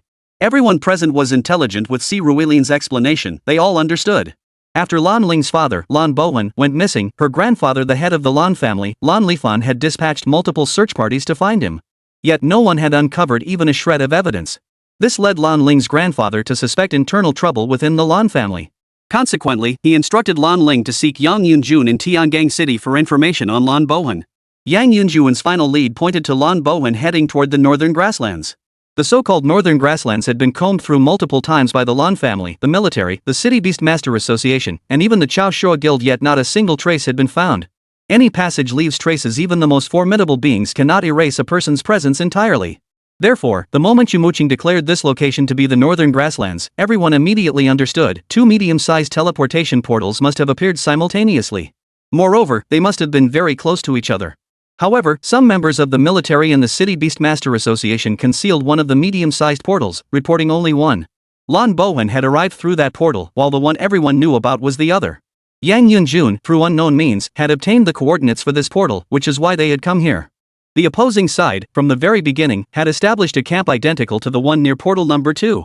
Only after confirming that Sea Rueline and his group were coming did they recruit mercenaries to pose as military and City Beastmaster Association personnel here. So from the very beginning, there was never any involvement from the military or the City Beastmaster Association. What a cunning plan! This way, even if we all vanished, our families wouldn't be able to trace our whereabouts. The realization sent a cold sweat down Fan Jingxi's back. She never imagined the enemy's trap could be so ingeniously crafted. Enough with the thoughts, let's deal with these things first. Seeing the stunned expressions around her, Yumo Qing had one more unspoken thought. Perhaps the secret realm was specifically designed as a trap for the next head of the Lan family. She recalled that before her death in her previous life, the demonic saint tier being had mentioned they could open portals smaller than large-scale ones. That meant it was possible there had originally been only one medium-sized portal. Lan Bowen had gotten wind of it and come here with his cousin. But along the way, someone had deliberately opened another medium-sized portal specifically to lure him into this place. Chapter 151, Worldview Shattered. Quack. Regardless of how Sea Rueline and his group felt about uncovering the truth, the Windwing dragons cared not a whit. As a wind-winged dragon perched at the highest point of the nest let out a cry resembling both a chicken and a duck, suddenly, hundreds of wind-winged dragons from all around plunged down the cliff. Seeing these wind-winged dragons, Lan Ling and the others' expressions turned grim. Most of these wind-winged dragons were platinum tier, with a few diamond tier individuals mixed in. At this level, only Si Ruelin and Lu Jiarqi could possibly stand a chance against them. The others were utterly useless burdens. Faced with over 100 beasts of this caliber, there was nowhere for them to hide. Witnessing this scene, Si Ruelin sighed. He had planned to keep these girls hidden for longer, but now it seemed he'd have to deploy some of them sooner than expected. With that thought, Si Ruelin waved his hand. Instantly, 7 enormous spiders materialized before the group. Everyone startled at the sight, but when they saw the spiders all turn their gaze towards Si Ruelin, they realized these were his tamed beasts. But that didn't add up. Si Ruelin already possessed 4 tamed beasts. Yumo Qing even knew of 5, an electric-type true dragon, 2 giant serpents, a 9-tailed fox, and she had once witnessed the Luo goddess. So how had 7 enormous spiders suddenly appeared now? Only then did the sharp-eyed among them notice that the beads Si Ruelin always wore on his wrist now had 7 of them, their colors having turned dull. Could these 7 spiders transform into the beads on his wrist? Witnessing this, Yumo Qing and the others murmured in astonishment. But this raised another question. They recognized these spiders too. The red ones were crimson flame fire spiders, the orange ones were warm sun orange spiders, the golden ones were golden radiance sacred spiders, the green ones were jade immortal spiders, the pink ones were cherry blossom mo spiders, the blue ones were deep sea blue spiders, and the purple ones were purple mist spirit spiders. The problem was, these spiders were all of average rank. At best, they were golden tier. Wasn't that a bit too weak for Si Ruelin? Especially Lu Ruetong. She alone knew these 7 spiders might have been captured by Si Ruelin during their expedition to that cult's secret realm. But what good would it do to release them now? Protect them. As the women pondered this, Si Ruelin spoke up. Then, in a single stride, he charged forward alongside Xiao Bai and Xiao Chang, striking at the windwing wyverns. Si Ruelin, come back. We still have a chance to escape. Seeing Si Ruelin charge directly at the windwing dragons, Yumo Qing and the others on this side cried out in alarm. Yet Si Ruelin seemed oblivious, as if he hadn't heard them. With a wave of his hand, a light drizzle began to fall from the sky. Witnessing this skill, Lan Ling couldn't help but feel a chill run down her spine. She knew immediately that this must be the rainmaking technique. She never imagined Si Ruelin could have mastered it in just a few days. While rainmaking wasn't exactly an advanced beastmaster skill, it certainly wasn't something one could master in just a few days. Seeing Lan Ling's stunned expression, Lu Jiarqi and Lu Ruetong, who knew some of the inside story, couldn't help but feel a tightening in their hearts. Their gazes towards Si Ruelin also turned astonished. They had already held him in high regard, yet they still underestimated him. But soon enough, they realized they had underestimated him far more than they could have imagined. Sure enough, after casting the rain summoning technique, Si Ruelin instantly flung his hands, sticking them to a nearby cliff face. With a powerful tug, he launched himself into the air, landing before a platinum tier windwing wyvern. Without giving the creature any time to react, he delivered a swift kick. A dull thud echoed as the dragon's head snapped around from the impact. Needless to say, its neck was snapped. It plummeted lifelessly to the ground, flapping its wings feebly in its death throes. Si Ruelin can instantly kill a platinum tier level 3 windwing dragon? Staring at the windwing dragon on the ground, everyone's faces were filled with shock. Especially Yumo Qing. During the graduation exam not long ago, Si Ruelin had taken on both her and her beastmaster. Though Si Ruelin had won, she had assumed he'd simply caught her off guard. If only she were stronger, she could defeat Si Ruelin himself. But now it seemed she had been utterly naive. Platinum tier beasts were defeated in an instant. With her silver tier and bronze tier beasts, and her own near non-existent combat prowess. Sometimes people were just too overconfident. Watch out. Just as Yumo Qing was berating herself, Fan Jingxi's voice suddenly rang out beside her. Following the direction of her voice, Yumo Qing saw that Si Ruelin, suspended mid-air, was now being targeted by a diamond tier windwing wyvern. It charged towards Si Ruelin at breakneck speed. Yet Si Ruelin remained unflustered, extending his right hand to instantly conjure a spiderweb-like defensive net before him. Astonishingly, his net withstood the diamond tier windwing dragon's full force strike. As the dragon tore through the net, Si Ruelin had already soared away to engage other platinum tier windwing dragons. The dragon, freed from the net, spotted Si Ruelin's retreat and immediately turned its gaze toward Wusong and the others below, charging toward them at full speed. Seeing the windwing dragon charging toward them, Lu Jiarqi could no longer stand idly by. She immediately unleashed her most powerful beast companion. Her innate beast companion. Was this Snow Moon Flower Beauty Goddess? Seeing the stunningly beautiful maiden Lu Jiarqi had summoned with long green hair, a floral crown, and an ice blue robe, Yumo Qing's pupils contracted sharply. The Snow Moon Flower Beauty Goddess, a being with genuine saint tier potential. Lu Jar. She had heard of it in her past life, but she truly had no idea that her innate beast spirit possessed saint tier potential. This information had never been made public, likely suppressed by Bakuta. Even if Bakuta had suppressed it, Lu Jiaerqi was still 7 or 8 years older than her. With talent no less than hers and even more terrifying potential. Why hadn't she attained the saint rank? Lu Jiaerqi was still alive when Yumo Qing died. Seeing this, she was utterly bewildered. Before she could process it, an even more bewildering event unfolded. The spiders guarding them had attacked. Chapter 152, Total Annihilation. Put. Just as the Diamond Tier Level 7 Windwing Wyvern lunged toward the group, the Crimson Spider and Flame Spider near Yumo Qing suddenly unleashed a torrent of fire. The flames were swift, fierce, and relentless. Beneath the light rain summoned by Sirueline, they instantly engulfed the Diamond Tier Level 7 Windwing Wyvern. The dragon barely had time to react before the flames engulfed it, turning it into a flaming roast chicken that plummeted from the sky. Witnessing this scene, everyone's pupils dilated and contracted repeatedly. This spectacle utterly shattered their worldviews, values, and perspectives on life. Well, truth be told, Sirueline had already shattered it pretty thoroughly from the start. Now, it was even more devastating. A single word echoed in their minds: unreal. How could a mere golden tier Crimson Flame Spider instantly kill a Diamond Tier Level 7 Windwing Wyvern? Why? They couldn't comprehend it. But what was even more incomprehensible was yet to come. As more Windwing dragons charged in, many targeted Lanling and her companions. At that moment, the other 6 spiders Sirueline had left behind began their own performance. Golden Radiance Sacred Spider, with a single open of its jaws, a flash of plasma erupted. Any Windwing dragon struck by this plasma faced certain death. The Jade Fairy Spider opened its mouth, unleashing a barrage of poisonous arrows. Similarly, any hit meant certain death. The Deep Sea Blue Spider also opened its mouth, firing streams of water arrows.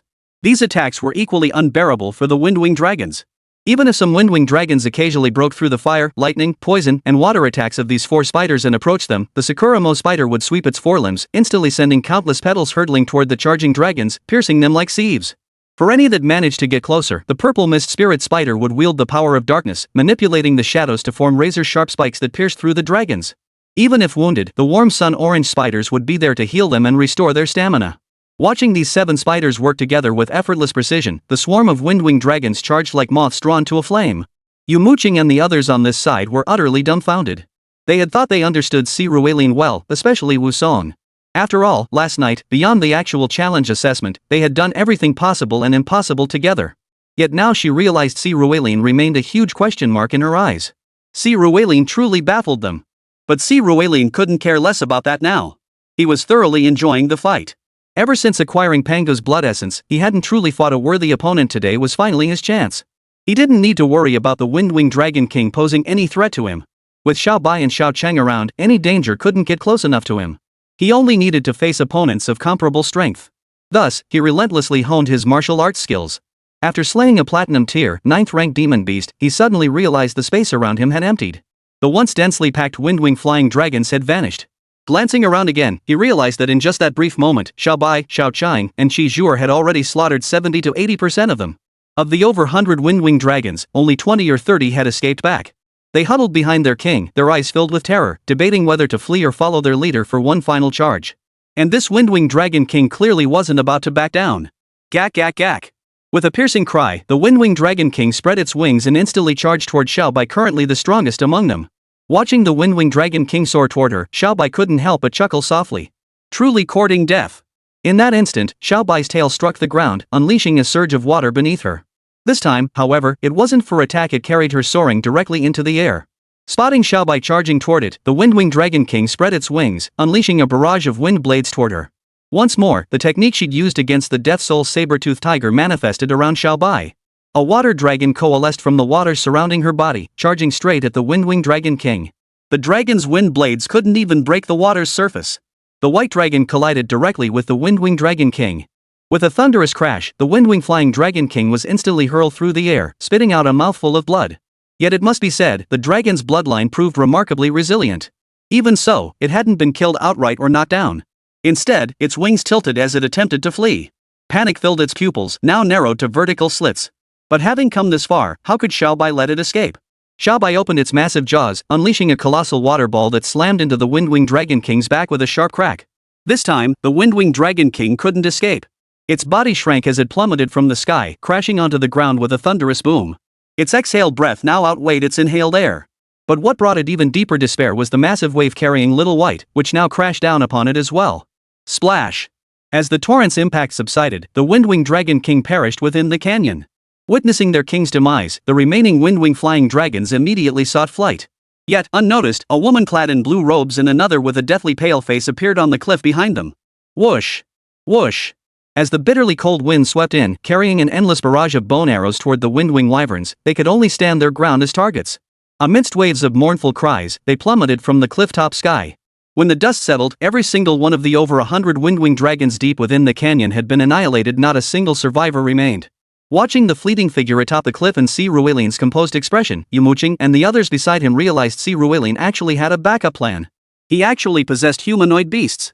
Yumo Qing knew Si Ruilin possessed a humanoid beast rider, but she had no idea he had too. She couldn't fathom just how powerful Si Ruilin had become now. His strength truly felt beyond comprehension. As for the other 5 girls besides her, their thoughts were far more straightforward. Even Lu Jiarqi now harbored a faint urge to sleep with Si Ruilin. Chapter 153, Jingwei. What's next? After confirming the nearby flying dragons were all wiped out, Si Ruilin recalled all his beasts and turned to the girls with a question. First, collect the souls of these Windwing flying dragons, then gather their eggs. You killed these Windwing flying dragons, so naturally both their souls and eggs belong to you. But I see you won't need all of them. Our Chao Shua guild will take a portion. Will pay you according to their grades. We, the Lan family, want a share too. Our Fan family wants a share too. And our Lu family too. I want a share too. I won't take any, but I'd like to contract 1 egg. Name your price.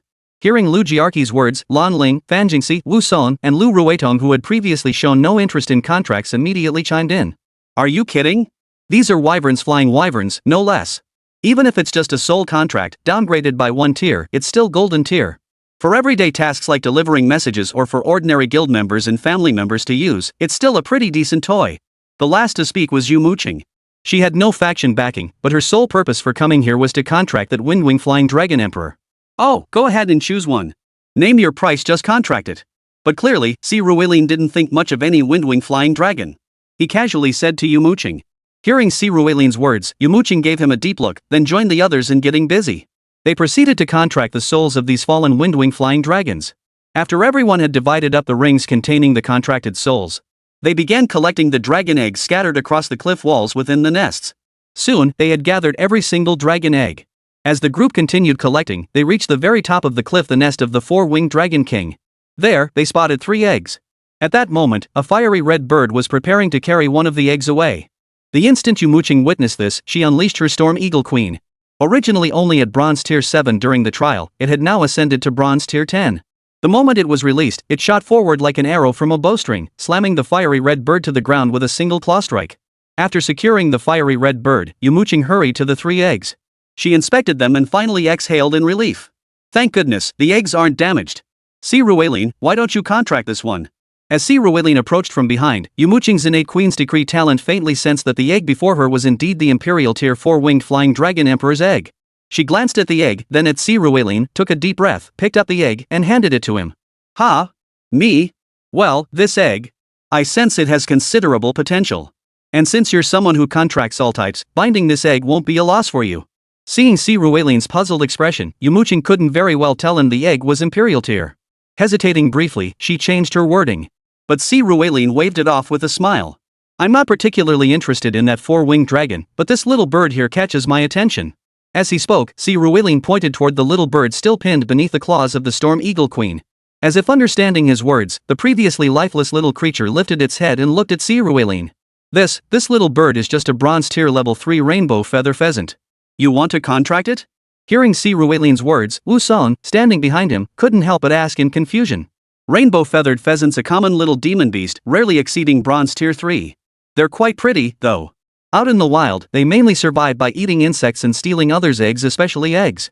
In the human world, however, many households kept them as pets. Yet almost no one would contract it. Yet at this moment, Si Ruilin felt his mythic contract pulsing violently. Little one, would you like to follow me? If not, you'll die, you know. Gazing at the little creature, Si Ruilin spoke with a smile. Chirp, chirp. Upon hearing Si Ruilin speak, the little creature clearly understood his words. It began chirping frantically, nodding its head in agreement. Release it. I want to bind it. Hearing its cries, Si Ruilin addressed Yumo Qing. Upon hearing his words, Yumo Qing gave him a deep look. She truly found him more and more baffling. Why would he pass up the opportunity to contract a royal tier 4 winged flying dragon emperor and instead insist on contracting a rainbow feathered pheasant? But never mind. Since Si Ruelin wanted it himself, she couldn't really say much. She gave the storm eagle queen a subtle nod. The queen eagle released its claws, and the rainbow feathered pheasant obediently approached Si Ruelin. What followed was straightforward. Si Ruelin pricked his finger and selected the contract. The next second, a hexagram appeared on the rainbow feathered pheasant's body. Simultaneously, the contract was sealed. However, Si Ruelin didn't let it linger outside for long, as it wasn't yet appropriate for it to appear here in human form. Instead, he transformed it into a bead and placed it on his wrist. Seeing Si Ruelin actually place the beast on his wrist, the women exchanged glances. Indeed, Si Ruelin had a secret, and a very big one at that. Naturally, they wouldn't reveal this secret to others. First, if word got out, even if someone wanted to target Si Ruelin, with the strength he demonstrated, he now possessed a certain capacity for self-defense. If anything happened to Si Ruelin, they would be the ones in trouble. Moreover, the most crucial point was that at this moment, the relationship between these girls and Si Ruelin was still quite. Regardless of their thoughts, Si Ruelin was quite pleased as he examined the attributes of this newly tamed little creature. He was genuinely curious who was the template for this little creature. Name, Jingwei. Race, bird beast. Gender, female. Attribute, wind. Rank, bronze tier 3. Potential, god tier. Combat power, silver tier 5. Jingwei? Is this the very Jingwei I've poured all my hopes and love into, the one who never understood? Seeing the attributes of this little bird before him, Si Ruelin's eyebrows involuntarily arched. Chapter 154, The Local. Sigh, I really can't figure you out. Since that's the case, I'll contract this egg. Watching Si Ruelin contract a little bird and seem quite pleased about it, Yumo Qing couldn't help but shake her head. She truly couldn't fathom Si Ruelin. She knew how much resolve it had taken her to give this imperial tier windwing flying dragon egg to Si Ruelin. All she could say was that Si Ruelin was ungrateful. Fine. Some of his golden tier spiders were stronger than his royal tier ones. She was curious to see just how powerful he could make this little bird. With that thought, Yumo Qing turned her gaze to the egg before her. There was nothing more to say. She pricked her finger and established the contract. As the contract entered the windwing wyvern egg, a series of cracking sounds echoed. The eggshell slowly began to split open. With a sharp crack, the shell shattered completely, and a tiny windwing dragon emerged from within. The moment everyone, including Si Ruelin, saw it, their eyes widened in astonishment. For they all saw a small red fleshy growth on the windwing dragon's nose within the eggshell. Don't underestimate this growth. It signified that this windwing wyvern had undergone atavism. As everyone knew, windwing wyverns could only reach the king tier level at best. But if one reverted to its ancestral form, it would at least attain the emperor tier level, or even the sovereign tier level. At this realization, the gazes they cast toward the other two eggs in the nest shifted. Yet for the moment, they hesitated to act rashly. While a regressed windwing wyvern was indeed a rare find, there was one crucial point.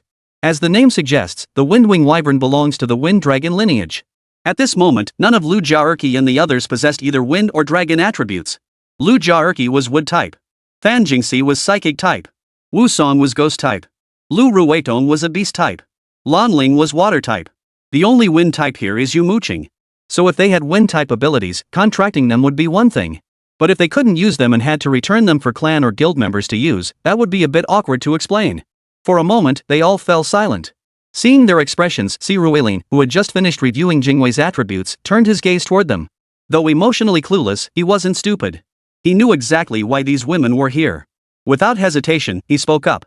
If you don't contract them, these two eggs will go to Fan Jingxi and Lu Ruitong. Thank you. I knew it. Love you to death. Hearing Si Ruelin's words, Lu Ruitong and Fan Jingxi exclaimed excitedly. Fan Jingxi especially jumped over to Si Ruelin's side and planted a loud kiss on his cheek. Seeing Fan Jingxi's gesture, Lu Ruitong, who had been in a good mood, suddenly felt a bit put out. Just as she was considering whether she should go kiss him too, Yumo Qing suddenly spoke up. Alright, the egg's ownership is settled. You guys should take it with you quickly. We came here to find information about Senior Lan's father, right? How are we going to proceed now? Hearing Yumo Qing's words, everyone snapped out of their state of dividing the spoils. After all, their primary purpose in coming here was to uncover the whereabouts of Lan Ling's father. Simple, someone suggested. Just ask a local.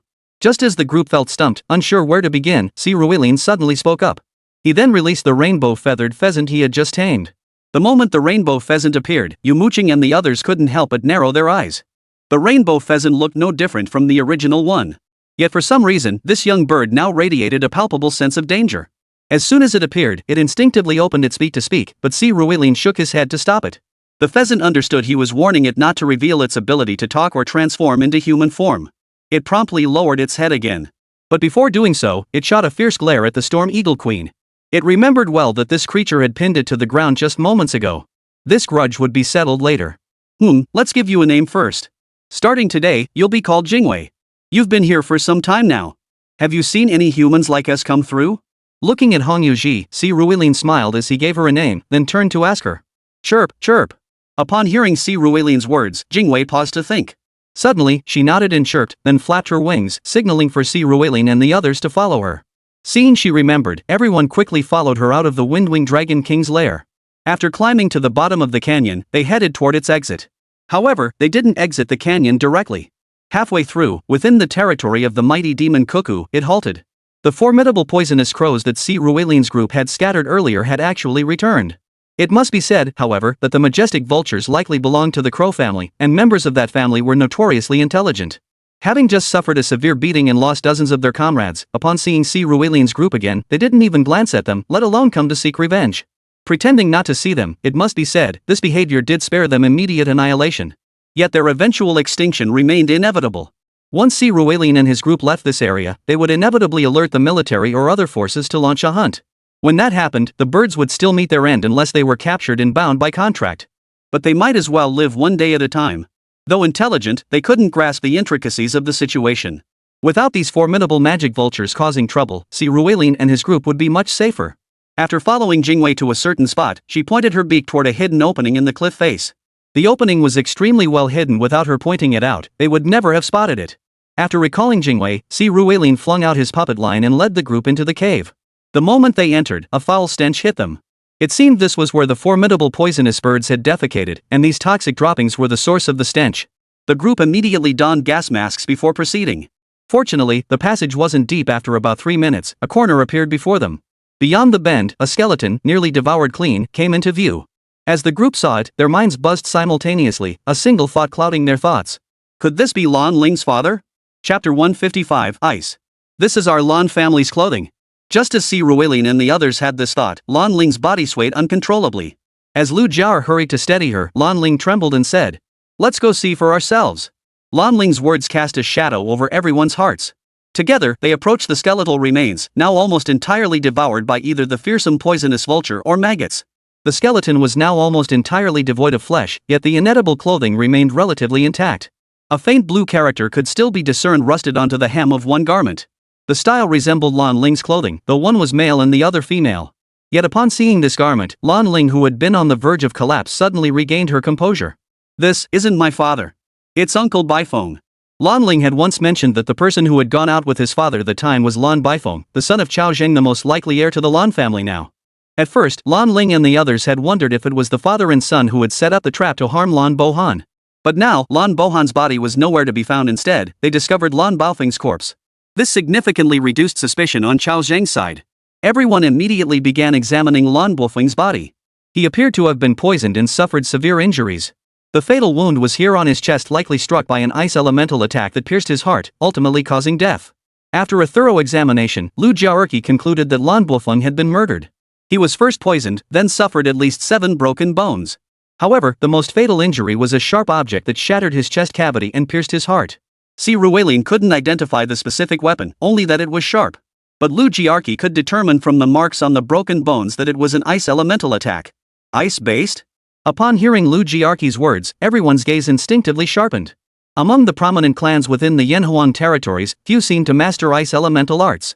Among the 7 great clans, the Longxi Qin clan, now led by Chairman Qin Hong, specializes in rock type. The Jiangnan Xiang clan excels in beast type. The Central Plains Pang clan masters fire type. The Northern Shan clan wields metal type. The Jin Ling Fan clan controls earth type. The Southwest Xie clan handles poison type, and the Frontier Lan clan commands water type. Of course, this is an absolute. Take Fan Jingxi, for instance. She wields psychic powers. What element each individual awakens is predetermined by fate. However, a family's familiarity with a particular element allows its members to access more resources. Take Fan Jingxi's sister, Fan Jingxian. She specializes in earth magic. Among the 4 major guilds, the Starry Sky Guild and the Dawnbreak Guild are both comprehensive, excelling in various disciplines. The latter two, Heavenly Palace and Sunluo Realm, possess everything. Especially the Celestial Palace. Their base lies within the Kunlun Glacier, and they excel in ice elemental beast taming. At this thought, everyone's gaze grew heavier. "Look here." Just then, Lu Ruitong suddenly called out. Following the direction she pointed, the group noticed a small character carved not far from Lan Wolfeng's body. Even without close inspection, it was clear, the character for ice. The moment Lan Ling saw that character, his expression grew even more grave. This is my father's handwriting. I wouldn't mistake it. It seems your father might be safe for now. After all, he's the future head of the Lan family. A living father is far more valuable than a dead one. It's highly likely they lured your father and uncle into this place. Of course, it could also be a trap set by your uncle and Xiao Zhang they lured your father in. But if that's the case, Xiao Zhang is ruthless beyond belief. He'd kill his own son without hesitation? And still continue collaborating with the enemy? Regardless, they killed your uncle and captured your father. Before being taken, your father left this mark as a clue. But where exactly does the ice point to? Listening to Lan Ling's words, Lu Jiaerqi murmured softly to himself. I find it hard to believe the Celestial Palace would do such a thing. Hearing Lu Jiaerqi's words, almost everyone instinctively thought of the Celestial Palace. After all, the Celestial Palace was the guild most skilled in ice magic, and its location on the Kunlun Glacier seemed to align perfectly with the ice in the mark. But Yumo Qing shook her head, insisting it couldn't be Kunlun Heavenly Palace. She remembered clearly that Kunlun Heavenly Palace was above suspicion. Before her death, they had been fighting on the front lines against the demons. Moreover, she maintained a good relationship with Yibingfang, the young master of Heavenly Palace. She knew for certain that Heavenly Palace would never do such a thing. It wasn't that she suspected the Celestial Palace itself. Despite the long-standing friction between our Chao Shua Guild and the Celestial Palace, she wouldn't go so far as to assume they'd sided with the demons to harm the future heir of the Lan family. But the character being left by Uncle Lan, it's highly likely connected to them. Why don't we go take another look? Hearing Yumo Qing's words, Lu Jiaerqi spread his hands and spoke up. Hearing her words, the others exchanged glances before nodding in agreement. This was the only course left. Having finally uncovered a lead concerning Lan Ling's father, they had to pursue it further. Lan Ling immediately retrieved a spare sleeping bag from his spatial storage and placed Lan Wolfeng's remains inside. These, of course, had to be brought back. The group then descended the cliff and continued their journey out of the canyon. Compared to their journey here, the return trip weighed much heavier on their hearts. On one hand, Lan Ling had found concrete information about her father, a positive development. On the other hand, it confirmed the news of her uncle's death, which was bad news. Thus, the group was filled with mixed emotions. Of course, Lan Ling bore the heaviest burden of these feelings. Si Ruelin and the others were doing better, especially Yumo Qing. She had achieved her primary objective on this journey, acquiring the Windwing Flying Dragon Queen. Now, her core team boasted 3 such creatures. For the next few years of college, she wouldn't need to go out searching for new beasts. She could focus on training these 3. By graduation, they would reach platinum rank, and she herself would reach advanced rank or higher. Then, following her plan, she could prepare to tame her first beast with Saint Tier potential. After that, she would head to the Naga capital and elevate the Storm Naga to Saint Tier. After that, everything would naturally flow smoothly, allowing her to reach the position she held in her previous life even sooner. However, I had originally thought that in this life, I would attain the Saint rank even earlier than in my previous one. But who could have known that Si Ruelin would also undergo a transformation? What lies ahead is truly uncertain. Glancing at Si Ruelin beside her, a flicker of conflict crossed Yumo Qing's eyes. Chapter 156, Complex Feelings. Following the path they had come, Si Ruelin and the others made their way back toward the canyon exit. When they first stepped out of the canyon, it was barely past 2 in the afternoon. Yet none of them felt like leaving. The exhaustion of recent days, coupled with the newly received news, compelled everyone to rethink their approach and formulate a new strategy. Thus, they collectively decided to rest one more night at the hot springs before departing the following day. They erected their tents at yesterday's campsite. During dinner, however, Si Ruelin no longer needed to find excuses to feed his beasts separately. Instead, he openly summoned all his beasts. Of course, they appeared in their true forms. Kang Jin Long, Xiao Bai, Xiao Qing, the 7 little spiders, Sudaji, and the newly acquired Jingwei were fine. These beasts were animals in their true forms, and the others had seen them before. When the others saw Luoshan and the White Bone Lady, many sucked in a sharp breath. Of course, their reaction to Luoshan stemmed from awe at her beauty. They were no strangers to beauty, they themselves embodied it.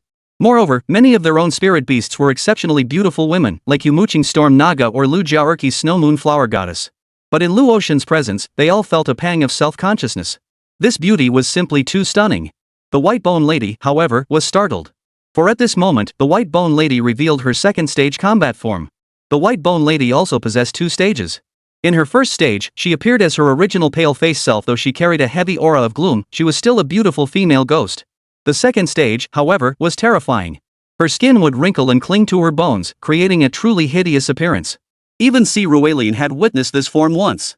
He wondered if she was deliberately revealing it now to frighten Yumo Qing and the others, or what her purpose was, but she had indeed exposed this aspect of herself.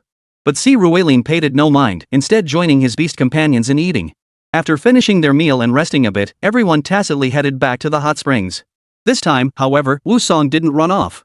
When she claimed she needed to use the restroom, Lu Ruetong accompanied her. Thus, Wu Song could only dawdle around, actually using the restroom once before returning to the women's bathing area. Without Wu Song around, Si Ruilin relaxed as usual. And while relaxing, he caught his first glimpse of Jingwei's human form. Needless to say, Jingwei was stunningly beautiful in human form. Standing about 5 feet 6 inches to 5 feet 7 inches, she had a small, round face and sparkling eyes that made her look utterly endearing. It made sense as the daughter of the Flame Emperor, Jingwei's beauty was bound to be exceptional. After briefing the spirits and beast tamers on the current world situation, they helped Si Ruilin unwind. Refreshed and lighthearted, he returned to camp just as Yumo Qing and the others arrived back. After a simple dinner, everyone retired to their tents to rest. Though everyone had slept well the previous night, the fatigue accumulated over recent days clearly couldn't be fully recovered in just one night. Especially after receiving news about Lan Ling's father today. While Si Ruilin didn't know about the others, he himself was quickly drifting off to sleep. But just as he was drifting off, he suddenly heard footsteps outside his tent. The sound instantly jolted him awake. Who? It's nothing, just that young lady surnamed Wu. Just as Si Ruilin was about to summon his beast guardian for defense, the voice of the white bone lady suddenly reached his ears. Wu Song? Hearing the white bone lady's words, Si Ruilin glanced outside his tent with some confusion. Sure enough, moments later, the tent zipper slid open, and Wu Song's adorable little face peeked inside. When she caught Si Ruilin's puzzled gaze, she couldn't help but smile. She quickly slipped inside and zipped the tent back up. Why aren't you sleeping? What are you up to? Seeing Wu Song plunge straight into his arms the moment she entered, Si Ruilin asked with a puzzled expression. Hearing his question, Wu Song grinned and leaned closer. I've heard that guys, especially guys like you who've had their fill, have pretty big needs every day. I didn't come over when you were showering today. Did you take care of yourself? Wu Song asked, lowering her voice as she looked at Si Ruilin. No, I didn't. Si Ruilin shook his head at Wu Song's question. He wasn't lying, he really hadn't taken care of himself. But Wu Song didn't care about that. Hearing Si Ruilin's response, she immediately grinned and leaned in closer. Watching her move, Si Ruilin could only lie back down helplessly.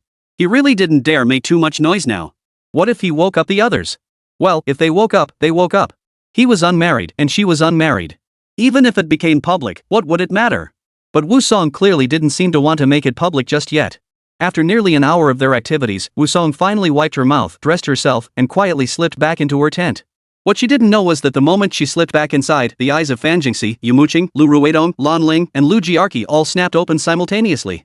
Yesterday at the hot springs, with the wood blocking their view and the sound of water, they might not have heard anything. But today, the distance between their tents was less than 2 meters.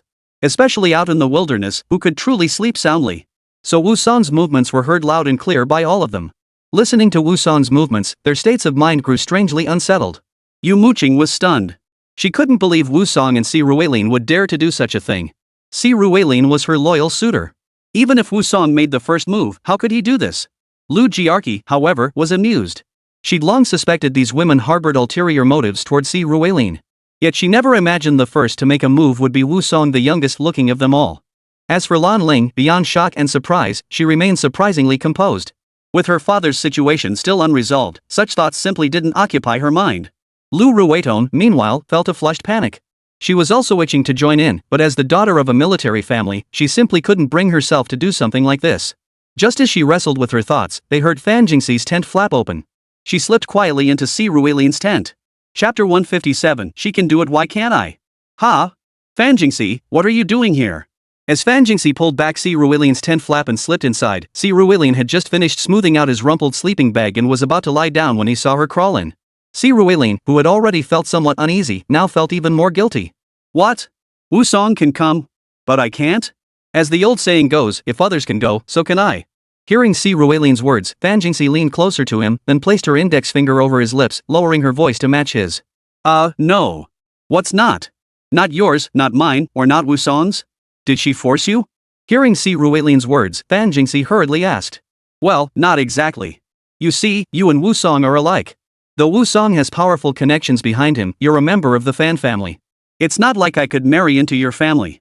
Si Ruilin looked at Fan Jingxi and said solemnly. The reason he hadn't refused Wu Song was, first, because the arrow was already on the bowstring, he had no choice but to shoot. That was the main reason. The second point was something he'd only thought of afterward. That was the bloodshed alliance behind Wu Song. Unlike a family, it didn't require direct lineage. As long as one was powerful enough, it wouldn't matter if Wu Song left the Bloodshed Alliance. But Fan Jingxi was different. She was born into the Fan family and would die as its ghost. Even if she became powerful enough, it would be difficult for her to break free from the Fan family. Yet upon hearing Si Ruilin's words, Fan Jingxi suddenly smiled. "Tell me," she asked, "would you abandon me?" Seeing Fan Jingxi's earnest expression, though nothing had happened between them yet, Si Ruilin shook his head firmly. He simply wasn't that kind of person. Then it's settled. If you were merely someone with potential to reach the king or emperor tiers, if you could only achieve high tier or sovereign tier combat strength by graduation, then I wouldn't touch you. Even if I were to be with you, it would require my family's consent. This is for your own good, and for mine. But the problem now is that you already possess king tier combat strength. By the time you graduate, even if you're still at the king tier, you'll already have the standing to speak with our family as equals. By then, this mere second daughter of the main branch won't amount to anything. Or is it that you actually prefer my sister? Or perhaps you want both me and my sister to marry you? Raising an eyebrow, Fan Jingxi smiled as she leaned closer to Si Ruilin. Hearing her words, Si Ruilin looked at her somewhat speechless. He was already at a loss when facing Fan Jingxi alone, adding Fan Jingxian to the mix? Well, that would be something. Watching Si Ruilin's dazed expression, Fan Jingxi thought for a moment before leaning in herself. After a long while, the two finally pulled apart. Blushing, Fan Jingxi retreated to the doorway. "So you're really interested in my sister too? Well, I'll have to help her test you out, see if you're all show and no substance. Just now, I thought I saw Wu Song's shadow. I don't quite understand. Teach me." Her face flushed with embarrassment, Fan Jingxi's gaze darted nervously as she spoke to Si Ruilin, her voice growing fainter. Yet in the quiet tent, her words rang out with startling clarity. Faced with Fan Jingxi's request, Si Ruilin could only sigh in resignation. He had no other choice. Teach her, then. One sheep to herd, two sheep to tend. As for who'd end up dominant or submissive, well, that was for them to figure out. As for his own beast companions, that was another problem altogether. And so, another hour slipped by unnoticed. After Fan Jingxi returned to her tent, satisfied, Si Ruilin glanced at the time. Well, it was his turn for night watch, might as well stay awake. Changing into fresh clothes, he unzipped the tent to air out the musty smell inside. He then walked straight to the fire pit, casually pulling a cob of corn from his wristband and skewering it on a stick to roast. After all, he'd lost quite a bit of energy earlier and needed to replenish it. But before the corn was done, he suddenly heard the sound of a tent zipper opening behind him. Now somewhat on edge, he immediately looked over and saw Yumo Qing emerging from her tent. "What? Disappointed to see it's me?" Seeing Si Ruilin merely glance at her before turning away, Yumo Qing couldn't help but raise an eyebrow. She plopped down beside him and asked about the incident she'd witnessed. Honestly, Si Ruilin was way too reckless. Did he let any woman into his tent?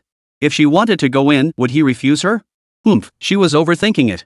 But right now, Yumo Qing was genuinely annoyed. "No way. I was just curious. You still have 2 hours before your watch. Why did you come out?" Hearing her words, Si Ruilin gave an awkward laugh. The rotation had been set on the very first day they entered the snowy terrain. Each person only had to stand watch for 1 hour each night. Only one person would take an extra 2-hour shift, and this person rotated daily. Day 1 was Lu Jiarqi, Day 2 was Wu Song, Day 3 was Fan Jingxi, Day 4 was Si Ruilin, Day 5 was Lu Ruidong, Day 6 was Yumo Qing, and Day 7 was Lan Ling. The watch schedule followed this exact rotation. This arrangement ensured everyone got 6 to 7 hours of sleep each night. After lunch, they could also catch a short nap, guaranteeing everyone had ample energy. Si Ruilin was on watch now, with Lu Ruidong scheduled before Yumo Qing. "Nothing much. I just sometimes find myself thinking about the past." "The past?" Si Ruilin frowned. "We haven't even spoken in years. Are you talking about elementary school? What's there to reminisce about?" Watching Yumo Qing, who was lying on his lap staring at the fire, Si Ruilin couldn't help but say with some confusion. What good memories could they possibly have from these past few years? Hearing Si Ruilin's words, Yumo Qing couldn't help but roll her eyes at him. This guy really knew how to kill the mood. And the memories she spoke of weren't from their present past, but from their past lives. Back then, she was the captain of the Star Guild's first combat squad, and Si Ruilin was a member of her transport squad. After every portal raid, he'd always be the first outside the portal, handing her drinks and warm towels. Back then, she hadn't known how to cherish it, consumed only by proving herself. Looking back now, that might have been her sweetest memory with Si Ruilin. And it was a memory she cherished alone. Chapter 158, Return to the Northern Desert. "I'm going back to sleep." Seeing Si Ruilin's flustered expression, Yumo Qing couldn't help but roll her eyes at him. She turned to head toward her tent, but before leaving, she snatched the corn Si Ruilin was roasting from his hands. "Hey, it's not done yet." Watching Yumo Qing's actions, Si Ruilin muttered in exasperation. Hearing him, Yumo Qing gave a light snort and strode back to her tent. But just as she zipped it up, she yanked the zipper open again, spitting out the corn kernel she'd been chewing and tossing the half-cooked cob aside. While raw corn is edible, half-cooked corn is definitely not tasty. It really wasn't cooked through. Humph, didn't believe me, did you? Really? Shaking his head, Si Ruilin retrieved another cob and began roasting it anew. By the time he finished eating, it was Lu Ruetong's turn to take over the night watch. But Lu Ruetong seemed off tonight. After stepping out of the tent, she barely dared to look at Si Ruilin and stammered awkwardly whenever he spoke to her. Si Ruilin assumed she was still half asleep and didn't think much of it. After returning to his own tent, he lay down to sleep. The night passed without incident, and before they knew it, the next day arrived. Upon waking the next morning, Si Rueishuan noticed everyone seemed off. Si Ruilin understood Lan Ling's unease. After all, she'd just discovered information about her father. She had too much to process. Fan Jingxi and Wu Son's peculiar moods were understandable too. But Si Ruilin couldn't quite figure out why Lu Ruetong and Yumo Qing seemed off. And then there was Lu Jiarqi. The mocking look in her eyes when she glanced at him left Si Ruilin thoroughly baffled. The team's tacit understanding remained intact. After packing their belongings, they continued advancing toward another direction within the secret realm. Since the path they'd come from was too distant, taking an alternate route would allow them to leave the secret realm sooner. Of course, there was the hassle of having to clear out the demon beasts again. But to Si Ruilin, this was no problem. It provided the perfect opportunity for Ao Ran and Jingwei to level up. It took another 4 days of travel before they finally reached the edge of the secret realm. During these nights, lacking proper resting spots, Wu Song and Fan Jingxi refrained from seeking out Si Ruilin. This eased the previously tense atmosphere within the team considerably. Thus, as they reached the entrance of the secret realm, they stepped out together. With a shift in the scene, they found themselves back at the entrance, surrounded once more by snow and desolation. The corpses of the fake soldiers and fake City Beastmaster Association members they had discarded in the snow had long since been carried off by wild dogs and wolves. Only traces of blood remained, bearing witness to their former presence. You all head back to our original room to rest. I'll contact the military and my master. Tightening her clothes, Lu Jiaerqi spoke up. She knew these procedures well, so Si Ruilin and the others didn't interfere. Watching Lu Jiaerqi and Lan Ling head toward the large central building of the camp, Si Ruilin and the others returned to the dormitory room where they had slept. After rekindling the fire and restoring warmth to the space, they crossed their legs on the heated bed and began taking turns bathing. They washed away the grease from their hair, the grime from their bodies, and the dead skin accumulated over the past days. Just as they were resting, Lu Jiaerqi and Lan Ling returned. Just as they had surmised, within the secret realm, there were indeed 2 separate realms. The 2 realms shared the same longitude, yet differed by 0.1 degrees in latitude. Never underestimate that 0.1. On Earth, a 0.1 degree difference equates to 11,132 meters 11 kilometers. But in this world hundreds of times larger than Earth, that same 0.1 degree discrepancy meant a staggering distance of over 100 kilometers. When Lu Jiaerqi reported this information to her master and the military, both sides were visibly stunned. Needless to say, both the military and her master immediately realized there was a mole who had concealed one of the 2 simultaneously appearing portals. This explained why Lan Bohan had been ambushed, and why the numerous agents dispatched by the Lan family had found no trace whatsoever. The military and the Chao Shua Guild immediately dispatched personnel to take control of this portal. Judging by the timing of Lan Ling's father's disappearance, this portal had either appeared simultaneously with the other one or shortly before it. In other words, this portal was also nearing collapse. Although Si Ruilin had slain the Soul King tier beast within the portal, the remaining demon beast still posed a grave threat. Failing to eliminate all the beasts would spell disaster for the region, so the response was swift. Less than 5 minutes after Lu Jiaerqi and Lan Ling finished bathing, the sound of a helicopter echoed outside. As it landed, military personnel immediately secured the area. By the time the main force arrived that night, the situation here was effectively stabilized. That night, Si Ruilin and his group slept at the camp again, though this time they avoided the crowded communal beds. Of course, this primarily referred to Si Ruilin. The communal bed was still occupied by the 6 women, while Si Ruilin went to another room to sleep alongside some of the soldiers. Thus, after a single night, regardless of how the military would later study this portal, Si Ruilin and his group set off on their return journey. Their journey there had taken 6 days, but the return trip was considerably faster, as the military personnel escorted them part of the way on snowmobiles. By the time they reached Lu Jiaerqi's vehicle, only 4 days had passed. Though it was already late when they arrived, everyone conscientiously refrained from complaining of fatigue. They boarded the vehicles in orderly fashion. After confirming the vehicles were in working order, the group set off toward Mo Bay City. They didn't reach Mo Bay City until after 10 o'clock at night. Immediately upon arrival, everyone hurried to their rooms to rest. Although they had bathed today, it was clear that for Wu Song, Fan Jingxi, and the others, tonight was not the right time for a nighttime raid on Si Ruilin. Exhaustion had overcome them all, and they slept soundly. The next day, everyone slept until past 10 before dragging their weary bodies out of their rooms. Seeing each other's disheveled states, they couldn't help but laugh. After living together for over 20 days, the bonds between them had grown even stronger. Especially Wusong, Fanjingxi, and Si Ruiling. Yes, they've definitely grown closer. Chapter 159, Detour to Kunlun. Got it. I'll see how things go for the new year. That's all for now. Who is it? Your mom calling you home for the new year? As everyone gathered in the dining hall for brunch, Yumo Qing's phone rang. After a few casual words, she hung up. Lu Ruetong then turned to her with a curious look. Si Ruiling and the others had their vacation starting January 6th. They set out on the 8th, spent 6 days trekking through the snow, and remained in the secret realm for 11 days total. After emerging, they rested for 1 day before taking 4 days to return to the northern desert. In other words, their entire expedition had taken 22 days. Today was already January 30th, leaving only 7 days until the new year. It wasn't just Yumo Qing. Everyone except Si Ruiling had received calls asking if they planned to return home for the holiday. Even Lanling was no exception. But now that they finally had a lead on her father, Lanling knew she wouldn't be able to enjoy the holiday if she returned home without searching first. That's why she refused to go back. And if she wasn't going back, Lu Jiarqi wouldn't be going back either. Si Ruiling's mission wasn't complete yet, so naturally he wouldn't be going back either. If Si Ruiling wasn't going back, it seemed like the others weren't planning to go back either. But I'm not really in the mood to go home for the new year either. Glancing at Wusong and Fanjingxi beside her, who were both trying their hardest to persuade her to return home, Yumo Qing spoke up at that moment. Sigh, going home for the new year is so much more comfortable. Why are you here suffering with us? Exactly. Seeing that Yumo Qing still showed no intention of leaving, Wusong and Fanjingxi chimed in. Poof. Then why aren't you two going home for the new year? She shot Wusong and Fanjingxi a dismissive look. The moment those two girls turned their backs, she knew they were up to no good. If they got rid of her, wouldn't they run wild? Us too? We're sticking with Si Ruiling. Wherever he is, that's where we'll celebrate the new year. As Yumo Qing spoke, Fanjingxi stole a glance at Wusong. She wasn't sure if Wusong knew about her and Si Ruiling's relationship, but seeing no reaction from him as she said this, she breathed a sigh of relief.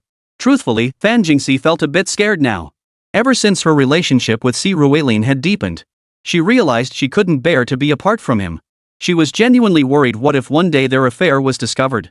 What if Wusong forced him to choose between her and her? On one hand, she absolutely refused to give up Si Ruiling. On the other, she didn't want to abandon Wusong either. After all, their shared adversary over the past 6 months had forged a bond of camaraderie between them. Pretending ignorance had become the best way for them to coexist. What Fanjingxi didn't know was that Wusong felt exactly the same way. Fine, if we don't go home for the new year, then so be it. We've gone home every year. Now that we're finally grown up and have something serious to focus on, skipping it this year is no big deal. Besides, there were still 7 days left before the new year. What if they found Uncle Lon within that time? Then they could each return to their own families. Right now, we should focus on figuring out what to do next. Seeing Fanjingxi and Wusong's peculiar expressions, Lu Jiarqi chimed in with a grin. Hearing her speak, everyone turned their gaze toward her. What we can probably confirm now is that Uncle Lon must have gone to the Kunlun Glacier. Though it's unclear whether he was taken away or discovered a mole within the clan and went to investigate secretly. That must be his destination. Getting from here to the Kunlun Glacier is relatively close, a half-day flight to Tianning City, then another half-day drive. But the Kunlun Glacier is vastly larger than this area. Searching for Uncle Lon there would be like looking for a needle in a haystack. Looking around at everyone, Lu Jiarqi began to analyze the situation. We could ask the Heavenly Palace for help. I remember their people, though a bit eccentric, they're generally decent. Hearing Lu Jiarqi's words, Yumo Qing couldn't help but speak up. Pfft, how many Heavenly Palace people have you even met? Those folks are notoriously difficult to deal with. Their temperaments are like that stinking dog frozen for thousands of years, smelly, stubborn, and cold as ice. Rarely showing contempt, Lu Jiarqi shot Yumo Qing a disdainful glance before retorting. Hearing Lu Jiarqi's words, Yumo Qing looked at her with some confusion. Over these past 20-odd days, Lu Jiarqi and Lan Ling had been the ones who'd gotten along best with Yumo Qing. Being snapped at by Lu Jiarqi today was truly unexpected. Don't take it personally. She's not targeting you, but the Celestial Palace. The Celestial Palace, the Lan family, and the Chao Shua Guild have had terrible relations for generations. No, absolutely dreadful. Rarely seen. Lu Ruetong pulled Yumo Qing aside and whispered to her at this moment. According to her account, both the Celestial Palace and the Chao Shua Guild had originally been affiliates of the Lan family. It made sense, dynasties came and went, but the great clans endured.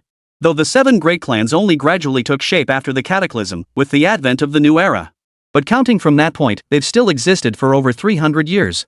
The Lan family, though not quite as ancient, had endured 7 generations over 2 centuries.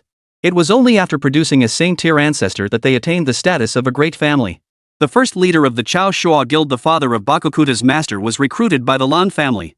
After growing powerful, this patriarch broke away to establish a 3rd-tier guild. It wasn't until Bakukuta's master ascended to the imperial tier that the guild rose to prominence. He elevated the third-tier guild to a top-tier second-class guild. Then Bakukuta transformed the Chao Shua guild into a first-class guild. The Lan family played a significant role in all these advancements. Thus, the two families could be considered as close as kin, maintaining generations of friendship and exceptionally good relations. The Celestial Palace, however, was an entirely different story. Though nominally a guild, it had originally been a noble house bearing the surname Yi. Over 90 years ago, for reasons unknown, it went to war with the Lan family.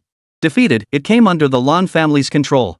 It wasn't until 40 years ago that the previous ruler of the Celestial Palace, wielding imperial tier cultivation, broke free from the Lan family's control and established the Celestial Palace.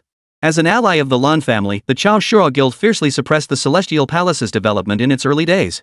Yet the Celestial Palace, bolstered by 2 generations of imperial tier cultivators, forcibly ascended into the ranks of the 4 great guilds. This incident cemented a deep-seated rivalry. Perhaps anyone seeking aid from the Celestial Palace might receive a cold shoulder, yet they would likely still offer assistance. Only the Chao Shua guild and the Lan family would never receive their help. Chapter 160, An Acquaintance. I have a senior brother who belongs to the Celestial Palace. He counts as an acquaintance. Maybe he could lend us a hand. Observing the silence that had fallen over the group, Si Ruilin paused before speaking. Senior brother? Also from Tianqian Academy? Lan Ling asked curiously upon hearing Si Ruilin's words. Yeah, Hao Ronghua. You know him? Seeing Lan Ling's reaction, Si Ruilin mentioned the senior's name. No recollection. He probably isn't from a prominent family, and likely never joined the student council either. Exchanging a glance with Lu Ruetong, both shook their heads. They truly didn't know anyone surnamed Hao. Each year, the 40 or 50 students from Tianqian Academy's combat department were almost exclusively recruited by major families or the 4 great guilds. So it was perfectly normal not to know him. Whether he joined the student council or not, if he could help, that would be ideal. We're not asking him to defect from the Heavenly Palace or anything, just to look into Uncle Lan's whereabouts from the inside. Shouldn't be a problem, right? How wrong was talent level? Irrelevant. Right now, we just need him to lend a hand. With that, Lu Jiarqi also spoke up. After settling this matter, Si Ruilin pulled out his phone and dialed Hao Ronghua. The call connected quickly, and Hao Ronghua's voice came through. Hello, is this Si? Happy New Year, Senior. I need to ask you for a favor. Are you at the Celestial Palace right now? Hearing Hao Ronghua's voice, Si Ruilin smiled and asked. No need to talk about favors between us. Just tell me what you need. I'm not at the palace right now, but I'm on my way back. I'm out on a mission and should be back in about 3 days. Then I'll be preparing to go home for the holidays. Hearing Si Ruilin's response, Hao Ronghua immediately chimed in. Joking aside, even without Si Ruilin securing him numerous purple flame fire lotus, Si Ruilin's sheer strength alone was reason enough for Hao Ronghua to cultivate a good relationship with him. Alright, then let's wait until you return in 3 days. It's just a small favor, nothing that'll put you in a bind. But you'd better not tell anyone else. Noticing Hao Ronghua was absent, Si Ruilin spoke up. Alright, I'll contact you once I'm back. Hearing Si Ruilin's words, Hao Ronghua felt a bit puzzled about what favor Si Ruilin might need, but he readily agreed nonetheless. After exchanging a few more casual remarks, Si Ruilin ended the call. Alright, then we'll rest here for 2 days and recharge. The day after tomorrow, first thing in the morning, we'll head to Tianning City and prepare to enter Kunlun. Since Si Ruilin and Hao Ronghua had agreed to reconnect in 3 days, everyone present heard their conversation clearly. Lu Jiarqi then spoke up. No one objected to this. A 2-day rest here sounded quite good. Especially Wu Song and Fan Jingxi. The moment they heard they'd be staying for 2 days, they immediately turned to look at Si Ruilin. After all, they hadn't fully committed themselves to Si Ruilin. Their hesitation stemmed purely from the fact that entrusting themselves to him would hinder their freedom of action. But now, with 2 days to spare, could they finally explore this? Originally, when Si Ruilin heard they could rest for 2 days, he merely nodded, indicating he could catch his breath. Yet suddenly, he felt as if 4 searing gazes were burning into him from all sides. When he turned to look at Wu Song and Fan Jingxi, he couldn't help but startle. The way those 2 girls were staring at him now, it was as if they were about to devour him. Why did he suddenly feel a twinge of guilt? Still, he kept his thoughts to himself. After finishing his meal, he returned to his room to rest. Before he knew it, the afternoon had passed. After gathering for dinner that evening, everyone returned to their rooms to prepare for bed. After over 20 days on the road, the constant travel had taken a toll on students like Lan Ling, who weren't accustomed to such a hectic pace. Unlike Lu Jiarqi, who had even found time to go shopping this afternoon. It seemed as though the fatigue of recent days had vanished after just one night's sleep. Her energy was remarkably high. As for Si Ruilin, though not particularly exhausted, he preferred to rest rather than wander aimlessly. He spent the afternoon in his room playing with his sisters. After dinner, he prepared to wash up and turn in. Before he could even finish his shower, his phone suddenly rang. He picked it up and saw that the message was from none other than Wu Song. The message contained only 2 words, "Open the door." Seeing those 2 words, Si Ruilin could only throw on his bathrobe and go open the door for Wu Song. The moment the door swung open, Wu Song, standing right there, darted inside. Phew, that was scary. Good thing no one saw me. You were showering? Let's join in. As soon as Wu Song entered Si Ruilin's room, he immediately locked the door. Seeing Si Ruilin dripping wet, Wu Song couldn't help but laugh. Before Si Ruilin could say a word, Wu Song pulled him straight into the bathroom. Their shower lasted nearly half an hour. When Si Ruilin carried the completely limp Wu Song back to the room, he tossed him onto the large bed. What happened next seemed self-explanatory. But Si Ruilin was Si Ruilin. As he leaned in close to Wu Song, he suddenly asked, "Are you sure about this? There's no turning back once you've drawn the bow. Who needs your turning back? Besides, in our situation now, is there even a chance to turn back?" Wu Song shot Si Ruilin a withering look. The guy really did have a knack for ruining the mood. True. Hearing Wu Song's words, Si Ruilin chuckled softly before leaning in closer. But just then, a knock sounded at the door. The sound startled both Wu Song and Si Ruilin. The first person who sprang to mind was Fan Jingxi. If Fan Jingxi stumbled upon them, wouldn't that spell trouble? Just as Si Ruilin was trying to figure out a solution, Wu Song suddenly rolled off the bed and quickly hid inside the wardrobe beside them. Fortunately, Wu Song was petite, otherwise, he might not have fit inside. Watching Wu Song slip inside, Si Ruilin walked to the door with a mix of laughter and frustration. He opened it, only to find to his surprise not Fan Jingxi standing there. It was Lan Ling. Seeing Si Ruilin clad only in a bathrobe, Lan Ling couldn't help but swallow hard. Chapter 161, Is that okay? Ahem, Sister Lan, what brings you here so late? Noticing Lan Ling's gaze, Si Ruilin instinctively tugged at his bathrobe before smiling and asking her. Oh, I came to bring you this and this. Hearing Si Ruilin's words, Lan Ling froze for a moment before snapping back to reality. She then retrieved the 2 books Si Ruilin had left behind last time from her spatial bracelet. One was Healing Arts, the other was Fatal Evasion. But after a moment's hesitation, Lan Ling retrieved a 3rd book from her spatial bracelet, Earthquake Technique, and held it out to Si Ruilin. Facing the 3 books before him, Si Ruilin didn't immediately accept them. Instead, he smiled at Lan Ling and asked, "Sis Lan, aren't you afraid I'll take all these books and not help you find someone? I trust you. More than anyone else." Hearing Si Ruilin's teasing words, Lan Ling looked at him with rare seriousness and replied earnestly. Seeing her earnest expression, Si Ruilin scratched his head, then nodded to Lan Ling with rare seriousness. He would definitely complete this task for her. Facing the earnest Si Ruilin, Lan Ling suddenly didn't know what came over her. She lifted her toes, wrapped her arms around his neck, and kissed him directly. Si Ruilin hadn't expected Lan Ling to sneak attack him like this. Caught off guard, he couldn't struggle or move wildly. He could only stand frozen in the doorway. He didn't know how long it lasted, maybe 3 minutes, maybe 5, until Lan Ling felt her breathing grow difficult. Only then did she release Si Ruilin. Wiping her mouth, she blurted out in a flustered voice, "Get some rest." Then she turned and ran off. Watching Lan Ling come and go in such a hurry, Si Ruilin also wiped his mouth. Somewhat bewildered, he closed the door and returned to his room. Only then did he remember Wu Song was still inside the wardrobe. When he opened the wardrobe door, he found Wu Song's legs had gone numb, and she was gently tapping her thighs. Upon seeing Si Ruilin, she immediately looked outside. Only after confirming no one was outside did she breathe a sigh of relief and leap into Si Ruilin's arms, urging him to toss her back onto the bed. "Who was that just now?" Wu Song asked curiously, looking at Si Ruilin. "Lan Ling's sister Lan. She came to deliver the beast taming techniques." As he spoke, Si Ruilin retrieved the 3 beast taming technique manuals from beneath Wu Song's body. Healing Technique, Fatal Dodge, Earthquake Technique. Aside from Earthquake Technique, the other 2 are just okay. Is this the reward for coming here? Yeah, or did you think I was doing charity work? You learning them? Lying down beside Wu Song, Si Ruilin flipped through the 3 beast taming technique books before chuckling. "I thought you were after the Blue family's son-in-law position." With a swift turn, Wu Song nestled into Si Ruilin's embrace, resting her head against his chest. She too grinned as she replied, "If I were the Lan family's son-in-law, what would that make me to you?" Hearing Wu Song's words, Si Ruilin's mind instantly flashed back to the incident at the door earlier. But he couldn't elaborate now, so he just smiled warmly at Wu Song and started teasing her playfully. "Let's call it an affair," he mused. "Doesn't that make it even more thrilling?" Wu Song blinked at Si Ruilin, her eyes crinkling with amusement. This little minx really needs to be taught a lesson. They haven't even done the real thing yet, how could it possibly be considered an affair? But that was just idle talk for now. Soon, Wu Song, having recovered, began making advances towards Si Ruilin. Si Ruilin, observing her actions, rolled over in that instant, pinning her beneath him. The following content has been flagged for review and will be sent to Si Ruilin separately. As it requires moderation, it will not be included in the main text. After that, Si Ruilin's consciousness began to blur. When his consciousness returned, over an hour had passed. By then, Wusong lay sprawled on the bed like a puddle of mud, drenched in sweat. A trail of tears streaked her face, yet the smile curling her lips radiated pure contentment and satisfaction.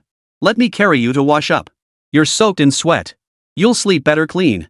No, I'll go back and wash myself. Otherwise, I'm afraid you won't be able to resist again. If we go another round, I'll pass out. Hearing Si Ruilin's words, Wusong took several deep breaths before finally shaking off her dazed state. Looking at Si Ruilin beside her, she hesitated repeatedly but ultimately decided to return home to sleep tonight. Ha? You're not staying here tonight?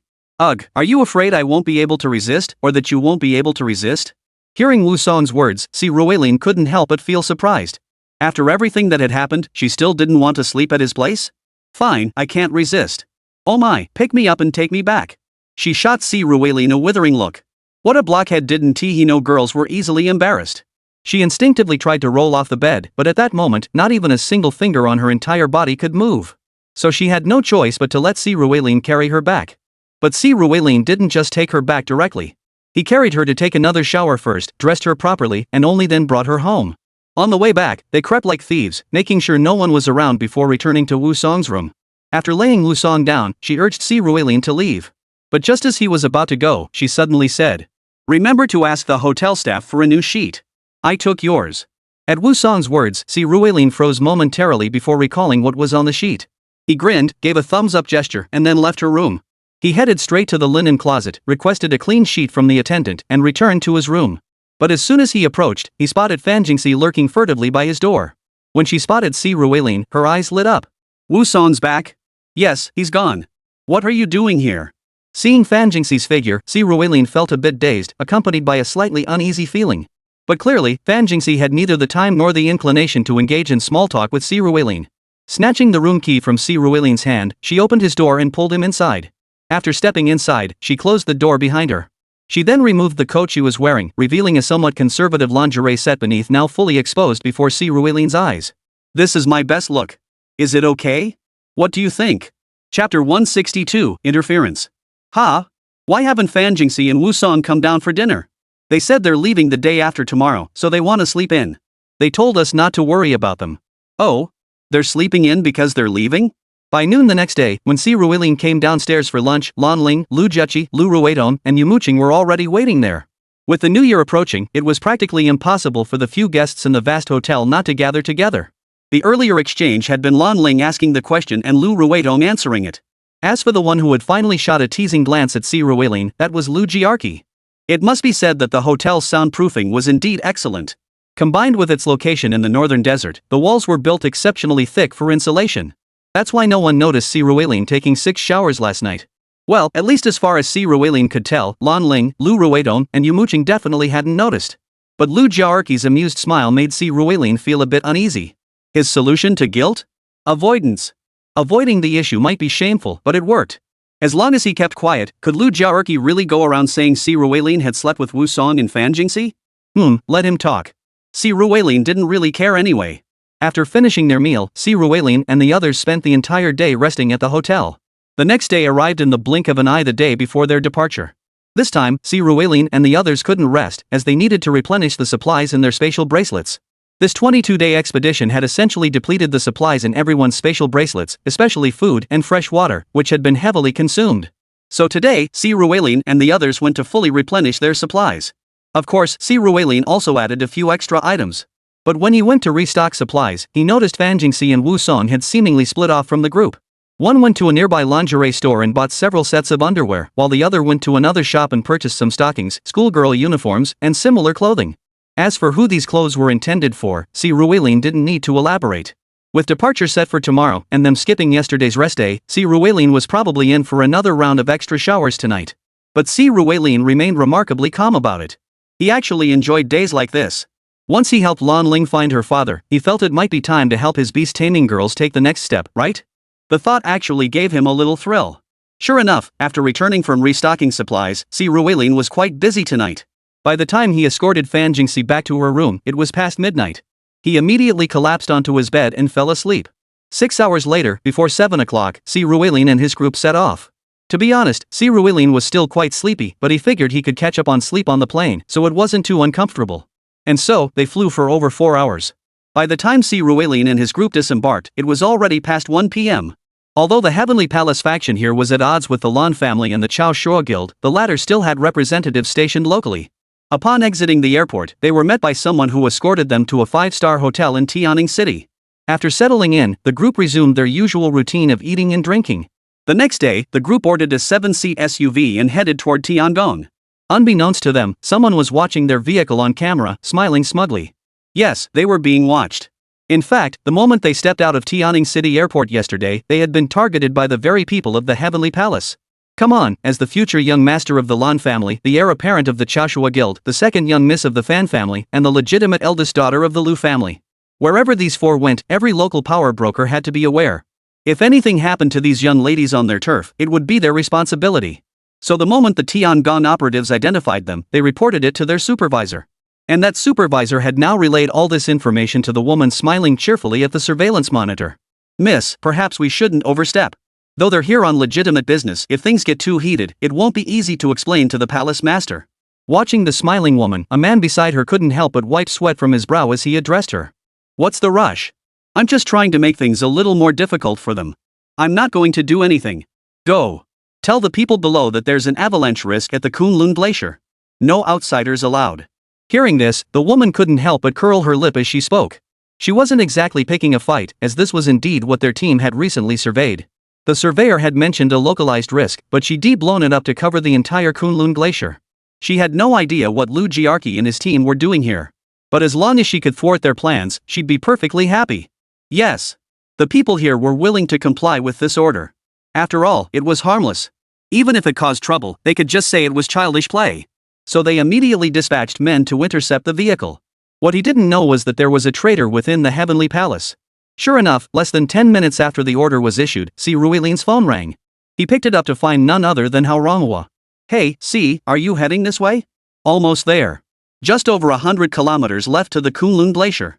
Senior, you're already back? Hearing Hao Ronghua's words, Si Ruilin asked in return. Yeah, don't even ask. Just got back. My superiors issued an order right away, snow avalanche risk at Kunlun Glacier. No outsiders or vehicles allowed in. They're sending us down to seal the road. What do you need? Hurry up and tell me while I'm still at HQ. I can still look into it for you. Hao Ronghua sighed helplessly as he spoke to Si Ruilin. The moment he finished speaking, Si Ruilin and the others raised their eyebrows. Road closure now? Wasn't that a bit too coincidental? And if the road was closed, how would they get in? The thought crossed his mind, and Si Ruilin immediately addressed Hao Ronghua. Senior brother, this matter is indeed troublesome. We need to enter the mountain, and we might have to trouble you to come out and meet with us. Chapter 163, The Forbidden Area of the Back Mountain. Miss Lan, Miss Lu, Miss Fan, the two young ladies, and my junior, this group of yours, heh. As Hao Ronghua slipped away from the roadblock crowd, he spotted Si Ruilin and the others at a highway exit ramp. He couldn't help but pause in surprise. As a member of the Celestial Palace, he was well aware of the history between the Celestial Palace, the Lan family, and the Chao Shua Guild. Now, Si Ruilin had actually brought them here, and he couldn't help but feel a headache coming on. My surname isn't Lu. But never mind that. This time, you've really gone out of your way for us. Hearing Hao Ronghua's words, Lu Jiarqi chimed in with a cheerful smile. When she declared she didn't bear the Lu surname, everyone including Si Ruilin turned to her in astonishment. Since first meeting her, they'd assumed she belonged to an ethnic minority group and naturally carried the Lu surname. Yet now she claimed otherwise? What was her real name? Noticing the puzzled looks from Si Ruilin and the others, Lan Ling whispered softly. Sis Lu is actually Han Chinese. Her surname is Qi, and her name is Qi Jia. But her parents grew up on the grasslands, and their tribe reveres the deer totem, which is why she goes by Lu Jiarqi. Hearing Lan Ling's explanation, Si Ruilin and the others finally understood. But now wasn't the time to dwell on Lu Jiarqi's surname. Their priority was to explain their purpose for coming here to Hao Ronghua first. Brother Hao, Senior, we really owe you big time this time. Ah, no problem. Just be careful. Hao Ronghua forced a smile that looked more painful than crying as he sighed helplessly. Seeing that Hao Ronghua was still willing to help after spotting Lu Jiarqi and Lan Ling, Si Ruilin explained the purpose of their visit. After hearing Si Ruilin's words, Hao Ronghua couldn't help but fall into deep thought. Honestly, it's highly unlikely that young Master Lan would come to the Kunlun Glacier. You all know the relationship between the Celestial Palace and your Lan family. So if the young Master Lan were to enter Tianning territory in any form, it would inevitably be detected by the Heavenly Palace, let alone sneaking in covertly. The probability is virtually zero unless... Forget it. I'll call the surveillance department first to confirm. Watching Si Ruilin and the others, Hao Ronghua pulled out his phone and called his contact in the surveillance department. He inquired whether any strangers had entered the Heavenly Palace territory within the past 5 months, deliberately avoiding mention of the Blue family's young master. After a brief check, the other party informed Hao Ronghua that no strangers had entered. Over the past half year, Heavenly Palace had remained relatively peaceful. Occasional strangers entering the grounds prompted immediate identification checks to confirm their identities. There was no way the young master of the Lan family could have slipped through. Upon hearing the response, Si Ruilin and the others exchanged glances, their eyes reflecting a shared sense of gravity. If Lan Bohan hadn't come to the Celestial Palace, then where could he possibly be? I recall you mentioned an unless earlier. Unless what? Lan Ling, staring at Hao Ronghua, clung to him like a lifeline as he pressed for answers. Unless, the young master of the Lan family went to the Forbidden Land. After a moment's thought, Hao Ronghua addressed Si Ruilin and the others. Forbidden Zone? Your Celestial Palace has a Forbidden Zone? Is there some kind of secret manual or treasure in there? The moment he heard the words Forbidden Zone, Si Ruilin's eyes lit up with curiosity. No. The so-called Forbidden Zone is simply an area we're prohibited from entering. It's a rugged terrain of cliffs and ravines. In summer, rain triggers mudslides, earthquakes cause rockfalls, and in winter, avalanches occur without warning. It's far too dangerous to go there, which is why we call it the Forbidden Zone. It's the only place without surveillance cameras due to constant geological hazards. If there's anywhere the Blue family's young master could possibly slip in, it's there. Rolling her eyes at Si Ruilin, she thought her junior classmate had way too much imagination. This world was one of beast masters. Over 95% of a beast master's power comes from their beast. Their innate talents and beast-taming techniques merely serve to support their beasts. Where would one even find secret manuals for such things? By now, beast master techniques across most clans and guilds had become highly standardized. That's why Lu Ruidong recommended Si Ruilin ask Lan Ling for his techniques. They'd be identical regardless of the source. Even the Celestial Palace holds no secret forbidden zones or the like. Should we go take a look? Go. It's our only lead right now. After Hao Ronghua finished speaking, Lu Jiarqi also turned to Lan Ling and asked her. Lan Ling hesitated briefly before nodding firmly. This was her only lead she had to investigate. Ugh, seriously, this is way too dangerous. The statement issued by the Heavenly Palace isn't a joke. Not long ago, we hired surveyors to check it out and discovered that the Forbidden Zone is indeed at high risk of massive avalanches. The snowfall in Tianning City this year has been nothing to sneeze at. Hao Ronghua shook his head, watching Lan Ling and the others who were still determined to go. He tried to dissuade them. It's fine, brother Hao. We'll just take a look. If it gets dangerous, we'll retreat. This time, you won't have to risk yourself with us. You've already gone out of your way to help us investigate the Blue family's young master and guide us to the Forbidden Zone. That's more than enough trouble for you.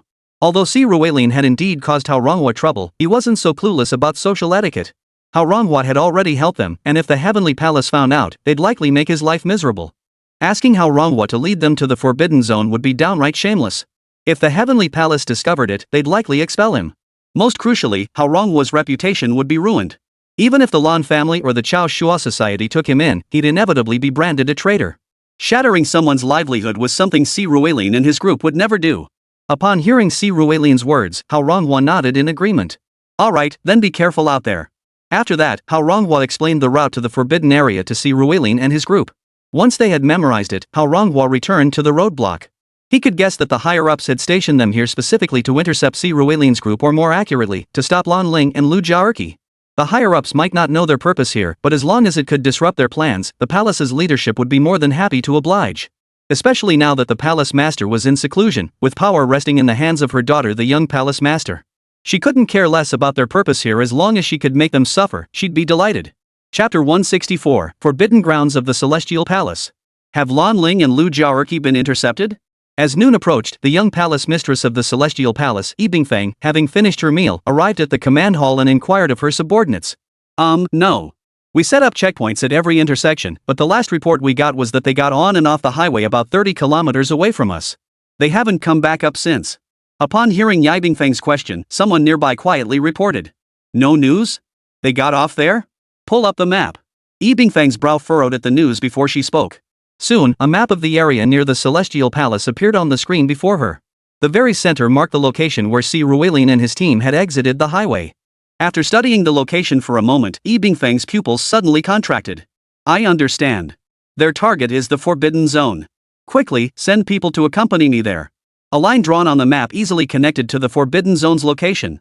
The moment Yi Bingfeng saw it, she instinctively understood Si Ruilin's group's objective. But young Palace Master, the Forbidden Zone is prone to avalanches. Didn't we just finish surveying it? Hearing Yi Bingfeng's words, her subordinate immediately spoke up. Precisely because we just surveyed it. I don't know why Lu Jiarqi and the others would go there to court death, but if they really perish in the Heavenly Palace, don't you think we'll be in trouble? Regardless of why Lan Ling and the others sought death in the Forbidden Zone, if any of them perished in the Celestial Palace, it would inevitably draw siege from all major factions. We'd be in for a world of trouble. Originally, Yi Bingfeng intended to drive Lu Jiarqi and the others away just for fun, to watch them suffer. Now, however, she must go rescue these fools. Yes. Hearing Yi Bingfeng's order, her subordinates finally snapped to attention. They immediately responded and rushed out to assemble the team. As for Yi Bingfeng, her face ashen, she left the command post and headed toward the vehicle outside. As she walked, her lips silently cursed these idiots for constantly causing trouble. How dare they even think they were her equals? Put. In any world, any field, media outlets loved ranking people, and this world was no exception. As the world's pillars, beast masters were the subject of numerous annual rankings by the media. The most famous included the 9 sacred ranks, the top 10 global guilds. Beyond these, there were also the top 100 imperial rank combat power list, top 100 guild strength list, top 100 young talent potential list, top 100 beastmaster species list, top 100 natural talent list, and so on. The top 100 young talents list, in particular, sees massive fluctuations. Back in Yumo Qing's previous life, she had remained on this list for quite some time. In fact, she had even dominated the rankings for a time in its later stages. This is because individuals are considered youth until the age of 35. However, rankings aren't determined by current tier but by so-called potential. This means even if many individuals reach the king tier before age 35, their rankings might not necessarily be at the top. Take the current rankings, the top spot belongs to Feng Xian, a Yuzhong practitioner from the Sanluo Hall. Yi Bingfeng and Lu Jiarqi occupy 4th and 5th places respectively. Their positions frequently swap, indicating their combat prowess is remarkably close. As for Lan Ling and her peers, the ranking list operates under an unspoken rule: unless one possesses exceptionally formidable combat prowess, they won't appear on the list while still in school. Thus, they currently remain unranked. However, it's likely they'll make the list with ease after graduation. Of course, exceptions exist. Take Si Ruilin, for instance. Though he hasn't made the list yet, once word spreads of his defeat of a king-tier opponent, his ranking could change in an instant. No matter how displeased Yi Bingfeng felt at the moment, once she got into the car, she led a large group from the Celestial Palace straight toward the Forbidden Zone. Their pace was already swift, yet unfortunately, Yi Bingfeng took far too long over her meal. By the time they reached the Forbidden Zone, Si Ruilin and his group had long since entered. The deep tire tracks at the entrance spoke volumes about this fact. Damn it, this is just asking for trouble. Yi Bingfeng stared at those tire marks. She, the esteemed young palace master, couldn't help but let a curse slip. Young palace master, should we pursue them? Her companions asked as they witnessed the scene. Pursue them. But I'll go alone. You all fall back 10 kilometers and await my orders. Lifting her head to watch the snowflakes drifting down once more, Yi Bingfeng knew that if the convoy entered the restricted zone, the mere roar of their engines would intensify the avalanche. Yet Yi Bingfeng couldn't truly abandon Lan Ling and the others. After a moment's hesitation, she resolved to go in herself to investigate. But her order was met with clear opposition from her subordinates. Young palace master, this won't do. Let me go instead. Can you stop them if you go in? Rest assured. You know my beast riding skills and talents. Snow and ice are my home. I'll be fine. Get out of the car and carry out the order. Listening to her subordinate's words, Yi Bingfeng spoke up. Hearing her words, the subordinate opened her mouth. Despite being a king-tier existence, she knew she might not stand a chance against Yi Bingfeng, who possessed only beastmaster cultivation, within this frozen realm. Thus, she nodded and stepped out of the vehicle. Following the others, she prepared to retreat. Yet Yi Bingfeng charged straight into the Forbidden Zone, tracing the tire tracks left by Si Ruilin's group to search for their trail. While Yi Bingfeng searched for Si Ruilin and the others, they too slowed their vehicle as much as possible. They cautiously combed through this mountainous snowfield, searching for any trace of clues. However, despite how wrong one narrowing the search area to this region. But even this area alone covered at least several hundred square kilometers. Trying to find any traces left months ago here was like searching for a needle in a haystack. Lan Ling remained convinced, however, that if her father had left any traces, he would have left clear markers. As long as they kept searching, they would eventually find something. After searching for over 3 hours, the sky began to darken. Just as they debated finding a place to rest. Suddenly, the roar of a car engine echoed from behind them. Chapter 165, Certainty. Capital City, a 5-star hotel's reception lounge. When Jinan arrived here with the Shang family members, she once again saw Shang Mingho, the current head of the Shang family, sitting at a table, devouring meat in large bites. When Shang Mingho spotted Jinan, a distinct sneer flashed across his lips. "Chairman Ji, what about my adorable nephew?" Casually spitting out a chicken bone, Shang Mingho wiped his hands as he addressed Jinan. "There were a few minor hiccups, but I'm now even more certain of one thing: whatever belongs to your Shang family is in this guy's hands." Sitting down confidently before Shang Mingho, Jinan declared with conviction. "Just because he defeated the king tier left behind in Skyport City? Oof. I'm not so sure. Was that guy killed by Si Rueilin? Or was it Yang Yunjun from Dark Moon who happened to be there? Or maybe that old bastard Lu Quan got his hands dirty?" With a dismissive snort, Shang Mingho spoke up. But no sooner had he finished than Jinan laughed, clapped his hands, and the door swung open. A man timidly stepped inside from outside. This man, if Si Rueilin and Hao Ronghua were present, they would recognize him instantly. He was none other than the sect master of the Celestial Wolf sect. Ever since his innate beast, the four-winged Celestial Wolf, was killed by Si Rueilin, the final blow was delivered by Si Rueilin controlling him. A rift had formed between him and the four-winged Celestial Wolf. A rift had formed between him and the four-winged angel. Even though the four-winged Celestial Wolf had been resurrected, the mutual understanding and trust between them had vanished completely. The Celestial Wolf sect, too, had been shattered by this catastrophe. While not utterly destroyed, it had disintegrated. The territory he once controlled had been almost entirely seized by the other two guilds. Even within his own territory, a new guild had emerged, challenging his position. Yet he remained powerless to act, for he was no longer certain he could defeat them. Just as he felt his life was over, someone found him and brought him to the imperial capital, where he met Jinan. "Repeat what you told me yesterday about Si Rueilin." Jinan smiled as he addressed the man behind him. "All right." Hearing Ji Chen's words, a flash of ruthlessness flickered in the man's eyes. He could guess why these two wanted to hear his story with Si Rueilin. They likely had their own grudges against him. He'd never get his revenge in this lifetime. Si Rueilin was protected by Lu Quan in Tiangang City, had excellent relations with Yang Yunjun and the others from Night Enchantress, and possessed formidable strength himself. No matter how he looked at it, he stood no chance against him. Therefore, his only chance for revenge or a comeback might lie with these two. Hearing Jinan's words, he began recounting the details of his conflict with Si Rueilin. Upon hearing this man's account, Shang Mingho froze in surprise. Truth be told, Lu Quan wielded immense power, especially in Tiangang City, where he was the undisputed ruler. Well, it made sense. As mentioned earlier, Lu Quan had held the top spot in the 100 Royal Tier combat power rankings for over 20 years. Though his chance at ascension was gone, he remained unrivaled within the Imperial Tier. Therefore, when he issued the order to obscure details about Si Rueilin's strength, the City Beastmaster Association dared not provide overly specific information. They merely stated that the Celestial Wolf sect had clashed with members of a certain guild referring to Hao Ronghua and suffered near total annihilation. Consequently, Shang Mingho hadn't obtained any concrete information about Si Rueilin. Ironically, Jinan, that kid, had access to broader intelligence networks than Shang Mingho. But now wasn't the time to dwell on such matters.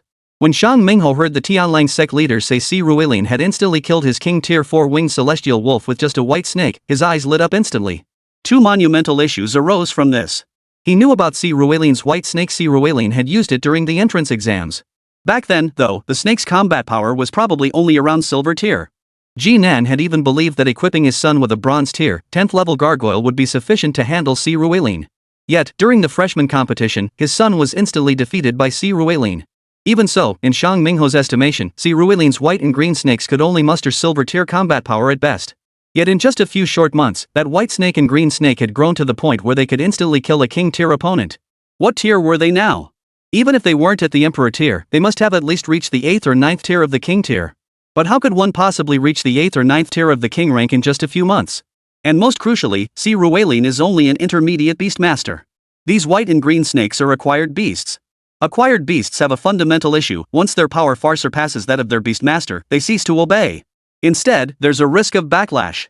So how did Si Rueilin make them obey? The human mind has a tendency to fill in the blanks. As these thoughts crossed Shang Mingho's mind, he instinctively concluded this must be the work of a sacred artifact. Combining this with Jinan's words, he was now almost certain that their Shang family's sacred artifact was in Si Rueilin's possession. At this realization, his eyes narrowed. Very well, you may withdraw. The Celestial River Guild will assist in rebuilding the Celestial Wolf sect. Observing Shang Mingho's deep contemplation, Jinan addressed the sect master of the Celestial Wolf sect. Upon hearing Jinan's words, a flicker of excitement passed through the man's eyes before he promptly withdrew. He failed to notice the hint of amusement that had briefly crossed Jinan's gaze. But that look came and went swiftly. Jinan then sat down at one end of the table, quietly sipping water as he waited for Shang Mingho to come to terms with his thoughts. After a long moment, Shang Mingho finally lifted his head and asked Jinan. So, what do you want me to do? It's simple. After all, we share the same enemy. Hearing Shang Mingho's words, Jinan leaned forward and smiled as he spoke. Achoo! Just as Jinan and Shang Mingho were discussing Si Ruilin, who was sitting in the car gripping the handle tightly, couldn't help but sneeze. The moment he sneezed, a white SUV suddenly zoomed past him on his side. After overtaking them and reaching a spot about 100 meters ahead, the vehicle screeched to a halt. A woman then stepped out of the driver's seat. With a flick of her right hand, a colossal three-headed dragon formed from ice crystals appeared before everyone. That's enough, you little thieves. Chapter 166, Avalanche. That's it, you little thieves. As Yibingfeng pulled the car to a stop and stepped out of the driver's seat, she bellowed at the top of her lungs. Simultaneously, she flicked her right hand, and a flash of light erupted. Before everyone's eyes materialized a colossal three-headed western dragon, its entire body formed from ice crystals, standing over 30 meters tall. The moment it materialized, it roared 3 times with overwhelming might. Roar! X3. Seeing this colossal dragon, Si Ruilin and the others couldn't help but stare in awe. They had studied such dragons in their textbooks. The ice prison trident dragon, a true dragon with imperial tier potential. In their eyes, this ice prison trident dragon could even rival Si Ruilin's soaring gold dragon, perhaps even surpass it. Of course, this wasn't their fault. After all, Si Ruilin had never revealed to anyone that his tamed beasts were all at least divine tier. Imperial tier? Ha! Not even a dog would bother. Shut up, stop roaring. You'll trigger an avalanche.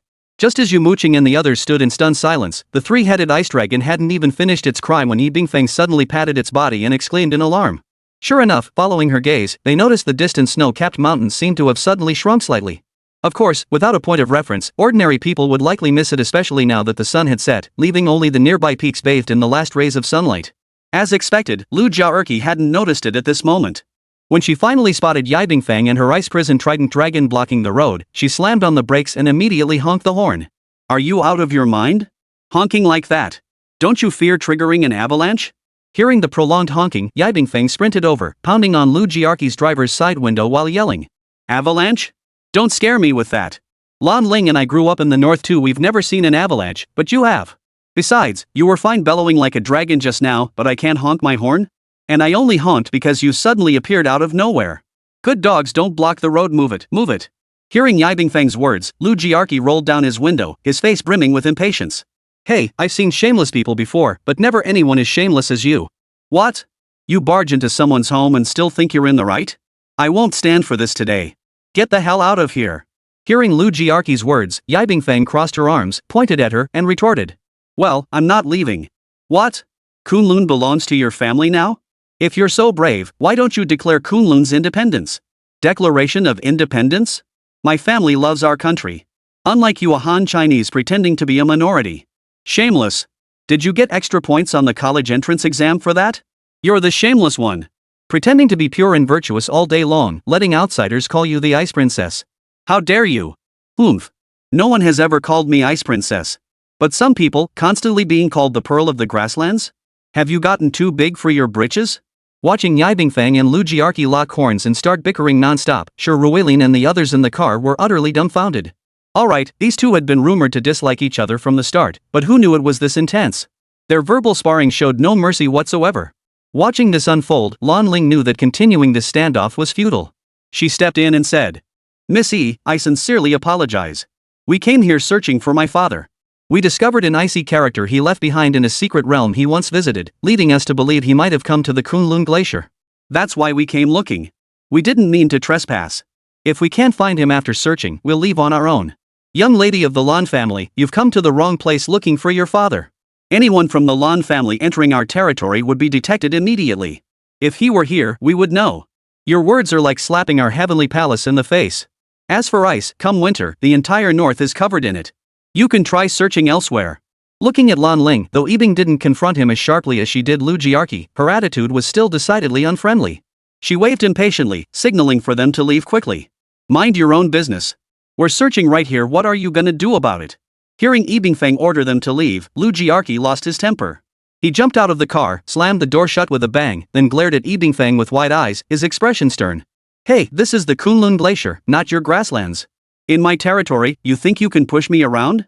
If you don't leave, I'll tie you all up and ship you back piece by piece. Seeing Lu Jiaerqi still provoking him, Yibingfeng retorted angrily. But just as the two were bickering, Si Ruilin suddenly thought he heard something. Turning his head in confusion toward the distant snow-capped mountains, he suddenly saw the far peaks trembling. Shaking and shaking, some snow began to fall from the upper slopes. Though Si Ruilin had never experienced an avalanche firsthand, he understood the principle of far small, near large. What appeared to be a mere trickle of falling snow could, in reality, be a wave of snow tens or even hundreds of meters high. After a moment's hesitation, Si Ruilin immediately shouted to the two people. "Get in the car! Avalanche!" Hearing Si Ruilin's warning, Lu Jiarqi and Yi Bingfeng, who had been arguing moments before, turned their gaze toward the distant peak. What they saw sent a chill down their spines. The tiny flake of snow tumbling from the mountain's crest had transformed into a massive avalanche, hurtling down the slope at breakneck speed. Lu Jiarqi immediately tried to scramble into the car to escape, but Yi Bingfeng yanked him back. "Run my ass. Do you think you can outrun an avalanche in a car? Climb up the mountain." Pointing toward the opposite mountain, Yi Bingfeng immediately sprinted toward the ice prison trident dragon. Lu Jiarqi, Si Ruilin, and the others also jumped out of the car in an instant, summoning their beasts to prepare for the climb up the mountain.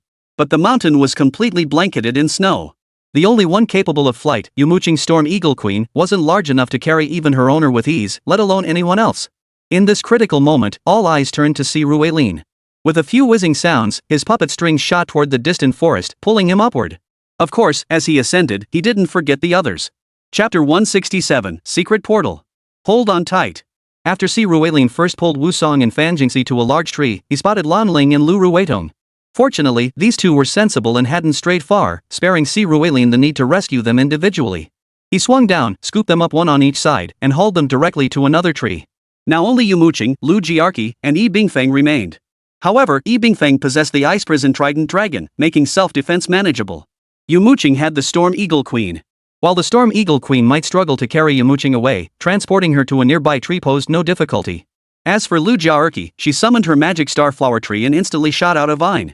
After climbing out the vine to a large tree, she recalled her magic starflower tree. For the moment, the group was temporarily safe. But this safety was truly only temporary. As the snow from the mountain peak rolled down to the base, what had been a modest accumulation transformed into a towering wave of snow at least several dozen meters high. As everyone knew, this phenomenon behaved much like a flood. Indeed, it would be channeled downstream, flowing toward both sides of the mountain range. But before flowing, it would deliver a heavy blow to the opposite mountain wall, and that was precisely what happened now. Boom! The massive wave of snow slammed against the mountainside where Si Ruilin and the others had taken cover. Although their hiding spots were above the wave, the immense force of the impact caused the entire mountain peak to shake violently. And as the mountain shook, another chain reaction began. The points on this mountain began to fall as well. It's over. Yi Bingfeng, flying highest, was the first to spot the massive chunks of snow tumbling down from the peak. The Ice Prison Trident Dragon's formidable size, once an advantage, now became a liability. As Yi Bingfeng commanded the dragon to smash through several snow blocks, one finally struck the creature's wing. The damaged wing instantly threw off its balance. The entire dragon, carrying Yi Bingfeng, crashed toward the snow-covered ground. But the snow up there wasn't still, it was rushing down like a flood. Falling into that snow would mean certain death, or at the very least, near certain death. Come back. Watching the surging snow, Yi Bingfeng gritted her teeth and recalled the Ice Prison Trident Dragon. She did so for two reasons. First, even as an ice-type creature, falling into an avalanche would likely leave it crippled if not dead. Second, its sheer size made it far too cumbersome to carry. If they both fell together, the avalanche might not kill him, it might crush him first. After recalling the Ice Prison Trident Dragon, Yi Bingfeng closed her eyes, preparing to fall into the snow and die. But just then, she suddenly felt a tight grip around her waist. When she opened her eyes again, she discovered that Si Ruilin had appeared beside her at some point. He swiftly pulled her up and carried her to a nearby large tree. But don't think for a moment that the two were even temporarily safe. Not only them, but every tree beneath everyone's feet was swaying violently, as if it could snap at any moment. The snow piled up on the mountain truly felt like a world-ending force, reminding them that the might of nature was far beyond anything they could hope to challenge. Well, perhaps after reaching the Imperial Realm it might be possible, but right now? Absolutely not. Gazing at the blizzard, Si Ruilin could no longer spare a thought for Yi Bingfeng in his arms. He immediately turned to her and demanded, "Miss Yi, what should we do next?" She was the only one here with the knowledge and experience to handle this situation. But Yi Bingfeng shook her head at that moment, indicating she had no solution either. Avalanche. Escape was nearly impossible. The only chance was to find shelter somewhere, which might offer a sliver of survival. But now, snow masses were cascading down every mountain in the Forbidden Zone. There was simply nowhere to hide. Surveying the surroundings, Yi Bingfeng spoke with a hint of urgency. She couldn't help but point out that although Si Ruilin and the others had taken cover behind thick trees, the chances of these trees withstanding the avalanche were less than 10%. Hearing Yi Bingfeng's words, Si Ruilin began to think intensely. He currently had 15 tamed beasts. Xiao Bai, Xiao Chang, the 7 little spiders, Daji, and the white-bone lady. These 11 couldn't fly. Luotian could fly, but she could only save herself. She couldn't rescue anyone else. Jingwei was similarly limited in her current form. She was still only the size of a pheasant. The only two capable of rescuing others were the Golden Dragon and Ao Run. But even those two dragons would face difficulties saving all 8 of them. Most importantly, who knew how long this avalanche would last? They couldn't possibly carry Si Ruilin and the others flying through the sky indefinitely. Ha! What's that over there? Just as Si Ruilin was feeling the pressure, considering he might have to release Jin Long and Ao Run, he suddenly spotted a protruding ledge in the distance. Due to the avalanche, snow cascaded down the mountain. Along its path, there were essentially two outcomes: either it carried the snow from that spot down with it, or it got stuck there, held in place by the existing snow. But at that particular spot, the snow stopped moving once it reached it. It didn't continue down, nor did it pile up there. It seemed to vanish into thin air. This puzzled Si Ruilin, prompting him to ask. There's nothing there. I don't recall anything being there. Hearing Si Ruilin's words, Yi Bingfeng echoed his confusion. She truly had no idea what might be at that spot. But just then, the snow over there suddenly collapsed with a clang. Seizing the last rays of sunlight, Si Ruilin caught a glimpse of a corner at that spot. It looked like there was a portal? There's a portal over there. Hearing Si Ruilin's words, everyone turned to look. Their angle made it difficult to see clearly, but they could confirm that if it was a portal, their salvation lay there. I'll go check, Si Ruilin declared to Yi Bingfeng. With a flick of her wrist, she sent out a puppet thread. One end was secured here, while the other shot forward, snapping onto a nearby tree. Using the thread as a swing, Si Ruilin propelled herself across in an instant. With a single leap, he plunged directly into the portal. Watching Si Ruilin vanish into the snowy landscape, everyone anxiously turned their gaze toward him. Fortunately, Si Ruilin didn't keep them waiting long. About 10 seconds later, Si Ruilin leapt out, excitedly announcing to the group. This really is a secret realm. Chapter 168, Magma Cavern? Plop, plop, plop. After Si Ruilin exited, he led the others one by one into the secret realm access through this teleportation gate. At that moment, everyone finally breathed a sigh of relief. Once all 8 had reached the safe zone here, they began to carefully examine the situation of this secret realm before them. The moment they did, every brow furrowed involuntarily. For before their eyes lay a clearly man-made secret realm. The surrounding walls were composed of smooth stone slabs, and within the crevices of these slabs, whether on the floor, walls, or ceiling, flowed a dark red substance resembling water. Feeling the intense heat, it wasn't hard to deduce that this substance was magma. On the stone slabs, there were also streaks of light, likely the result of magical spells cast by the builders. These spells not only reinforced the walls, floor, and ceiling but also prevented the magma from seeping out through the cracks. The heat here, however, was truly formidable. The temperature at the Kunlun Glacier was slightly milder than that of the northern desert grasslands. In recent days, daytime temperatures in the grasslands hovered around -35 degrees Celsius, while nighttime temperatures plunged to nearly -50 degrees. Outside the Kunlun Glacier, temperatures hover around 27 to 28 degrees Celsius during the day, though nighttime lows remain unknown. Yet the temperature inside this cave was undoubtedly above 50 degrees Celsius. The snow that had poured in was instantly baked away the moment it touched the air. Even just observing the cave for a short while caused everyone to break out in a thin sheen of sweat. What should we do now? Seeing this situation, Wu Song couldn't help but ask. What else could they do? Go inside and check. What if Uncle Lan left a message here? You have no reason to stop us now. Let's explore this teleportation array. Then you can report back to your mother. Hearing Wu Song's words, Lu Jiaerqi began undressing while addressing Yi Bingfeng. Oomph. Hearing Lu Jiaerqi's words, Yi Bingfeng couldn't help but snort coldly. She then tried to change her clothes too, but when she saw Si Ruilin was still present, she hesitated. What? Shy? Someone like you gets shy? Remember, our Si brother just saved your life. You owe him your life. You should be grateful, not shy.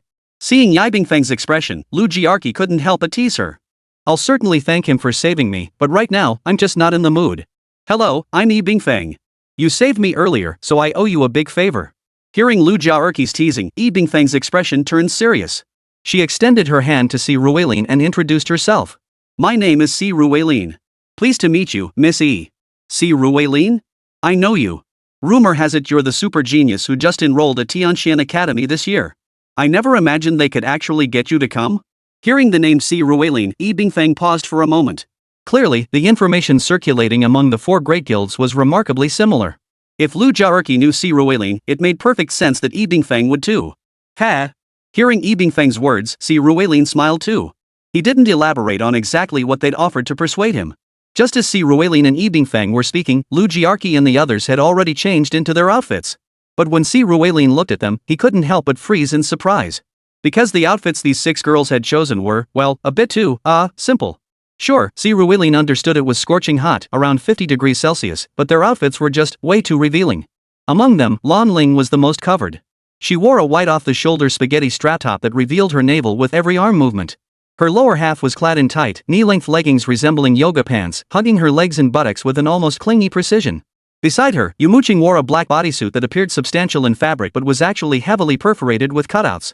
Lu Ruitong's outfit was relatively modest, a black sports tank top on top, and well, that was it. Her bottom half matched Lan Ling's in similar yoga-style pants. Wu Song, Fan Jingxi, and Lu Jiarqi, however, were dressed considerably more boldly. Wu Song wore a pink, form-fitting spaghetti strap top paired with red shorts barely longer than her thighs. Fan Jingxi wore a black, form-fitting, waist-cinched leather top paired with black leather shorts. Well, Si Ruilin didn't know what to call these women's garments, but they were undeniably sexy. As for Lu Jiarqi, she was the wildest of the bunch.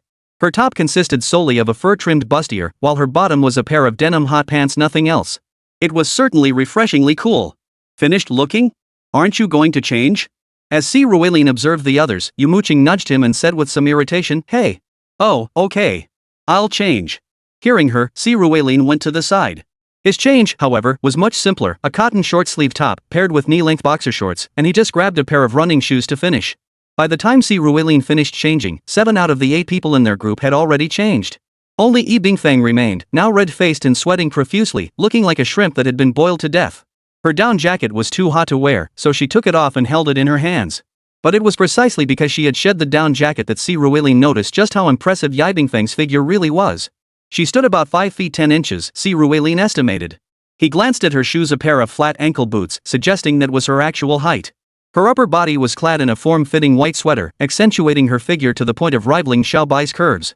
Her lower body was clad in form-fitting jeans that, paired with the boots, made her legs appear exceptionally long. As for her appearance deserving of the title Ice Princess, she was undeniably stunning.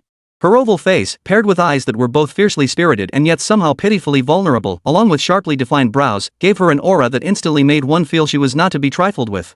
But seeing her now, nearly wilting from the heat, Si Ruilin hesitated before speaking up. How about I go ahead first? Missy, you really should change your clothes. Don't risk heatstroke. Well, it's not that I wouldn't change, I just didn't bring any. Hearing Si Ruilin's words, Yi Bingfang clearly still wanted to save face for him, but the problem now was something else entirely. Chapter 169, The Grand Secret Realm. How about you wear mine? I have a few new sets here. Pick one. Hearing Yi Bingfang's words, Si Ruilin froze for a moment before realizing something. After all, the Celestial Palace was Yi Bingfang's home. Why would she need to carry summer clothes in her bracelet at all times? It made perfect sense that she didn't have any. Si Ruilin then glanced at the others nearby. Well, knowing full well that Yi Bingfang and Lu Jiarqi, along with Lan Ling, didn't get along, it was obvious that Lu Ruitong, Yumo Qing, Wu Song, and Fan Jingxi didn't seem too keen on lending her clothes either. Female friendships can be like that, sometimes quite peculiar. So, after a moment's hesitation, Si Ruilin took out several sets of his new clothes and handed them over. Thank you. This time, Yi Bingfang didn't refuse. Blushing, she glanced at Si Ruilin, whether from the heat or shyness was unclear, then selected an outfit. With a wave of his hand, Si Ruilin summoned Xiaobai and headed deeper into the passageway. It was immediately apparent that this place was inextricably linked to magma and fire. While Luotian's ice could make their stay here more comfortable, it was Xiaobai's water that held the true power to counteract this environment. Indeed, ice does not overcome fire, rather, it is overcome by fire. Only water overcomes fire. Beyond fire, water also overcomes earth and rock. Ice counters wind, earth, wood, and dragon, but is countered by fire, beast, rock, and metal. Fire counters bugs, metal, wood, and ice, but is countered by earth, rock, and water. 20 attributes. The cycle of mutual restraint is quite complex. Si Ruilin had spent considerable time memorizing it back then. After walking about 500 meters, Si Ruilin saw the passage stretching further ahead. He slowed his pace, knowing that if he lost contact, he couldn't guarantee the women behind him would survive here. After waiting a moment, he heard footsteps approaching. Turning around, he saw Yumo Qing and the others. However, Yi Bingfang, who had been dressed quite heavily, had now changed into Si Ruilin's clothes. It had to be said, beautiful people looked good in anything. Especially Yi Bingfang's legs, truly long. The pair of shorts she'd taken from Si Ruilin weren't particularly short. On Si Ruilin, they fell about a hand's width above his knees. But on Yi Bingfang, they looked incredibly short. Combined with Si Ruilin's oversized shirt, which hung down to her waist, it created the illusion of her having no bottom half, a look that was undeniably unique. Fortunately, Si Ruelin was the reserve type. Though visibly stunned, he didn't stare. After a quick glance, he continued walking forward. After walking about another 500 meters, a series of hurried footsteps echoed from ahead. No need to guess, enemy forces were approaching. Clatter! Clatter! Sure enough, a burst of firelight illuminated the scene as they rounded a corner ahead. A horde of monsters suddenly appeared before their eyes. These creatures fell into two categories. The first were true demon beasts, blood-red dogs that looked as if their skin had been flayed off. These creatures, known as bloodthirsty hounds, were a breed resulting from the mating of hellhounds and ordinary dogs, reaching the highest golden tier. Their obedience was comparable to that of ordinary hunting dogs, making them very docile. Yet the bloodline within their veins made them impervious to heat and intensely bloodthirsty. They could also heal their own wounds by consuming their prey's blood. Many races aligned with hell keep these demonic beasts as pets. The other creature, naturally, belongs to a race that dwells close to hell. This creature is known as the Blazing Blade Caveman. As is widely known, the cavern dwellers are actually servants of the Dark Elves. Dark Elves still practice slavery today. All Dark Elves are essentially slaves to the Dark Elf Queen. However, female Dark Elves can elevate their status through combat, advancing to ranks like Dark Maiden, Dark Witch, Dark Nun, Dark Priestess, or Dark Priest. Male Dark Elves, however, are condemned to eternal servitude. Within the Dark Elf clan, males serve two primary purposes: procreation and overseeing the even lower caste cave dwellers. These cave dwellers are exclusively tasked with cultivating mushrooms for the Dark Elves. They possess no eyes but are physically robust and easily controlled. Consequently, some races capture cave dwellers to cultivate crops for them. The Blazing Blade Cavemen are cave dwellers captured by the Hell Clan. Their presence here suggests the possibility of Hell Clan inhabitants deep within this secret realm. The presence of the Hell Clan suggests this secret realm is likely organized by intelligent beings. In other words, this secret realm could very well be a large-scale secret realm. Pulling Si Ruelin and the others aside, Lu Jiarqi's eyes flashed with shock as he whispered, "A major secret realm? That could mean an Emperor tier or even an Imperial tier being is stationed inside. That's way beyond our level. Maybe we should just head back and wait for my mom to emerge from seclusion first." Furrowing his brow, Yi Bingfeng also whispered, "It's fine. Let's check it out first. If an Imperial tier being is stationed there, that would be troublesome. But if it's only an Emperor tier, then it should be manageable." Hearing the two speak, Si Ruelin also chimed in at that moment. However, the moment he finished speaking, everyone present stared at him with blank expressions. Are you even listening to yourself? Emperor tier is manageable? Or are you saying you're not actually at the king tier anymore, but Emperor tier now? Lu Ruedong looked at Si Ruelin and asked softly. Hearing her words, Si Ruelin didn't respond.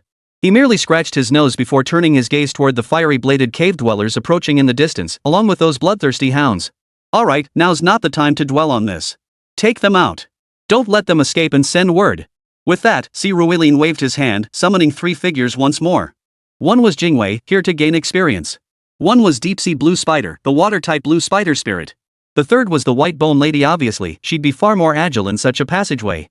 Of course, there was actually a fourth figure, Ao Run, hidden within Si Ruelin's sleeve.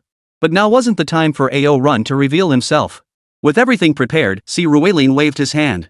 Xiao Bai darted forward first, rearing up on its hind legs before unleashing a barrage of water arrows at the nearby fierce-blade cavemen and bloodthirsty hounds. These creatures, barely reaching the gold tier, were utterly helpless against Xiao Bai. They were pierced by the water arrows almost instantly. Simultaneously, the White Bone Lady materialized before them. With a sweep of her hands, countless bone blades flew forth, delivering the finishing blows. Si Ruelin would never make such a mistake. Chapter 170, The Endless Corridor. Phew, how long is this place? We still haven't reached the end? After encountering the fierce-blade caveman, Si Ruelin and his group had been advancing along this passageway. Yet, before they knew it, nearly 5 hours had passed. It was already past 9 in the evening, yet the passage before them still stretched on endlessly. If not for the knots they deliberately tied and the marks they carved along the passage to track their progress, they would have suspected they were going in circles. But even if they weren't circling, this passageway was ridiculously long. Hold on, don't forget this is at least a large-scale secret realm. Large-scale realms span at least 100,000 square kilometers. That means this area is minimally 316 kilometers by 316 kilometers. We've only covered about 30 kilometers so far. It was understandable that they hadn't exited the passage yet. Listening to Fan Jingxi's helpless rant, Yi Bingfeng couldn't help but roll up her sleeves Si Ruelin's sleeves and wipe the sweat from her forehead. At this point, she no longer cared about exposing her abs in front of Si Ruelin. It was simply too hot here. Fortunately, as beast masters, their physical conditioning was robust. Plus, several ice-type beings among them could occasionally provide cooling relief, otherwise, they would have succumbed to heat exhaustion. Over these 4 hours, Si Ruelin and his group had advanced at a steady pace, almost a jog, you might say. The terrain was remarkably flat, with only the occasional appearance of razor-toothed cavemen and bloodhounds to interrupt their progress. But this place? Seriously, it's just too damn long. It seemed unlikely they could clear the entire passage in one go today. They decided to rest here. The monsters they faced were at least gold tier. Yumo Qing, Wusong, and Fan Jingxi, the three of you won't need to take the night watch tonight. The five of us will take 2-hour shifts. Wiping his own sweat, Lu Jiaerqi spoke up. Hearing her words, none of the others objected. While Yumo Qing and the others could potentially defeat a gold tier monster with the right tactics, that victory would only apply to a single gold tier opponent. The patrolling fierceblade cavemen and bloodthirsty hounds appeared in packs of over a dozen. For the three of them to face such numbers would be suicide. Therefore, the only ones left capable of guard duty here were Si Ruilin, Lu Ruidong, Lan Ling, Lu Jiaerqi, and Yi Bingfeng. In these conditions, Si Ruilin needed to conserve his strength. The four of us could handle the night watch, let him sleep. But after Lu Jiaerqi spoke, Yi Bingfeng shook her head and voiced her own opinion. Oh ho, feeling protective already? Hearing Yi Bingfeng's words, Lu Jiaerqi couldn't help but smile warmly at her and spoke up. What pity. That's beside the point. Si Ruilin is our strongest combatant here, so he needs to be kept in peak condition. Meeting Lu Jiaerqi's teasing gaze, Yi Bingfeng turned to her with a serious expression. Alright, I think Miss E has a point this time. Let's Si Ruilin rest. We'll handle the night watch. Seeing Lu Jiaerqi and Yi Bingfeng about to clash again, Lu Ruidong stepped in to smooth things over. Hearing Lu Ruidong speak up, Lu Jiaerqi didn't press the issue further. She muttered under her breath before beginning to set up camp. After everyone finished their tasks and ate a simple meal, Si Ruilin cast a rain spell so they could wash up. Yi Bingfeng took the first 2-hour watch, while the others retired for the night. As for Si Ruilin, though told to rest, he couldn't truly relax. That night, he had his beast guardian keep watch, ready to spring into action if trouble arose.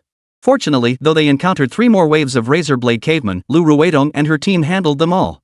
It must be said that Lu Ruidong and Lan Ling, despite sharing the same advanced beastmaster rank as Si Ruilin, possessed beastmaster prowess that clearly transcended the advanced tier. Lu Ruidong commanded 3 werewolves. One was a Lightpath Wolf Emperor with Imperial tier potential, while the other 2 possessed King tier potential, a Wolf King Hunter and a Wolf King Gladiator. Originally, all 3 were gold tier during the Secret Realm battle. Now, though the Wolf King Hunter and Wolf King Gladiator remained at high gold tier, the Lightpath Wolf Emperor had reached early platinum tier. The same held true for Lan Ling. She also commanded 3 beasts, a Raging Tide King with Emperor tier potential, and 2 King tier beasts, a Dragonkin Apocalypse Sea Dragon and a Steam Sea Beast. While the world-destroying Sea Dragon and Steam Sea Beast remained at the gold tier, the Raging Tide King had now reached the platinum tier. Of course, the primary reason their beasts advanced to platinum tier was connected to Si Ruilin. During the previous Secret Realm, when Si Ruilin's beasts engaged enemies, they gained experience by association. Even the Lightpath Wolf Emperor and Raging Tide King, who had previously reached their limits, broke through to platinum tier as a result. It must be said that combat truly accelerates leveling. Yet combat invariably carries risks. Without Si Ruilin, Lan Ling and the others would never have been able to navigate a medium-sized Secret Realm, let alone level up. As for the current large-scale Secret Realm, all they could do now was take turns keeping watch. The next morning, when everyone woke up, it was clear none of them were in great shape. Sleeping in 50-degree heat meant everyone had to get up roughly every hour to rehydrate, making restless sleep inevitable. Even so, they woke up parched, their lips cracked and dry. Yet none voiced complaints. As beast tamers, they were mentally prepared for such hardships.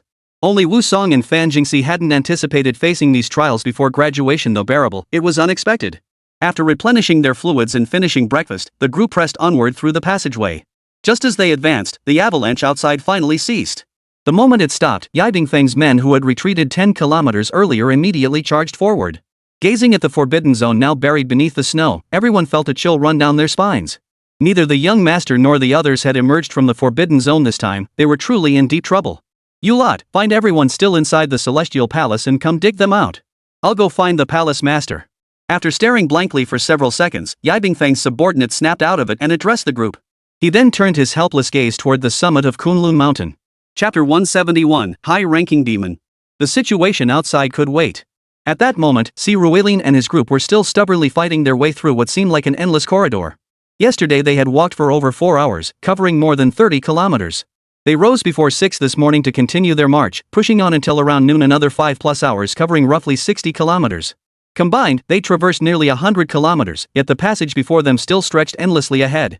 No, this passage couldn't possibly be this long. As Si Ruilin and the others sat down to rest and eat, Lu Jiaerqi also exclaimed no 3 times in succession, then turned his gaze toward the depths of the passageway. Indeed, even if this passageway were truly this long, what about these cave dwellers? They were intelligent beings, yet they couldn't possibly spawn here. And they weren't carrying any provisions or water. How were they patrolling here? Hearing Lu Jiarqi's words, Yi Bingfeng chimed in from this side. If that's the case, then there must be a special passageway here? Otherwise, what if we send a group of cave dwellers ahead and follow them to see if we can find an exit? Hearing the two speak, Lan Ling and Lu Ruitong chimed in. That's highly unlikely. Though cave dwellers are blind, their hearing and sense of smell are exceptionally keen. Add in the bloodthirsty hounds, these demon beasts are highly sensitive to any blood. They'd detect us the moment we approached. Hearing their words, Yumo Qing shook her head and spoke up. Nothing works. Nothing at all. How about we just head out? The avalanche outside should have stopped by now. Seeing everyone looking troubled, Fan Jingxi couldn't help but speak up, feeling utterly speechless. But the moment someone suggested leaving, hesitation washed over them all. After all, their purpose for coming here remained unfulfilled. Lan Ling hadn't found any clues about her father yet, Yi Bingfeng hadn't finished surveying the secret realm, and Si Ruilin was still planning to level up here. After a moment's hesitation, Si Ruilin spoke up. Well, there is a way. The cave dwellers' senses are manageable. As for the bloodhounds, we just need to find a bloodless companion to follow them. At Si Ruilin's words, the group froze momentarily before grasping his meaning. Bloodless? That meant ghost-type beast tamers. Both Wusong and Si Ruilin possessed ghost-type abilities. Of course, Wusong's ghost-type beast was of little use at this moment. Her two ghost-type beasts were. The other, the Death Soul Saber-Tooth Tiger, was suitable but only at bronze tier level 3. That level 3 had been achieved by grinding on Si Ruilin's monsters in the intermediate secret realm. Thus, against the gold tier patrol squad, neither beast was up to the task. The only option left was to bring the White Bone Lady along, which was no problem for her. After finalizing this plan, Si Ruilin and the others hastened their meal. After finishing their meal, they halted their advance and waited for the patrol to arrive. Around 1 in the afternoon, another group of Flame Blade cavemen approached. This time, however, Si Ruilin and his group retracted their beast tamers. Si Ruilin then used his puppet threads to suspend everyone from the ceiling of the passageway. Though it was hot, they had no choice but to endure it. Sure enough, once they were hoisted up, the patrol detected nothing unusual and simply passed directly beneath them. After the patrol passed, Si Ruilin released the White Bone Lady, instructing her to trail discreetly behind them. Once the patrol had moved far away, Si Ruilin and his companions descended from the ceiling and began slowly following the patrol toward the exit. This time, however, they had barely covered 5 kilometers when the White Bone Lady came sprinting back. Found the exit? Seeing the White Bone Lady, Si Ruilin hurriedly asked. Hearing Si Ruilin's words, the White Bone Lady nearly spoke aloud. Fortunately, she remembered she couldn't speak or take human form at present. Instead, she nodded and pointed toward the distance. Following her lead, Si Ruilin and his group sprinted through the passageway. Before long, they arrived at a new section of tunnel. But this passageway was completely different from the one they had come through earlier. A door had opened on the side of this passageway, and the corpses of the Flame Blade cavemen and bloodthirsty hounds were piled up at the entrance. Evidently, after the Fierce Blade cavemen opened the door, they were instantly slaughtered by the White Bone Lady. Examining the door, Si Ruilin and his companions tested it and discovered its unique position compared to the others. As mentioned earlier, the walls of this passageway up, down, left, and right all bore lava like veins, as if molten magma flowed within them. This caused the entire passage to be exceptionally hot. Yet, at this door, it was cool. The magma-like veins appeared more like a projection, generating no heat at all. It appeared this passage served as the first line of defense here, designed to wear down opponents with extreme heat and its immense length. Seeing this, Lan Ling murmured softly. Thankfully, we've found the place. Let's continue. With lingering trepidation, they glanced back at the distant passageway. Si Ruilin and the others then spoke up, and the group stepped into the tunnel. As they entered, they immediately sensed the passage's distinct nature. It sloped downward at an angle. Unlike the horizontal passages outside, the further down they descended, the more the air grew thick and the temperature soared. After descending for over 10 minutes, they even felt the temperature might be approaching 60 degrees Celsius. Si Ruilin summoned Luoshin to cool them down, but even so, their sweat poured down in an exaggerated manner. Fortunately, the temperature didn't continue to climb as they descended further. Instead, after another 10+ minutes of descent, Si Ruilin and the others reached the end of the passageway. Upon reaching it, they all slowed their pace. For as far as their eyes could see, the passage's terminus opened into a vast plaza. Radiating out in every direction from the plaza were countless passages. At that moment, large numbers of Fierce Blade cavemen and bloodthirsty hounds were gathered on this plaza. Yet the most eye-catching sight wasn't them. On the other side of the plaza stood a massive gate, nearly 20 to 30 meters tall. Directly before this gate stood a colossal figure, human-like in form, with ice blue skin, covered in bone spines, and wielding a giant sword. This creature was something Si Ruilin and his classmates had studied in their textbooks. A high-tiered demon, a rage demon. Chapter 172, Demon Castle. A high-tier demon? A king tier being exists here? Then the boss deep within must truly be an emperor tier? Gazing at the spiked demon, Lu Jiarqi couldn't help but whisper in shock. As for the other girls, they were all stunned into a daze.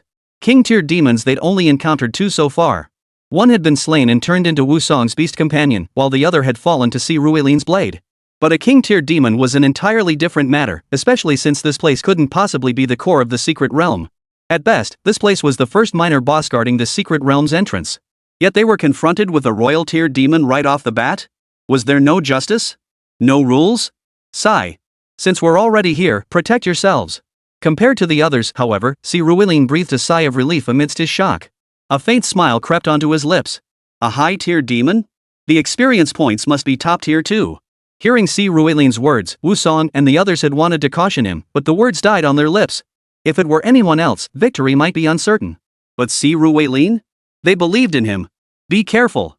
After a moment of silence, Yumo Qing suddenly spoke up to Si Ruiling. Upon hearing her words, he nodded, then flung out his puppet thread and darted out of the hole in an instant.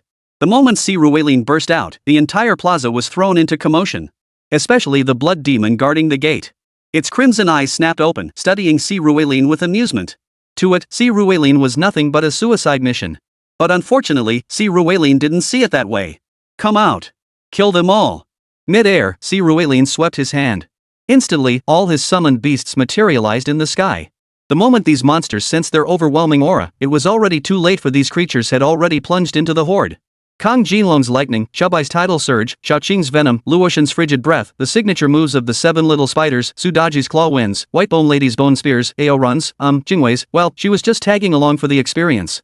Even so, within a single breath, these attacks had already cut down roughly 1/10 of the fierce-blade cavemen and bloodthirsty hounds. Don't underestimate 1/10 with over 1,000 monsters crowding this plaza, that meant over 100 were already dead. Hiss. Ha! You're asking for death. Watching over 100 of his minions fall in a single clash, the raging demon roared in fury. He swung his massive sword, door-like in size, charging forward. But before he could fully move, a beastmaster from Si Ruiling's side had already launched an attack. A chill wind swept through, instantly coating the raging demon in frost. Yes, the one who struck was none other than Luotian. At that moment, Luotian truly resembled a celestial being. Her form drifted, and in an instant, she appeared beside the berserker demon. With a flick of her wrists, a crescent-shaped blade of ice materialized at her side. As she moved with the grace of a dancer, the blade instantly sliced through the demon's seemingly impenetrable armor. Ha! A flash of crimson blood erupted. 2 icy gleams flickered near the demon's left knee.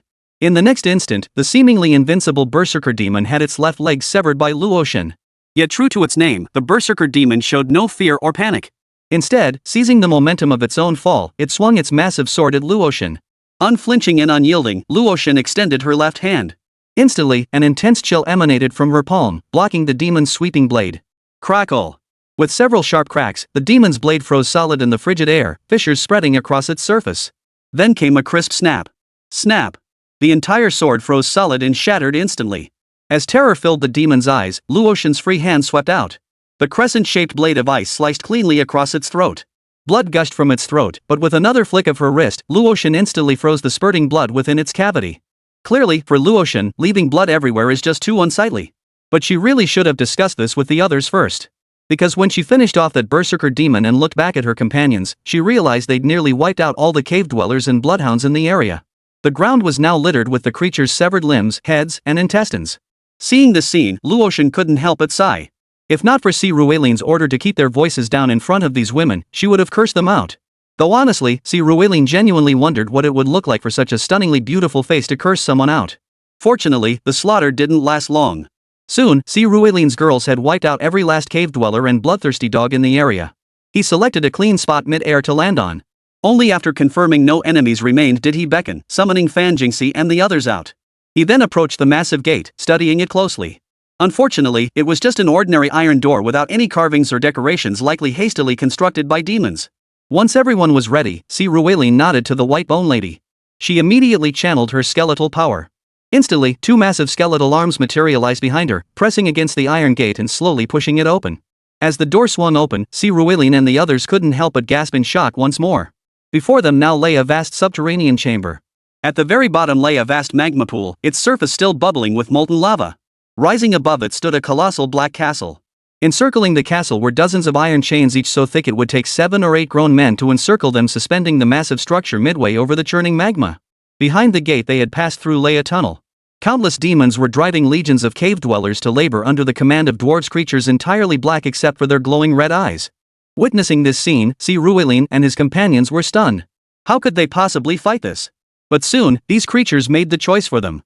For just as Si Ruelin spotted these creatures, some of them spotted Si Ruelin. Chapter 173, Entering the Demon City. Bapeek Dada. Enemy spotted. With a furious roar from a dwarf barely 5 feet tall yet incredibly stocky and dark-skinned, both the dwarves and the demons immediately locked eyes with Si Ruelin. Demons, at least in this otherworldly realm, embodied evil and terror. Yet just as some humans embody innate wickedness, many races in this realm, those who ought to be lawful and righteous, harbored dark, terrifying souls. Thus, some humans had sided with demons, becoming undead or liches. Some orcs had aligned themselves with demons, mastering powerful dark energies. Some elves, inherently lawful evil like dark elves and frost elves. And dwarves, naturally have their share who have aligned themselves with demons, becoming their minions. Demons, however, readily accept dwarves into their ranks. For dwarves possess the most exquisite forging skills among all races, while demons control the greatest mineral resources of any race. Moreover, they wield the power of the earthfire and the demon fire elements that hold immense allure for dwarves.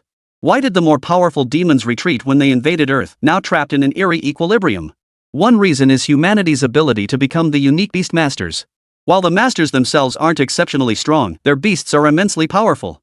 Moreover, a human has 10 fingers, meaning one person can contract up to 10 saint-tier beings.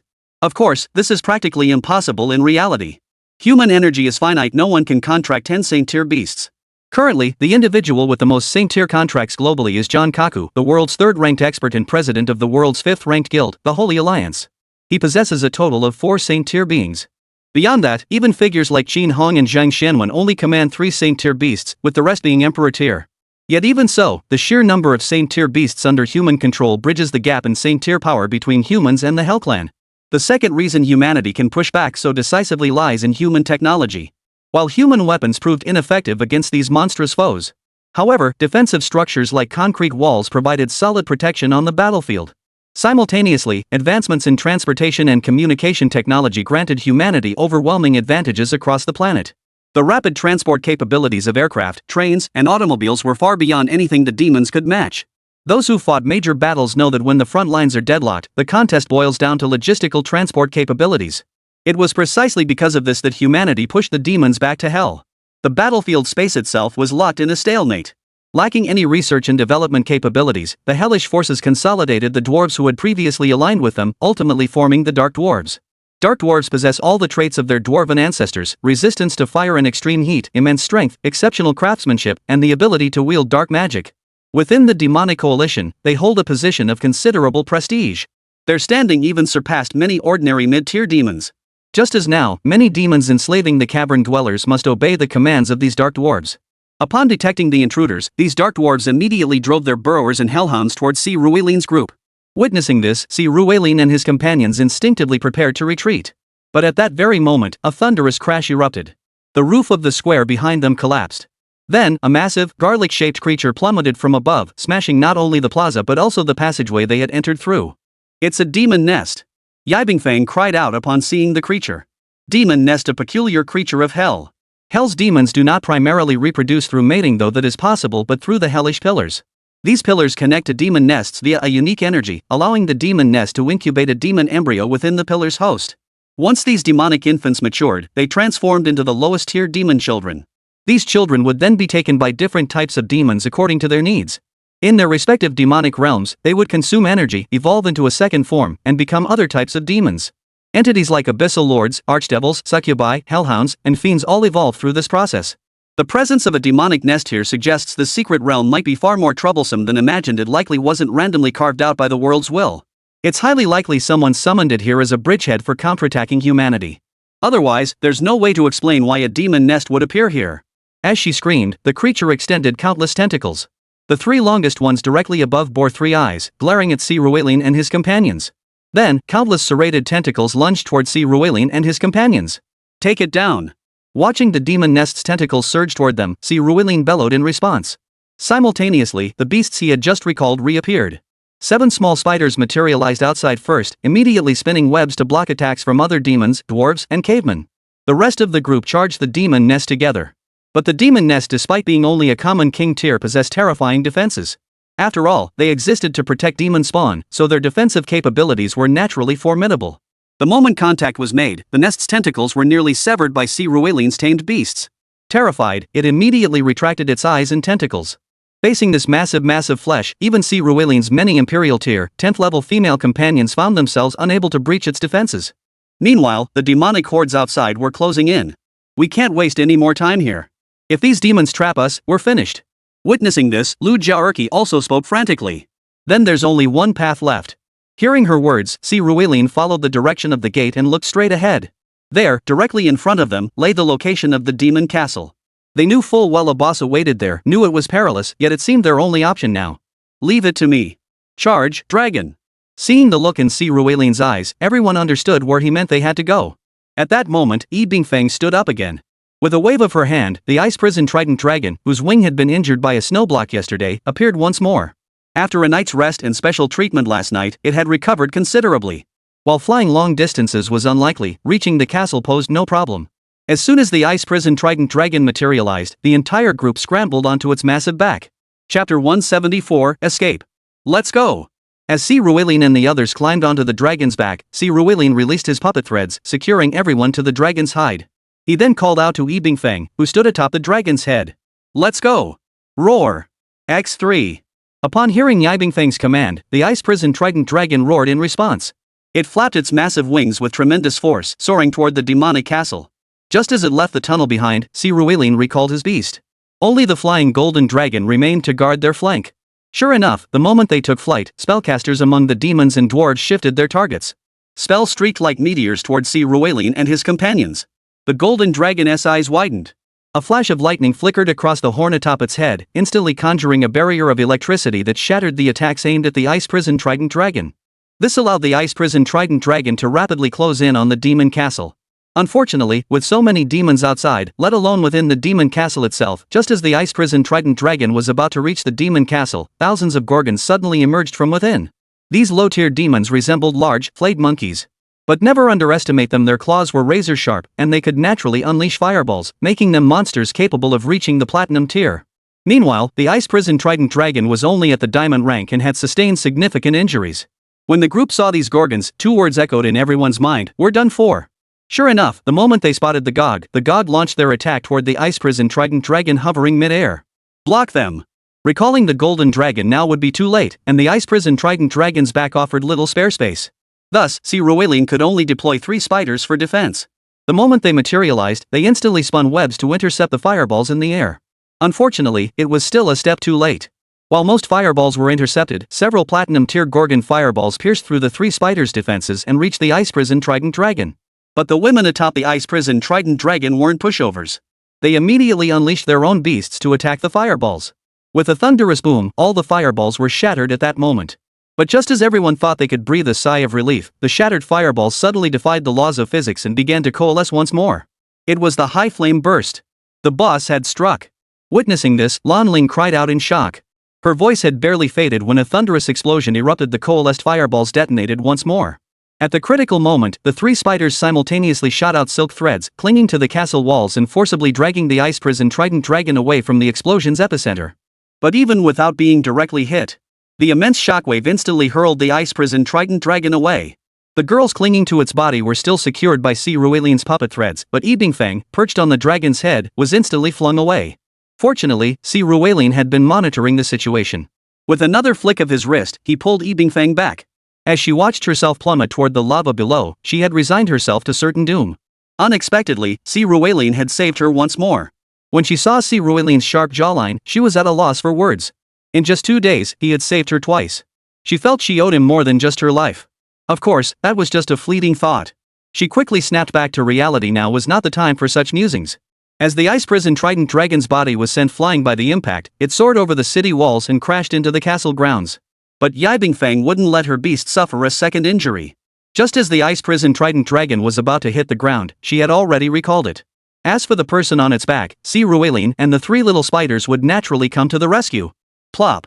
With a flurry of spider silk, C. Rueline and the 3 little spiders rescued everyone. When they landed and looked around, they found themselves in a vast courtyard. Outside, temperatures soared to 60 or 70 degrees, yet within this courtyard, a refreshing coolness prevailed. Surrounded by lush greenery, the scene felt strangely incongruous. Of course, now was no time to admire the flowers. From the city walls, Gidge, along with numerous diamond-tier berserkers and fierce demons, were charging in from all directions. Among them were dozens of king-tier beings. Clearly, even within the castle walls, Si Ruilin and his companions were far from safe. If trapped here, they faced certain death. Run! There was no time for hesitation. Si Ruilin recalled the golden dragon, who had been serving as a target in the sky, and summoned Xiaobai and Luoshan. The moment Xiaobai and Luoshan landed, they exchanged a glance with Si Ruilin. Their only escape route lay toward the southeast, along a narrow path whose destination was unknown. Without hesitation, Xiaobai instantly conjured a massive torrent of water. Unlike his usual method of simply splashing it around, this time the water formed a passageway right beside Si Ruilin and his companions. At the same moment, Luoshan gently blew a breath, instantly freezing the water within the passageway. And just like that, an ice crystal passage materialized within the courtyard. Without a moment's hesitation, Si Ruilin and the others buried their heads and sprinted forward. The ice crystal passageway proved remarkably sturdy, holding firm until they reached its end before finally cracking. However, upon reaching the passage's end, every face paled. For what lay at the passage's end resembled a dungeon. Suddenly, they all felt like they'd walked straight into a trap. But even if it was a dungeon, they had to go in. Red spiderling, blue spiderling, purple spiderling. With Si Ruilin's thunderous shout, he charged forward and kicked the iron door of the dungeon wide open. As the group rushed inside, the three little spiders, red spider, blue spider, and purple spider, frantically spun webs, sealing off the entrance. Meanwhile, Si Ruilin surveyed the dungeon's interior. Chapter 175, Undead Dungeon. Are these all corpses? They won't move, right? As Si Ruilin and his companions entered the dungeon, they were met with complete darkness. Fortunately, they were prepared and immediately pulled out their flashlights. As the beams of light illuminated the depths of the dungeon, they discovered that the entire place was filled with enormous stone pillars. However, these pillars weren't simply standing there empty. Countless iron chains now bound humanoid creatures to these pillars. Clearly, these beings weren't all human, other entities existed among them.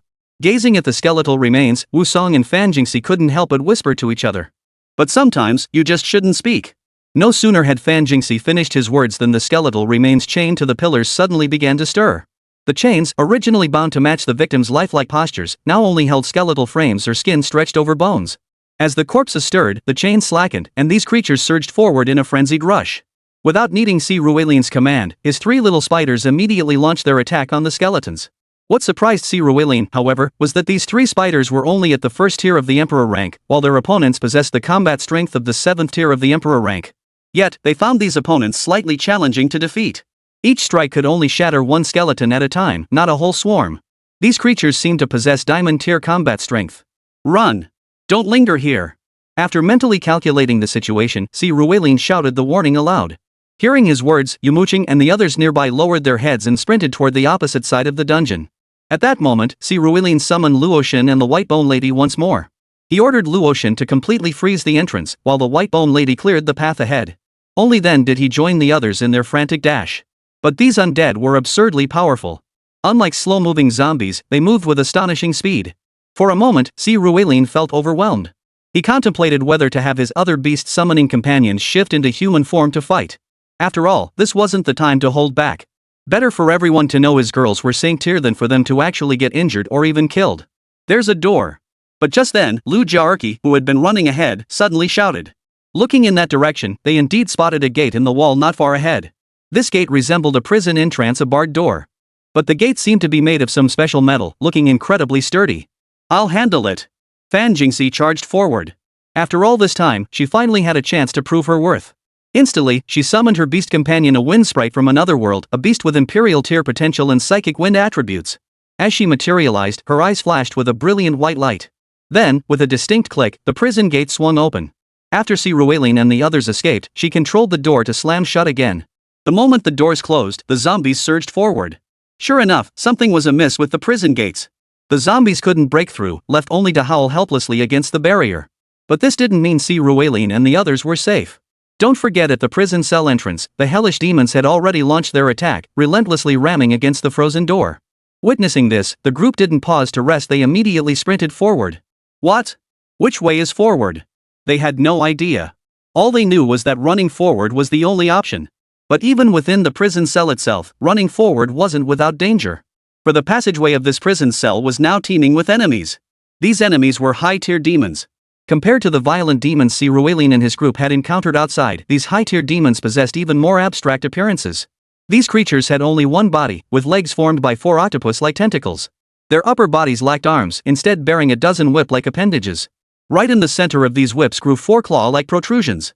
Their massive heads bore only a single eye and a gaping maw filled with razor-sharp teeth. Si Ruelin and his companions had encountered descriptions of this demon in their books. It was called a punishment fiend. Specializing in torture and interrogation in hell, they were utterly depraved. As the old saying goes, reputations travel far, some good, some bad. The past is the past, but now? Pure depravity.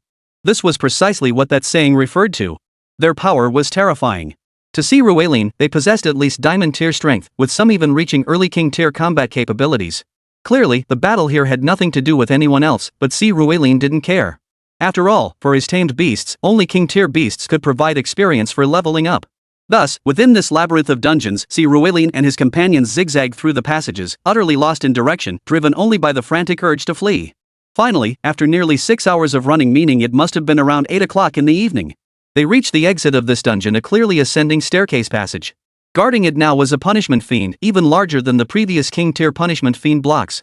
The moment Si Ruelin and the others saw it, Yumo Qing and the others' expressions instantly changed.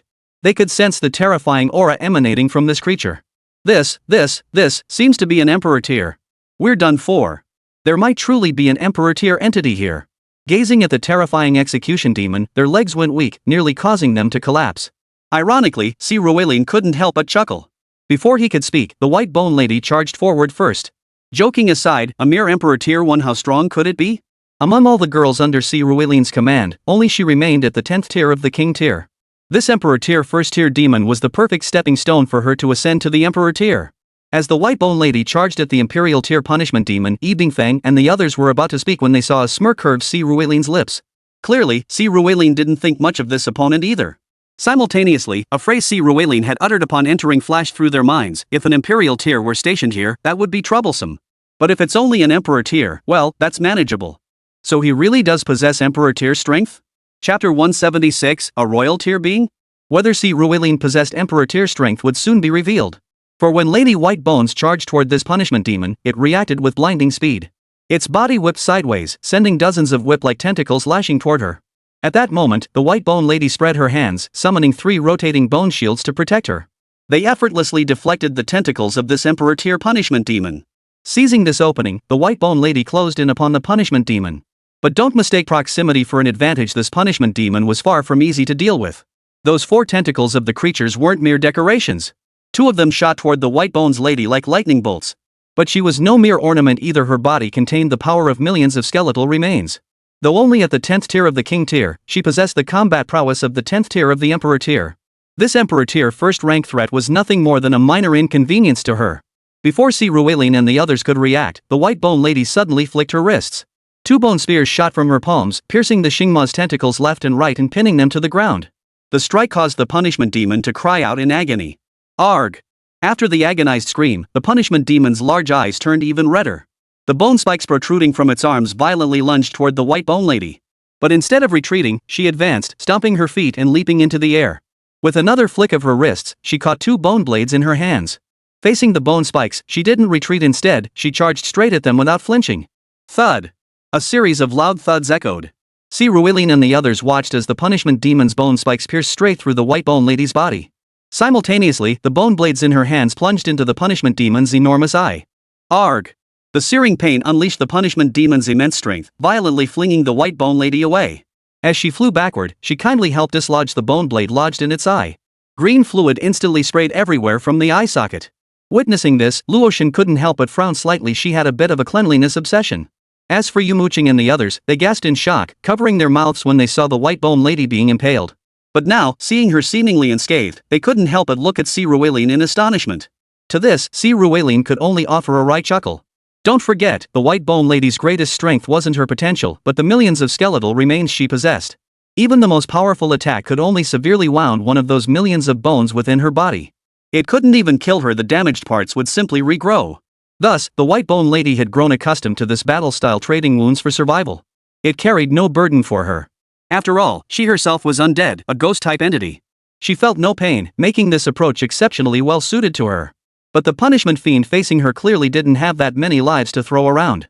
Its eyes now gouged out, it lashed wildly at everything around it. Yet this was futile, it couldn't land blows even when sighted, let alone blinded. Seizing the moment when its attacks veered off course, Lady White Bones charged forward once more, hurling both bone spears. They instantly pinned the demon's remaining 2 octopus-like tentacles to the ground. Feeling the pain, the tortured demon turned, but found itself unable to move. Its body lost balance, and it crashed heavily to the ground. Taking a deep breath, the White Bone Lady then conjured a massive skeletal torso from behind her. Its enormous claws slammed down toward the punishment demon on the ground. And one strike wasn't enough. With a thunderous crash, the torturer demon's tentacles struggled at first, but soon succumbed to the force. Finally, with a dull thud, the punishment demon was smashed into a pulp by the White Bone Lady. At that moment, a flash of white light erupted from her body. Only Ruwaylin knew that the White Bone Lady had finally leveled up. Checking her attributes again, she had indeed ascended from the 10th tier of the King Realm to the 1st tier of the Emperor Realm. Unfortunately, her combat power remained at the 10th tier of the Emperor Realm. She hadn't advanced to the Imperial tier. This caused Ruwaylin's brow to furrow slightly. Though Ruwaylin's frown was barely perceptible, others noticed it. Otherwise, we should figure out a way to escape. This guy guarding the dungeon entrance alone already possesses Emperor tier strength. Who knows how many more Emperor tier beings lurk within this castle? It's highly likely the final boss is an Imperial tier being. Well, I admit your combat prowess is truly exceptional, but you probably can't handle an Imperial tier opponent yet. Yi Bingfang hesitated before cautiously asking Ruwaylin. Emperor tier? Ha! Phew! I thought I already held you in high regard, but now it seems I've underestimated you after all. An Imperial tier at 19? Oof. Are you planning to enter the same tier by 20? Well, though I don't get along with this E-woman, she's right. You're not seriously suggesting you could defeat an Imperial tier opponent too, are you? Hearing Yi Bingfang's words, Ruwaylin was somewhat taken aback. He hadn't actually considered the question of escape. But at that moment, others also began to speak up. Clearly, the revelation of Yi Changlin's Emperor tier strength was difficult for them to accept. Lu Jiaerqi's gaze towards Ruwaylin grew serious. At this moment, she didn't want Ruwaylin to continue taking risks. Seriously, the way things were going, Ruwaylin was bound to become the strongest human being. If anything happened to him here, they felt they'd be held responsible 100 times over. But Ruwaylin merely waved them off. It's fine. That's not what I'm thinking about. This guy is only at the 1st tier of the Emperor rank. What if the strongest beings here are at the 8th, 9th, or even 10th tier? If that's the case, I'll conquer this castle. But honestly, I'd prefer it if there really were an Emperor tier here. Because I'm dying to know just how powerful an Imperial tier being truly is. This is crucial for my beast taming. And even if there is an Imperial tier being, I might not necessarily lose. Seeing Ruwaylin's eyes light up at the mention of the Imperial tier, his eager expression made everyone swallow hard. If anyone had told them before today that equating the Imperial tier with a 19-year-old youth, they'd probably have slapped that person. Daydreaming has its limits, after all. But now, looking at Ruwaylin, they wanted to slap themselves. Sometimes the gap between people is wider than the gap between humans and dogs. They truly felt like they were worse than dogs. Chapter 177, Exploring the Ancient Castle. Phew, no pursuers should be here for now. We can rest and catch some sleep. After Ruwaylin and his group had slain the dungeon warden of the 1st Emperor tier, they formally ascended the staircase into the demon castle. First to greet their eyes was a vast hall modeled after an ancient castle. Red carpets covered the floor, and numerous portraits hung on the walls. Each portrait was more abstract than the last, but they were clearly depictions of demons. At the very top hung the portrait of a succubus. This succubus was, well, stunningly beautiful. Even her crimson skin and the pair of large goat horns adorning her head couldn't diminish her captivating allure. Her large, expressive eyes, her face wearing a smile that wasn't quite a smile, and her upper body covered in demonic scales, all of it made one feel, at a single glance, as if their very soul was being lured away. One couldn't help but wonder if she was the mistress of this demonic castle. But Ruwaylin and his companions had neither the time nor the inclination to ponder such matters now. They had been running all day, taking only a brief respite during the midday meal. Now, they were both starving and exhausted. So they quietly slipped into the 1st floor of the demonic castle and found an empty room. The room appeared to be a servant's quarters, though it had clearly been unoccupied for a long time, with a thin layer of dust covering the floor and windowsills. Such a room was exactly what Ruwaylin and his companions needed. Finding a corner hidden from the outside view, they huddled, sat, or lay down. There was no time for showers or setting up tents now. Just being able to pull out their sleeping bags and rest here for a bit was a blessing. Of course, their food was extremely simple: chocolate, beef jerky, and water to replenish their energy. As for keeping watch, only Ruwaylin and his tamed beasts could manage it now. The others couldn't take turns guarding because even if they spotted an enemy, they wouldn't be able to kill it before it called for reinforcements.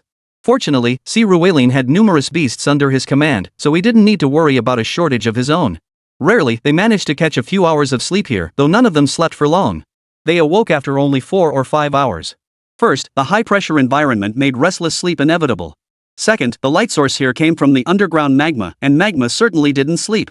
Thus, the sky remained a constant crimson glow. Under these conditions, getting 4 or 5 hours of sleep was already quite good. Still, a little sleep was better than none. After a quick wash, everyone gathered for breakfast. Yet during the meal, an uneasy feeling settled over them. Something felt off, an unsettling strangeness permeated the air. Where were the pursuers? Stealing a glance out the window, they saw the courtyard where they had fallen, yet now, not a soul was in sight. Logically speaking, this castle should house at least several thousand demons. They had infiltrated this place. The demons couldn't possibly not have searched for them.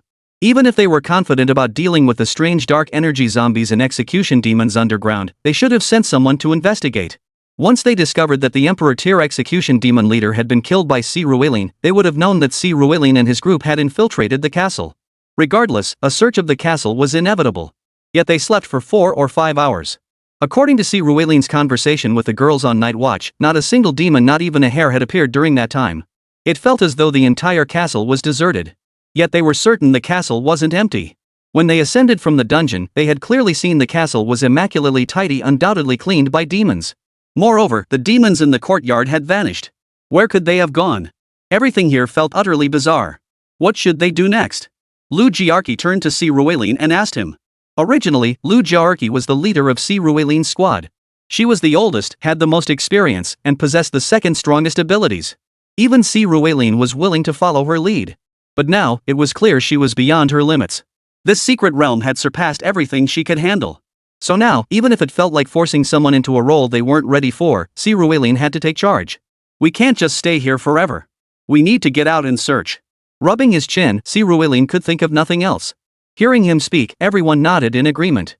After all, he was the only combat-ready person left here. Whatever Si Ruelin said went. If he misjudged the situation, well, we'd all go down together. After a brief rest, the group quietly pushed open the door and slipped back into the vast castle's corridors. Yet, just like the previous night, the place remained utterly still. Aside from the fiery glow beyond the windows, nothing stirred. Starting from the first floor, Si Ruelin and the others slowly turned the doorknobs of each room. Unfortunately, after opening every single room, they found not a single demon. The rooms here were either like the one they were in, servants' quarters, but unoccupied, or storage rooms, linen closets, warehouses, and the like. Yet, looking at these storage rooms, linen closets, and warehouses, there were clear signs of recent human activity, which only deepened their confusion. After thoroughly searching the first floor with no success, Si Ruelin and his team cautiously made their way to the second floor. Compared to the first floor, the second was much simpler. It contained only one room. As Si Ruelin and his companions slowly pushed open the door, monsters suddenly appeared before them. It was a group of ghosts, yes, a group. As far as the eye could see, at least 300 or 400 ghosts now stood before them. Upon seeing these creatures, Si Ruelin and his companions instinctively summoned their beasts. But just as the beasts were about to attack, Si Ruelin suddenly realized that the ghosts didn't seem to have any intention of attacking them. Hold on. He gestured to the women, and they all temporarily restrained their beasts. They turned their attention to the ghosts and then realized. They were all dressed in maid outfits, holding small feather dusters and similar tools, busily cleaning the dust off the bookshelves and windowsills before them. Although they had noticed Si Ruelin and his companions, they showed no signs of aggression, continuing their tasks. Seeing this, Si Ruelin and the others finally understood why the servants' quarters remained unoccupied. Chapter 178, The Vast Library. The servants within this castle had all become ghosts. Devoid of independent consciousness, they knew only to work ceaselessly. Thus, they required no servants' quarters to inhabit, merely the storage rooms, linen closets, and utility spaces. Observing these phantoms, Yibingfeng murmured softly. Looks like it. This place seems to be a library. Lan Ling nodded in agreement before lifting her gaze to survey the space. The sight that met their eyes left even Si Ruelin and the others gasping in astonishment. On Earth, the library of Tianxian Academy was hailed as one of the largest in the world. Yet now, to Si Ruelin and the others, the library on the second floor of this demonic castle appeared to surpass even Tianxian academies in scale. Of course, this was undoubtedly due to the spatial magic employed here. This floor alone was easily dozens of times larger than the first.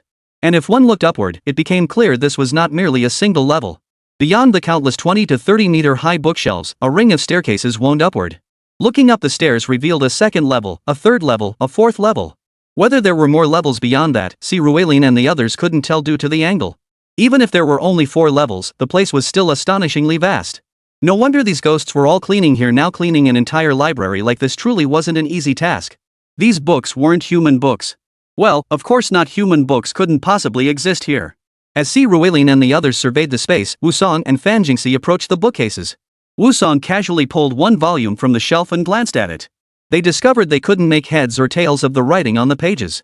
Hearing their conversation, Yumo Qing leaned in to take a look. These seem to be Elven script. You recognize it? This outing once again broadened Wusong and Fan Jingxi's understanding of Yumo Qing. This seemingly cold young girl, their greatest romantic rival, appeared to possess an astonishing breadth of knowledge. She understood things even they, as scions of prominent families, didn't grasp, which surprised them. I know a bit, Yumo Qing said. This character means holy in the Elven script. This one represents the world tree. This book seems to be about the origins of the elves. Taking the book from Wusong's hands, Yumo Qing pointed to several characters within and explained. You know about the origins of elves? Seeing Yumo Qing genuinely unfamiliar with the book's contents, Lan Ling asked in surprise. I've heard of it. Legend says that in the world we're at odds with, perhaps millions of years ago? Or hundreds of thousands of years ago? 6 consciousnesses emerged. They were the amalgamations of the 6 great forces: light, darkness, chaos, life, death, and order. They were also known as the ancient gods of creation. Later, light split into the angelic race, darkness into the demonic race, life into the elven race, chaos into the beast race, death into the undead, and order into the dwarves. Except for the undead, the other races intermarried. Angels and demons united, creating humanity known as the Nephidi, possessing the greatest potential. Yet for reasons unknown, humanity in this alternate world, much like the angels, seems to have become extinct. Orcs and elves interbred, giving birth to trolls. Orcs and demons interbred, giving birth to ogres. Elves and dwarves interbred, giving birth to goblins. Elves and angels interbred, giving birth to the Draenei. The Draenei have now all degenerated, becoming a branch of demons. The elves themselves, due to fragmented faiths, have also branched into numerous factions. Noticing the gazes fixed upon her, Yumo Qing then spoke of this other world's origins. Yet just as everyone listened with rapt attention, a sudden burst of applause echoed from the distance. Clap, clap. Impressive, truly impressive. Such knowledge is rare among the youth of today. Following the sound, Si Ruilin and the others saw 2 specters approaching from afar. Leading the way was an elder with snow-white hair and beard, his eyes radiating wisdom. Even the faint blue, translucent form of a specter couldn't mask his air of ethereal presence. Behind him followed a woman. This woman was also a ghost, her face expressionless as she walked silently behind the man. Seeing that this ghost possessed self-awareness, Si Ruilin and the others looked at him warily. However, he showed no hostility. Instead, he stopped about 5 meters in front of them. Greetings, everyone. I am the master of this castle, known as the Vast Domain Lord. You're the boss here? Hearing the man's introduction, Si Ruilin and the others looked at him with surprise. Shouldn't the boss of this castle be a demon? How did it turn into a human ghost? Boss? Oh, I recall not too long ago. Well, it must have been 5 or 6 years now. A young couple called me that once too. They explained that the boss is the strongest being here. But alas, I am not. In my prime, I possessed what you'd call imperial tier strength. Yet now, as time has passed, I've been reduced to mere diamond tier power. This castle now belongs to a succubus, and I can only linger as a ghost within this world's largest library, the very place I painstakingly built. Here, I hold books of every race. The first floor holds the oldest works of the elven race, the second floor belongs to the orcs, the third to the trolls, the fourth to the goblins, the fifth to the dwarves, and the sixth, the 6th floor is destroyed. Perhaps with the 6th floor gone, mine is no longer the world's largest library. Speaking of which, Lord Howen, who had been so animated moments ago, now fell silent. 5 or 6 years? That can't be right. Was it 5 or 6 months? What were the names of that young couple you saw? Was it Lan Bohan? Hearing Lord Howen's words, Lan Ling couldn't help but speak urgently. She hadn't forgotten her mission. She hadn't come here to play around, she was here to find her father. No, I remember clearly, it should be 5 or 6 years. They were a couple, the man was Ce, and the woman was Shang Mingshan. They came looking for information about demons and angels. Stroking his chin, Lord Howen replied earnestly. But the moment he finished, all eyes turned to Si Ruilin. Chapter 179, News of her parents? Who are you talking about? Staring at the vast domain lord, Si Ruilin felt his breathing grow slightly ragged. Ce and Shang Mingshan, I shouldn't be mistaken. Yes, those are the names. In just 5 or 6 short years, I wouldn't have forgotten them. Seeing Si Ruilin so visibly shaken, the vast domain lord couldn't help but speak up. Then, what were they doing here? And did they mention where they were going? Taking a deep breath, Si Ruilin composed himself before asking the vast domain lord. Hearing his question, the vast domain lord looked at him with puzzlement. You're interested in their whereabouts? Yes. They are my parents. 6 years ago, they vanished without a trace. Looking at Lord Howen, Si Ruilin replied solemnly. He had always believed his parents couldn't have simply passed away, they were merely missing. And now, this situation aligned perfectly with his suspicions. He never imagined that while helping Lan Ling search for her father, he would instead uncover clues about his own parents. Oh? They're actually your parents? You do bear a striking resemblance to your mother, quite handsome. They came here specifically for the 6th level concerning demons. But precisely because of that, they angered the current master of this castle, the strongest being here, the succubus Nameless. Their battle destroyed the 6th level. Your parents were wounded but managed to escape. As for where they went afterward, I have no idea. Shaking his head, Lord Howland sighed. Nemerius, C. Ruelin asked, is that the highest being depicted in those portraits on the first floor? Hearing Lord Howland's words, C. Ruelin's eyes narrowed. Daring to injure my own parents, this matter seems increasingly impossible to resolve peacefully. No, the Lord of Vastness replied. Among the portraits below, the highest ranking figure is actually the ruler of the succubus clan, the Lust Demon Lord, Theotavia. Nemerius' portrait is this one. After speaking, Lord Vastness waved his hand, projecting the portraits from the first floor. He first pointed at the topmost portrait, then gestured toward a succubus in the 3rd row below. This succubus was somewhat less striking than Theotavia. Though still beautiful, her allure was significantly weaker. If seeing Theotavia's portrait alone had stirred an impulse within C. Ruelin, then viewing Nemesis would at most elicit a simple "very beautiful" from him. I understand. By the way, Lord, may I ask why there are no demons within this castle? Gazing upon the vast domain, C. Ruelin voiced the question that had been weighing on his mind. This castle was originally my domain. I was once its master, dedicated to collecting books from across the world. But alas, when demons invaded, I brought the people of my domain into the castle to seek refuge. Unexpectedly, betrayal struck. My wife, Leonda Shujia, succumbing to the allure of eternal life, opened the gates to the underground garden, allowing the demons to invade the castle. As the demons rampaged through my castle, I was forced to sacrifice my life. Through arcane magic, I banished all the demons. Yet the humans within the castle had already absorbed the demons' energy, so their physical bodies were likewise banished to the underground garden. Only their souls remain here, transformed into unconscious ghosts within the castle, still cleaning its halls. Yet precisely because of my presence, only the Namerus, whose power surpassed mine at the time, could dwell within the castle. Other demons cannot enter its inner sanctum. In other words, your greatest enemies here are only two, Nemerius and my wife, Deshuji, along with the maid she kept by her side at the time. But you may need to hurry, for I sense my power weakening under the scorching heat of the magma fire. I may not be able to protect this place much longer. Hearing C. Ruelin's question, Lord Howhan lifted his head and replied with an expression of helplessness. Then haven't you considered leaving this place? I believe my parents have already informed you about the secret realm. This place has transformed into one. Though it's unclear how long this realm can persist, since my parents entered 5 or 6 years ago. At most, it can only hold out another 3 or 4 years before collapsing. Everything within this secret realm will then enter Earth, what we call the main world. Of course, we cannot allow that to happen. Once we exit, we will summon beast masters of imperial rank or higher to level this place. You may not realize that to make a portal vanish, every being here must be eradicated. That means if you and your subjects wish to avoid annihilation, your only choice is to bind yourselves as beast masters. But honestly, they're far too weak. As for your choice, it still lies in your hands. Observing the vast domain lord, though this choice seemed cruel to him, there was no alternative. Ever since he became undead and this place transformed into a secret realm, this had been his only path. Upon hearing C. Ruelin's words, the vast domain lord couldn't help but lift his head. Clearly, he was contemplating his path forward. After a long moment, he shook his head and sighed, then pointed toward Fanjingxi in the distant crowd. I sense traces of arcane magic within this child. May I choose her to become my master? Arcane magic? Telekinesis? Hearing the Lord of Vastness's words, everyone turned to look at Fanjingxi in shock. Who would have thought Fanjingxi would also pick someone with imperial tier potential? And most importantly, this imperial tier talent was in the ghost and telekinesis elemental system. Beyond darkness and ghosts, it possessed almost no weaknesses. In terms of raw combat prowess alone, it might even surpass the Death Soul saber-toothed tiger Wusong had captured later. Are you willing? Hearing the vast domain lord's words, C. Ruelin also turned to ask Fanjingxi. Of course I'm willing. Upon hearing C. Ruelin's question, Fanjingxi eagerly nodded in agreement. Also, this woman who was originally the steward of my domain and is also a powerful being, can she come with us? Seeing Fanjingxi's agreement, Lord Howhan then gestured toward the woman behind him who had remained silent, addressing C. Ruelin and the others. This time, Wusong raised his hand without needing to be asked. Let her come with me. My specialty happens to be ghost magic. That's perfect. Seeing both himself and his steward find their places, Lord Howhan couldn't help but smile. His gaze then shifted toward the ceiling. Chapter 180, Deshiojia. The contract is sealed. As Fanjingxi and Wusong pricked their fingers, sealing the contract with Lord Howhan and the silent woman, a dazzling light erupted from their bodies. Instantly, it coalesced into 2 rings that slipped onto Wusong and Fan Jingxi's fingers. As the pact was sealed, Wusong and Fan Jingxi exchanged a glance with Ruelin. As the old saying goes, ghosts speak nothing but lies. This means one must never trust the words of these undead beings. Humans lying often triggers stress responses, as the saying goes, no blush, no heartbeat.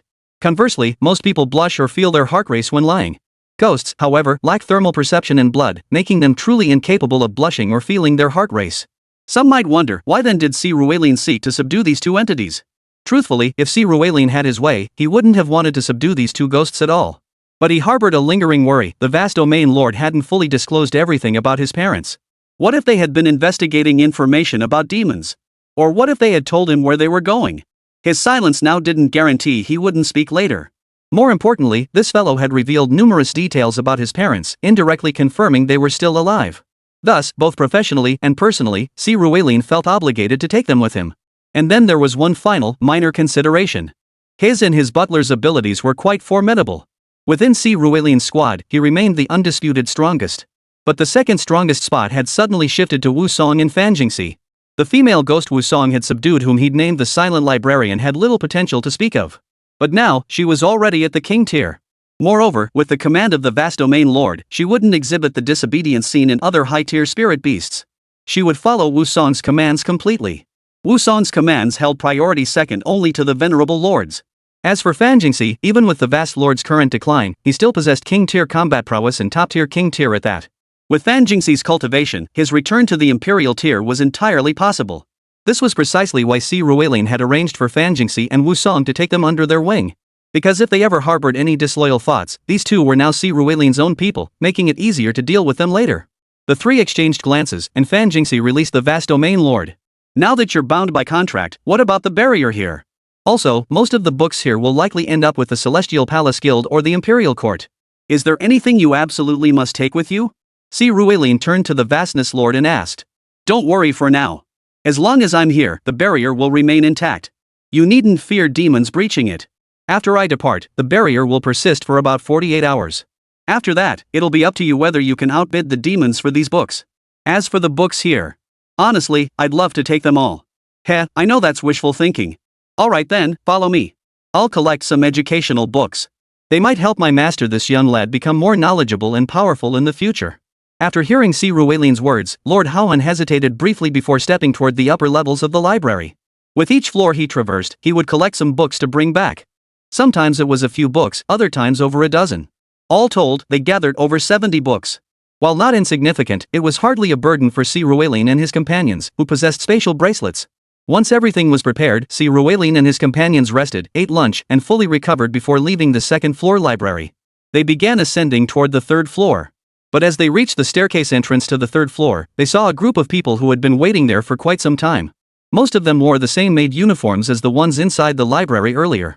However, unlike those maids, these individuals were solid, not ghosts. Yet calling them ghosts wouldn't be entirely inaccurate. The moment Ruelin saw them, they grinned, revealing elongated fangs and bloodshot eyes, proof that these creatures were no longer human. They were vampires. As for the woman leading them, barring any surprises, she was likely Leonor Xia, the wife of Lord Haohan. This woman possessed distinctly Western features, golden hair swept into a long braid at the nape of her neck, porcelain skin, delicate facial features, and a tall, slender frame standing nearly 5 feet 10 inches to 5 feet 11 inches. She was undeniably beautiful. Spotting Ruelin and his group, she couldn't help but crack a smile, her voice light and playful. Ooh la la, little mouse popping out of its hole. Where's the old guy? Didn't he come out with you? Raising her eyebrows, Leander turned to Ruelin with a playful smile. He's here. You two want to rekindle things?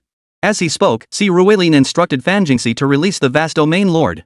When the vast domain lord saw Jia, a clear flicker of reluctance and conflict crossed his face. It was obvious that even though Jia had betrayed him, the old man still harbored affection for her. But Jia clearly didn't share these feelings. The moment she saw the vast domain lord, she suddenly smiled. Ha!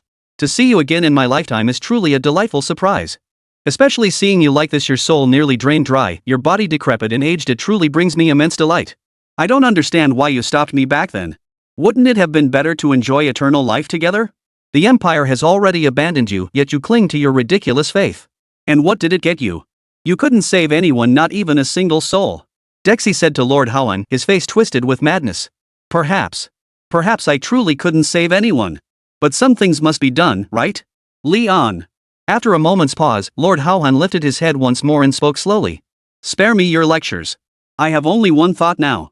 Tear you apart, then wrench off their heads to present to my master. This young man is so handsome. If we fashioned your skull into a drinking cup, it would be a truly exquisite masterpiece. Chapter 181, Slay the Beloved First. Kill. Truthfully, there was nothing to discuss. The wife of this vast domain lord had utterly abandoned any semblance of human consciousness. There was no need for hesitation, now simply strike. The moment Si Ruelin gave the order, beings from both sides lunged forward instantly. De Xiujia, however, couldn't sense the true power of Si Ruelin and his beast tamers. To her perception, or rather, within her memories, this vast domain lord was a formidable emperor tier expert. As the saying goes, to catch the thief, first catch the king. Without hesitation, she lunged directly at the vast domain lord. In response, the vast domain lord channeled his most potent arcane magic, conjuring a colossal palm that slammed toward De Xiujia. But alas, he was merely a king tier being now. Compared to De Xiujia, who had become a vampire and ascended to emperor tier, the gap between them was truly vast. Boom! Their fists collided with a thunderous crash. In the next instant, a colossal force erupted between them. Dexiji merely slowed his attack, while the vast domain lord was instantly sent flying backward. Only his current spectral state spared him from spitting blood mid-air, though even now, he was far from unscathed. After that strike, his entire form became shimmering and indistinct. His body slammed into the wall behind him, his form flickering in and out of existence. Yet De Xiujia showed no intention of letting him go. In a flash, she lunged forward once more. Both her hands had now sprouted sharp claws. Just as she had declared, she intended to tear the vast domain lord apart. But did she not take Si Ruelin far too lightly? Clang! A metallic clatter echoed as the white bone lady suddenly materialized before the vast domain lord. Her equally pallid hands, adorned with sharp nails, collided with De Xiujia's. Ha! You're also an emperor tier? Feeling the power emanating from the white bones, De Xiujia asked in astonishment. Poof! One emperor tier is not the same as another. Observing De Xiujia's stunned expression, the white bone lady sneered with disdain. Let's be clear, though both De Xiujia and that dungeon's punishment demon chief are at the first tier of emperor rank. But the combat prowess between the two could be described as worlds apart. For one thing, vampires are not inherently a particularly formidable race. Their strength lies in their immortal power. Their inherent strength, speed, and agility are only a few times greater than those of ordinary humans. A true vampire baron is merely a gold-tier demon beast. A vampire viscount is platinum tier, a marquis is diamond tier, a duke is king tier, a prince is emperor tier, and the sole vampire king is emperor tier. None reach saint tier. Only the legendary progenitor of vampires barely qualifies as saint tier. The trouble with it lies in its remarkable resilience. It is exceedingly difficult to kill. Coupled with the vampire's gift of immortality, it can slowly grind away at its enemies while steadily growing stronger. But this creature wasn't born a vampire. She was transformed by nemeses. That means, even though she started out with emperor tier power, she might not even stand a chance against a stronger king tier being. Not to mention the white bone lady, a being with god tier potential, already possessing emperor tier cultivation, specifically the 10th level. Facing the punishment demon might require a few more moves, but defeating this creature was truly a piece of cake.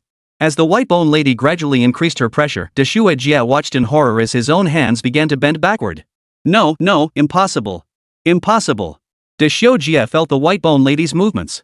Her eyes rapidly widened with shock, and terror spread across her face. She struggled desperately to pull her hands back, yet could only watch as they were relentlessly forced backward. Finally, with two sharp cracks, her arms snapped clean off. Ah! Damn you! Damn you! Damn you! Staring at her exposed ulna, Dexiyuji roared in fury. But her furious shouts had no effect whatsoever. The white bone lady here wouldn't be swayed by any of her emotions, because she simply had no emotions to speak of. She knew only this creature threatened to kill Si Ruelin, and for that, she deserved to die. Snap! With a fierce glare from the white bone lady, her original hands instantly transformed into two massive bone arms. Replacing her hands, they seized De Xiujia's arms. A sharp cracking sound echoed. De Xiujia's arms were brutally torn off by the bone arms protruding from her back. But her assault wasn't over. As the white bone lady's hands locked onto De Xiujia, he saw two hollow cavities appear, then countless bone spikes shot out from her palms. Whoosh! Amidst a continuous series of whistling sounds, De Xiujia felt a sharp pain throughout her body. She was then flung backward by the bone spikes fired from the white bone lady's hands, crashing into the third floor wall and being pinned there. The vampire's formidable vitality meant that even pinned to the wall, she would not die, nor would she lose consciousness or faint. It was precisely this trait that allowed her to witness, in that very moment, the complete annihilation of her handmaidens. Her diamond tier attendants, all of them, had been wiped out in the mere seconds it took her to clash with the white bone lady. Such devastating power was something she had only witnessed before in the demonic hordes. Yet now, her opponent possessed no such legions. All this carnage had been wrought by mere spiders. Witnessing this scene, she felt her entire being shatter. She was utterly bewildered, unable to comprehend what was happening. Just put me out of my misery. Watching Dishojia pinned to the wall, his face frozen in terror and confusion, the vastness lord who had just been flung away and slid down the wall took a deep breath before addressing Si Ruilin. Hearing his words, Si Ruilin waved his hand toward the white-bone lady. Indeed, this woman had been so arrogant just now. Given Si Ruilin's usual habits, he certainly wouldn't have spared her so easily. However, Lord Haohan had a history with his parents, and he sensed the old man might be hiding some information. It wouldn't be wise to refuse him this favor now. Thankfully, this old sycophant only asked for a swift end, not outright mercy. Otherwise, Si Ruilin might have actually slapped him in the face. Observing Si Ruilin's gesture, the white-bone lady remained silent. 2 bone blades flashed from her hands. Under Dishiojia's stunned gaze, one blade pierced her forehead while the other stabbed her heart. Both weapons plunged into her body simultaneously. Chapter 182, Imperial Rank. Thud. Thud. Ah! The excruciating pain made Dishiojia scream in agony. Though vampires possessed eternal life, they were far from immune to pain. The white-bone lady ignored his screams. Grey undead energy surged through the 2 sharp bone blades, directly channeling into Dexaji's body. The immense force relentlessly tore apart his body, which was in the midst of regenerating. Before the eyes of Si Ruilin and the others, the once beautiful Dexaji slowly disintegrated into ash, resembling volcanic dust. Upon reaching her limit, she let out one final silent scream before vanishing into nothingness before everyone's eyes. With her demise, her followers also turned to ashes. However, their deaths were clearly attributed to the white-bone lady, who had slain Dishojia. Indeed, a flash of white light erupted from the white-bone lady's body once more. Having only ascended to the first tier of the Emperor Realm yesterday, she now advanced again, reaching the second tier of the Emperor Realm. This advancement instantly caught the attention of Si Ruilin and the other beast tamers. At this moment, aside from the newly joined AO Run and Jingwei, the highest-ranked beast tamer was still Kong Jin Long at the second tier of the Emperor Realm. Beyond that, all other beast tamers were stuck at the first tier of the Emperor rank.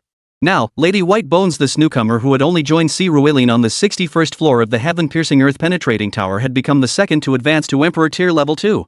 This sight made their eyes burn with envy, while simultaneously hardening their resolve. They would show no mercy to the enemies they faced next. Emperor tier enemies of this caliber were clearly not easy to come by. Even if Dishiojia's strength was trash, the experience she provided was solid gold. Lady White Bones hadn't expected to level up herself. Though she felt a bit awkward about it, as a dead person, she didn't dwell on it too much. Let's go! Seeing the slightly peculiar white bone lady and the other beast tamers, Si Ruilin stepped in to smooth things over. He addressed the group, knowing full well the situation with his tamers. After all, he was the only one who understood. For now, it was best to play along. Sure enough, upon hearing Si Ruilin's words, everyone headed toward the 3rd floor together. But Lord Haohan spoke up then. I'll return to the ring for now. I sustained significant injuries earlier and likely won't be much help in the upcoming battle. But if you need assistance with non-combat matters, feel free to summon me anytime. Observing the vast domain lord, it was unclear whether his demeanor stemmed from his injuries or the unbearable reality of witnessing his beloved's death before his eyes. Thus, he chose to retreat to Fan Jingxi's ring to rest. However, a mere king-tier combatant held little concern for Si Ruilin and his companions. Fan Jingxi kindly urged him to recuperate properly before he transformed into a streak of light and entered his own ring. Meanwhile, the others proceeded directly to the 3rd floor. Upon reaching the 3rd floor, they merely scanned the area before continuing their ascent to the 4th floor. After all, the 3rd floor had been Dishiojia's domain. Now that Dishiojia and her entire maid army had been wiped out, there was nothing left here, not even a morsel to eat. Naturally, there was nothing worth lingering over. Thus, the group strode forward, ascending to the castle's highest level, the 4th floor said to be the domain of the boss, Nemerios. Upon reaching the 4th floor, they discovered it mirrored the 2nd floor. Nothing but a massive door stood there, devoid of anything else. Opening this door would likely lead to the battlefield. Without further ado, Si Ruilin summoned all his beasts. Nodding to the white-bone lady ahead, she summoned her massive skeletal hands and pushed the door open with great force. The moment the door swung open, a blush-inducing sound echoed from within, causing many girls, including Si Ruilin, to flush involuntarily. Yet curiosity drew their gazes toward the room's interior. What they saw left them utterly bewildered. This vast chamber had been transformed into a playground. Of course, this wasn't the kind of playground for children, but rather one designed for adults. Things Si Ruilin had only seen in certain TV dramas and movies were everywhere here, and right in the center stood an enormous bed. This bed seemed larger than the living room on the 2nd floor where Si Ruilin had lived during his time at Tianqian Academy. And right now, on that very bed, a female succubus and numerous alien males were pushing the boundaries of decency to the limit. Among these non-humans were dwarves, warlocks, executioners, and even cavemen. Yet they all shared one defining trait: utter uselessness in combat. It seemed this succubus deliberately kept them on the 4th floor for her own amusement.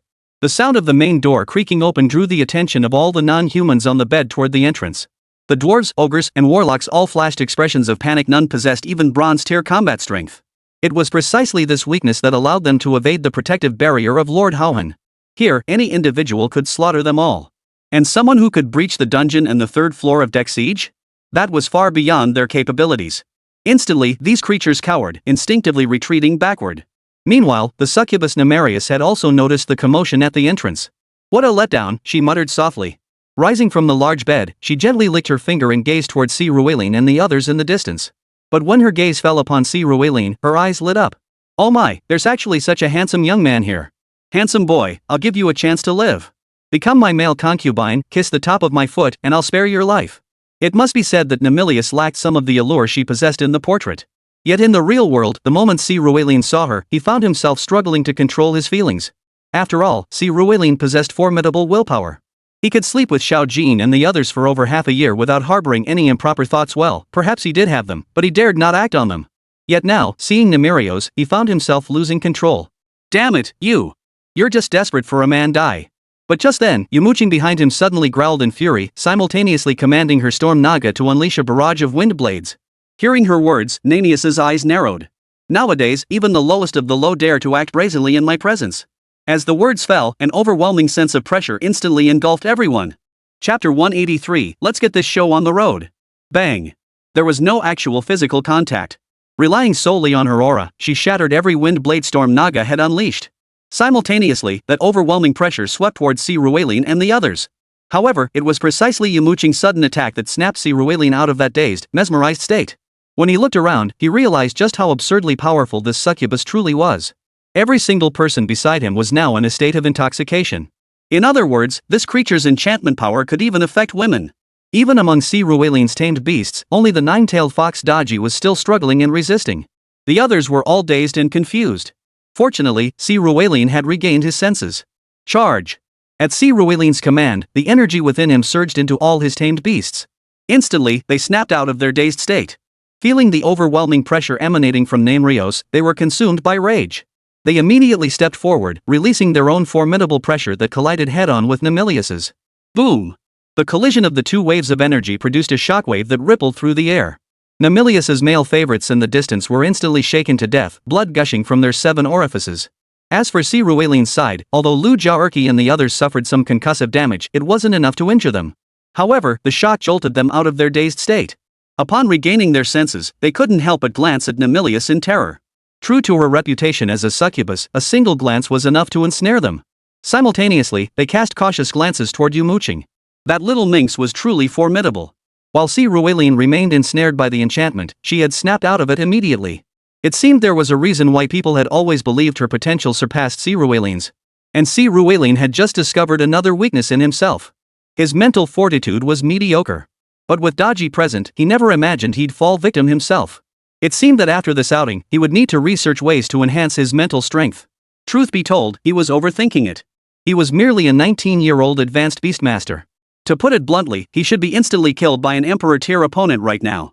Later on, even if he didn't reach the Emperor tier, just reaching the King tier would grant him immunity to most mental attacks thanks to the Pango blood within him and his mutated divine abilities.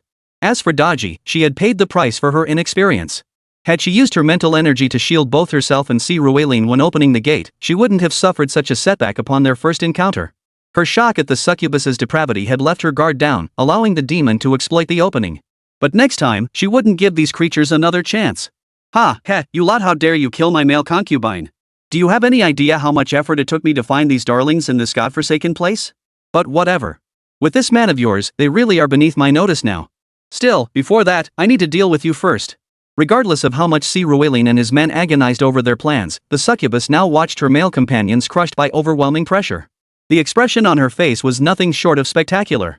First came rage, then reluctance, followed by a hollow silence. She turned her gaze to Si Ruelin. Indeed, with his looks and physique absolute top-tier pretty boy standards even among humans, he stood worlds apart from these dwarves, execution demons, fierce demons, and cave dwellers. These trash weren't even worth Si Ruelin's little toe. The thought of soon possessing Si Ruelin made Nemelios open her mouth wide, revealing a row of sharp teeth and an extremely long tongue. Without another word, she spread her arms wide. A pair of demonic wings instantly materialized behind her.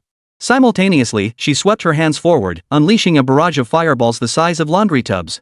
Wash the floor. She charged forward behind the fiery projectiles. Kill. Without needing Si Ruelin's command, his girl sprang into action immediately. Xiaobai struck first, slapping her tail to send a wave crashing toward the fireballs. Water overcomes fire, but there was a clear disparity in their power levels. The wave collided with the fireballs yet failed to extinguish them completely. As the wave dispersed, several fireballs broke free, though their size had now shrunk from laundry tubs to wash basins. Seeing the incoming fireballs, Deep Sea Blue Spider instinctively fired several water blasts. These blasts were noticeably larger than the fireballs, clearly a result of her sensing the imperial tear pressure and increasing her output. Sure enough, her judgment proved correct. Upon colliding with the fireballs, the blue spider's water blobs underwent violent turbulence. While the water blobs ultimately extinguished the fireballs completely vaporized the water blobs in return. For Nemesis, the fireballs were merely the first wave of her assault. As they extinguished, she charged forward. Facing her was none other than the mightiest dragon of the heavens. Roar! With a thunderous dragon's cry, the golden dragon, now fully charged with electricity, descended from the sky. Its sharp horns thrust toward Nemesis. Nemerios showed no mercy either. Her right hand, now transformed into the devil's claw, lashed out at the golden dragon. Boom! A deafening explosion echoed as the demon's hellfire and lightning raged through the room. At that very moment, Luotian's figure had drifted to Nemesis' side. This time, she didn't blow air instead, she thrust a frost spear directly at Nemesis. Fighting two foes at once, Nemesis held his own completely. His now free left hand also lashed out at Luotian. This time, it was a clash of fire and ice. But as mentioned earlier, fire overcomes ice. The moment Luotian's spear touched his demonic left hand, it shattered into pieces. Yet a smile touched Luotian's lips, for shattering the spear was precisely her intent. As the spear shattered, countless ice particles scattered, and Luotian unleashed her ultimate move for the first time. Absolute Zero. Chapter 184, Domain. Unleashed. Ha! As Luotian swept her hands, the shards of the ice spear she had shattered instantly suspended mid-air. A profound sense of danger surged through her, and her first instinct was to retreat. But alas, retreat was no longer an option. For just moments ago, amidst the smoke-filled chaos of her battle with Luotian and Kong Jinlong, the 7 little spiders had silently shot out their silk threads. Unbeknownst to her, they had already firmly anchored her to the spot. While the silk of 7 small spiders was hardly a threat to her, she could break free at any moment. It would still take time. And time was precisely what she lacked most now. Absolute Zero. Seeing the shock in Nemesis' eyes, Luotian instantly unleashed her ultimate move, Absolute Zero. Absolute Zero minus 273.15 degrees Celsius, the theoretical lower limit of temperature, capable of instantly freezing everything. In truth, even at her current power level, Luotian couldn't directly unleash Absolute Zero. To unleash this technique, she required the assistance of these ice shards. To Si Ruelin and the others, it appeared as though an icy force erupted between Luotian's palms, a force so intense it seemed poised to devour Nemelius whole. Had Nemelius been hit squarely by this strike, Si Ruelin and the others had no doubt the creature could have been instantly obliterated by Luotian. Unfortunately for him, he was a legitimate Imperial tier opponent. Had he been a Saint tier, an instant kill might have been possible.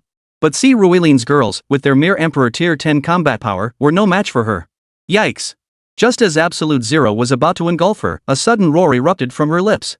A fiery ring radiated outward from her center, violently expanding in all directions.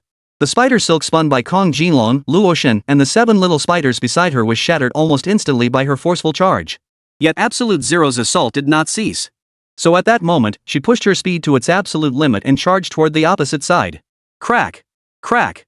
The sound of freezing fractures echoed as Absolute Zero completed its freeze. Yet, contrary to expectations, Nemesis' body was not trapped within it. But she wasn't going to escape entirely unscathed. A quarter of her wings and half a hand remained trapped within that frozen space. When Si Ruelin and the others looked at her again, they saw her glaring furiously at her wing and half hand. Such injuries would require significant time to fully heal and regrow. With a quarter of her wing now gone, her speed would undoubtedly be severely impacted.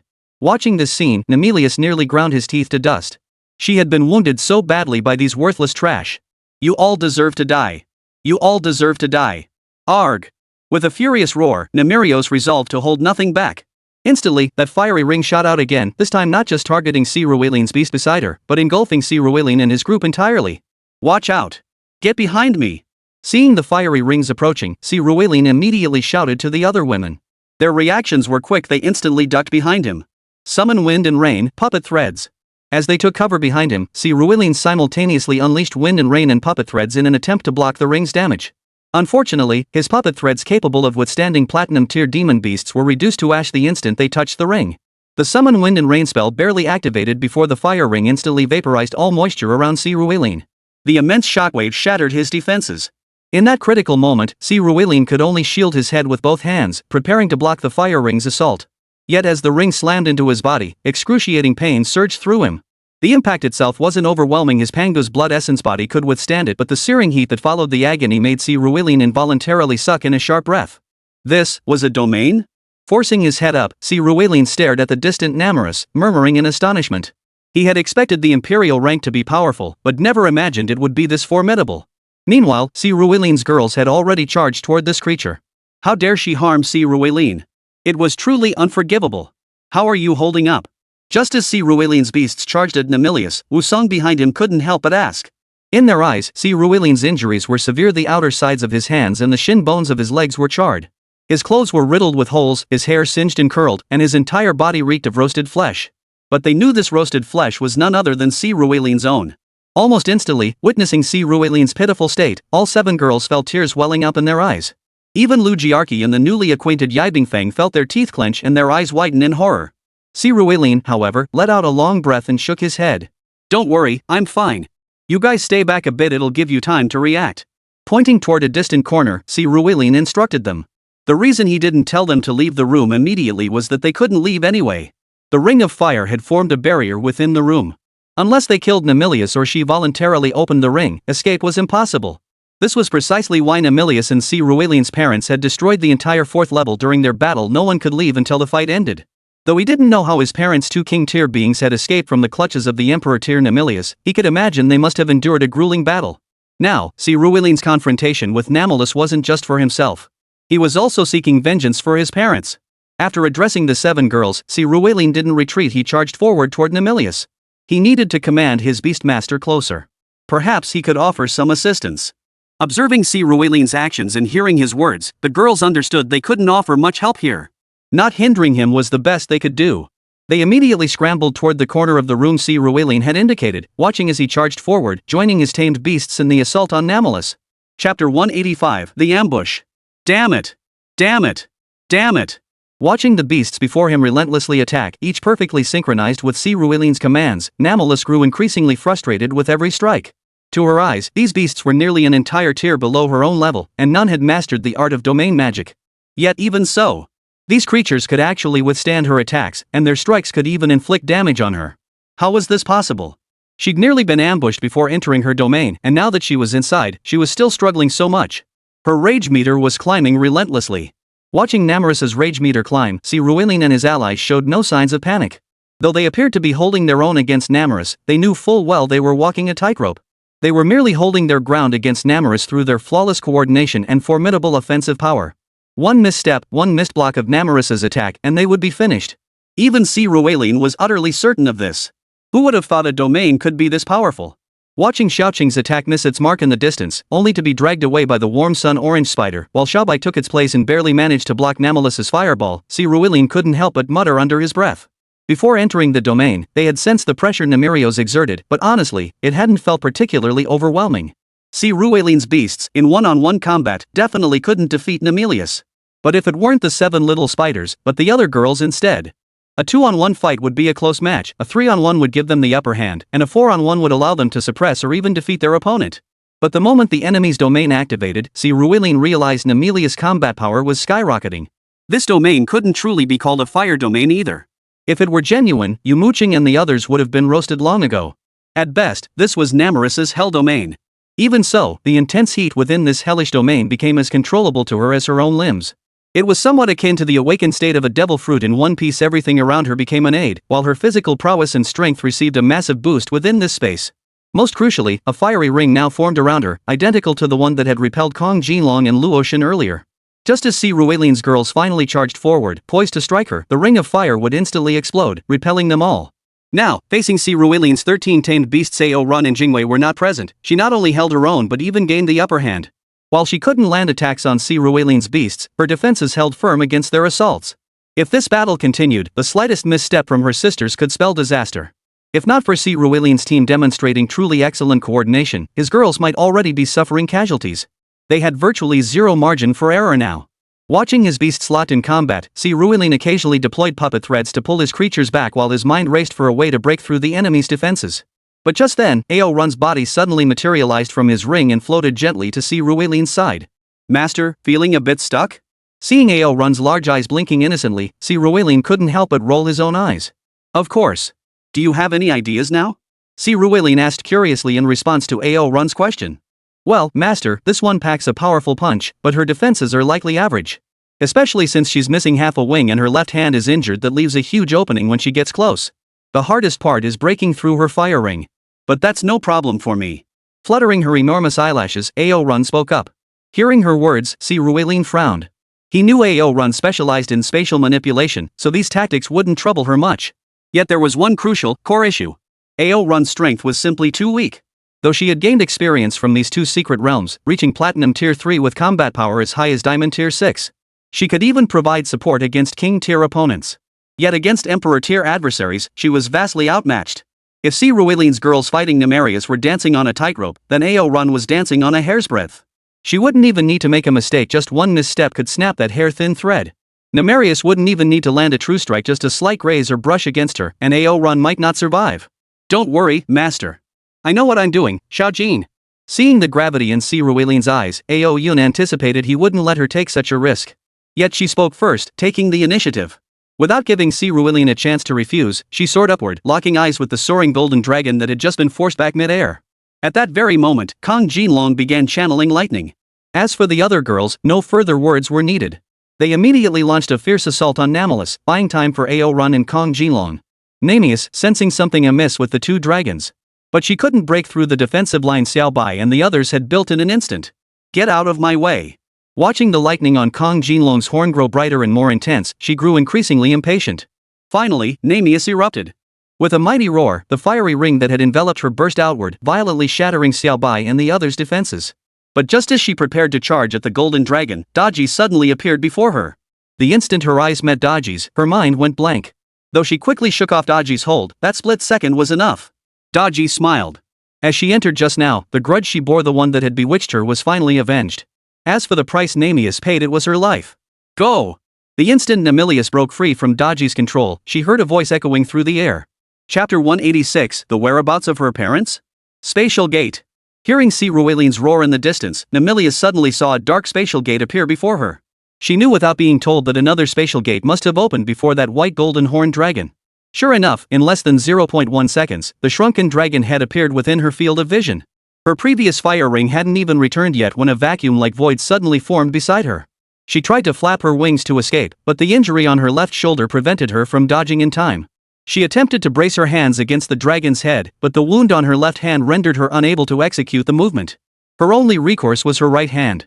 In that critical moment, she blocked the golden dragon's horn. Though the electric current instantly scorched her right hand, her block did manage to deflect the horn several centimeters to the left. It was precisely those few centimeters that altered the dragon's trajectory. What had been aimed at her heart now struck her chest instead. With a wet thud, blood splattered everywhere. The golden dragon shot out of the spatial portal, charging backward with Nemesis impaled on its horn. As it lunged forward, the lightning coiled around the horn erupted in a blinding flash. Ah! The searing agony of that powerful lightning scorching her internal organs made Nemesis scream in terror. Meanwhile, the beast Si Ruilian had forced back earlier now charged forward, striking while the iron was hot.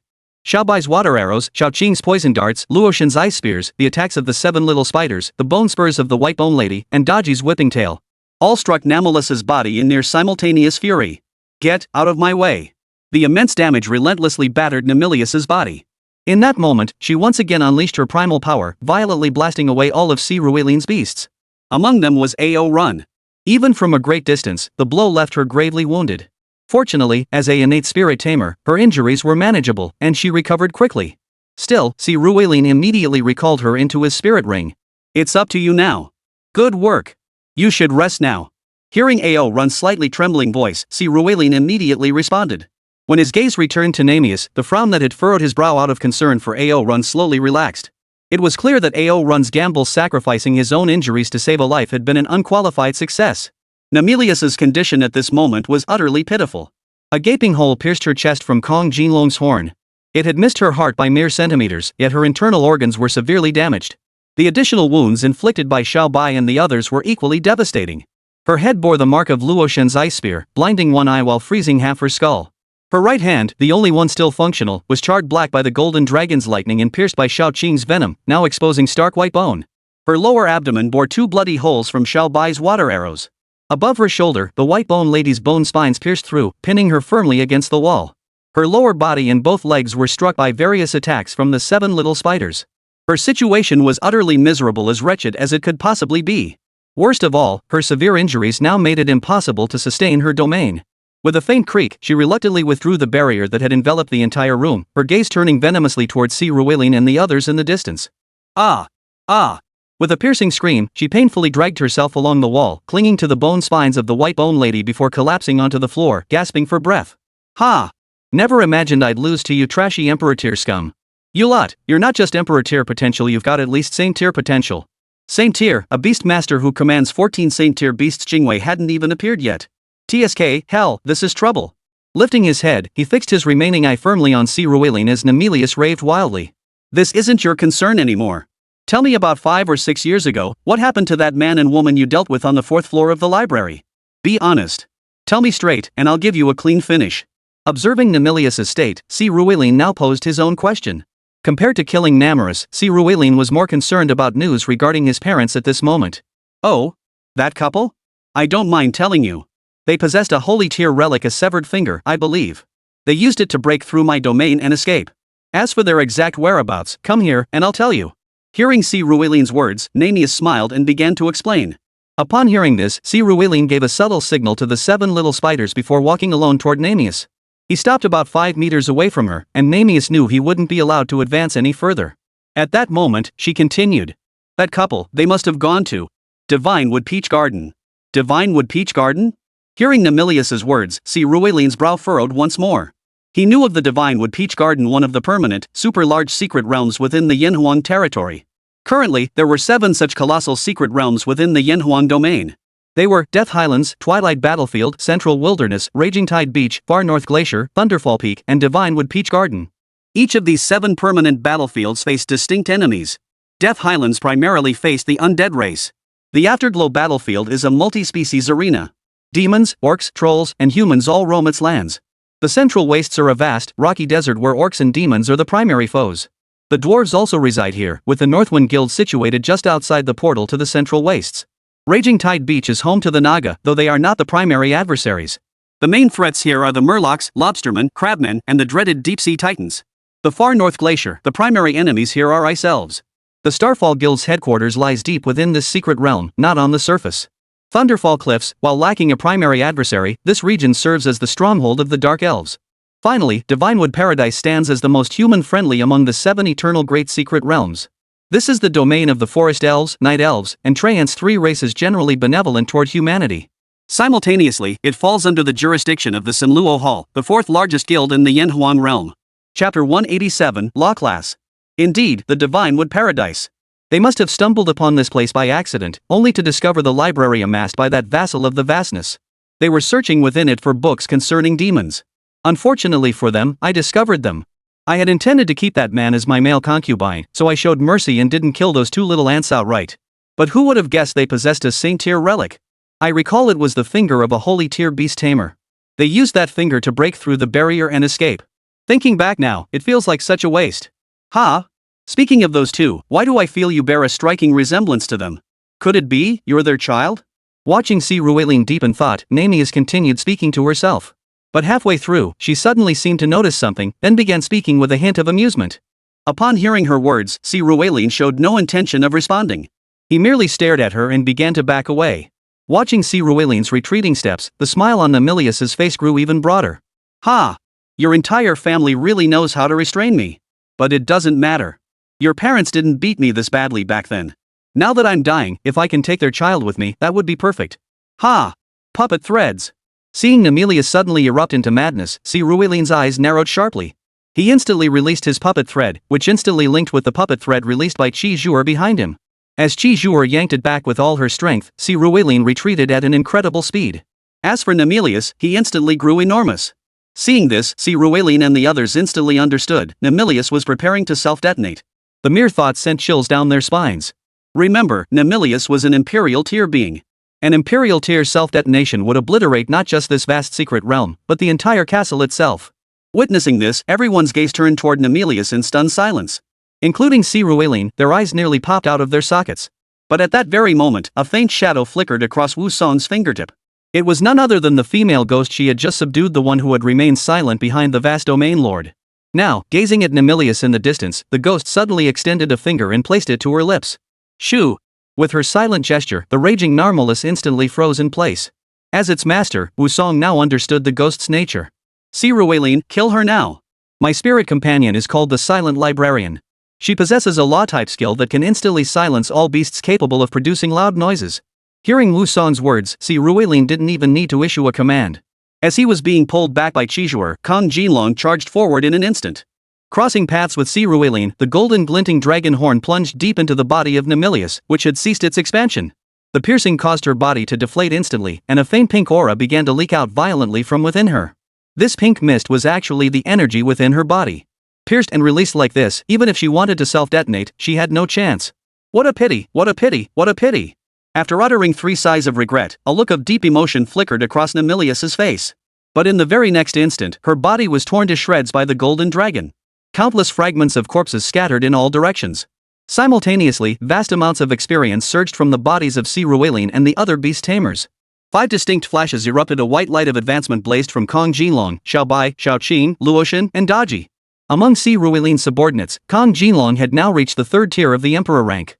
Xiaobai, Xiaoqing, Luoshan, Daji, and the White Bone Lady all stood at the 2nd tier of the emperor rank.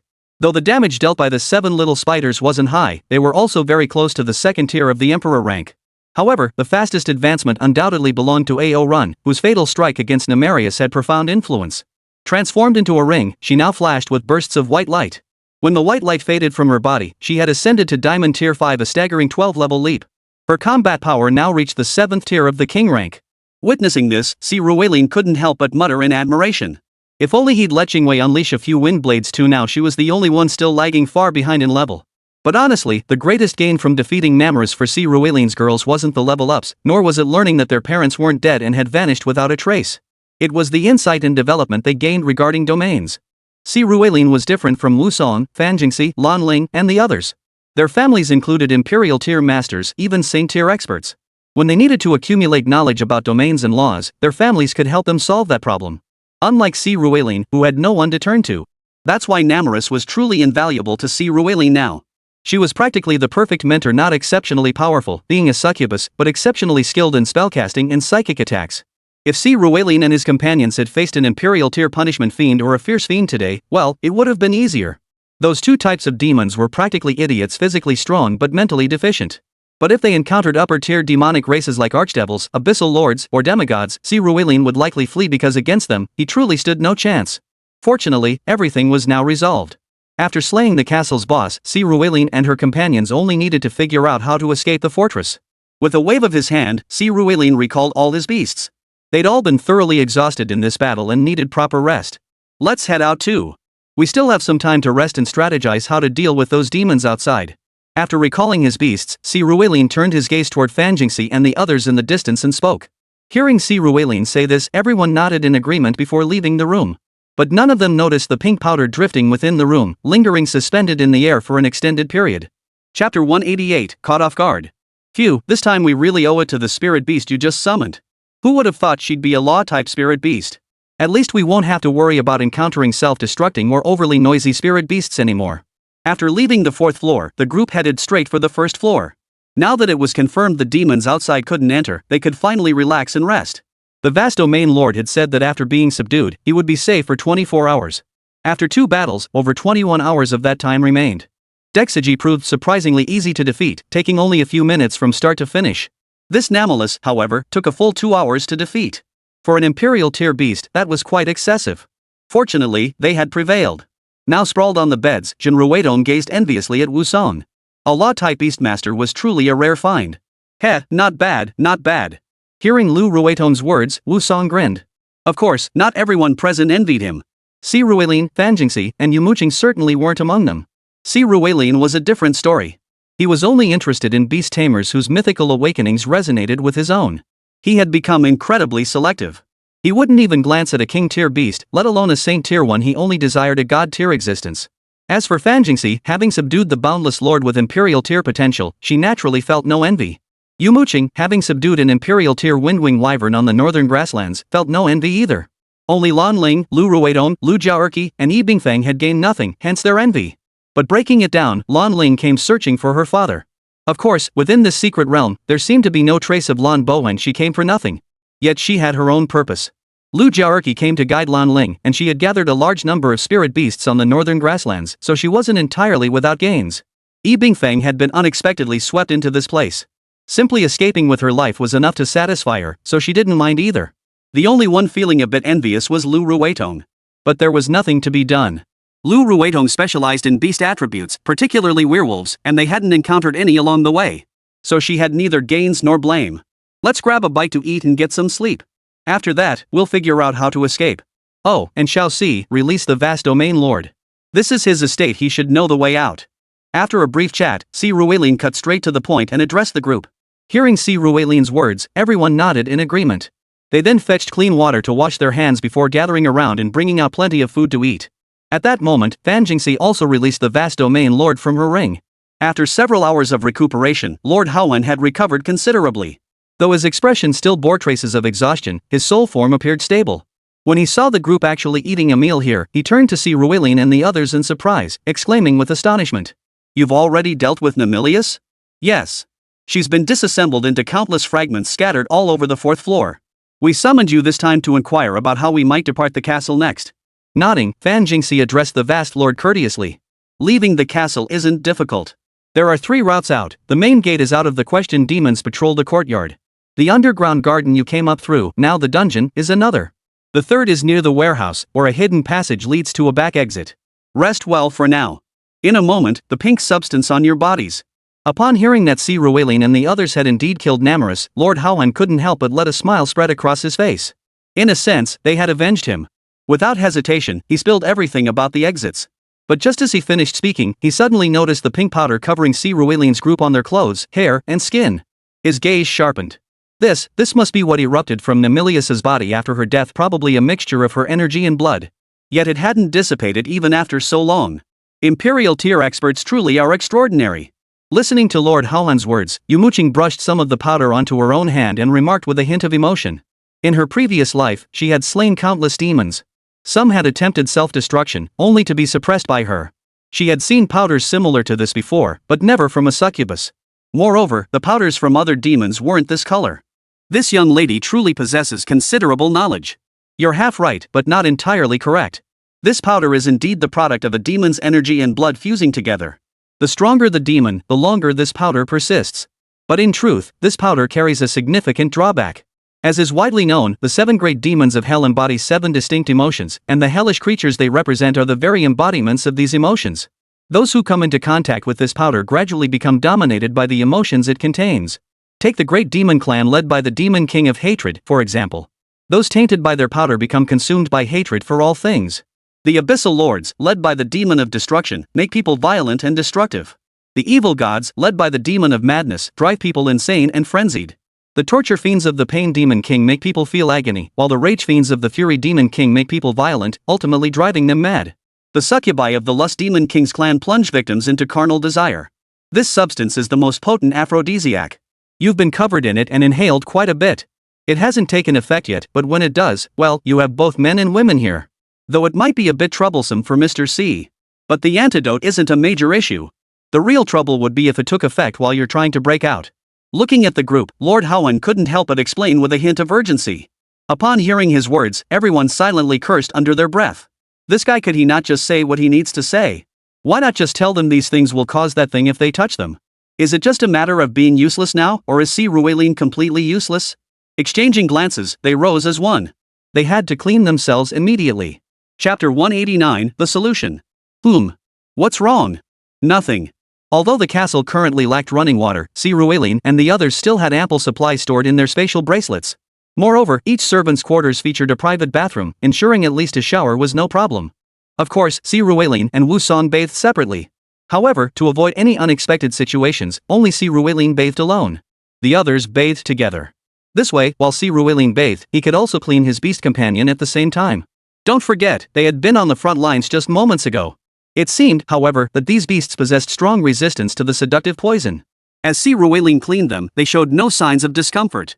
It was Yumo Qing and the others who, while bathing, suddenly drew everyone's attention when Fan Jingxi let out a soft, alluring sigh. Feeling their gazes, Fan Jingxi flushed but shook her head, insisting she was fine. But in truth, only she knew her own state. Especially Fan Jingxi and Wu Song both had already tasted forbidden fruit. Compared to Yumo Qing, Lu Ruidong, Lan Ling, Lu Jiarqi, and Yi Bingfeng who were still untouched, they knew exactly what that sensation felt like. At this moment, Fan Jingxi could confirm she was indeed, well, aroused. Watching this scene, Wu Song quietly edged closer. Should you go see Si Ruilin? Hearing Wu Song's suggestion, Fan Jingxi froze for a moment. Both she and Wu Song were aware of the connection between the other person and Si Ruilin, but since it hadn't been openly acknowledged, everyone pretended not to know. Now that Wu Song had suddenly said such a thing, Fan Jingxi momentarily didn't know how to respond. After hesitating for a while, she shook her head. For now, I'll pass. I'll try to handle it myself. Can you really withstand the power of an Imperial tier succubus? Go find Si Ruilin first and see if he has any ideas. We'll talk later. Though both Fan Jingxi and Wu Song knew the only way to withstand the succubus's power. That was the only way to withstand the succubus's power, so Wu Song could only say as much. Hearing Wu Song's words, Fan Jingxi bit her lip lightly before nodding. If I can't hold out later, I'll handle it. Exchanging a complex glance with Wu Song, Fan Jingxi spoke up. The two then hastened their bathing, and their hushed murmurs naturally caught the attention of the others. Among them, only Yi Bingfeng remained unaware of the trio's relationship. The others could more or less guess what the two were discussing. The thought of this soul antidote left them all somewhat silent. Truth be told, most of them still harbored some fondness for Si Ruilin at this moment. If Si Ruilin were to ask them out now for a movie, a meal, and then things would naturally progress back home. Even knowing about his less than prudent private life, the chances of them rejecting him weren't particularly high. The problem was, though Si Ruilin was a jerk, he wasn't a player. He simply didn't know how to charm girls or use sweet talk to deceive them. Even the situations with Wu Song, Fan Jingxi, and Jin Chuaner had all been initiated by the women themselves. Si Ruilin was indeed a jerk, but his passive-aggressive attitude, never initiating, never refusing, never taking responsibility, left them speechless. It wasn't like they could expect him to take advantage of them without them making the first move. Especially Yumo Qing. Remember, in her past life, Si Ruilin was her devoted puppy dog. Now she was expected to chase after him? She just couldn't accept it. But Fan Jingxi's simple seemed to act as a trigger. Just as Fan Jingxi and Wu Song finished showering over there, the girls here also began to sense something unusual. When they emerged from their own showers, they discovered that Wu Song was the only one left in the room. Where Fan Jingxi and Si Ruilin had gone seemed obvious enough. Silence fell over them. They sat together in the room, saying nothing, just sitting in quiet. But soon, the girls felt their consciousness slowly blurring, their body temperatures steadily rising. The sensation was akin to drinking strong liquor, causing their breathing to quicken involuntarily. About half an hour later, the sound of a door opening drew their immediate attention to the entrance. However, they only saw Fan Jingxi. Si Ruilin was nowhere to be found. Fan Jingxi, however, now wore a relaxed expression. Though her face was still flushed and she needed to lean against the wall to walk, her clear eyes told everyone without a doubt the poison had been completely neutralized. Wu Song exchanged a glance with her, said nothing more, and immediately stood up. They exited the room in turn. Fan Jingxi then lay down directly on the sleeping bag she had just prepared. Before long, her breathing steadied. Having gone 3 days without proper rest, coupled with the recent exertion, she fell asleep almost instantly. Watching Fan Jingxi now sleeping soundly, Yumo Qing and the others couldn't help but feel a seething resentment. This woman had no idea just how much envy she was stirring up. Yet, while enduring their own physical discomfort, they couldn't help but glance toward the distance. They were wrestling with the question, could this poison be neutralized? Just as they wrestled with this, the door swung open again. They saw Wu Song walk in, her expression clear and alert. She looked at the group still in agony and at Fan Jingxi, fast asleep. For a moment, she hesitated. After a moment's thought, she lay down in her sleeping bag, preparing to sleep. But before closing her eyes, she spoke up. Be extremely careful during the initial stage, it will take a heavy toll on your bodies. We still have a 20-hour safety window here. Don't jeopardize our escape plans later. With that, Wu Song closed her eyes, choosing to turn a blind eye to avoid trouble. Hearing Wu Song's words, the others realized she had likely tacitly approved their plan to find Si Ruilin. They understood the situation well. While they might not necessarily survive if they tried to endure it, escaping in this state would be extremely difficult. Therefore, before leaving, this poison must be neutralized. I'm not holding you back anymore. I'm going first. As the others hesitated, Lu Jiaerqi suddenly stood up. Speaking as she moved, she headed straight for the entrance. Chapter 190, Help Someone All the Way. Little. Watching Lu Jiaerqi's quick strides, Lan Ling was just about to call out to her when she had already left the room. Faced with Lu Jiaerqi's urgent figure, Lan Ling opened her mouth, then lowered her head in silence. Her mind was a complete mess. She had no idea what to do. Yumo Qing, Lu Ruitong, and Yi Bingfeng felt the same way. Their minds were now filled with thoughts of things that might get censored. They were genuinely at a loss. Unlike the four who were still wrestling with their decisions, Lu Jiaerqi, having made up her mind, had an extremely determined look in her eyes. After leaving the room and closing the door behind her, she immediately began searching for Si Ruilin's whereabouts. In fact, she didn't have to look far. Soon, she noticed that the door directly opposite their room, 3 rooms down, was ajar. No wonder there was no sound. He was right across the hall. Muttering quietly to herself, Lu Jiaerqi felt even more at ease upon confirming he was indeed across the hall. If no one else could hear anything, that was perfect. She quickly approached the room and opened the door to find Si Ruilin packing his things. He had assumed that after Fan Jingxi and Wu Song had visited, no one else would come. As for his poison, it had long since been neutralized. But now, hearing the sound at the door, he looked up and saw Lu Jiaerqi standing there. Before he could react, she had already closed the door and lunged straight at him. "Miss Lu! Don't you dare say a word right now, or I'll slap you." Hearing Si Ruilin about to speak, Lu Jiaerqi, who had been frantically kissing his head, lifted her face with her last ounce of consciousness. Her eyes bloodshot, she snapped at him. At her words, Si Ruilin immediately shut his mouth. With everyone here now, saying anything else would indeed be asking for a beating. In that case, he might as well serve as the antidote. With that, Si Ruilin stiffened his body and completely switched positions with Lu Jiaerqi. Seeing Si Ruilin now pinned her down, Lu Jiaerqi tried to struggle, but alas, against Si Ruilin's physical prowess, she couldn't play the strong woman. And so, the review process resumed. Half an hour later, though Lu Jiaerqi still looked unsatisfied, she knew that since the antidote had taken effect, it wouldn't be right for her to keep monopolizing Si Ruilin. After gathering the bedsheets from the room, she turned to Si Ruilin and said, "Wait here. Don't go back." With that, she balled up the sheets and stowed them in her spatial bracelet before slowly making her way back to her room, leaning against the wall for support. When everyone saw her return, Lan Ling and Lu Ruitong both opened their mouths, wanting to say something, but the words seemed to get stuck. Lu Jiaerqi, however, remained composed. She sat down on the floor and began unfolding her sleeping bag while addressing Lan Ling and Lu Ruitong. "Your turn. Si Ruilin's room is diagonally across, 3 rooms down." With that, she lay down on her sleeping bag, ready to rest. The remaining 4 exchanged glances, their silence thickening. After a long pause, Lan Ling finally spoke up. "Special times call for special arrangements. This is just for detoxification. Little Lu, you go first." "Alright, I'll go first." Hearing Lan Ling's words, Lu Ruitong took a deep breath and forced herself to stand up. But the moment she rose, she nearly stumbled. She could feel her condition deteriorating rapidly. If she didn't get the antidote soon, she might pass out. Gritting her teeth, she steadied herself against the bedside and left the room. As soon as she stepped out, she spotted the open door across the hall. Sure enough, upon entering, she found Si Ruilin looking somewhat dazed. When their eyes met, Lu Ruitong bit her lip, forcing herself to stay alert. She closed the door behind her before approaching Si Ruilin. Looking at Si Ruilin, she took a deep breath and spoke slowly. "Though I didn't want to hand over the initial position under these circumstances, I'm not regretting handing it over to you now." "Alright." Lu Ruitong immediately shut down any nonsense Si Ruilin might have tried to spout. Seeing the resolve in her eyes, Si Ruilin no longer needed to ask questions like, "Can I do this? Are you ready, or do you regret this?" Without further ado, he pulled Lu Ruitong close and placed her beside him. Reviewer's note, back to work. Half an hour later, after Lu Ruitong had taken away the fresh sheets, Si Ruilin didn't linger in the room. Soon, Lan Ling entered, leaning on the doorframe. Spotting Si Ruilin, Lan Ling couldn't help but smile. "Do you regret coming out with me to find my dad?" "No, after all, I gained more than you did." Hearing Lan Ling's words, Si Ruilin shrugged his shoulders. He wasn't lying. Accompanying Lan Ling on this trip had not only earned him 4 beast taming techniques but also Jingwei. He'd also learned news about his parents. As for the current detoxification, it was hard to say if he'd really come out on the losing end. At least he doesn't feel like he's getting the short end of the stick. "I feel much luckier than Xiao Lu and Sister Lu, since I'd already paid my deposit long ago." Watching Si Ruilin's expression, Lan Ling now approached with unsteady steps and threw herself into his arms. Gazing at his face before her, she couldn't help but gently stroke his cheek before smiling and speaking.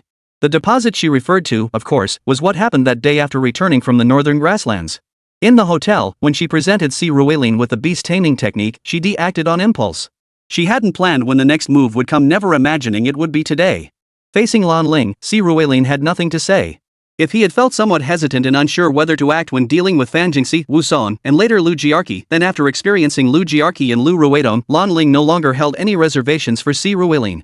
Today, he would see this good deed through to the end, properly helping Lan Ling purge the poison from her body. With Lan Ling's startled cry, Si Ruilin set her down beside him. Then came the sound of the examiner knocking on the door once more. Chapter 191, No Need to Hesitate.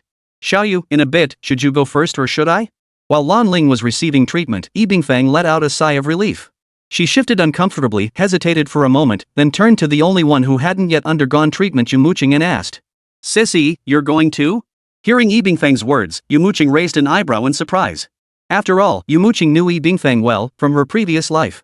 In her memory, Yi Bingfang lived up to her name, an icy woman who seemed impervious to any emotion, especially when it came to men. Yumo Qing had even suspected her of being a feminist. How else could she possibly be so utterly unmoved by men? But now, this woman who had always seemed like an iceberg in her mind was actually lining up to let Si Ruilin remove her poison? For a moment, her entire worldview felt like it was about to collapse. Well, if possible, I'd still like to get the antidote. It's unbearable. And most importantly, if it's Si Ruilin, well, I suppose it wouldn't be impossible. Hearing Yumo Qing's words, Yi Bingfang murmured softly to herself. Hearing Yi Bingfang's words, Yumo Qing fell silent for a moment. What did she mean by if it's Si Ruilin, then it's not impossible? Little you, though we've only known each other a few days, I can sense your goodwill toward me. So I'll speak plainly. Your current state is only holding the team back, so this poison must be neutralized. I hear you and Si Ruilin grew up together. I know that precisely because you've known him since childhood, you've seen too many sides of him, which might make you look down on him.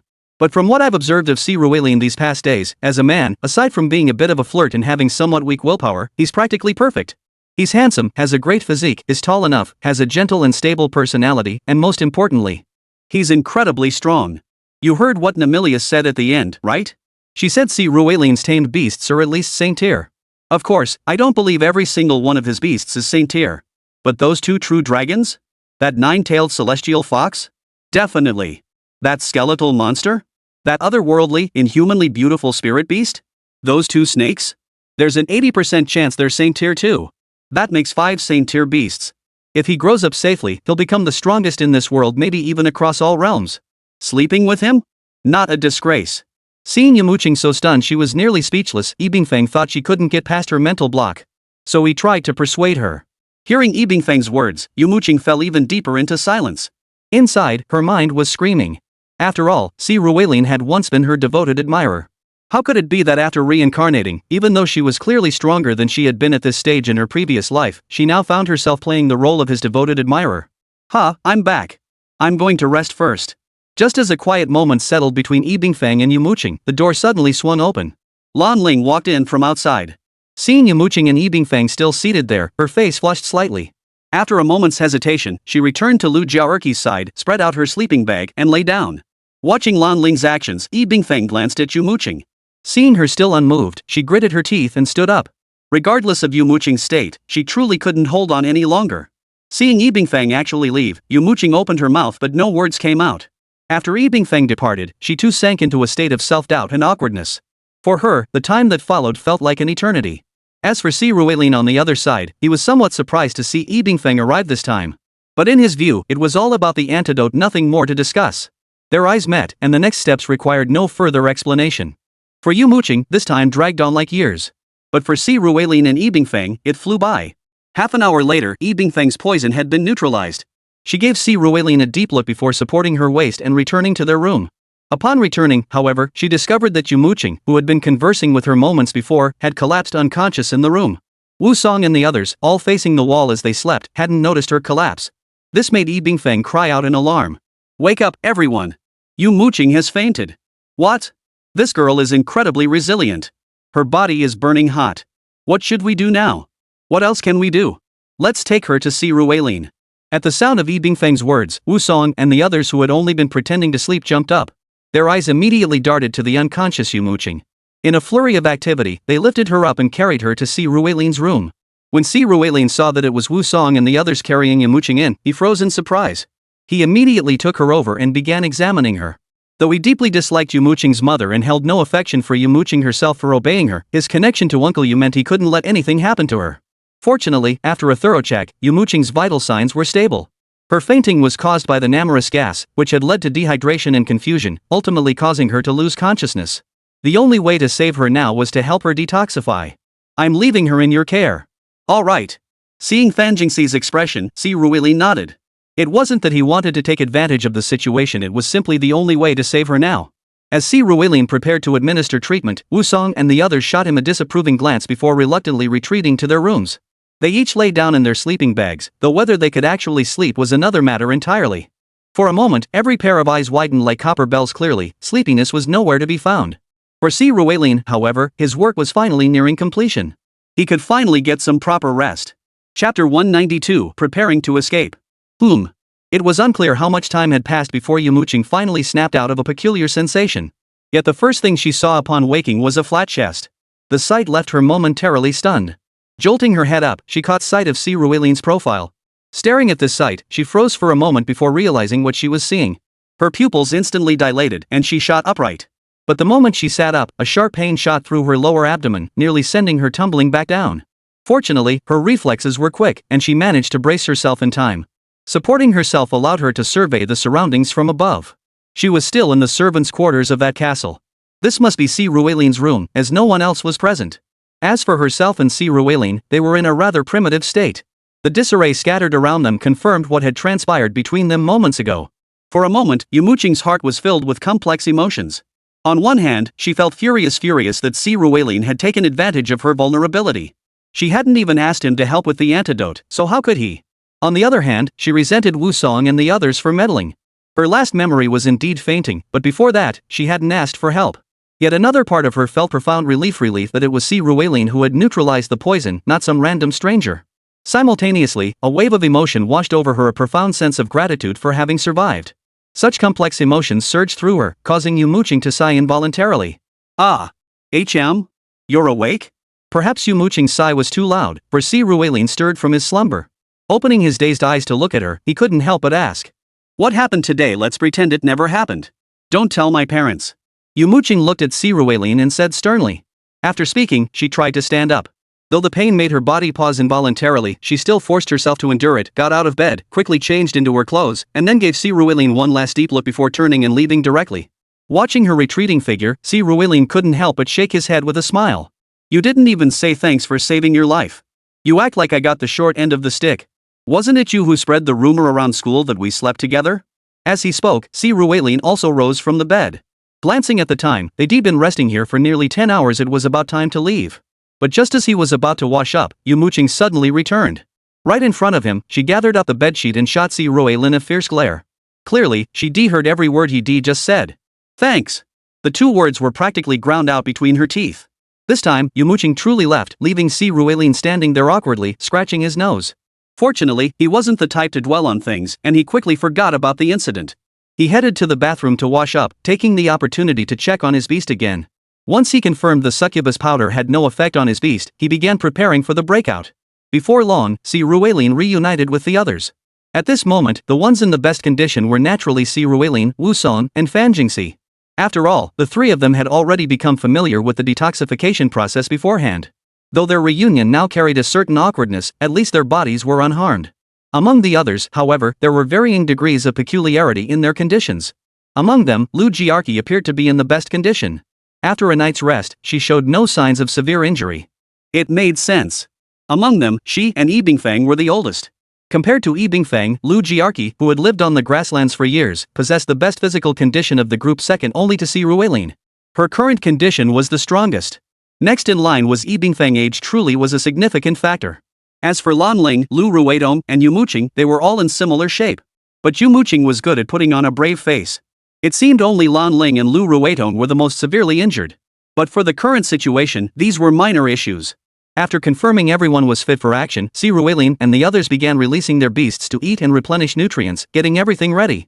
Guided by the partially recovered Lord Howen, they arrived at the warehouse. Sure enough, there was an ancient small door here, covered in rust and dust. It was clear that no one had been here for a very long time. With a slight effort from Si Ruilin, the small door came right off its hinges. There was no other way. Unlocking the door would have been more difficult than simply removing the hinges. After setting the door aside, a passageway revealed itself before them. Without hesitation, Si Ruilin led the way into the passage. The passage wasn't long and held no traps or mechanisms. After walking for a few minutes, they reached its end, which, as expected, was the rear section of the castle. However, the castle now hung suspended in midair, suspended by dozens of massive, thick chains. Beyond them lay these colossal chains, and in the distance, they could still see dwarves, demons, and cavemen mining the ore here. What now? Gazing at the searing underground magma before them, the group instinctively turned to see Rueline. The best option now was to fly out again, but doing so would inevitably alert the demons inside the castle and the enemies outside. Most crucially, the passage they had come through had been collapsed by an S-demon. They couldn't escape immediately. Though there were still some gates on the stone walls before them, possibly leading to passages connecting back to the labyrinthine endless corridors they had entered through. But behind those gates, they would inevitably face the same overwhelming hordes of monsters as before. Caught between two forces, their chances of escape were truly slim. Only Si Rueline might escape, the rest of them would be finished. But Si Rueline wouldn't abandon them to stay behind while he escaped alone. Never mind the bond forged through their shared ordeal of detoxification, even without that, he had brought them in, and he would bring them out.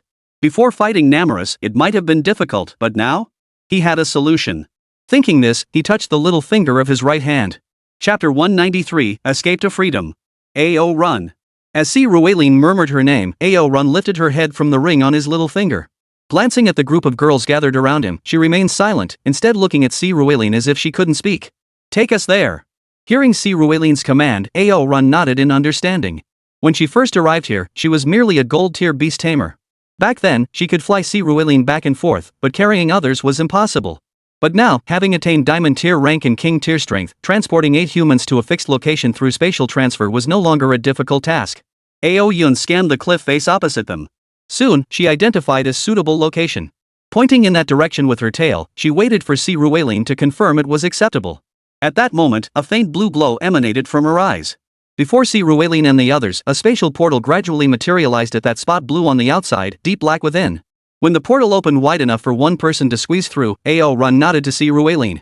Si Rueline then instructed Lu Ruedong and the others to enter one by one. Fan Jingxi entered first, as she possessed the greatest strength among them. Though her vastness lord had sustained significant injuries during the battle with Deshio Jia, it was now nearly fully recovered. This was the advantage of undead-type beast masters' rapid recovery. She was also the only one currently capable of holding her ground should anything go wrong on the other side. Fortunately, no mishaps occurred. As she stepped through the portal, she instantly materialized on the other side and immediately took cover behind a massive boulder nearby. Wu Song was the second to go, for the same reason. Though that silent librarian's potential peak was limited to the King Tier, she clearly possessed King Tier strength now.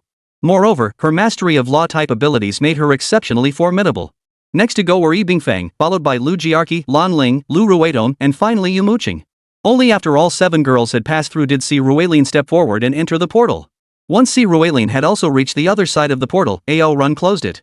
Glancing left and right to confirm the surrounding demons hadn't noticed them, the group moved toward a nearby gate. Once they stood before the gate, there was no longer any need to conceal their movements. Not only was the area around the gate extremely open, but more importantly, they could only breach it by force. As Si Rueline summoned the White-Bone Lady, she instantly unleashed her ultimate ability. A colossal skeletal entity materialized behind her. She then commanded this skeletal form to slam forcefully against the gate. A thunderous crash reverberated throughout the entire space. Wakakari! Bam! Seeing this, the surrounding dwarves and demons immediately let out cries of alarm. They then drove the cave dwellers towards Si Rueline and his group. Simultaneously, the gate was smashed open. The demons and cavemen beyond noticed Si Rueline's group at the entrance. No words were needed, let the battle commence. Simultaneously, all of Si Rueline's tamed beasts materialized beside him. This time, A.O. Run and Jingwei were present, along with Fan Jingxi's vast domain lord, Wu Song's silent librarian, Lu Jiarqi's snow moon flower beauty goddess, and several of Yi Bingfeng's tamed beasts. They joined the fray immediately. Si Rueline also took note of Yi Bingfeng's beasts. At this moment, Yi Bingfeng wore 5 Beastmaster rings on her hands. One was known to be the Ice Prison Trident Dragon, though it was currently suffering from significant injuries and had not yet fully recovered. Among the other 4 rings, one appeared exceptionally ornate, housing a woman clad entirely in snow white. This woman was known as the Ice Queen, a being with Imperial Tier potential. At this moment, however, her strength was slightly weaker than that of the Ice Prison Trident Dragon. Beyond that, 2 more rings housed distinct creatures, one was a giant clad entirely in frost armor, the Ice Knight, another being with Imperial Tier potential. The 3rd ring contained a tiger formed entirely of ice, the Ice Barrier Tiger King, possessing Emperor Tier potential. This meant Yi Bingfeng still had 1 beast mastery unseen. Its timing remained unknown, perhaps it was her trump card. But Si Rueline couldn't care less about that. He never even considered these women could offer any combat assistance. After all, the strongest presence on this plaza was merely a king-tier punishment demon. Such a pathetic potato, a rotten bird's egg let these girls feast on its experience points. Thus, when Si Ruilin unleashed his full power, the demons and cavemen on the plaza vanished at a near visible speed. By the time the demons from outside charged in, nearly 80 to 90% of the demons on the plaza had already been wiped out. To avoid the risk of the nest demons collapsing the place again, well, after all, no one knew how many nest demons lurked here. So Si Ruilin and his group didn't linger. Spotting a nearby passageway that looked similar to the one they'd come down, they immediately dove inside. Wusong and Fan Jingxi led the way, while Si Ruilin brought up the rear. However, Si Ruilin didn't rush to enter. They weren't certain this passage would lead back out, and more importantly, watching the demons, dwarves, and cavemen pouring in outside was experience too. Killing monsters to gain experience points was Si Ruilin's favorite pastime. Just as he was slaughtering hordes of demons, dwarves, and cavemen, he heard three distinct, crisp knocks echoing from the passageway. Si Ruilin knew this was the signal from Wusong and the others they had reached the passage and confirmed it led to the alley. Immediately, he issued new commands to his beasts. Push them back. At Si Ruilin's command, his beasts suddenly surged forward, violently driving back the demons, dwarves, and cavemen. After clearing a path and creating a vacuum, Si Ruilin recalled his beasts. Only Luoshan remained, following him into the passageway. The moment they entered the passage, Luoshan blew a breath of air. A massive block of ice instantly sealed the entrance. Those creatures would need considerable time to break through the ice. By that time, Si Ruilin would have already collapsed the passageway. It could be said that this escape plan was now complete. Chapter 194, Departing the Secret Realm, Votes Needed. Boom! As Si Ruilin crawled out of the passageway, he summoned Chizhuer. With a single fireball, Chizhuer blasted into the passageway. Then, amidst earth-shaking tremors, the entire passageway was obliterated. As the dust settled, Si Ruilin and his companions exchanged glances at the familiar surroundings, then burst into laughter. Truth be told, simply surviving this ordeal was already a win for them. What's more, each of them had gained something unique. Phew! Let's rest a bit, then we should prepare to leave. We have no idea where the passageway exit is, so we'll just have to head back and look for it. After a moment, Lu Jiaerqi stood up first and addressed the group. Though they had no clue where the passageway leading to the exit was located, they were certain that by following the path behind them, they would eventually find their way out. Thus, there was no need for excessive anxiety. The group proceeded forward for a while, then sat down in a clean spot to rest. After a short break, they continued toward the exit, though it was clear they still had quite a distance to cover. After walking for over 3 hours and encountering 4 patrols of cave dwellers, they reached noon. Not only had they not found the exit, they hadn't even seen the markings they had left behind. For a moment, they all felt a bit uncertain, wondering if this was indeed the path they had been following. But now they had no other choice but to keep trudging forward. So they stopped here to rest and eat, then resumed their journey in the afternoon. They walked from 1 o'clock until well past 7 in the evening. Finally, they found traces they had left behind, proof that this was indeed the passage they had originally traversed. The exit now lay roughly a day's journey ahead. Of course, their initial exploration had been slow. So they had moved slowly. Now, if they focused solely on getting out, they estimated they could reach the exit in another 6 or 7 hours.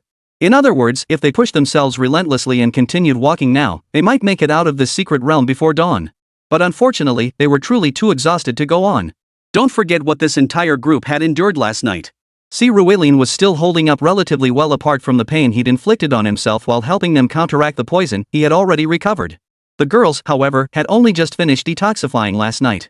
Yumo Qing, who had the least recovery time, had barely rested for about 8 hours before facing another day of fleeing for their lives, fighting, and trekking for over 10 hours. Physically, they were utterly exhausted. After discussing it, they decided to halt their journey and rest here for a while. After all, if they set out tomorrow morning, they might well leave the secret realm by noon. Even if they couldn't depart by then, they would certainly reach it by afternoon. With that, they felt no urgency. They immediately set up camp, pitched tents, and began preparing dinner. Though the passage remained scorching hot, their spirits were surprisingly high compared to the uncertainty they'd faced upon entering. During the meal, laughter and conversation filled the air. Even Lu Jiaerqi and Yibingfeng exchanged occasional words, though the tension between them remained palpable. After everyone finished eating and washing up, they prepared to rest. Before resting, they first needed to assign night watch duties. Unlike when they first entered, where only Lu Jiaerqi, Yibingfeng, Lu Ruidong, and Lan Ling took turns on watch, they now knew this passage likely held no overwhelmingly powerful threats. With Si Ruilin able to join the watch team and Wu Song and Fan Jingxi also capable of taking shifts, their manpower had significantly increased. This significantly increased their manpower, leaving only Yumo Qing currently unable to assist. With their addition, everyone could rest a little longer. After drawing lots, the night watch rotation was finalized, Si Ruilin first, followed by Lu Jiaerqi, Lan Ling, Wu Song, Yibingfeng, Fan Jingxi, and Lu Ruidong. As the first watch, Si Ruilin saw no need to rush back to the tent. He settled down at the tent's perimeter, ready to keep watch, while the other girls prepared to return to their tents to rest. But Lu Jiarqi didn't head back to her tent just then. Instead, she plopped down right beside Si Ruilin. "I'll be up in an hour anyway. Forget it, I'm not sleeping. I'll keep watch with you." Lu Jiarqi blinked at Si Ruilin and said with a grin. "Sis Lu." Seeing Lu Jiarqi's expression, the other girls couldn't help but frown. They all sensed that something seemed off with her. But they were genuinely exhausted now. Though puzzled, they still returned to their tents one by one. Just as they entered their tents, Lu Jiarqi suddenly pinned Si Ruilin to the ground beside him. "What's going on?" "Shoo. Last night I felt some residual poison lingering. Now's the time, help me purge it again." Seeing Lu Jiarqi's actions, Si Ruilin was startled and immediately looked at her. She promptly made a shushing gesture toward him, her eyes darting nervously as she whispered. Seeing her bold demeanor, Si Ruilin swallowed hard. Just as he was unsure how to react, Lu Jiarqi had already begun her actions. Seriously? From the moment Si Ruilin first laid eyes on Lu Jiarqi, he knew she was no ordinary woman. She was fierce. Shy. That word seemed completely foreign to her. Just like now, she seized the moment while Si Ruilin was flustered and turned the tables. Unlike Wu Song and Fan Jingxi back in the tent, who had merely tested the examiner's limits, Lu Jiarqi didn't treat the examiner as a human at all. And she didn't even bother to lower her voice. This time, the people inside the tent were in for a world of pain. After all, they had just experienced what Lu Jiarqi was going through. This time, it wasn't just imagination, they were genuinely struggling to endure it. Finally, after an unknown amount of time, Lu Jiarqi's voice outside ceased. Lan Ling then hurriedly emerged. She happened to catch sight of Si Ruilin carrying Lu Jiarqi back to her tent. Their eyes met, and Si Ruilin saw Lan Ling lightly lick her lips. Chapter 195, Has she been replaced? Votes sought. Here we go. That night, well, how to put it? In the end, only Si Ruilin kept watch. As for the others, well, they all claimed lingering side effects from their treatment. Not everyone used that excuse, though. Yumo Qing certainly didn't. That girl had been telling Si Ruilin that morning to pretend the whole thing never happened, not to tell anyone. But when her watch came, she didn't even bother with small talk. She just grabbed Si Ruilin by the collar and leaned in, leaving him completely on the defensive. Of course, Si Ruilin wasn't afraid of girls taking the initiative. After all, he was supremely confident in his physical prowess. Whoever took the initiative would ultimately become his conquered foe. Thus, Si Ruilin worked through most of the night, managing only 4 or 5 hours of sleep, and even that was extra rest time the girls had pitted him into granting. This delay meant that when Si Ruilin and the others set off back the next day, their progress slowed considerably. They had planned to rise around 6 in the morning, but when Si Ruilin awoke, it was nearly 10 o'clock. And though they should have recovered significantly after a day's rest, Yumo Qing and the others were taking longer to bounce back than expected. Thus, they trudged along in fits and starts. What should have been a journey of just a few dozen kilometers, taking 6 or 7 hours, stretched on until past 5 in the afternoon before they finally reached the entrance. By then, all traces of snow had vanished from the entrance area. It made sense, really. The avalanche outside should have ended long ago, and snow is sticky, it couldn't keep falling into this portal indefinitely. After all, the portal wasn't horizontal, it was vertical and hidden in a very secluded spot. I'll go check it out. Observing the exhausted faces around him, Si Ruilin addressed the group before summoning Luotian.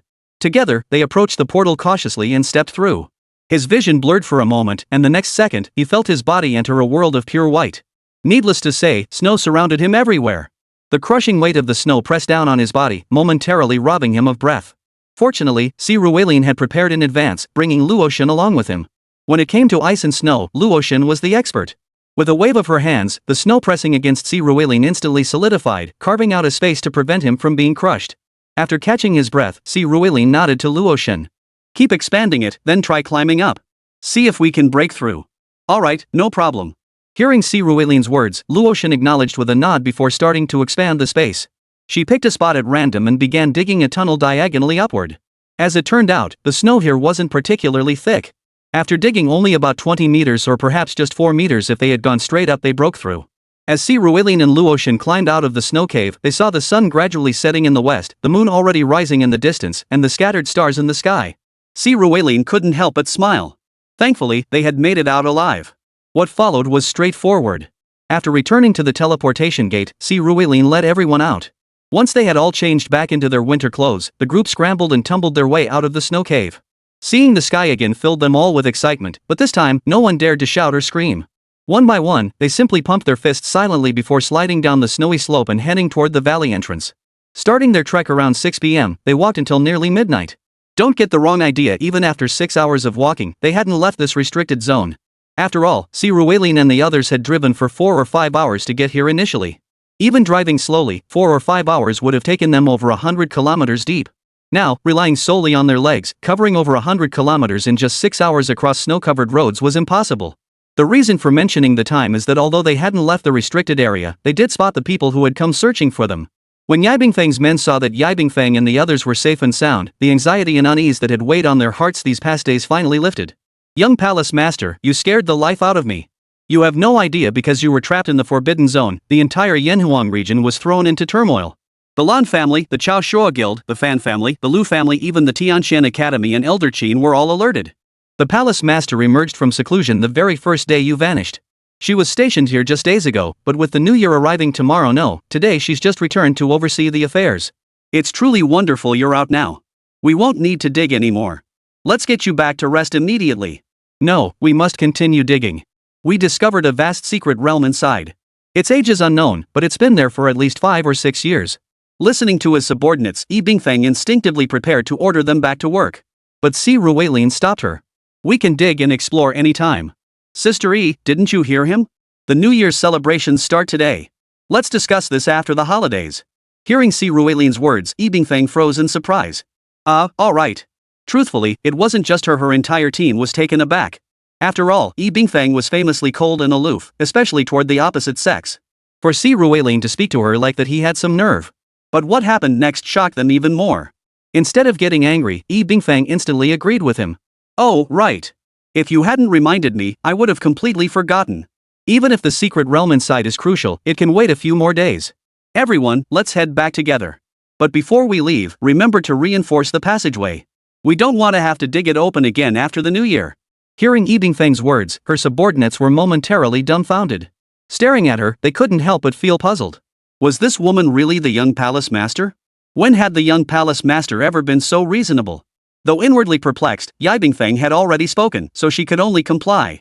The group then set off toward the Celestial Palace. Chapter 196, Stay or Leave, votes sought. Oh, I see. After Lan Ling hung up the phone in silence, she resignedly returned to the sofa opposite Ruwailin. She looked at him and the others, her voice tinged with helplessness. My grandfather wants me back yesterday. Is it that urgent? Lu Ruwaitong couldn't help but ask upon hearing Lan Ling's words. It's not exactly urgent anymore. Don't forget, her spatial bracelet still holds her uncle's remains. How many days has it been? It's time to give him a proper burial. As Lu Ruwaitong spoke, Lu Jiarqi walked over from the side, her phone in hand. My grandpa's been nagging me. Has your master not nagged you? He has, but I'm not planning to listen to him. Seeing Lan Ling's puzzled expression, Lu Jiarqi grinned and explained. I almost feel sorry for Master Beckett. He painstakingly trained a disciple, only for her to disobey him after just one outing. It's truly pitiful. Just as Lu Jiarqi finished speaking, the gates to the villa where Ruwailin and the others were staying swung open. Yibingfang walked in with a smile, chatting as he went. Ever since Ruwailin and the others had reunited with the Heavenly Palace faction early this morning, they'd rushed straight back to the palace. They'd expected to meet the current palace master, Yi Gongya, but instead, they'd been placed in this villa first. They hadn't questioned it much, taking a good shower before retiring for the night. Tonight, they didn't bother Ruwailin again. The truth was, they hadn't slept well these past few days, and yesterday they'd already received ample comfort from him, so there was no need for it today. Thus, they slept soundly in the villa until noon. They were still in that just awakened state. Still half asleep, several phone calls came in at once. Dealing with Fan Jingxi and Wu Song was straightforward. After all, it was just 1 year of not going home for the new year. No big deal. The most important thing was that by following Ruwailin, they had gained far more valuable experience than they ever would have at home. A medium-sized portal by conventional standards, they wouldn't have been able to tackle it until they were at least 25 or 26. Yet they'd already conquered it. For large portals, if they could pass before turning 40, they'd be considered geniuses. Yet they'd already conquered that too. Originally, their families had predicted that by the time they graduated from university, they might become high-level beast masters, with the absolute best case being reaching the rank of beast sovereign. Yet now, one possessed a boundless lord with imperial tier potential at the king tier level, another had a death soul saber-toothed tiger with imperial tier potential at the silver tier level, and the third had a silent librarian with king tier potential and king tier strength, yet also possessed law-type abilities. Regardless of who Wu Song's parents were, regardless of how strict the Fan family was. Such achievements were more than enough to let them stand their ground with their families. As for Lu Ruwaitong, her family was in the military and had raised her to be independent from a young age. Though she hadn't gained much this time, her family already felt it was well worth it.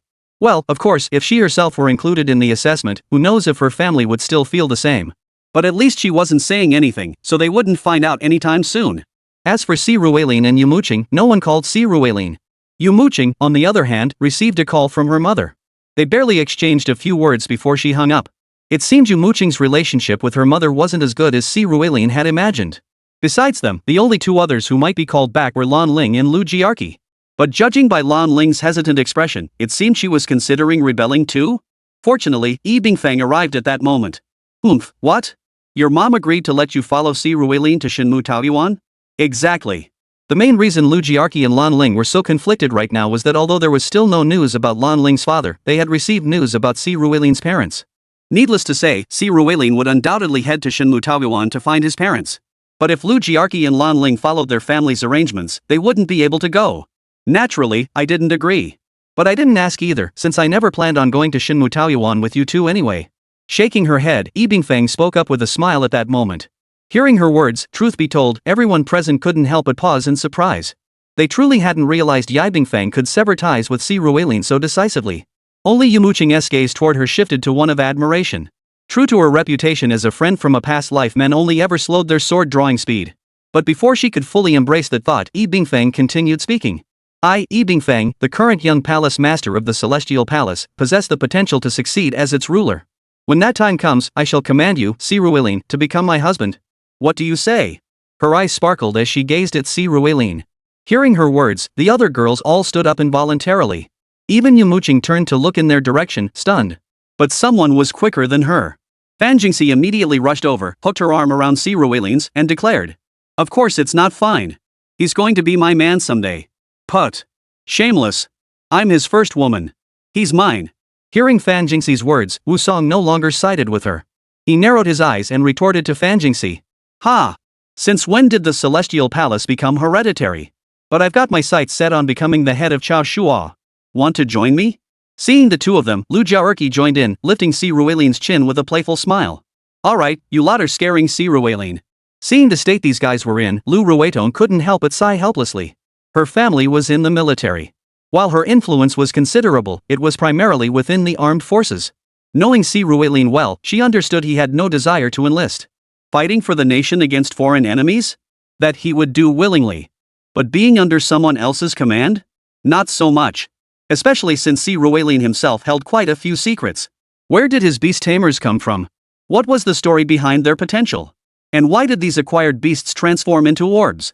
These secrets remained untold by Si Ruelin, and naturally, they didn't pry. But if he joined the military, interrogation would be inevitable, a key reason Si Ruelin could never enlist. Chapter 197, Igonya. Alright, I know. Si Ruelin is only a freshman now, and he hasn't even finished his second semester yet. It's not time to force him to choose. We still have time. But honestly, you two should really go back. Just as that foolish deer said, your uncle's remains are still in your spatial bracelet. They truly deserve a proper burial. While you're at it, you should investigate who killed him. And regarding your father's whereabouts, you'll need to discuss and deliberate with your grandfather again. Clearly, that ice doesn't refer to our Kunlun glaciers. And you, Silu, you absolutely must return. Seeing Lu Ruetong step in to smooth things over, Yi Bingfang waved his hand, no longer pressing Si Ruelin for a decision. Instead, he turned to Lan Ling and Lu Jiarqi and said, Why should I? Lu Jiarqi retorted, clearly annoyed at Yi Bingfang's words. Do you remember the northern grasslands you just visited? Why did two secret realms appear there, yet only one person discovered them? And why were those people able to pinpoint your location and ambush you? Haven't you considered that? There are matters you must return to resolve. Looking at Lu Jiarqi, Yi Bingfang cut straight to the chase. At her words, Lu Jiarqi finally grew serious. Given Yi Bingfang's rank, it wouldn't take much effort to uncover their visit to the northern grasslands.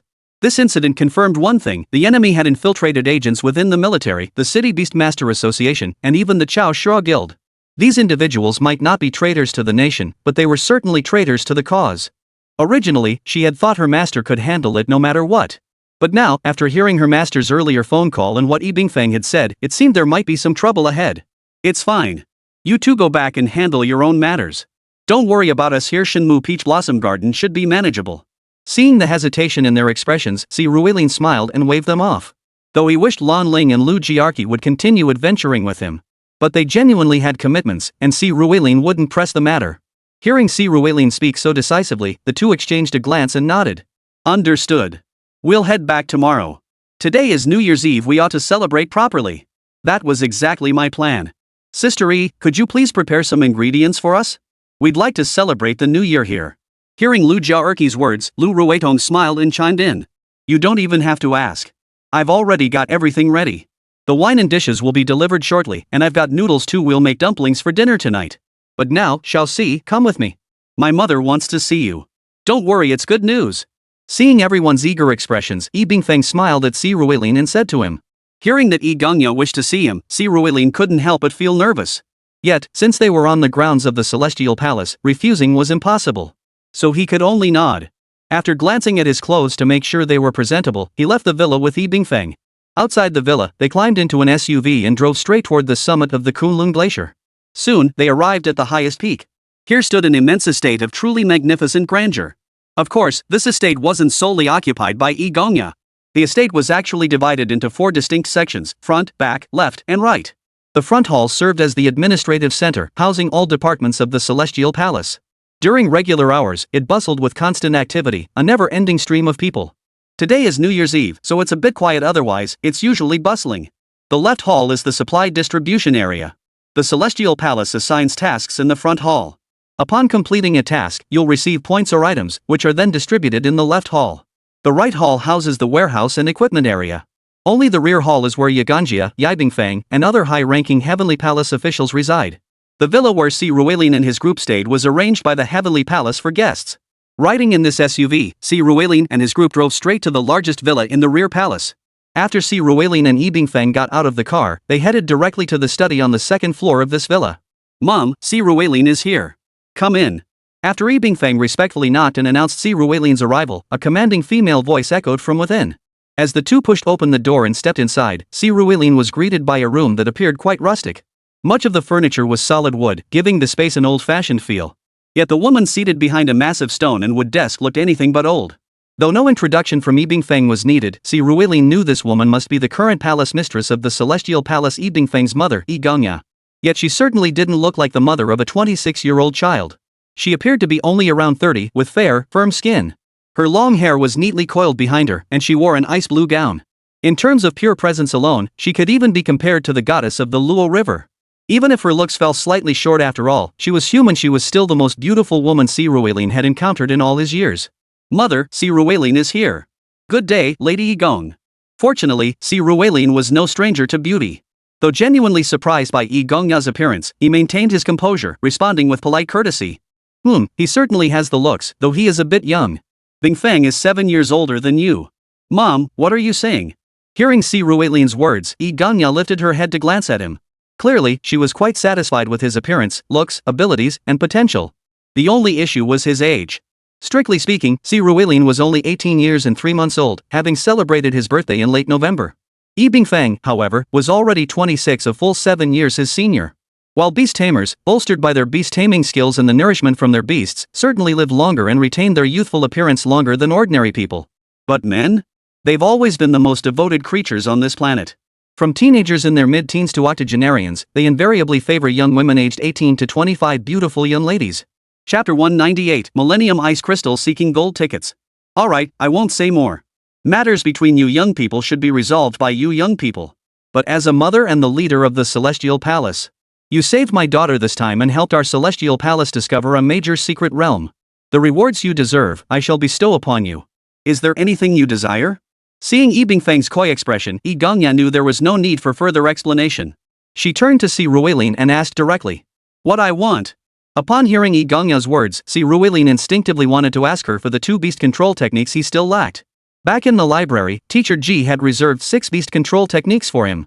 Rainfall technique, earthquake technique, extreme impact, healing technique, earth prison technique, and fatal dodge.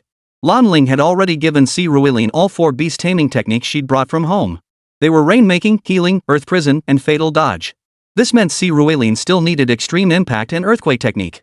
Earthquake technique, in particular, was a notoriously difficult skill to obtain. So at this moment, Si Ruilin prepared to ask Yi Gongya for an earthquake technique manual. However, Yi Bingfeng suddenly gave Si Ruilin a gentle nudge, signaling him not to ask for these 2 beast taming techniques. Seeing Yi Bingfeng's expression, Si Ruilin felt puzzled. Yet he knew she wouldn't harm him. Besides, even without these two beast taming skills, he could obtain them elsewhere. Tianqian Academy had them all.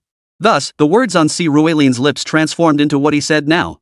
I don't care about rewards. I'm friends with Sister E, and we all discovered the secret realm together. I wouldn't take credit for it alone. Hearing Si Ruilian's words, Yi Gangya couldn't help but turn to look at him. She found herself increasingly impressed by him. It was a pity he was too young and hadn't even graduated from Tianqian Academy yet. Otherwise, she would have done whatever it took to bring him to the Celestial Palace. With Si Ruilian and Yi Bingfeng in the Celestial Palace, its prosperity for decades to come would be assured. Most crucially, both possessed the potential to break through to the saint rank. When that day came, she intended to challenge for the title of the world's top guild. That said, the rewards due must still be given. How about this? I've prepared a gift for you. See if it suits your taste. As she spoke, Yi Gangya retrieved a box from the drawer and placed it before Si Ruilian. Under Yi Bingfeng's encouraging gaze, Si Ruilian approached the table. But the instant he lifted the box, his innate ability, the mythic contract, suddenly stirred. It was well known that the mythical contract remained dormant unless it sensed something significant, and when it did stir, it inevitably signaled something extraordinary. He couldn't help but eagerly open the box. Inside the box lay an object resembling an ice crystal. It was no larger than a pinky fingernail, yet the moment Si Ruilian saw it, his mythical contract began pulsing even faster within him. This is a 1000-year Kunlun ice crystal. If equipped on an ice-type beastmaster, it boosts the power of their ice skills by 30%. It's a truly valuable item. Even our Celestial Palace has few of these. I heard you have an ice-type humanoid beastmaster, so this should be perfect for you. Seeing Si Ruilian's solemn gaze fixed on the crystal, Yi Gangya smiled as she explained. Thank you, Palace Master E. This item will indeed be of great use to me. Upon hearing Yi Gangya's words, Si Ruilian promptly nodded politely in acknowledgement. Seeing how pleased Si Ruilian was with her gift, Yi Gangya spoke with satisfaction. Glad you like it. Now, I know you young folks don't care for spending time with us old folks. Let Bingfeng escort you back. As for when you wish to depart, it's entirely up to you. Just let Bingfeng know whenever you're ready. Seeing that Yi Gangya had finished her business with him, Si Ruilian and Yi Bingfeng promptly exited her study. The two returned to the SUV and drove straight back to the villa where they had stayed the previous night. By the time they arrived at the villa, the lunch arranged by Yi Bingfeng had already been delivered. It must be said that as the young palace master, Yi Bingfeng was far more generous and open-hearted when it came to hosting meals than Lu Jiarqi. Though Si Ruilian and the others had sampled some local specialties while with Lu Jiarqi, they paled in comparison to what Yi Bingfeng had provided. The delicacies delivered by Yi Bingfeng were rare treats that money couldn't buy elsewhere. The beef she served was specially raised from Black Iron's 7th-rank demon beast's black-haired cattle. This beef was so delicious it was outrageous. Si Ruilian had never tasted anything like it. The moment it touched his tongue, it dissolved without even requiring a chew. In his previous life, he had sampled Wagyu beef. He'd even splurged on a 5A grade cut once, but compared to this beef, that Wagyu was nothing. This flavor was absolutely mind-blowing. Beyond that, the crabs delivered by Yi Bingfeng were enormous, easily over 50 pounds each. The lobsters were similarly massive, and the array of regional specialties was equally delicious. Si Ruilian and the others couldn't help but eat until their mouths were dripping with grease. Even Lu Jiarqi, who usually bickered constantly with Yi Bingfeng, had shifted her focus entirely to the food before her. The only one who remained relatively composed was Yumo Qing. While Lan Ling, Lu Ruidong, Fan Jingxi, and Wu Song didn't need much of this caliber normally, her past life as a saint-tier cultivator meant she was accustomed to such high-grade ingredients. Still, she realized it had been over half a year since her return. Having abstained from such delicacies during that time, her eating pace wasn't exactly slow either. Lunch was soon finished, and Lu Jiarqi began making preparations to wrap dumplings. Though Fan Jingxi hailed from Nandu, egg dumplings were also a New Year tradition there. Switching to bread dumplings was perfectly acceptable. Soon, the others were bustling about, discussing how to make the dumplings. Only Si Ruilian, that lazy good-for-nothing who knew nothing about farming, returned to his room. Don't forget, he still needed to study the 1000-year-old ice crystal he'd just obtained from Yaganjia. The moment he opened the millennial ice crystal in his room, the temperature plummeted instantly. Yet Si Ruilian picked it up anyway. The moment Si Ruilian grasped the crystal, the voice of the mythical contract echoed in his mind. Ding! Kunlun Millennium Ice Crystal detected. Mythical contract initiates binding. Millennium Ice Crystal evolves into Xianming power. Chapter 199, The Power of Xianming. Xianming power? Hearing the mythical contract's voice in his mind, Si Ruilian felt a mix of confusion and bewilderment. Xuanming, he knew that. The god of winter, right? Legendary as one of the 4 directions gods, during the Tang dynasty it also represented winter. But after the rise of primordial chaos-style novels, he had also become one of the 12 ancestral wizards, representing ice. As for his appearance, some described him as a giant bird-human face, bird body with 2 green snakes hanging from his ears like earrings and 2 large snakes coiled beneath his feet. Others depicted him as a 2-headed dragon. But regardless of its form, the system had now bestowed its divine power upon him? Just as Si Ruelin was feeling utterly bewildered, the millennia-old ice crystal suddenly transformed into a streak of light, entering his third eye. Then, in the depths of his being, a wondrous power began to surge through his body. Though raging might be an exaggeration, this force seemed beyond his control. It showed no intent to harm him. This force originated from his kidneys. In Taoism, Xianming is also known as the god of the kidneys. It seemed only natural that the power of Xianming would emerge from this place. As this force coursed through his kidneys, it also transformed them into something as strong as steel, no, even stronger than steel. The old Si Ruelin had been quite satisfied with his physical condition back then. He could go a full round with Wu Song and the other 6 girls without feeling particularly tired or exhausted. Now, he had entered a state of invincibility. Of course, the transformation of his kidneys represented only the most rudimentary manifestation of the Xianming power. As this force began to flow continuously through Si Ruelin's body, he found his affinity for ice steadily increasing. His puppet strings now incorporated icy elements. Though his mastery of ice certainly couldn't match Luotian's, by his own estimation, the frigid power he unleashed now wouldn't be inferior to that of a typical diamond tier beast master. Of course, as his ice power transformed, he discovered that his Pangu essence blood had also been stimulated by the Xianming power, beginning to grow rapidly. As the primordial chaos novels had mentioned, the 12 ancestral wizards were also true descendants of Pangu. Thus, it was only natural that the Xianming power would stimulate the evolution of his Pangu essence.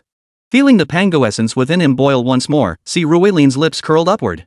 He could sense that the energy within his body, which had only recently ascended to that of a high-level beastmaster, was also rising alongside the enhancement of the Pangu essence.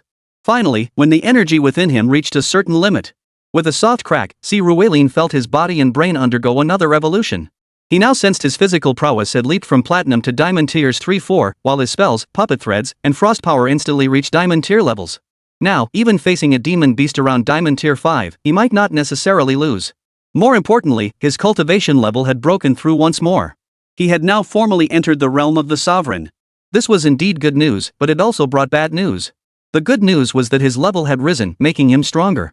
He could now learn new beast taming techniques and summon new innate spirit companions. The bad news was that he was currently in the villa district of the Celestial Palace.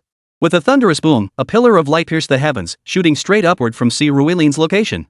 Outside, the girls still preparing dumplings, along with the distant heavenly palace guards who hadn't returned home for the new year, all witnessed this spectacle in an instant. Compared to the heavenly palace residents, the girls making dumplings were even more stunned. They were so close that towering pillar of light was right before their eyes. Judging by its position, it originated precisely from Si Ruelin's room. Si Ruelin has awakened his innate spirit control again. Sister E, go block the people outside, don't let them in. Let's go check it out. Among all present, Yumo Qing was the first to react upon witnessing this. She immediately addressed Yi Bingfeng. Hearing her words, everyone else finally snapped to attention, recalling that dual awakenings were indeed possible. But for Si Ruelin, this might not necessarily be a good thing. As Dean Lu Quan of Tianshan Academy had said, a tree that stands out in the forest is sure to be struck by the wind. Si Ruelin was already conspicuous enough. If it were revealed he was a dual awakened, it would spell trouble. Those seeking to kill him would only multiply. Though Si Ruelin was formidable now, capable of holding his own even against Imperial tier opponents. But what if his enemy was a Saint tier? That would be trouble, wouldn't it? Thus, everyone sprang into action. Only Yumo Qing knew the truth. Si Ruelin wasn't merely a dual awakener, he was a triple awakener. His exceptionally beautiful humanoid beast companion, Luotian, was also his innate spirit beast. It had merely disguised itself as an acquired one. After all, Yumo Qing had personally witnessed Si Ruelin's awakening of Luotian. Yet, unexpectedly, Si Ruelin had now awakened again. With deeply conflicted emotions, Yumo Qing and the others arrived at Si Ruelin's room. Upon entering, they witnessed an exquisitely beautiful woman in court attire emerging from the towering pillar of light. She drifted slowly towards Si Ruelin, their gazes locking as an undeniable emotional connection surged between them. Truthfully, witnessing this scene made their hearts ache. For a moment, they felt an unexpected reluctance to compete with her, for this woman was truly breathtakingly beautiful. Before meeting Si Ruelin, these women had always believed themselves to be the most beautiful. It wasn't until they met Si Ruelin and learned of Luo Bin that they truly understood the saying, there's always someone better out there. Luo Bin's beauty left them feeling utterly overwhelmed. Yet now, compared to this woman, Luo Bin seemed almost fragile. This woman was the very embodiment of beauty, capable of leaving anyone spellbound at a single glance. Fortunately, perhaps sensing their presence, Si Ruelin's gaze sharpened. The next instant, the woman transformed into a streak of light, appearing on Si Ruilin's right middle finger. As for Xiao Bai and Xiao Qing, who had been there before, they had already turned into two pearls, appearing on Si Ruilin's wrist. After the woman vanished, Si Ruilin turned to Yumo Qing and the others, his expression tinged with awkwardness. "Why did you come? Did I make too much of a scene?" Hearing his words, the women who had been stunned by the woman's presence snapped back to reality. After exhaling in relief, they turned to Si Ruilin with a look of confusion. "Yeah, you're right. You made quite a scene just now. And what's up with your spirit companion? She's way too beautiful." Chapter 200, Chang'e both sought. How could Chang'e not be beautiful? Hearing Yumo Qing's tone, Si Ruilin chuckled inwardly, though he kept his thoughts to himself. After all, with this world civilizational gap, they wouldn't know who Chang'e was. Only Si Ruilin knew that in terms of beauty, Chang'e had no equal and her prowess was equally unmatched. Si Ruilin had believed the goddess of the Luo River was already peerless. But the moment he laid eyes on Chang'e just now, he found himself utterly transfixed once more. What a face! Si Ruilin had never imagined anyone could possess such perfect, breathtaking beauty. And her figure, it was terrifyingly stunning. But now was not the time to dwell on such matters. After Yumo Qing and the others interrupted his thoughts, Si Ruilin took a moment to examine Chang'e's attributes. Name, Chang'e. Race, human. Gender, female. Attributes, human. Level, bronze tier 1. Potential, god tier. Combat power, silver tier 4. Human attribute? I've never seen a beast tamer with a human attribute before. Even Luotian has an ice attribute. Human, that's interesting. Glancing at Chang'e's attributes, Si Ruilin muttered to himself before standing up and walking over to Wusong and the others. Though he desperately wanted Chang'e to come out and talk with him right now, it wasn't possible yet. He'd have to wait until tonight. Finished wrapping the dumplings? Staring at the group before him, Si Ruilin awkwardly shifted the conversation. No way. With all that commotion you suddenly caused, how could we possibly finish wrapping them so quickly? Forget it, I won't ask about your beast taming business. But did you just break through again? Seeing Si Ruilin's stiff expression, the girls couldn't help but roll their eyes. But they really didn't feel comfortable prying into his affairs. His face clearly said, ask me, and I won't tell. Given their relationship with Si Ruilin, they wouldn't press him to reveal his secrets. So, shifting the focus, Lu Jiaerqi turned to Si Ruilin and asked. Yes. I've broken through to Beastmaster. Si Ruilin didn't hide this fact, he admitted it quite openly. Well, after that admission, everyone rolled their eyes again. As everyone knew, schools varied greatly. Those admitted to the 4 great academies were geniuses among geniuses. And among these geniuses selected from hundreds of thousands, only about 60% would become advanced beast masters by graduation. The remaining 40% would reach intermediate beast master level. Those who attained the rank of beast sovereign were truly rare as hen's teeth. Take last year's graduates, even the strongest among them, Fan Jingxian, only reached the level of an advanced beastmaster, still a considerable distance from becoming a beastmaster sovereign. The current student council president, Lu Ruidong, is hailed as a talent that comes along once in a decade. She was the only one who had the opportunity to graduate as a beastmaster sovereign in her senior year. Lan Ling couldn't even do it. Yet, before the second semester of freshman year even began, Si Ruilin had already reached the level of a beastmaster. When you really thought about it, the shock value of this achievement was no less than his second awakening, which had produced an absolutely stunning humanoid spirit beast. Enough with the discouraging talk. Since you're free, come help us make dumplings. Seeing Si Ruilin's expression, Fan Jingxi grabbed his arm and pulled him toward the living room. Feeling Fan Jingxi's tug, Si Ruilin could only grin wryly. Fine, dumplings it is. Though he admitted he couldn't knead dough or roll wrappers, he could manage the filling. So he followed the others out and joined in making dumplings. A little while later, Yi Bingfeng returned. Clearly exhausted from fending off the Heavenly Palace people, she plopped straight down onto the sofa the moment she arrived. Then, glancing at Si Ruilin and the others, she looked at them with curiosity. What's going on? Did you really undergo a second awakening? Yes, and this time the beast he awakened is exceptionally beautiful. Plus, he's now a beastmaster. Haven't you noticed? Hearing Yi Bingfeng's words, Wusong finally spoke up, though somewhat speechless. Faced with Wusong's words and Yi Bingfeng's curious gaze, Si Ruilin felt a bit awkward and scratched his nose. Only after doing so did he remember he was making dumplings, leaving his nose covered in flour. Seeing this, everyone couldn't help but laugh. The earlier awkward atmosphere vanished in an instant. To be fair, even though they were close friends, witnessing Si Ruilin break through barriers as easily as drinking water and effortlessly reawaken his abilities again stirred up envy and jealousy that couldn't be easily dismissed. But upon reflection, they knew that no amount of envy or jealousy could replace Si Ruilin. When they thought about their own relationship with him, those feelings gradually faded. Beyond the growing sense that the gap in strength between themselves and Si Ruilin was widening, they felt little else. After all, it wasn't just them being left behind, everyone was falling behind. All they needed to do was strive to keep up. It's best for everyone not to compare themselves to prodigies. Once they came to terms with this, everyone happily got back to work. After wrapping the dumplings, they placed them outside. The bitter cold would freeze them solid. Meanwhile, Si Ruelin and the others weren't idle either. They gathered to play mahjong and cards. Before they knew it, dusk had fallen outside, and they gathered once more to watch the Imperial Court Spring Festival Gala. Despite this world's civilizational gap, the Spring Festival Gala still existed. Though it was still just as cringeworthy as ever. But we had a wonderful time celebrating the new year together. Finally, at midnight, after everyone ate dumplings to usher in the new year, it was time to rest. Si Ruelin was the first to return to the room. He summoned all his spirit beasts first. After all, he hadn't introduced Chang'e to them yet. After briefly explaining the situation here and showing them some modern appliances, Si Ruelin prepared to take a bath with them and then get some proper rest. But just then, a knock suddenly sounded at his door.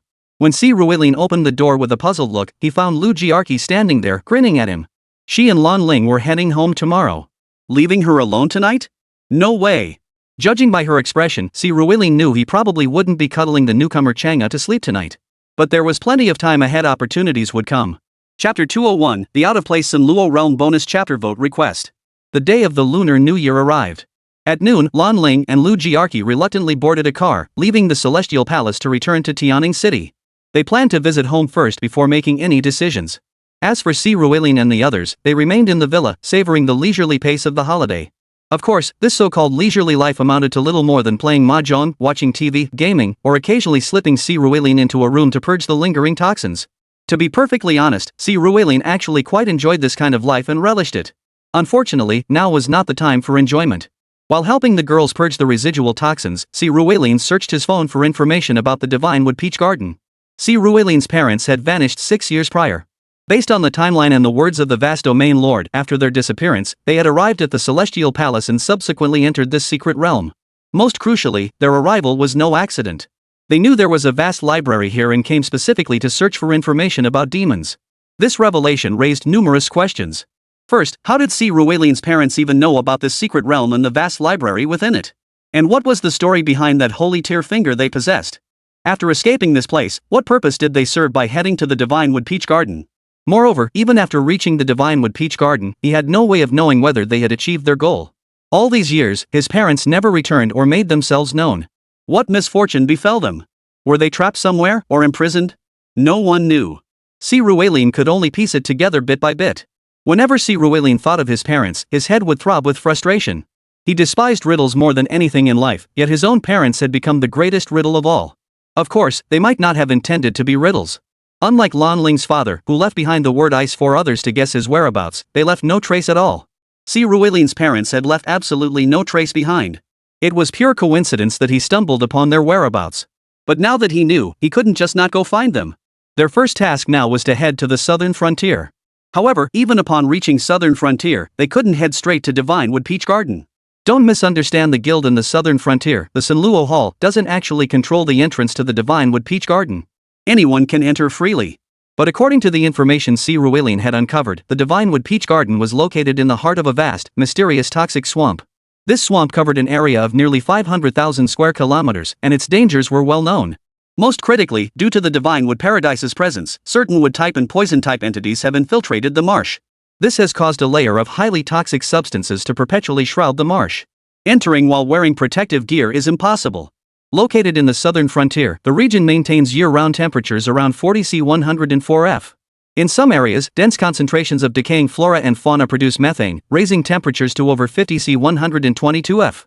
Even at night, temperatures rarely drop below 36-37 C 97-99 F due to the swampy terrain. Vehicles cannot traverse the area. Travel is exclusively on foot. So if you went in wearing protective gear, you probably wouldn't come out alive. There's only one way to enter: seek the antidote from the Sanluo realm. Otherwise, no one can go in. Sissy, do you have any connections with the Sanluo realm? Could you help us get some antidote? After reviewing the data, Si Ruelin turned to Yi Bingfang and spoke. But Yi Bingfang, who was in the middle of a mahjong game, shook her head after hearing Si Ruelin's words. She set down her tiles and turned to face Si Ruelin with a serious expression. The Sanluo realm may be one of the 4 great guilds of Yanhuang like us, but its situation is actually completely different from ours. You see, while the other 3 major guilds have some ethnic minority members like the Chao Shua Guild where Shalu belongs, where minorities make up about a quarter of the members, our core membership is still predominantly Han Chinese. We must follow the nation's directives.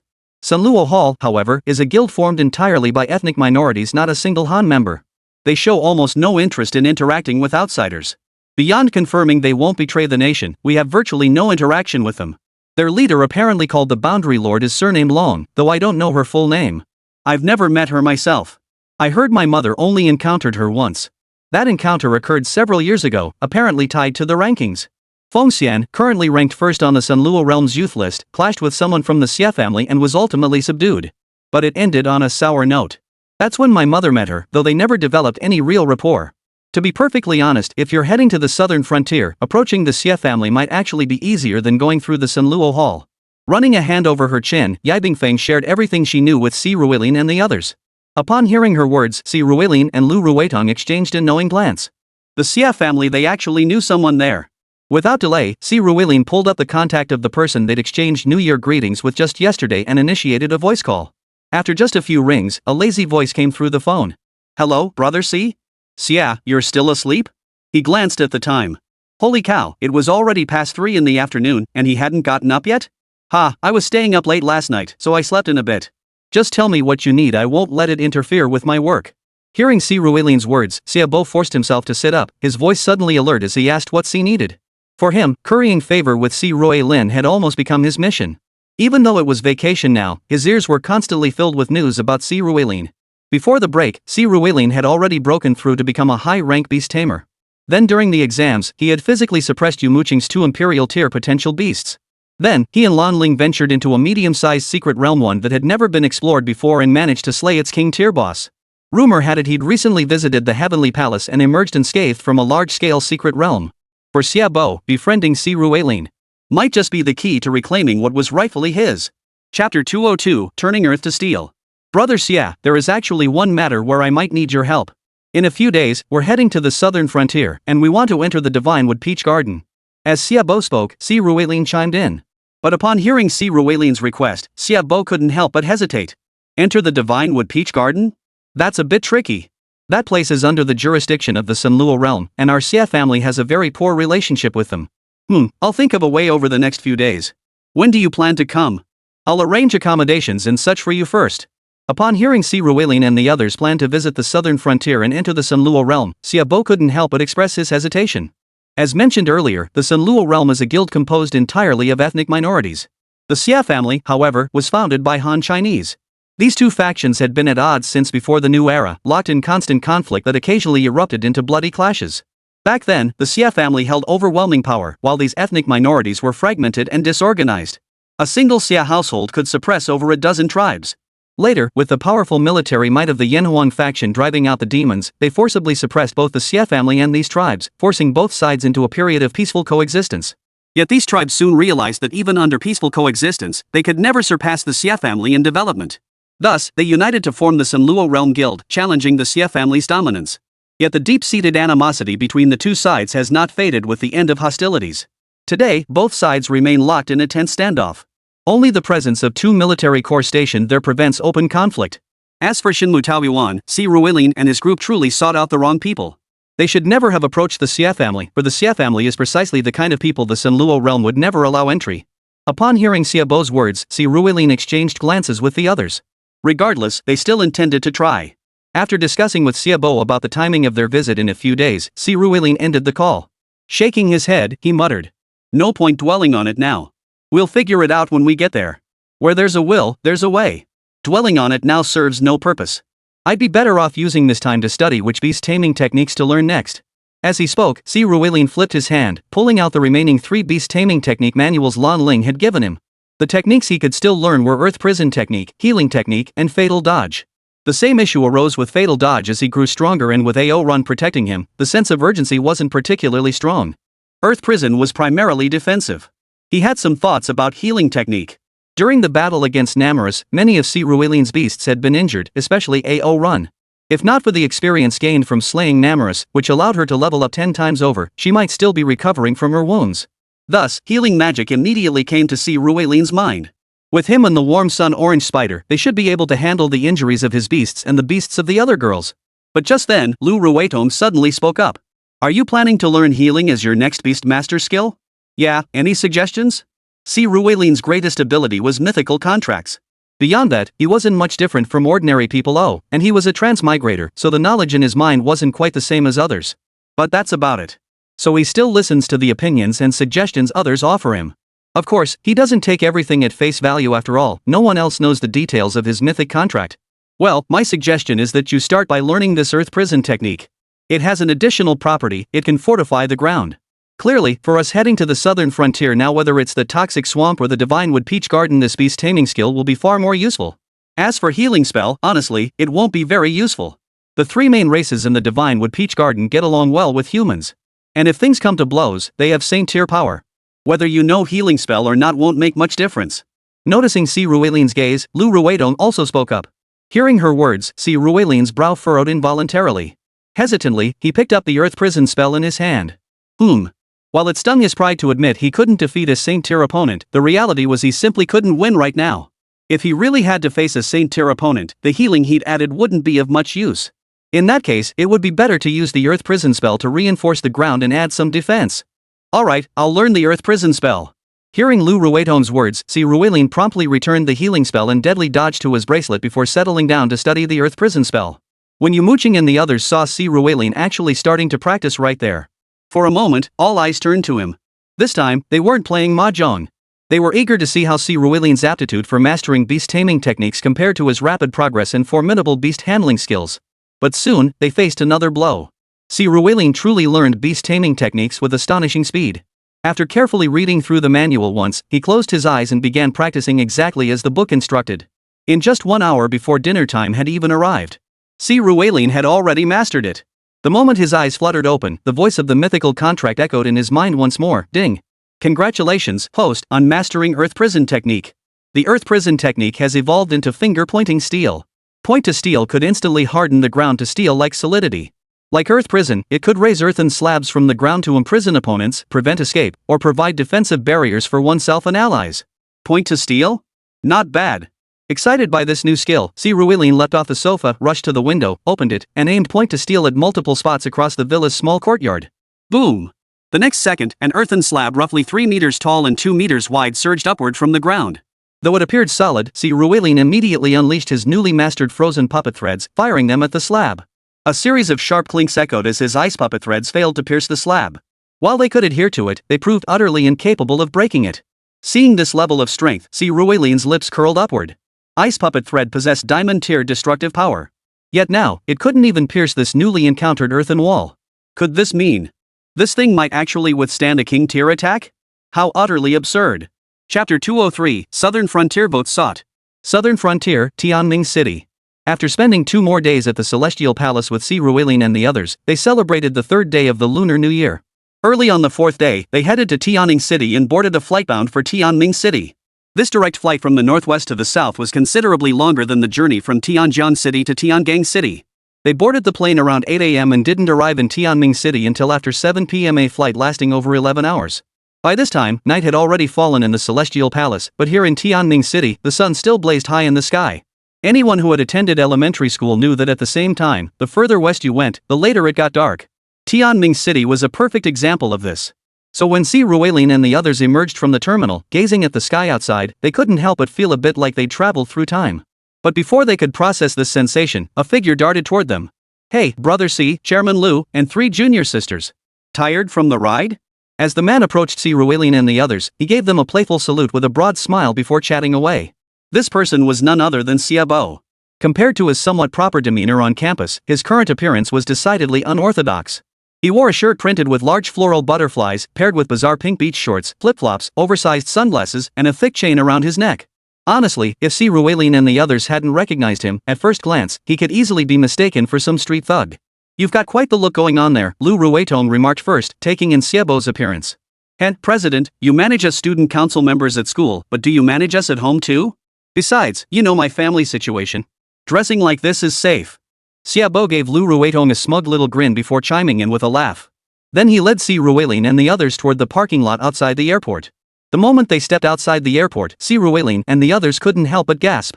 Wow, they knew the southern frontier was hot, but they hadn't imagined it would be this scorching. Back in Kunlun where the Celestial Palace stood, it was still below -40 degrees Celsius. If mountain elevation explained the chill, Tianjin City's daytime highs hovered around -27 or 28 degrees, while the northern desert was even colder. Yet here in southern Xinjiang, today's high had soared to 39 degrees Celsius, and it was still 37 degrees now. Stepping out of the airport terminal, the scorching heat wave instantly reminded them of their ordeal in that vast secret realm. Fortunately, as beast tamers, they weren't about to be overwhelmed by this heat. Moreover, the distance from the terminal to the vehicle Xiaobo had arranged was only about 200 meters. Soon, they were seated in the minivan Xiaobo was driving. Once inside the vehicle, the cool air conditioning brought a collective sigh of relief. While it wasn't as harsh as the secret realm, that place was designed for us beast masters. We could endure it. But how do ordinary people survive this heat here? Keep in mind, this is February, the dead of winter, the coldest time of the year, and it's nearly 40 degrees Celsius. How do people survive here in summer? We're used to it. Today's actually pretty cool. If you come during summer vacation, our summers hit 45 or 46 degrees Celsius. Then it rains all day, with temperatures starting at 95 degrees at least. It's stifling and hot. Stepping outside feels like walking into a steamer. Now that's what I call miserable. Waving his hand dismissively, Xiaobo sighed with emotion. He himself only returned in winter because the Lunar New Year falls during that season. His situation was somewhat unique, but he couldn't risk being labeled an unfilial son. As for summer? He either heads north to the beaches or stays put in Tianjin City. Southern Xinjiang? Not even a dog would come back. As they chatted for a while, the temperature inside the car finally cooled down. Xiaobo then drove toward the hotel he'd booked long ago. Along the way, Si Ruilin and the others not only chatted but also took in the sights of the city. To be fair, though the heat was unbearable, the place was truly beautiful. Tianjin City was filled with towering, skyscraping plants. Every now and then, exceptionally beautiful, harmless beasts and enormous insects would flash by on the road. As for the flowers and plants, they were lush and stunning. Si Ruilin wasn't particularly interested in flora, but the girls certainly were. The journey was dazzlingly colorful, never dull, until they arrived at the hotel. Xiaobo had booked them into the finest 5-star establishment in town. Needless to say, anything Xiaobo booked was bound to be top-notch. As he pulled up at the hotel entrance, the group entered together to check in. Just then, another group emerged from outside the hotel. The man leading them bore a striking resemblance to Xiaobo, 6 or 7 parts alike. Spotting Xiaobo, the man's lips curled into a smirk. Well, isn't this my cousin? What's this?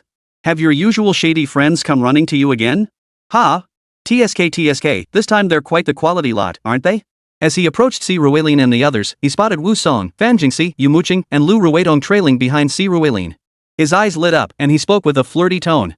Hearing his words, Wu Song, Fan Jingxi, Yumo Qing, and Lu Ruidong all narrowed their eyes, a chill emanating from their bodies. Oof! You don't even know who they are? Your auntie really did raise you like a fool, can't even put on a decent act or recognize people. Seeing his cousin like this, Xiaobo showed him no mercy, immediately lashing out with insults. Xiaobo, you bastard born of a woman but never raised by a father, how dare you insult me? Hearing Xiaobo's words, the man couldn't help but growl angrily. At his words, Xiaobo's eyes narrowed. Without giving the man a moment to react, he lashed out with a sharp slap. The crisp smack sent the man reeling backward. Clutching his face, he stared at Xiaobo in terror. You have a father, so I'll teach you a lesson on his behalf. My father is your uncle, and my mother is your aunt. If you can't even grasp the basic order of family relations, you have no business disgracing the Xie family. Chapter 204, Chaos in the Xie family. You dare hit me? You actually hit me. So what if I hit you? Clutching his face, the man who bore a striking resemblance to Xiaobo, 6 or 7 parts alike, tears welling in his eyes, stared at Xiaobo in utter shock. Xiaobo looked at him, shaking his right hand. It appeared he was just waving his wrist, but in reality, he was showing off the imperial ring on his finger. Only now did it suddenly dawn on him, though Xiaobo was unpopular within the Xie family, constantly scolded and bullied by his own parents, among the younger generation, he was undeniably the Xie family's foremost prodigy, a member of the Tianxian Academy Student Council. This guy was no match for him. Without hesitation, he turned to the men he'd brought with him and the bodyguards his father had stationed nearby. He bellowed. You lot, follow me. Take him down. I'll take the fall if anything happens. But despite his fierce demands, these men weren't fools. Take responsibility for the consequences? Like hell he would. Xiaobo might be unpopular within the Xie family, but he was still the eldest son. If they dared lay a finger on him, the Xie family would make them pay dearly, especially those bodyguards his father had assigned to him. Frankly, they were the Xie family's servants. If they dared lay a finger on Xiaobo, it wouldn't just be trouble, they'd be dead. So at this moment, the others could only step in to try and talk him out of it. Garlic bird, come out and play, there's no need. Yeah, garlic bird, this place, I've been wanting to say it from the start, the food here is really awful. Let's go somewhere else to eat. Xie Xiao, calm down. No need to get angry over strangers. Come on, let's go have fun. As they spoke, the group pulled him away and turned to leave the restaurant. As he departed, his venomous glare wasn't just fixed on Xiaobo, it seemed to extend to Si Ruilin and the others as well. But Si Ruilin and the others didn't care. Xiaobo, too, paid the man no mind. Only after handling the room cards for Si Ruilin and the others did he turn to address them. Here are your room cards. Sorry for the trouble today. No worries. I know all about your family situation. He must be from the 5th branch, right? Lu Ruetong smiled as she looked at Xiaobo. Xiaobo gave a wry smile and nodded, then took a deep breath. Let's put that aside for now. Come on, let's eat first, then we'll discuss the trip to Shinmu Peach Blossom Spring. Following Xiaobo's lead, they entered a small private room. While waiting for the food to arrive, Wusong quietly mentioned the Xia family situation to Si Ruilin. Clearly, Si Ruilin wasn't well versed in the Xia family's affairs, but for those with connections, it was no secret. The current head of the Xia family was Xiaobo's grandfather. This old man had 2 defining traits. First, he was exceptionally powerful, currently possessing Imperial tier strength. He ranked 6th on the Imperial tier top 100 list, even surpassing Yi Gong's position. Only Lu Quan could consistently outrank him. The other trait? This guy was exceptionally lecherous. Despite being over 80, he currently has over a dozen wives. If one were to count all the women he's had relationships with, the number would likely reach the thousands. In his youth, he favored his concubines over his wife, ultimately driving his first wife to a miserable death.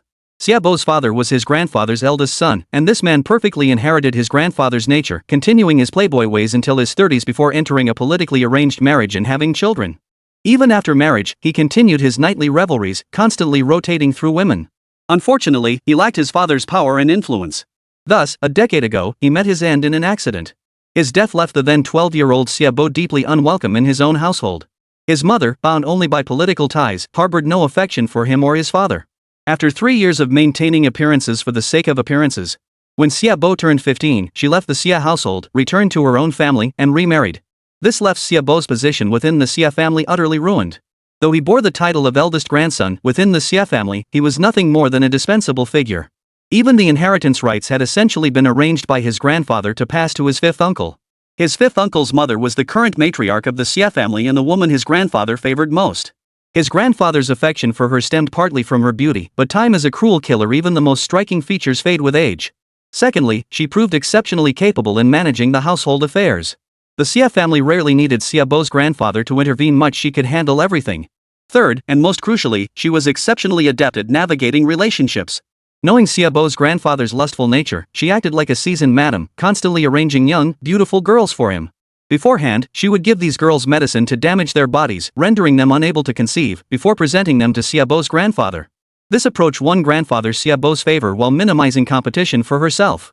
Naturally, grandfather Xiaobo greatly appreciated her efforts. Consequently, in recent years, power within the Xia family has largely been controlled by the 5th branch. Outside circles even whispered that Xiaobo's 5th uncle was a shoo-in to become the next family head. But every rule has its exception. That exception was Xiaobo.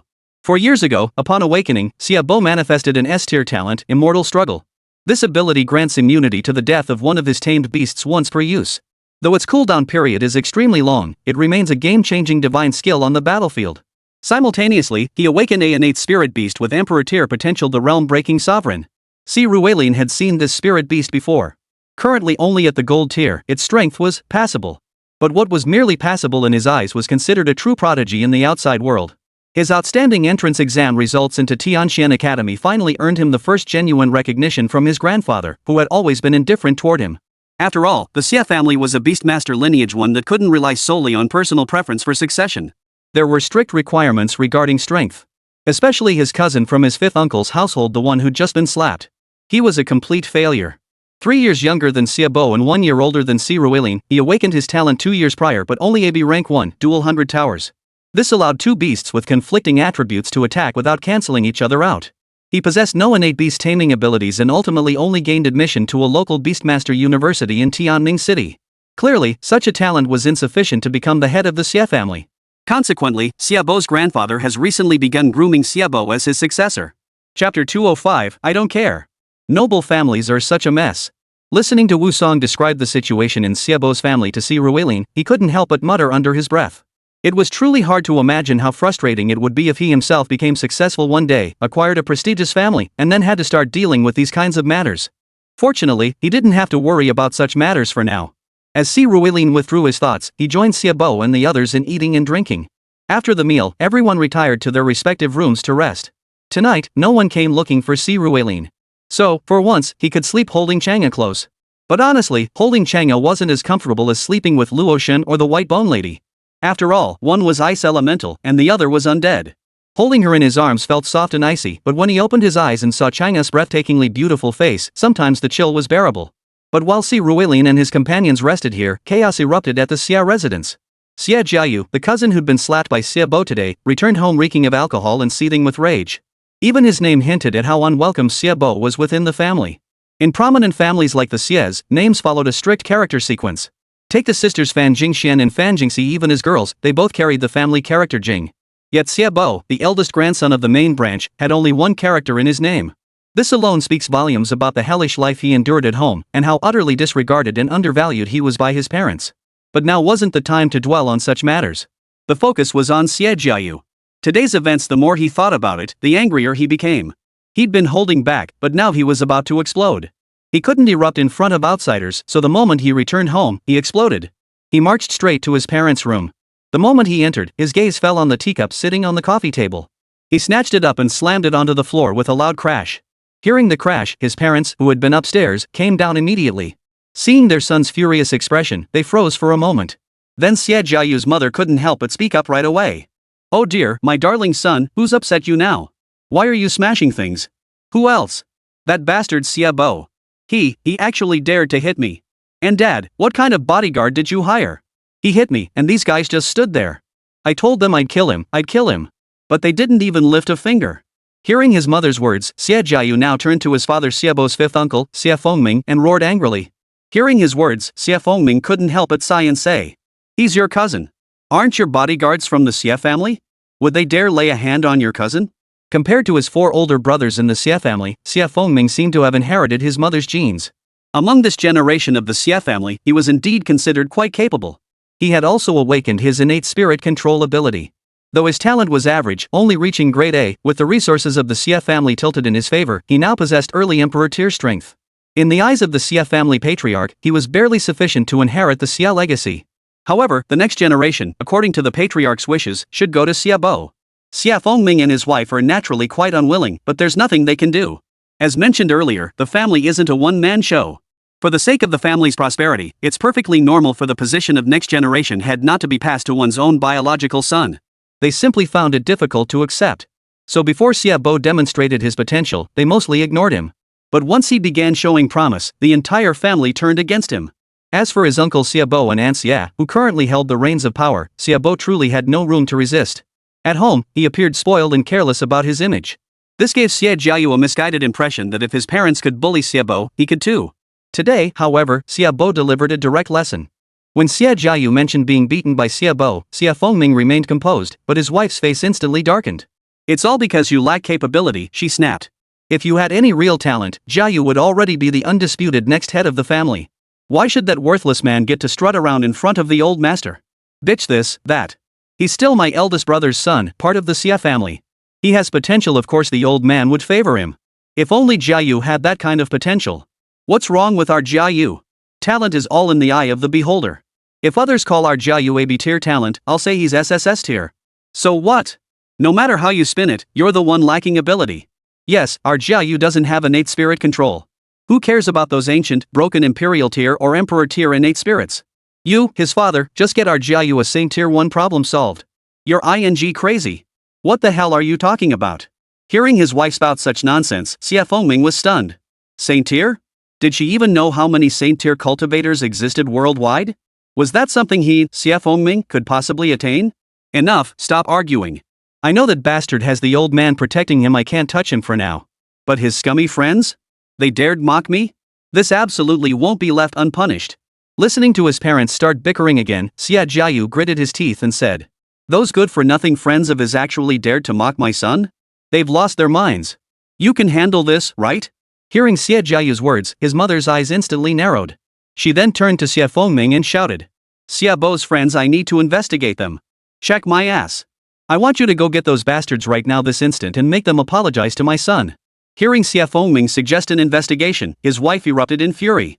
"Xia Bo, he dares not touch him, but how can he not touch Xia Bo's friends? And this is supposed to be the next head of the Xia family? To her, he was nothing but a useless piece of trash. Exactly, Dad. Don't worry. He's just trash without a single bodyguard. But those 4 women are gorgeous. Dad, I want them. Hearing his mother's words, Xia Jiayu chimed in excitedly. He had long since tasted the pleasures of women, but he had never touched such beautiful ones, especially 4 of them appearing at once. If he didn't take them, he'd be restless even as a ghost. Chapter 206, Conflict Vote Request.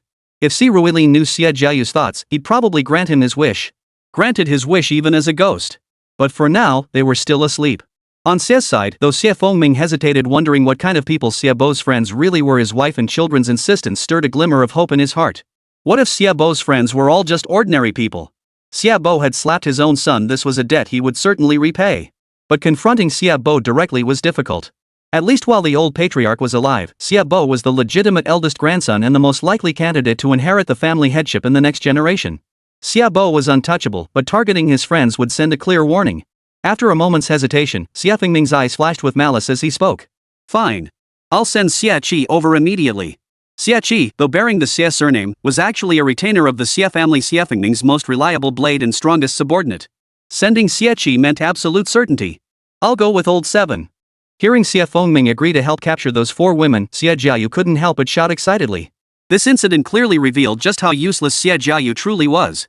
Even Ji Chen knew to address Guan Ning Zhangjie as Uncle Ning, yet he himself called Xia Qi old 7 outright. Of course, Xia Qi wouldn't make a fuss about it due to his connection to Xia Fengming. But once Xia Fengming was dead, could he really expect Xia Qi to risk his life for Xia Jiayu? That was utterly impossible.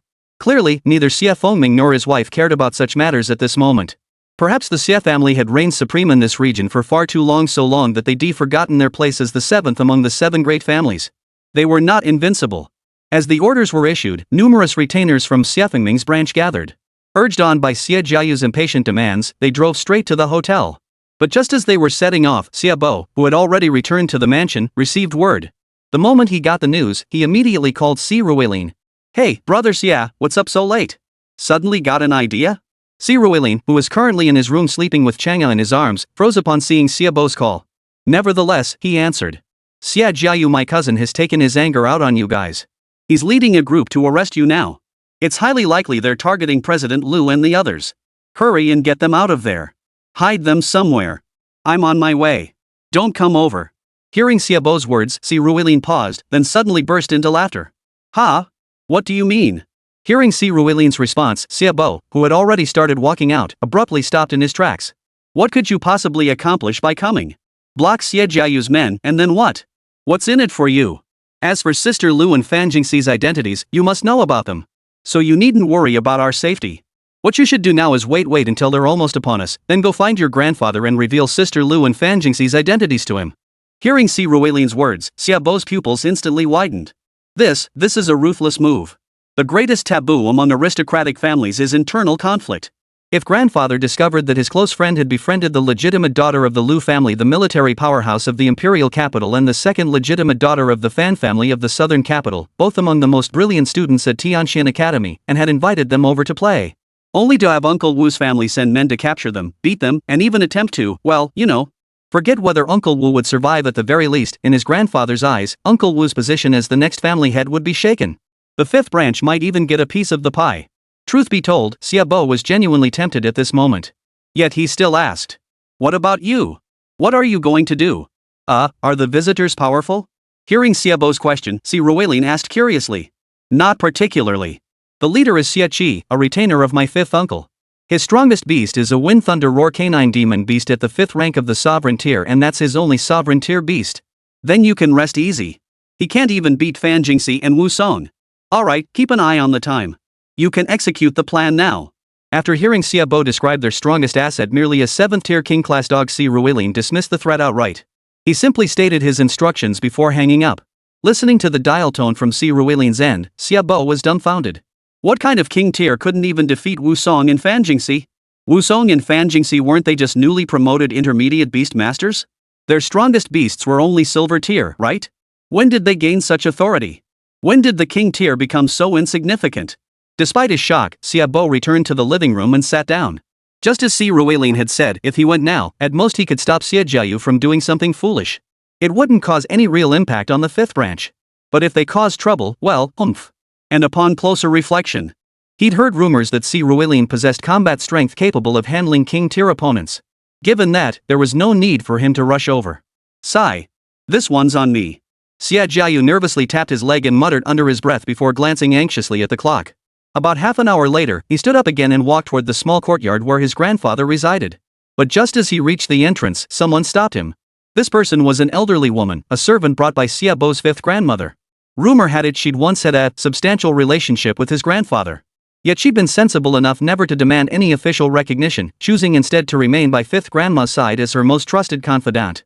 Seeing Xia Bo approach, a flicker of disgust crossed her eyes, but she quickly replaced it with a smile and stepped forward to greet him. Ah, young master's son. What brings you here so late? The master and mistress have already retired for the night. Oh, it's Grandma Li. I do have urgent business to discuss with grandfather concerning several other noble families. Grandfather, have you gone to bed? Xia Bo began speaking in a normal tone, but his voice grew louder and louder. By the time he asked if his grandfather was asleep, he was practically shouting. Hearing Xia Bo's shout, the old lady knew it was futile to try to block it. After all, the elderly don't fall asleep so easily. Sure enough, as soon as he yelled, the light on the other side flickered on. Chapter 207, Well-Behaved Extra Update Vote Request. Ah, Xiao Bo, what is it that you must discuss tonight? As the light came on, Xia Bo pushed past the old lady and entered the small courtyard, then walked straight into the living room to wait.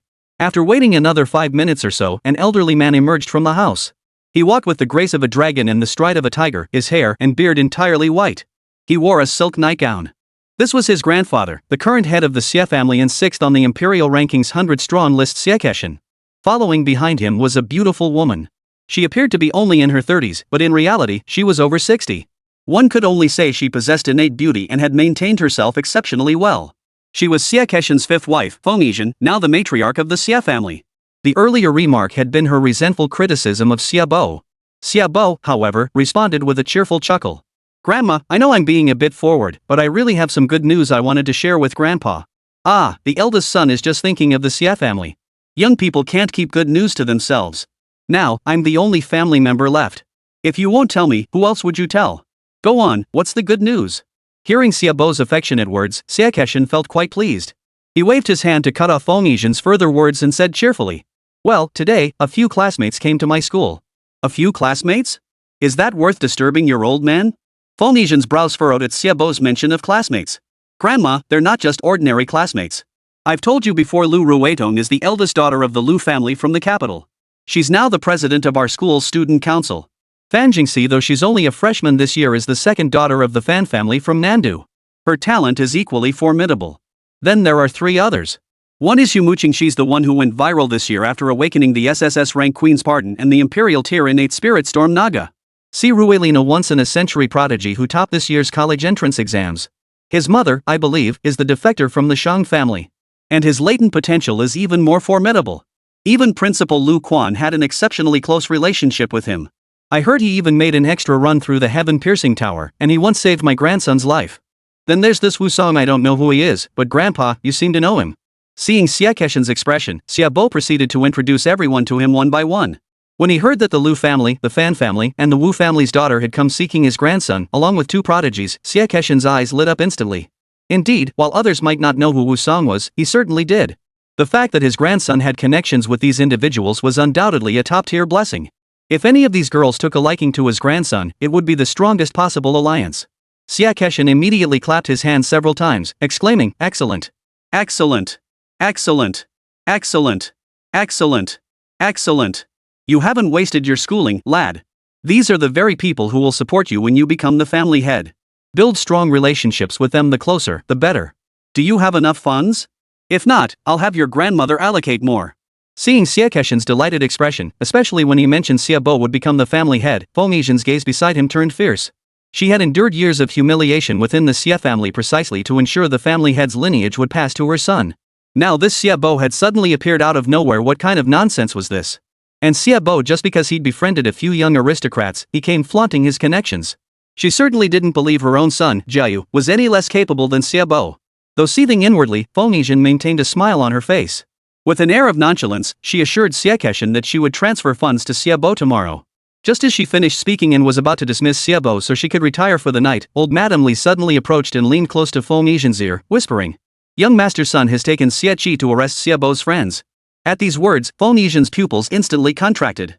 They had just been discussing Xiaobo's associates, and now her own grandson was going to arrest them? This was tantamount to tearing open the heavens. As the head of the Xia family, she understood the dynamics between these prominent clans better than anyone. If her grandson succeeded in this, forget about him inheriting the Xia family or her son becoming the next patriarch. This would surely spark a full-blown war. Facing pressure from the military, the Tianxian Academy, the Fan family, and the Wu family, the Xia family would be crippled if not destroyed. Yet, as someone who'd seen it all, the old matriarch, though her heart raced wildly, managed to suppress her panic. She then turned to Xie Keshin and said softly, "Very well. Since Xiaobo's friend has arrived, we must certainly extend our hospitality. First thing tomorrow morning, I'll transfer 3 million to him for entertaining his guest. Master, it's getting late. You should retire early. Xiaobo, don't disturb grandfather's rest. Have old Li escort you inside first. I'll be back shortly after using the restroom." "Oh, alright. Hearing Phoenician's words, Xie Keshin smiled as he took old Mrs. Li's hand, then cheerfully prepared to return to his room. Xiaobo also respectfully stepped back. But just then, a startled cry suddenly echoed from outside the courtyard. "Young master! It's terrible! Young Master Jiayu has taken 7th Master and the others to capture Miss Lu and the others. He even said he's going to, well, you know." Hearing this, Xiaobo immediately looked outside in alarm. "What? Grandfather, I'll handle this first." "Shut up! Bring him inside. Explain yourself clearly." Hearing Xiaobo's voice, Xie Keshin's imposing frame suddenly stiffened. His expression turned stern as he barked at Xiaobo before roaring toward the courtyard. Shortly after, one of Xiaobo's men entered the room. "Speak! What's going on?" Seeing Xie Keshin return to his seat, the servant dared not lie and immediately relayed the news he had received. Hearing the servant's words, Xie Keshin felt his vision darken. "Damn it, what kind of situation is this? Both are my grandsons, one gifted beyond measure, forging alliances with noble families for the clan's sake, the other a good-for-nothing who can't do anything right, yet I've tolerated his gluttony. But to think he'd dare cause such a colossal disaster." The thought sent a surge of rage coursing through Xie Keshin, and he roared furiously. "Go! Immediately! Bring that good-for-nothing back here! And summon the 5th son and his wife. They must answer for this." Chapter 208, The End is Night Vote Request. "Alright, calm down first. If you get too worked up, what will we do? 5th brother still can't handle things on his own yet. The Xie family still needs you to hold things together. I'll call them right now." Seeing Xie Keshin's expression, Phoenician immediately spoke up. After glancing at Xiaobo, she quickly grabbed her phone and first tried calling her precious eldest grandson, Xie Jiayu. But the call didn't go through. She then immediately called her son. Fortunately, Xia Fengming's phone connected quickly. "Hello, Mom. What's up so late?" Seeing his mother calling, Xia Fengming answered curiously. But before he could finish speaking, Phoenician's cold voice came through. "What's the matter? You ask this old woman? I'm asking you, where is Jiayu?" "Jiayu? I don't know. Did he get into trouble again?" Hearing Phoenician's words, Xia Fengming's heart sank. His first thought was whether Xiaobo had found out about this and reported it to the old man. This matter could be either trivial or serious. At worst, they were accused of oppressing the innocent and forcibly abducting a maiden. If this got out, the imperial court would surely make them pay dearly. But he had sent Xie Jiayu with his men precisely because he was confident he could contain the situation. As Xie Jiayu had said, Xiaobo's friends were just ordinary people. As for that man, a beating was a beating. At worst, he'd just have to explain it to the City Beastmaster Association, have it ruled a mutual brawl, and compensate the other party for medical expenses. What else could they possibly want? As for the women, he'd give them an opportunity to connect with the Xie family. They were just here to curry favor with Xiaobo anyway. What difference did it make whether they were aligned with Xiaobo or Xie Jiayu? In his eyes, though risky, resolving this wouldn't be difficult. That's precisely why he dared to play dumb right now. "Fine, you don't know, do you? Alright, I'll have someone bring old 7 back right now and cripple him." Hearing Xie Fengming still refused to admit it, Phoenician sneered coldly. Who didn't know that Xie Qi was Xie Fengming's most loyal subordinate? Without his orders, how could Xie Jiayu possibly command him? "No, what's going on? Mom, don't scare us like this." Hearing his mother's words, Xie Fengming finally sensed something was terribly wrong. What could be so important that it warranted crippling Xie Qi? "The people your son is taking Xie Qi to arrest include the eldest daughter of the Lu family from the imperial capital, the second young miss of the Fan family from the southern capital, someone from the Wu family, and 2 others connected to the Starry Sky Guild super geniuses, no less. That Lu guy from Tianxian Academy's prized protege. You'd better pray nothing goes wrong over there. Otherwise, it won't just be you and my eldest grandson unable to inherit the Xie family, it could even spark a war." Listening to Phoenician's voice on the other end of the line growing increasingly strained and furious, Xie Jiayu felt his blood run cold. He couldn't comprehend why the Lu family's legitimate daughter, the second young miss of the Fan family, and the Wu family's daughter would come alone with two prodigies to confront Xiaobo. Didn't the scions of such prominent families always travel with a retinue? What were they doing in Tianming, keeping such a low profile? Were they here to destroy him? Right now, immediately, call old 7. Get him back here this instant. And you too, come over immediately. The old man is furious. You know exactly what I mean by come over. Listening to the silence on the other end, Phoenician no longer cared whether he could hear her. She spoke coldly, then hung up. Upon hearing her words, Xia Fengming leapt from the bed and immediately dialed Xia Qi's number. His sudden movement naturally caught his wife's attention. What are you doing? It's the middle of the night, why aren't you sleeping? What's happened now? What happened? The sky's falling. I told you so, a doting mother spoils her son. Your son is something else, isn't he? He's going after the Lu family's daughter from the capital, the second Miss Fan, and the Wu family's daughter. I don't know who the Wu family's daughter is, but she must be on par with the other two, definitely no ordinary person. This time, it's over. It's over. Old seventh, answer the phone. Answer it. Hearing his wife's words, Xia Fengming's voice trembled slightly. He growled softly while praying for Xia Qi to pick up, but Xia Qi's phone remained unreachable. The Lu family's young miss, the Fan family's young miss, the Wu family's young miss. Heh, my son never disappoints. What's there to fear? At worst, we'll just have our Jiayu marry all of them. Give them a proper status. Who the hell do you think your son is? The emperor? Giving them a proper status. If he actually pulls this off, do you think the Lu family, the Fan family, the Wu family will give you that kind of face? They'll declare war. War, do you understand? Our Xia family ranks only 7th among the Grey clans. How could we possibly defeat so many powerful houses? To appease their fury, father might abandon us, we could die. Oh, I might survive, but you and Jiayu? Think you'll live? Listening to his wife's pig-like stupidity, Xia Fengming was so furious he laughed. He began to doubt whether marrying this woman, as his mother had advised, had been the right decision. His wife's mind was so dull, yet her words carried such weight. Naturally, this was because her family wielded considerable influence. Xia Fengming's wife came from a family with a political background. Her grandfather had once been the governor of Tiannan province, which covered roughly 3/5 of the southern frontier. Therefore, if Xia Fengming wanted to become the next head of the Xia family, forging ties with this political dynasty was absolutely essential. Although her grandfather had since retired, the connections remained strong. Her father held a position in a powerful department within the imperial capital. Yet even with her formidable maternal family backing, provoking the Lu and Fan families could spell disaster not just for her, but for her entire clan. Hearing Xia Fengming say that both she and their precious son might die, his wife was instantly terrified. She immediately stood up and began dressing. After failing to reach Xia Qi by phone, Xia Fengming immediately left the room and ordered everyone to call those who had already departed persistently until they got through. Simultaneously, he dispatched men to search for Xia Qi and the others, hoping to salvage the situation. As for him and his wife, they could only scramble frantically to Xia Keshan's courtyard to await news. As for Xia Jiayu, Xia Qi, and the others not answering their phones? Well, they simply couldn't hear them. Don't forget Si Ruelin's group had a law-bound beast master with them. Chapter 209, Ruthless. Old 7, are you even capable? How can you not even beat a woman? Inside the lobby of this 5-star hotel, the once lavishly decorated space was now on the verge of becoming a complete wreck. Si Ruelin and his men were now fighting their own battles, or rather, honing their combat skills. Si Ruelin hadn't intervened yet, for if he did, these opponents would be defeated far too quickly. The strongest opponent, Xia Qi, had been assigned to Fan Jingxi. Fan Jingxi commanded the vast domain lord, toyed with Xia Qi's Wine Thunder Roar, a 5th-tier king stage beast, and dispatched it with ease. This creature resembled a giant dog, appearing imposing enough, but its potential and strength were lacking. Under the vast domain lord's assault, it was barely hanging on. The real purpose was to cultivate the synergy between the vastness lord and Fan Jingxi. Meanwhile, Wu Song, another combatant possessing king-tier strength, had positioned himself at the entrance from the start of the battle.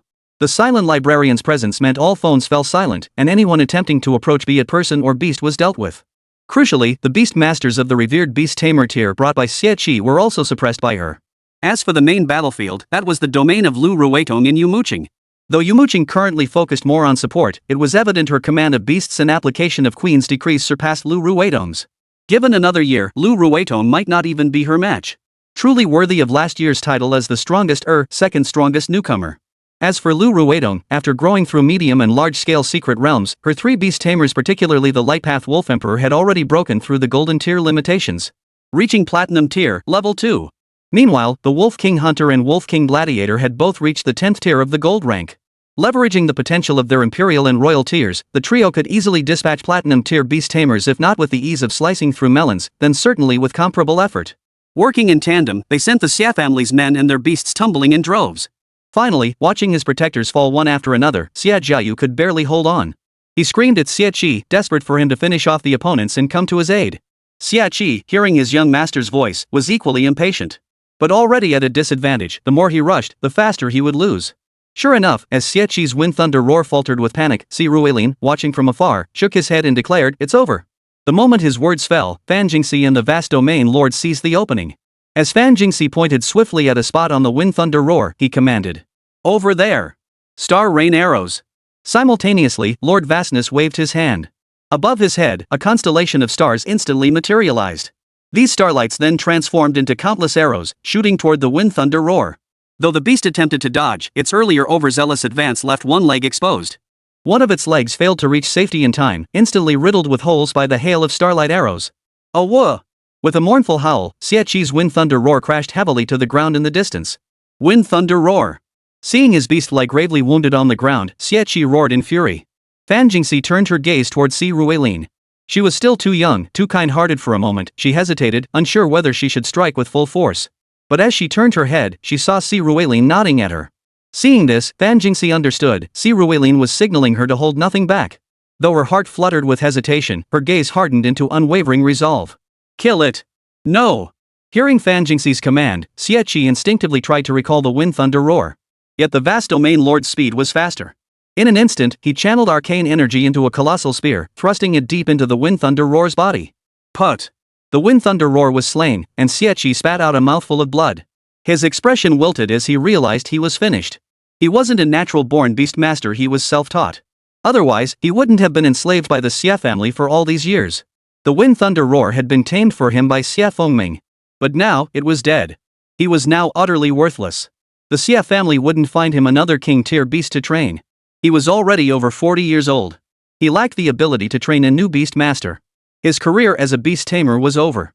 But Si Ruilin and the others hadn't said they'd stop at killing his main force. Shriek! Just then, a piercing cry echoed through the air. When Xia Qi looked up again, he saw a stunning harpy had flown right before him. This harpy hadn't come to greet him. Instead, she slammed her talon down onto his right hand, laden with rings. With a tearing sound, Xia Qi's right hand was instantly ripped off by the harpy. "Ah! Ah! Ah! My hand! My hand!" Gazing at his vanished, blood-spurting right hand, Xia Qi let out a wretched scream. His anguished cries drew the attention of everyone present. For a moment, every member of the Xia family felt a chill run down their spines. They sensed their careers as beast masters slipping away. As for Xia Jiayu, the sight of Xia Qi's severed hand left him unable to stand. He collapsed onto the ground, his pants instantly soaked through. Witnessing this scene, every member of the Xia family felt their spirits sink. In that moment, the Xia family members were practically in disarray. Meanwhile, Yumo Qing and Lu Ruiton unleashed their fury. In an instant, not only were many of the Xia family's beast tamers killed or wounded, but even the humans suffered numerous severed hands. What had been a mere rout now turned into complete collapse. Just then, the sound of an alarm suddenly rang out from outside. Before Si Ruilin and the others could react, dozens of members of the City Beastmaster Association rushed over. Seeing them arrive, Si Ruilin gave Wu Song a subtle nod, signaling her to open the door. Wu Song then led the silent librarian, Lu Ruidong, Yumo Qing, and Fan Jingxi, who had just dealt with the wind thunder roar, to stand beside Si Ruilin. He calmly observed the Municipal Beastmaster Association members outside. Meanwhile, the moment the City Beastmaster Association members entered, their pupils contracted involuntarily. Especially upon seeing Xia Qi with his severed hand and Xia Jiayu, who had wet himself in fear, they all sensed that this time, they might be in serious trouble. Chapter 210, Making the Best of a Bad Situation. Vote request. You're finally here. Take them down. Tonight, I'll make these ES pay. The moment Xia Jiayu saw the City Beastmaster Association members storming into the hotel lobby, he couldn't help but shout at the top of his lungs. To him, the Municipal Beastmaster Association was like his own household servants. He could command them however he pleased. Most importantly, they were different from the Xia family members. They represented the state. Si Ruilin and his men dared to attack the Xia family, but if they dared to attack the state's representatives, that would be rebellion. As for what happened to these Municipal Beastmaster Association members, that didn't matter. What mattered was that right now, they represented the state, they represented the imperial court. Hearing Xie Jiayu's frenzied shouts, the City Beastmaster Association members who had just entered couldn't help but hesitate.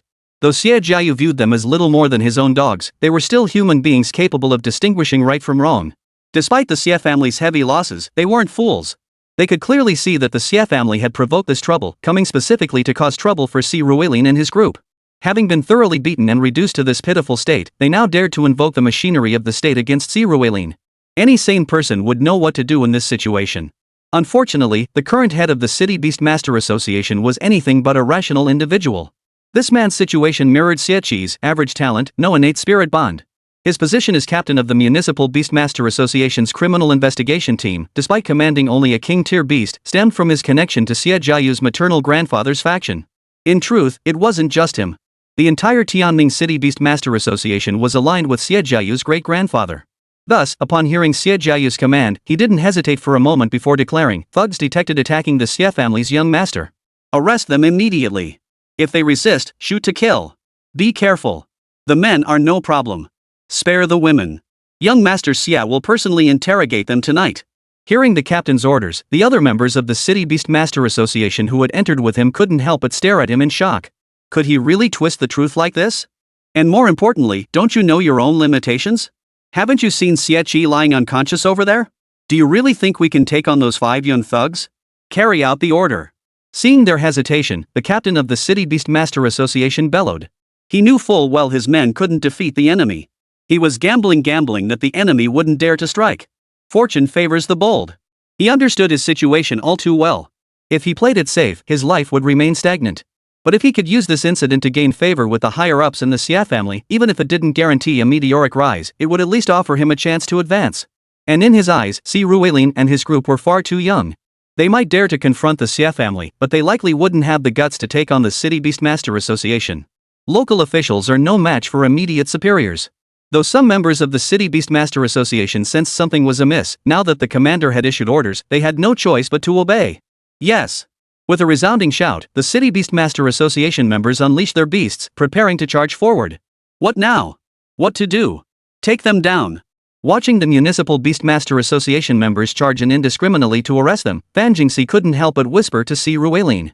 Indeed, the captain's reasoning was sound. The mere authority of the Municipal Beastmaster Association carried significant deterrent power, and they did feel somewhat uneasy. But they overlooked one crucial fact: Si Ruilin possessed nerves of steel. Si Ruilin was now completely fearless. After receiving Xie Bo's call earlier, he had already made arrangements. He had woken up Yumo Qing and Wu Song, instructing them to prepare for battle. Meanwhile, he had strategically placed their phones throughout the hotel lobby, recording everything happening there. They weren't concerned about their own safety, for in Tianming City, the only threats to them were 2 army groups. The patriarch of the Xie family, the ruler of the Sanluo realm, the current Si Ruilin, was unmatched by anyone below the imperial tier. Even if they were to become wildly arrogant, they could never muster an army. Moreover, the Xie family patriarch and the sovereign of the Sanluo realm had always been at odds and would never unite to attack Si Ruilin.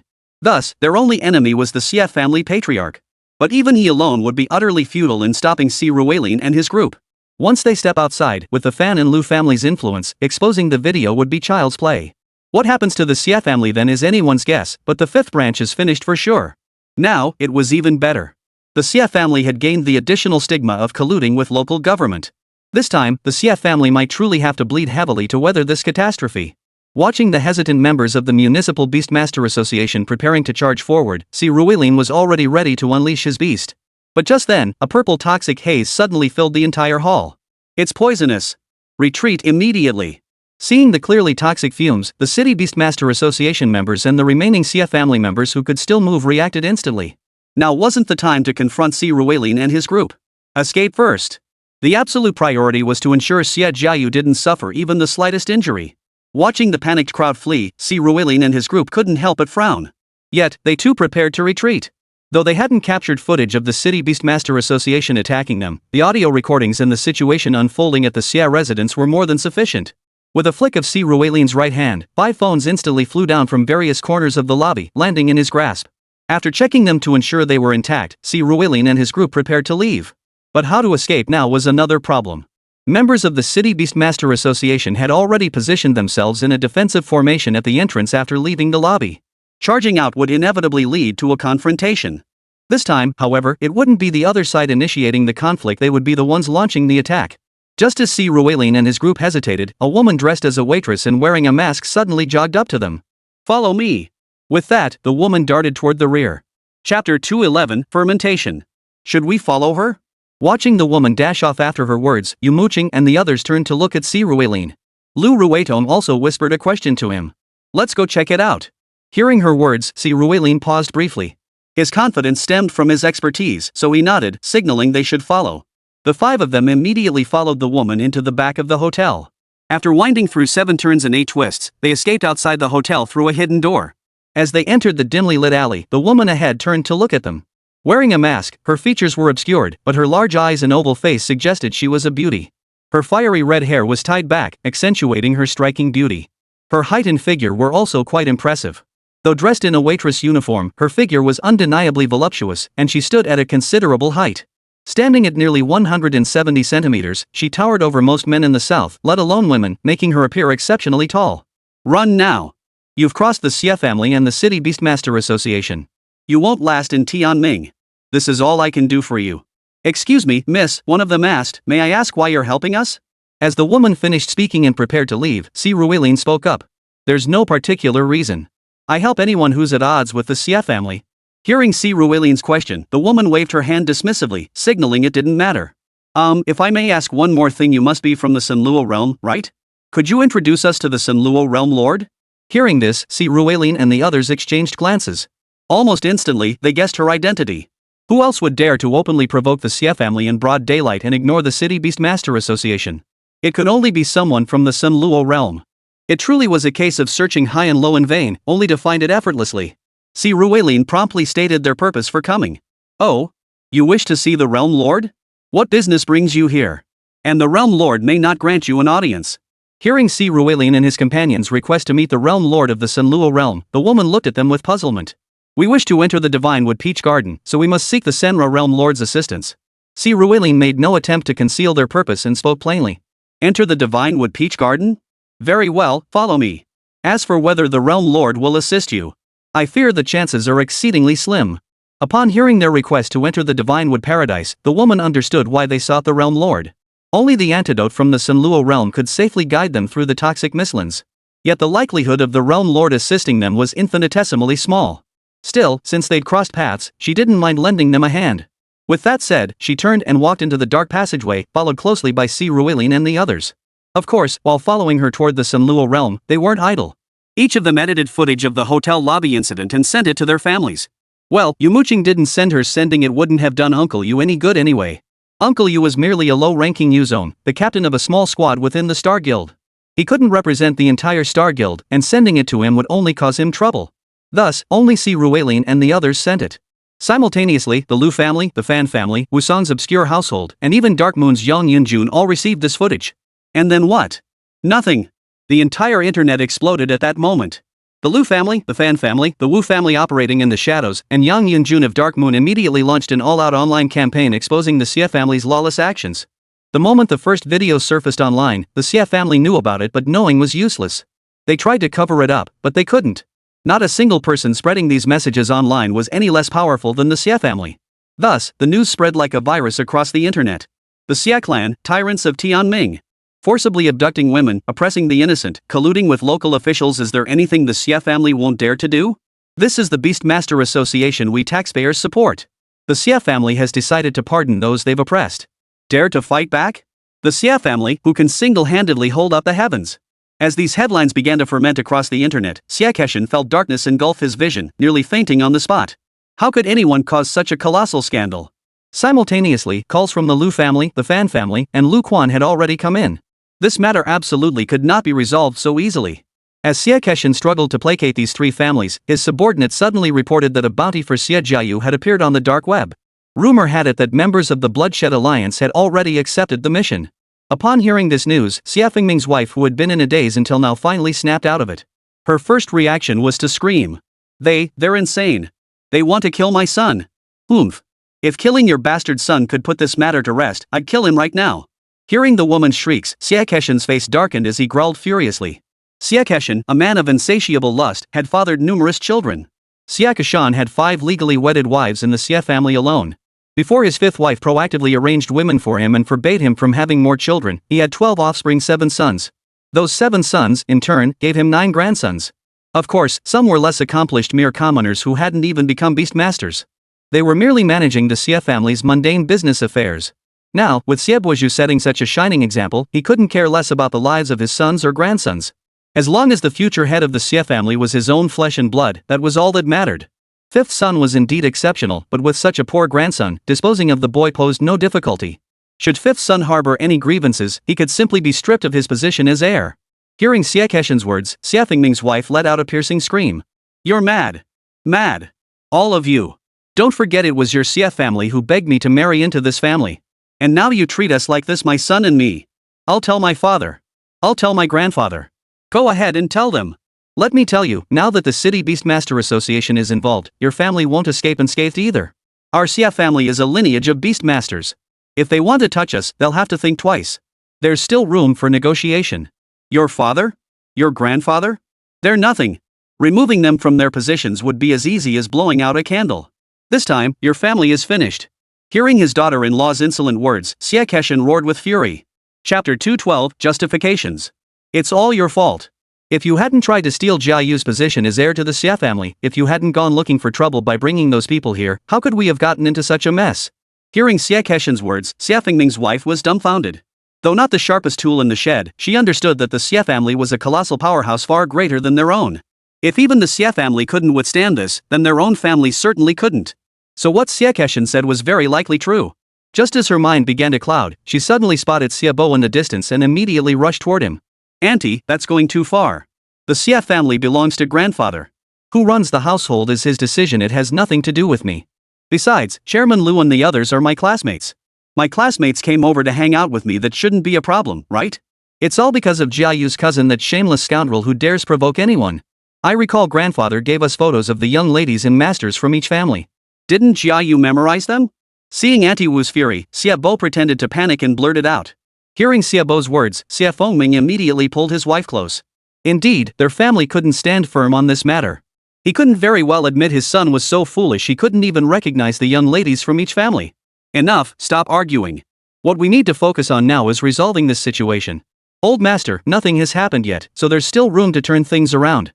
Let's call Jia Yu back first. It's too dangerous out there.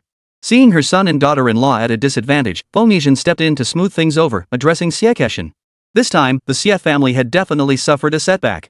But thankfully, it seemed only their people were injured. In the video, those 5 others appeared unharmed. As long as they weren't hurt, there was still room to maneuver. It would just depend on how much flesh the Xie family would have to shed. As for the City Beastmaster Association, that was undoubtedly lost. Colluding with local forces, flouting the law, twisting truth and falsehood, these people were truly finished. But Fengming was right about one thing: they had to get Xie Jiayu back first. Xie Jiayu could serve as a bargaining chip, but he couldn't just die out there under unclear circumstances. Xie Kexin waved his hand dismissively and began deep in thought about what to do next. Fengming picked up her phone and dialed Xie Jiayu's number again. This time, the call finally connected. Grandma, they're bullying me. Seeing Fengming's number, Xie Jiayu answered immediately and began wailing. Listening to his cries, Fengming's face darkened like storm clouds. My dear grandson, hand the phone to Xie Qi. Hearing Fengming ask for Xie Qi, Xie Jiayu located Xie Qi, who was already lying on the ambulance stretcher about to be wheeled away, and handed him the phone. Hello? Mistress. Head, no need for formalities. I'm not worthy of that title. Don't you realize the mess you've gotten yourself into? Go online and see what's happening. And let me remind you, those girls you're trying to arrest? They're the young ladies of the Lu, Fan, and Wu families. My grandson's head is already up for bounty on the dark web. What about those people? Hearing Xie Qi's words, Fengming suppressed her rage and growled softly. Hearing Fengming speak like this, Xie Qi was dumbfounded. He was just following orders. Not only had his beast died, but he'd also lost a hand. And now, judging by Fengming's tone, she was essentially sentencing him to death. The Xie family likely saw no other solution but to shift the blame entirely onto him, claiming Xie Qi had secretly brought men, incited Xie Jiayu to capture the targets, and claimed ignorance of their identities. If that were the story, his death was certain. But Xie Jiayu might have a sliver of hope to survive. Then, by forcing the Xie family to pay a heavy price, perhaps the 5th branch could be saved. After pondering this, Xie Qi paused briefly before speaking. Madam, I know what to do. Rest assured, those men should be fine. Someone poisoned us earlier, so we lost track of their location. But someone went in to check, no bodies or bodies were found. Could they have been abducted to frame us? Listening to Xie Qi's words, Fengming knew he had understood. But his understanding was useless. All of this hinged on one condition: that those 5 men were unharmed and nothing had happened to them. Only then would there be room for maneuver.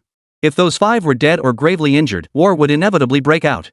At that point, whether the Xie family would even survive was questionable. Well, it's highly unlikely. There were no signs of struggle. The most probable scenario is they left on their own. Of course, we can't completely rule it out, so the matriarch and the head of the household must send people to investigate. After a moment's thought, Xie Qi spoke calmly. Understood. I'll have someone bring the young master back immediately. Upon hearing Xie Qi's report, Phoenician responded calmly before ending the call. So? Grandma's sending people to help us, right? As Xie Qi handed the phone back to Xie Jiayu, the young master was still dreaming about his grandmother sending help. But Xie Qi shook his head and smiled. Young master, take good care of yourself from now on. After this incident, I hope you'll mature and be able to assist young Master Ming sooner. You lot, take the young master back. Remember, absolutely no delays. Not even if he insists on doing something. Brother, you're on your own now. Watching Xie Jiayu, Xie Qi exhaled deeply before turning to his trusted men, instructing them to take Xie Jiayu away immediately. He then looked at the captain of the City Beastmaster Association, speaking to him with a touch of emotion. Then he signaled for the ambulance to depart. Listening to the exchange, Xie Jiayu remained oblivious to the unfolding events. Meanwhile, the captain of the City Beastmaster Association felt a sudden chill run through him. A particularly bad feeling suddenly washed over him. Sure enough, just as he watched Xie Qi being taken away by the ambulance, his phone rang. Seeing it was a call from the president of the City Beastmaster Association, he answered with some trepidation. The moment he picked up, a torrent of angry curses erupted from the other end. Amidst the torrent of curses, he grasped the gravity of his situation. Forget the flood of online videos questioning judicial fairness, just the fact that he'd crossed the Lu family, the Fan family, and Tianxian Academy meant his life might very well be over. Chapter 213, The Realm of Sanluo Bonus Chapter Vote Request. It's over. It's over. It's over. It's over. After hanging up, the captain of the City Beastmaster Association immediately turned to look at Xie Jiayu. But he saw Xie Jiayu being forcibly shoved into a car by his bodyguards, who were about to drive away. Witnessing this, he immediately sprinted over, desperate to intercept Xie Jiayu. At this moment, his only hope for survival seemed to lie in the Xie family stepping in to protect him. As for why the Xie family would intervene? He couldn't afford to think about that now. But he had barely taken 2 steps when other members of the Xie family suddenly blocked his path. Sorry, it's very late today. Our young master is tired and has returned. If there's anything, we can discuss it tomorrow. Exactly. Your task now should be to apprehend those who harmed our young master. It was clear these men already knew what had transpired. But they had to distance themselves from this matter now, so they could only stare straight ahead and spout nonsense. Hearing these fellows cut themselves off so cleanly, the captain hesitated. He was about to say something, but was stopped by the Xie family members. Think carefully before you speak. Talking nonsense will only bring trouble. I. Facing the stern gaze of the Xie family members, the captain opened his mouth but no words came out. Just then, several men behind him approached and placed their hands on his shoulders. Captain, sorry. The chairman's orders are for us to take you back first. Hearing the words from behind him, the captain lowered his head. He knew that once he returned, he would likely never walk out alive. Someone had to take the fall for this incident. Now, his superiors and the Xie family only hoped for. After sacrificing the 2 of them, all sides might be appeased. But if the other party remained unsatisfied, everyone behind him could be finished. The thought weighed heavily on him, forcing him to lower his head once more. He knew that no matter what, the deeds he had committed over the years had sealed his fate. Now, his only hope was that after his death, his family might be spared. Of course, while Si Ruelin and his group weren't entirely clear on the situation here, they could roughly guess what was happening. However, after sending the video back, they paid no further attention to these matters. For them, the next step was for the forces behind them to directly crush the Xie family. They were focused on tearing a piece of flesh from the Xie family. How much they could claim was irrelevant. Their attention was now firmly fixed on the situation in the Sanluo realm. The Sanluo realm guild headquarters was not originally located within Tianming City. They were situated within the nearby 10,000 mountains. Yet in this modern age, even mountain dwellers required communication with the outside world. Moreover, as Yenuang tightened its grip on guilds and factions, a significant portion of the guild members had relocated from the mountains. Now, within the original Sanluo realm headquarters deep in the mountains, only the elders and those less suited to facing the outside world remained. For instance, their expertise in insect-based curses made urban experimentation impractical. Most of the core members have relocated to the outskirts of Tianming City. After leading Si Ruelin and the others on a circuitous route of 7 or 8 turns away from the hotel vicinity, 2 vehicles were already waiting for them. Si Ruelin, Yumo Qing, and Lu Ruidong boarded one vehicle with the masked woman. Fan Jingxi and Wu Song, both spirit masters possessing king tier power, took the other car, ensuring maximum security for both vehicles. While these individuals might not harbor ill intentions, it was wise to remain vigilant. Fortunately, the other party held no such intentions. Driving swiftly, the group soon arrived at the Sunluo Realm's office outside the city, their current guild headquarters. As they stepped out of the vehicles, a massive estate with distinct ethnic minority characteristics came into view. Everywhere, oddly shaped decorations and equally peculiar colored ribbons and inscriptions adorned the place, giving it a distinctly exotic atmosphere. Truth be told, however, the ethnic minorities here differed from those in the western regions. Without speaking, one could scarcely discern the distinction between the two groups. Moreover, although this guild was formed by ethnic minorities, their survival in this world inevitably required interaction with the Han people. Thus, when faced with Si Ruilin and his companions brought back by the masked woman, they showed no hostility whatsoever. Instead, they treated them with courtesy, occasionally nodding in acknowledgement.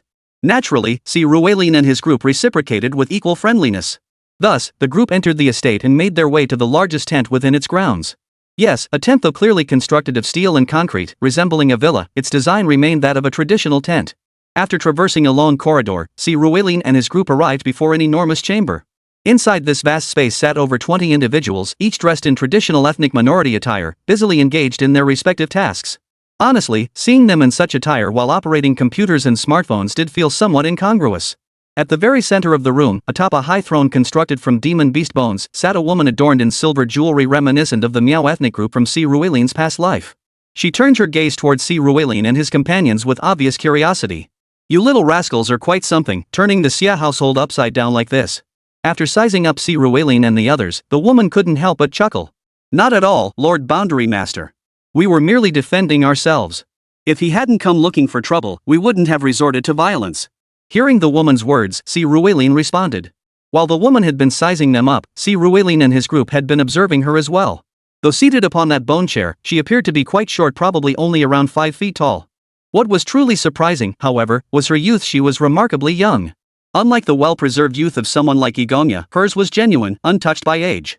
According to what Si Ruilin and his group had learned, the ruler of the Sunluo realm wasn't inherited through strength or bloodline. The Sunluo realm had its own unique rules of succession. Chapter 214, Riddled with Flaws. The core of the Sunluo Realm Guild was not formed by humans, but by insects. Or rather, a bug. The true core of the Sunluo Realm was called the Golden Sacred Bug. It appeared as a massive golden flesh-like insect, but in reality, it was a queen bee. It possesses no combat power itself, yet it commands the bee army. Within the swarm, formidable imperial tier beings exist. They are the heavy crossbow giant bee, dozens of meters long, capable of firing venomous stingers from its tail that rival cruise missiles in power, shattering any defense. The bee army spear-wielding cavalry, standing over 10 meters tall, with 2 front claws evolved into twin spears razor-sharp and equally venomous. The bee army demon shattering strongbow stands only a few meters tall. Its 6 claws resemble 6 bows, capable of relentlessly firing poison-attributed magical arrows. Finally, the bee army earth larvae. Resembling a bee pupa, its skin is exceptionally hard, capable of withstanding all attacks below the same tier. It had been lurking beneath the feet of the being bound to the golden holy parasite.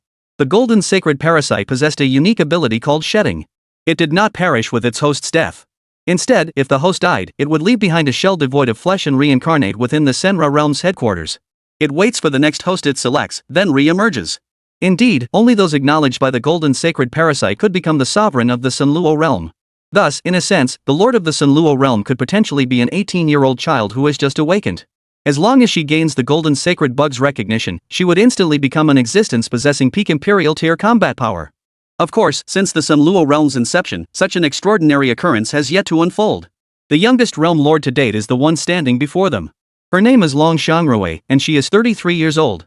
12 years ago, at the age of 21, she gained the recognition of the golden sacred bug and immediately became the sovereign of the Sunluo realm. While others maintain a youthful appearance through care, she is genuinely young. But don't mistake her youth for vulnerability. The moment she gained the golden sacred parasite's recognition, she already commanded 4 imperial tier B armies. To be perfectly honest, if it came to a fight, Si Ruilin wouldn't stand a chance against her now. Of course, if he was determined to flee, she wouldn't be able to stop him either. Currently, among the global top 100 imperial tier practitioners, for our Yenoang people, Lu Quan at first place, Xiaobo at 6th, Igongya at 10th, and she ranks 3rd. But despite her high ranking, the truth was that upon gaining the golden sacred bug's recognition, she had reached her limit. She would never achieve the saint rank in this lifetime. If it were before, Si Ruilin would have definitely defeated her, but now he truly wasn't her match.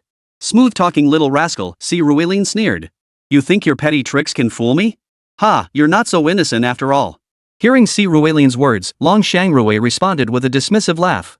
As the old saying goes, those involved are often blind, while outsiders see clearly. Si Ruilian's plan appeared meticulously layered and rigorous, yet it was riddled with flaws. The angles of those videos were clearly calculated. Then there were the Xie family members and later the City Beastmaster Association personnel. Why couldn't they receive calls? Why did Xiebo linger at his own home for over half an hour after returning before seeking out Xiekeshin? Of course, Si Ruilian and his crew weren't entirely without gain. Look, they'd even managed to lure the Sunluo realm, which had been at odds with the Xie family, into the trap. Otherwise, they wouldn't have even gotten this far. Once Xiekeshin realized what was happening, he would see all the inconsistencies and flaws in the plan. But you couldn't blame Si Ruilian and the others. After all, this plan wasn't something they conceived beforehand, it was a countermeasure born out of necessity. So, it was inevitable that there would be quite a few loopholes. But even if Xiekeshin now realized his most brilliant grandson had set this trap with a fifth brother, he could say nothing. He could only marvel at how his grandson had truly grown up. Well, the victor is king, and the defeated are bandits. Such is the nature of family rivalries. Between families, it's always been a game of outmaneuvering one another. Xiebo could leverage such formidable external forces to seize power within the Xie clan, a move he fully endorsed. The only question was how Feng Yijin would react upon learning of it. But even if she did, it wouldn't matter. After all, the Xie family would always bear the Xie name. The fifth branch's decline and Xiebo's rise were now set in stone. And the instigators of it all were these very young people before him. Listening to Long Shangrui's words, Si Ruilian gave an awkward chuckle. He didn't bother arguing further, knowing any more words would only make him seem like he was nitpicking. So, what brings you here to see me? Seeing Si Ruilian drop his evasions, Long Shangrui spoke in measured tones. Realm Lord, we wish to go to the Divine Wood Peach Garden. If you wish to go, then go. Our Sunluo realm isn't like the Stellar Guild, monopolizing a colossal secret realm. We've never controlled any secret realms. Hearing Si Ruilian's words, Long Shangrui replied calmly. But to enter the Divine Wood Peach Garden, we must pass through the toxic mistlands. We need an antidote. Seeing Long Shangrui feigning ignorance, Si Ruilian made his demands explicit. Oh, an antidote? I have one. But why should I give it to you? With a flick of Long Shangrui's right hand, a bead-like object appeared in her palm. Though Si Ruilian didn't know what it was, it must be the antidote. If he weren't afraid of losing to Long Shangrui, he'd have snatched it right then. Dragon Realm Lord, the item belongs to you, no reason needed. However, if there's anything you'd like us to do for you, or if you wish to exchange something for it, we can discuss it. Hearing Long Shangrui's childish words, Lu Ruetong stepped forward and addressed the Dragon Lord. Nothing to discuss. I lack nothing. I simply refuse to trade with you. Now, please leave. Enjoy your time in Tianming. Shinmu Peach Blossom Paradise isn't as idyllic as its name suggests. Right now, you lot wouldn't stand a chance there. Snatching the small black orb back into his hand, Long Shangrui replied with a hint of amusement. Gentlemen, please leave. Hearing Long Shangrui's direct dismissal, the masked girl who had led them in spoke up. Surveying the situation, Si Ruilian and the others realized obtaining the antidote today was impossible. They could only leave and figure out a plan later, whether to steal it, seize it, or find someone to buy it discreetly.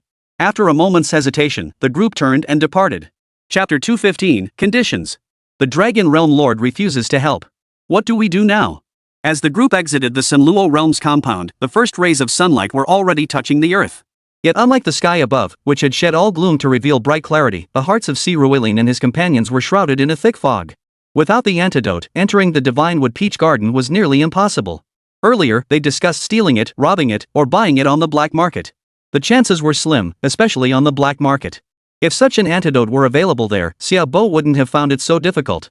Of course, they could have voiced their concerns at any time. Wu Song chose to speak now because the woman before them had yet to leave. These words were meant for her ears. Sure enough, talking to a smart person didn't require much effort. Right then, the woman ahead suddenly halted her steps and turned to look at Si Ruilian and the others. I can get you the antidote, the woman said, looking at Si Ruilian and the others, but I have one condition, one you probably can't meet. First tell us what it is. How else would we know if we can manage it or not? Hearing her words, Fan Jingxi also asked. I want the life of Xie Fengming from the fifth branch of the Xie family. Can you deliver? Narrowing her eyes, the woman spoke. Xie Fengming? That's pretty ruthless. Everyone knows Xie Fengming is the designated successor to Xiekeshin, the head of the Xie family. Honestly, I probably couldn't beat Xiekeshin right now. Shaking his head, Si Ruilian remains self-aware. Facing these veteran Imperial tier experts, he truly wasn't their match. Taking on someone newly ascended to the Imperial realm wouldn't be too much of a problem, but against the top 10, no, the top 20, or even the top 30 Imperial realm cultivators?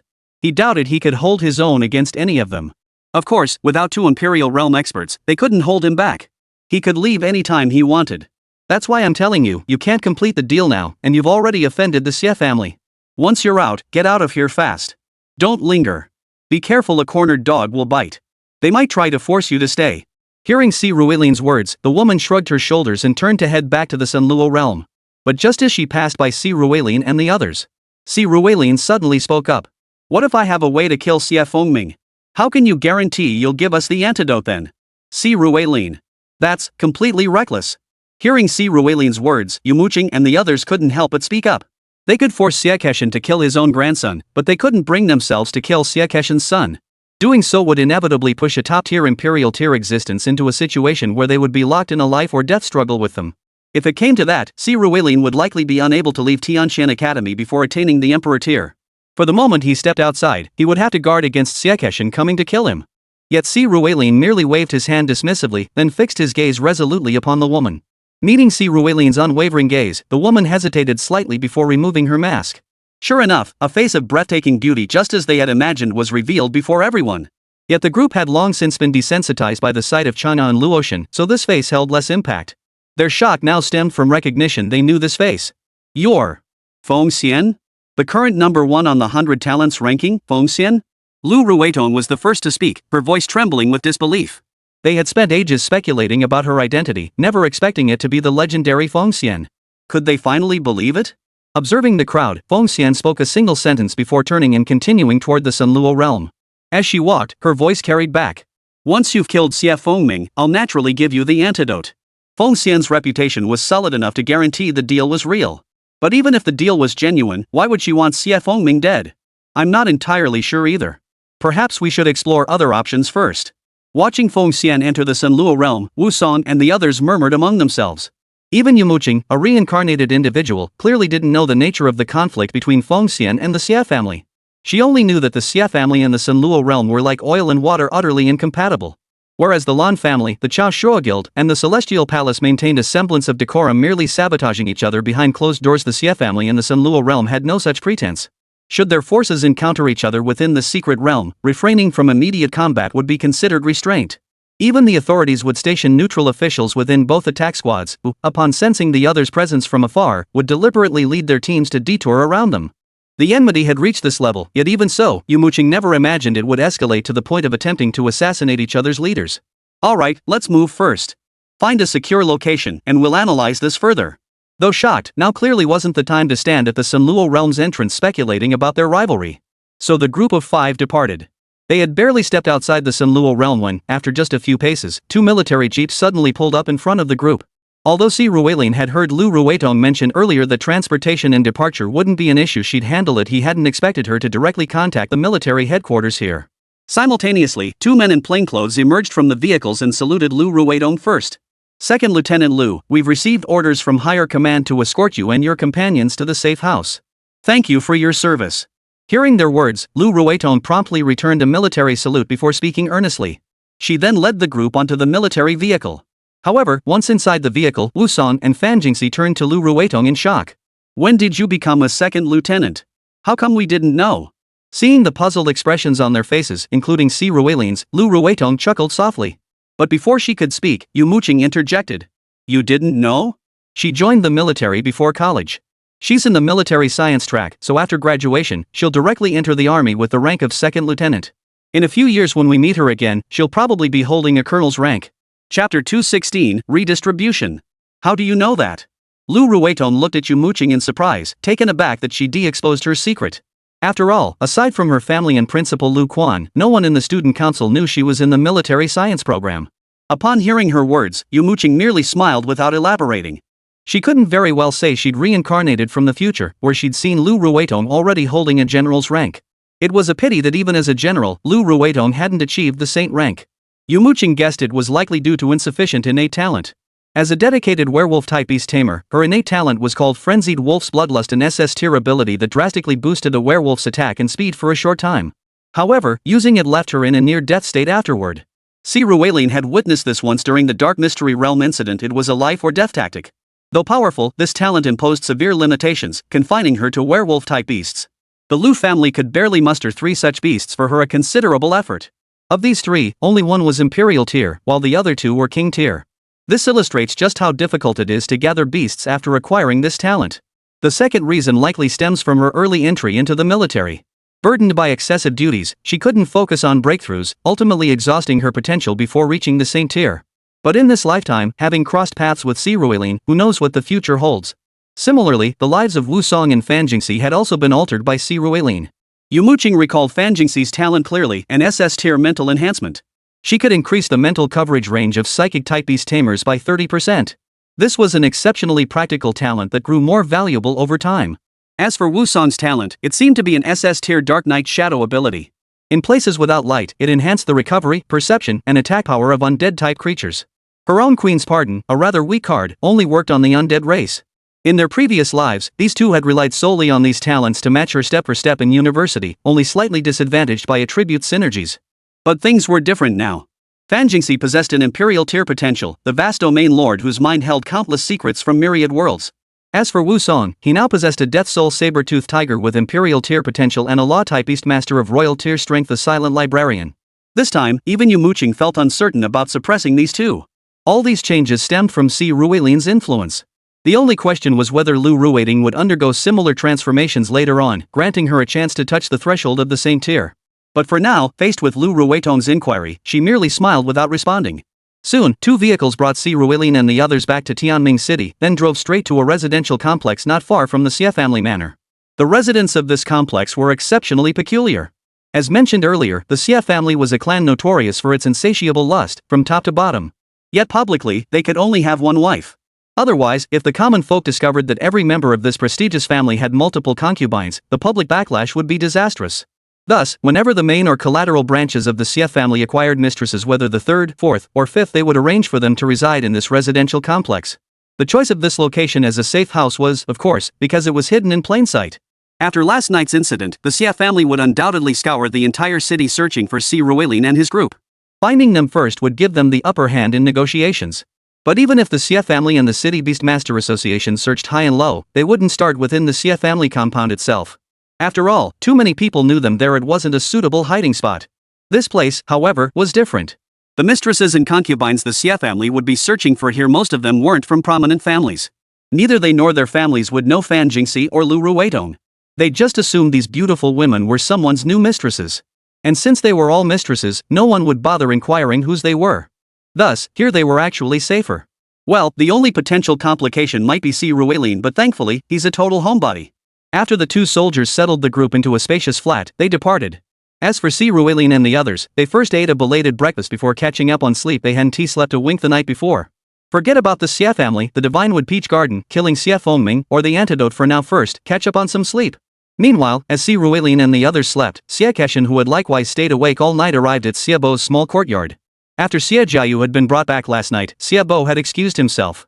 His meaning was clear: as an outsider, he wouldn't witness his grandparents disciplining their son and grandson. Yet, according to the servants, Xie Jiayu's cries and wails had echoed through the main courtyard all night long. But Xie Bo didn't believe this matter was settled once and for all. Sure enough, just after he finished breakfast this morning, Xie Keshin arrived alone at his small courtyard. He then approached respectfully to pay his respects.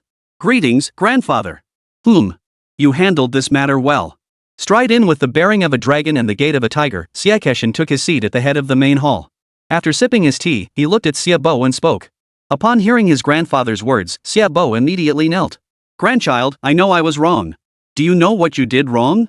Hearing Xie Bo admit his mistake, Xie Keshin regarded him with a thoughtful expression. "Your plan was poorly thought out, full of holes. After all, it was a case of forcing a duck to fly, a desperate ploy that easily backfired. You failed to kill the tiger and instead suffered its wounds." "Ha! You're absolutely right. I truly never imagined that your father, that good for nothing, could produce such a sharp son. It seems you've inherited more from your mother." Hearing Xie Bo's words, Xie Keshin burst into a wild, unrestrained laugh. Sure enough, just as Ruilin and the others had anticipated, once Xie Keshin regained his composure, a mere investigation would reveal the plan's weaknesses. Yet he felt no anger, only deep satisfaction.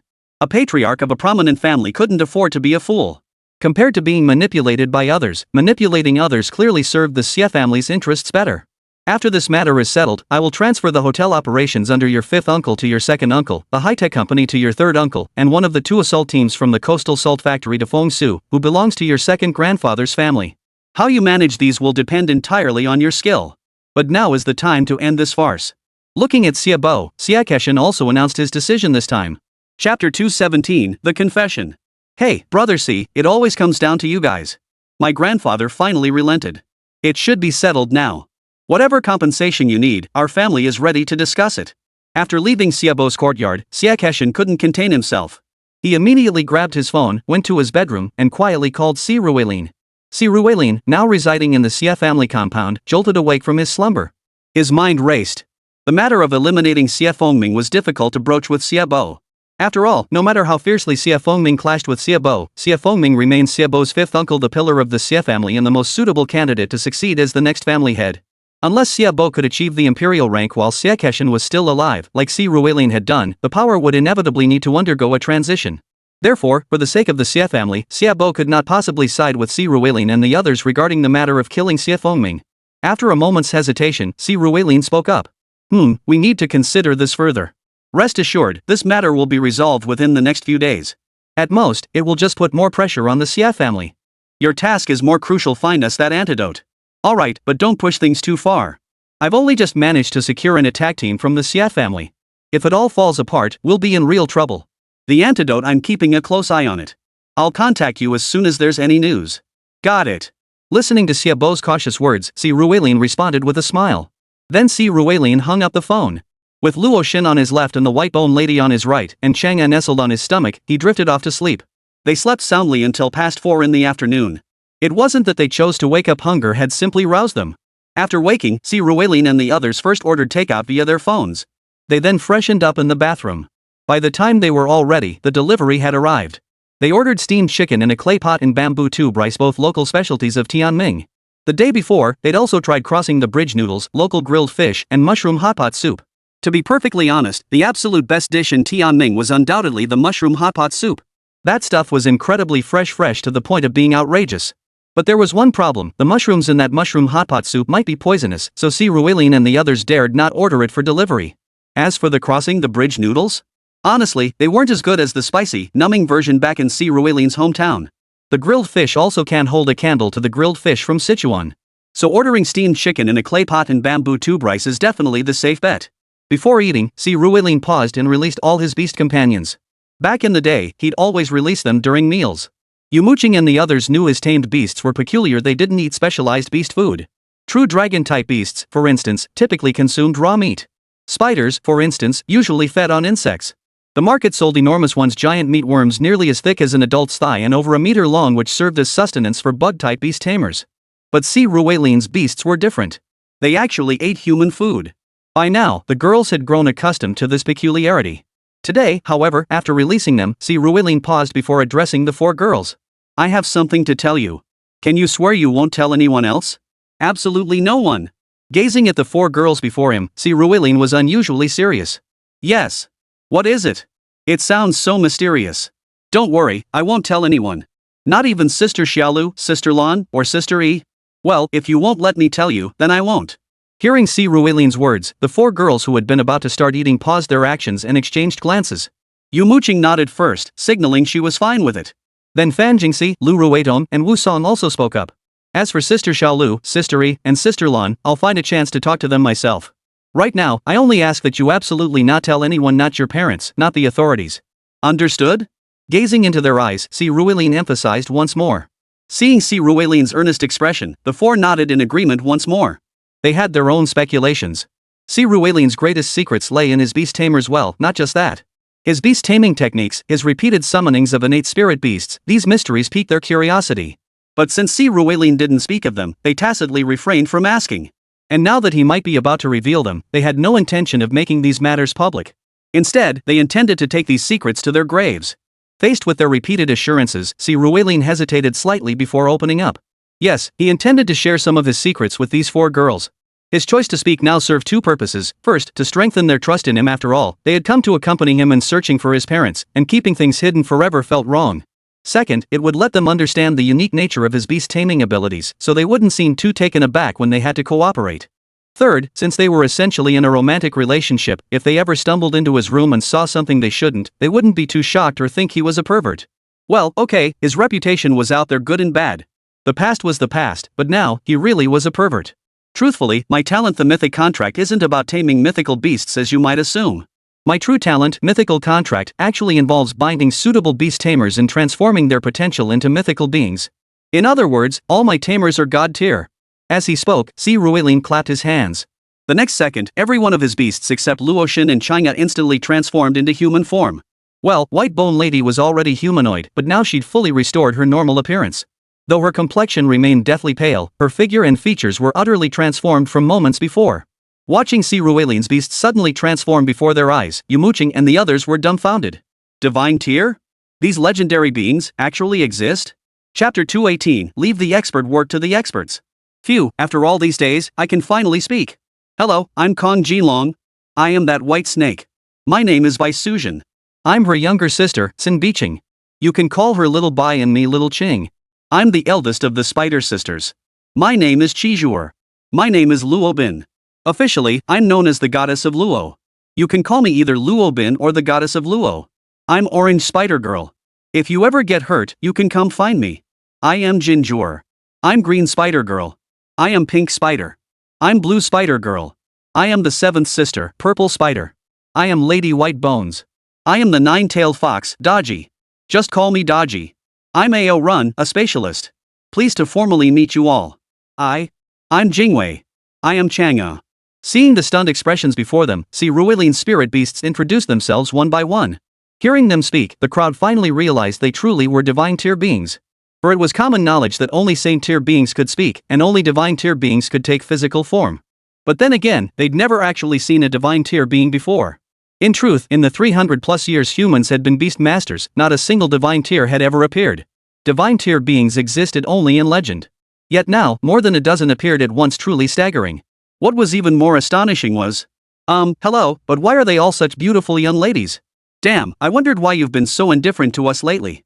No wonder you've been hanging out with them all day. No wonder you've lost interest in us real-life beauties. Honestly, how far have you two gotten? Fang Jingxi, Wu Song, Yumo Qing, and Lu Ruidong all turned to Si Ruilin with displeased expressions, demanding answers. I don't know why they're all young ladies either. As for our relationship, how should I put it? We've constantly pushed the boundaries, but never truly challenged the limits. Hearing their words, Si Ruilin answered honestly. He wasn't sure if there was some sort of reproductive barrier between him and the beast. So even though they'd done everything they shouldn't have, they hadn't actually, So, do you want to try? Hearing Si Ruilin's words, Fan Jingxi leaned in and grinned. Now's not the time. We'll see when the opportunity arises. I'll tell you the truth about them mainly to give you confidence in me. Rest assured, I will become the strongest. Not just Earth's strongest, but the universe's strongest. Gazing solemnly at the group, Si Ruilin continued, Alright, before, saying this was just a slogan. But now, when I say it, you truly believe me. Alright, enough of that for now. I'm thrilled to have met all of you today. Let's eat first. Clapping her hands, Lu Ruitong stepped into the role of the eldest sister, organizing everyone to sit down for dinner. Even during the meal, they couldn't help but glance at Jin Long and the others, desperately trying to replace their original beast forms with their current human appearances in their minds. Divine tier, truly terrifying. Yumo Qing, however, was likely the one with the most complex emotions at that moment. She finally understood why Si Ruilin was so much stronger in this life compared to the last. Divine tier. Even if she had truly attained the saint tier before, she had never witnessed divine tier. And now she was suddenly witnessing 16 of them. On one hand, she now understood the reason behind Si Ruilin's overwhelming power in this lifetime. On the other hand, a pang of bitterness surfaced. Judging by the current situation, her own limit seemed nowhere near his starting point. Under these circumstances, did she even stand a chance against Si Ruilin? Well, if I can't win, I can't win. I never defeated Qin Hong or Zhang Xianwen in my previous life either. This time around, I'll just content myself with being a saint tier cultivator. And now that I know Si Ruilin's strength and potential, my path to saint tier will be far faster than in my previous life. Watching Si Ruilin, Yumo Qing exhaled deeply, murmuring to herself. Si Ruilin's transformation was so extreme it had both good and bad sides. The downside was that she'd likely never outshine Si Ruilin again in this lifetime. The upside? Her own growth trajectory seemed poised to accelerate once more. Not to mention, when my own Storm Naga undertakes the quest to achieve the saint rank, with Si Ruilin's help, it'll be much easier for me. And just like Wu Song and Fan Jingxi, I might even gain an extra beast companion. Thinking of this, Yumo Qing felt her inner turmoil ease. Phew. We need to figure out what to do next. Are we really going to kill Xie Fengming? Just as Yumo Qing was coming to terms with herself, Lu Ruitong spoke up. Hearing her words, everyone fell into serious contemplation. I absolutely must enter the Divine Wood Peach Garden. So let's prepare for both possibilities. Xiaobo already called me earlier. The Xia family has softened their stance. If we can avoid confronting Xia Fengming, that's the best outcome. Have Xiaobo search the black market for an antidote. If he finds one, that solves our problem. If not, we'll prepare to eliminate Xia Fengming. But Xia Fengming must not die by our hands. We need to strategize carefully. Rubbing his chin, Si Ruiling murmured softly. Post a bounty on the black market? But, the next head of the Xia family? Who'd dare take that? And even if someone did, who knows how long it'd take? Shaking his head, Wusong voiced his doubts. No problem. We can cut in line. Professional tasks should be handled by professionals. Smiling, Si Ruiling pulled up Chang Wei's number on his phone. Although Chang Wei had already repaid the favor she owed him, Si Ruiling didn't mind racking up a few more debts with her. He could guess that Chang Wei would definitely come looking for him later to pull off a big job. Rather than ending up owing her favors then, it was better to take the lead and owe her now, than repay the favor later. With that thought, Si Ruiling dialed Chang Wei's number. When Chang Wei heard Si Ruiling wanted to discuss a business deal, she immediately agreed. She didn't plan to go into details over the phone but instead prepared to meet with him in person. Finding such a professional so easily put Si Ruiling and his team temporarily at ease. Everything would be settled once Chang Wei arrived. Chapter 219, Chang Wei arrives. Bonus chapter vote request. Now that we've found the person and finished eating, and Zhu has just woken up, what should we do? After Si Ruiling finished contacting Chang Wei, Fan Jingxi looked around at the group and asked. How about taking a bath together? Hearing her words, Ao Run couldn't help but ask with a smile. Together? Won't the moderators ban this chapter? Seeing Ao Run's cheerful expression, Fan Jingxi, Wusong, Yumo Qing, and Lu Ruidong couldn't help but swallow hard. 20 women bathing together with one man. They'd never done anything like this before. Even with Si Ruiling, it was usually one-on-one. They'd be exhausted to the point of barely standing, then Si Ruiling would carry them for a quick rinse. This new situation left them flustered yet strangely eager. Don't worry, it'll be fun. I've seen the bathroom here, it's big enough for all of us. Come on. Seeing their expressions, Xiaoqing chimed in with a cheerful smile. With someone taking the lead, Fan Jingxi, Wusong, Yumo Qing, Lu Ruidong, and the others found it hard to refuse. And just like that, dazed and confused, they were pulled along by the group into the bathroom. As mentioned earlier, this house was a large open-plan apartment. Besides 5 bedrooms, it featured a massive living room, an enormous kitchen, and a huge bathroom. Whoever designed this place must have been inspired by the bathhouses back in Tianjin City. The bathroom was equipped with a dozen shower heads around the perimeter, while a sizable soaking tub was built right in the center, perfect for a relaxing soak. So now, well, you know how it goes. It must be said that Jin Long and the others didn't really have any class distinctions or concepts of master-servant dynamics or jealousy. On one hand, they could accept Si Ruiling having a new beast companion, so naturally they could accept him having a real human girlfriend in the real world. As for these women who could bear Si Ruiling's children, they weren't exactly fawning over him, but they certainly showed him special care. This care extended to how they would bathe Si Ruiling during ordinary times today. They poured all that attention onto Yumo Qing, Lu Ruidong, Wusong, and Fan Jingxi. For the first time, they experienced what it felt like to be pampered from head to toe. Watching this scene unfold, Si Ruiling was clearly in his element today. Then what? There was no then. The censors came knocking. When everyone woke up the next morning, they discovered that Jin Long and the others had moved the beds out the night before. They had all slept together in the living room. Fan Jingxi and the others were still hazy about what had happened the night before. They only felt that all the shame they'd ever known had been cast aside last night. When they faced Si Ruiling and his beasts again, beyond the pleasure that seared their very souls, they couldn't muster any other emotion. The next morning, as their gazes met, Yumo Qing and the others began to feel a surge of desire welling up inside them, even before Jin Long and the others made a move. But Si Ruiling remained clear-headed. If nothing else, breakfast had to be eaten. Besides the meal, Si Ruiling noticed that Lu Ruidong, who had been tasked with buying food, had also brought back a considerable amount of alcohol. Clearly, they were preparing to continue. After finishing their meal, Yumo Qing and the others returned to their rooms to feed their respective beasts. As soon as they emerged, they eagerly shed their gear. As Daji had said yesterday, why bother wearing clothes when staying at home? Clearly, they were putting this philosophy into practice now. Seeing their dreamy gazes, there wasn't much to say. Si Ruiling and the others immediately joined them. He'd always heard that wealthy people and celebrities loved throwing parties like this. Si Ruiling hadn't quite grasped what was so appealing about such gatherings. But now that he experienced it firsthand, well, yeah, this kind of party was actually pretty fun. Then it all faded back into nothingness. But Si Ruiling and his friends didn't spend all their time at home indulging in this. After all, they still had serious matters to attend to. As the city lights began to twinkle, the exhausted Yumo Qing and the others had already fallen asleep. Si Ruiling, however, took a shower to refresh himself, changed into a different set of clothes, and quietly slipped out of the house. Outside, he first used AO-Run's spatial transfer ability to distance himself from the residential complex. Only then did he hail a cab and head straight for a commercial district in the city center. Despite the late hour, this was precisely when the commercial district was at its liveliest.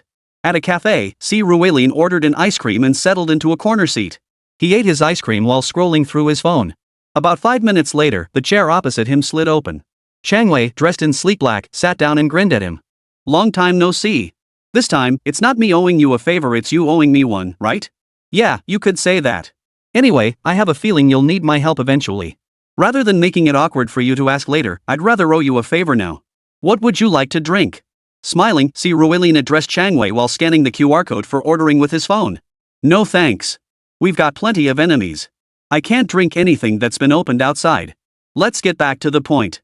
What is it you need my help with? Something to do with the Xie family?" Shaking her head, Chang Wei flipped her hand to produce a bottle of water. Taking a sip first, she then lowered her voice to Si Ruelin and inquired about the purpose of his visit. In recent days, the videos Si Ruelin and his team had filmed had gone viral online, causing significant uproar. Even the imperial court was preparing to send an inspection team to investigate the connections between the Xie family and the Tianming city government. Therefore, it wasn't hard for Chang Wei to guess that this matter was likely related to the Xie family. "Yes, but not entirely. We sought you out precisely to discuss murder." After a moment's thought, Si Ruelin cut to the chase. "Kill who?" "Xie Fengming." "Xie Fengming? The next head of the Xie family? Whoa. Why kill him?" Sorry, I shouldn't have asked, but killing him would be incredibly troublesome. Even though he's a useless piece of trash, he's still an emperor-tier cultivator." Hesitatingly, Chang Wei looked at Si Ruelin. At that moment, she truly grasped how this task he'd assigned her was. "It's fine. I'm also an emperor tier. I can kill his beast, but you must handle him. He can't die by our hands." Shaking his head, he thought, just an emperor tier? Is it really that hard to kill? At least Si Ruelin didn't think so. Chapter 220, Origin Votes Sought. Emperor tier? Hearing Si Ruelin's words, Chang Wei couldn't help but tremble. Good heavens, had she heard correctly? He just said emperor tier. When did the imperial tier become so casually mentioned? But she didn't doubt Si Ruelin's words. She knew he was a man who could create miracles. If he claimed to be emperor tier, then he probably truly was. Let me repeat what you said. You want to kill Xie Fengming. Xie Fengming's biggest problem is his emperor tier beast tamer. I don't need to deal with that myself. But the one who ultimately kills him, the one who strikes the fatal blow, cannot be you. In other words, it must be me or someone else. Besides me, do you have any other options? Chang Wei looked at Si Ruelin and asked. Yes. Feng Xian, the disciple of Long Shangrui from the Sunluo realm, currently ranked first on the 100 green list. Though Feng Xian stated she would trade Xie Fengming's life for the antidote if asked to personally handle the matter, she likely wouldn't refuse. The Sunluo realm? At the mention of the Sunluo realm and Feng Xian's name, Chang Wei's eyes lit up instantly. No need to wonder the Dragon Realm Lord won't help, and she'll likely distance herself from this. Given Long Shangrui's attitude that day, Si Ruelin didn't believe she'd lift a finger to help. With that thought, Chang Wei narrowed her eyes in contemplation. Alright, wait for my message. No problem. Seeing Chang Wei say to wait for her news, Si Ruelin also responded. Just as Chang Wei wouldn't ask Si Ruelin too many questions, Si Ruelin naturally wouldn't ask her too many either. After wrapping up the business discussion, Chang Wei didn't linger. She pulled out a small notebook, jotted down Si Ruelin's requirements, and then turned to leave. After she left, Si Ruelin didn't linger either. He finished his drink and hailed a cab back home. Upon arriving home, he found Yumo Qing and the others still asleep. He didn't think much of it and prepared to undress and go to bed. But just then, his phone buzzed. Picking it up, he saw a message from Yang Yunjun, a file attachment. Opening it revealed extremely detailed information about Feng Xian. It seems my connections have grown thicker without me even noticing. Smiling to himself, Si Ruelin hadn't anticipated how rapidly he'd progressed over the past half year. Not only did he now command 16 divine tier beast tamers, but 14 of them had reached the emperor tier. He'd also formed relationships with his childhood sweetheart, the second young miss of the Fan family, Wu Song, the young lady of the Lu family, the young lady of the Lan family, the holy tier disciple, and the daughter of the heavenly palace's palace master. He had also formed an unbreakable bond with Yang Yunjun, the leader of Dark Moon, and had connections with her subordinates. He had even met Chang Wei, a top-tier assassin. Unbeknownst to him, he had become part of the legendary privileged class. With a self-deprecating chuckle, Si Ruelin dismissed his thoughts and began studying the documents before him. He had to admit, Yang Yunjun was truly formidable. Despite Si Ruelin only providing her with a day's worth of information, she had managed to uncover such detailed intelligence. Feng Xian, 27 years old, possessed SSS tier talent, toxin immunity. Both she and her beast were immune to any poison, making her the perfect poison attribute beast tamer. She could freely wield poisonous substances without fear of harming others. Her primary beast companion was a datura plant, a beast. However, since its appearance during her awakening, she hadn't been seen using it again, leaving its rank unknown. Her primary companions are 3 imperial tier beasts, a truffle hydra, a moon bottle-mouthed dragon, a wyvern-like creature, and a dark corrupted marjoram with poison-enhancing properties. Currently at the peak of the Beastmaster Ancestor tier, she stands on the brink of ascending to the Royal tier. Her 3 beasts, 1 Diamond 10th tier, 2 Diamond 9th tier. With such combat prowess, even if she were to face a true King tier opponent at the 1st or 2nd tier, she could likely secure victory with ease. Being ranked first in the 100 young talents is truly well deserved. Yet despite her formidable strength, no information about her could be found online. Yang Yunjuan's Dark Moon faction, having investigated her for many years, uncovered some of her secrets. She is actually Xie Fengming's child. Yes, she is Xie Jiayu's half-sister through their father, yet she harbors deep hatred towards Xie Fengming. Her mother, originally from a nearby tribe, possessed striking beauty. One day, she unexpectedly crossed paths with Xie Fengming and his men. Like Xie Keshan, Xie Fengming was notoriously lustful. Seeing her, his predatory instincts were aroused. When his advances were rebuffed, he resorted to violence. He only raped her, sparing her life. Upon returning home, her family was understandably furious and sought retribution from the Xie clan. However, the Xie family struck a deal with the tribal chieftain at the time to suppress the incident. Later, Feng Xian's mother discovered she was pregnant. In the tribal pool, an unwed pregnancy was considered an omen of misfortune by the tribe and would be punished by burning. Feng Xian's mother, under the cover of her grandmother and grandfather's protection, she fled the village to seek out Xie Fengming. Her maternal grandparents, however, were burned alive by the tribal chieftain for their involvement. At that time, Xie Fengming was already engaged to his current wife and could not possibly accept Feng Xian's mother. He twisted the truth, slandering Feng Xian's mother as a promiscuous woman who had slept with every man. He claimed she suffered great humiliation in the Xie household and was expelled, only to be rescued by the former ruler of the Sanluo realm. Upon learning this, he allowed Feng Xian's mother to remain in the Sanluo realm. He personally dispatched agents to her tribe, and after confirming the truth, had the entire clan chief's family executed. But Xie Fengming had the protection of the Xie family, leaving her powerless. Thus, Feng Xian's mother gave birth to Feng Xian in the Sanluo realm, but her health steadily deteriorated. Finally, when Feng Xian was 5, sensing her time was short, she ambushed Xie Fengming, who had just fathered Xie Jiayu, causing severe damage to his vital organs. This explains why Xie Fengming had spoiled Xie Jiayu so excessively all these years. He had only this one son in his entire life. Feng Xian's mother perished in that ambush. Rumor has it Xie Fengming personally killed her. Then, 9 years ago, after Feng Xian awakened and demonstrated SSS tier talent, Xie Fengming, acting on Xie Keshan's orders, sought to bring her back. After all, such a prodigiously gifted descendant was someone they naturally had to claim. But Feng Xian refused to comply, leading to a violent confrontation. Xie Fengming even kidnapped her, resorting to the dirtiest tactics imaginable, leaving her utterly traumatized. Fortunately, Long Shangrui proved formidable. Having inherited the Sanluo realm for only 3 years, she stood her ground against Xie Keshan, ultimately preventing him from harming Feng Xian. Yet the seeds of hatred only grew deeper. Chapter 221, The Plan. Shu. After reviewing Feng Xian's situation, Si Ruilin rubbed his eyes in exasperation. Honestly, if he'd faced such a predicament, he would have stormed the Xie family compound long ago, slaughtering every last one of them. Feng Xian was likely planning the same, but her power was still too weak. Given the current situation, Xie Fengming would likely inherit the Xie family. Even if she inherited the Sanluo realm, the imperial court would likely never permit her to kill Xie Fengming. She couldn't afford to wait. She had to eliminate Xie Fengming before he inherited the Xie family and before she inherited the Sanluo realm, ensuring she wouldn't affect it. The appearance of Si Ruilin and the others presented her with the perfect opportunity. Though she wasn't entirely certain whether Si Ruilin and his group could eliminate Xie Fengming, she was willing to take the chance if the opportunity arose. Turning off the information on his phone, Si Ruilin tapped his knee lightly. His heart was now heavily inclined toward helping Feng Xian seek revenge. Firstly, it was for the antidote. Secondly, he simply couldn't stand Xie Fengming's actions. Rape, irresponsibility, murder. He truly deserved to die. Given that, he needed to figure out how to proceed. Running his fingers over his chin, Si Ruilin narrowed his eyes in deep thought. But after a moment's thought, he shook his head. He still wasn't comfortable with playing political games. Compared to scheming, he preferred direct action. Besides, he'd just said it himself, leave professional matters to the professionals. Since he'd already brought Chang Wei on board for this job, he'd follow her lead. Her plan would undoubtedly be more authoritative and flawless than anything he could devise. So, after plugging his phone into the charger, Si Ruilin wrapped his arms around the girls and drifted off to sleep. The night passed uneventfully. Early the next morning, Si Ruilin received 2 calls. The first was from Xie Bo. With another day passing, the online discussions had not subsided but instead intensified, increasing the pressure on the Xie family. That morning, Xie Keshan had confronted Xie Bo, demanding to know why the heat hadn't been quelled.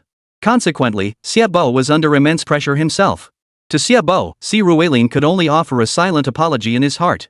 Though it wasn't exactly his fault after all, if Xie Fengming died, Xie Bo would become the primary heir, which wasn't so bad.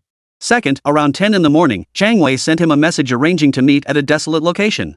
The moment Si Ruilin saw the location, he knew it was Chang Wei's choice perfect for dealing with Xie Fengming. He immediately sent a message to Feng Xian. Want to take revenge yourself? If so, come here. Coordinates attached. After sending the message, Si Ruilin left home again, hailed a taxi, and headed toward the location Chang Wei had sent. Before long, he arrived at the scene. Stepping out of the cab, he couldn't help but nod in admiration. A professional was a professional. The spot Chang Wei had chosen was clearly ideal for hiding someone. Situated on the outskirts of Tianming City, it appeared close to the urban center yet was utterly desolate. Surrounded by undulating red earth, it featured a sparse grove of trees in the distance and a small, seemingly chaotic yet swiftly flowing river on another side. A place like this had three key advantages. First, large groups couldn't possibly gather here, there simply wasn't enough space to hide. Second, vehicles and machinery were out of the question. Third, the river meant that even if a fight broke out, it wouldn't attract attention for quite some time. That's why Si Ruilin said it was indeed an excellent hiding spot. You picked a good spot, didn't you? Just as Si Ruilin was surveying the area, Feng Xian emerged from the distant grove. Today, she wore no mask. A look of eager anticipation flickered in her eyes. She knew Si Ruilin was preparing to help her seek vengeance. She was already itching to take this man's life with her own hands, for the sake of her mother's clan. Don't get the wrong idea, I didn't pick it. She did. Listening to Feng Xian, Si Ruilin waved his hand dismissively, then pointed toward Chang Wei, who had just scrambled out from beneath an earthen slope. You are a Bloodshed Alliance assassin, the red-robed killer. No need to thank me, I just collect my payment and do the job. Seeing Chang Wei, who was now wearing a hood and mask, covering herself up extremely tightly, Feng Xian asked curiously. Chang Wei gave a brief self-introduction. Upon hearing her words, Si Ruilin froze for a moment. The Bloodshed Alliance, though a rather loose organization, ranked its assassins into tiers. The lowest were white robes, followed by black robes, blue robes, and finally red robes.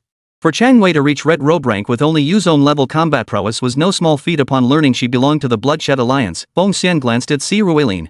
This man was truly capable to have even found a red robe from the Bloodshed Alliance. Let's plan this out. The battlefield is right here. When the time comes, you must lure him to stand roughly in this position. I'll lie in ambush behind the mound, and my beast will attack from within the woods. Then, his beast and the guards around him will be yours to deal with. I can hold off a king-tier beast for a few breaths at most. Go for a direct frontal assault? Though I'd love to see him dead, he is an emperor tier. Listening to Chang Wei's simple yet intricate tactical plan, Feng Xian couldn't help but voice the most pressing concern. Xie Fengming is an emperor tier. No need to fear an emperor tier opponent, he is emperor tier himself. Seeing Feng Xian's expression, Chang Wei pointed at Si Ruilin and said. Hearing Chang Wei's words, Feng Xian was even more dumbfounded. You, an emperor tier? A 19-year-old emperor tier?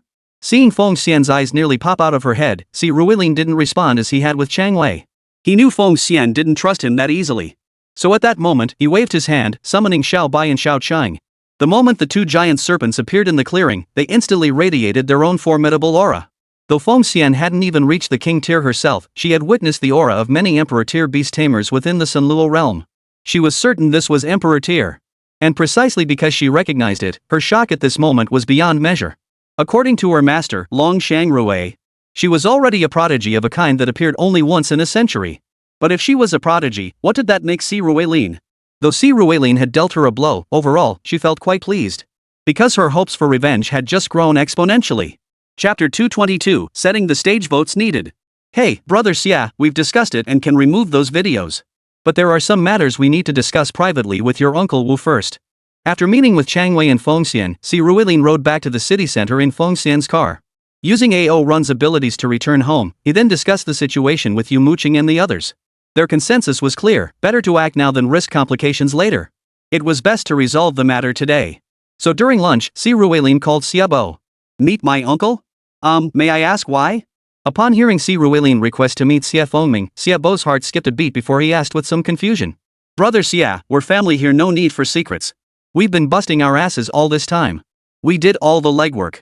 You can't be the only one reaping the rewards while we get nothing. Seeing Xie Bo's puzzled expression, Si Ruilin continued. Alright, I understand. I'll relay this to my grandfather. Wait for my update. With things stated so plainly, Xiaobo wasn't stupid. He understood that if he could obtain the antidote Si Ruilin wanted, Si Ruilin might not need to meet Xie Fengming after all. But he currently had no way to get what Si Ruilin desired. That meant Si Ruilin and his people would definitely need to get something else. To be honest, although Xiaobo's status within the Xie family had skyrocketed, he hadn't actually gained any real power yet. So, he couldn't offer Si Ruilin and his group anything at this moment. Money? Ha! As if people like Si Ruilin ever worried about money? Thus, negotiating directly with Xie Fengming, the very person involved, was the ideal solution. And the cost wouldn't fall on him. Perfect. Once he grasped this, Xiaobo agreed immediately. After lunch that day, Xiaobo immediately sought out Xie Keshan. These past 2 days, Xie Keshan had been driven to the brink of exhaustion by the younger generation, led by Si Ruilin. The Xie family's reputation had already been thoroughly ruined online. If these trending topics weren't taken down soon, the damage to the family would be immense. So when Xie Keshan saw Xiaobo coming to him proactively, his eyes lit up. This must be good news, otherwise, Xiaobo wouldn't dare come to him. News? Yeah, Si Ruilin finally gave in. But he said he wants to talk to my Uncle Wu personally. Xiaobo whispered to Xie Keshan. Upon hearing Xiaobo's words, Xie Keshan, a seasoned veteran, instantly grasped the implication behind Si Ruilin's statement. Indeed, he hadn't considered Si Ruilin's intent to eliminate Xie Fengming. After all, if they truly intended to target the Xie family, they wouldn't have merely incapacitated those individuals at the hotel. Now that they wanted to negotiate with Xie Fengming, it was likely to demand benefits. After all, it was unlikely that after causing such a huge incident, all the benefits would go to Xiaobo. Clearly, Si Ruilin and his group weren't that close to Xiaobo yet. Got it. I'll agree to his terms and send old 5. Alright, grandfather. I'll contact him immediately. Seeing Xie Keshan hesitate briefly before agreeing, Xiaobo immediately pulled out his phone and called Si Ruilin. Seizing the moment, Si Ruilin relayed their chosen location to Xiaobo, who then passed it on to Xie Keshan. Well then, Grandpa, I'll be going now. Watching Xie Keshan search for the location on the map, Xiaobo added respectfully. Go ahead. The matter concerning the combat team I promised you will be handed over after your graduation. Waving his hand dismissively, Xie Keshan spoke. Nodding in satisfaction, Xiaobo departed. For him, gaining access to a combat team's resources was already a top-tier opportunity. This signified his entry into the very heart of the Xie family's power structure. Only by entering this sphere would he gain the standing to vie for the position of head of the Xie family. For Xiaobo, his future truly looked bright. Shortly after Xiaobo departed, Xie Keshan called Xie Fengming over. Father, you wanted to see me? Xie Fengming had clearly been having a rough time these past few days. The video circulating outside had dealt him a crushing blow within the Xie family. The inspection team from above had already been assembled, and word was they would arrive in Tianning City tomorrow to investigate. Most crucially, his powerful backer, his father-in-law and his father-in-law's father, had been detained in the capital. Although it was stated they hadn't been arrested yet, only detained. Everyone knew it was only a matter of time. After all, they had committed numerous heinous acts protecting each other, engaging in despicable and shameless deeds. It must be understood that the core of the Yenuan court remained fundamentally just and incorruptible. Even in this era, while it wasn't like 300 years ago, it also wasn't like the ancient times over 1,000 years ago, when officials truly served only for wealth. Yet with the times advancing, corruption like bribery rarely reached the inner circle. To those at the core, money was merely a string of numbers. They see no need to risk their positions for such gains. Truthfully, anyone with a modicum of sense wouldn't indulge in corruption. Take Si Ruilin's experience in a parallel universe from his past life. He knew of an urban village demolition project with a total compensation fund of 2 billion yuan. After the government allocated the funds, the village leaders deposited the entire sum into a small bank. They struck a deal with the bank's president, an annualized interest rate of 68%, with the money to be withdrawn by the village leader alone the following year. Everyone in the village then rushed to open bank accounts. After returning, the village leaders began summoning residents for signatures and property measurements, then deliberately stalling. Today someone hadn't signed, tomorrow someone's illegal structure hadn't been demolished. This stalling went on for a full year. The following year, the village leaders withdrew the entire 2 billion yuan and distributed it to the villagers without a single cent missing. But the 136 million yuan in interest? That went straight into the pockets of the village leadership. The bank, having recorded a year's worth of transactions, fulfilled its performance targets. The villagers received every penny and were quite pleased. The leaders, however, made a killing, emerging as the biggest winners. That's how money was made back then. As for now? Si Ruilin had no idea. But Xie Fengming knew for certain that they were doomed. He'd already caught wind of it recently. The power he and his mother held was being systematically dismantled by the old man. Being summoned by Xie Keshan today meant, in his eyes, another round of scathing criticism. His position as the next heir would likely remain unchanged. But passing his position on to his own children? That seemed increasingly unlikely. This thought only deepened the turmoil within him. Chapter 223, Hidden Agendas. Look at you, you useless piece of trash. As the head of this household, you can be corrupt, but you can't be stupid. You're already this stupid, and your son is even more so. Seeing Xia Fengming's distracted and absent-minded demeanor, Xia Kexin couldn't help but growl in frustration. Father, I know Jiayu has no claim to the inheritance. Just tell me what's on your mind. Hearing Xia Kexin's words, Xia Fengming sighed helplessly. Sigh, truly beyond redemption. Who's to blame for your son losing his inheritance rights? First and foremost, it's his own fault. He's a useless piece of trash. We're a family of beast masters' talent and combat prowess are the very foundation of our lineage. With his B-grade talent, he forfeited his inheritance the moment he awakened. It's you and your wife and your mother who've been deluding yourselves into thinking you could pass it on to him. What a joke. Second, it's your own fault. Did I make you unable to have children? You clearly had a child with top-tier talent. Dad, could you get to the point? Hearing Xia Kexin bring up the past again, Xia Fengming unexpectedly stood his ground for once, cutting his father off. He looked at him sternly and began to speak. Phew. Fine, get to the point. Xia Bo has already worked things out with those guys, and they're willing to budge. But you'll have to make some sacrifices. Come to this place tonight to negotiate with them. I don't care what methods you use, what means you employ, or what you have to give up. I want this matter resolved by first thing tomorrow morning.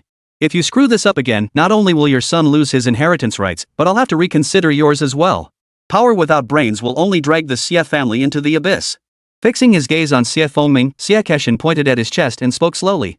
The reason he hadn't mentioned Fengxian was primarily because, at the time, he as head of the Xia family had played a role in Fengxian's situation. I understand.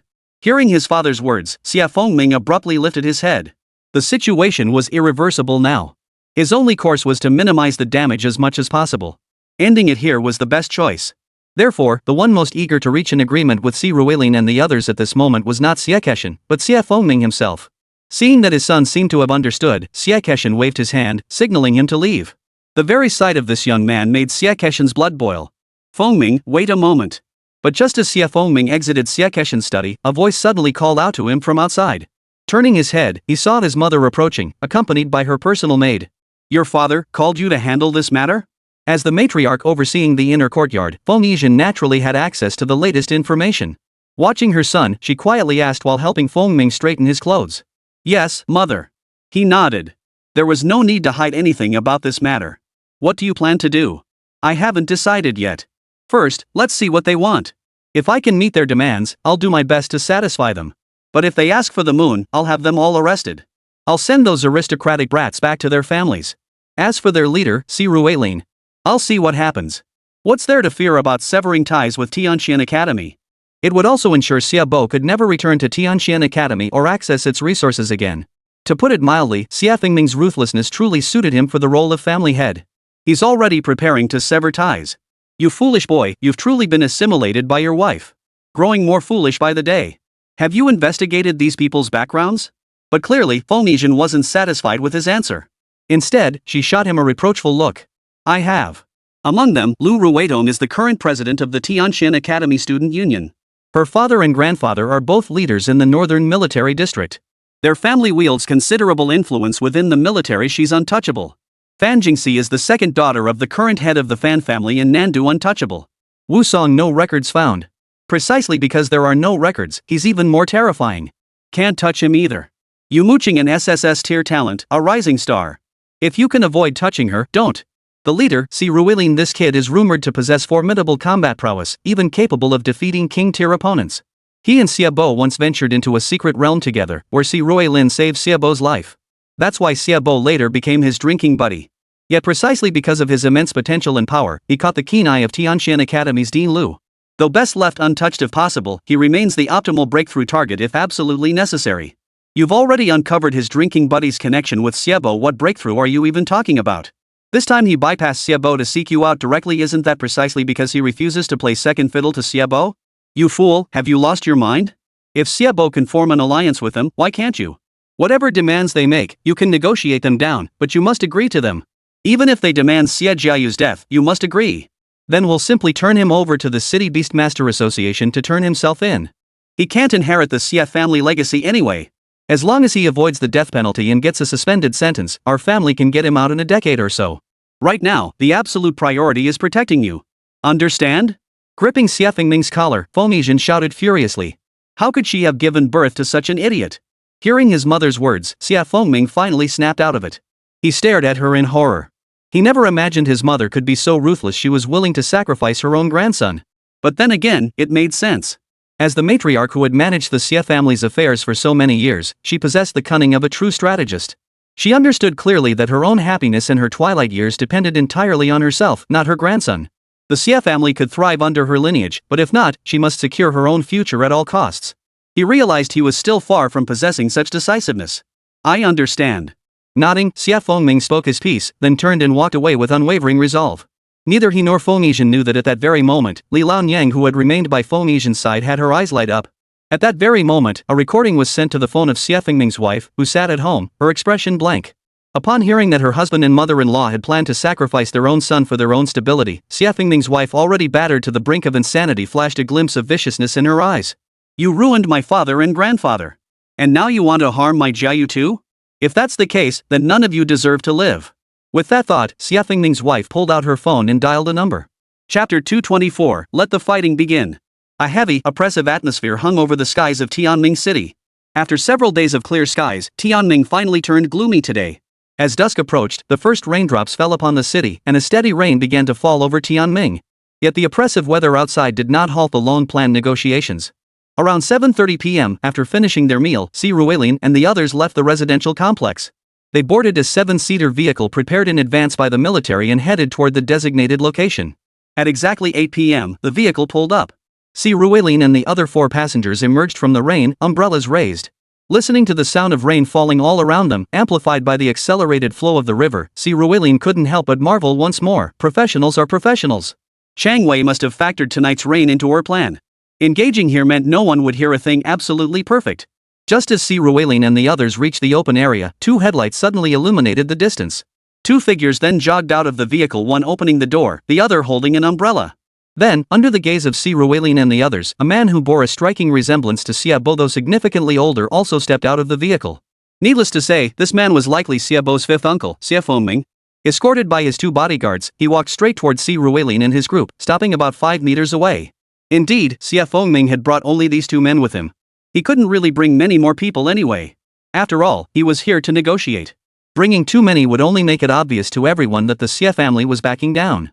Admittedly, if negotiations succeeded and the videos were withdrawn, others might speculate that the Xie family had backed down and paid a price. But that was mere conjecture, far from the reality of actual leaks. As for his safety? Well, that seemed to be the least of Xie Fengming's concerns. Come on, he was an emperor tier. Emperor tier. Even if he were utterly useless, there was no way he could be captured, let alone killed by trash like Si Ruilin and his crew. In Tianming, unless Long Shangrui from the Sunluo realm intervened, no one could stop him. He possessed that level of confidence. That's why he'd come with only 2 trusted confidants. So you're Xie Fengming, Uncle Xie the 5th. As both parties took their positions, Si Ruilin was the first to speak, his voice tinged with mockery. You and Xiaobo were quite close. Calling me Uncle Wu is fitting. Such courtesy pleases your Uncle Wu. But setting a trap to ensnare him? That makes your Uncle Wu very angry. Xie Fengming narrowed his eyes at Si Ruilin, his voice dark and menacing. What do you mean, set me up? We didn't take the Beastmaster and threaten your son to come here, intending to kill me and force those girls. Si Ruilin laughed dismissively. You could have revealed your identities to Xie Qi before the fight began. I had Xie Qi follow precisely because he was the commander who could restrain those men. Enough. Talking about this now is pointless. It's already happened. So just state what you want directly. It'll save us both the trouble of wasting words. Shaking his head, Xie Fengming recalled his mother's words. This trip wasn't just about negotiations, he also needed to build rapport with these people. To establish good relations, he felt he had to swallow his pride and endure the humiliation. Therefore, negotiating terms first was the wiser course. My demands are simple, I need the antidote. Gazing at Xie Fengming, Si Ruilin stated his demand. An antidote? You want access to the Divine Wood Peach Garden? Yes. Upon hearing Si Ruilin's words, Xie Fengming instantly grasped their intentions. Si Ruilin made no attempt to conceal them, knowing that after tonight, Xiaobo would report this matter to Xie Keshan. There was no point in keeping secrets. I can't help you with that. The antidote and Divine Wood Peach Garden are Sunluo Realm's private domain, their backyard. Even the military would need Sunluo Realm's approval to enter. You must know the relationship between our Xie family and the Sunluo Realm. I simply cannot obtain this item. You may propose alternative terms. Shaking his head, Xia Fengming watched as Si Ruilin and the others flatly rejected the proposal. Seems like this thing really isn't available outside. Then I'm afraid we'll have to decline. We only want this specific item. If it's unavailable, the negotiation is off. Shaking his head, he thought, are you kidding? Do Si Ruilin and his group lack other resources? With that, they turned to leave. Watching Si Ruilin and his men ready to walk out, Xia Fengming panicked. Hold on, there's no antidote. We can discuss other things, resources, goods, beast taming techniques. Nothing's off the table. Damn it, stop them. Xia Fengming had accepted his parents' mission and absolutely had to seal this deal. But Si Ruilin and his crew weren't playing by the rules. Instead of starting with resources, secret realms, or what they wanted, they jumped straight to demanding the antidote. When he couldn't produce it, they were ready to walk away. No matter how he pleaded, they showed no intention of stopping to renegotiate. This left Xia Fengming feeling thoroughly played. He bellowed an order, and in the next instant, his two trusted lieutenants charged forward. It must be said that over the years within the Xia family, Xia Fengming had cultivated quite a few trusted confidants. Xia Qi and these two men were all masters at the king tier. The moment Xia Fengming finished speaking, they charged left and right towards Si Ruilin and his group. Naturally, Si Ruilin didn't need to lift a finger against king tier opponents. With a wave of their hands, Fan Jingxi and Wu Song summoned the vast domain lord and the silent librarian to their sides.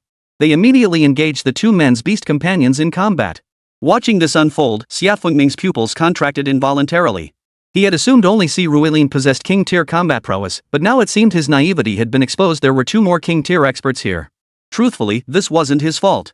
Had Xia Qi returned to the Xia family estate instead of rushing straight to the hospital, only to commit suicide that very night out of guilt, Xia Fengming would have known.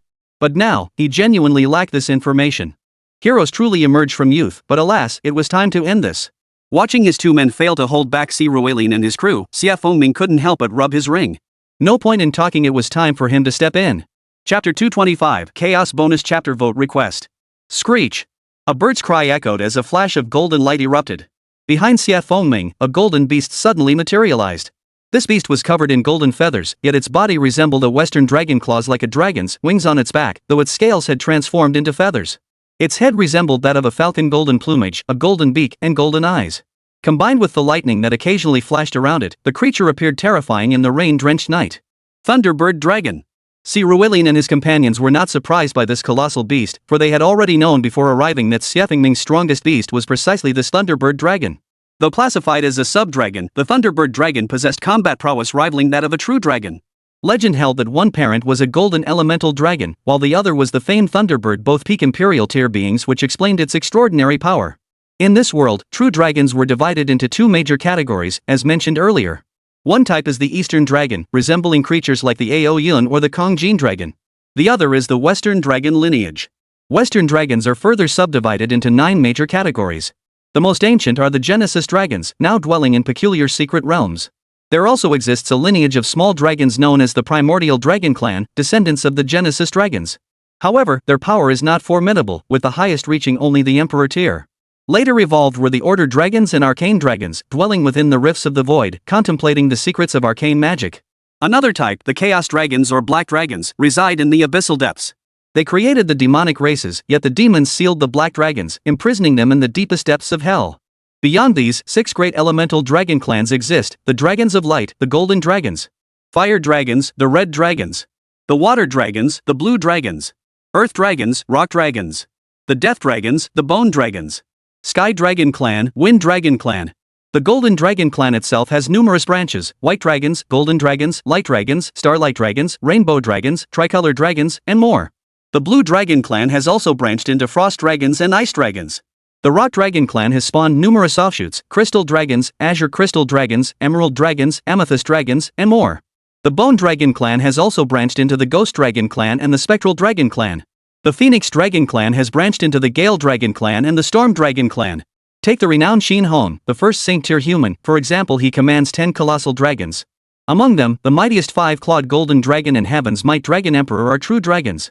The primordial Savage Dragon King belongs to the Rock Dragon Clan, while the Ice Crystal Dragon King is a Frost Dragon. The Imperial tier Blood Jade Dragon Soul is a Ghost Dragon, and the Blue Jade Crystal Essence Dragon is a hybrid of Sea Dragon and Rock Dragon. The Star River Dragon is an Arcane Dragon, and the Snow Hidden Dragon is also a Frost Dragon. Ranked second is Zheng Xianwen, whose strongest is the Crystal Ice Sovereign Dragon, also a Frost Dragon type. From this perspective, it seems only the Fire Dragon clan remains relatively straightforward without many subdivisions. But that's not actually the case. The true dragons of the Fire Dragon clan are divided into Flame Dragons and Magma Dragons, and most wyverns carry Fire Dragon bloodlines. So it's not that they have few branches, they just play around more, capable of anything. As for the Thunderbird, it stands among the mightiest avian mounts. Legend holds that its ancestor, the Thunder Eagle, could attain the saint rank, though C. Ruelin has never witnessed such a being. As for ordinary Thunderbirds, the strongest can reach the Emperor rank. The creature born from the union of a gold dragon and a Thunderbird is naturally formidable. Especially on rainy days, the moment it appears, the entire sky darkens with thick clouds. Streaks of lightning dance like giant dragons deep within the clouds. Why not just negotiate peacefully? Why force me to resort to violence? Watching C. Ruelin and the others finally halt their advance in the distance, glancing back at the Thunderbird dragon behind them, Xiafengming couldn't help but widen his eyes in excitement, his voice tinged with madness. Ha, a mere Emperor Tier 7? Is that supposed to be formidable? And you think that can stop us? Hearing Xiafengming's words, C. Ruelin stroked his chin and chuckled. Let's not get ahead of ourselves. It should be more than enough to stop you. Xiafengming smiled as well, then spoke with utmost seriousness. Indeed, if we were to rank it against the entire Yanhuang Beastmaster realm, purely in terms of beastmastering skill, a 7th tier Emperor class might not even crack the top 1000. Worldwide, there are only 9 Saint tier masters. These 9 masters collectively possess 22 Saint tier beasts. The other dozens are mostly Emperor tier. On the Imperial tier top 100 list, Yanhuang claimed 39 spots. Among these 39 individuals, their Imperial tier beasts numbered over 170. The rest were mostly at the Emperor tier 9th or 10th level. Calculating it out, Yanhuang's entire Beastmaster community possessed over 200 Imperial tier beasts. As for Emperor tier beasts at the 10th, 9th, and 8th levels, their numbers are beyond counting. 7th tier Emperor grade beasts absolutely couldn't break into the top 1000. But this was Tianming. Aside from Xie Keshan and Long Shangrui, Xiafengming couldn't think of anyone who could pose a threat to him. But he overlooked one crucial fact: just because there were none locally didn't mean outsiders weren't present. Deal with it. C. Ruelin had never been one for empty talk. Since Xiafengming had made his move, there was no need for further courtesy. Raising his right hand, he spoke in measured tones. Simultaneously, several figures shot forward. The swiftest among them was undoubtedly Kong Jin Long. As the eldest sister in C. Ruelin's first tamed beast, Kong Jin Long had been feeling quite a bit of pressure lately. Not only were the girls behind him rapidly catching up in level. More importantly, the potential of the several new beasts C. Ruelin had recently acquired was downright outrageous. It was certain that the White-Bone Lady, Sudaji, Ao Run, Chang'e, and even the Luo Goddess and Jingwei all possessed potential that was no weaker than her own. All she could do was bully the 7 little spiders and the 2 snakes, Qing and Bai. While she couldn't change her looks indeed, she couldn't compare to Chang'e, Daji, or the goddess of the Luo River. But when it came to combat prowess, she could still strive to improve. Such soft targets were rare indeed. If not now, when? As the soaring golden dragon darted away, the newly emerged Little White and Little Green instinctively circled around C. Ruelin and his companions, shielding them. As Xiafengming watched the golden dragon charging from afar, he pointed at it and shouted to the Thunderbird dragon. Teach it a lesson. Screech. Clearly, neither Xiafengming nor the Thunderbird dragon sensed the terrifying aura emanating from this true dragon. With a piercing cry, the Thunderbird dragon charged straight toward it. In midair, the 2 mounts transformed into bolts of lightning, colliding head-on. A thunderous boom echoed as half the sky filled with golden lightning, blanketing the area. Yet the clash didn't last long. Soon, a dark figure flew backward at a speed even faster than its initial charge. Chapter 226, Murderous Intent. How could this be? Just as the Thunderbird dragon and the Kongjin dragon collided mid-air, Xiafengming was still basking in his smug satisfaction. Then, everything changed. In his understanding, the Thunderbird dragon should have knocked the golden dragon off balance. Yet the outcome was the opposite. The Thunderbird dragon couldn't even withstand 5 seconds before being sent flying by the golden dragon. Its body traced an arc through the air before crashing heavily onto the distant ground. The red earth and rainwater now stained its once glorious feathers. The once majestic Thunderbird dragon now resembled nothing more than a plucked chicken. If it weren't for the fact that this was his innate mount, if it weren't for the stark contrast of one mount being white and the other gold, if it weren't for the difference between scales and feathers, Xiafengming would have doubted his own eyes. Even now, he couldn't shake the thought: had he fallen victim to an illusion? How could his Emperor tier, 7th rank Thunderbird dragon lose to a young man who had only become a Beastmaster a little over half a year ago? He couldn't accept it. He absolutely couldn't accept it. Any last tricks? As the golden dragon descended from the sky, its claw slammed down hard on the Thunderbird dragon's head. C. Ruelin's voice echoed coldly. Impossible. This can't be real. I must be under an illusion. It has to be. It absolutely has to be. Listening to Si Ruilian's voice, watching the Thunderbird dragon beneath Jin Long's claws, its wails and thrashing sounds, Xie Fengming couldn't bear it. He clutched his head and roared in anguish. Cut the crap. If you don't have a backup plan, I'll send your precious little shikling back to your ring for nurturing. Seeing Xie Fengming's utterly devastated state, Si Ruilian sneered disdainfully before signaling Jin Long to proceed. Receiving the signal, Jin Long suddenly tightened his grip, crushing the Thunderbird dragon's skull. Hearing its death throes, Xie Fengming finally snapped into action. Wait. No, I'm sorry. I know I was wrong. Please, don't kill it. I'll do anything to appease your anger. Kill my son if you must. I'll even relinquish my claim to the Xie family inheritance. With a sudden thud, Xie Fengming knelt on the ground, completely humbling himself. He knew clearly that only if the Thunderbird dragon lived would he retain his claim to the Xie family inheritance. If the Thunderbird dragon died, even if Si Ruilian and the others didn't kill him, he was as good as dead. Therefore, as long as he and the Thunderbird dragon survived, he would do anything demanded of him. He even resorted to the words his mother had taught him, betraying his own son outright. The old saying goes, even a tiger doesn't eat its own cubs, but the fact that he was willing to kill his own son for his own sake was truly shocking to Si Ruilian. For a moment, Si Ruilian forgot to issue the order to dispose of Lei Bird Dragon. In that split second of distraction, a voice suddenly echoed from the distance. I knew it. You piece of trash. You'd sacrifice our children just to save your own skin and protect your position. Well then, you'll all die together. As the voice echoed, the next instant, a torrent of attacks erupted from the distant forest, overwhelming the sky. And crucially, these attacks weren't just targeting Si Ruilian and his group, they were also targeting Xie Fengming. Watching this unfold, Si Ruilian couldn't help but smile. With Xiao Bai and Xiao Chang protecting him, he had nothing to fear. Just as the attacks approached, Xiao Bai's tail struck the ground, instantly conjuring a solid water barrier in the distance that completely blocked the onslaught. Simultaneously, Jin Long unleashed the Thunderbird dragon. The beast transformed into a bolt of lightning, materializing before Xie Fengming to shield him. Boom! Screech! Countless attacks slammed into the Thunderbird dragon, leaving the already gravely wounded creature no chance to recover. It flew backward like a sack of potatoes hit by a truck, crashing directly into Xie Fengming. Of course, compared to being instantly killed by these attacks, Xie Fengming was merely knocked flying. After landing, he spat out a mouthful of blood, but at least his life was spared. As for the Thunderbird dragon, its final breath was already more than its last intake of air. You bastard! Yet now, he had neither time nor mind to concern himself with his own or the Thunderbird dragon's plight. Instead, his gaze turned bitterly toward the distant woods. That voice from earlier, he knew it all too well. After all, he'd heard it for over 20 years, there was no mistaking it. That voice belonged to the person he knew all too well. Sure enough, amidst his furious roar, a group of people emerged from the distant woods. They were all dressed in Xie family attire, clearly members of the Xie clan. However, the two leading figures seemed somewhat peculiar. One of them, a woman who appeared to be in her 30s, she maintained herself well, but in reality, she was already over 40. She was now leaning against an old man who could easily be her father, and this old man was staring wickedly at Xie Fengming, who was currently lying face down on the ground. Your third uncle? Witnessing this scene, Xie Fengming felt a sweetness in his throat as another mouthful of blood spurted out. He couldn't comprehend why his wife would be involved with his third uncle. The Xie family hadn't become a prominent clan through Xie Keshin's generation. In truth, the 7 great clans had all been established over 300 years ago. Some had existed even before humanity entered the Beastmaster era.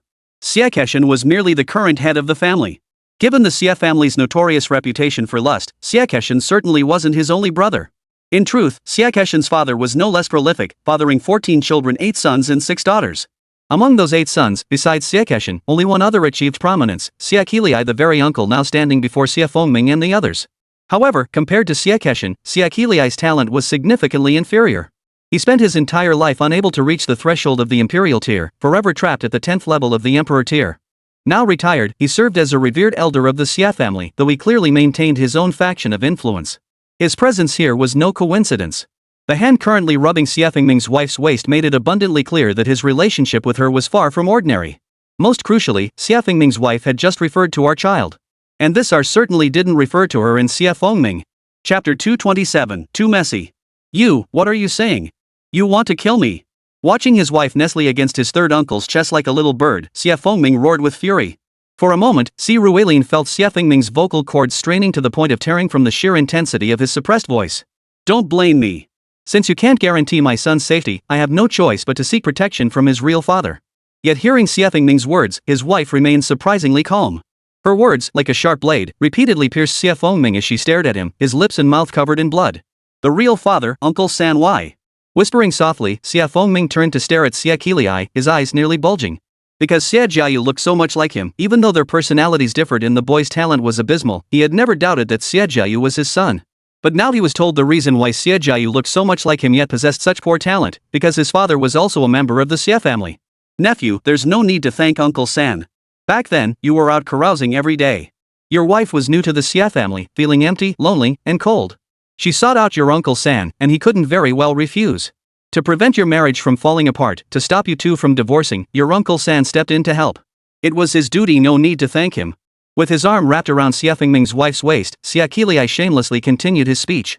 Hearing this, Xie Ruilin and the others nearby couldn't help but frown. They'd seen shameless people before, but never anyone as shameless as the Xie family.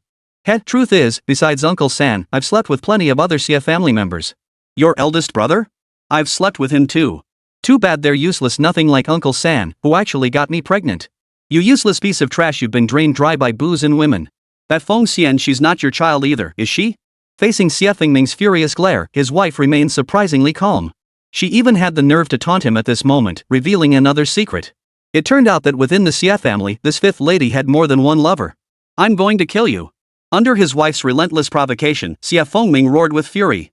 With a sweep of his arms, his other beasts surged forth. However, aside from the Thunderbird dragon at the 7th level of the Emperor rank, none of his other beasts possessed such high grades. In fact, only one other Emperor rank beast remained, the Lightning Spirit at the 2nd level. The Lightning Spirit was a humanoid beast. A fusion of lightning and ghost elements, it stood over 3 meters tall, its body crackling with thunder. The moment it appeared, it transformed into a bolt of lightning, charging towards Xie Fengming's wife. But standing beside her was Xie Qiliai. With a wave of his hand, a strikingly beautiful giant lizard materialized before him. This giant lizard resembled the Spinosaurus from the dinosaurs. Yet its body bore multicolored patterns, like a beautiful butterfly, with its dorsal sail glowing with a fluorescent light. But this glow was no playful trick, it signaled deadly venom. Xie Ruilin and the others recognized this creature, the venomous lizard. It possessed Emperor tier potential, and at this moment, the creature had reached its peak Emperor tier, 10th level. 10th tier against 2nd tier without any countermeasures, it should have been a straightforward victory. Clang! A thunderous crash echoed as the lightning spirit's fist was instantly blocked by its sail. With a flick of its tail, it sent the lightning spirit flying. But just as the electric flash retreated, Xie Fengming suddenly roared. Ah! As he roared, an arc of electricity surged from his body. When this arc entered the electric flash spirit's form, it unleashed even greater power. It actually withstood the venomous lizard's powerful swing, halting its retreat. With a fresh charge, it lunged forward. Clang! The two collided once more. But this time, the lightning spirit wasn't knocked back. Oh! Impressive. You've managed to overcome such a massive level gap with your innate talent. Seems Keshin's training has truly paid off. Watching this unfold, Xie Qiliai remarked with a hint of amusement. Third uncle, I don't understand. What are you trying to do? Are you planning to kill me? What about them? What benefit would my death bring you? Hearing Xie Qiliai's words, Xie Fengming clenched his teeth and demanded. You? They killed you. I'm avenging your death by killing them. As for my benefit? Ha! With you dead and them dead, the Xie family will inevitably clash with the other clans. When that happens, the Xie family will suffer heavy casualties. And Xie Keshin, that bastard, your father, the family head. He bears undeniable responsibility. With him out of the picture, you dead, and Xie Bo not yet matured, it's only natural that I, your third uncle, the second strongest in the Xie family, temporarily lead the clan. Seeing Xie Fengming's puzzled expression, Xie Qiliai continued. All you'll get is a shattered Xie family.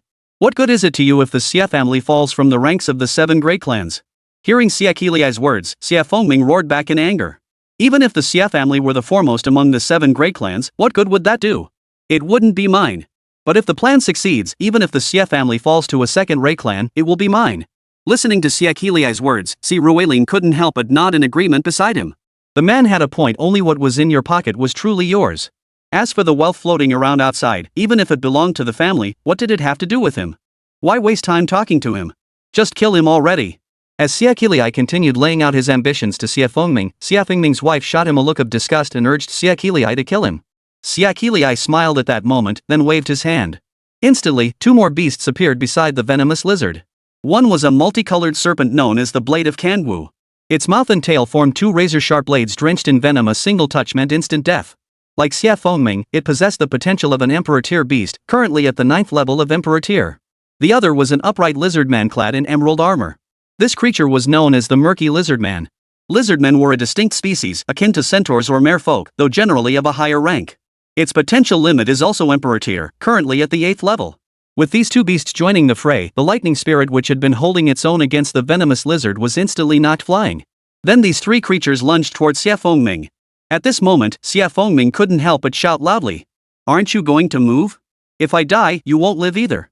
Chapter 228, Crushing Superiority. Well, I have to say, you're overthinking this. Whether you live or die, I'll definitely survive. With his pathetic sweet potatoes and rotten bird eggs, thinking he can kill me is nothing short of a pipe dream. But I'll still intervene because you can't die at their hands. Hearing Xia Fengming's words, Si Ruilin suddenly burst into laughter. The next second, a water curtain instantly materialized before Xia Fengming, completely blocking the three Emperor tier beasts Xia Qilai had sent to kill him. Watching this, Xia Fengming couldn't help but exhale deeply. Thankfully, no matter what Si Ruilin said, he had still chosen to save him. Take me away. Let's go back and expose this adulterous pair. Whatever you want, I'll give it to you. Even if you demand half of the Xia family's resources, I'll hand it over. Facing Si Ruilin as he approached, Xia Fengming spoke with palpable emotion. But Si Ruilin shook his head. I have no interest in such things. Then what do you want? Beast taming? Beautiful women? Power? Money? Whatever you desire, I can procure it for you. Hearing Si Ruilin say this, Xia Fengming couldn't help but speak excitedly. I'm only interested in the antidote. Antidote? Antidote? If I could get an antidote, I would have gotten it for you long ago. You telling me this now is useless. Who can give you an antidote? Seeing Si Ruilin stubbornly fixated on the antidote, Xia Fengming grew increasingly exasperated. He shouted angrily at Si Ruilin. I can give it to him. But at that moment, a voice faintly familiar to Xia Fengming suddenly sounded behind him. As Xia Fengming turned his head to look behind him, a face he knew very well came into view. At the same time, a soft thud echoed. A dagger plunged deep into his heart. Only then did the excruciating pain slowly wash over him. Staring at that face and the dagger piercing his chest, Xia Fengming's lips began to tremble uncontrollably. He recognized this dagger. It was the very one Fengxian's mother had used to attempt his assassination. The scene played vividly in his mind, how he had toyed with it, plunging the blade into Fengxian's mother's body. Facing the former ruler of the Sunluo realm who had come to claim the corpse, he had then tossed Fengxian's mother's body from the 8th floor. Feng Xian. I'm your father. Why? Grasping his chest in agony as his strength rapidly drained, Xia Fengming stared at the suddenly reappeared Fengxian, his face twisted in terror. Put! Who do you think you are? Don't forget whose hands killed my mother. Seeing Xia Fengming still had the nerve to call himself her father, Fengxian kicked him furiously, sending him crashing into the mud. As Xia Fengming lay struggling in the dirt, he kept struggling while speaking to Fengxian. Fengxian, Jiayu isn't your brother. He's a bastard. You, save me. Save me and come back with me. I'll still be the next head of the Xia family. You'll be the one after that. Xia Bo. Can't beat you. Save me. Watching Xia Fengming, who kept spitting blood yet still begged her to save him, the disgust in Fengxian's eyes was so thick it seemed impossible to dissolve. Save you? I came here today to kill you. Without giving Xia Fengming another chance to speak, Fengxian knelt down, pulled the dagger embedded in his heart, and then stabbed him over a dozen times. Each strike hit a vital spot, each blow deadly. The final thrust pierced straight through his windpipe. Xia Fengming's gaze turned feebly toward Fengxian as his eyes rapidly darkened. He likely never imagined he would meet his end here. Just then, the water curtain created by Xiao Bai fell away. From a distance, Xia Fengming's wife, Xia Qilai, and the others witnessed the scene unfold. Well, Xia Qilai chuckled, rubbing his chin as he surveyed the scene. Who'd have thought this guy would end up dying by your hand, grandniece? Care to join your grandpa Qilai? Running his fingers over his chin, Xia Qilai grinned as he observed the scene before him. Ha, have you lost your mind? Not only am I going to kill him, I'm going to kill her too. Could you kindly step aside? Fengxian pointed her dagger at Xia Fengming's wife from a distance, her tone stern. Hearing her words, Xia Qilai couldn't help but sigh. What a pity. Since that's the case, I'll let you, your companions, and your father all die here together. Excuse me, interrupting you. What exactly made you delude yourself into thinking you could beat me? Can't you see these three massive beast summoning talismans right here? Or did you run into me and get hit by my active stupidity aura, turning you into a moron? Just as Xia Qilai was spouting his threats, Si Ruilin interrupted him with genuine sincerity. He gestured toward the golden dragon, little white, and little green beside him, then turned to Xia Qilai with a puzzled expression. Ha! Youngsters these days sure are full of themselves. Fine, since you're asking for it, I'll show you the gap between you and this old man. Hearing Si Ruilin's words, Xia Qilai genuinely didn't take him seriously. Even though Si Ruilin had just defeated the Thunderbird Dragon with a single strike from Jin Long, and even though Xiao Bai had summoned a water curtain with a single tail swipe to block the attacks of his three Emperor tier beasts, Deep down, he still believed Si Ruilin was nothing special, someone he could kill any time. It must be said, when a person sinks into such mystifying self-confidence, it truly is a sight to behold. Give him a reality check. Seeing this guy's expression, Si Ruilin even began to doubt himself for a moment. Had he misjudged him? Wasn't he an Emperor tier, 10th rank existence? But he was certain he hadn't misjudged. So, he'd just have to take him down. Si Ruilin's favorite pastime was putting people in their place, forcing them to wake up. Come on, let this little punk learn his lesson. What it meant to be outclassed, time and again. Hearing Si Ruilin's words, Siakilii roared in response. Then, the three tamed beasts charged toward each other at that very moment. The moment both sides collided, the battle was effectively over. The venomous lizard, covered in toxic powder, was sent flying by Xiaoqing's tail strike. The muddy lizard man was swept away by Xiao Bai's wave, crashing into the distant river. The most pitiful fate befell the Kangwu blade, the great serpent. Facing the Kongjin dragon, it spat forth a great sword from its mouth, intent on clashing with the dragon. The moment the sword touched the golden horn of the Kongjin dragon, it shattered. Simultaneously, the dragon's horn pierced the serpent's upper jaw. Chapter 229, A Free Gift. Take it down. As Si Ruilin coldly issued the command, a thunderous crack echoed the next second. A bolt of lightning from the sky was drawn down by the Kongjin dragon. It struck the Kangwu blade suspended mid-air. The immense electrical current instantly destroyed the creature's muscles and meridians, vaporizing its blood. Yet Kangwu blade, a true Emperor tier 9th rank being, somehow survived. Well, for Si Ruilin, it was nothing short of miraculous that Kangwu blade hadn't been instantly obliterated. After all, despite Jin Long's nominal rank of only Emperor tier 10. But one must understand, she had stagnated at the 10th rank of the Emperor tier for an extended period. Her actual combat prowess was infinitely close to that of the Emperor tier. To illustrate, if the baseline combat power of a 10th tier Emperor tier being is 100, then as long as that power doesn't undergo a qualitative shift, it remains 10th tier Emperor tier even at 1000 or 10,000. While Jin Long isn't at 1000 or 10,000 now, she's undoubtedly far stronger than an ordinary 10th tier Emperor tier. Even so, he didn't instantly defeat the blade of Kangwu. That's why Si Ruilin called him outstanding, but clearly, Siakilii over there couldn't accept that assessment. In truth, the moment the six beasts clashed earlier, the look of disdain that had been on his face had been permanently etched there. In his eyes, no matter how strong Si Ruilin was, he couldn't be that strong. After all, anyone knew that while a beastmaster's primary combat power came from their beasts, a lower-ranked beastmaster simply couldn't command higher-tier beasts. That's precisely why those rich kids or officials' offspring couldn't start out commanding king-tier or emperor-tier beasts. A beast 1 major rank higher than its master would become uncooperative 2 major ranks higher, and it might even turn against its master. This held true even for beasts passed down from parents to children. Thus, beast masters and their beasts must grow together. Si Ruilin had been a beastmaster for a full 8 months at most. How could his beast companion possibly be too powerful? He had heard some legends about Si Ruilin before, but stubbornly dismissed them as false. That's how mildly intellectually challenged people operate when they can't comprehend how things unfold. They become fixated on believing the facts are fabricated. It was all hype. Compounding this, Tianxian Academy had never publicly acknowledged or verified Si Ruilin's combat prowess to protect him. This gave individuals like Siakilii ammunition to justify their skepticism. Now, after clashing with him, he finally understood. Legendary rumors, and that's putting it mildly. Si Ruilin isn't merely a king-tier cultivator, he's a genuine emperor-tier powerhouse, and his strength is downright absurd. His 3 tamed beasts in a single clash, 2 were sent flying, and 1 was gravely wounded. Such a situation was utterly unacceptable to him. Clang! His Kangwu blade was flung away by the golden dragon, landing on the ground with more air escaping than entering. Witnessing this, the golden dragon couldn't help but laugh. Earlier, when she defeated Xiafengming's Thunderbird dragon, she gained a significant amount of experience points. However, since the opponent was an innate spirit tamer, she couldn't kill it. Thus, the experience gained was insufficient for her to level up. But now, facing this post-natal spirit beast, the Kangwu blade, she sensed her chance to ascend to the 4th tier of the emperor rank. Kill it, kill it, kill it. Watching Jin Long stride toward Kangwu blade with a faint, mocking smile, Siakilii finally snapped into action. He immediately waved both hands, summoning all his spirit beasts. He possessed 8 beast tamers in total. Aside from the innate beast tamer, the venomous lizard of Sheng Shui, he had 7 acquired ones. However, only 4 of them were at the Emperor tier. The Sheng Shui venomous dragon at Emperor tier 10, the Kangwu blade at Emperor tier 9, the Mingjue lizard man at Emperor tier 8, and a defensive focused subdragon, the Earth Armor Stone Dragon. The remaining 4 possessed only king tier strength. To be fair, such combat prowess was already formidable. As the second strongest expert of the Xie family, he was indeed quite formidable. But unfortunately, he had encountered Si Ruilin. Ignoring the frantic roars of this opponent, Jin Long continued advancing toward the Kangwu blade. Meanwhile, the 5 beasts charging back were naturally intercepted by Xiaobai and Chang. A white figure flashed past as Xiaobai materialized before the 5 beasts.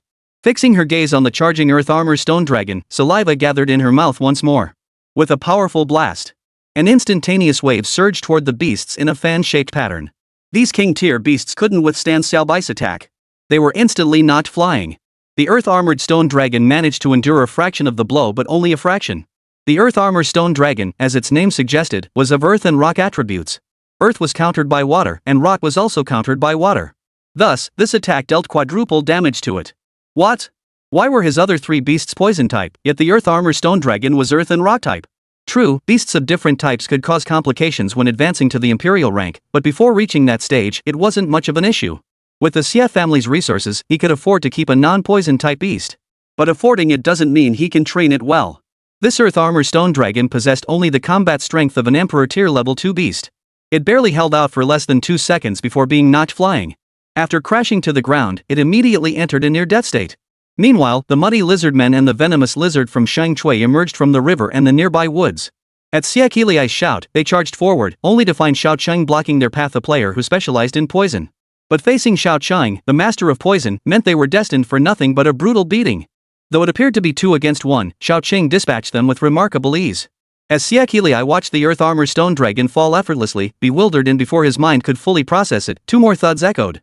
His venomous lizard and murky lizardman were sent flying backward, crashing to the ground far away. Meanwhile, the golden dragon at the center of the battlefield advanced toward the blade of Kangwu. Its claw rose high in the air. No! What are you waiting for? Charge!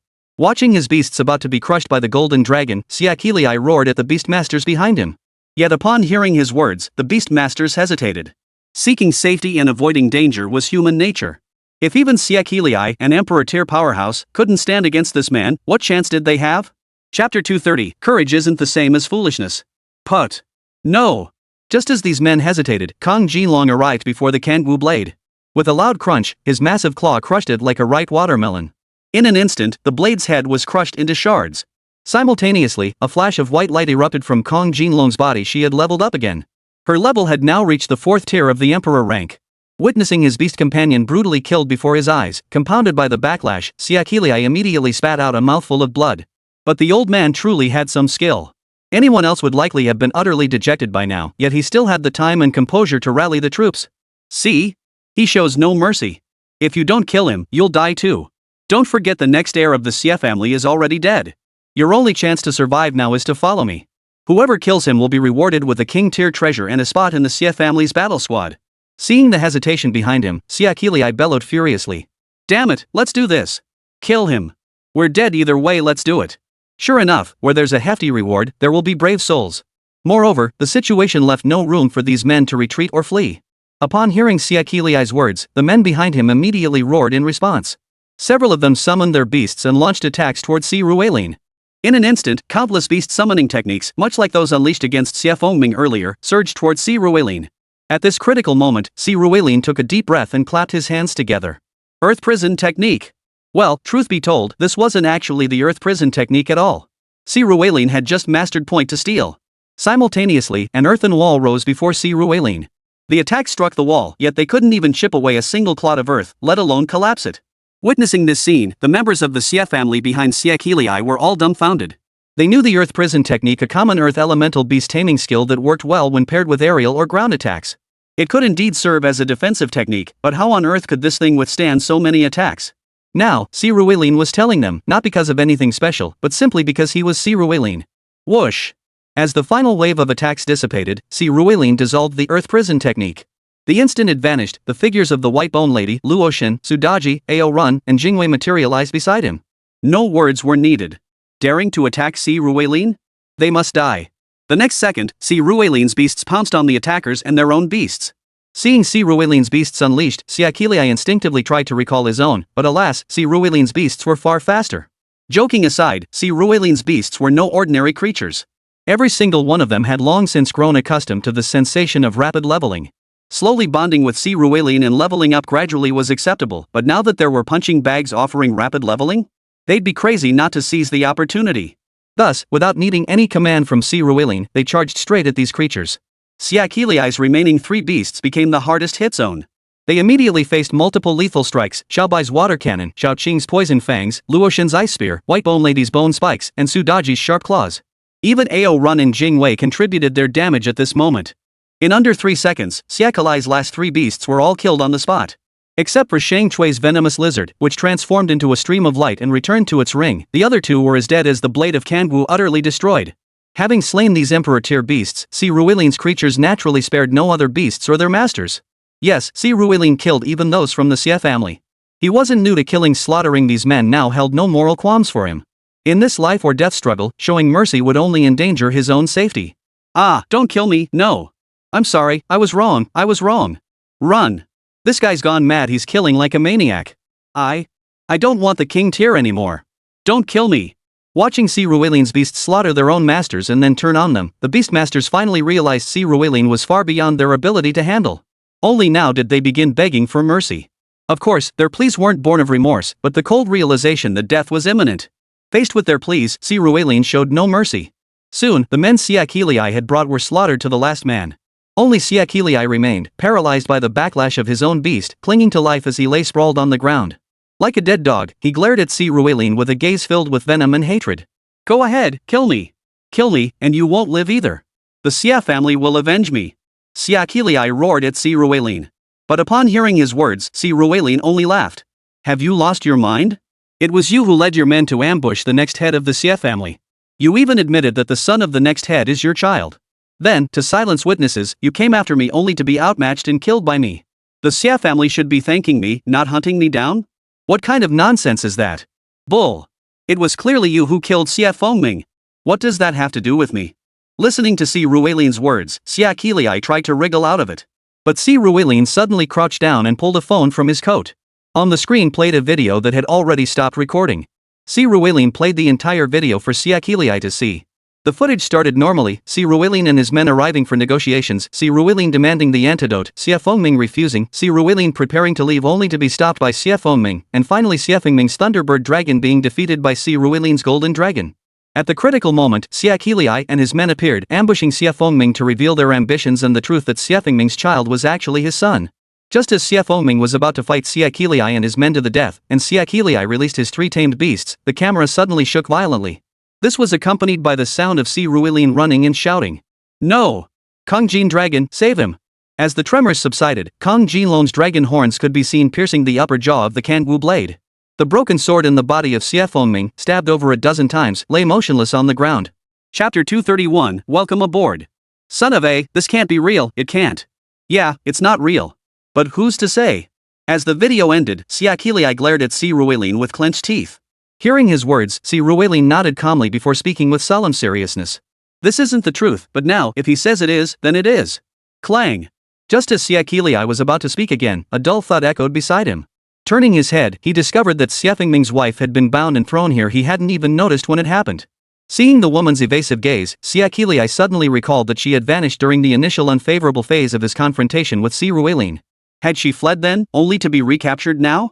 Sure enough, glancing behind the woman, he spotted a figure clad in black tights and a mask standing right behind her.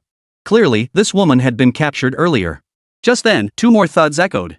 Siakilii looked over and saw the 2 men who had originally accompanied Xie Fengming being thrown down here as well. Their condition was dire.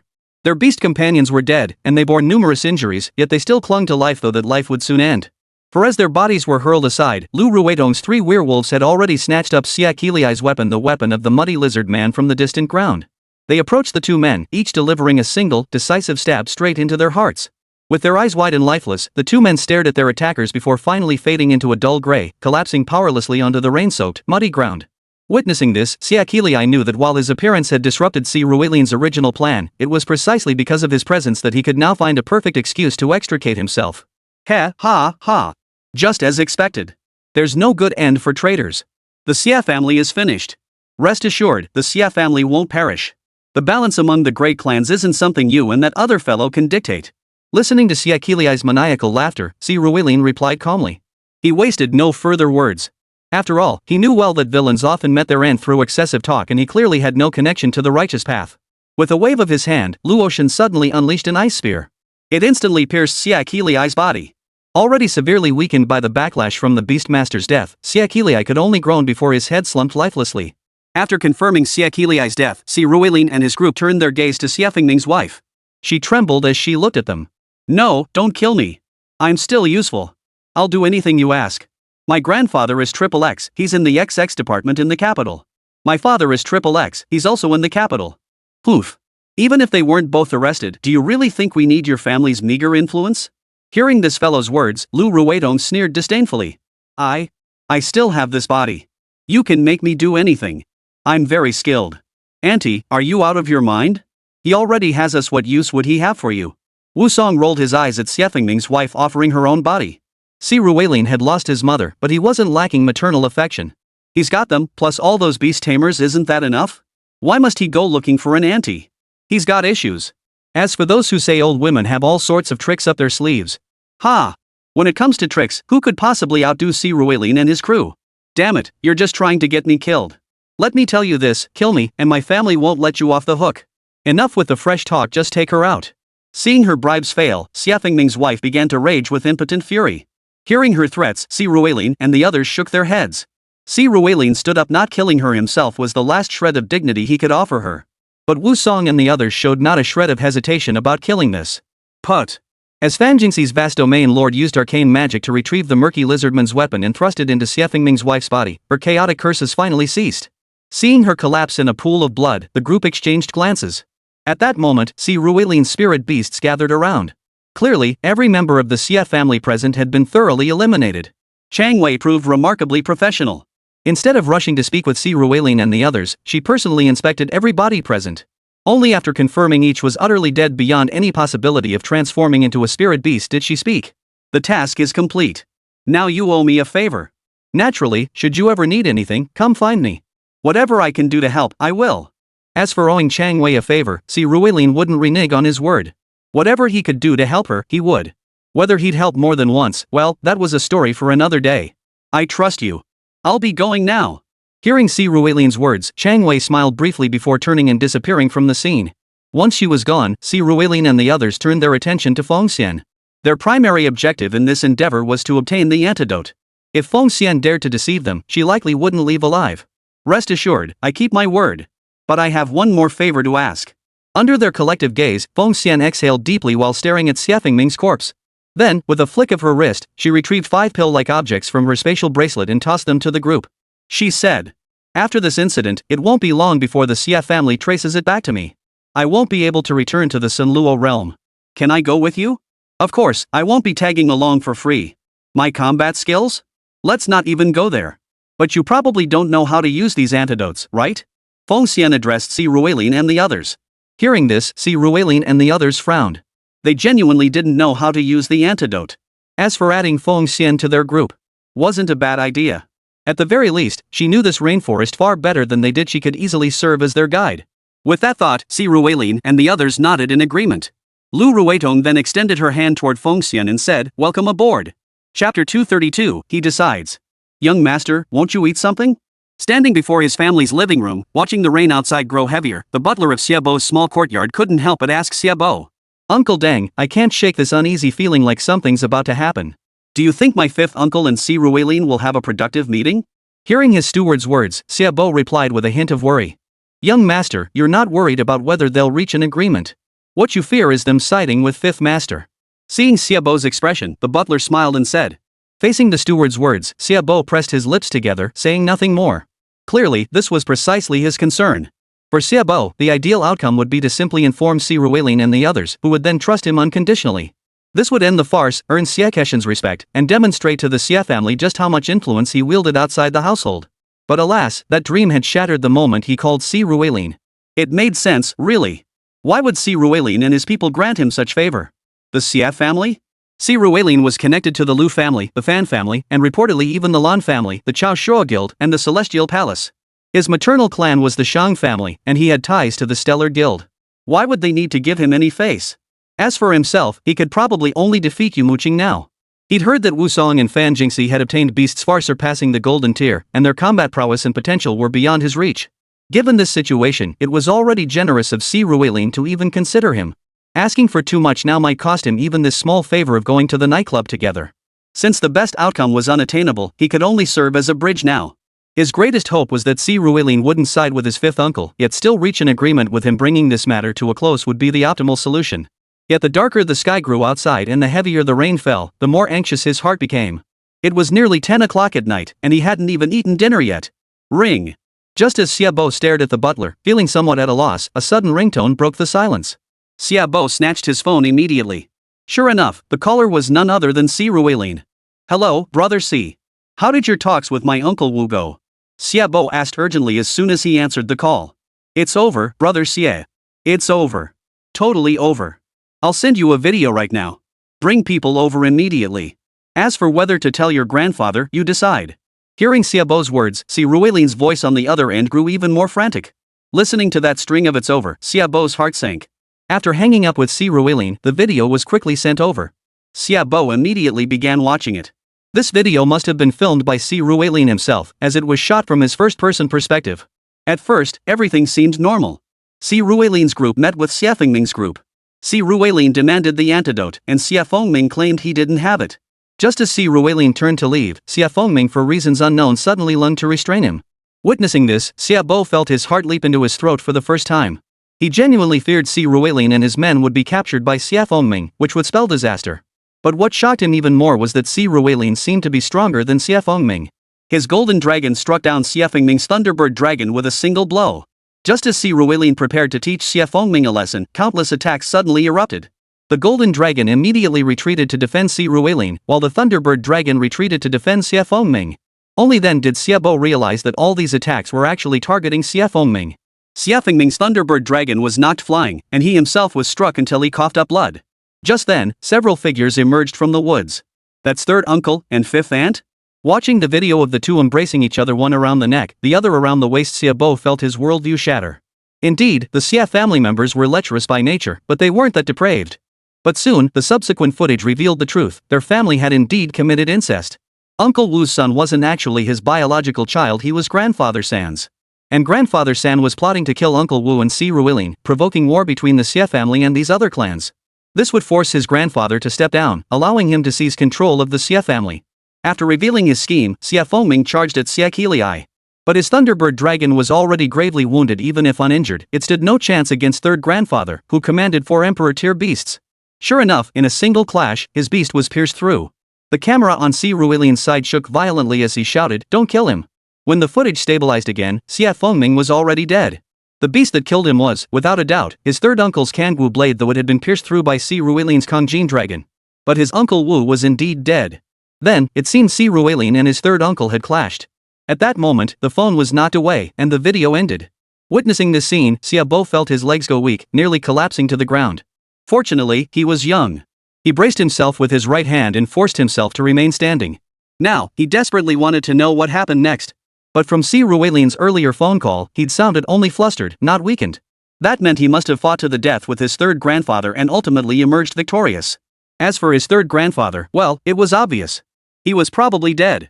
The thought sent waves of darkness flooding his vision. On one hand, he was stunned that Si Ruilin had actually defeated his third grandfather, who possessed 4 Emperor-tier abilities. On the other hand, he was shocked that the Xie family was about to undergo a major upheaval. He desperately tried to tell himself, "Stay calm. Stay calm. Stay calm." Taking several deep breaths, Xiaobo's first thought was that this matter absolutely must not be leaked. The Xie family had lost 2 Emperor-tier members in one fell swoop through internal strife, no less. The scandal would engulf their reputation, prestige, and power.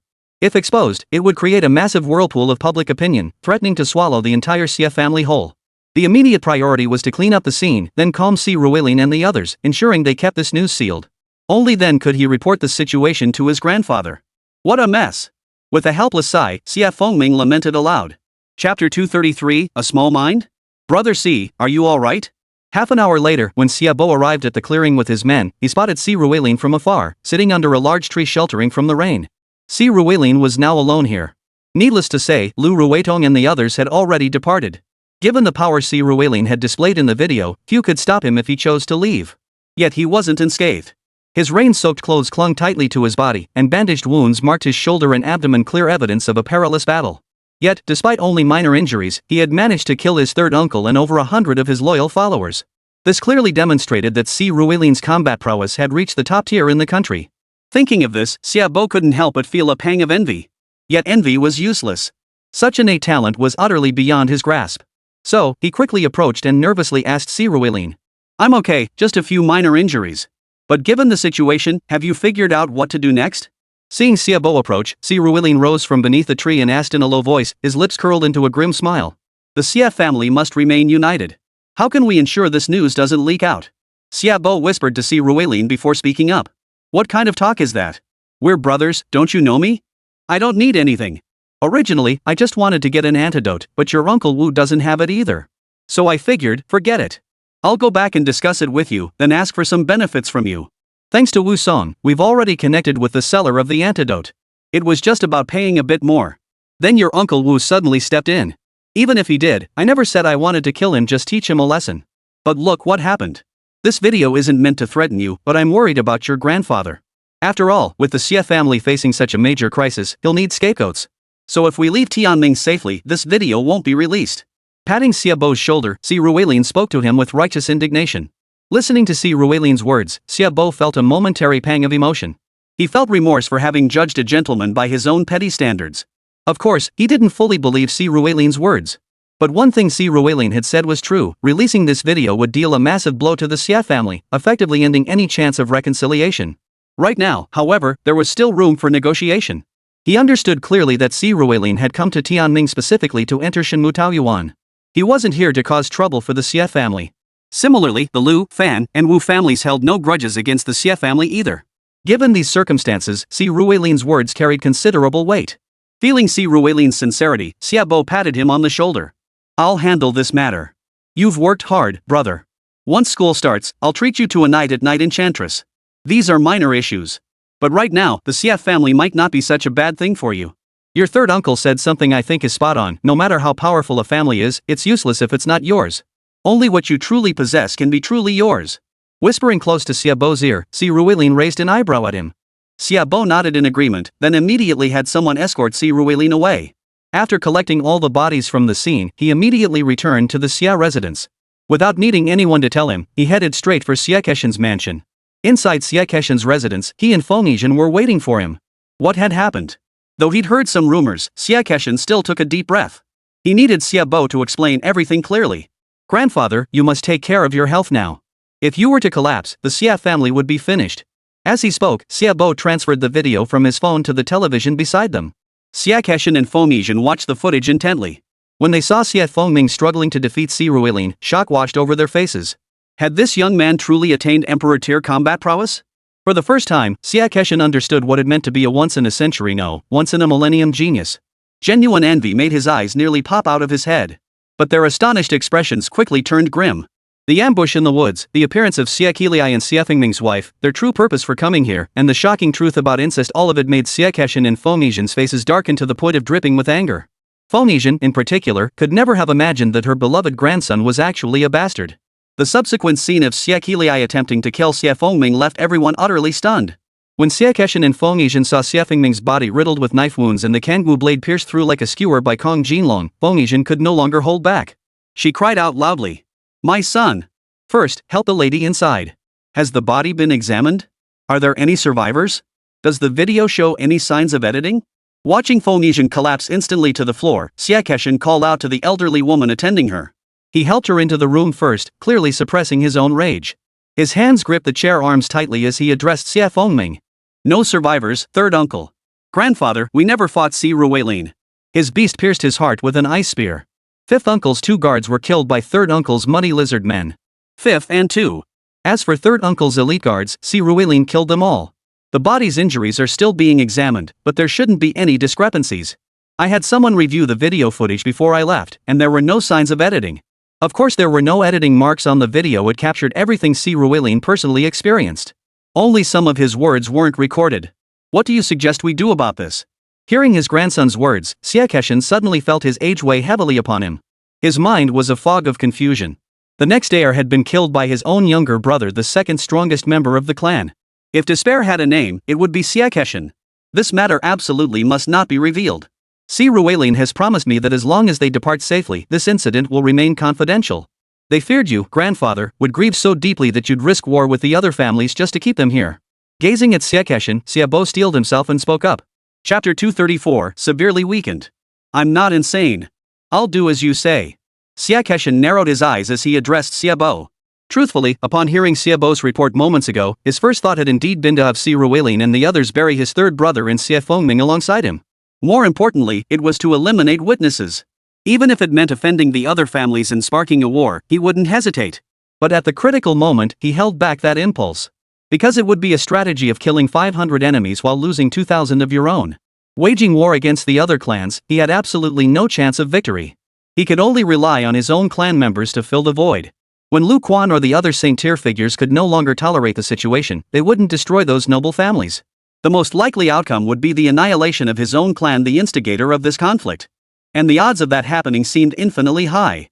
After all, he now knew that Si Ruilin possessed Emperor-tier combat prowess at such a young age. Needless to say, Lu Quan and Qin Hong would likely regard Si Ruilin as a savior upon hearing this news. If he dared to touch Si Ruilin now, they would almost certainly intervene. Therefore, for the sake of his own momentary satisfaction, he would not go so far as to completely bury the Xia family. But that didn't mean the matter would simply be left at that. Yes, grandfather. Hearing Xia Keshan's words, Xiaobo sensed his grandfather wouldn't let this go, yet he dared not say more. He respectfully acknowledged the order and withdrew. The moment he left, Xia Keshan suddenly tapped the armrest of his chair. The next instant, a figure materialized beside him. If Xiaobo were here, he would surely recognize this man as the most enigmatic figure in the Xia family, Xia Kaja. Though he shares the Ku generation name, he is not of the main Xia lineage. He was actually from a collateral branch of the Xia family. In his youth, he was recruited by Xia Keshan and became the Xia family's foremost advisor. In truth, within the Xia clan, he surpassed Xia Qiliai in both power and influence. However, as a member of the collateral branch, he lacked the qualifications to inherit the position of family head. That was precisely why Xia Qiliai ignored his existence. However, his strength was not to be underestimated. As mentioned earlier, the top factions in Yanhuang are essentially divided into 5 parts. The largest is the Beastmaster Association. Though not a municipal or provincial government body, it oversees all beastmasters and beasts within the province and city, wielding considerable authority. Within the Beastmaster Association, the strongest figure is undoubtedly Qin Hong of the Qin family, currently Earth's foremost individual. Beyond this supreme Saint-tier powerhouse, the association itself boasts 8 imperial-tier masters overseeing the 8 regions: East, West, South, North, Northeast, Northwest, Southeast, and Southwest. Within these regions, the heads of the state-level Beastmaster Associations are all Emperor-tier figures, while the heads of the city-level associations are all King-tier. When it comes to the King-tier, Emperor-tier, and Royal-tier, they represent the world's greatest power. They are simply more dispersed. Following the Beastmaster Association are the 4 great guilds. Ranked first is the Stellar Guild, boasting 1 Saint-tier member, Zhang Xianwen, along with 3 Imperial-tier, 10 Emperor-tier, and over 20 King-tier members beneath him, a formidable force indeed. Ranked second is the Chaoshua Guild. While it also boasts 1 Saint-tier member, Bakukuta, it only has 2 Emperor-tier members, 8 Emperor-tier members, and over 20 King-tier members. Ranked third is the Celestial Palace, lacking any Saint-tier members. It has 3 Emperor-tier members, Yaganjia, whom Si Ruilin has met, and 2 Deputy Palace Masters. Emperor-tier and King-tier members are not counted. The Sanluo realm, ranked last, held such a low position precisely because it possessed only 1 Imperial-tier figure. While this individual demonstrated exceptionally rapid growth and formidable strength, but it was indeed only 1 Imperial-tier figure, alongside 6 Emperor-tier figures, the chieftains of the 6 great clans. Ranked third was the military. Beyond the Saint-tier presence of Takatsu, the military boasts numerous experts at the Imperial, Emperor, and King tiers. Within the Yanhuang realm, the military is divided into 5 major war zones: Eastern, Southern, Central, Western, and Northern. Each war zone's commander-in-chief is Imperial tier, with at least one of the deputy commanders or chiefs of staff also holding Imperial tier status. Subordinate corps commanders and division commanders are Emperor tier, brigade commanders are King tier, regiment commanders are Imperial masters, battalion commanders are Imperial lords, and company commanders are high-ranking beast masters. Within the military, one must first attain a certain rank before advancing through military merit. There is no possibility of forcibly assuming a higher-level identity without matching strength. Among the major factions, the 4th-ranked entity is the 4 Great Academies. Among the 4 Great Academies, Lu Quan is undoubtedly the strongest. However, aside from Lu Quan, the heads of the other 3 academies are also at the peak of the Imperial tier. Even the vice principals within the schools, and the Dean of Discipline at the Ancient Wilderness Academy, are Imperial tier. Each academy boasts at least 3 Imperial tier figures. The last tier consists of the noble families. Ranking first among the noble families is the Qin clan of Longxi. Even without counting Qin Hong, they possess 3 Imperial tier experts, 8 Emperor tier experts, and 22 King tier masters. Ranked second is the Xiang family, located near Tiansu City. They also possess 3 Imperial tier experts, but only 6 Emperor tier and 18 King tier masters. The Central Plains Pang family of Tianyu province ranked 3rd. They possess 2 Imperial tier experts, 5 Emperor tier experts, and 16 King tier experts. The Shang clan of the North ranks 4th, currently boasting 2 Imperial tier, 4 Emperor tier, and 10 King tier experts. The Lan family from the border regions ranked 5th, boasting 1 Imperial tier expert, 5 Emperor tier experts, and 15 King tier experts. The Fan family of Jinling ranked 6th, possessing 1 Imperial tier, 4 Emperor tier, and 8 King tier members. The Xia family of the Southwest, however, had always been at the bottom among the great families. They possess only 1 Imperial tier figure, Xia Keshin, 3 Emperor tier figures Xia Fengming, Xia Qiliai, and this very Xia Kaja. It can be said that after this incident, the Xia family suffered a severe blow to its vitality. Though Xia Keshin remains, ensuring the family won't fall out of the 7 great clans. But for decades to come, the Xia family will be deprived of any chance to climb higher. You understand the Xia family's plight now. They cannot withstand further turmoil. From this day forward, I entrust Xia Bo's safety to you. Simultaneously, investigate this matter. I sense it's far more complex than it appears on the surface. Everything felt too coincidental, too smooth. It must be said, Xia Keshin is Xia Keshin. While Si Ruelin and his group had orchestrated this incident with seemingly flawless precision, Xia Keshin still sensed something amiss. Yes. Hearing Xia Keshin's words, Xia Keys respectfully acknowledged the order. He needed not overthink matters only to carry out Xia Keshin's instructions. Yet even he sensed something was amiss within this situation. Chapter 235, The 100,000 Mountains. The Poisonous Mist Region. Whether the Xia family members sensed something amiss was, for now, irrelevant to Si Ruelin. Just as Xia Bo returned home to report these developments, Si Ruelin had already utilized Ao Run's abilities to return to their safe house. The moment he arrived, Yumo Qing and the other 3 women immediately stood up, their faces filled with concern as they looked at Si Ruelin, especially the wounds on his body. These wounds were no fake. Si Ruelin had genuinely slashed himself several times to make the act convincing. Yet now, upon removing the bandages, they discovered the wounds had already healed. Come on, Si Ruelin possessed divine powers to subdue dragons and tigers, the essence of Pango's blood, and the might of Xianming. Such injuries healed in the blink of an eye for him. Indeed, not a trace of injury remained visible now. Phew, thank goodness no scars remained that would have been unsightly. Watching Si Ruelin remove his shirt to reveal his flawless physique, Wu Song grinned and remarked, "I'm a man, not like you girls. Having some scars here and there is perfectly normal, isn't it?" Si Ruelin had never been the delicate type. Though his looks did lean that way, his personality craved a more rugged edge. "Hey, want us sisters to give you a few more cuts?" Hearing Si Ruelin's words, Fan Jingxi chuckled and slapped his solid chest muscles. The impact didn't faze him, but she suddenly flushed, mainly because they'd been pushing things pretty hard these past few days. At this moment, Fan Jingxi, Wu Song, Lu Ruidong, and even Yumo Qing, who hadn't initially intended to get involved with Si Ruelin, had all been drawn deep into the experience by Si Ruelin and his beast-taming girls, finding themselves utterly unable to pull away. Forget physical contact, sometimes just locking eyes in the morning left Fan Jingxi and the others struggling to control themselves. But now wasn't the time to challenge the censors. Snap out of it, Shao Si. Go wash up quickly so we can get going. With a sharp slap, Lu Ruidong, the eldest sister, 2 years their senior, immediately smacked Fan Jingxi's backside before addressing Si Ruelin. Yes, Si Ruelin and the others were preparing to leave after returning. Though their plan suggested Xia Keshin would likely spare them trouble for the greater good, better safe than sorry. What if Xia Keshin lost his mind? That's why Si Ruelin and the others had already planned to leave as soon as they returned. They'd been hesitant about how to enter the 10,000 mountains, but now they had a guide, Feng Xian. Upon hearing Lu Ruidong's words, Si Ruelin immediately responded. He then dashed into the bathroom for a quick shower before changing into a low-key black outfit. After coming out and eating some more with the girls to replenish their energy, the group quietly slipped out of the safe house. Even the military personnel were unaware. After passing through the AO Run residential complex, they walked about 3 blocks before spotting a familiar 7-seater SUV parked in the distant rain curtain. After Si Ruelin had White Bone Lady scan the area to confirm it was safe, they climbed into the vehicle. Si Ruelin took the front passenger seat, while the other 4 girls occupied the 2 rear rows. As Si Ruelin and the others got in, the woman behind the wheel lifted the hat covering her face. Feng Xian's beautiful features were revealed to everyone. "You took your sweet time.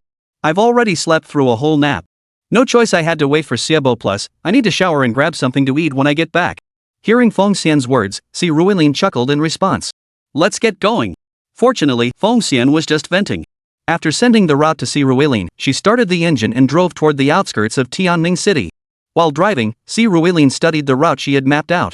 Honestly, this guide turned out to be quite reliable. Without Feng Xian, who knew how long they'd have wandered through the 10,000 mountains and the toxic swamps? Unlike now, where Feng Xian had even marked the distance and estimated time. Departing from Tianming City, the journey to Shinmu Peach Blossom Paradise totaled over 1,200 kilometers.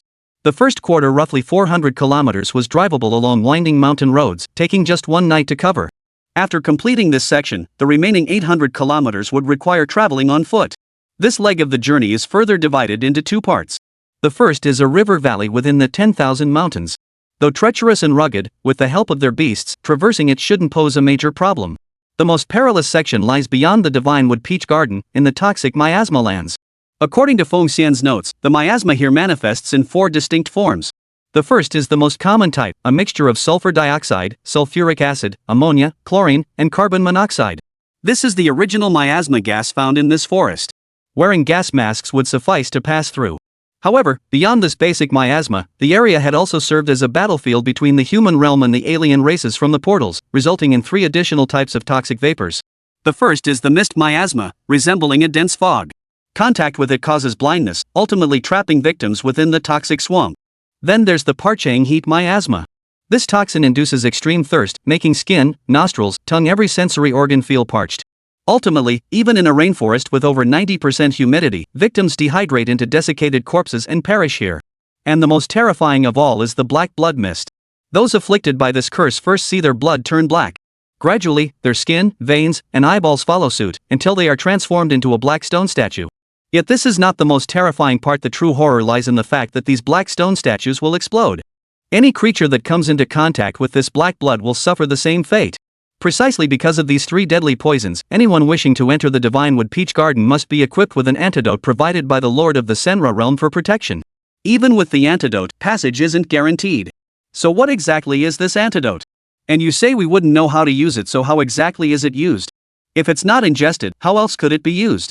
Listening to Feng Xian explain while driving, Wusong now curiously pulled out the antidote Feng Xian had given her and asked with a puzzled look. Chapter 236, Departing Tianming. Heh, if you knew what this was, you wouldn't even think about eating it. Hearing Wusong's question from the back seat, Feng Xian chuckled as she replied. What is it? Hearing her say this, everyone, including Yumo Qing, perked up their ears. After all, even Yumo Qing had spent most of her previous life wandering in the north. She had never actually been to the Divine Wood Peach Garden in the southern frontier. Now, hearing Wusong's words, she too felt genuinely curious. It's the golden sacred bug's poop. Seeing the puzzled looks on everyone's faces, Feng Xian smiled and explained what this thing was. At that, Wusong nearly flung the thing away. But knowing it must be precious, she forced down her revulsion, quickly pulling out a piece of paper from her pocket to carefully place it underneath. Good grief, just moments ago she'd actually considered asking if this thing was edible. But actually, feces can be edible well, under specific circumstances. After all, many traditional Chinese medicines are made from animal feces. Take Wu Lingji, for instance, it's flying squirrel feces. Night shining sand comes from bat droppings. Silkworm sand is silkworm feces. Ranzhong Huang is human feces, and so on. But knowing this in your heart is one thing, whether you can accept it is quite another story. Golden sacred bug, the king of all bugs, its excrement can neutralize all airborne toxins. Not only in toxic swamps, but anywhere else with poisonous vapors or toxins, it can be used. So once we reach the toxic swamp, we can neutralize the toxins in the air by lighting this antidote. This antidote lasts about a week, so we must reach the Divine Wood Peach Garden within 3 days of entering the toxic swamp. We might have to move quickly, then don't fall behind. Seeing that everyone seemed to accept the fact that the antidote was poop, Feng Xian then addressed the group. They all took Feng Xian's words to heart. This wasn't their first time entering a secret realm, they understood these things. The only difference this time was the shorter window for reaching Divine Wood Peach Garden. After finalizing their route, Si Ruilin and the others began taking turns sleeping. As for driving, that task fell solely to Feng Xian. There was no other option. Si Ruilin and his group consisted of 1 third-year student and 4 freshmen. None of them had learned to drive yet. Though Si Ruilin knew how to drive in his past life, clearly no one in this lifetime would entrust their lives to his driving skills. Thus, Feng Xian preferred to drive herself and never suggested switching drivers. And so, speeding alone, they soon left Tianming City behind. They entered the vast mountain range. At that moment, Si Ruilin, who had been sleeping, felt sunlight on his face and couldn't help but open his eyes. The moment his eyes opened, the scene before him captured his gaze. It must be said, the sight of the sun rising over these mountains was truly beautiful. The fiery orb slowly ascended above the endless expanse of emerald peaks. The morning mist and towering trees transformed the entire landscape into a scene straight out of a fairy tale. Unfortunately, Si Ruilin's cultural background left him at a loss for words, and all he could manage was a simple "holy crap." Though they had researched the 10,000 mountains online before arriving, witnessing it firsthand still left them utterly awestruck. In their past lives, the 100,000 mountains referred to a mountainous region within Guangxi province. The name 10,000 mountains was merely a general term. No place in the world had literally 10,000 mountains, and this area certainly didn't either. But in this world, things were different. Over 300 years ago, this mountainous region had been just another ordinary area. Yet after Earth underwent cataclysmic changes, it began to expand rapidly. Now, this mountainous region truly contained 100,000 peaks. Its total area spans over 3 million square kilometers, stretching across 7 provinces. Since the Yanhuang reclaimed this territory, the 7 states in the vicinity have been continuously building roads, clearing potential demon beasts deep within the mountains, and inspecting newly emerged portals. However, due to the terrain's extreme ruggedness, even after years of construction, they've only advanced a few hundred kilometers inward. The core region of the 100,000 mountains remained a distant prospect. If strictly following the map, the Divinewood Peach Garden could only be considered the outer periphery. Of course, the inner regions were essentially uninhabited zones, posing little danger. The most perilous zone remains the toxic mist region. Wake up! So beautiful. Feeling Si Ruelin stir awake from his slumber, Feng Xian turned to him with a question. Si Ruelin spoke up at that moment. It truly is beautiful. This primal, untamed feeling is intoxicating. But you can only marvel at it now. Give it a few days, and seeing this kind of scene again will probably make you want to puke. Feng Xian agreed with Si Ruelin's sentiment, but with a smile, she also brought up the issue of aesthetic fatigue. Bathed in sunlight, Si Ruelin stared at Feng Xian's smiling face and found himself momentarily transfixed. Truth be told, Feng Xian was truly beautiful. Especially now, after avenging her grievance, the look of relief on her face, bathed in the morning sun, was exceptionally striking. What? Have you taken a liking to me? Since you've helped me so tremendously, if you want me to repay you with my body, well, I suppose that's not out of the question. Noticing Si Ruelin staring at her blankly, Feng Xian tucked a stray strand of hair behind her ear and grinned at him. Don't be silly. But seeing how relieved you look, I'm genuinely glad for you. Waving his hand, Si Ruelin spoke up. Women? He certainly wasn't short on them. Not only were 4 sitting right behind him now, Jin Schwanner, Lu Jiaerqi, Lan Ling, and Yibingfeng, but among his 16 beast tamers, not a single one had truly stepped into the spotlight yet. Picking up girls? That wasn't even on his mind right now. Earlier, when Feng Xian had been staring blankly, it was simply because he'd just woken up and his brain hadn't fully kicked into gear yet. Seeing something beautiful had just made him momentarily dazed. Hearing Si Ruelin's words, Feng Xian smiled. This little guy was quite reserved. But she was only teasing Si Ruelin. After all, even if she had temporarily left the Sanluo realm, she would inevitably return someday. Though she couldn't inherit the Sanluo realm since she hadn't gained the golden sacred bug's recognition, returning as a bishop or priestess posed no problem. The Sanluo realm had saved both her and her daughter. She would certainly repay its debt. As for the love and affection of the mortal world, well, that was something she could only bid farewell to forever. Chapter 237, The Impenetrable Rainforest. Feng Xian drove the car, speeding deep into the mountains. By around 9 in the morning, they reached their first stop. This was a small village called Fenghe, where the Tiannan State Highway ended. Fenghe, in the local language, meant spring water. After all, in ancient times, water meant the hope of survival, so villages were almost always built around water sources. With the Tiannan State Highway extending to this point, Fenghe village had transformed into a modest tourist attraction. Even on ordinary days, visitors would come here to enjoy themselves. Consequently, there were quite a few farmhouse restaurants and similar establishments here. As Feng Xian drove into the village, it was clear she was no stranger here. She knew several familiar shops. She soon parked the car in a small courtyard. Si Ruelin and the others got out, washing their faces and brushing their teeth. By the time they finished their morning routine, breakfast was ready. It was quite distinctive to the local area: hand-pulled rice, mushroom soup, and all sorts of insects. It must be said, the insects here in Tiannan Prefecture were truly plump. Bamboo worms, which elsewhere might be only as thick as a human finger, were nearly half a palm in size here.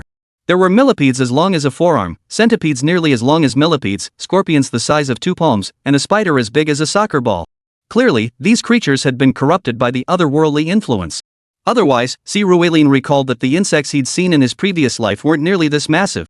Si Ruelin had one distinct trait: he was terrified of insects. Now, looking at these fried insects, he felt goosebumps rising all over his skin.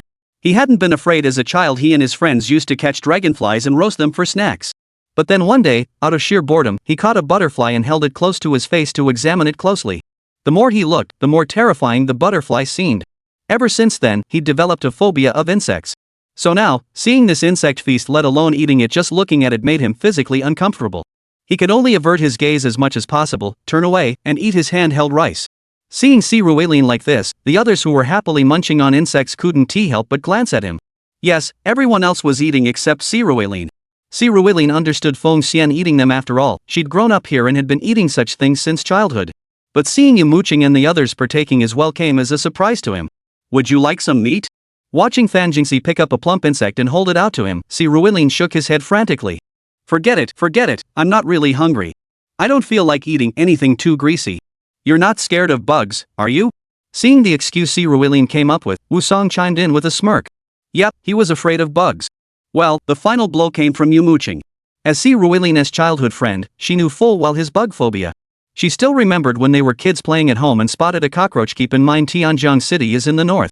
The cockroaches there were tiny, nothing like the giant southern ones that invade homes demanding to be stir-fried. Even so, Si Ruelin always made Yumo Qing kill them. At least on this point, Yumo Qing could be certain, Si Ruelin was still the Si Ruelin she knew. Heh, a mighty emperor tier cultivator afraid of bugs? You'll be miserable as hell once we enter the rainforest. Lu Ruidong nudged Si Ruelin playfully and chimed in with a grin. Ah, no worries. I'll use my beast control technique to lower the temperature around me. If they dare come near, I'll freeze them solid. Seeing everyone's amused expressions, Si Ruelin took a deep breath and declared. Seeing his expression, everyone burst into laughter. Lu Ruidong, sitting beside him, quietly slipped him 2 beef jerky strips and gave him a knowing wink. Seeing her gesture, Si Ruelin smiled. Though his spatial storage contained plenty of beef jerky himself, he wouldn't refuse Lu Ruidong's thoughtful offer. He quietly finished the beef jerky, then ate his handheld rice meal. They took a quick rest, and around 10 in the morning, they left Fome village, heading deep into the mountains. The moment they entered the mountains, Si Ruelin and his companions sensed they had entered a completely different world. A narrow path led from the village into the hills, but last night's heavy rain had turned it into a muddy, treacherous trail.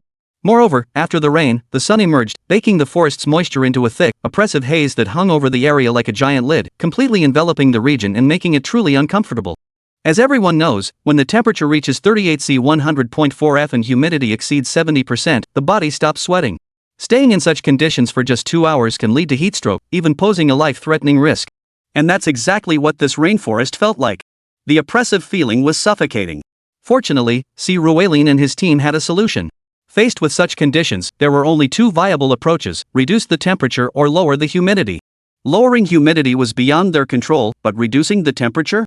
Si Rueishuang could handle that. With a wave of his hand, several arm and leg guards woven from ice puppet threads materialized. As the group donned them, they immediately felt the temperature plummet rapidly. Their surface body temperature dropped by at least 10 degrees. This meant the ambient temperature was likely around 40 degrees Celsius, while their body surface temperature hovered near 30 degrees. Though still hot, it was at least bearable. The group then pressed deeper into the mountains. To be perfectly honest, navigating this rainforest was incredibly difficult.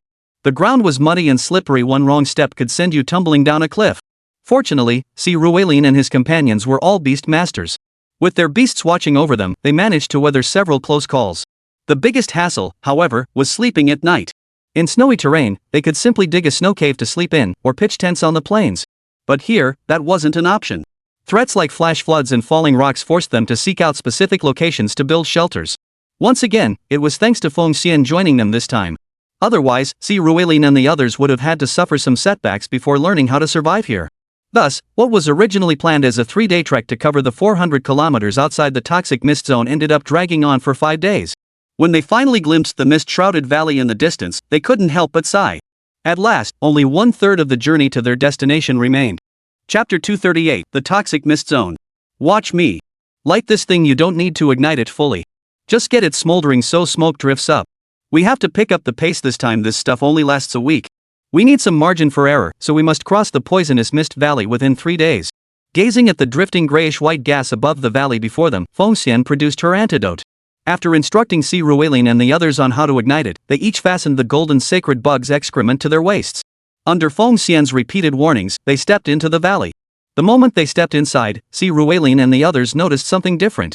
From outside, nothing could be discerned, only the valley at the mountain's base, shrouded in thick mist, with faint outlines of trees visible within. That was all. But now, upon entering the valley, they realized it was nothing short of a land of death. Not a single trace of life could be seen anywhere.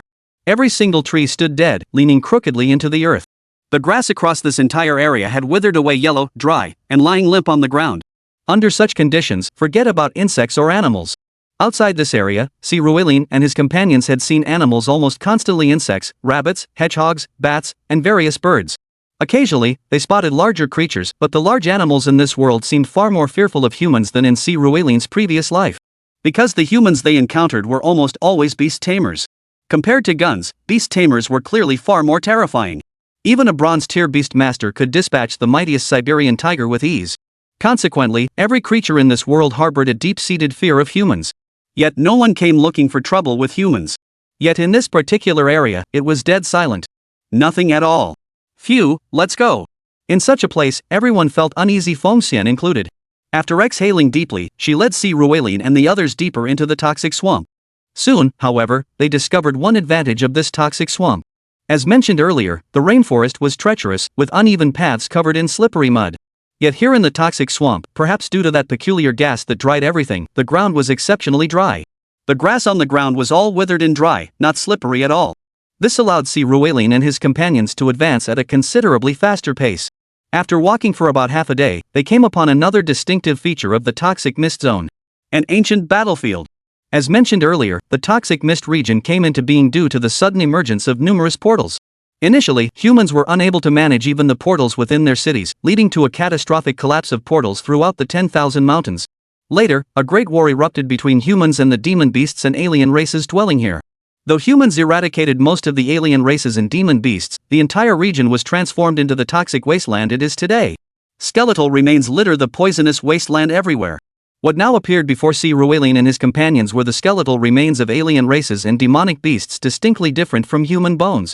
Some were as large as small hills, while others were barely bigger than a palm. Witnessing this scene, everyone couldn't help but sigh with emotion. Just looking at these bones, they could imagine how fierce and brutal that great battle must have been. It must be said that humanity's current reclaiming of Earth was no easy feat. For a moment, Ruelin's resolve wavered. To be fair, Ruelin had always been a refined egoist. He harbored no particular attachment to humanity's fate. His thoughts centered more on himself. Yet at this moment, his perspective shifted slightly. True, he remained fundamentally self-serving. Yet if pursuing his own interests could also protect the Earth, he was willing to do so. Let's rest here for a bit. After traversing the battlefield's wreckage and walking for over 3 more hours, it was finally around 3 in the afternoon when Ruelin and the others took their first rest at Fengxian's suggestion. Though called a rest, they didn't linger long. Half an hour later, they resumed their march. They trekked another 5+ hours that afternoon, even pushing on for an hour after dark before finally halting. After a quick snack and some water, they collapsed directly onto the ground to sleep. Bathing was out of the question here. They couldn't even change their clothes. They slept until past 5 the next morning. After another quick meal, they set off again. Over 400 kilometers, it was truly a long way.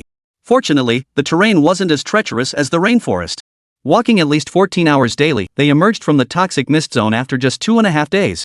Seeing the gloomy sky beyond the mist, they all breathed a collective sigh of relief. Though the weather outside remained foul, threatening rain at any moment, that oppressive feeling just like when they entered the mountains was deeply unsettling. Yet at last they beheld living creatures once more, witnessed diversity, saw color, and glimpsed the immense portal in the distance. During their days trapped in the toxic mist zone, everything they saw was essentially the same. When the surrounding fog grew thick, they couldn't even see each other clearly. That oppressive, deathly stillness had enveloped them, an utterly miserable sensation. Especially during their first entry, with no knowledge of the exit or how far they had to go, enduring that feeling for another week would likely have driven them mad. Thankfully, they had finally made it out. Gazing up at the oppressive, gray sky now, they all felt much better. At least the monotony was gone. Find a spot to burn our clothes, change into clean ones, and then we'll head into the Divine Wood Peach Garden. After demonstrating how to extinguish the antidote to Ruelin and the others, Fengxian spoke up. Hearing her words, everyone moved aside. They changed clothes first, burned the old ones, then quickly washed their bodies, which had become so sticky they could barely remove their clothes before gathering in fresh attire. They walked toward the towering portal in the distance. Chapter 239, Divine Wood Peach Blossom Paradise. Hey, come take a look. Top quality bright moonlingji here. Don't miss out if you're passing by genuine wild ginseng. Ancient tree wood ear mushrooms, ancient tree wood ear mushrooms. Forest spirit cultivated Chinese herbs, big clearance sale. Genuine treefolk cultivated Hainan Huang, just 30 million per tree.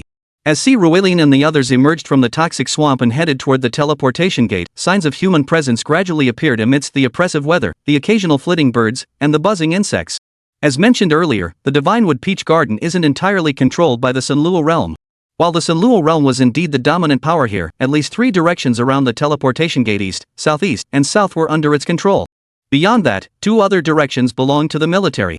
A full army corps maintained a permanent garrison here, with 1/3 stationed outside the portal and 2/3 deployed within the Divinewood Peach Garden, facing the alien races. A further 3/8 of the territory is reserved for ordinary beast masters. This arrangement made the entire area bustling with activity, effectively forming a marketplace. As soon as Si Ruelin and his companions approached, they heard numerous vendors hawking their wares. As everyone knows well, mainly as Si Ruelin and his group now understood, the so-called antidote was the excrement of the golden sacred bug. However, the quantity this creature produced daily was extremely limited. The vast majority was naturally reserved for the inhabitants of the Sunluo realm. After all, resources within a large secret realm were exceptionally abundant. The beasts, medicinal herbs, minerals, and various tradable goods from the major alien races within were plentiful. As the Sunluo realm's commercial hub, they had to ensure sufficient supplies for their own people. Beyond that, a portion was allocated to the military. Given the Lu family's standing in the imperial capital, even Lu Ruedong couldn't secure antidotes for the military. This alone shows how scarce they are for the troops. In truth, the supply was even scarcer than Si Ruelin and his group imagined. What Si Ruelin and his group didn't know was that the Sunluo realm and the military only rotated their personnel here every 6 months. This rotation didn't rely on antidotes. Instead, Long Shangrui personally made the trip, using the golden sacred bug to clear the way and lead these people out of the toxic mist zone. As for the antidote, the golden sacred bug of the Sunluo realm could only produce about 20 units per year. 16 of these were reserved within the Sunluo realm for emergencies. Should any emergency arise within the Divinewood Peach Garden, they could reinforce the area and withdraw their defenses. As for the military, they might only secure 1 or 2 antidotes per year, depending entirely on luck. As for these ordinary people who entered this place, they essentially forced their way in. Clad head to toe in protective suits, they journey day and night. Even so, their success rate in traversing the toxic wasteland never exceeds 30%. The reason they risk their lives to enter? Well, money talks. Take the Hainan Wanwali wood being hawked earlier, scientifically known as Pterocarpus macrocarpus. It's the most valuable timber after agarwood. A century-old piece of Hainan Huang is sold by the gram. A single piece weighing around 2 tons could fetch 300 million yuan outside. But here, the tree folk can cultivate it in just 20 years. They then sell it for around 10 million to contracted humans they know well. These humans then resell it to outsiders for 30 million. Of course, some resort to poaching. If they manage to smuggle it out, they're off the hook. But if caught inside, they'll be turned into fertilizer. Regardless, as long as these beast masters survive the miasma to carry this treasure out, they'll reap 9 times the profit. Beast tamers are an extremely resource-intensive profession. Wealth, companions, skills, and territory wealth always takes precedence. For many who lack exceptional talent yet refuse to settle for mediocrity, taking a gamble here in the Divinewood Peach Garden is indeed a viable option. Precisely because each trip in here is a death-defying gamble. 7 die, 3 survive, they won't leave until they've made a killing. This has led to a small market forming around the portal at this very moment. Curious, they examined the goods being sold, though Si Ruelin and his companions didn't purchase anything since they had no need for them. Following Feng Xian, they arrived at the Sunluo realm section. Feng Xian spoke briefly with the person in charge, who readily cleared out an area for them. Si Ruelin and the others then began setting up camp there. Once everything was settled, everyone could finally get some rest. Of course, peace of mind was relative. Si Ruelin and his group still arranged for night watchmen. Although there were military forces stationed here, their sole responsibility was to prevent any unexpected incidents within the secret realm and to be ready to provide support if the military forces inside encountered any unforeseen circumstances. They did not concern themselves with conflicts between beast tamers. Better safe than sorry. The night passed swiftly, and soon the next day arrived, the 9th day since Si Ruelin and his group had departed Tianan City. After one final check of their belongings outside, they stepped through the teleportation gate, formally entering the Divinewood Peach Blossom Paradise. Unlike other secret realms, however, where one would simply step through and be instantly transported upon entering. Here, however, in the eternal battlefield secret realm, the first sight that greeted Si Ruelin and his companions upon entering was a vast, orderly military camp. Compared to the marketplace outside, this place appeared far cleaner and more orderly. Within the secret realm, the military held complete authority. All beast tamers, including those from the Sunluo realm, were required to obey their commands. Of course, they wouldn't treat us like cannon fodder. If you didn't want to follow their orders, you simply didn't have to unless the alien races attacked and defending the city became mandatory. Other tasks, like patrolling designated areas or searching for missing squads, were issued as missions. You could choose to accept them or not. But from the looks of you, I doubt you're here for the money. Whatever you need to do, you can tell me. I'll see if I can mobilize my people to lend a hand.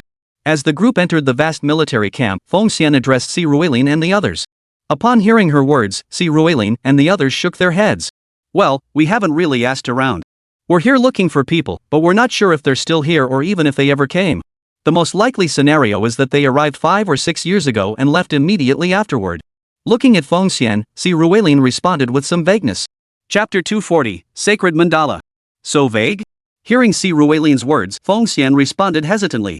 It might be even more vague than you imagine. With a faint smile, Si Ruilin had arrived here with a clear purpose. He knew he had to come to the Divinewood Peach Garden, but now that he was here, he felt somewhat at a loss.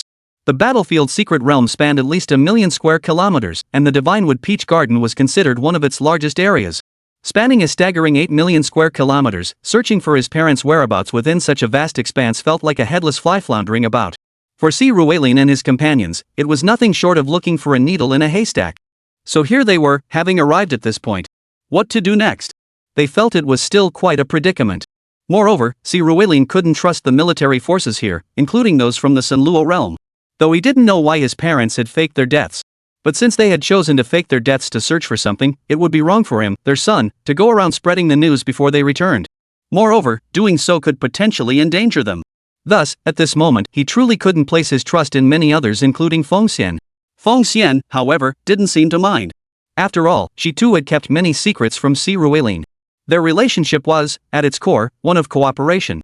Even with such vague information, Feng Xian had a way to help Si Ruilin find clues. Follow me. Others might not know, but it will definitely know. If the person you seek has come here, it will know for certain. As she spoke, Feng Xian led Si Ruilin and the others toward the edge of the camp. Soon, the group of 6 arrived before a massive tree. This tree was likely a banyan, exceptionally massive. Its trunk measured nearly 10 meters in diameter. More than 20 people could barely encircle it. Though not particularly tall, only reaching about 10 meters, it was incredibly wide.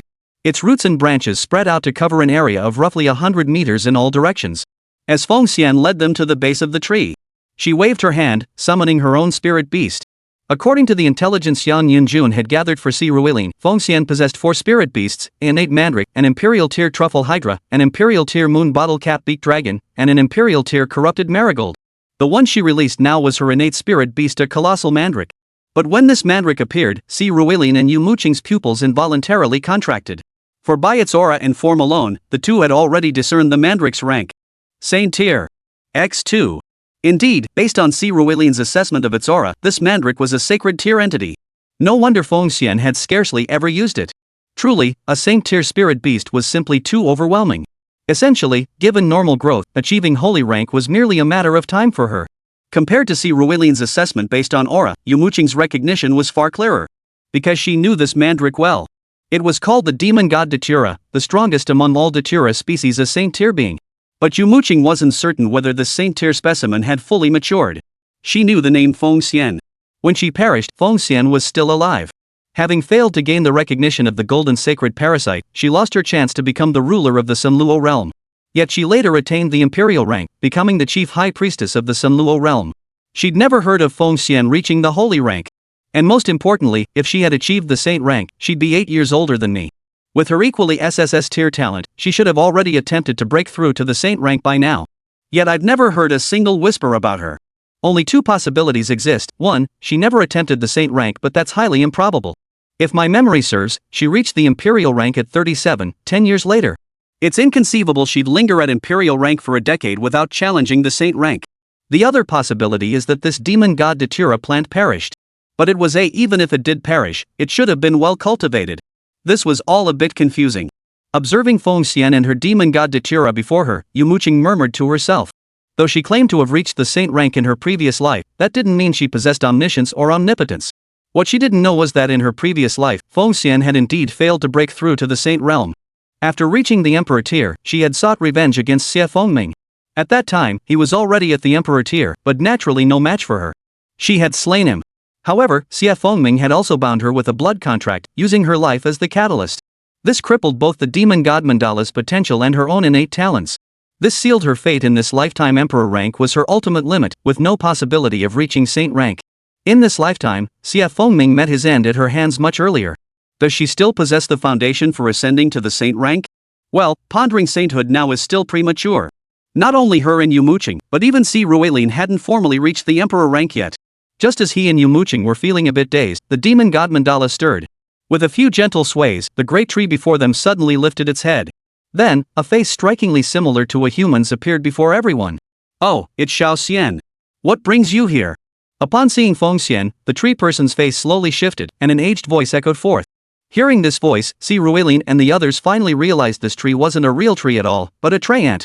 Simultaneously, sensing the aura it emitted, they realized this being was also an Emperor tier cultivator. And it was at least at the 8th level of the Emperor tier, still a long way from the Emperor tier. But its combat prowess was undeniably formidable. This is Grandpa Rong. After humans entered this realm, the Traiants reached a mutual understanding with them, a kind of mutual aid. Grandpa Rong took root here at that time as a liaison between humans and the Traiant clan. He's also a friend of our Sinluo realm.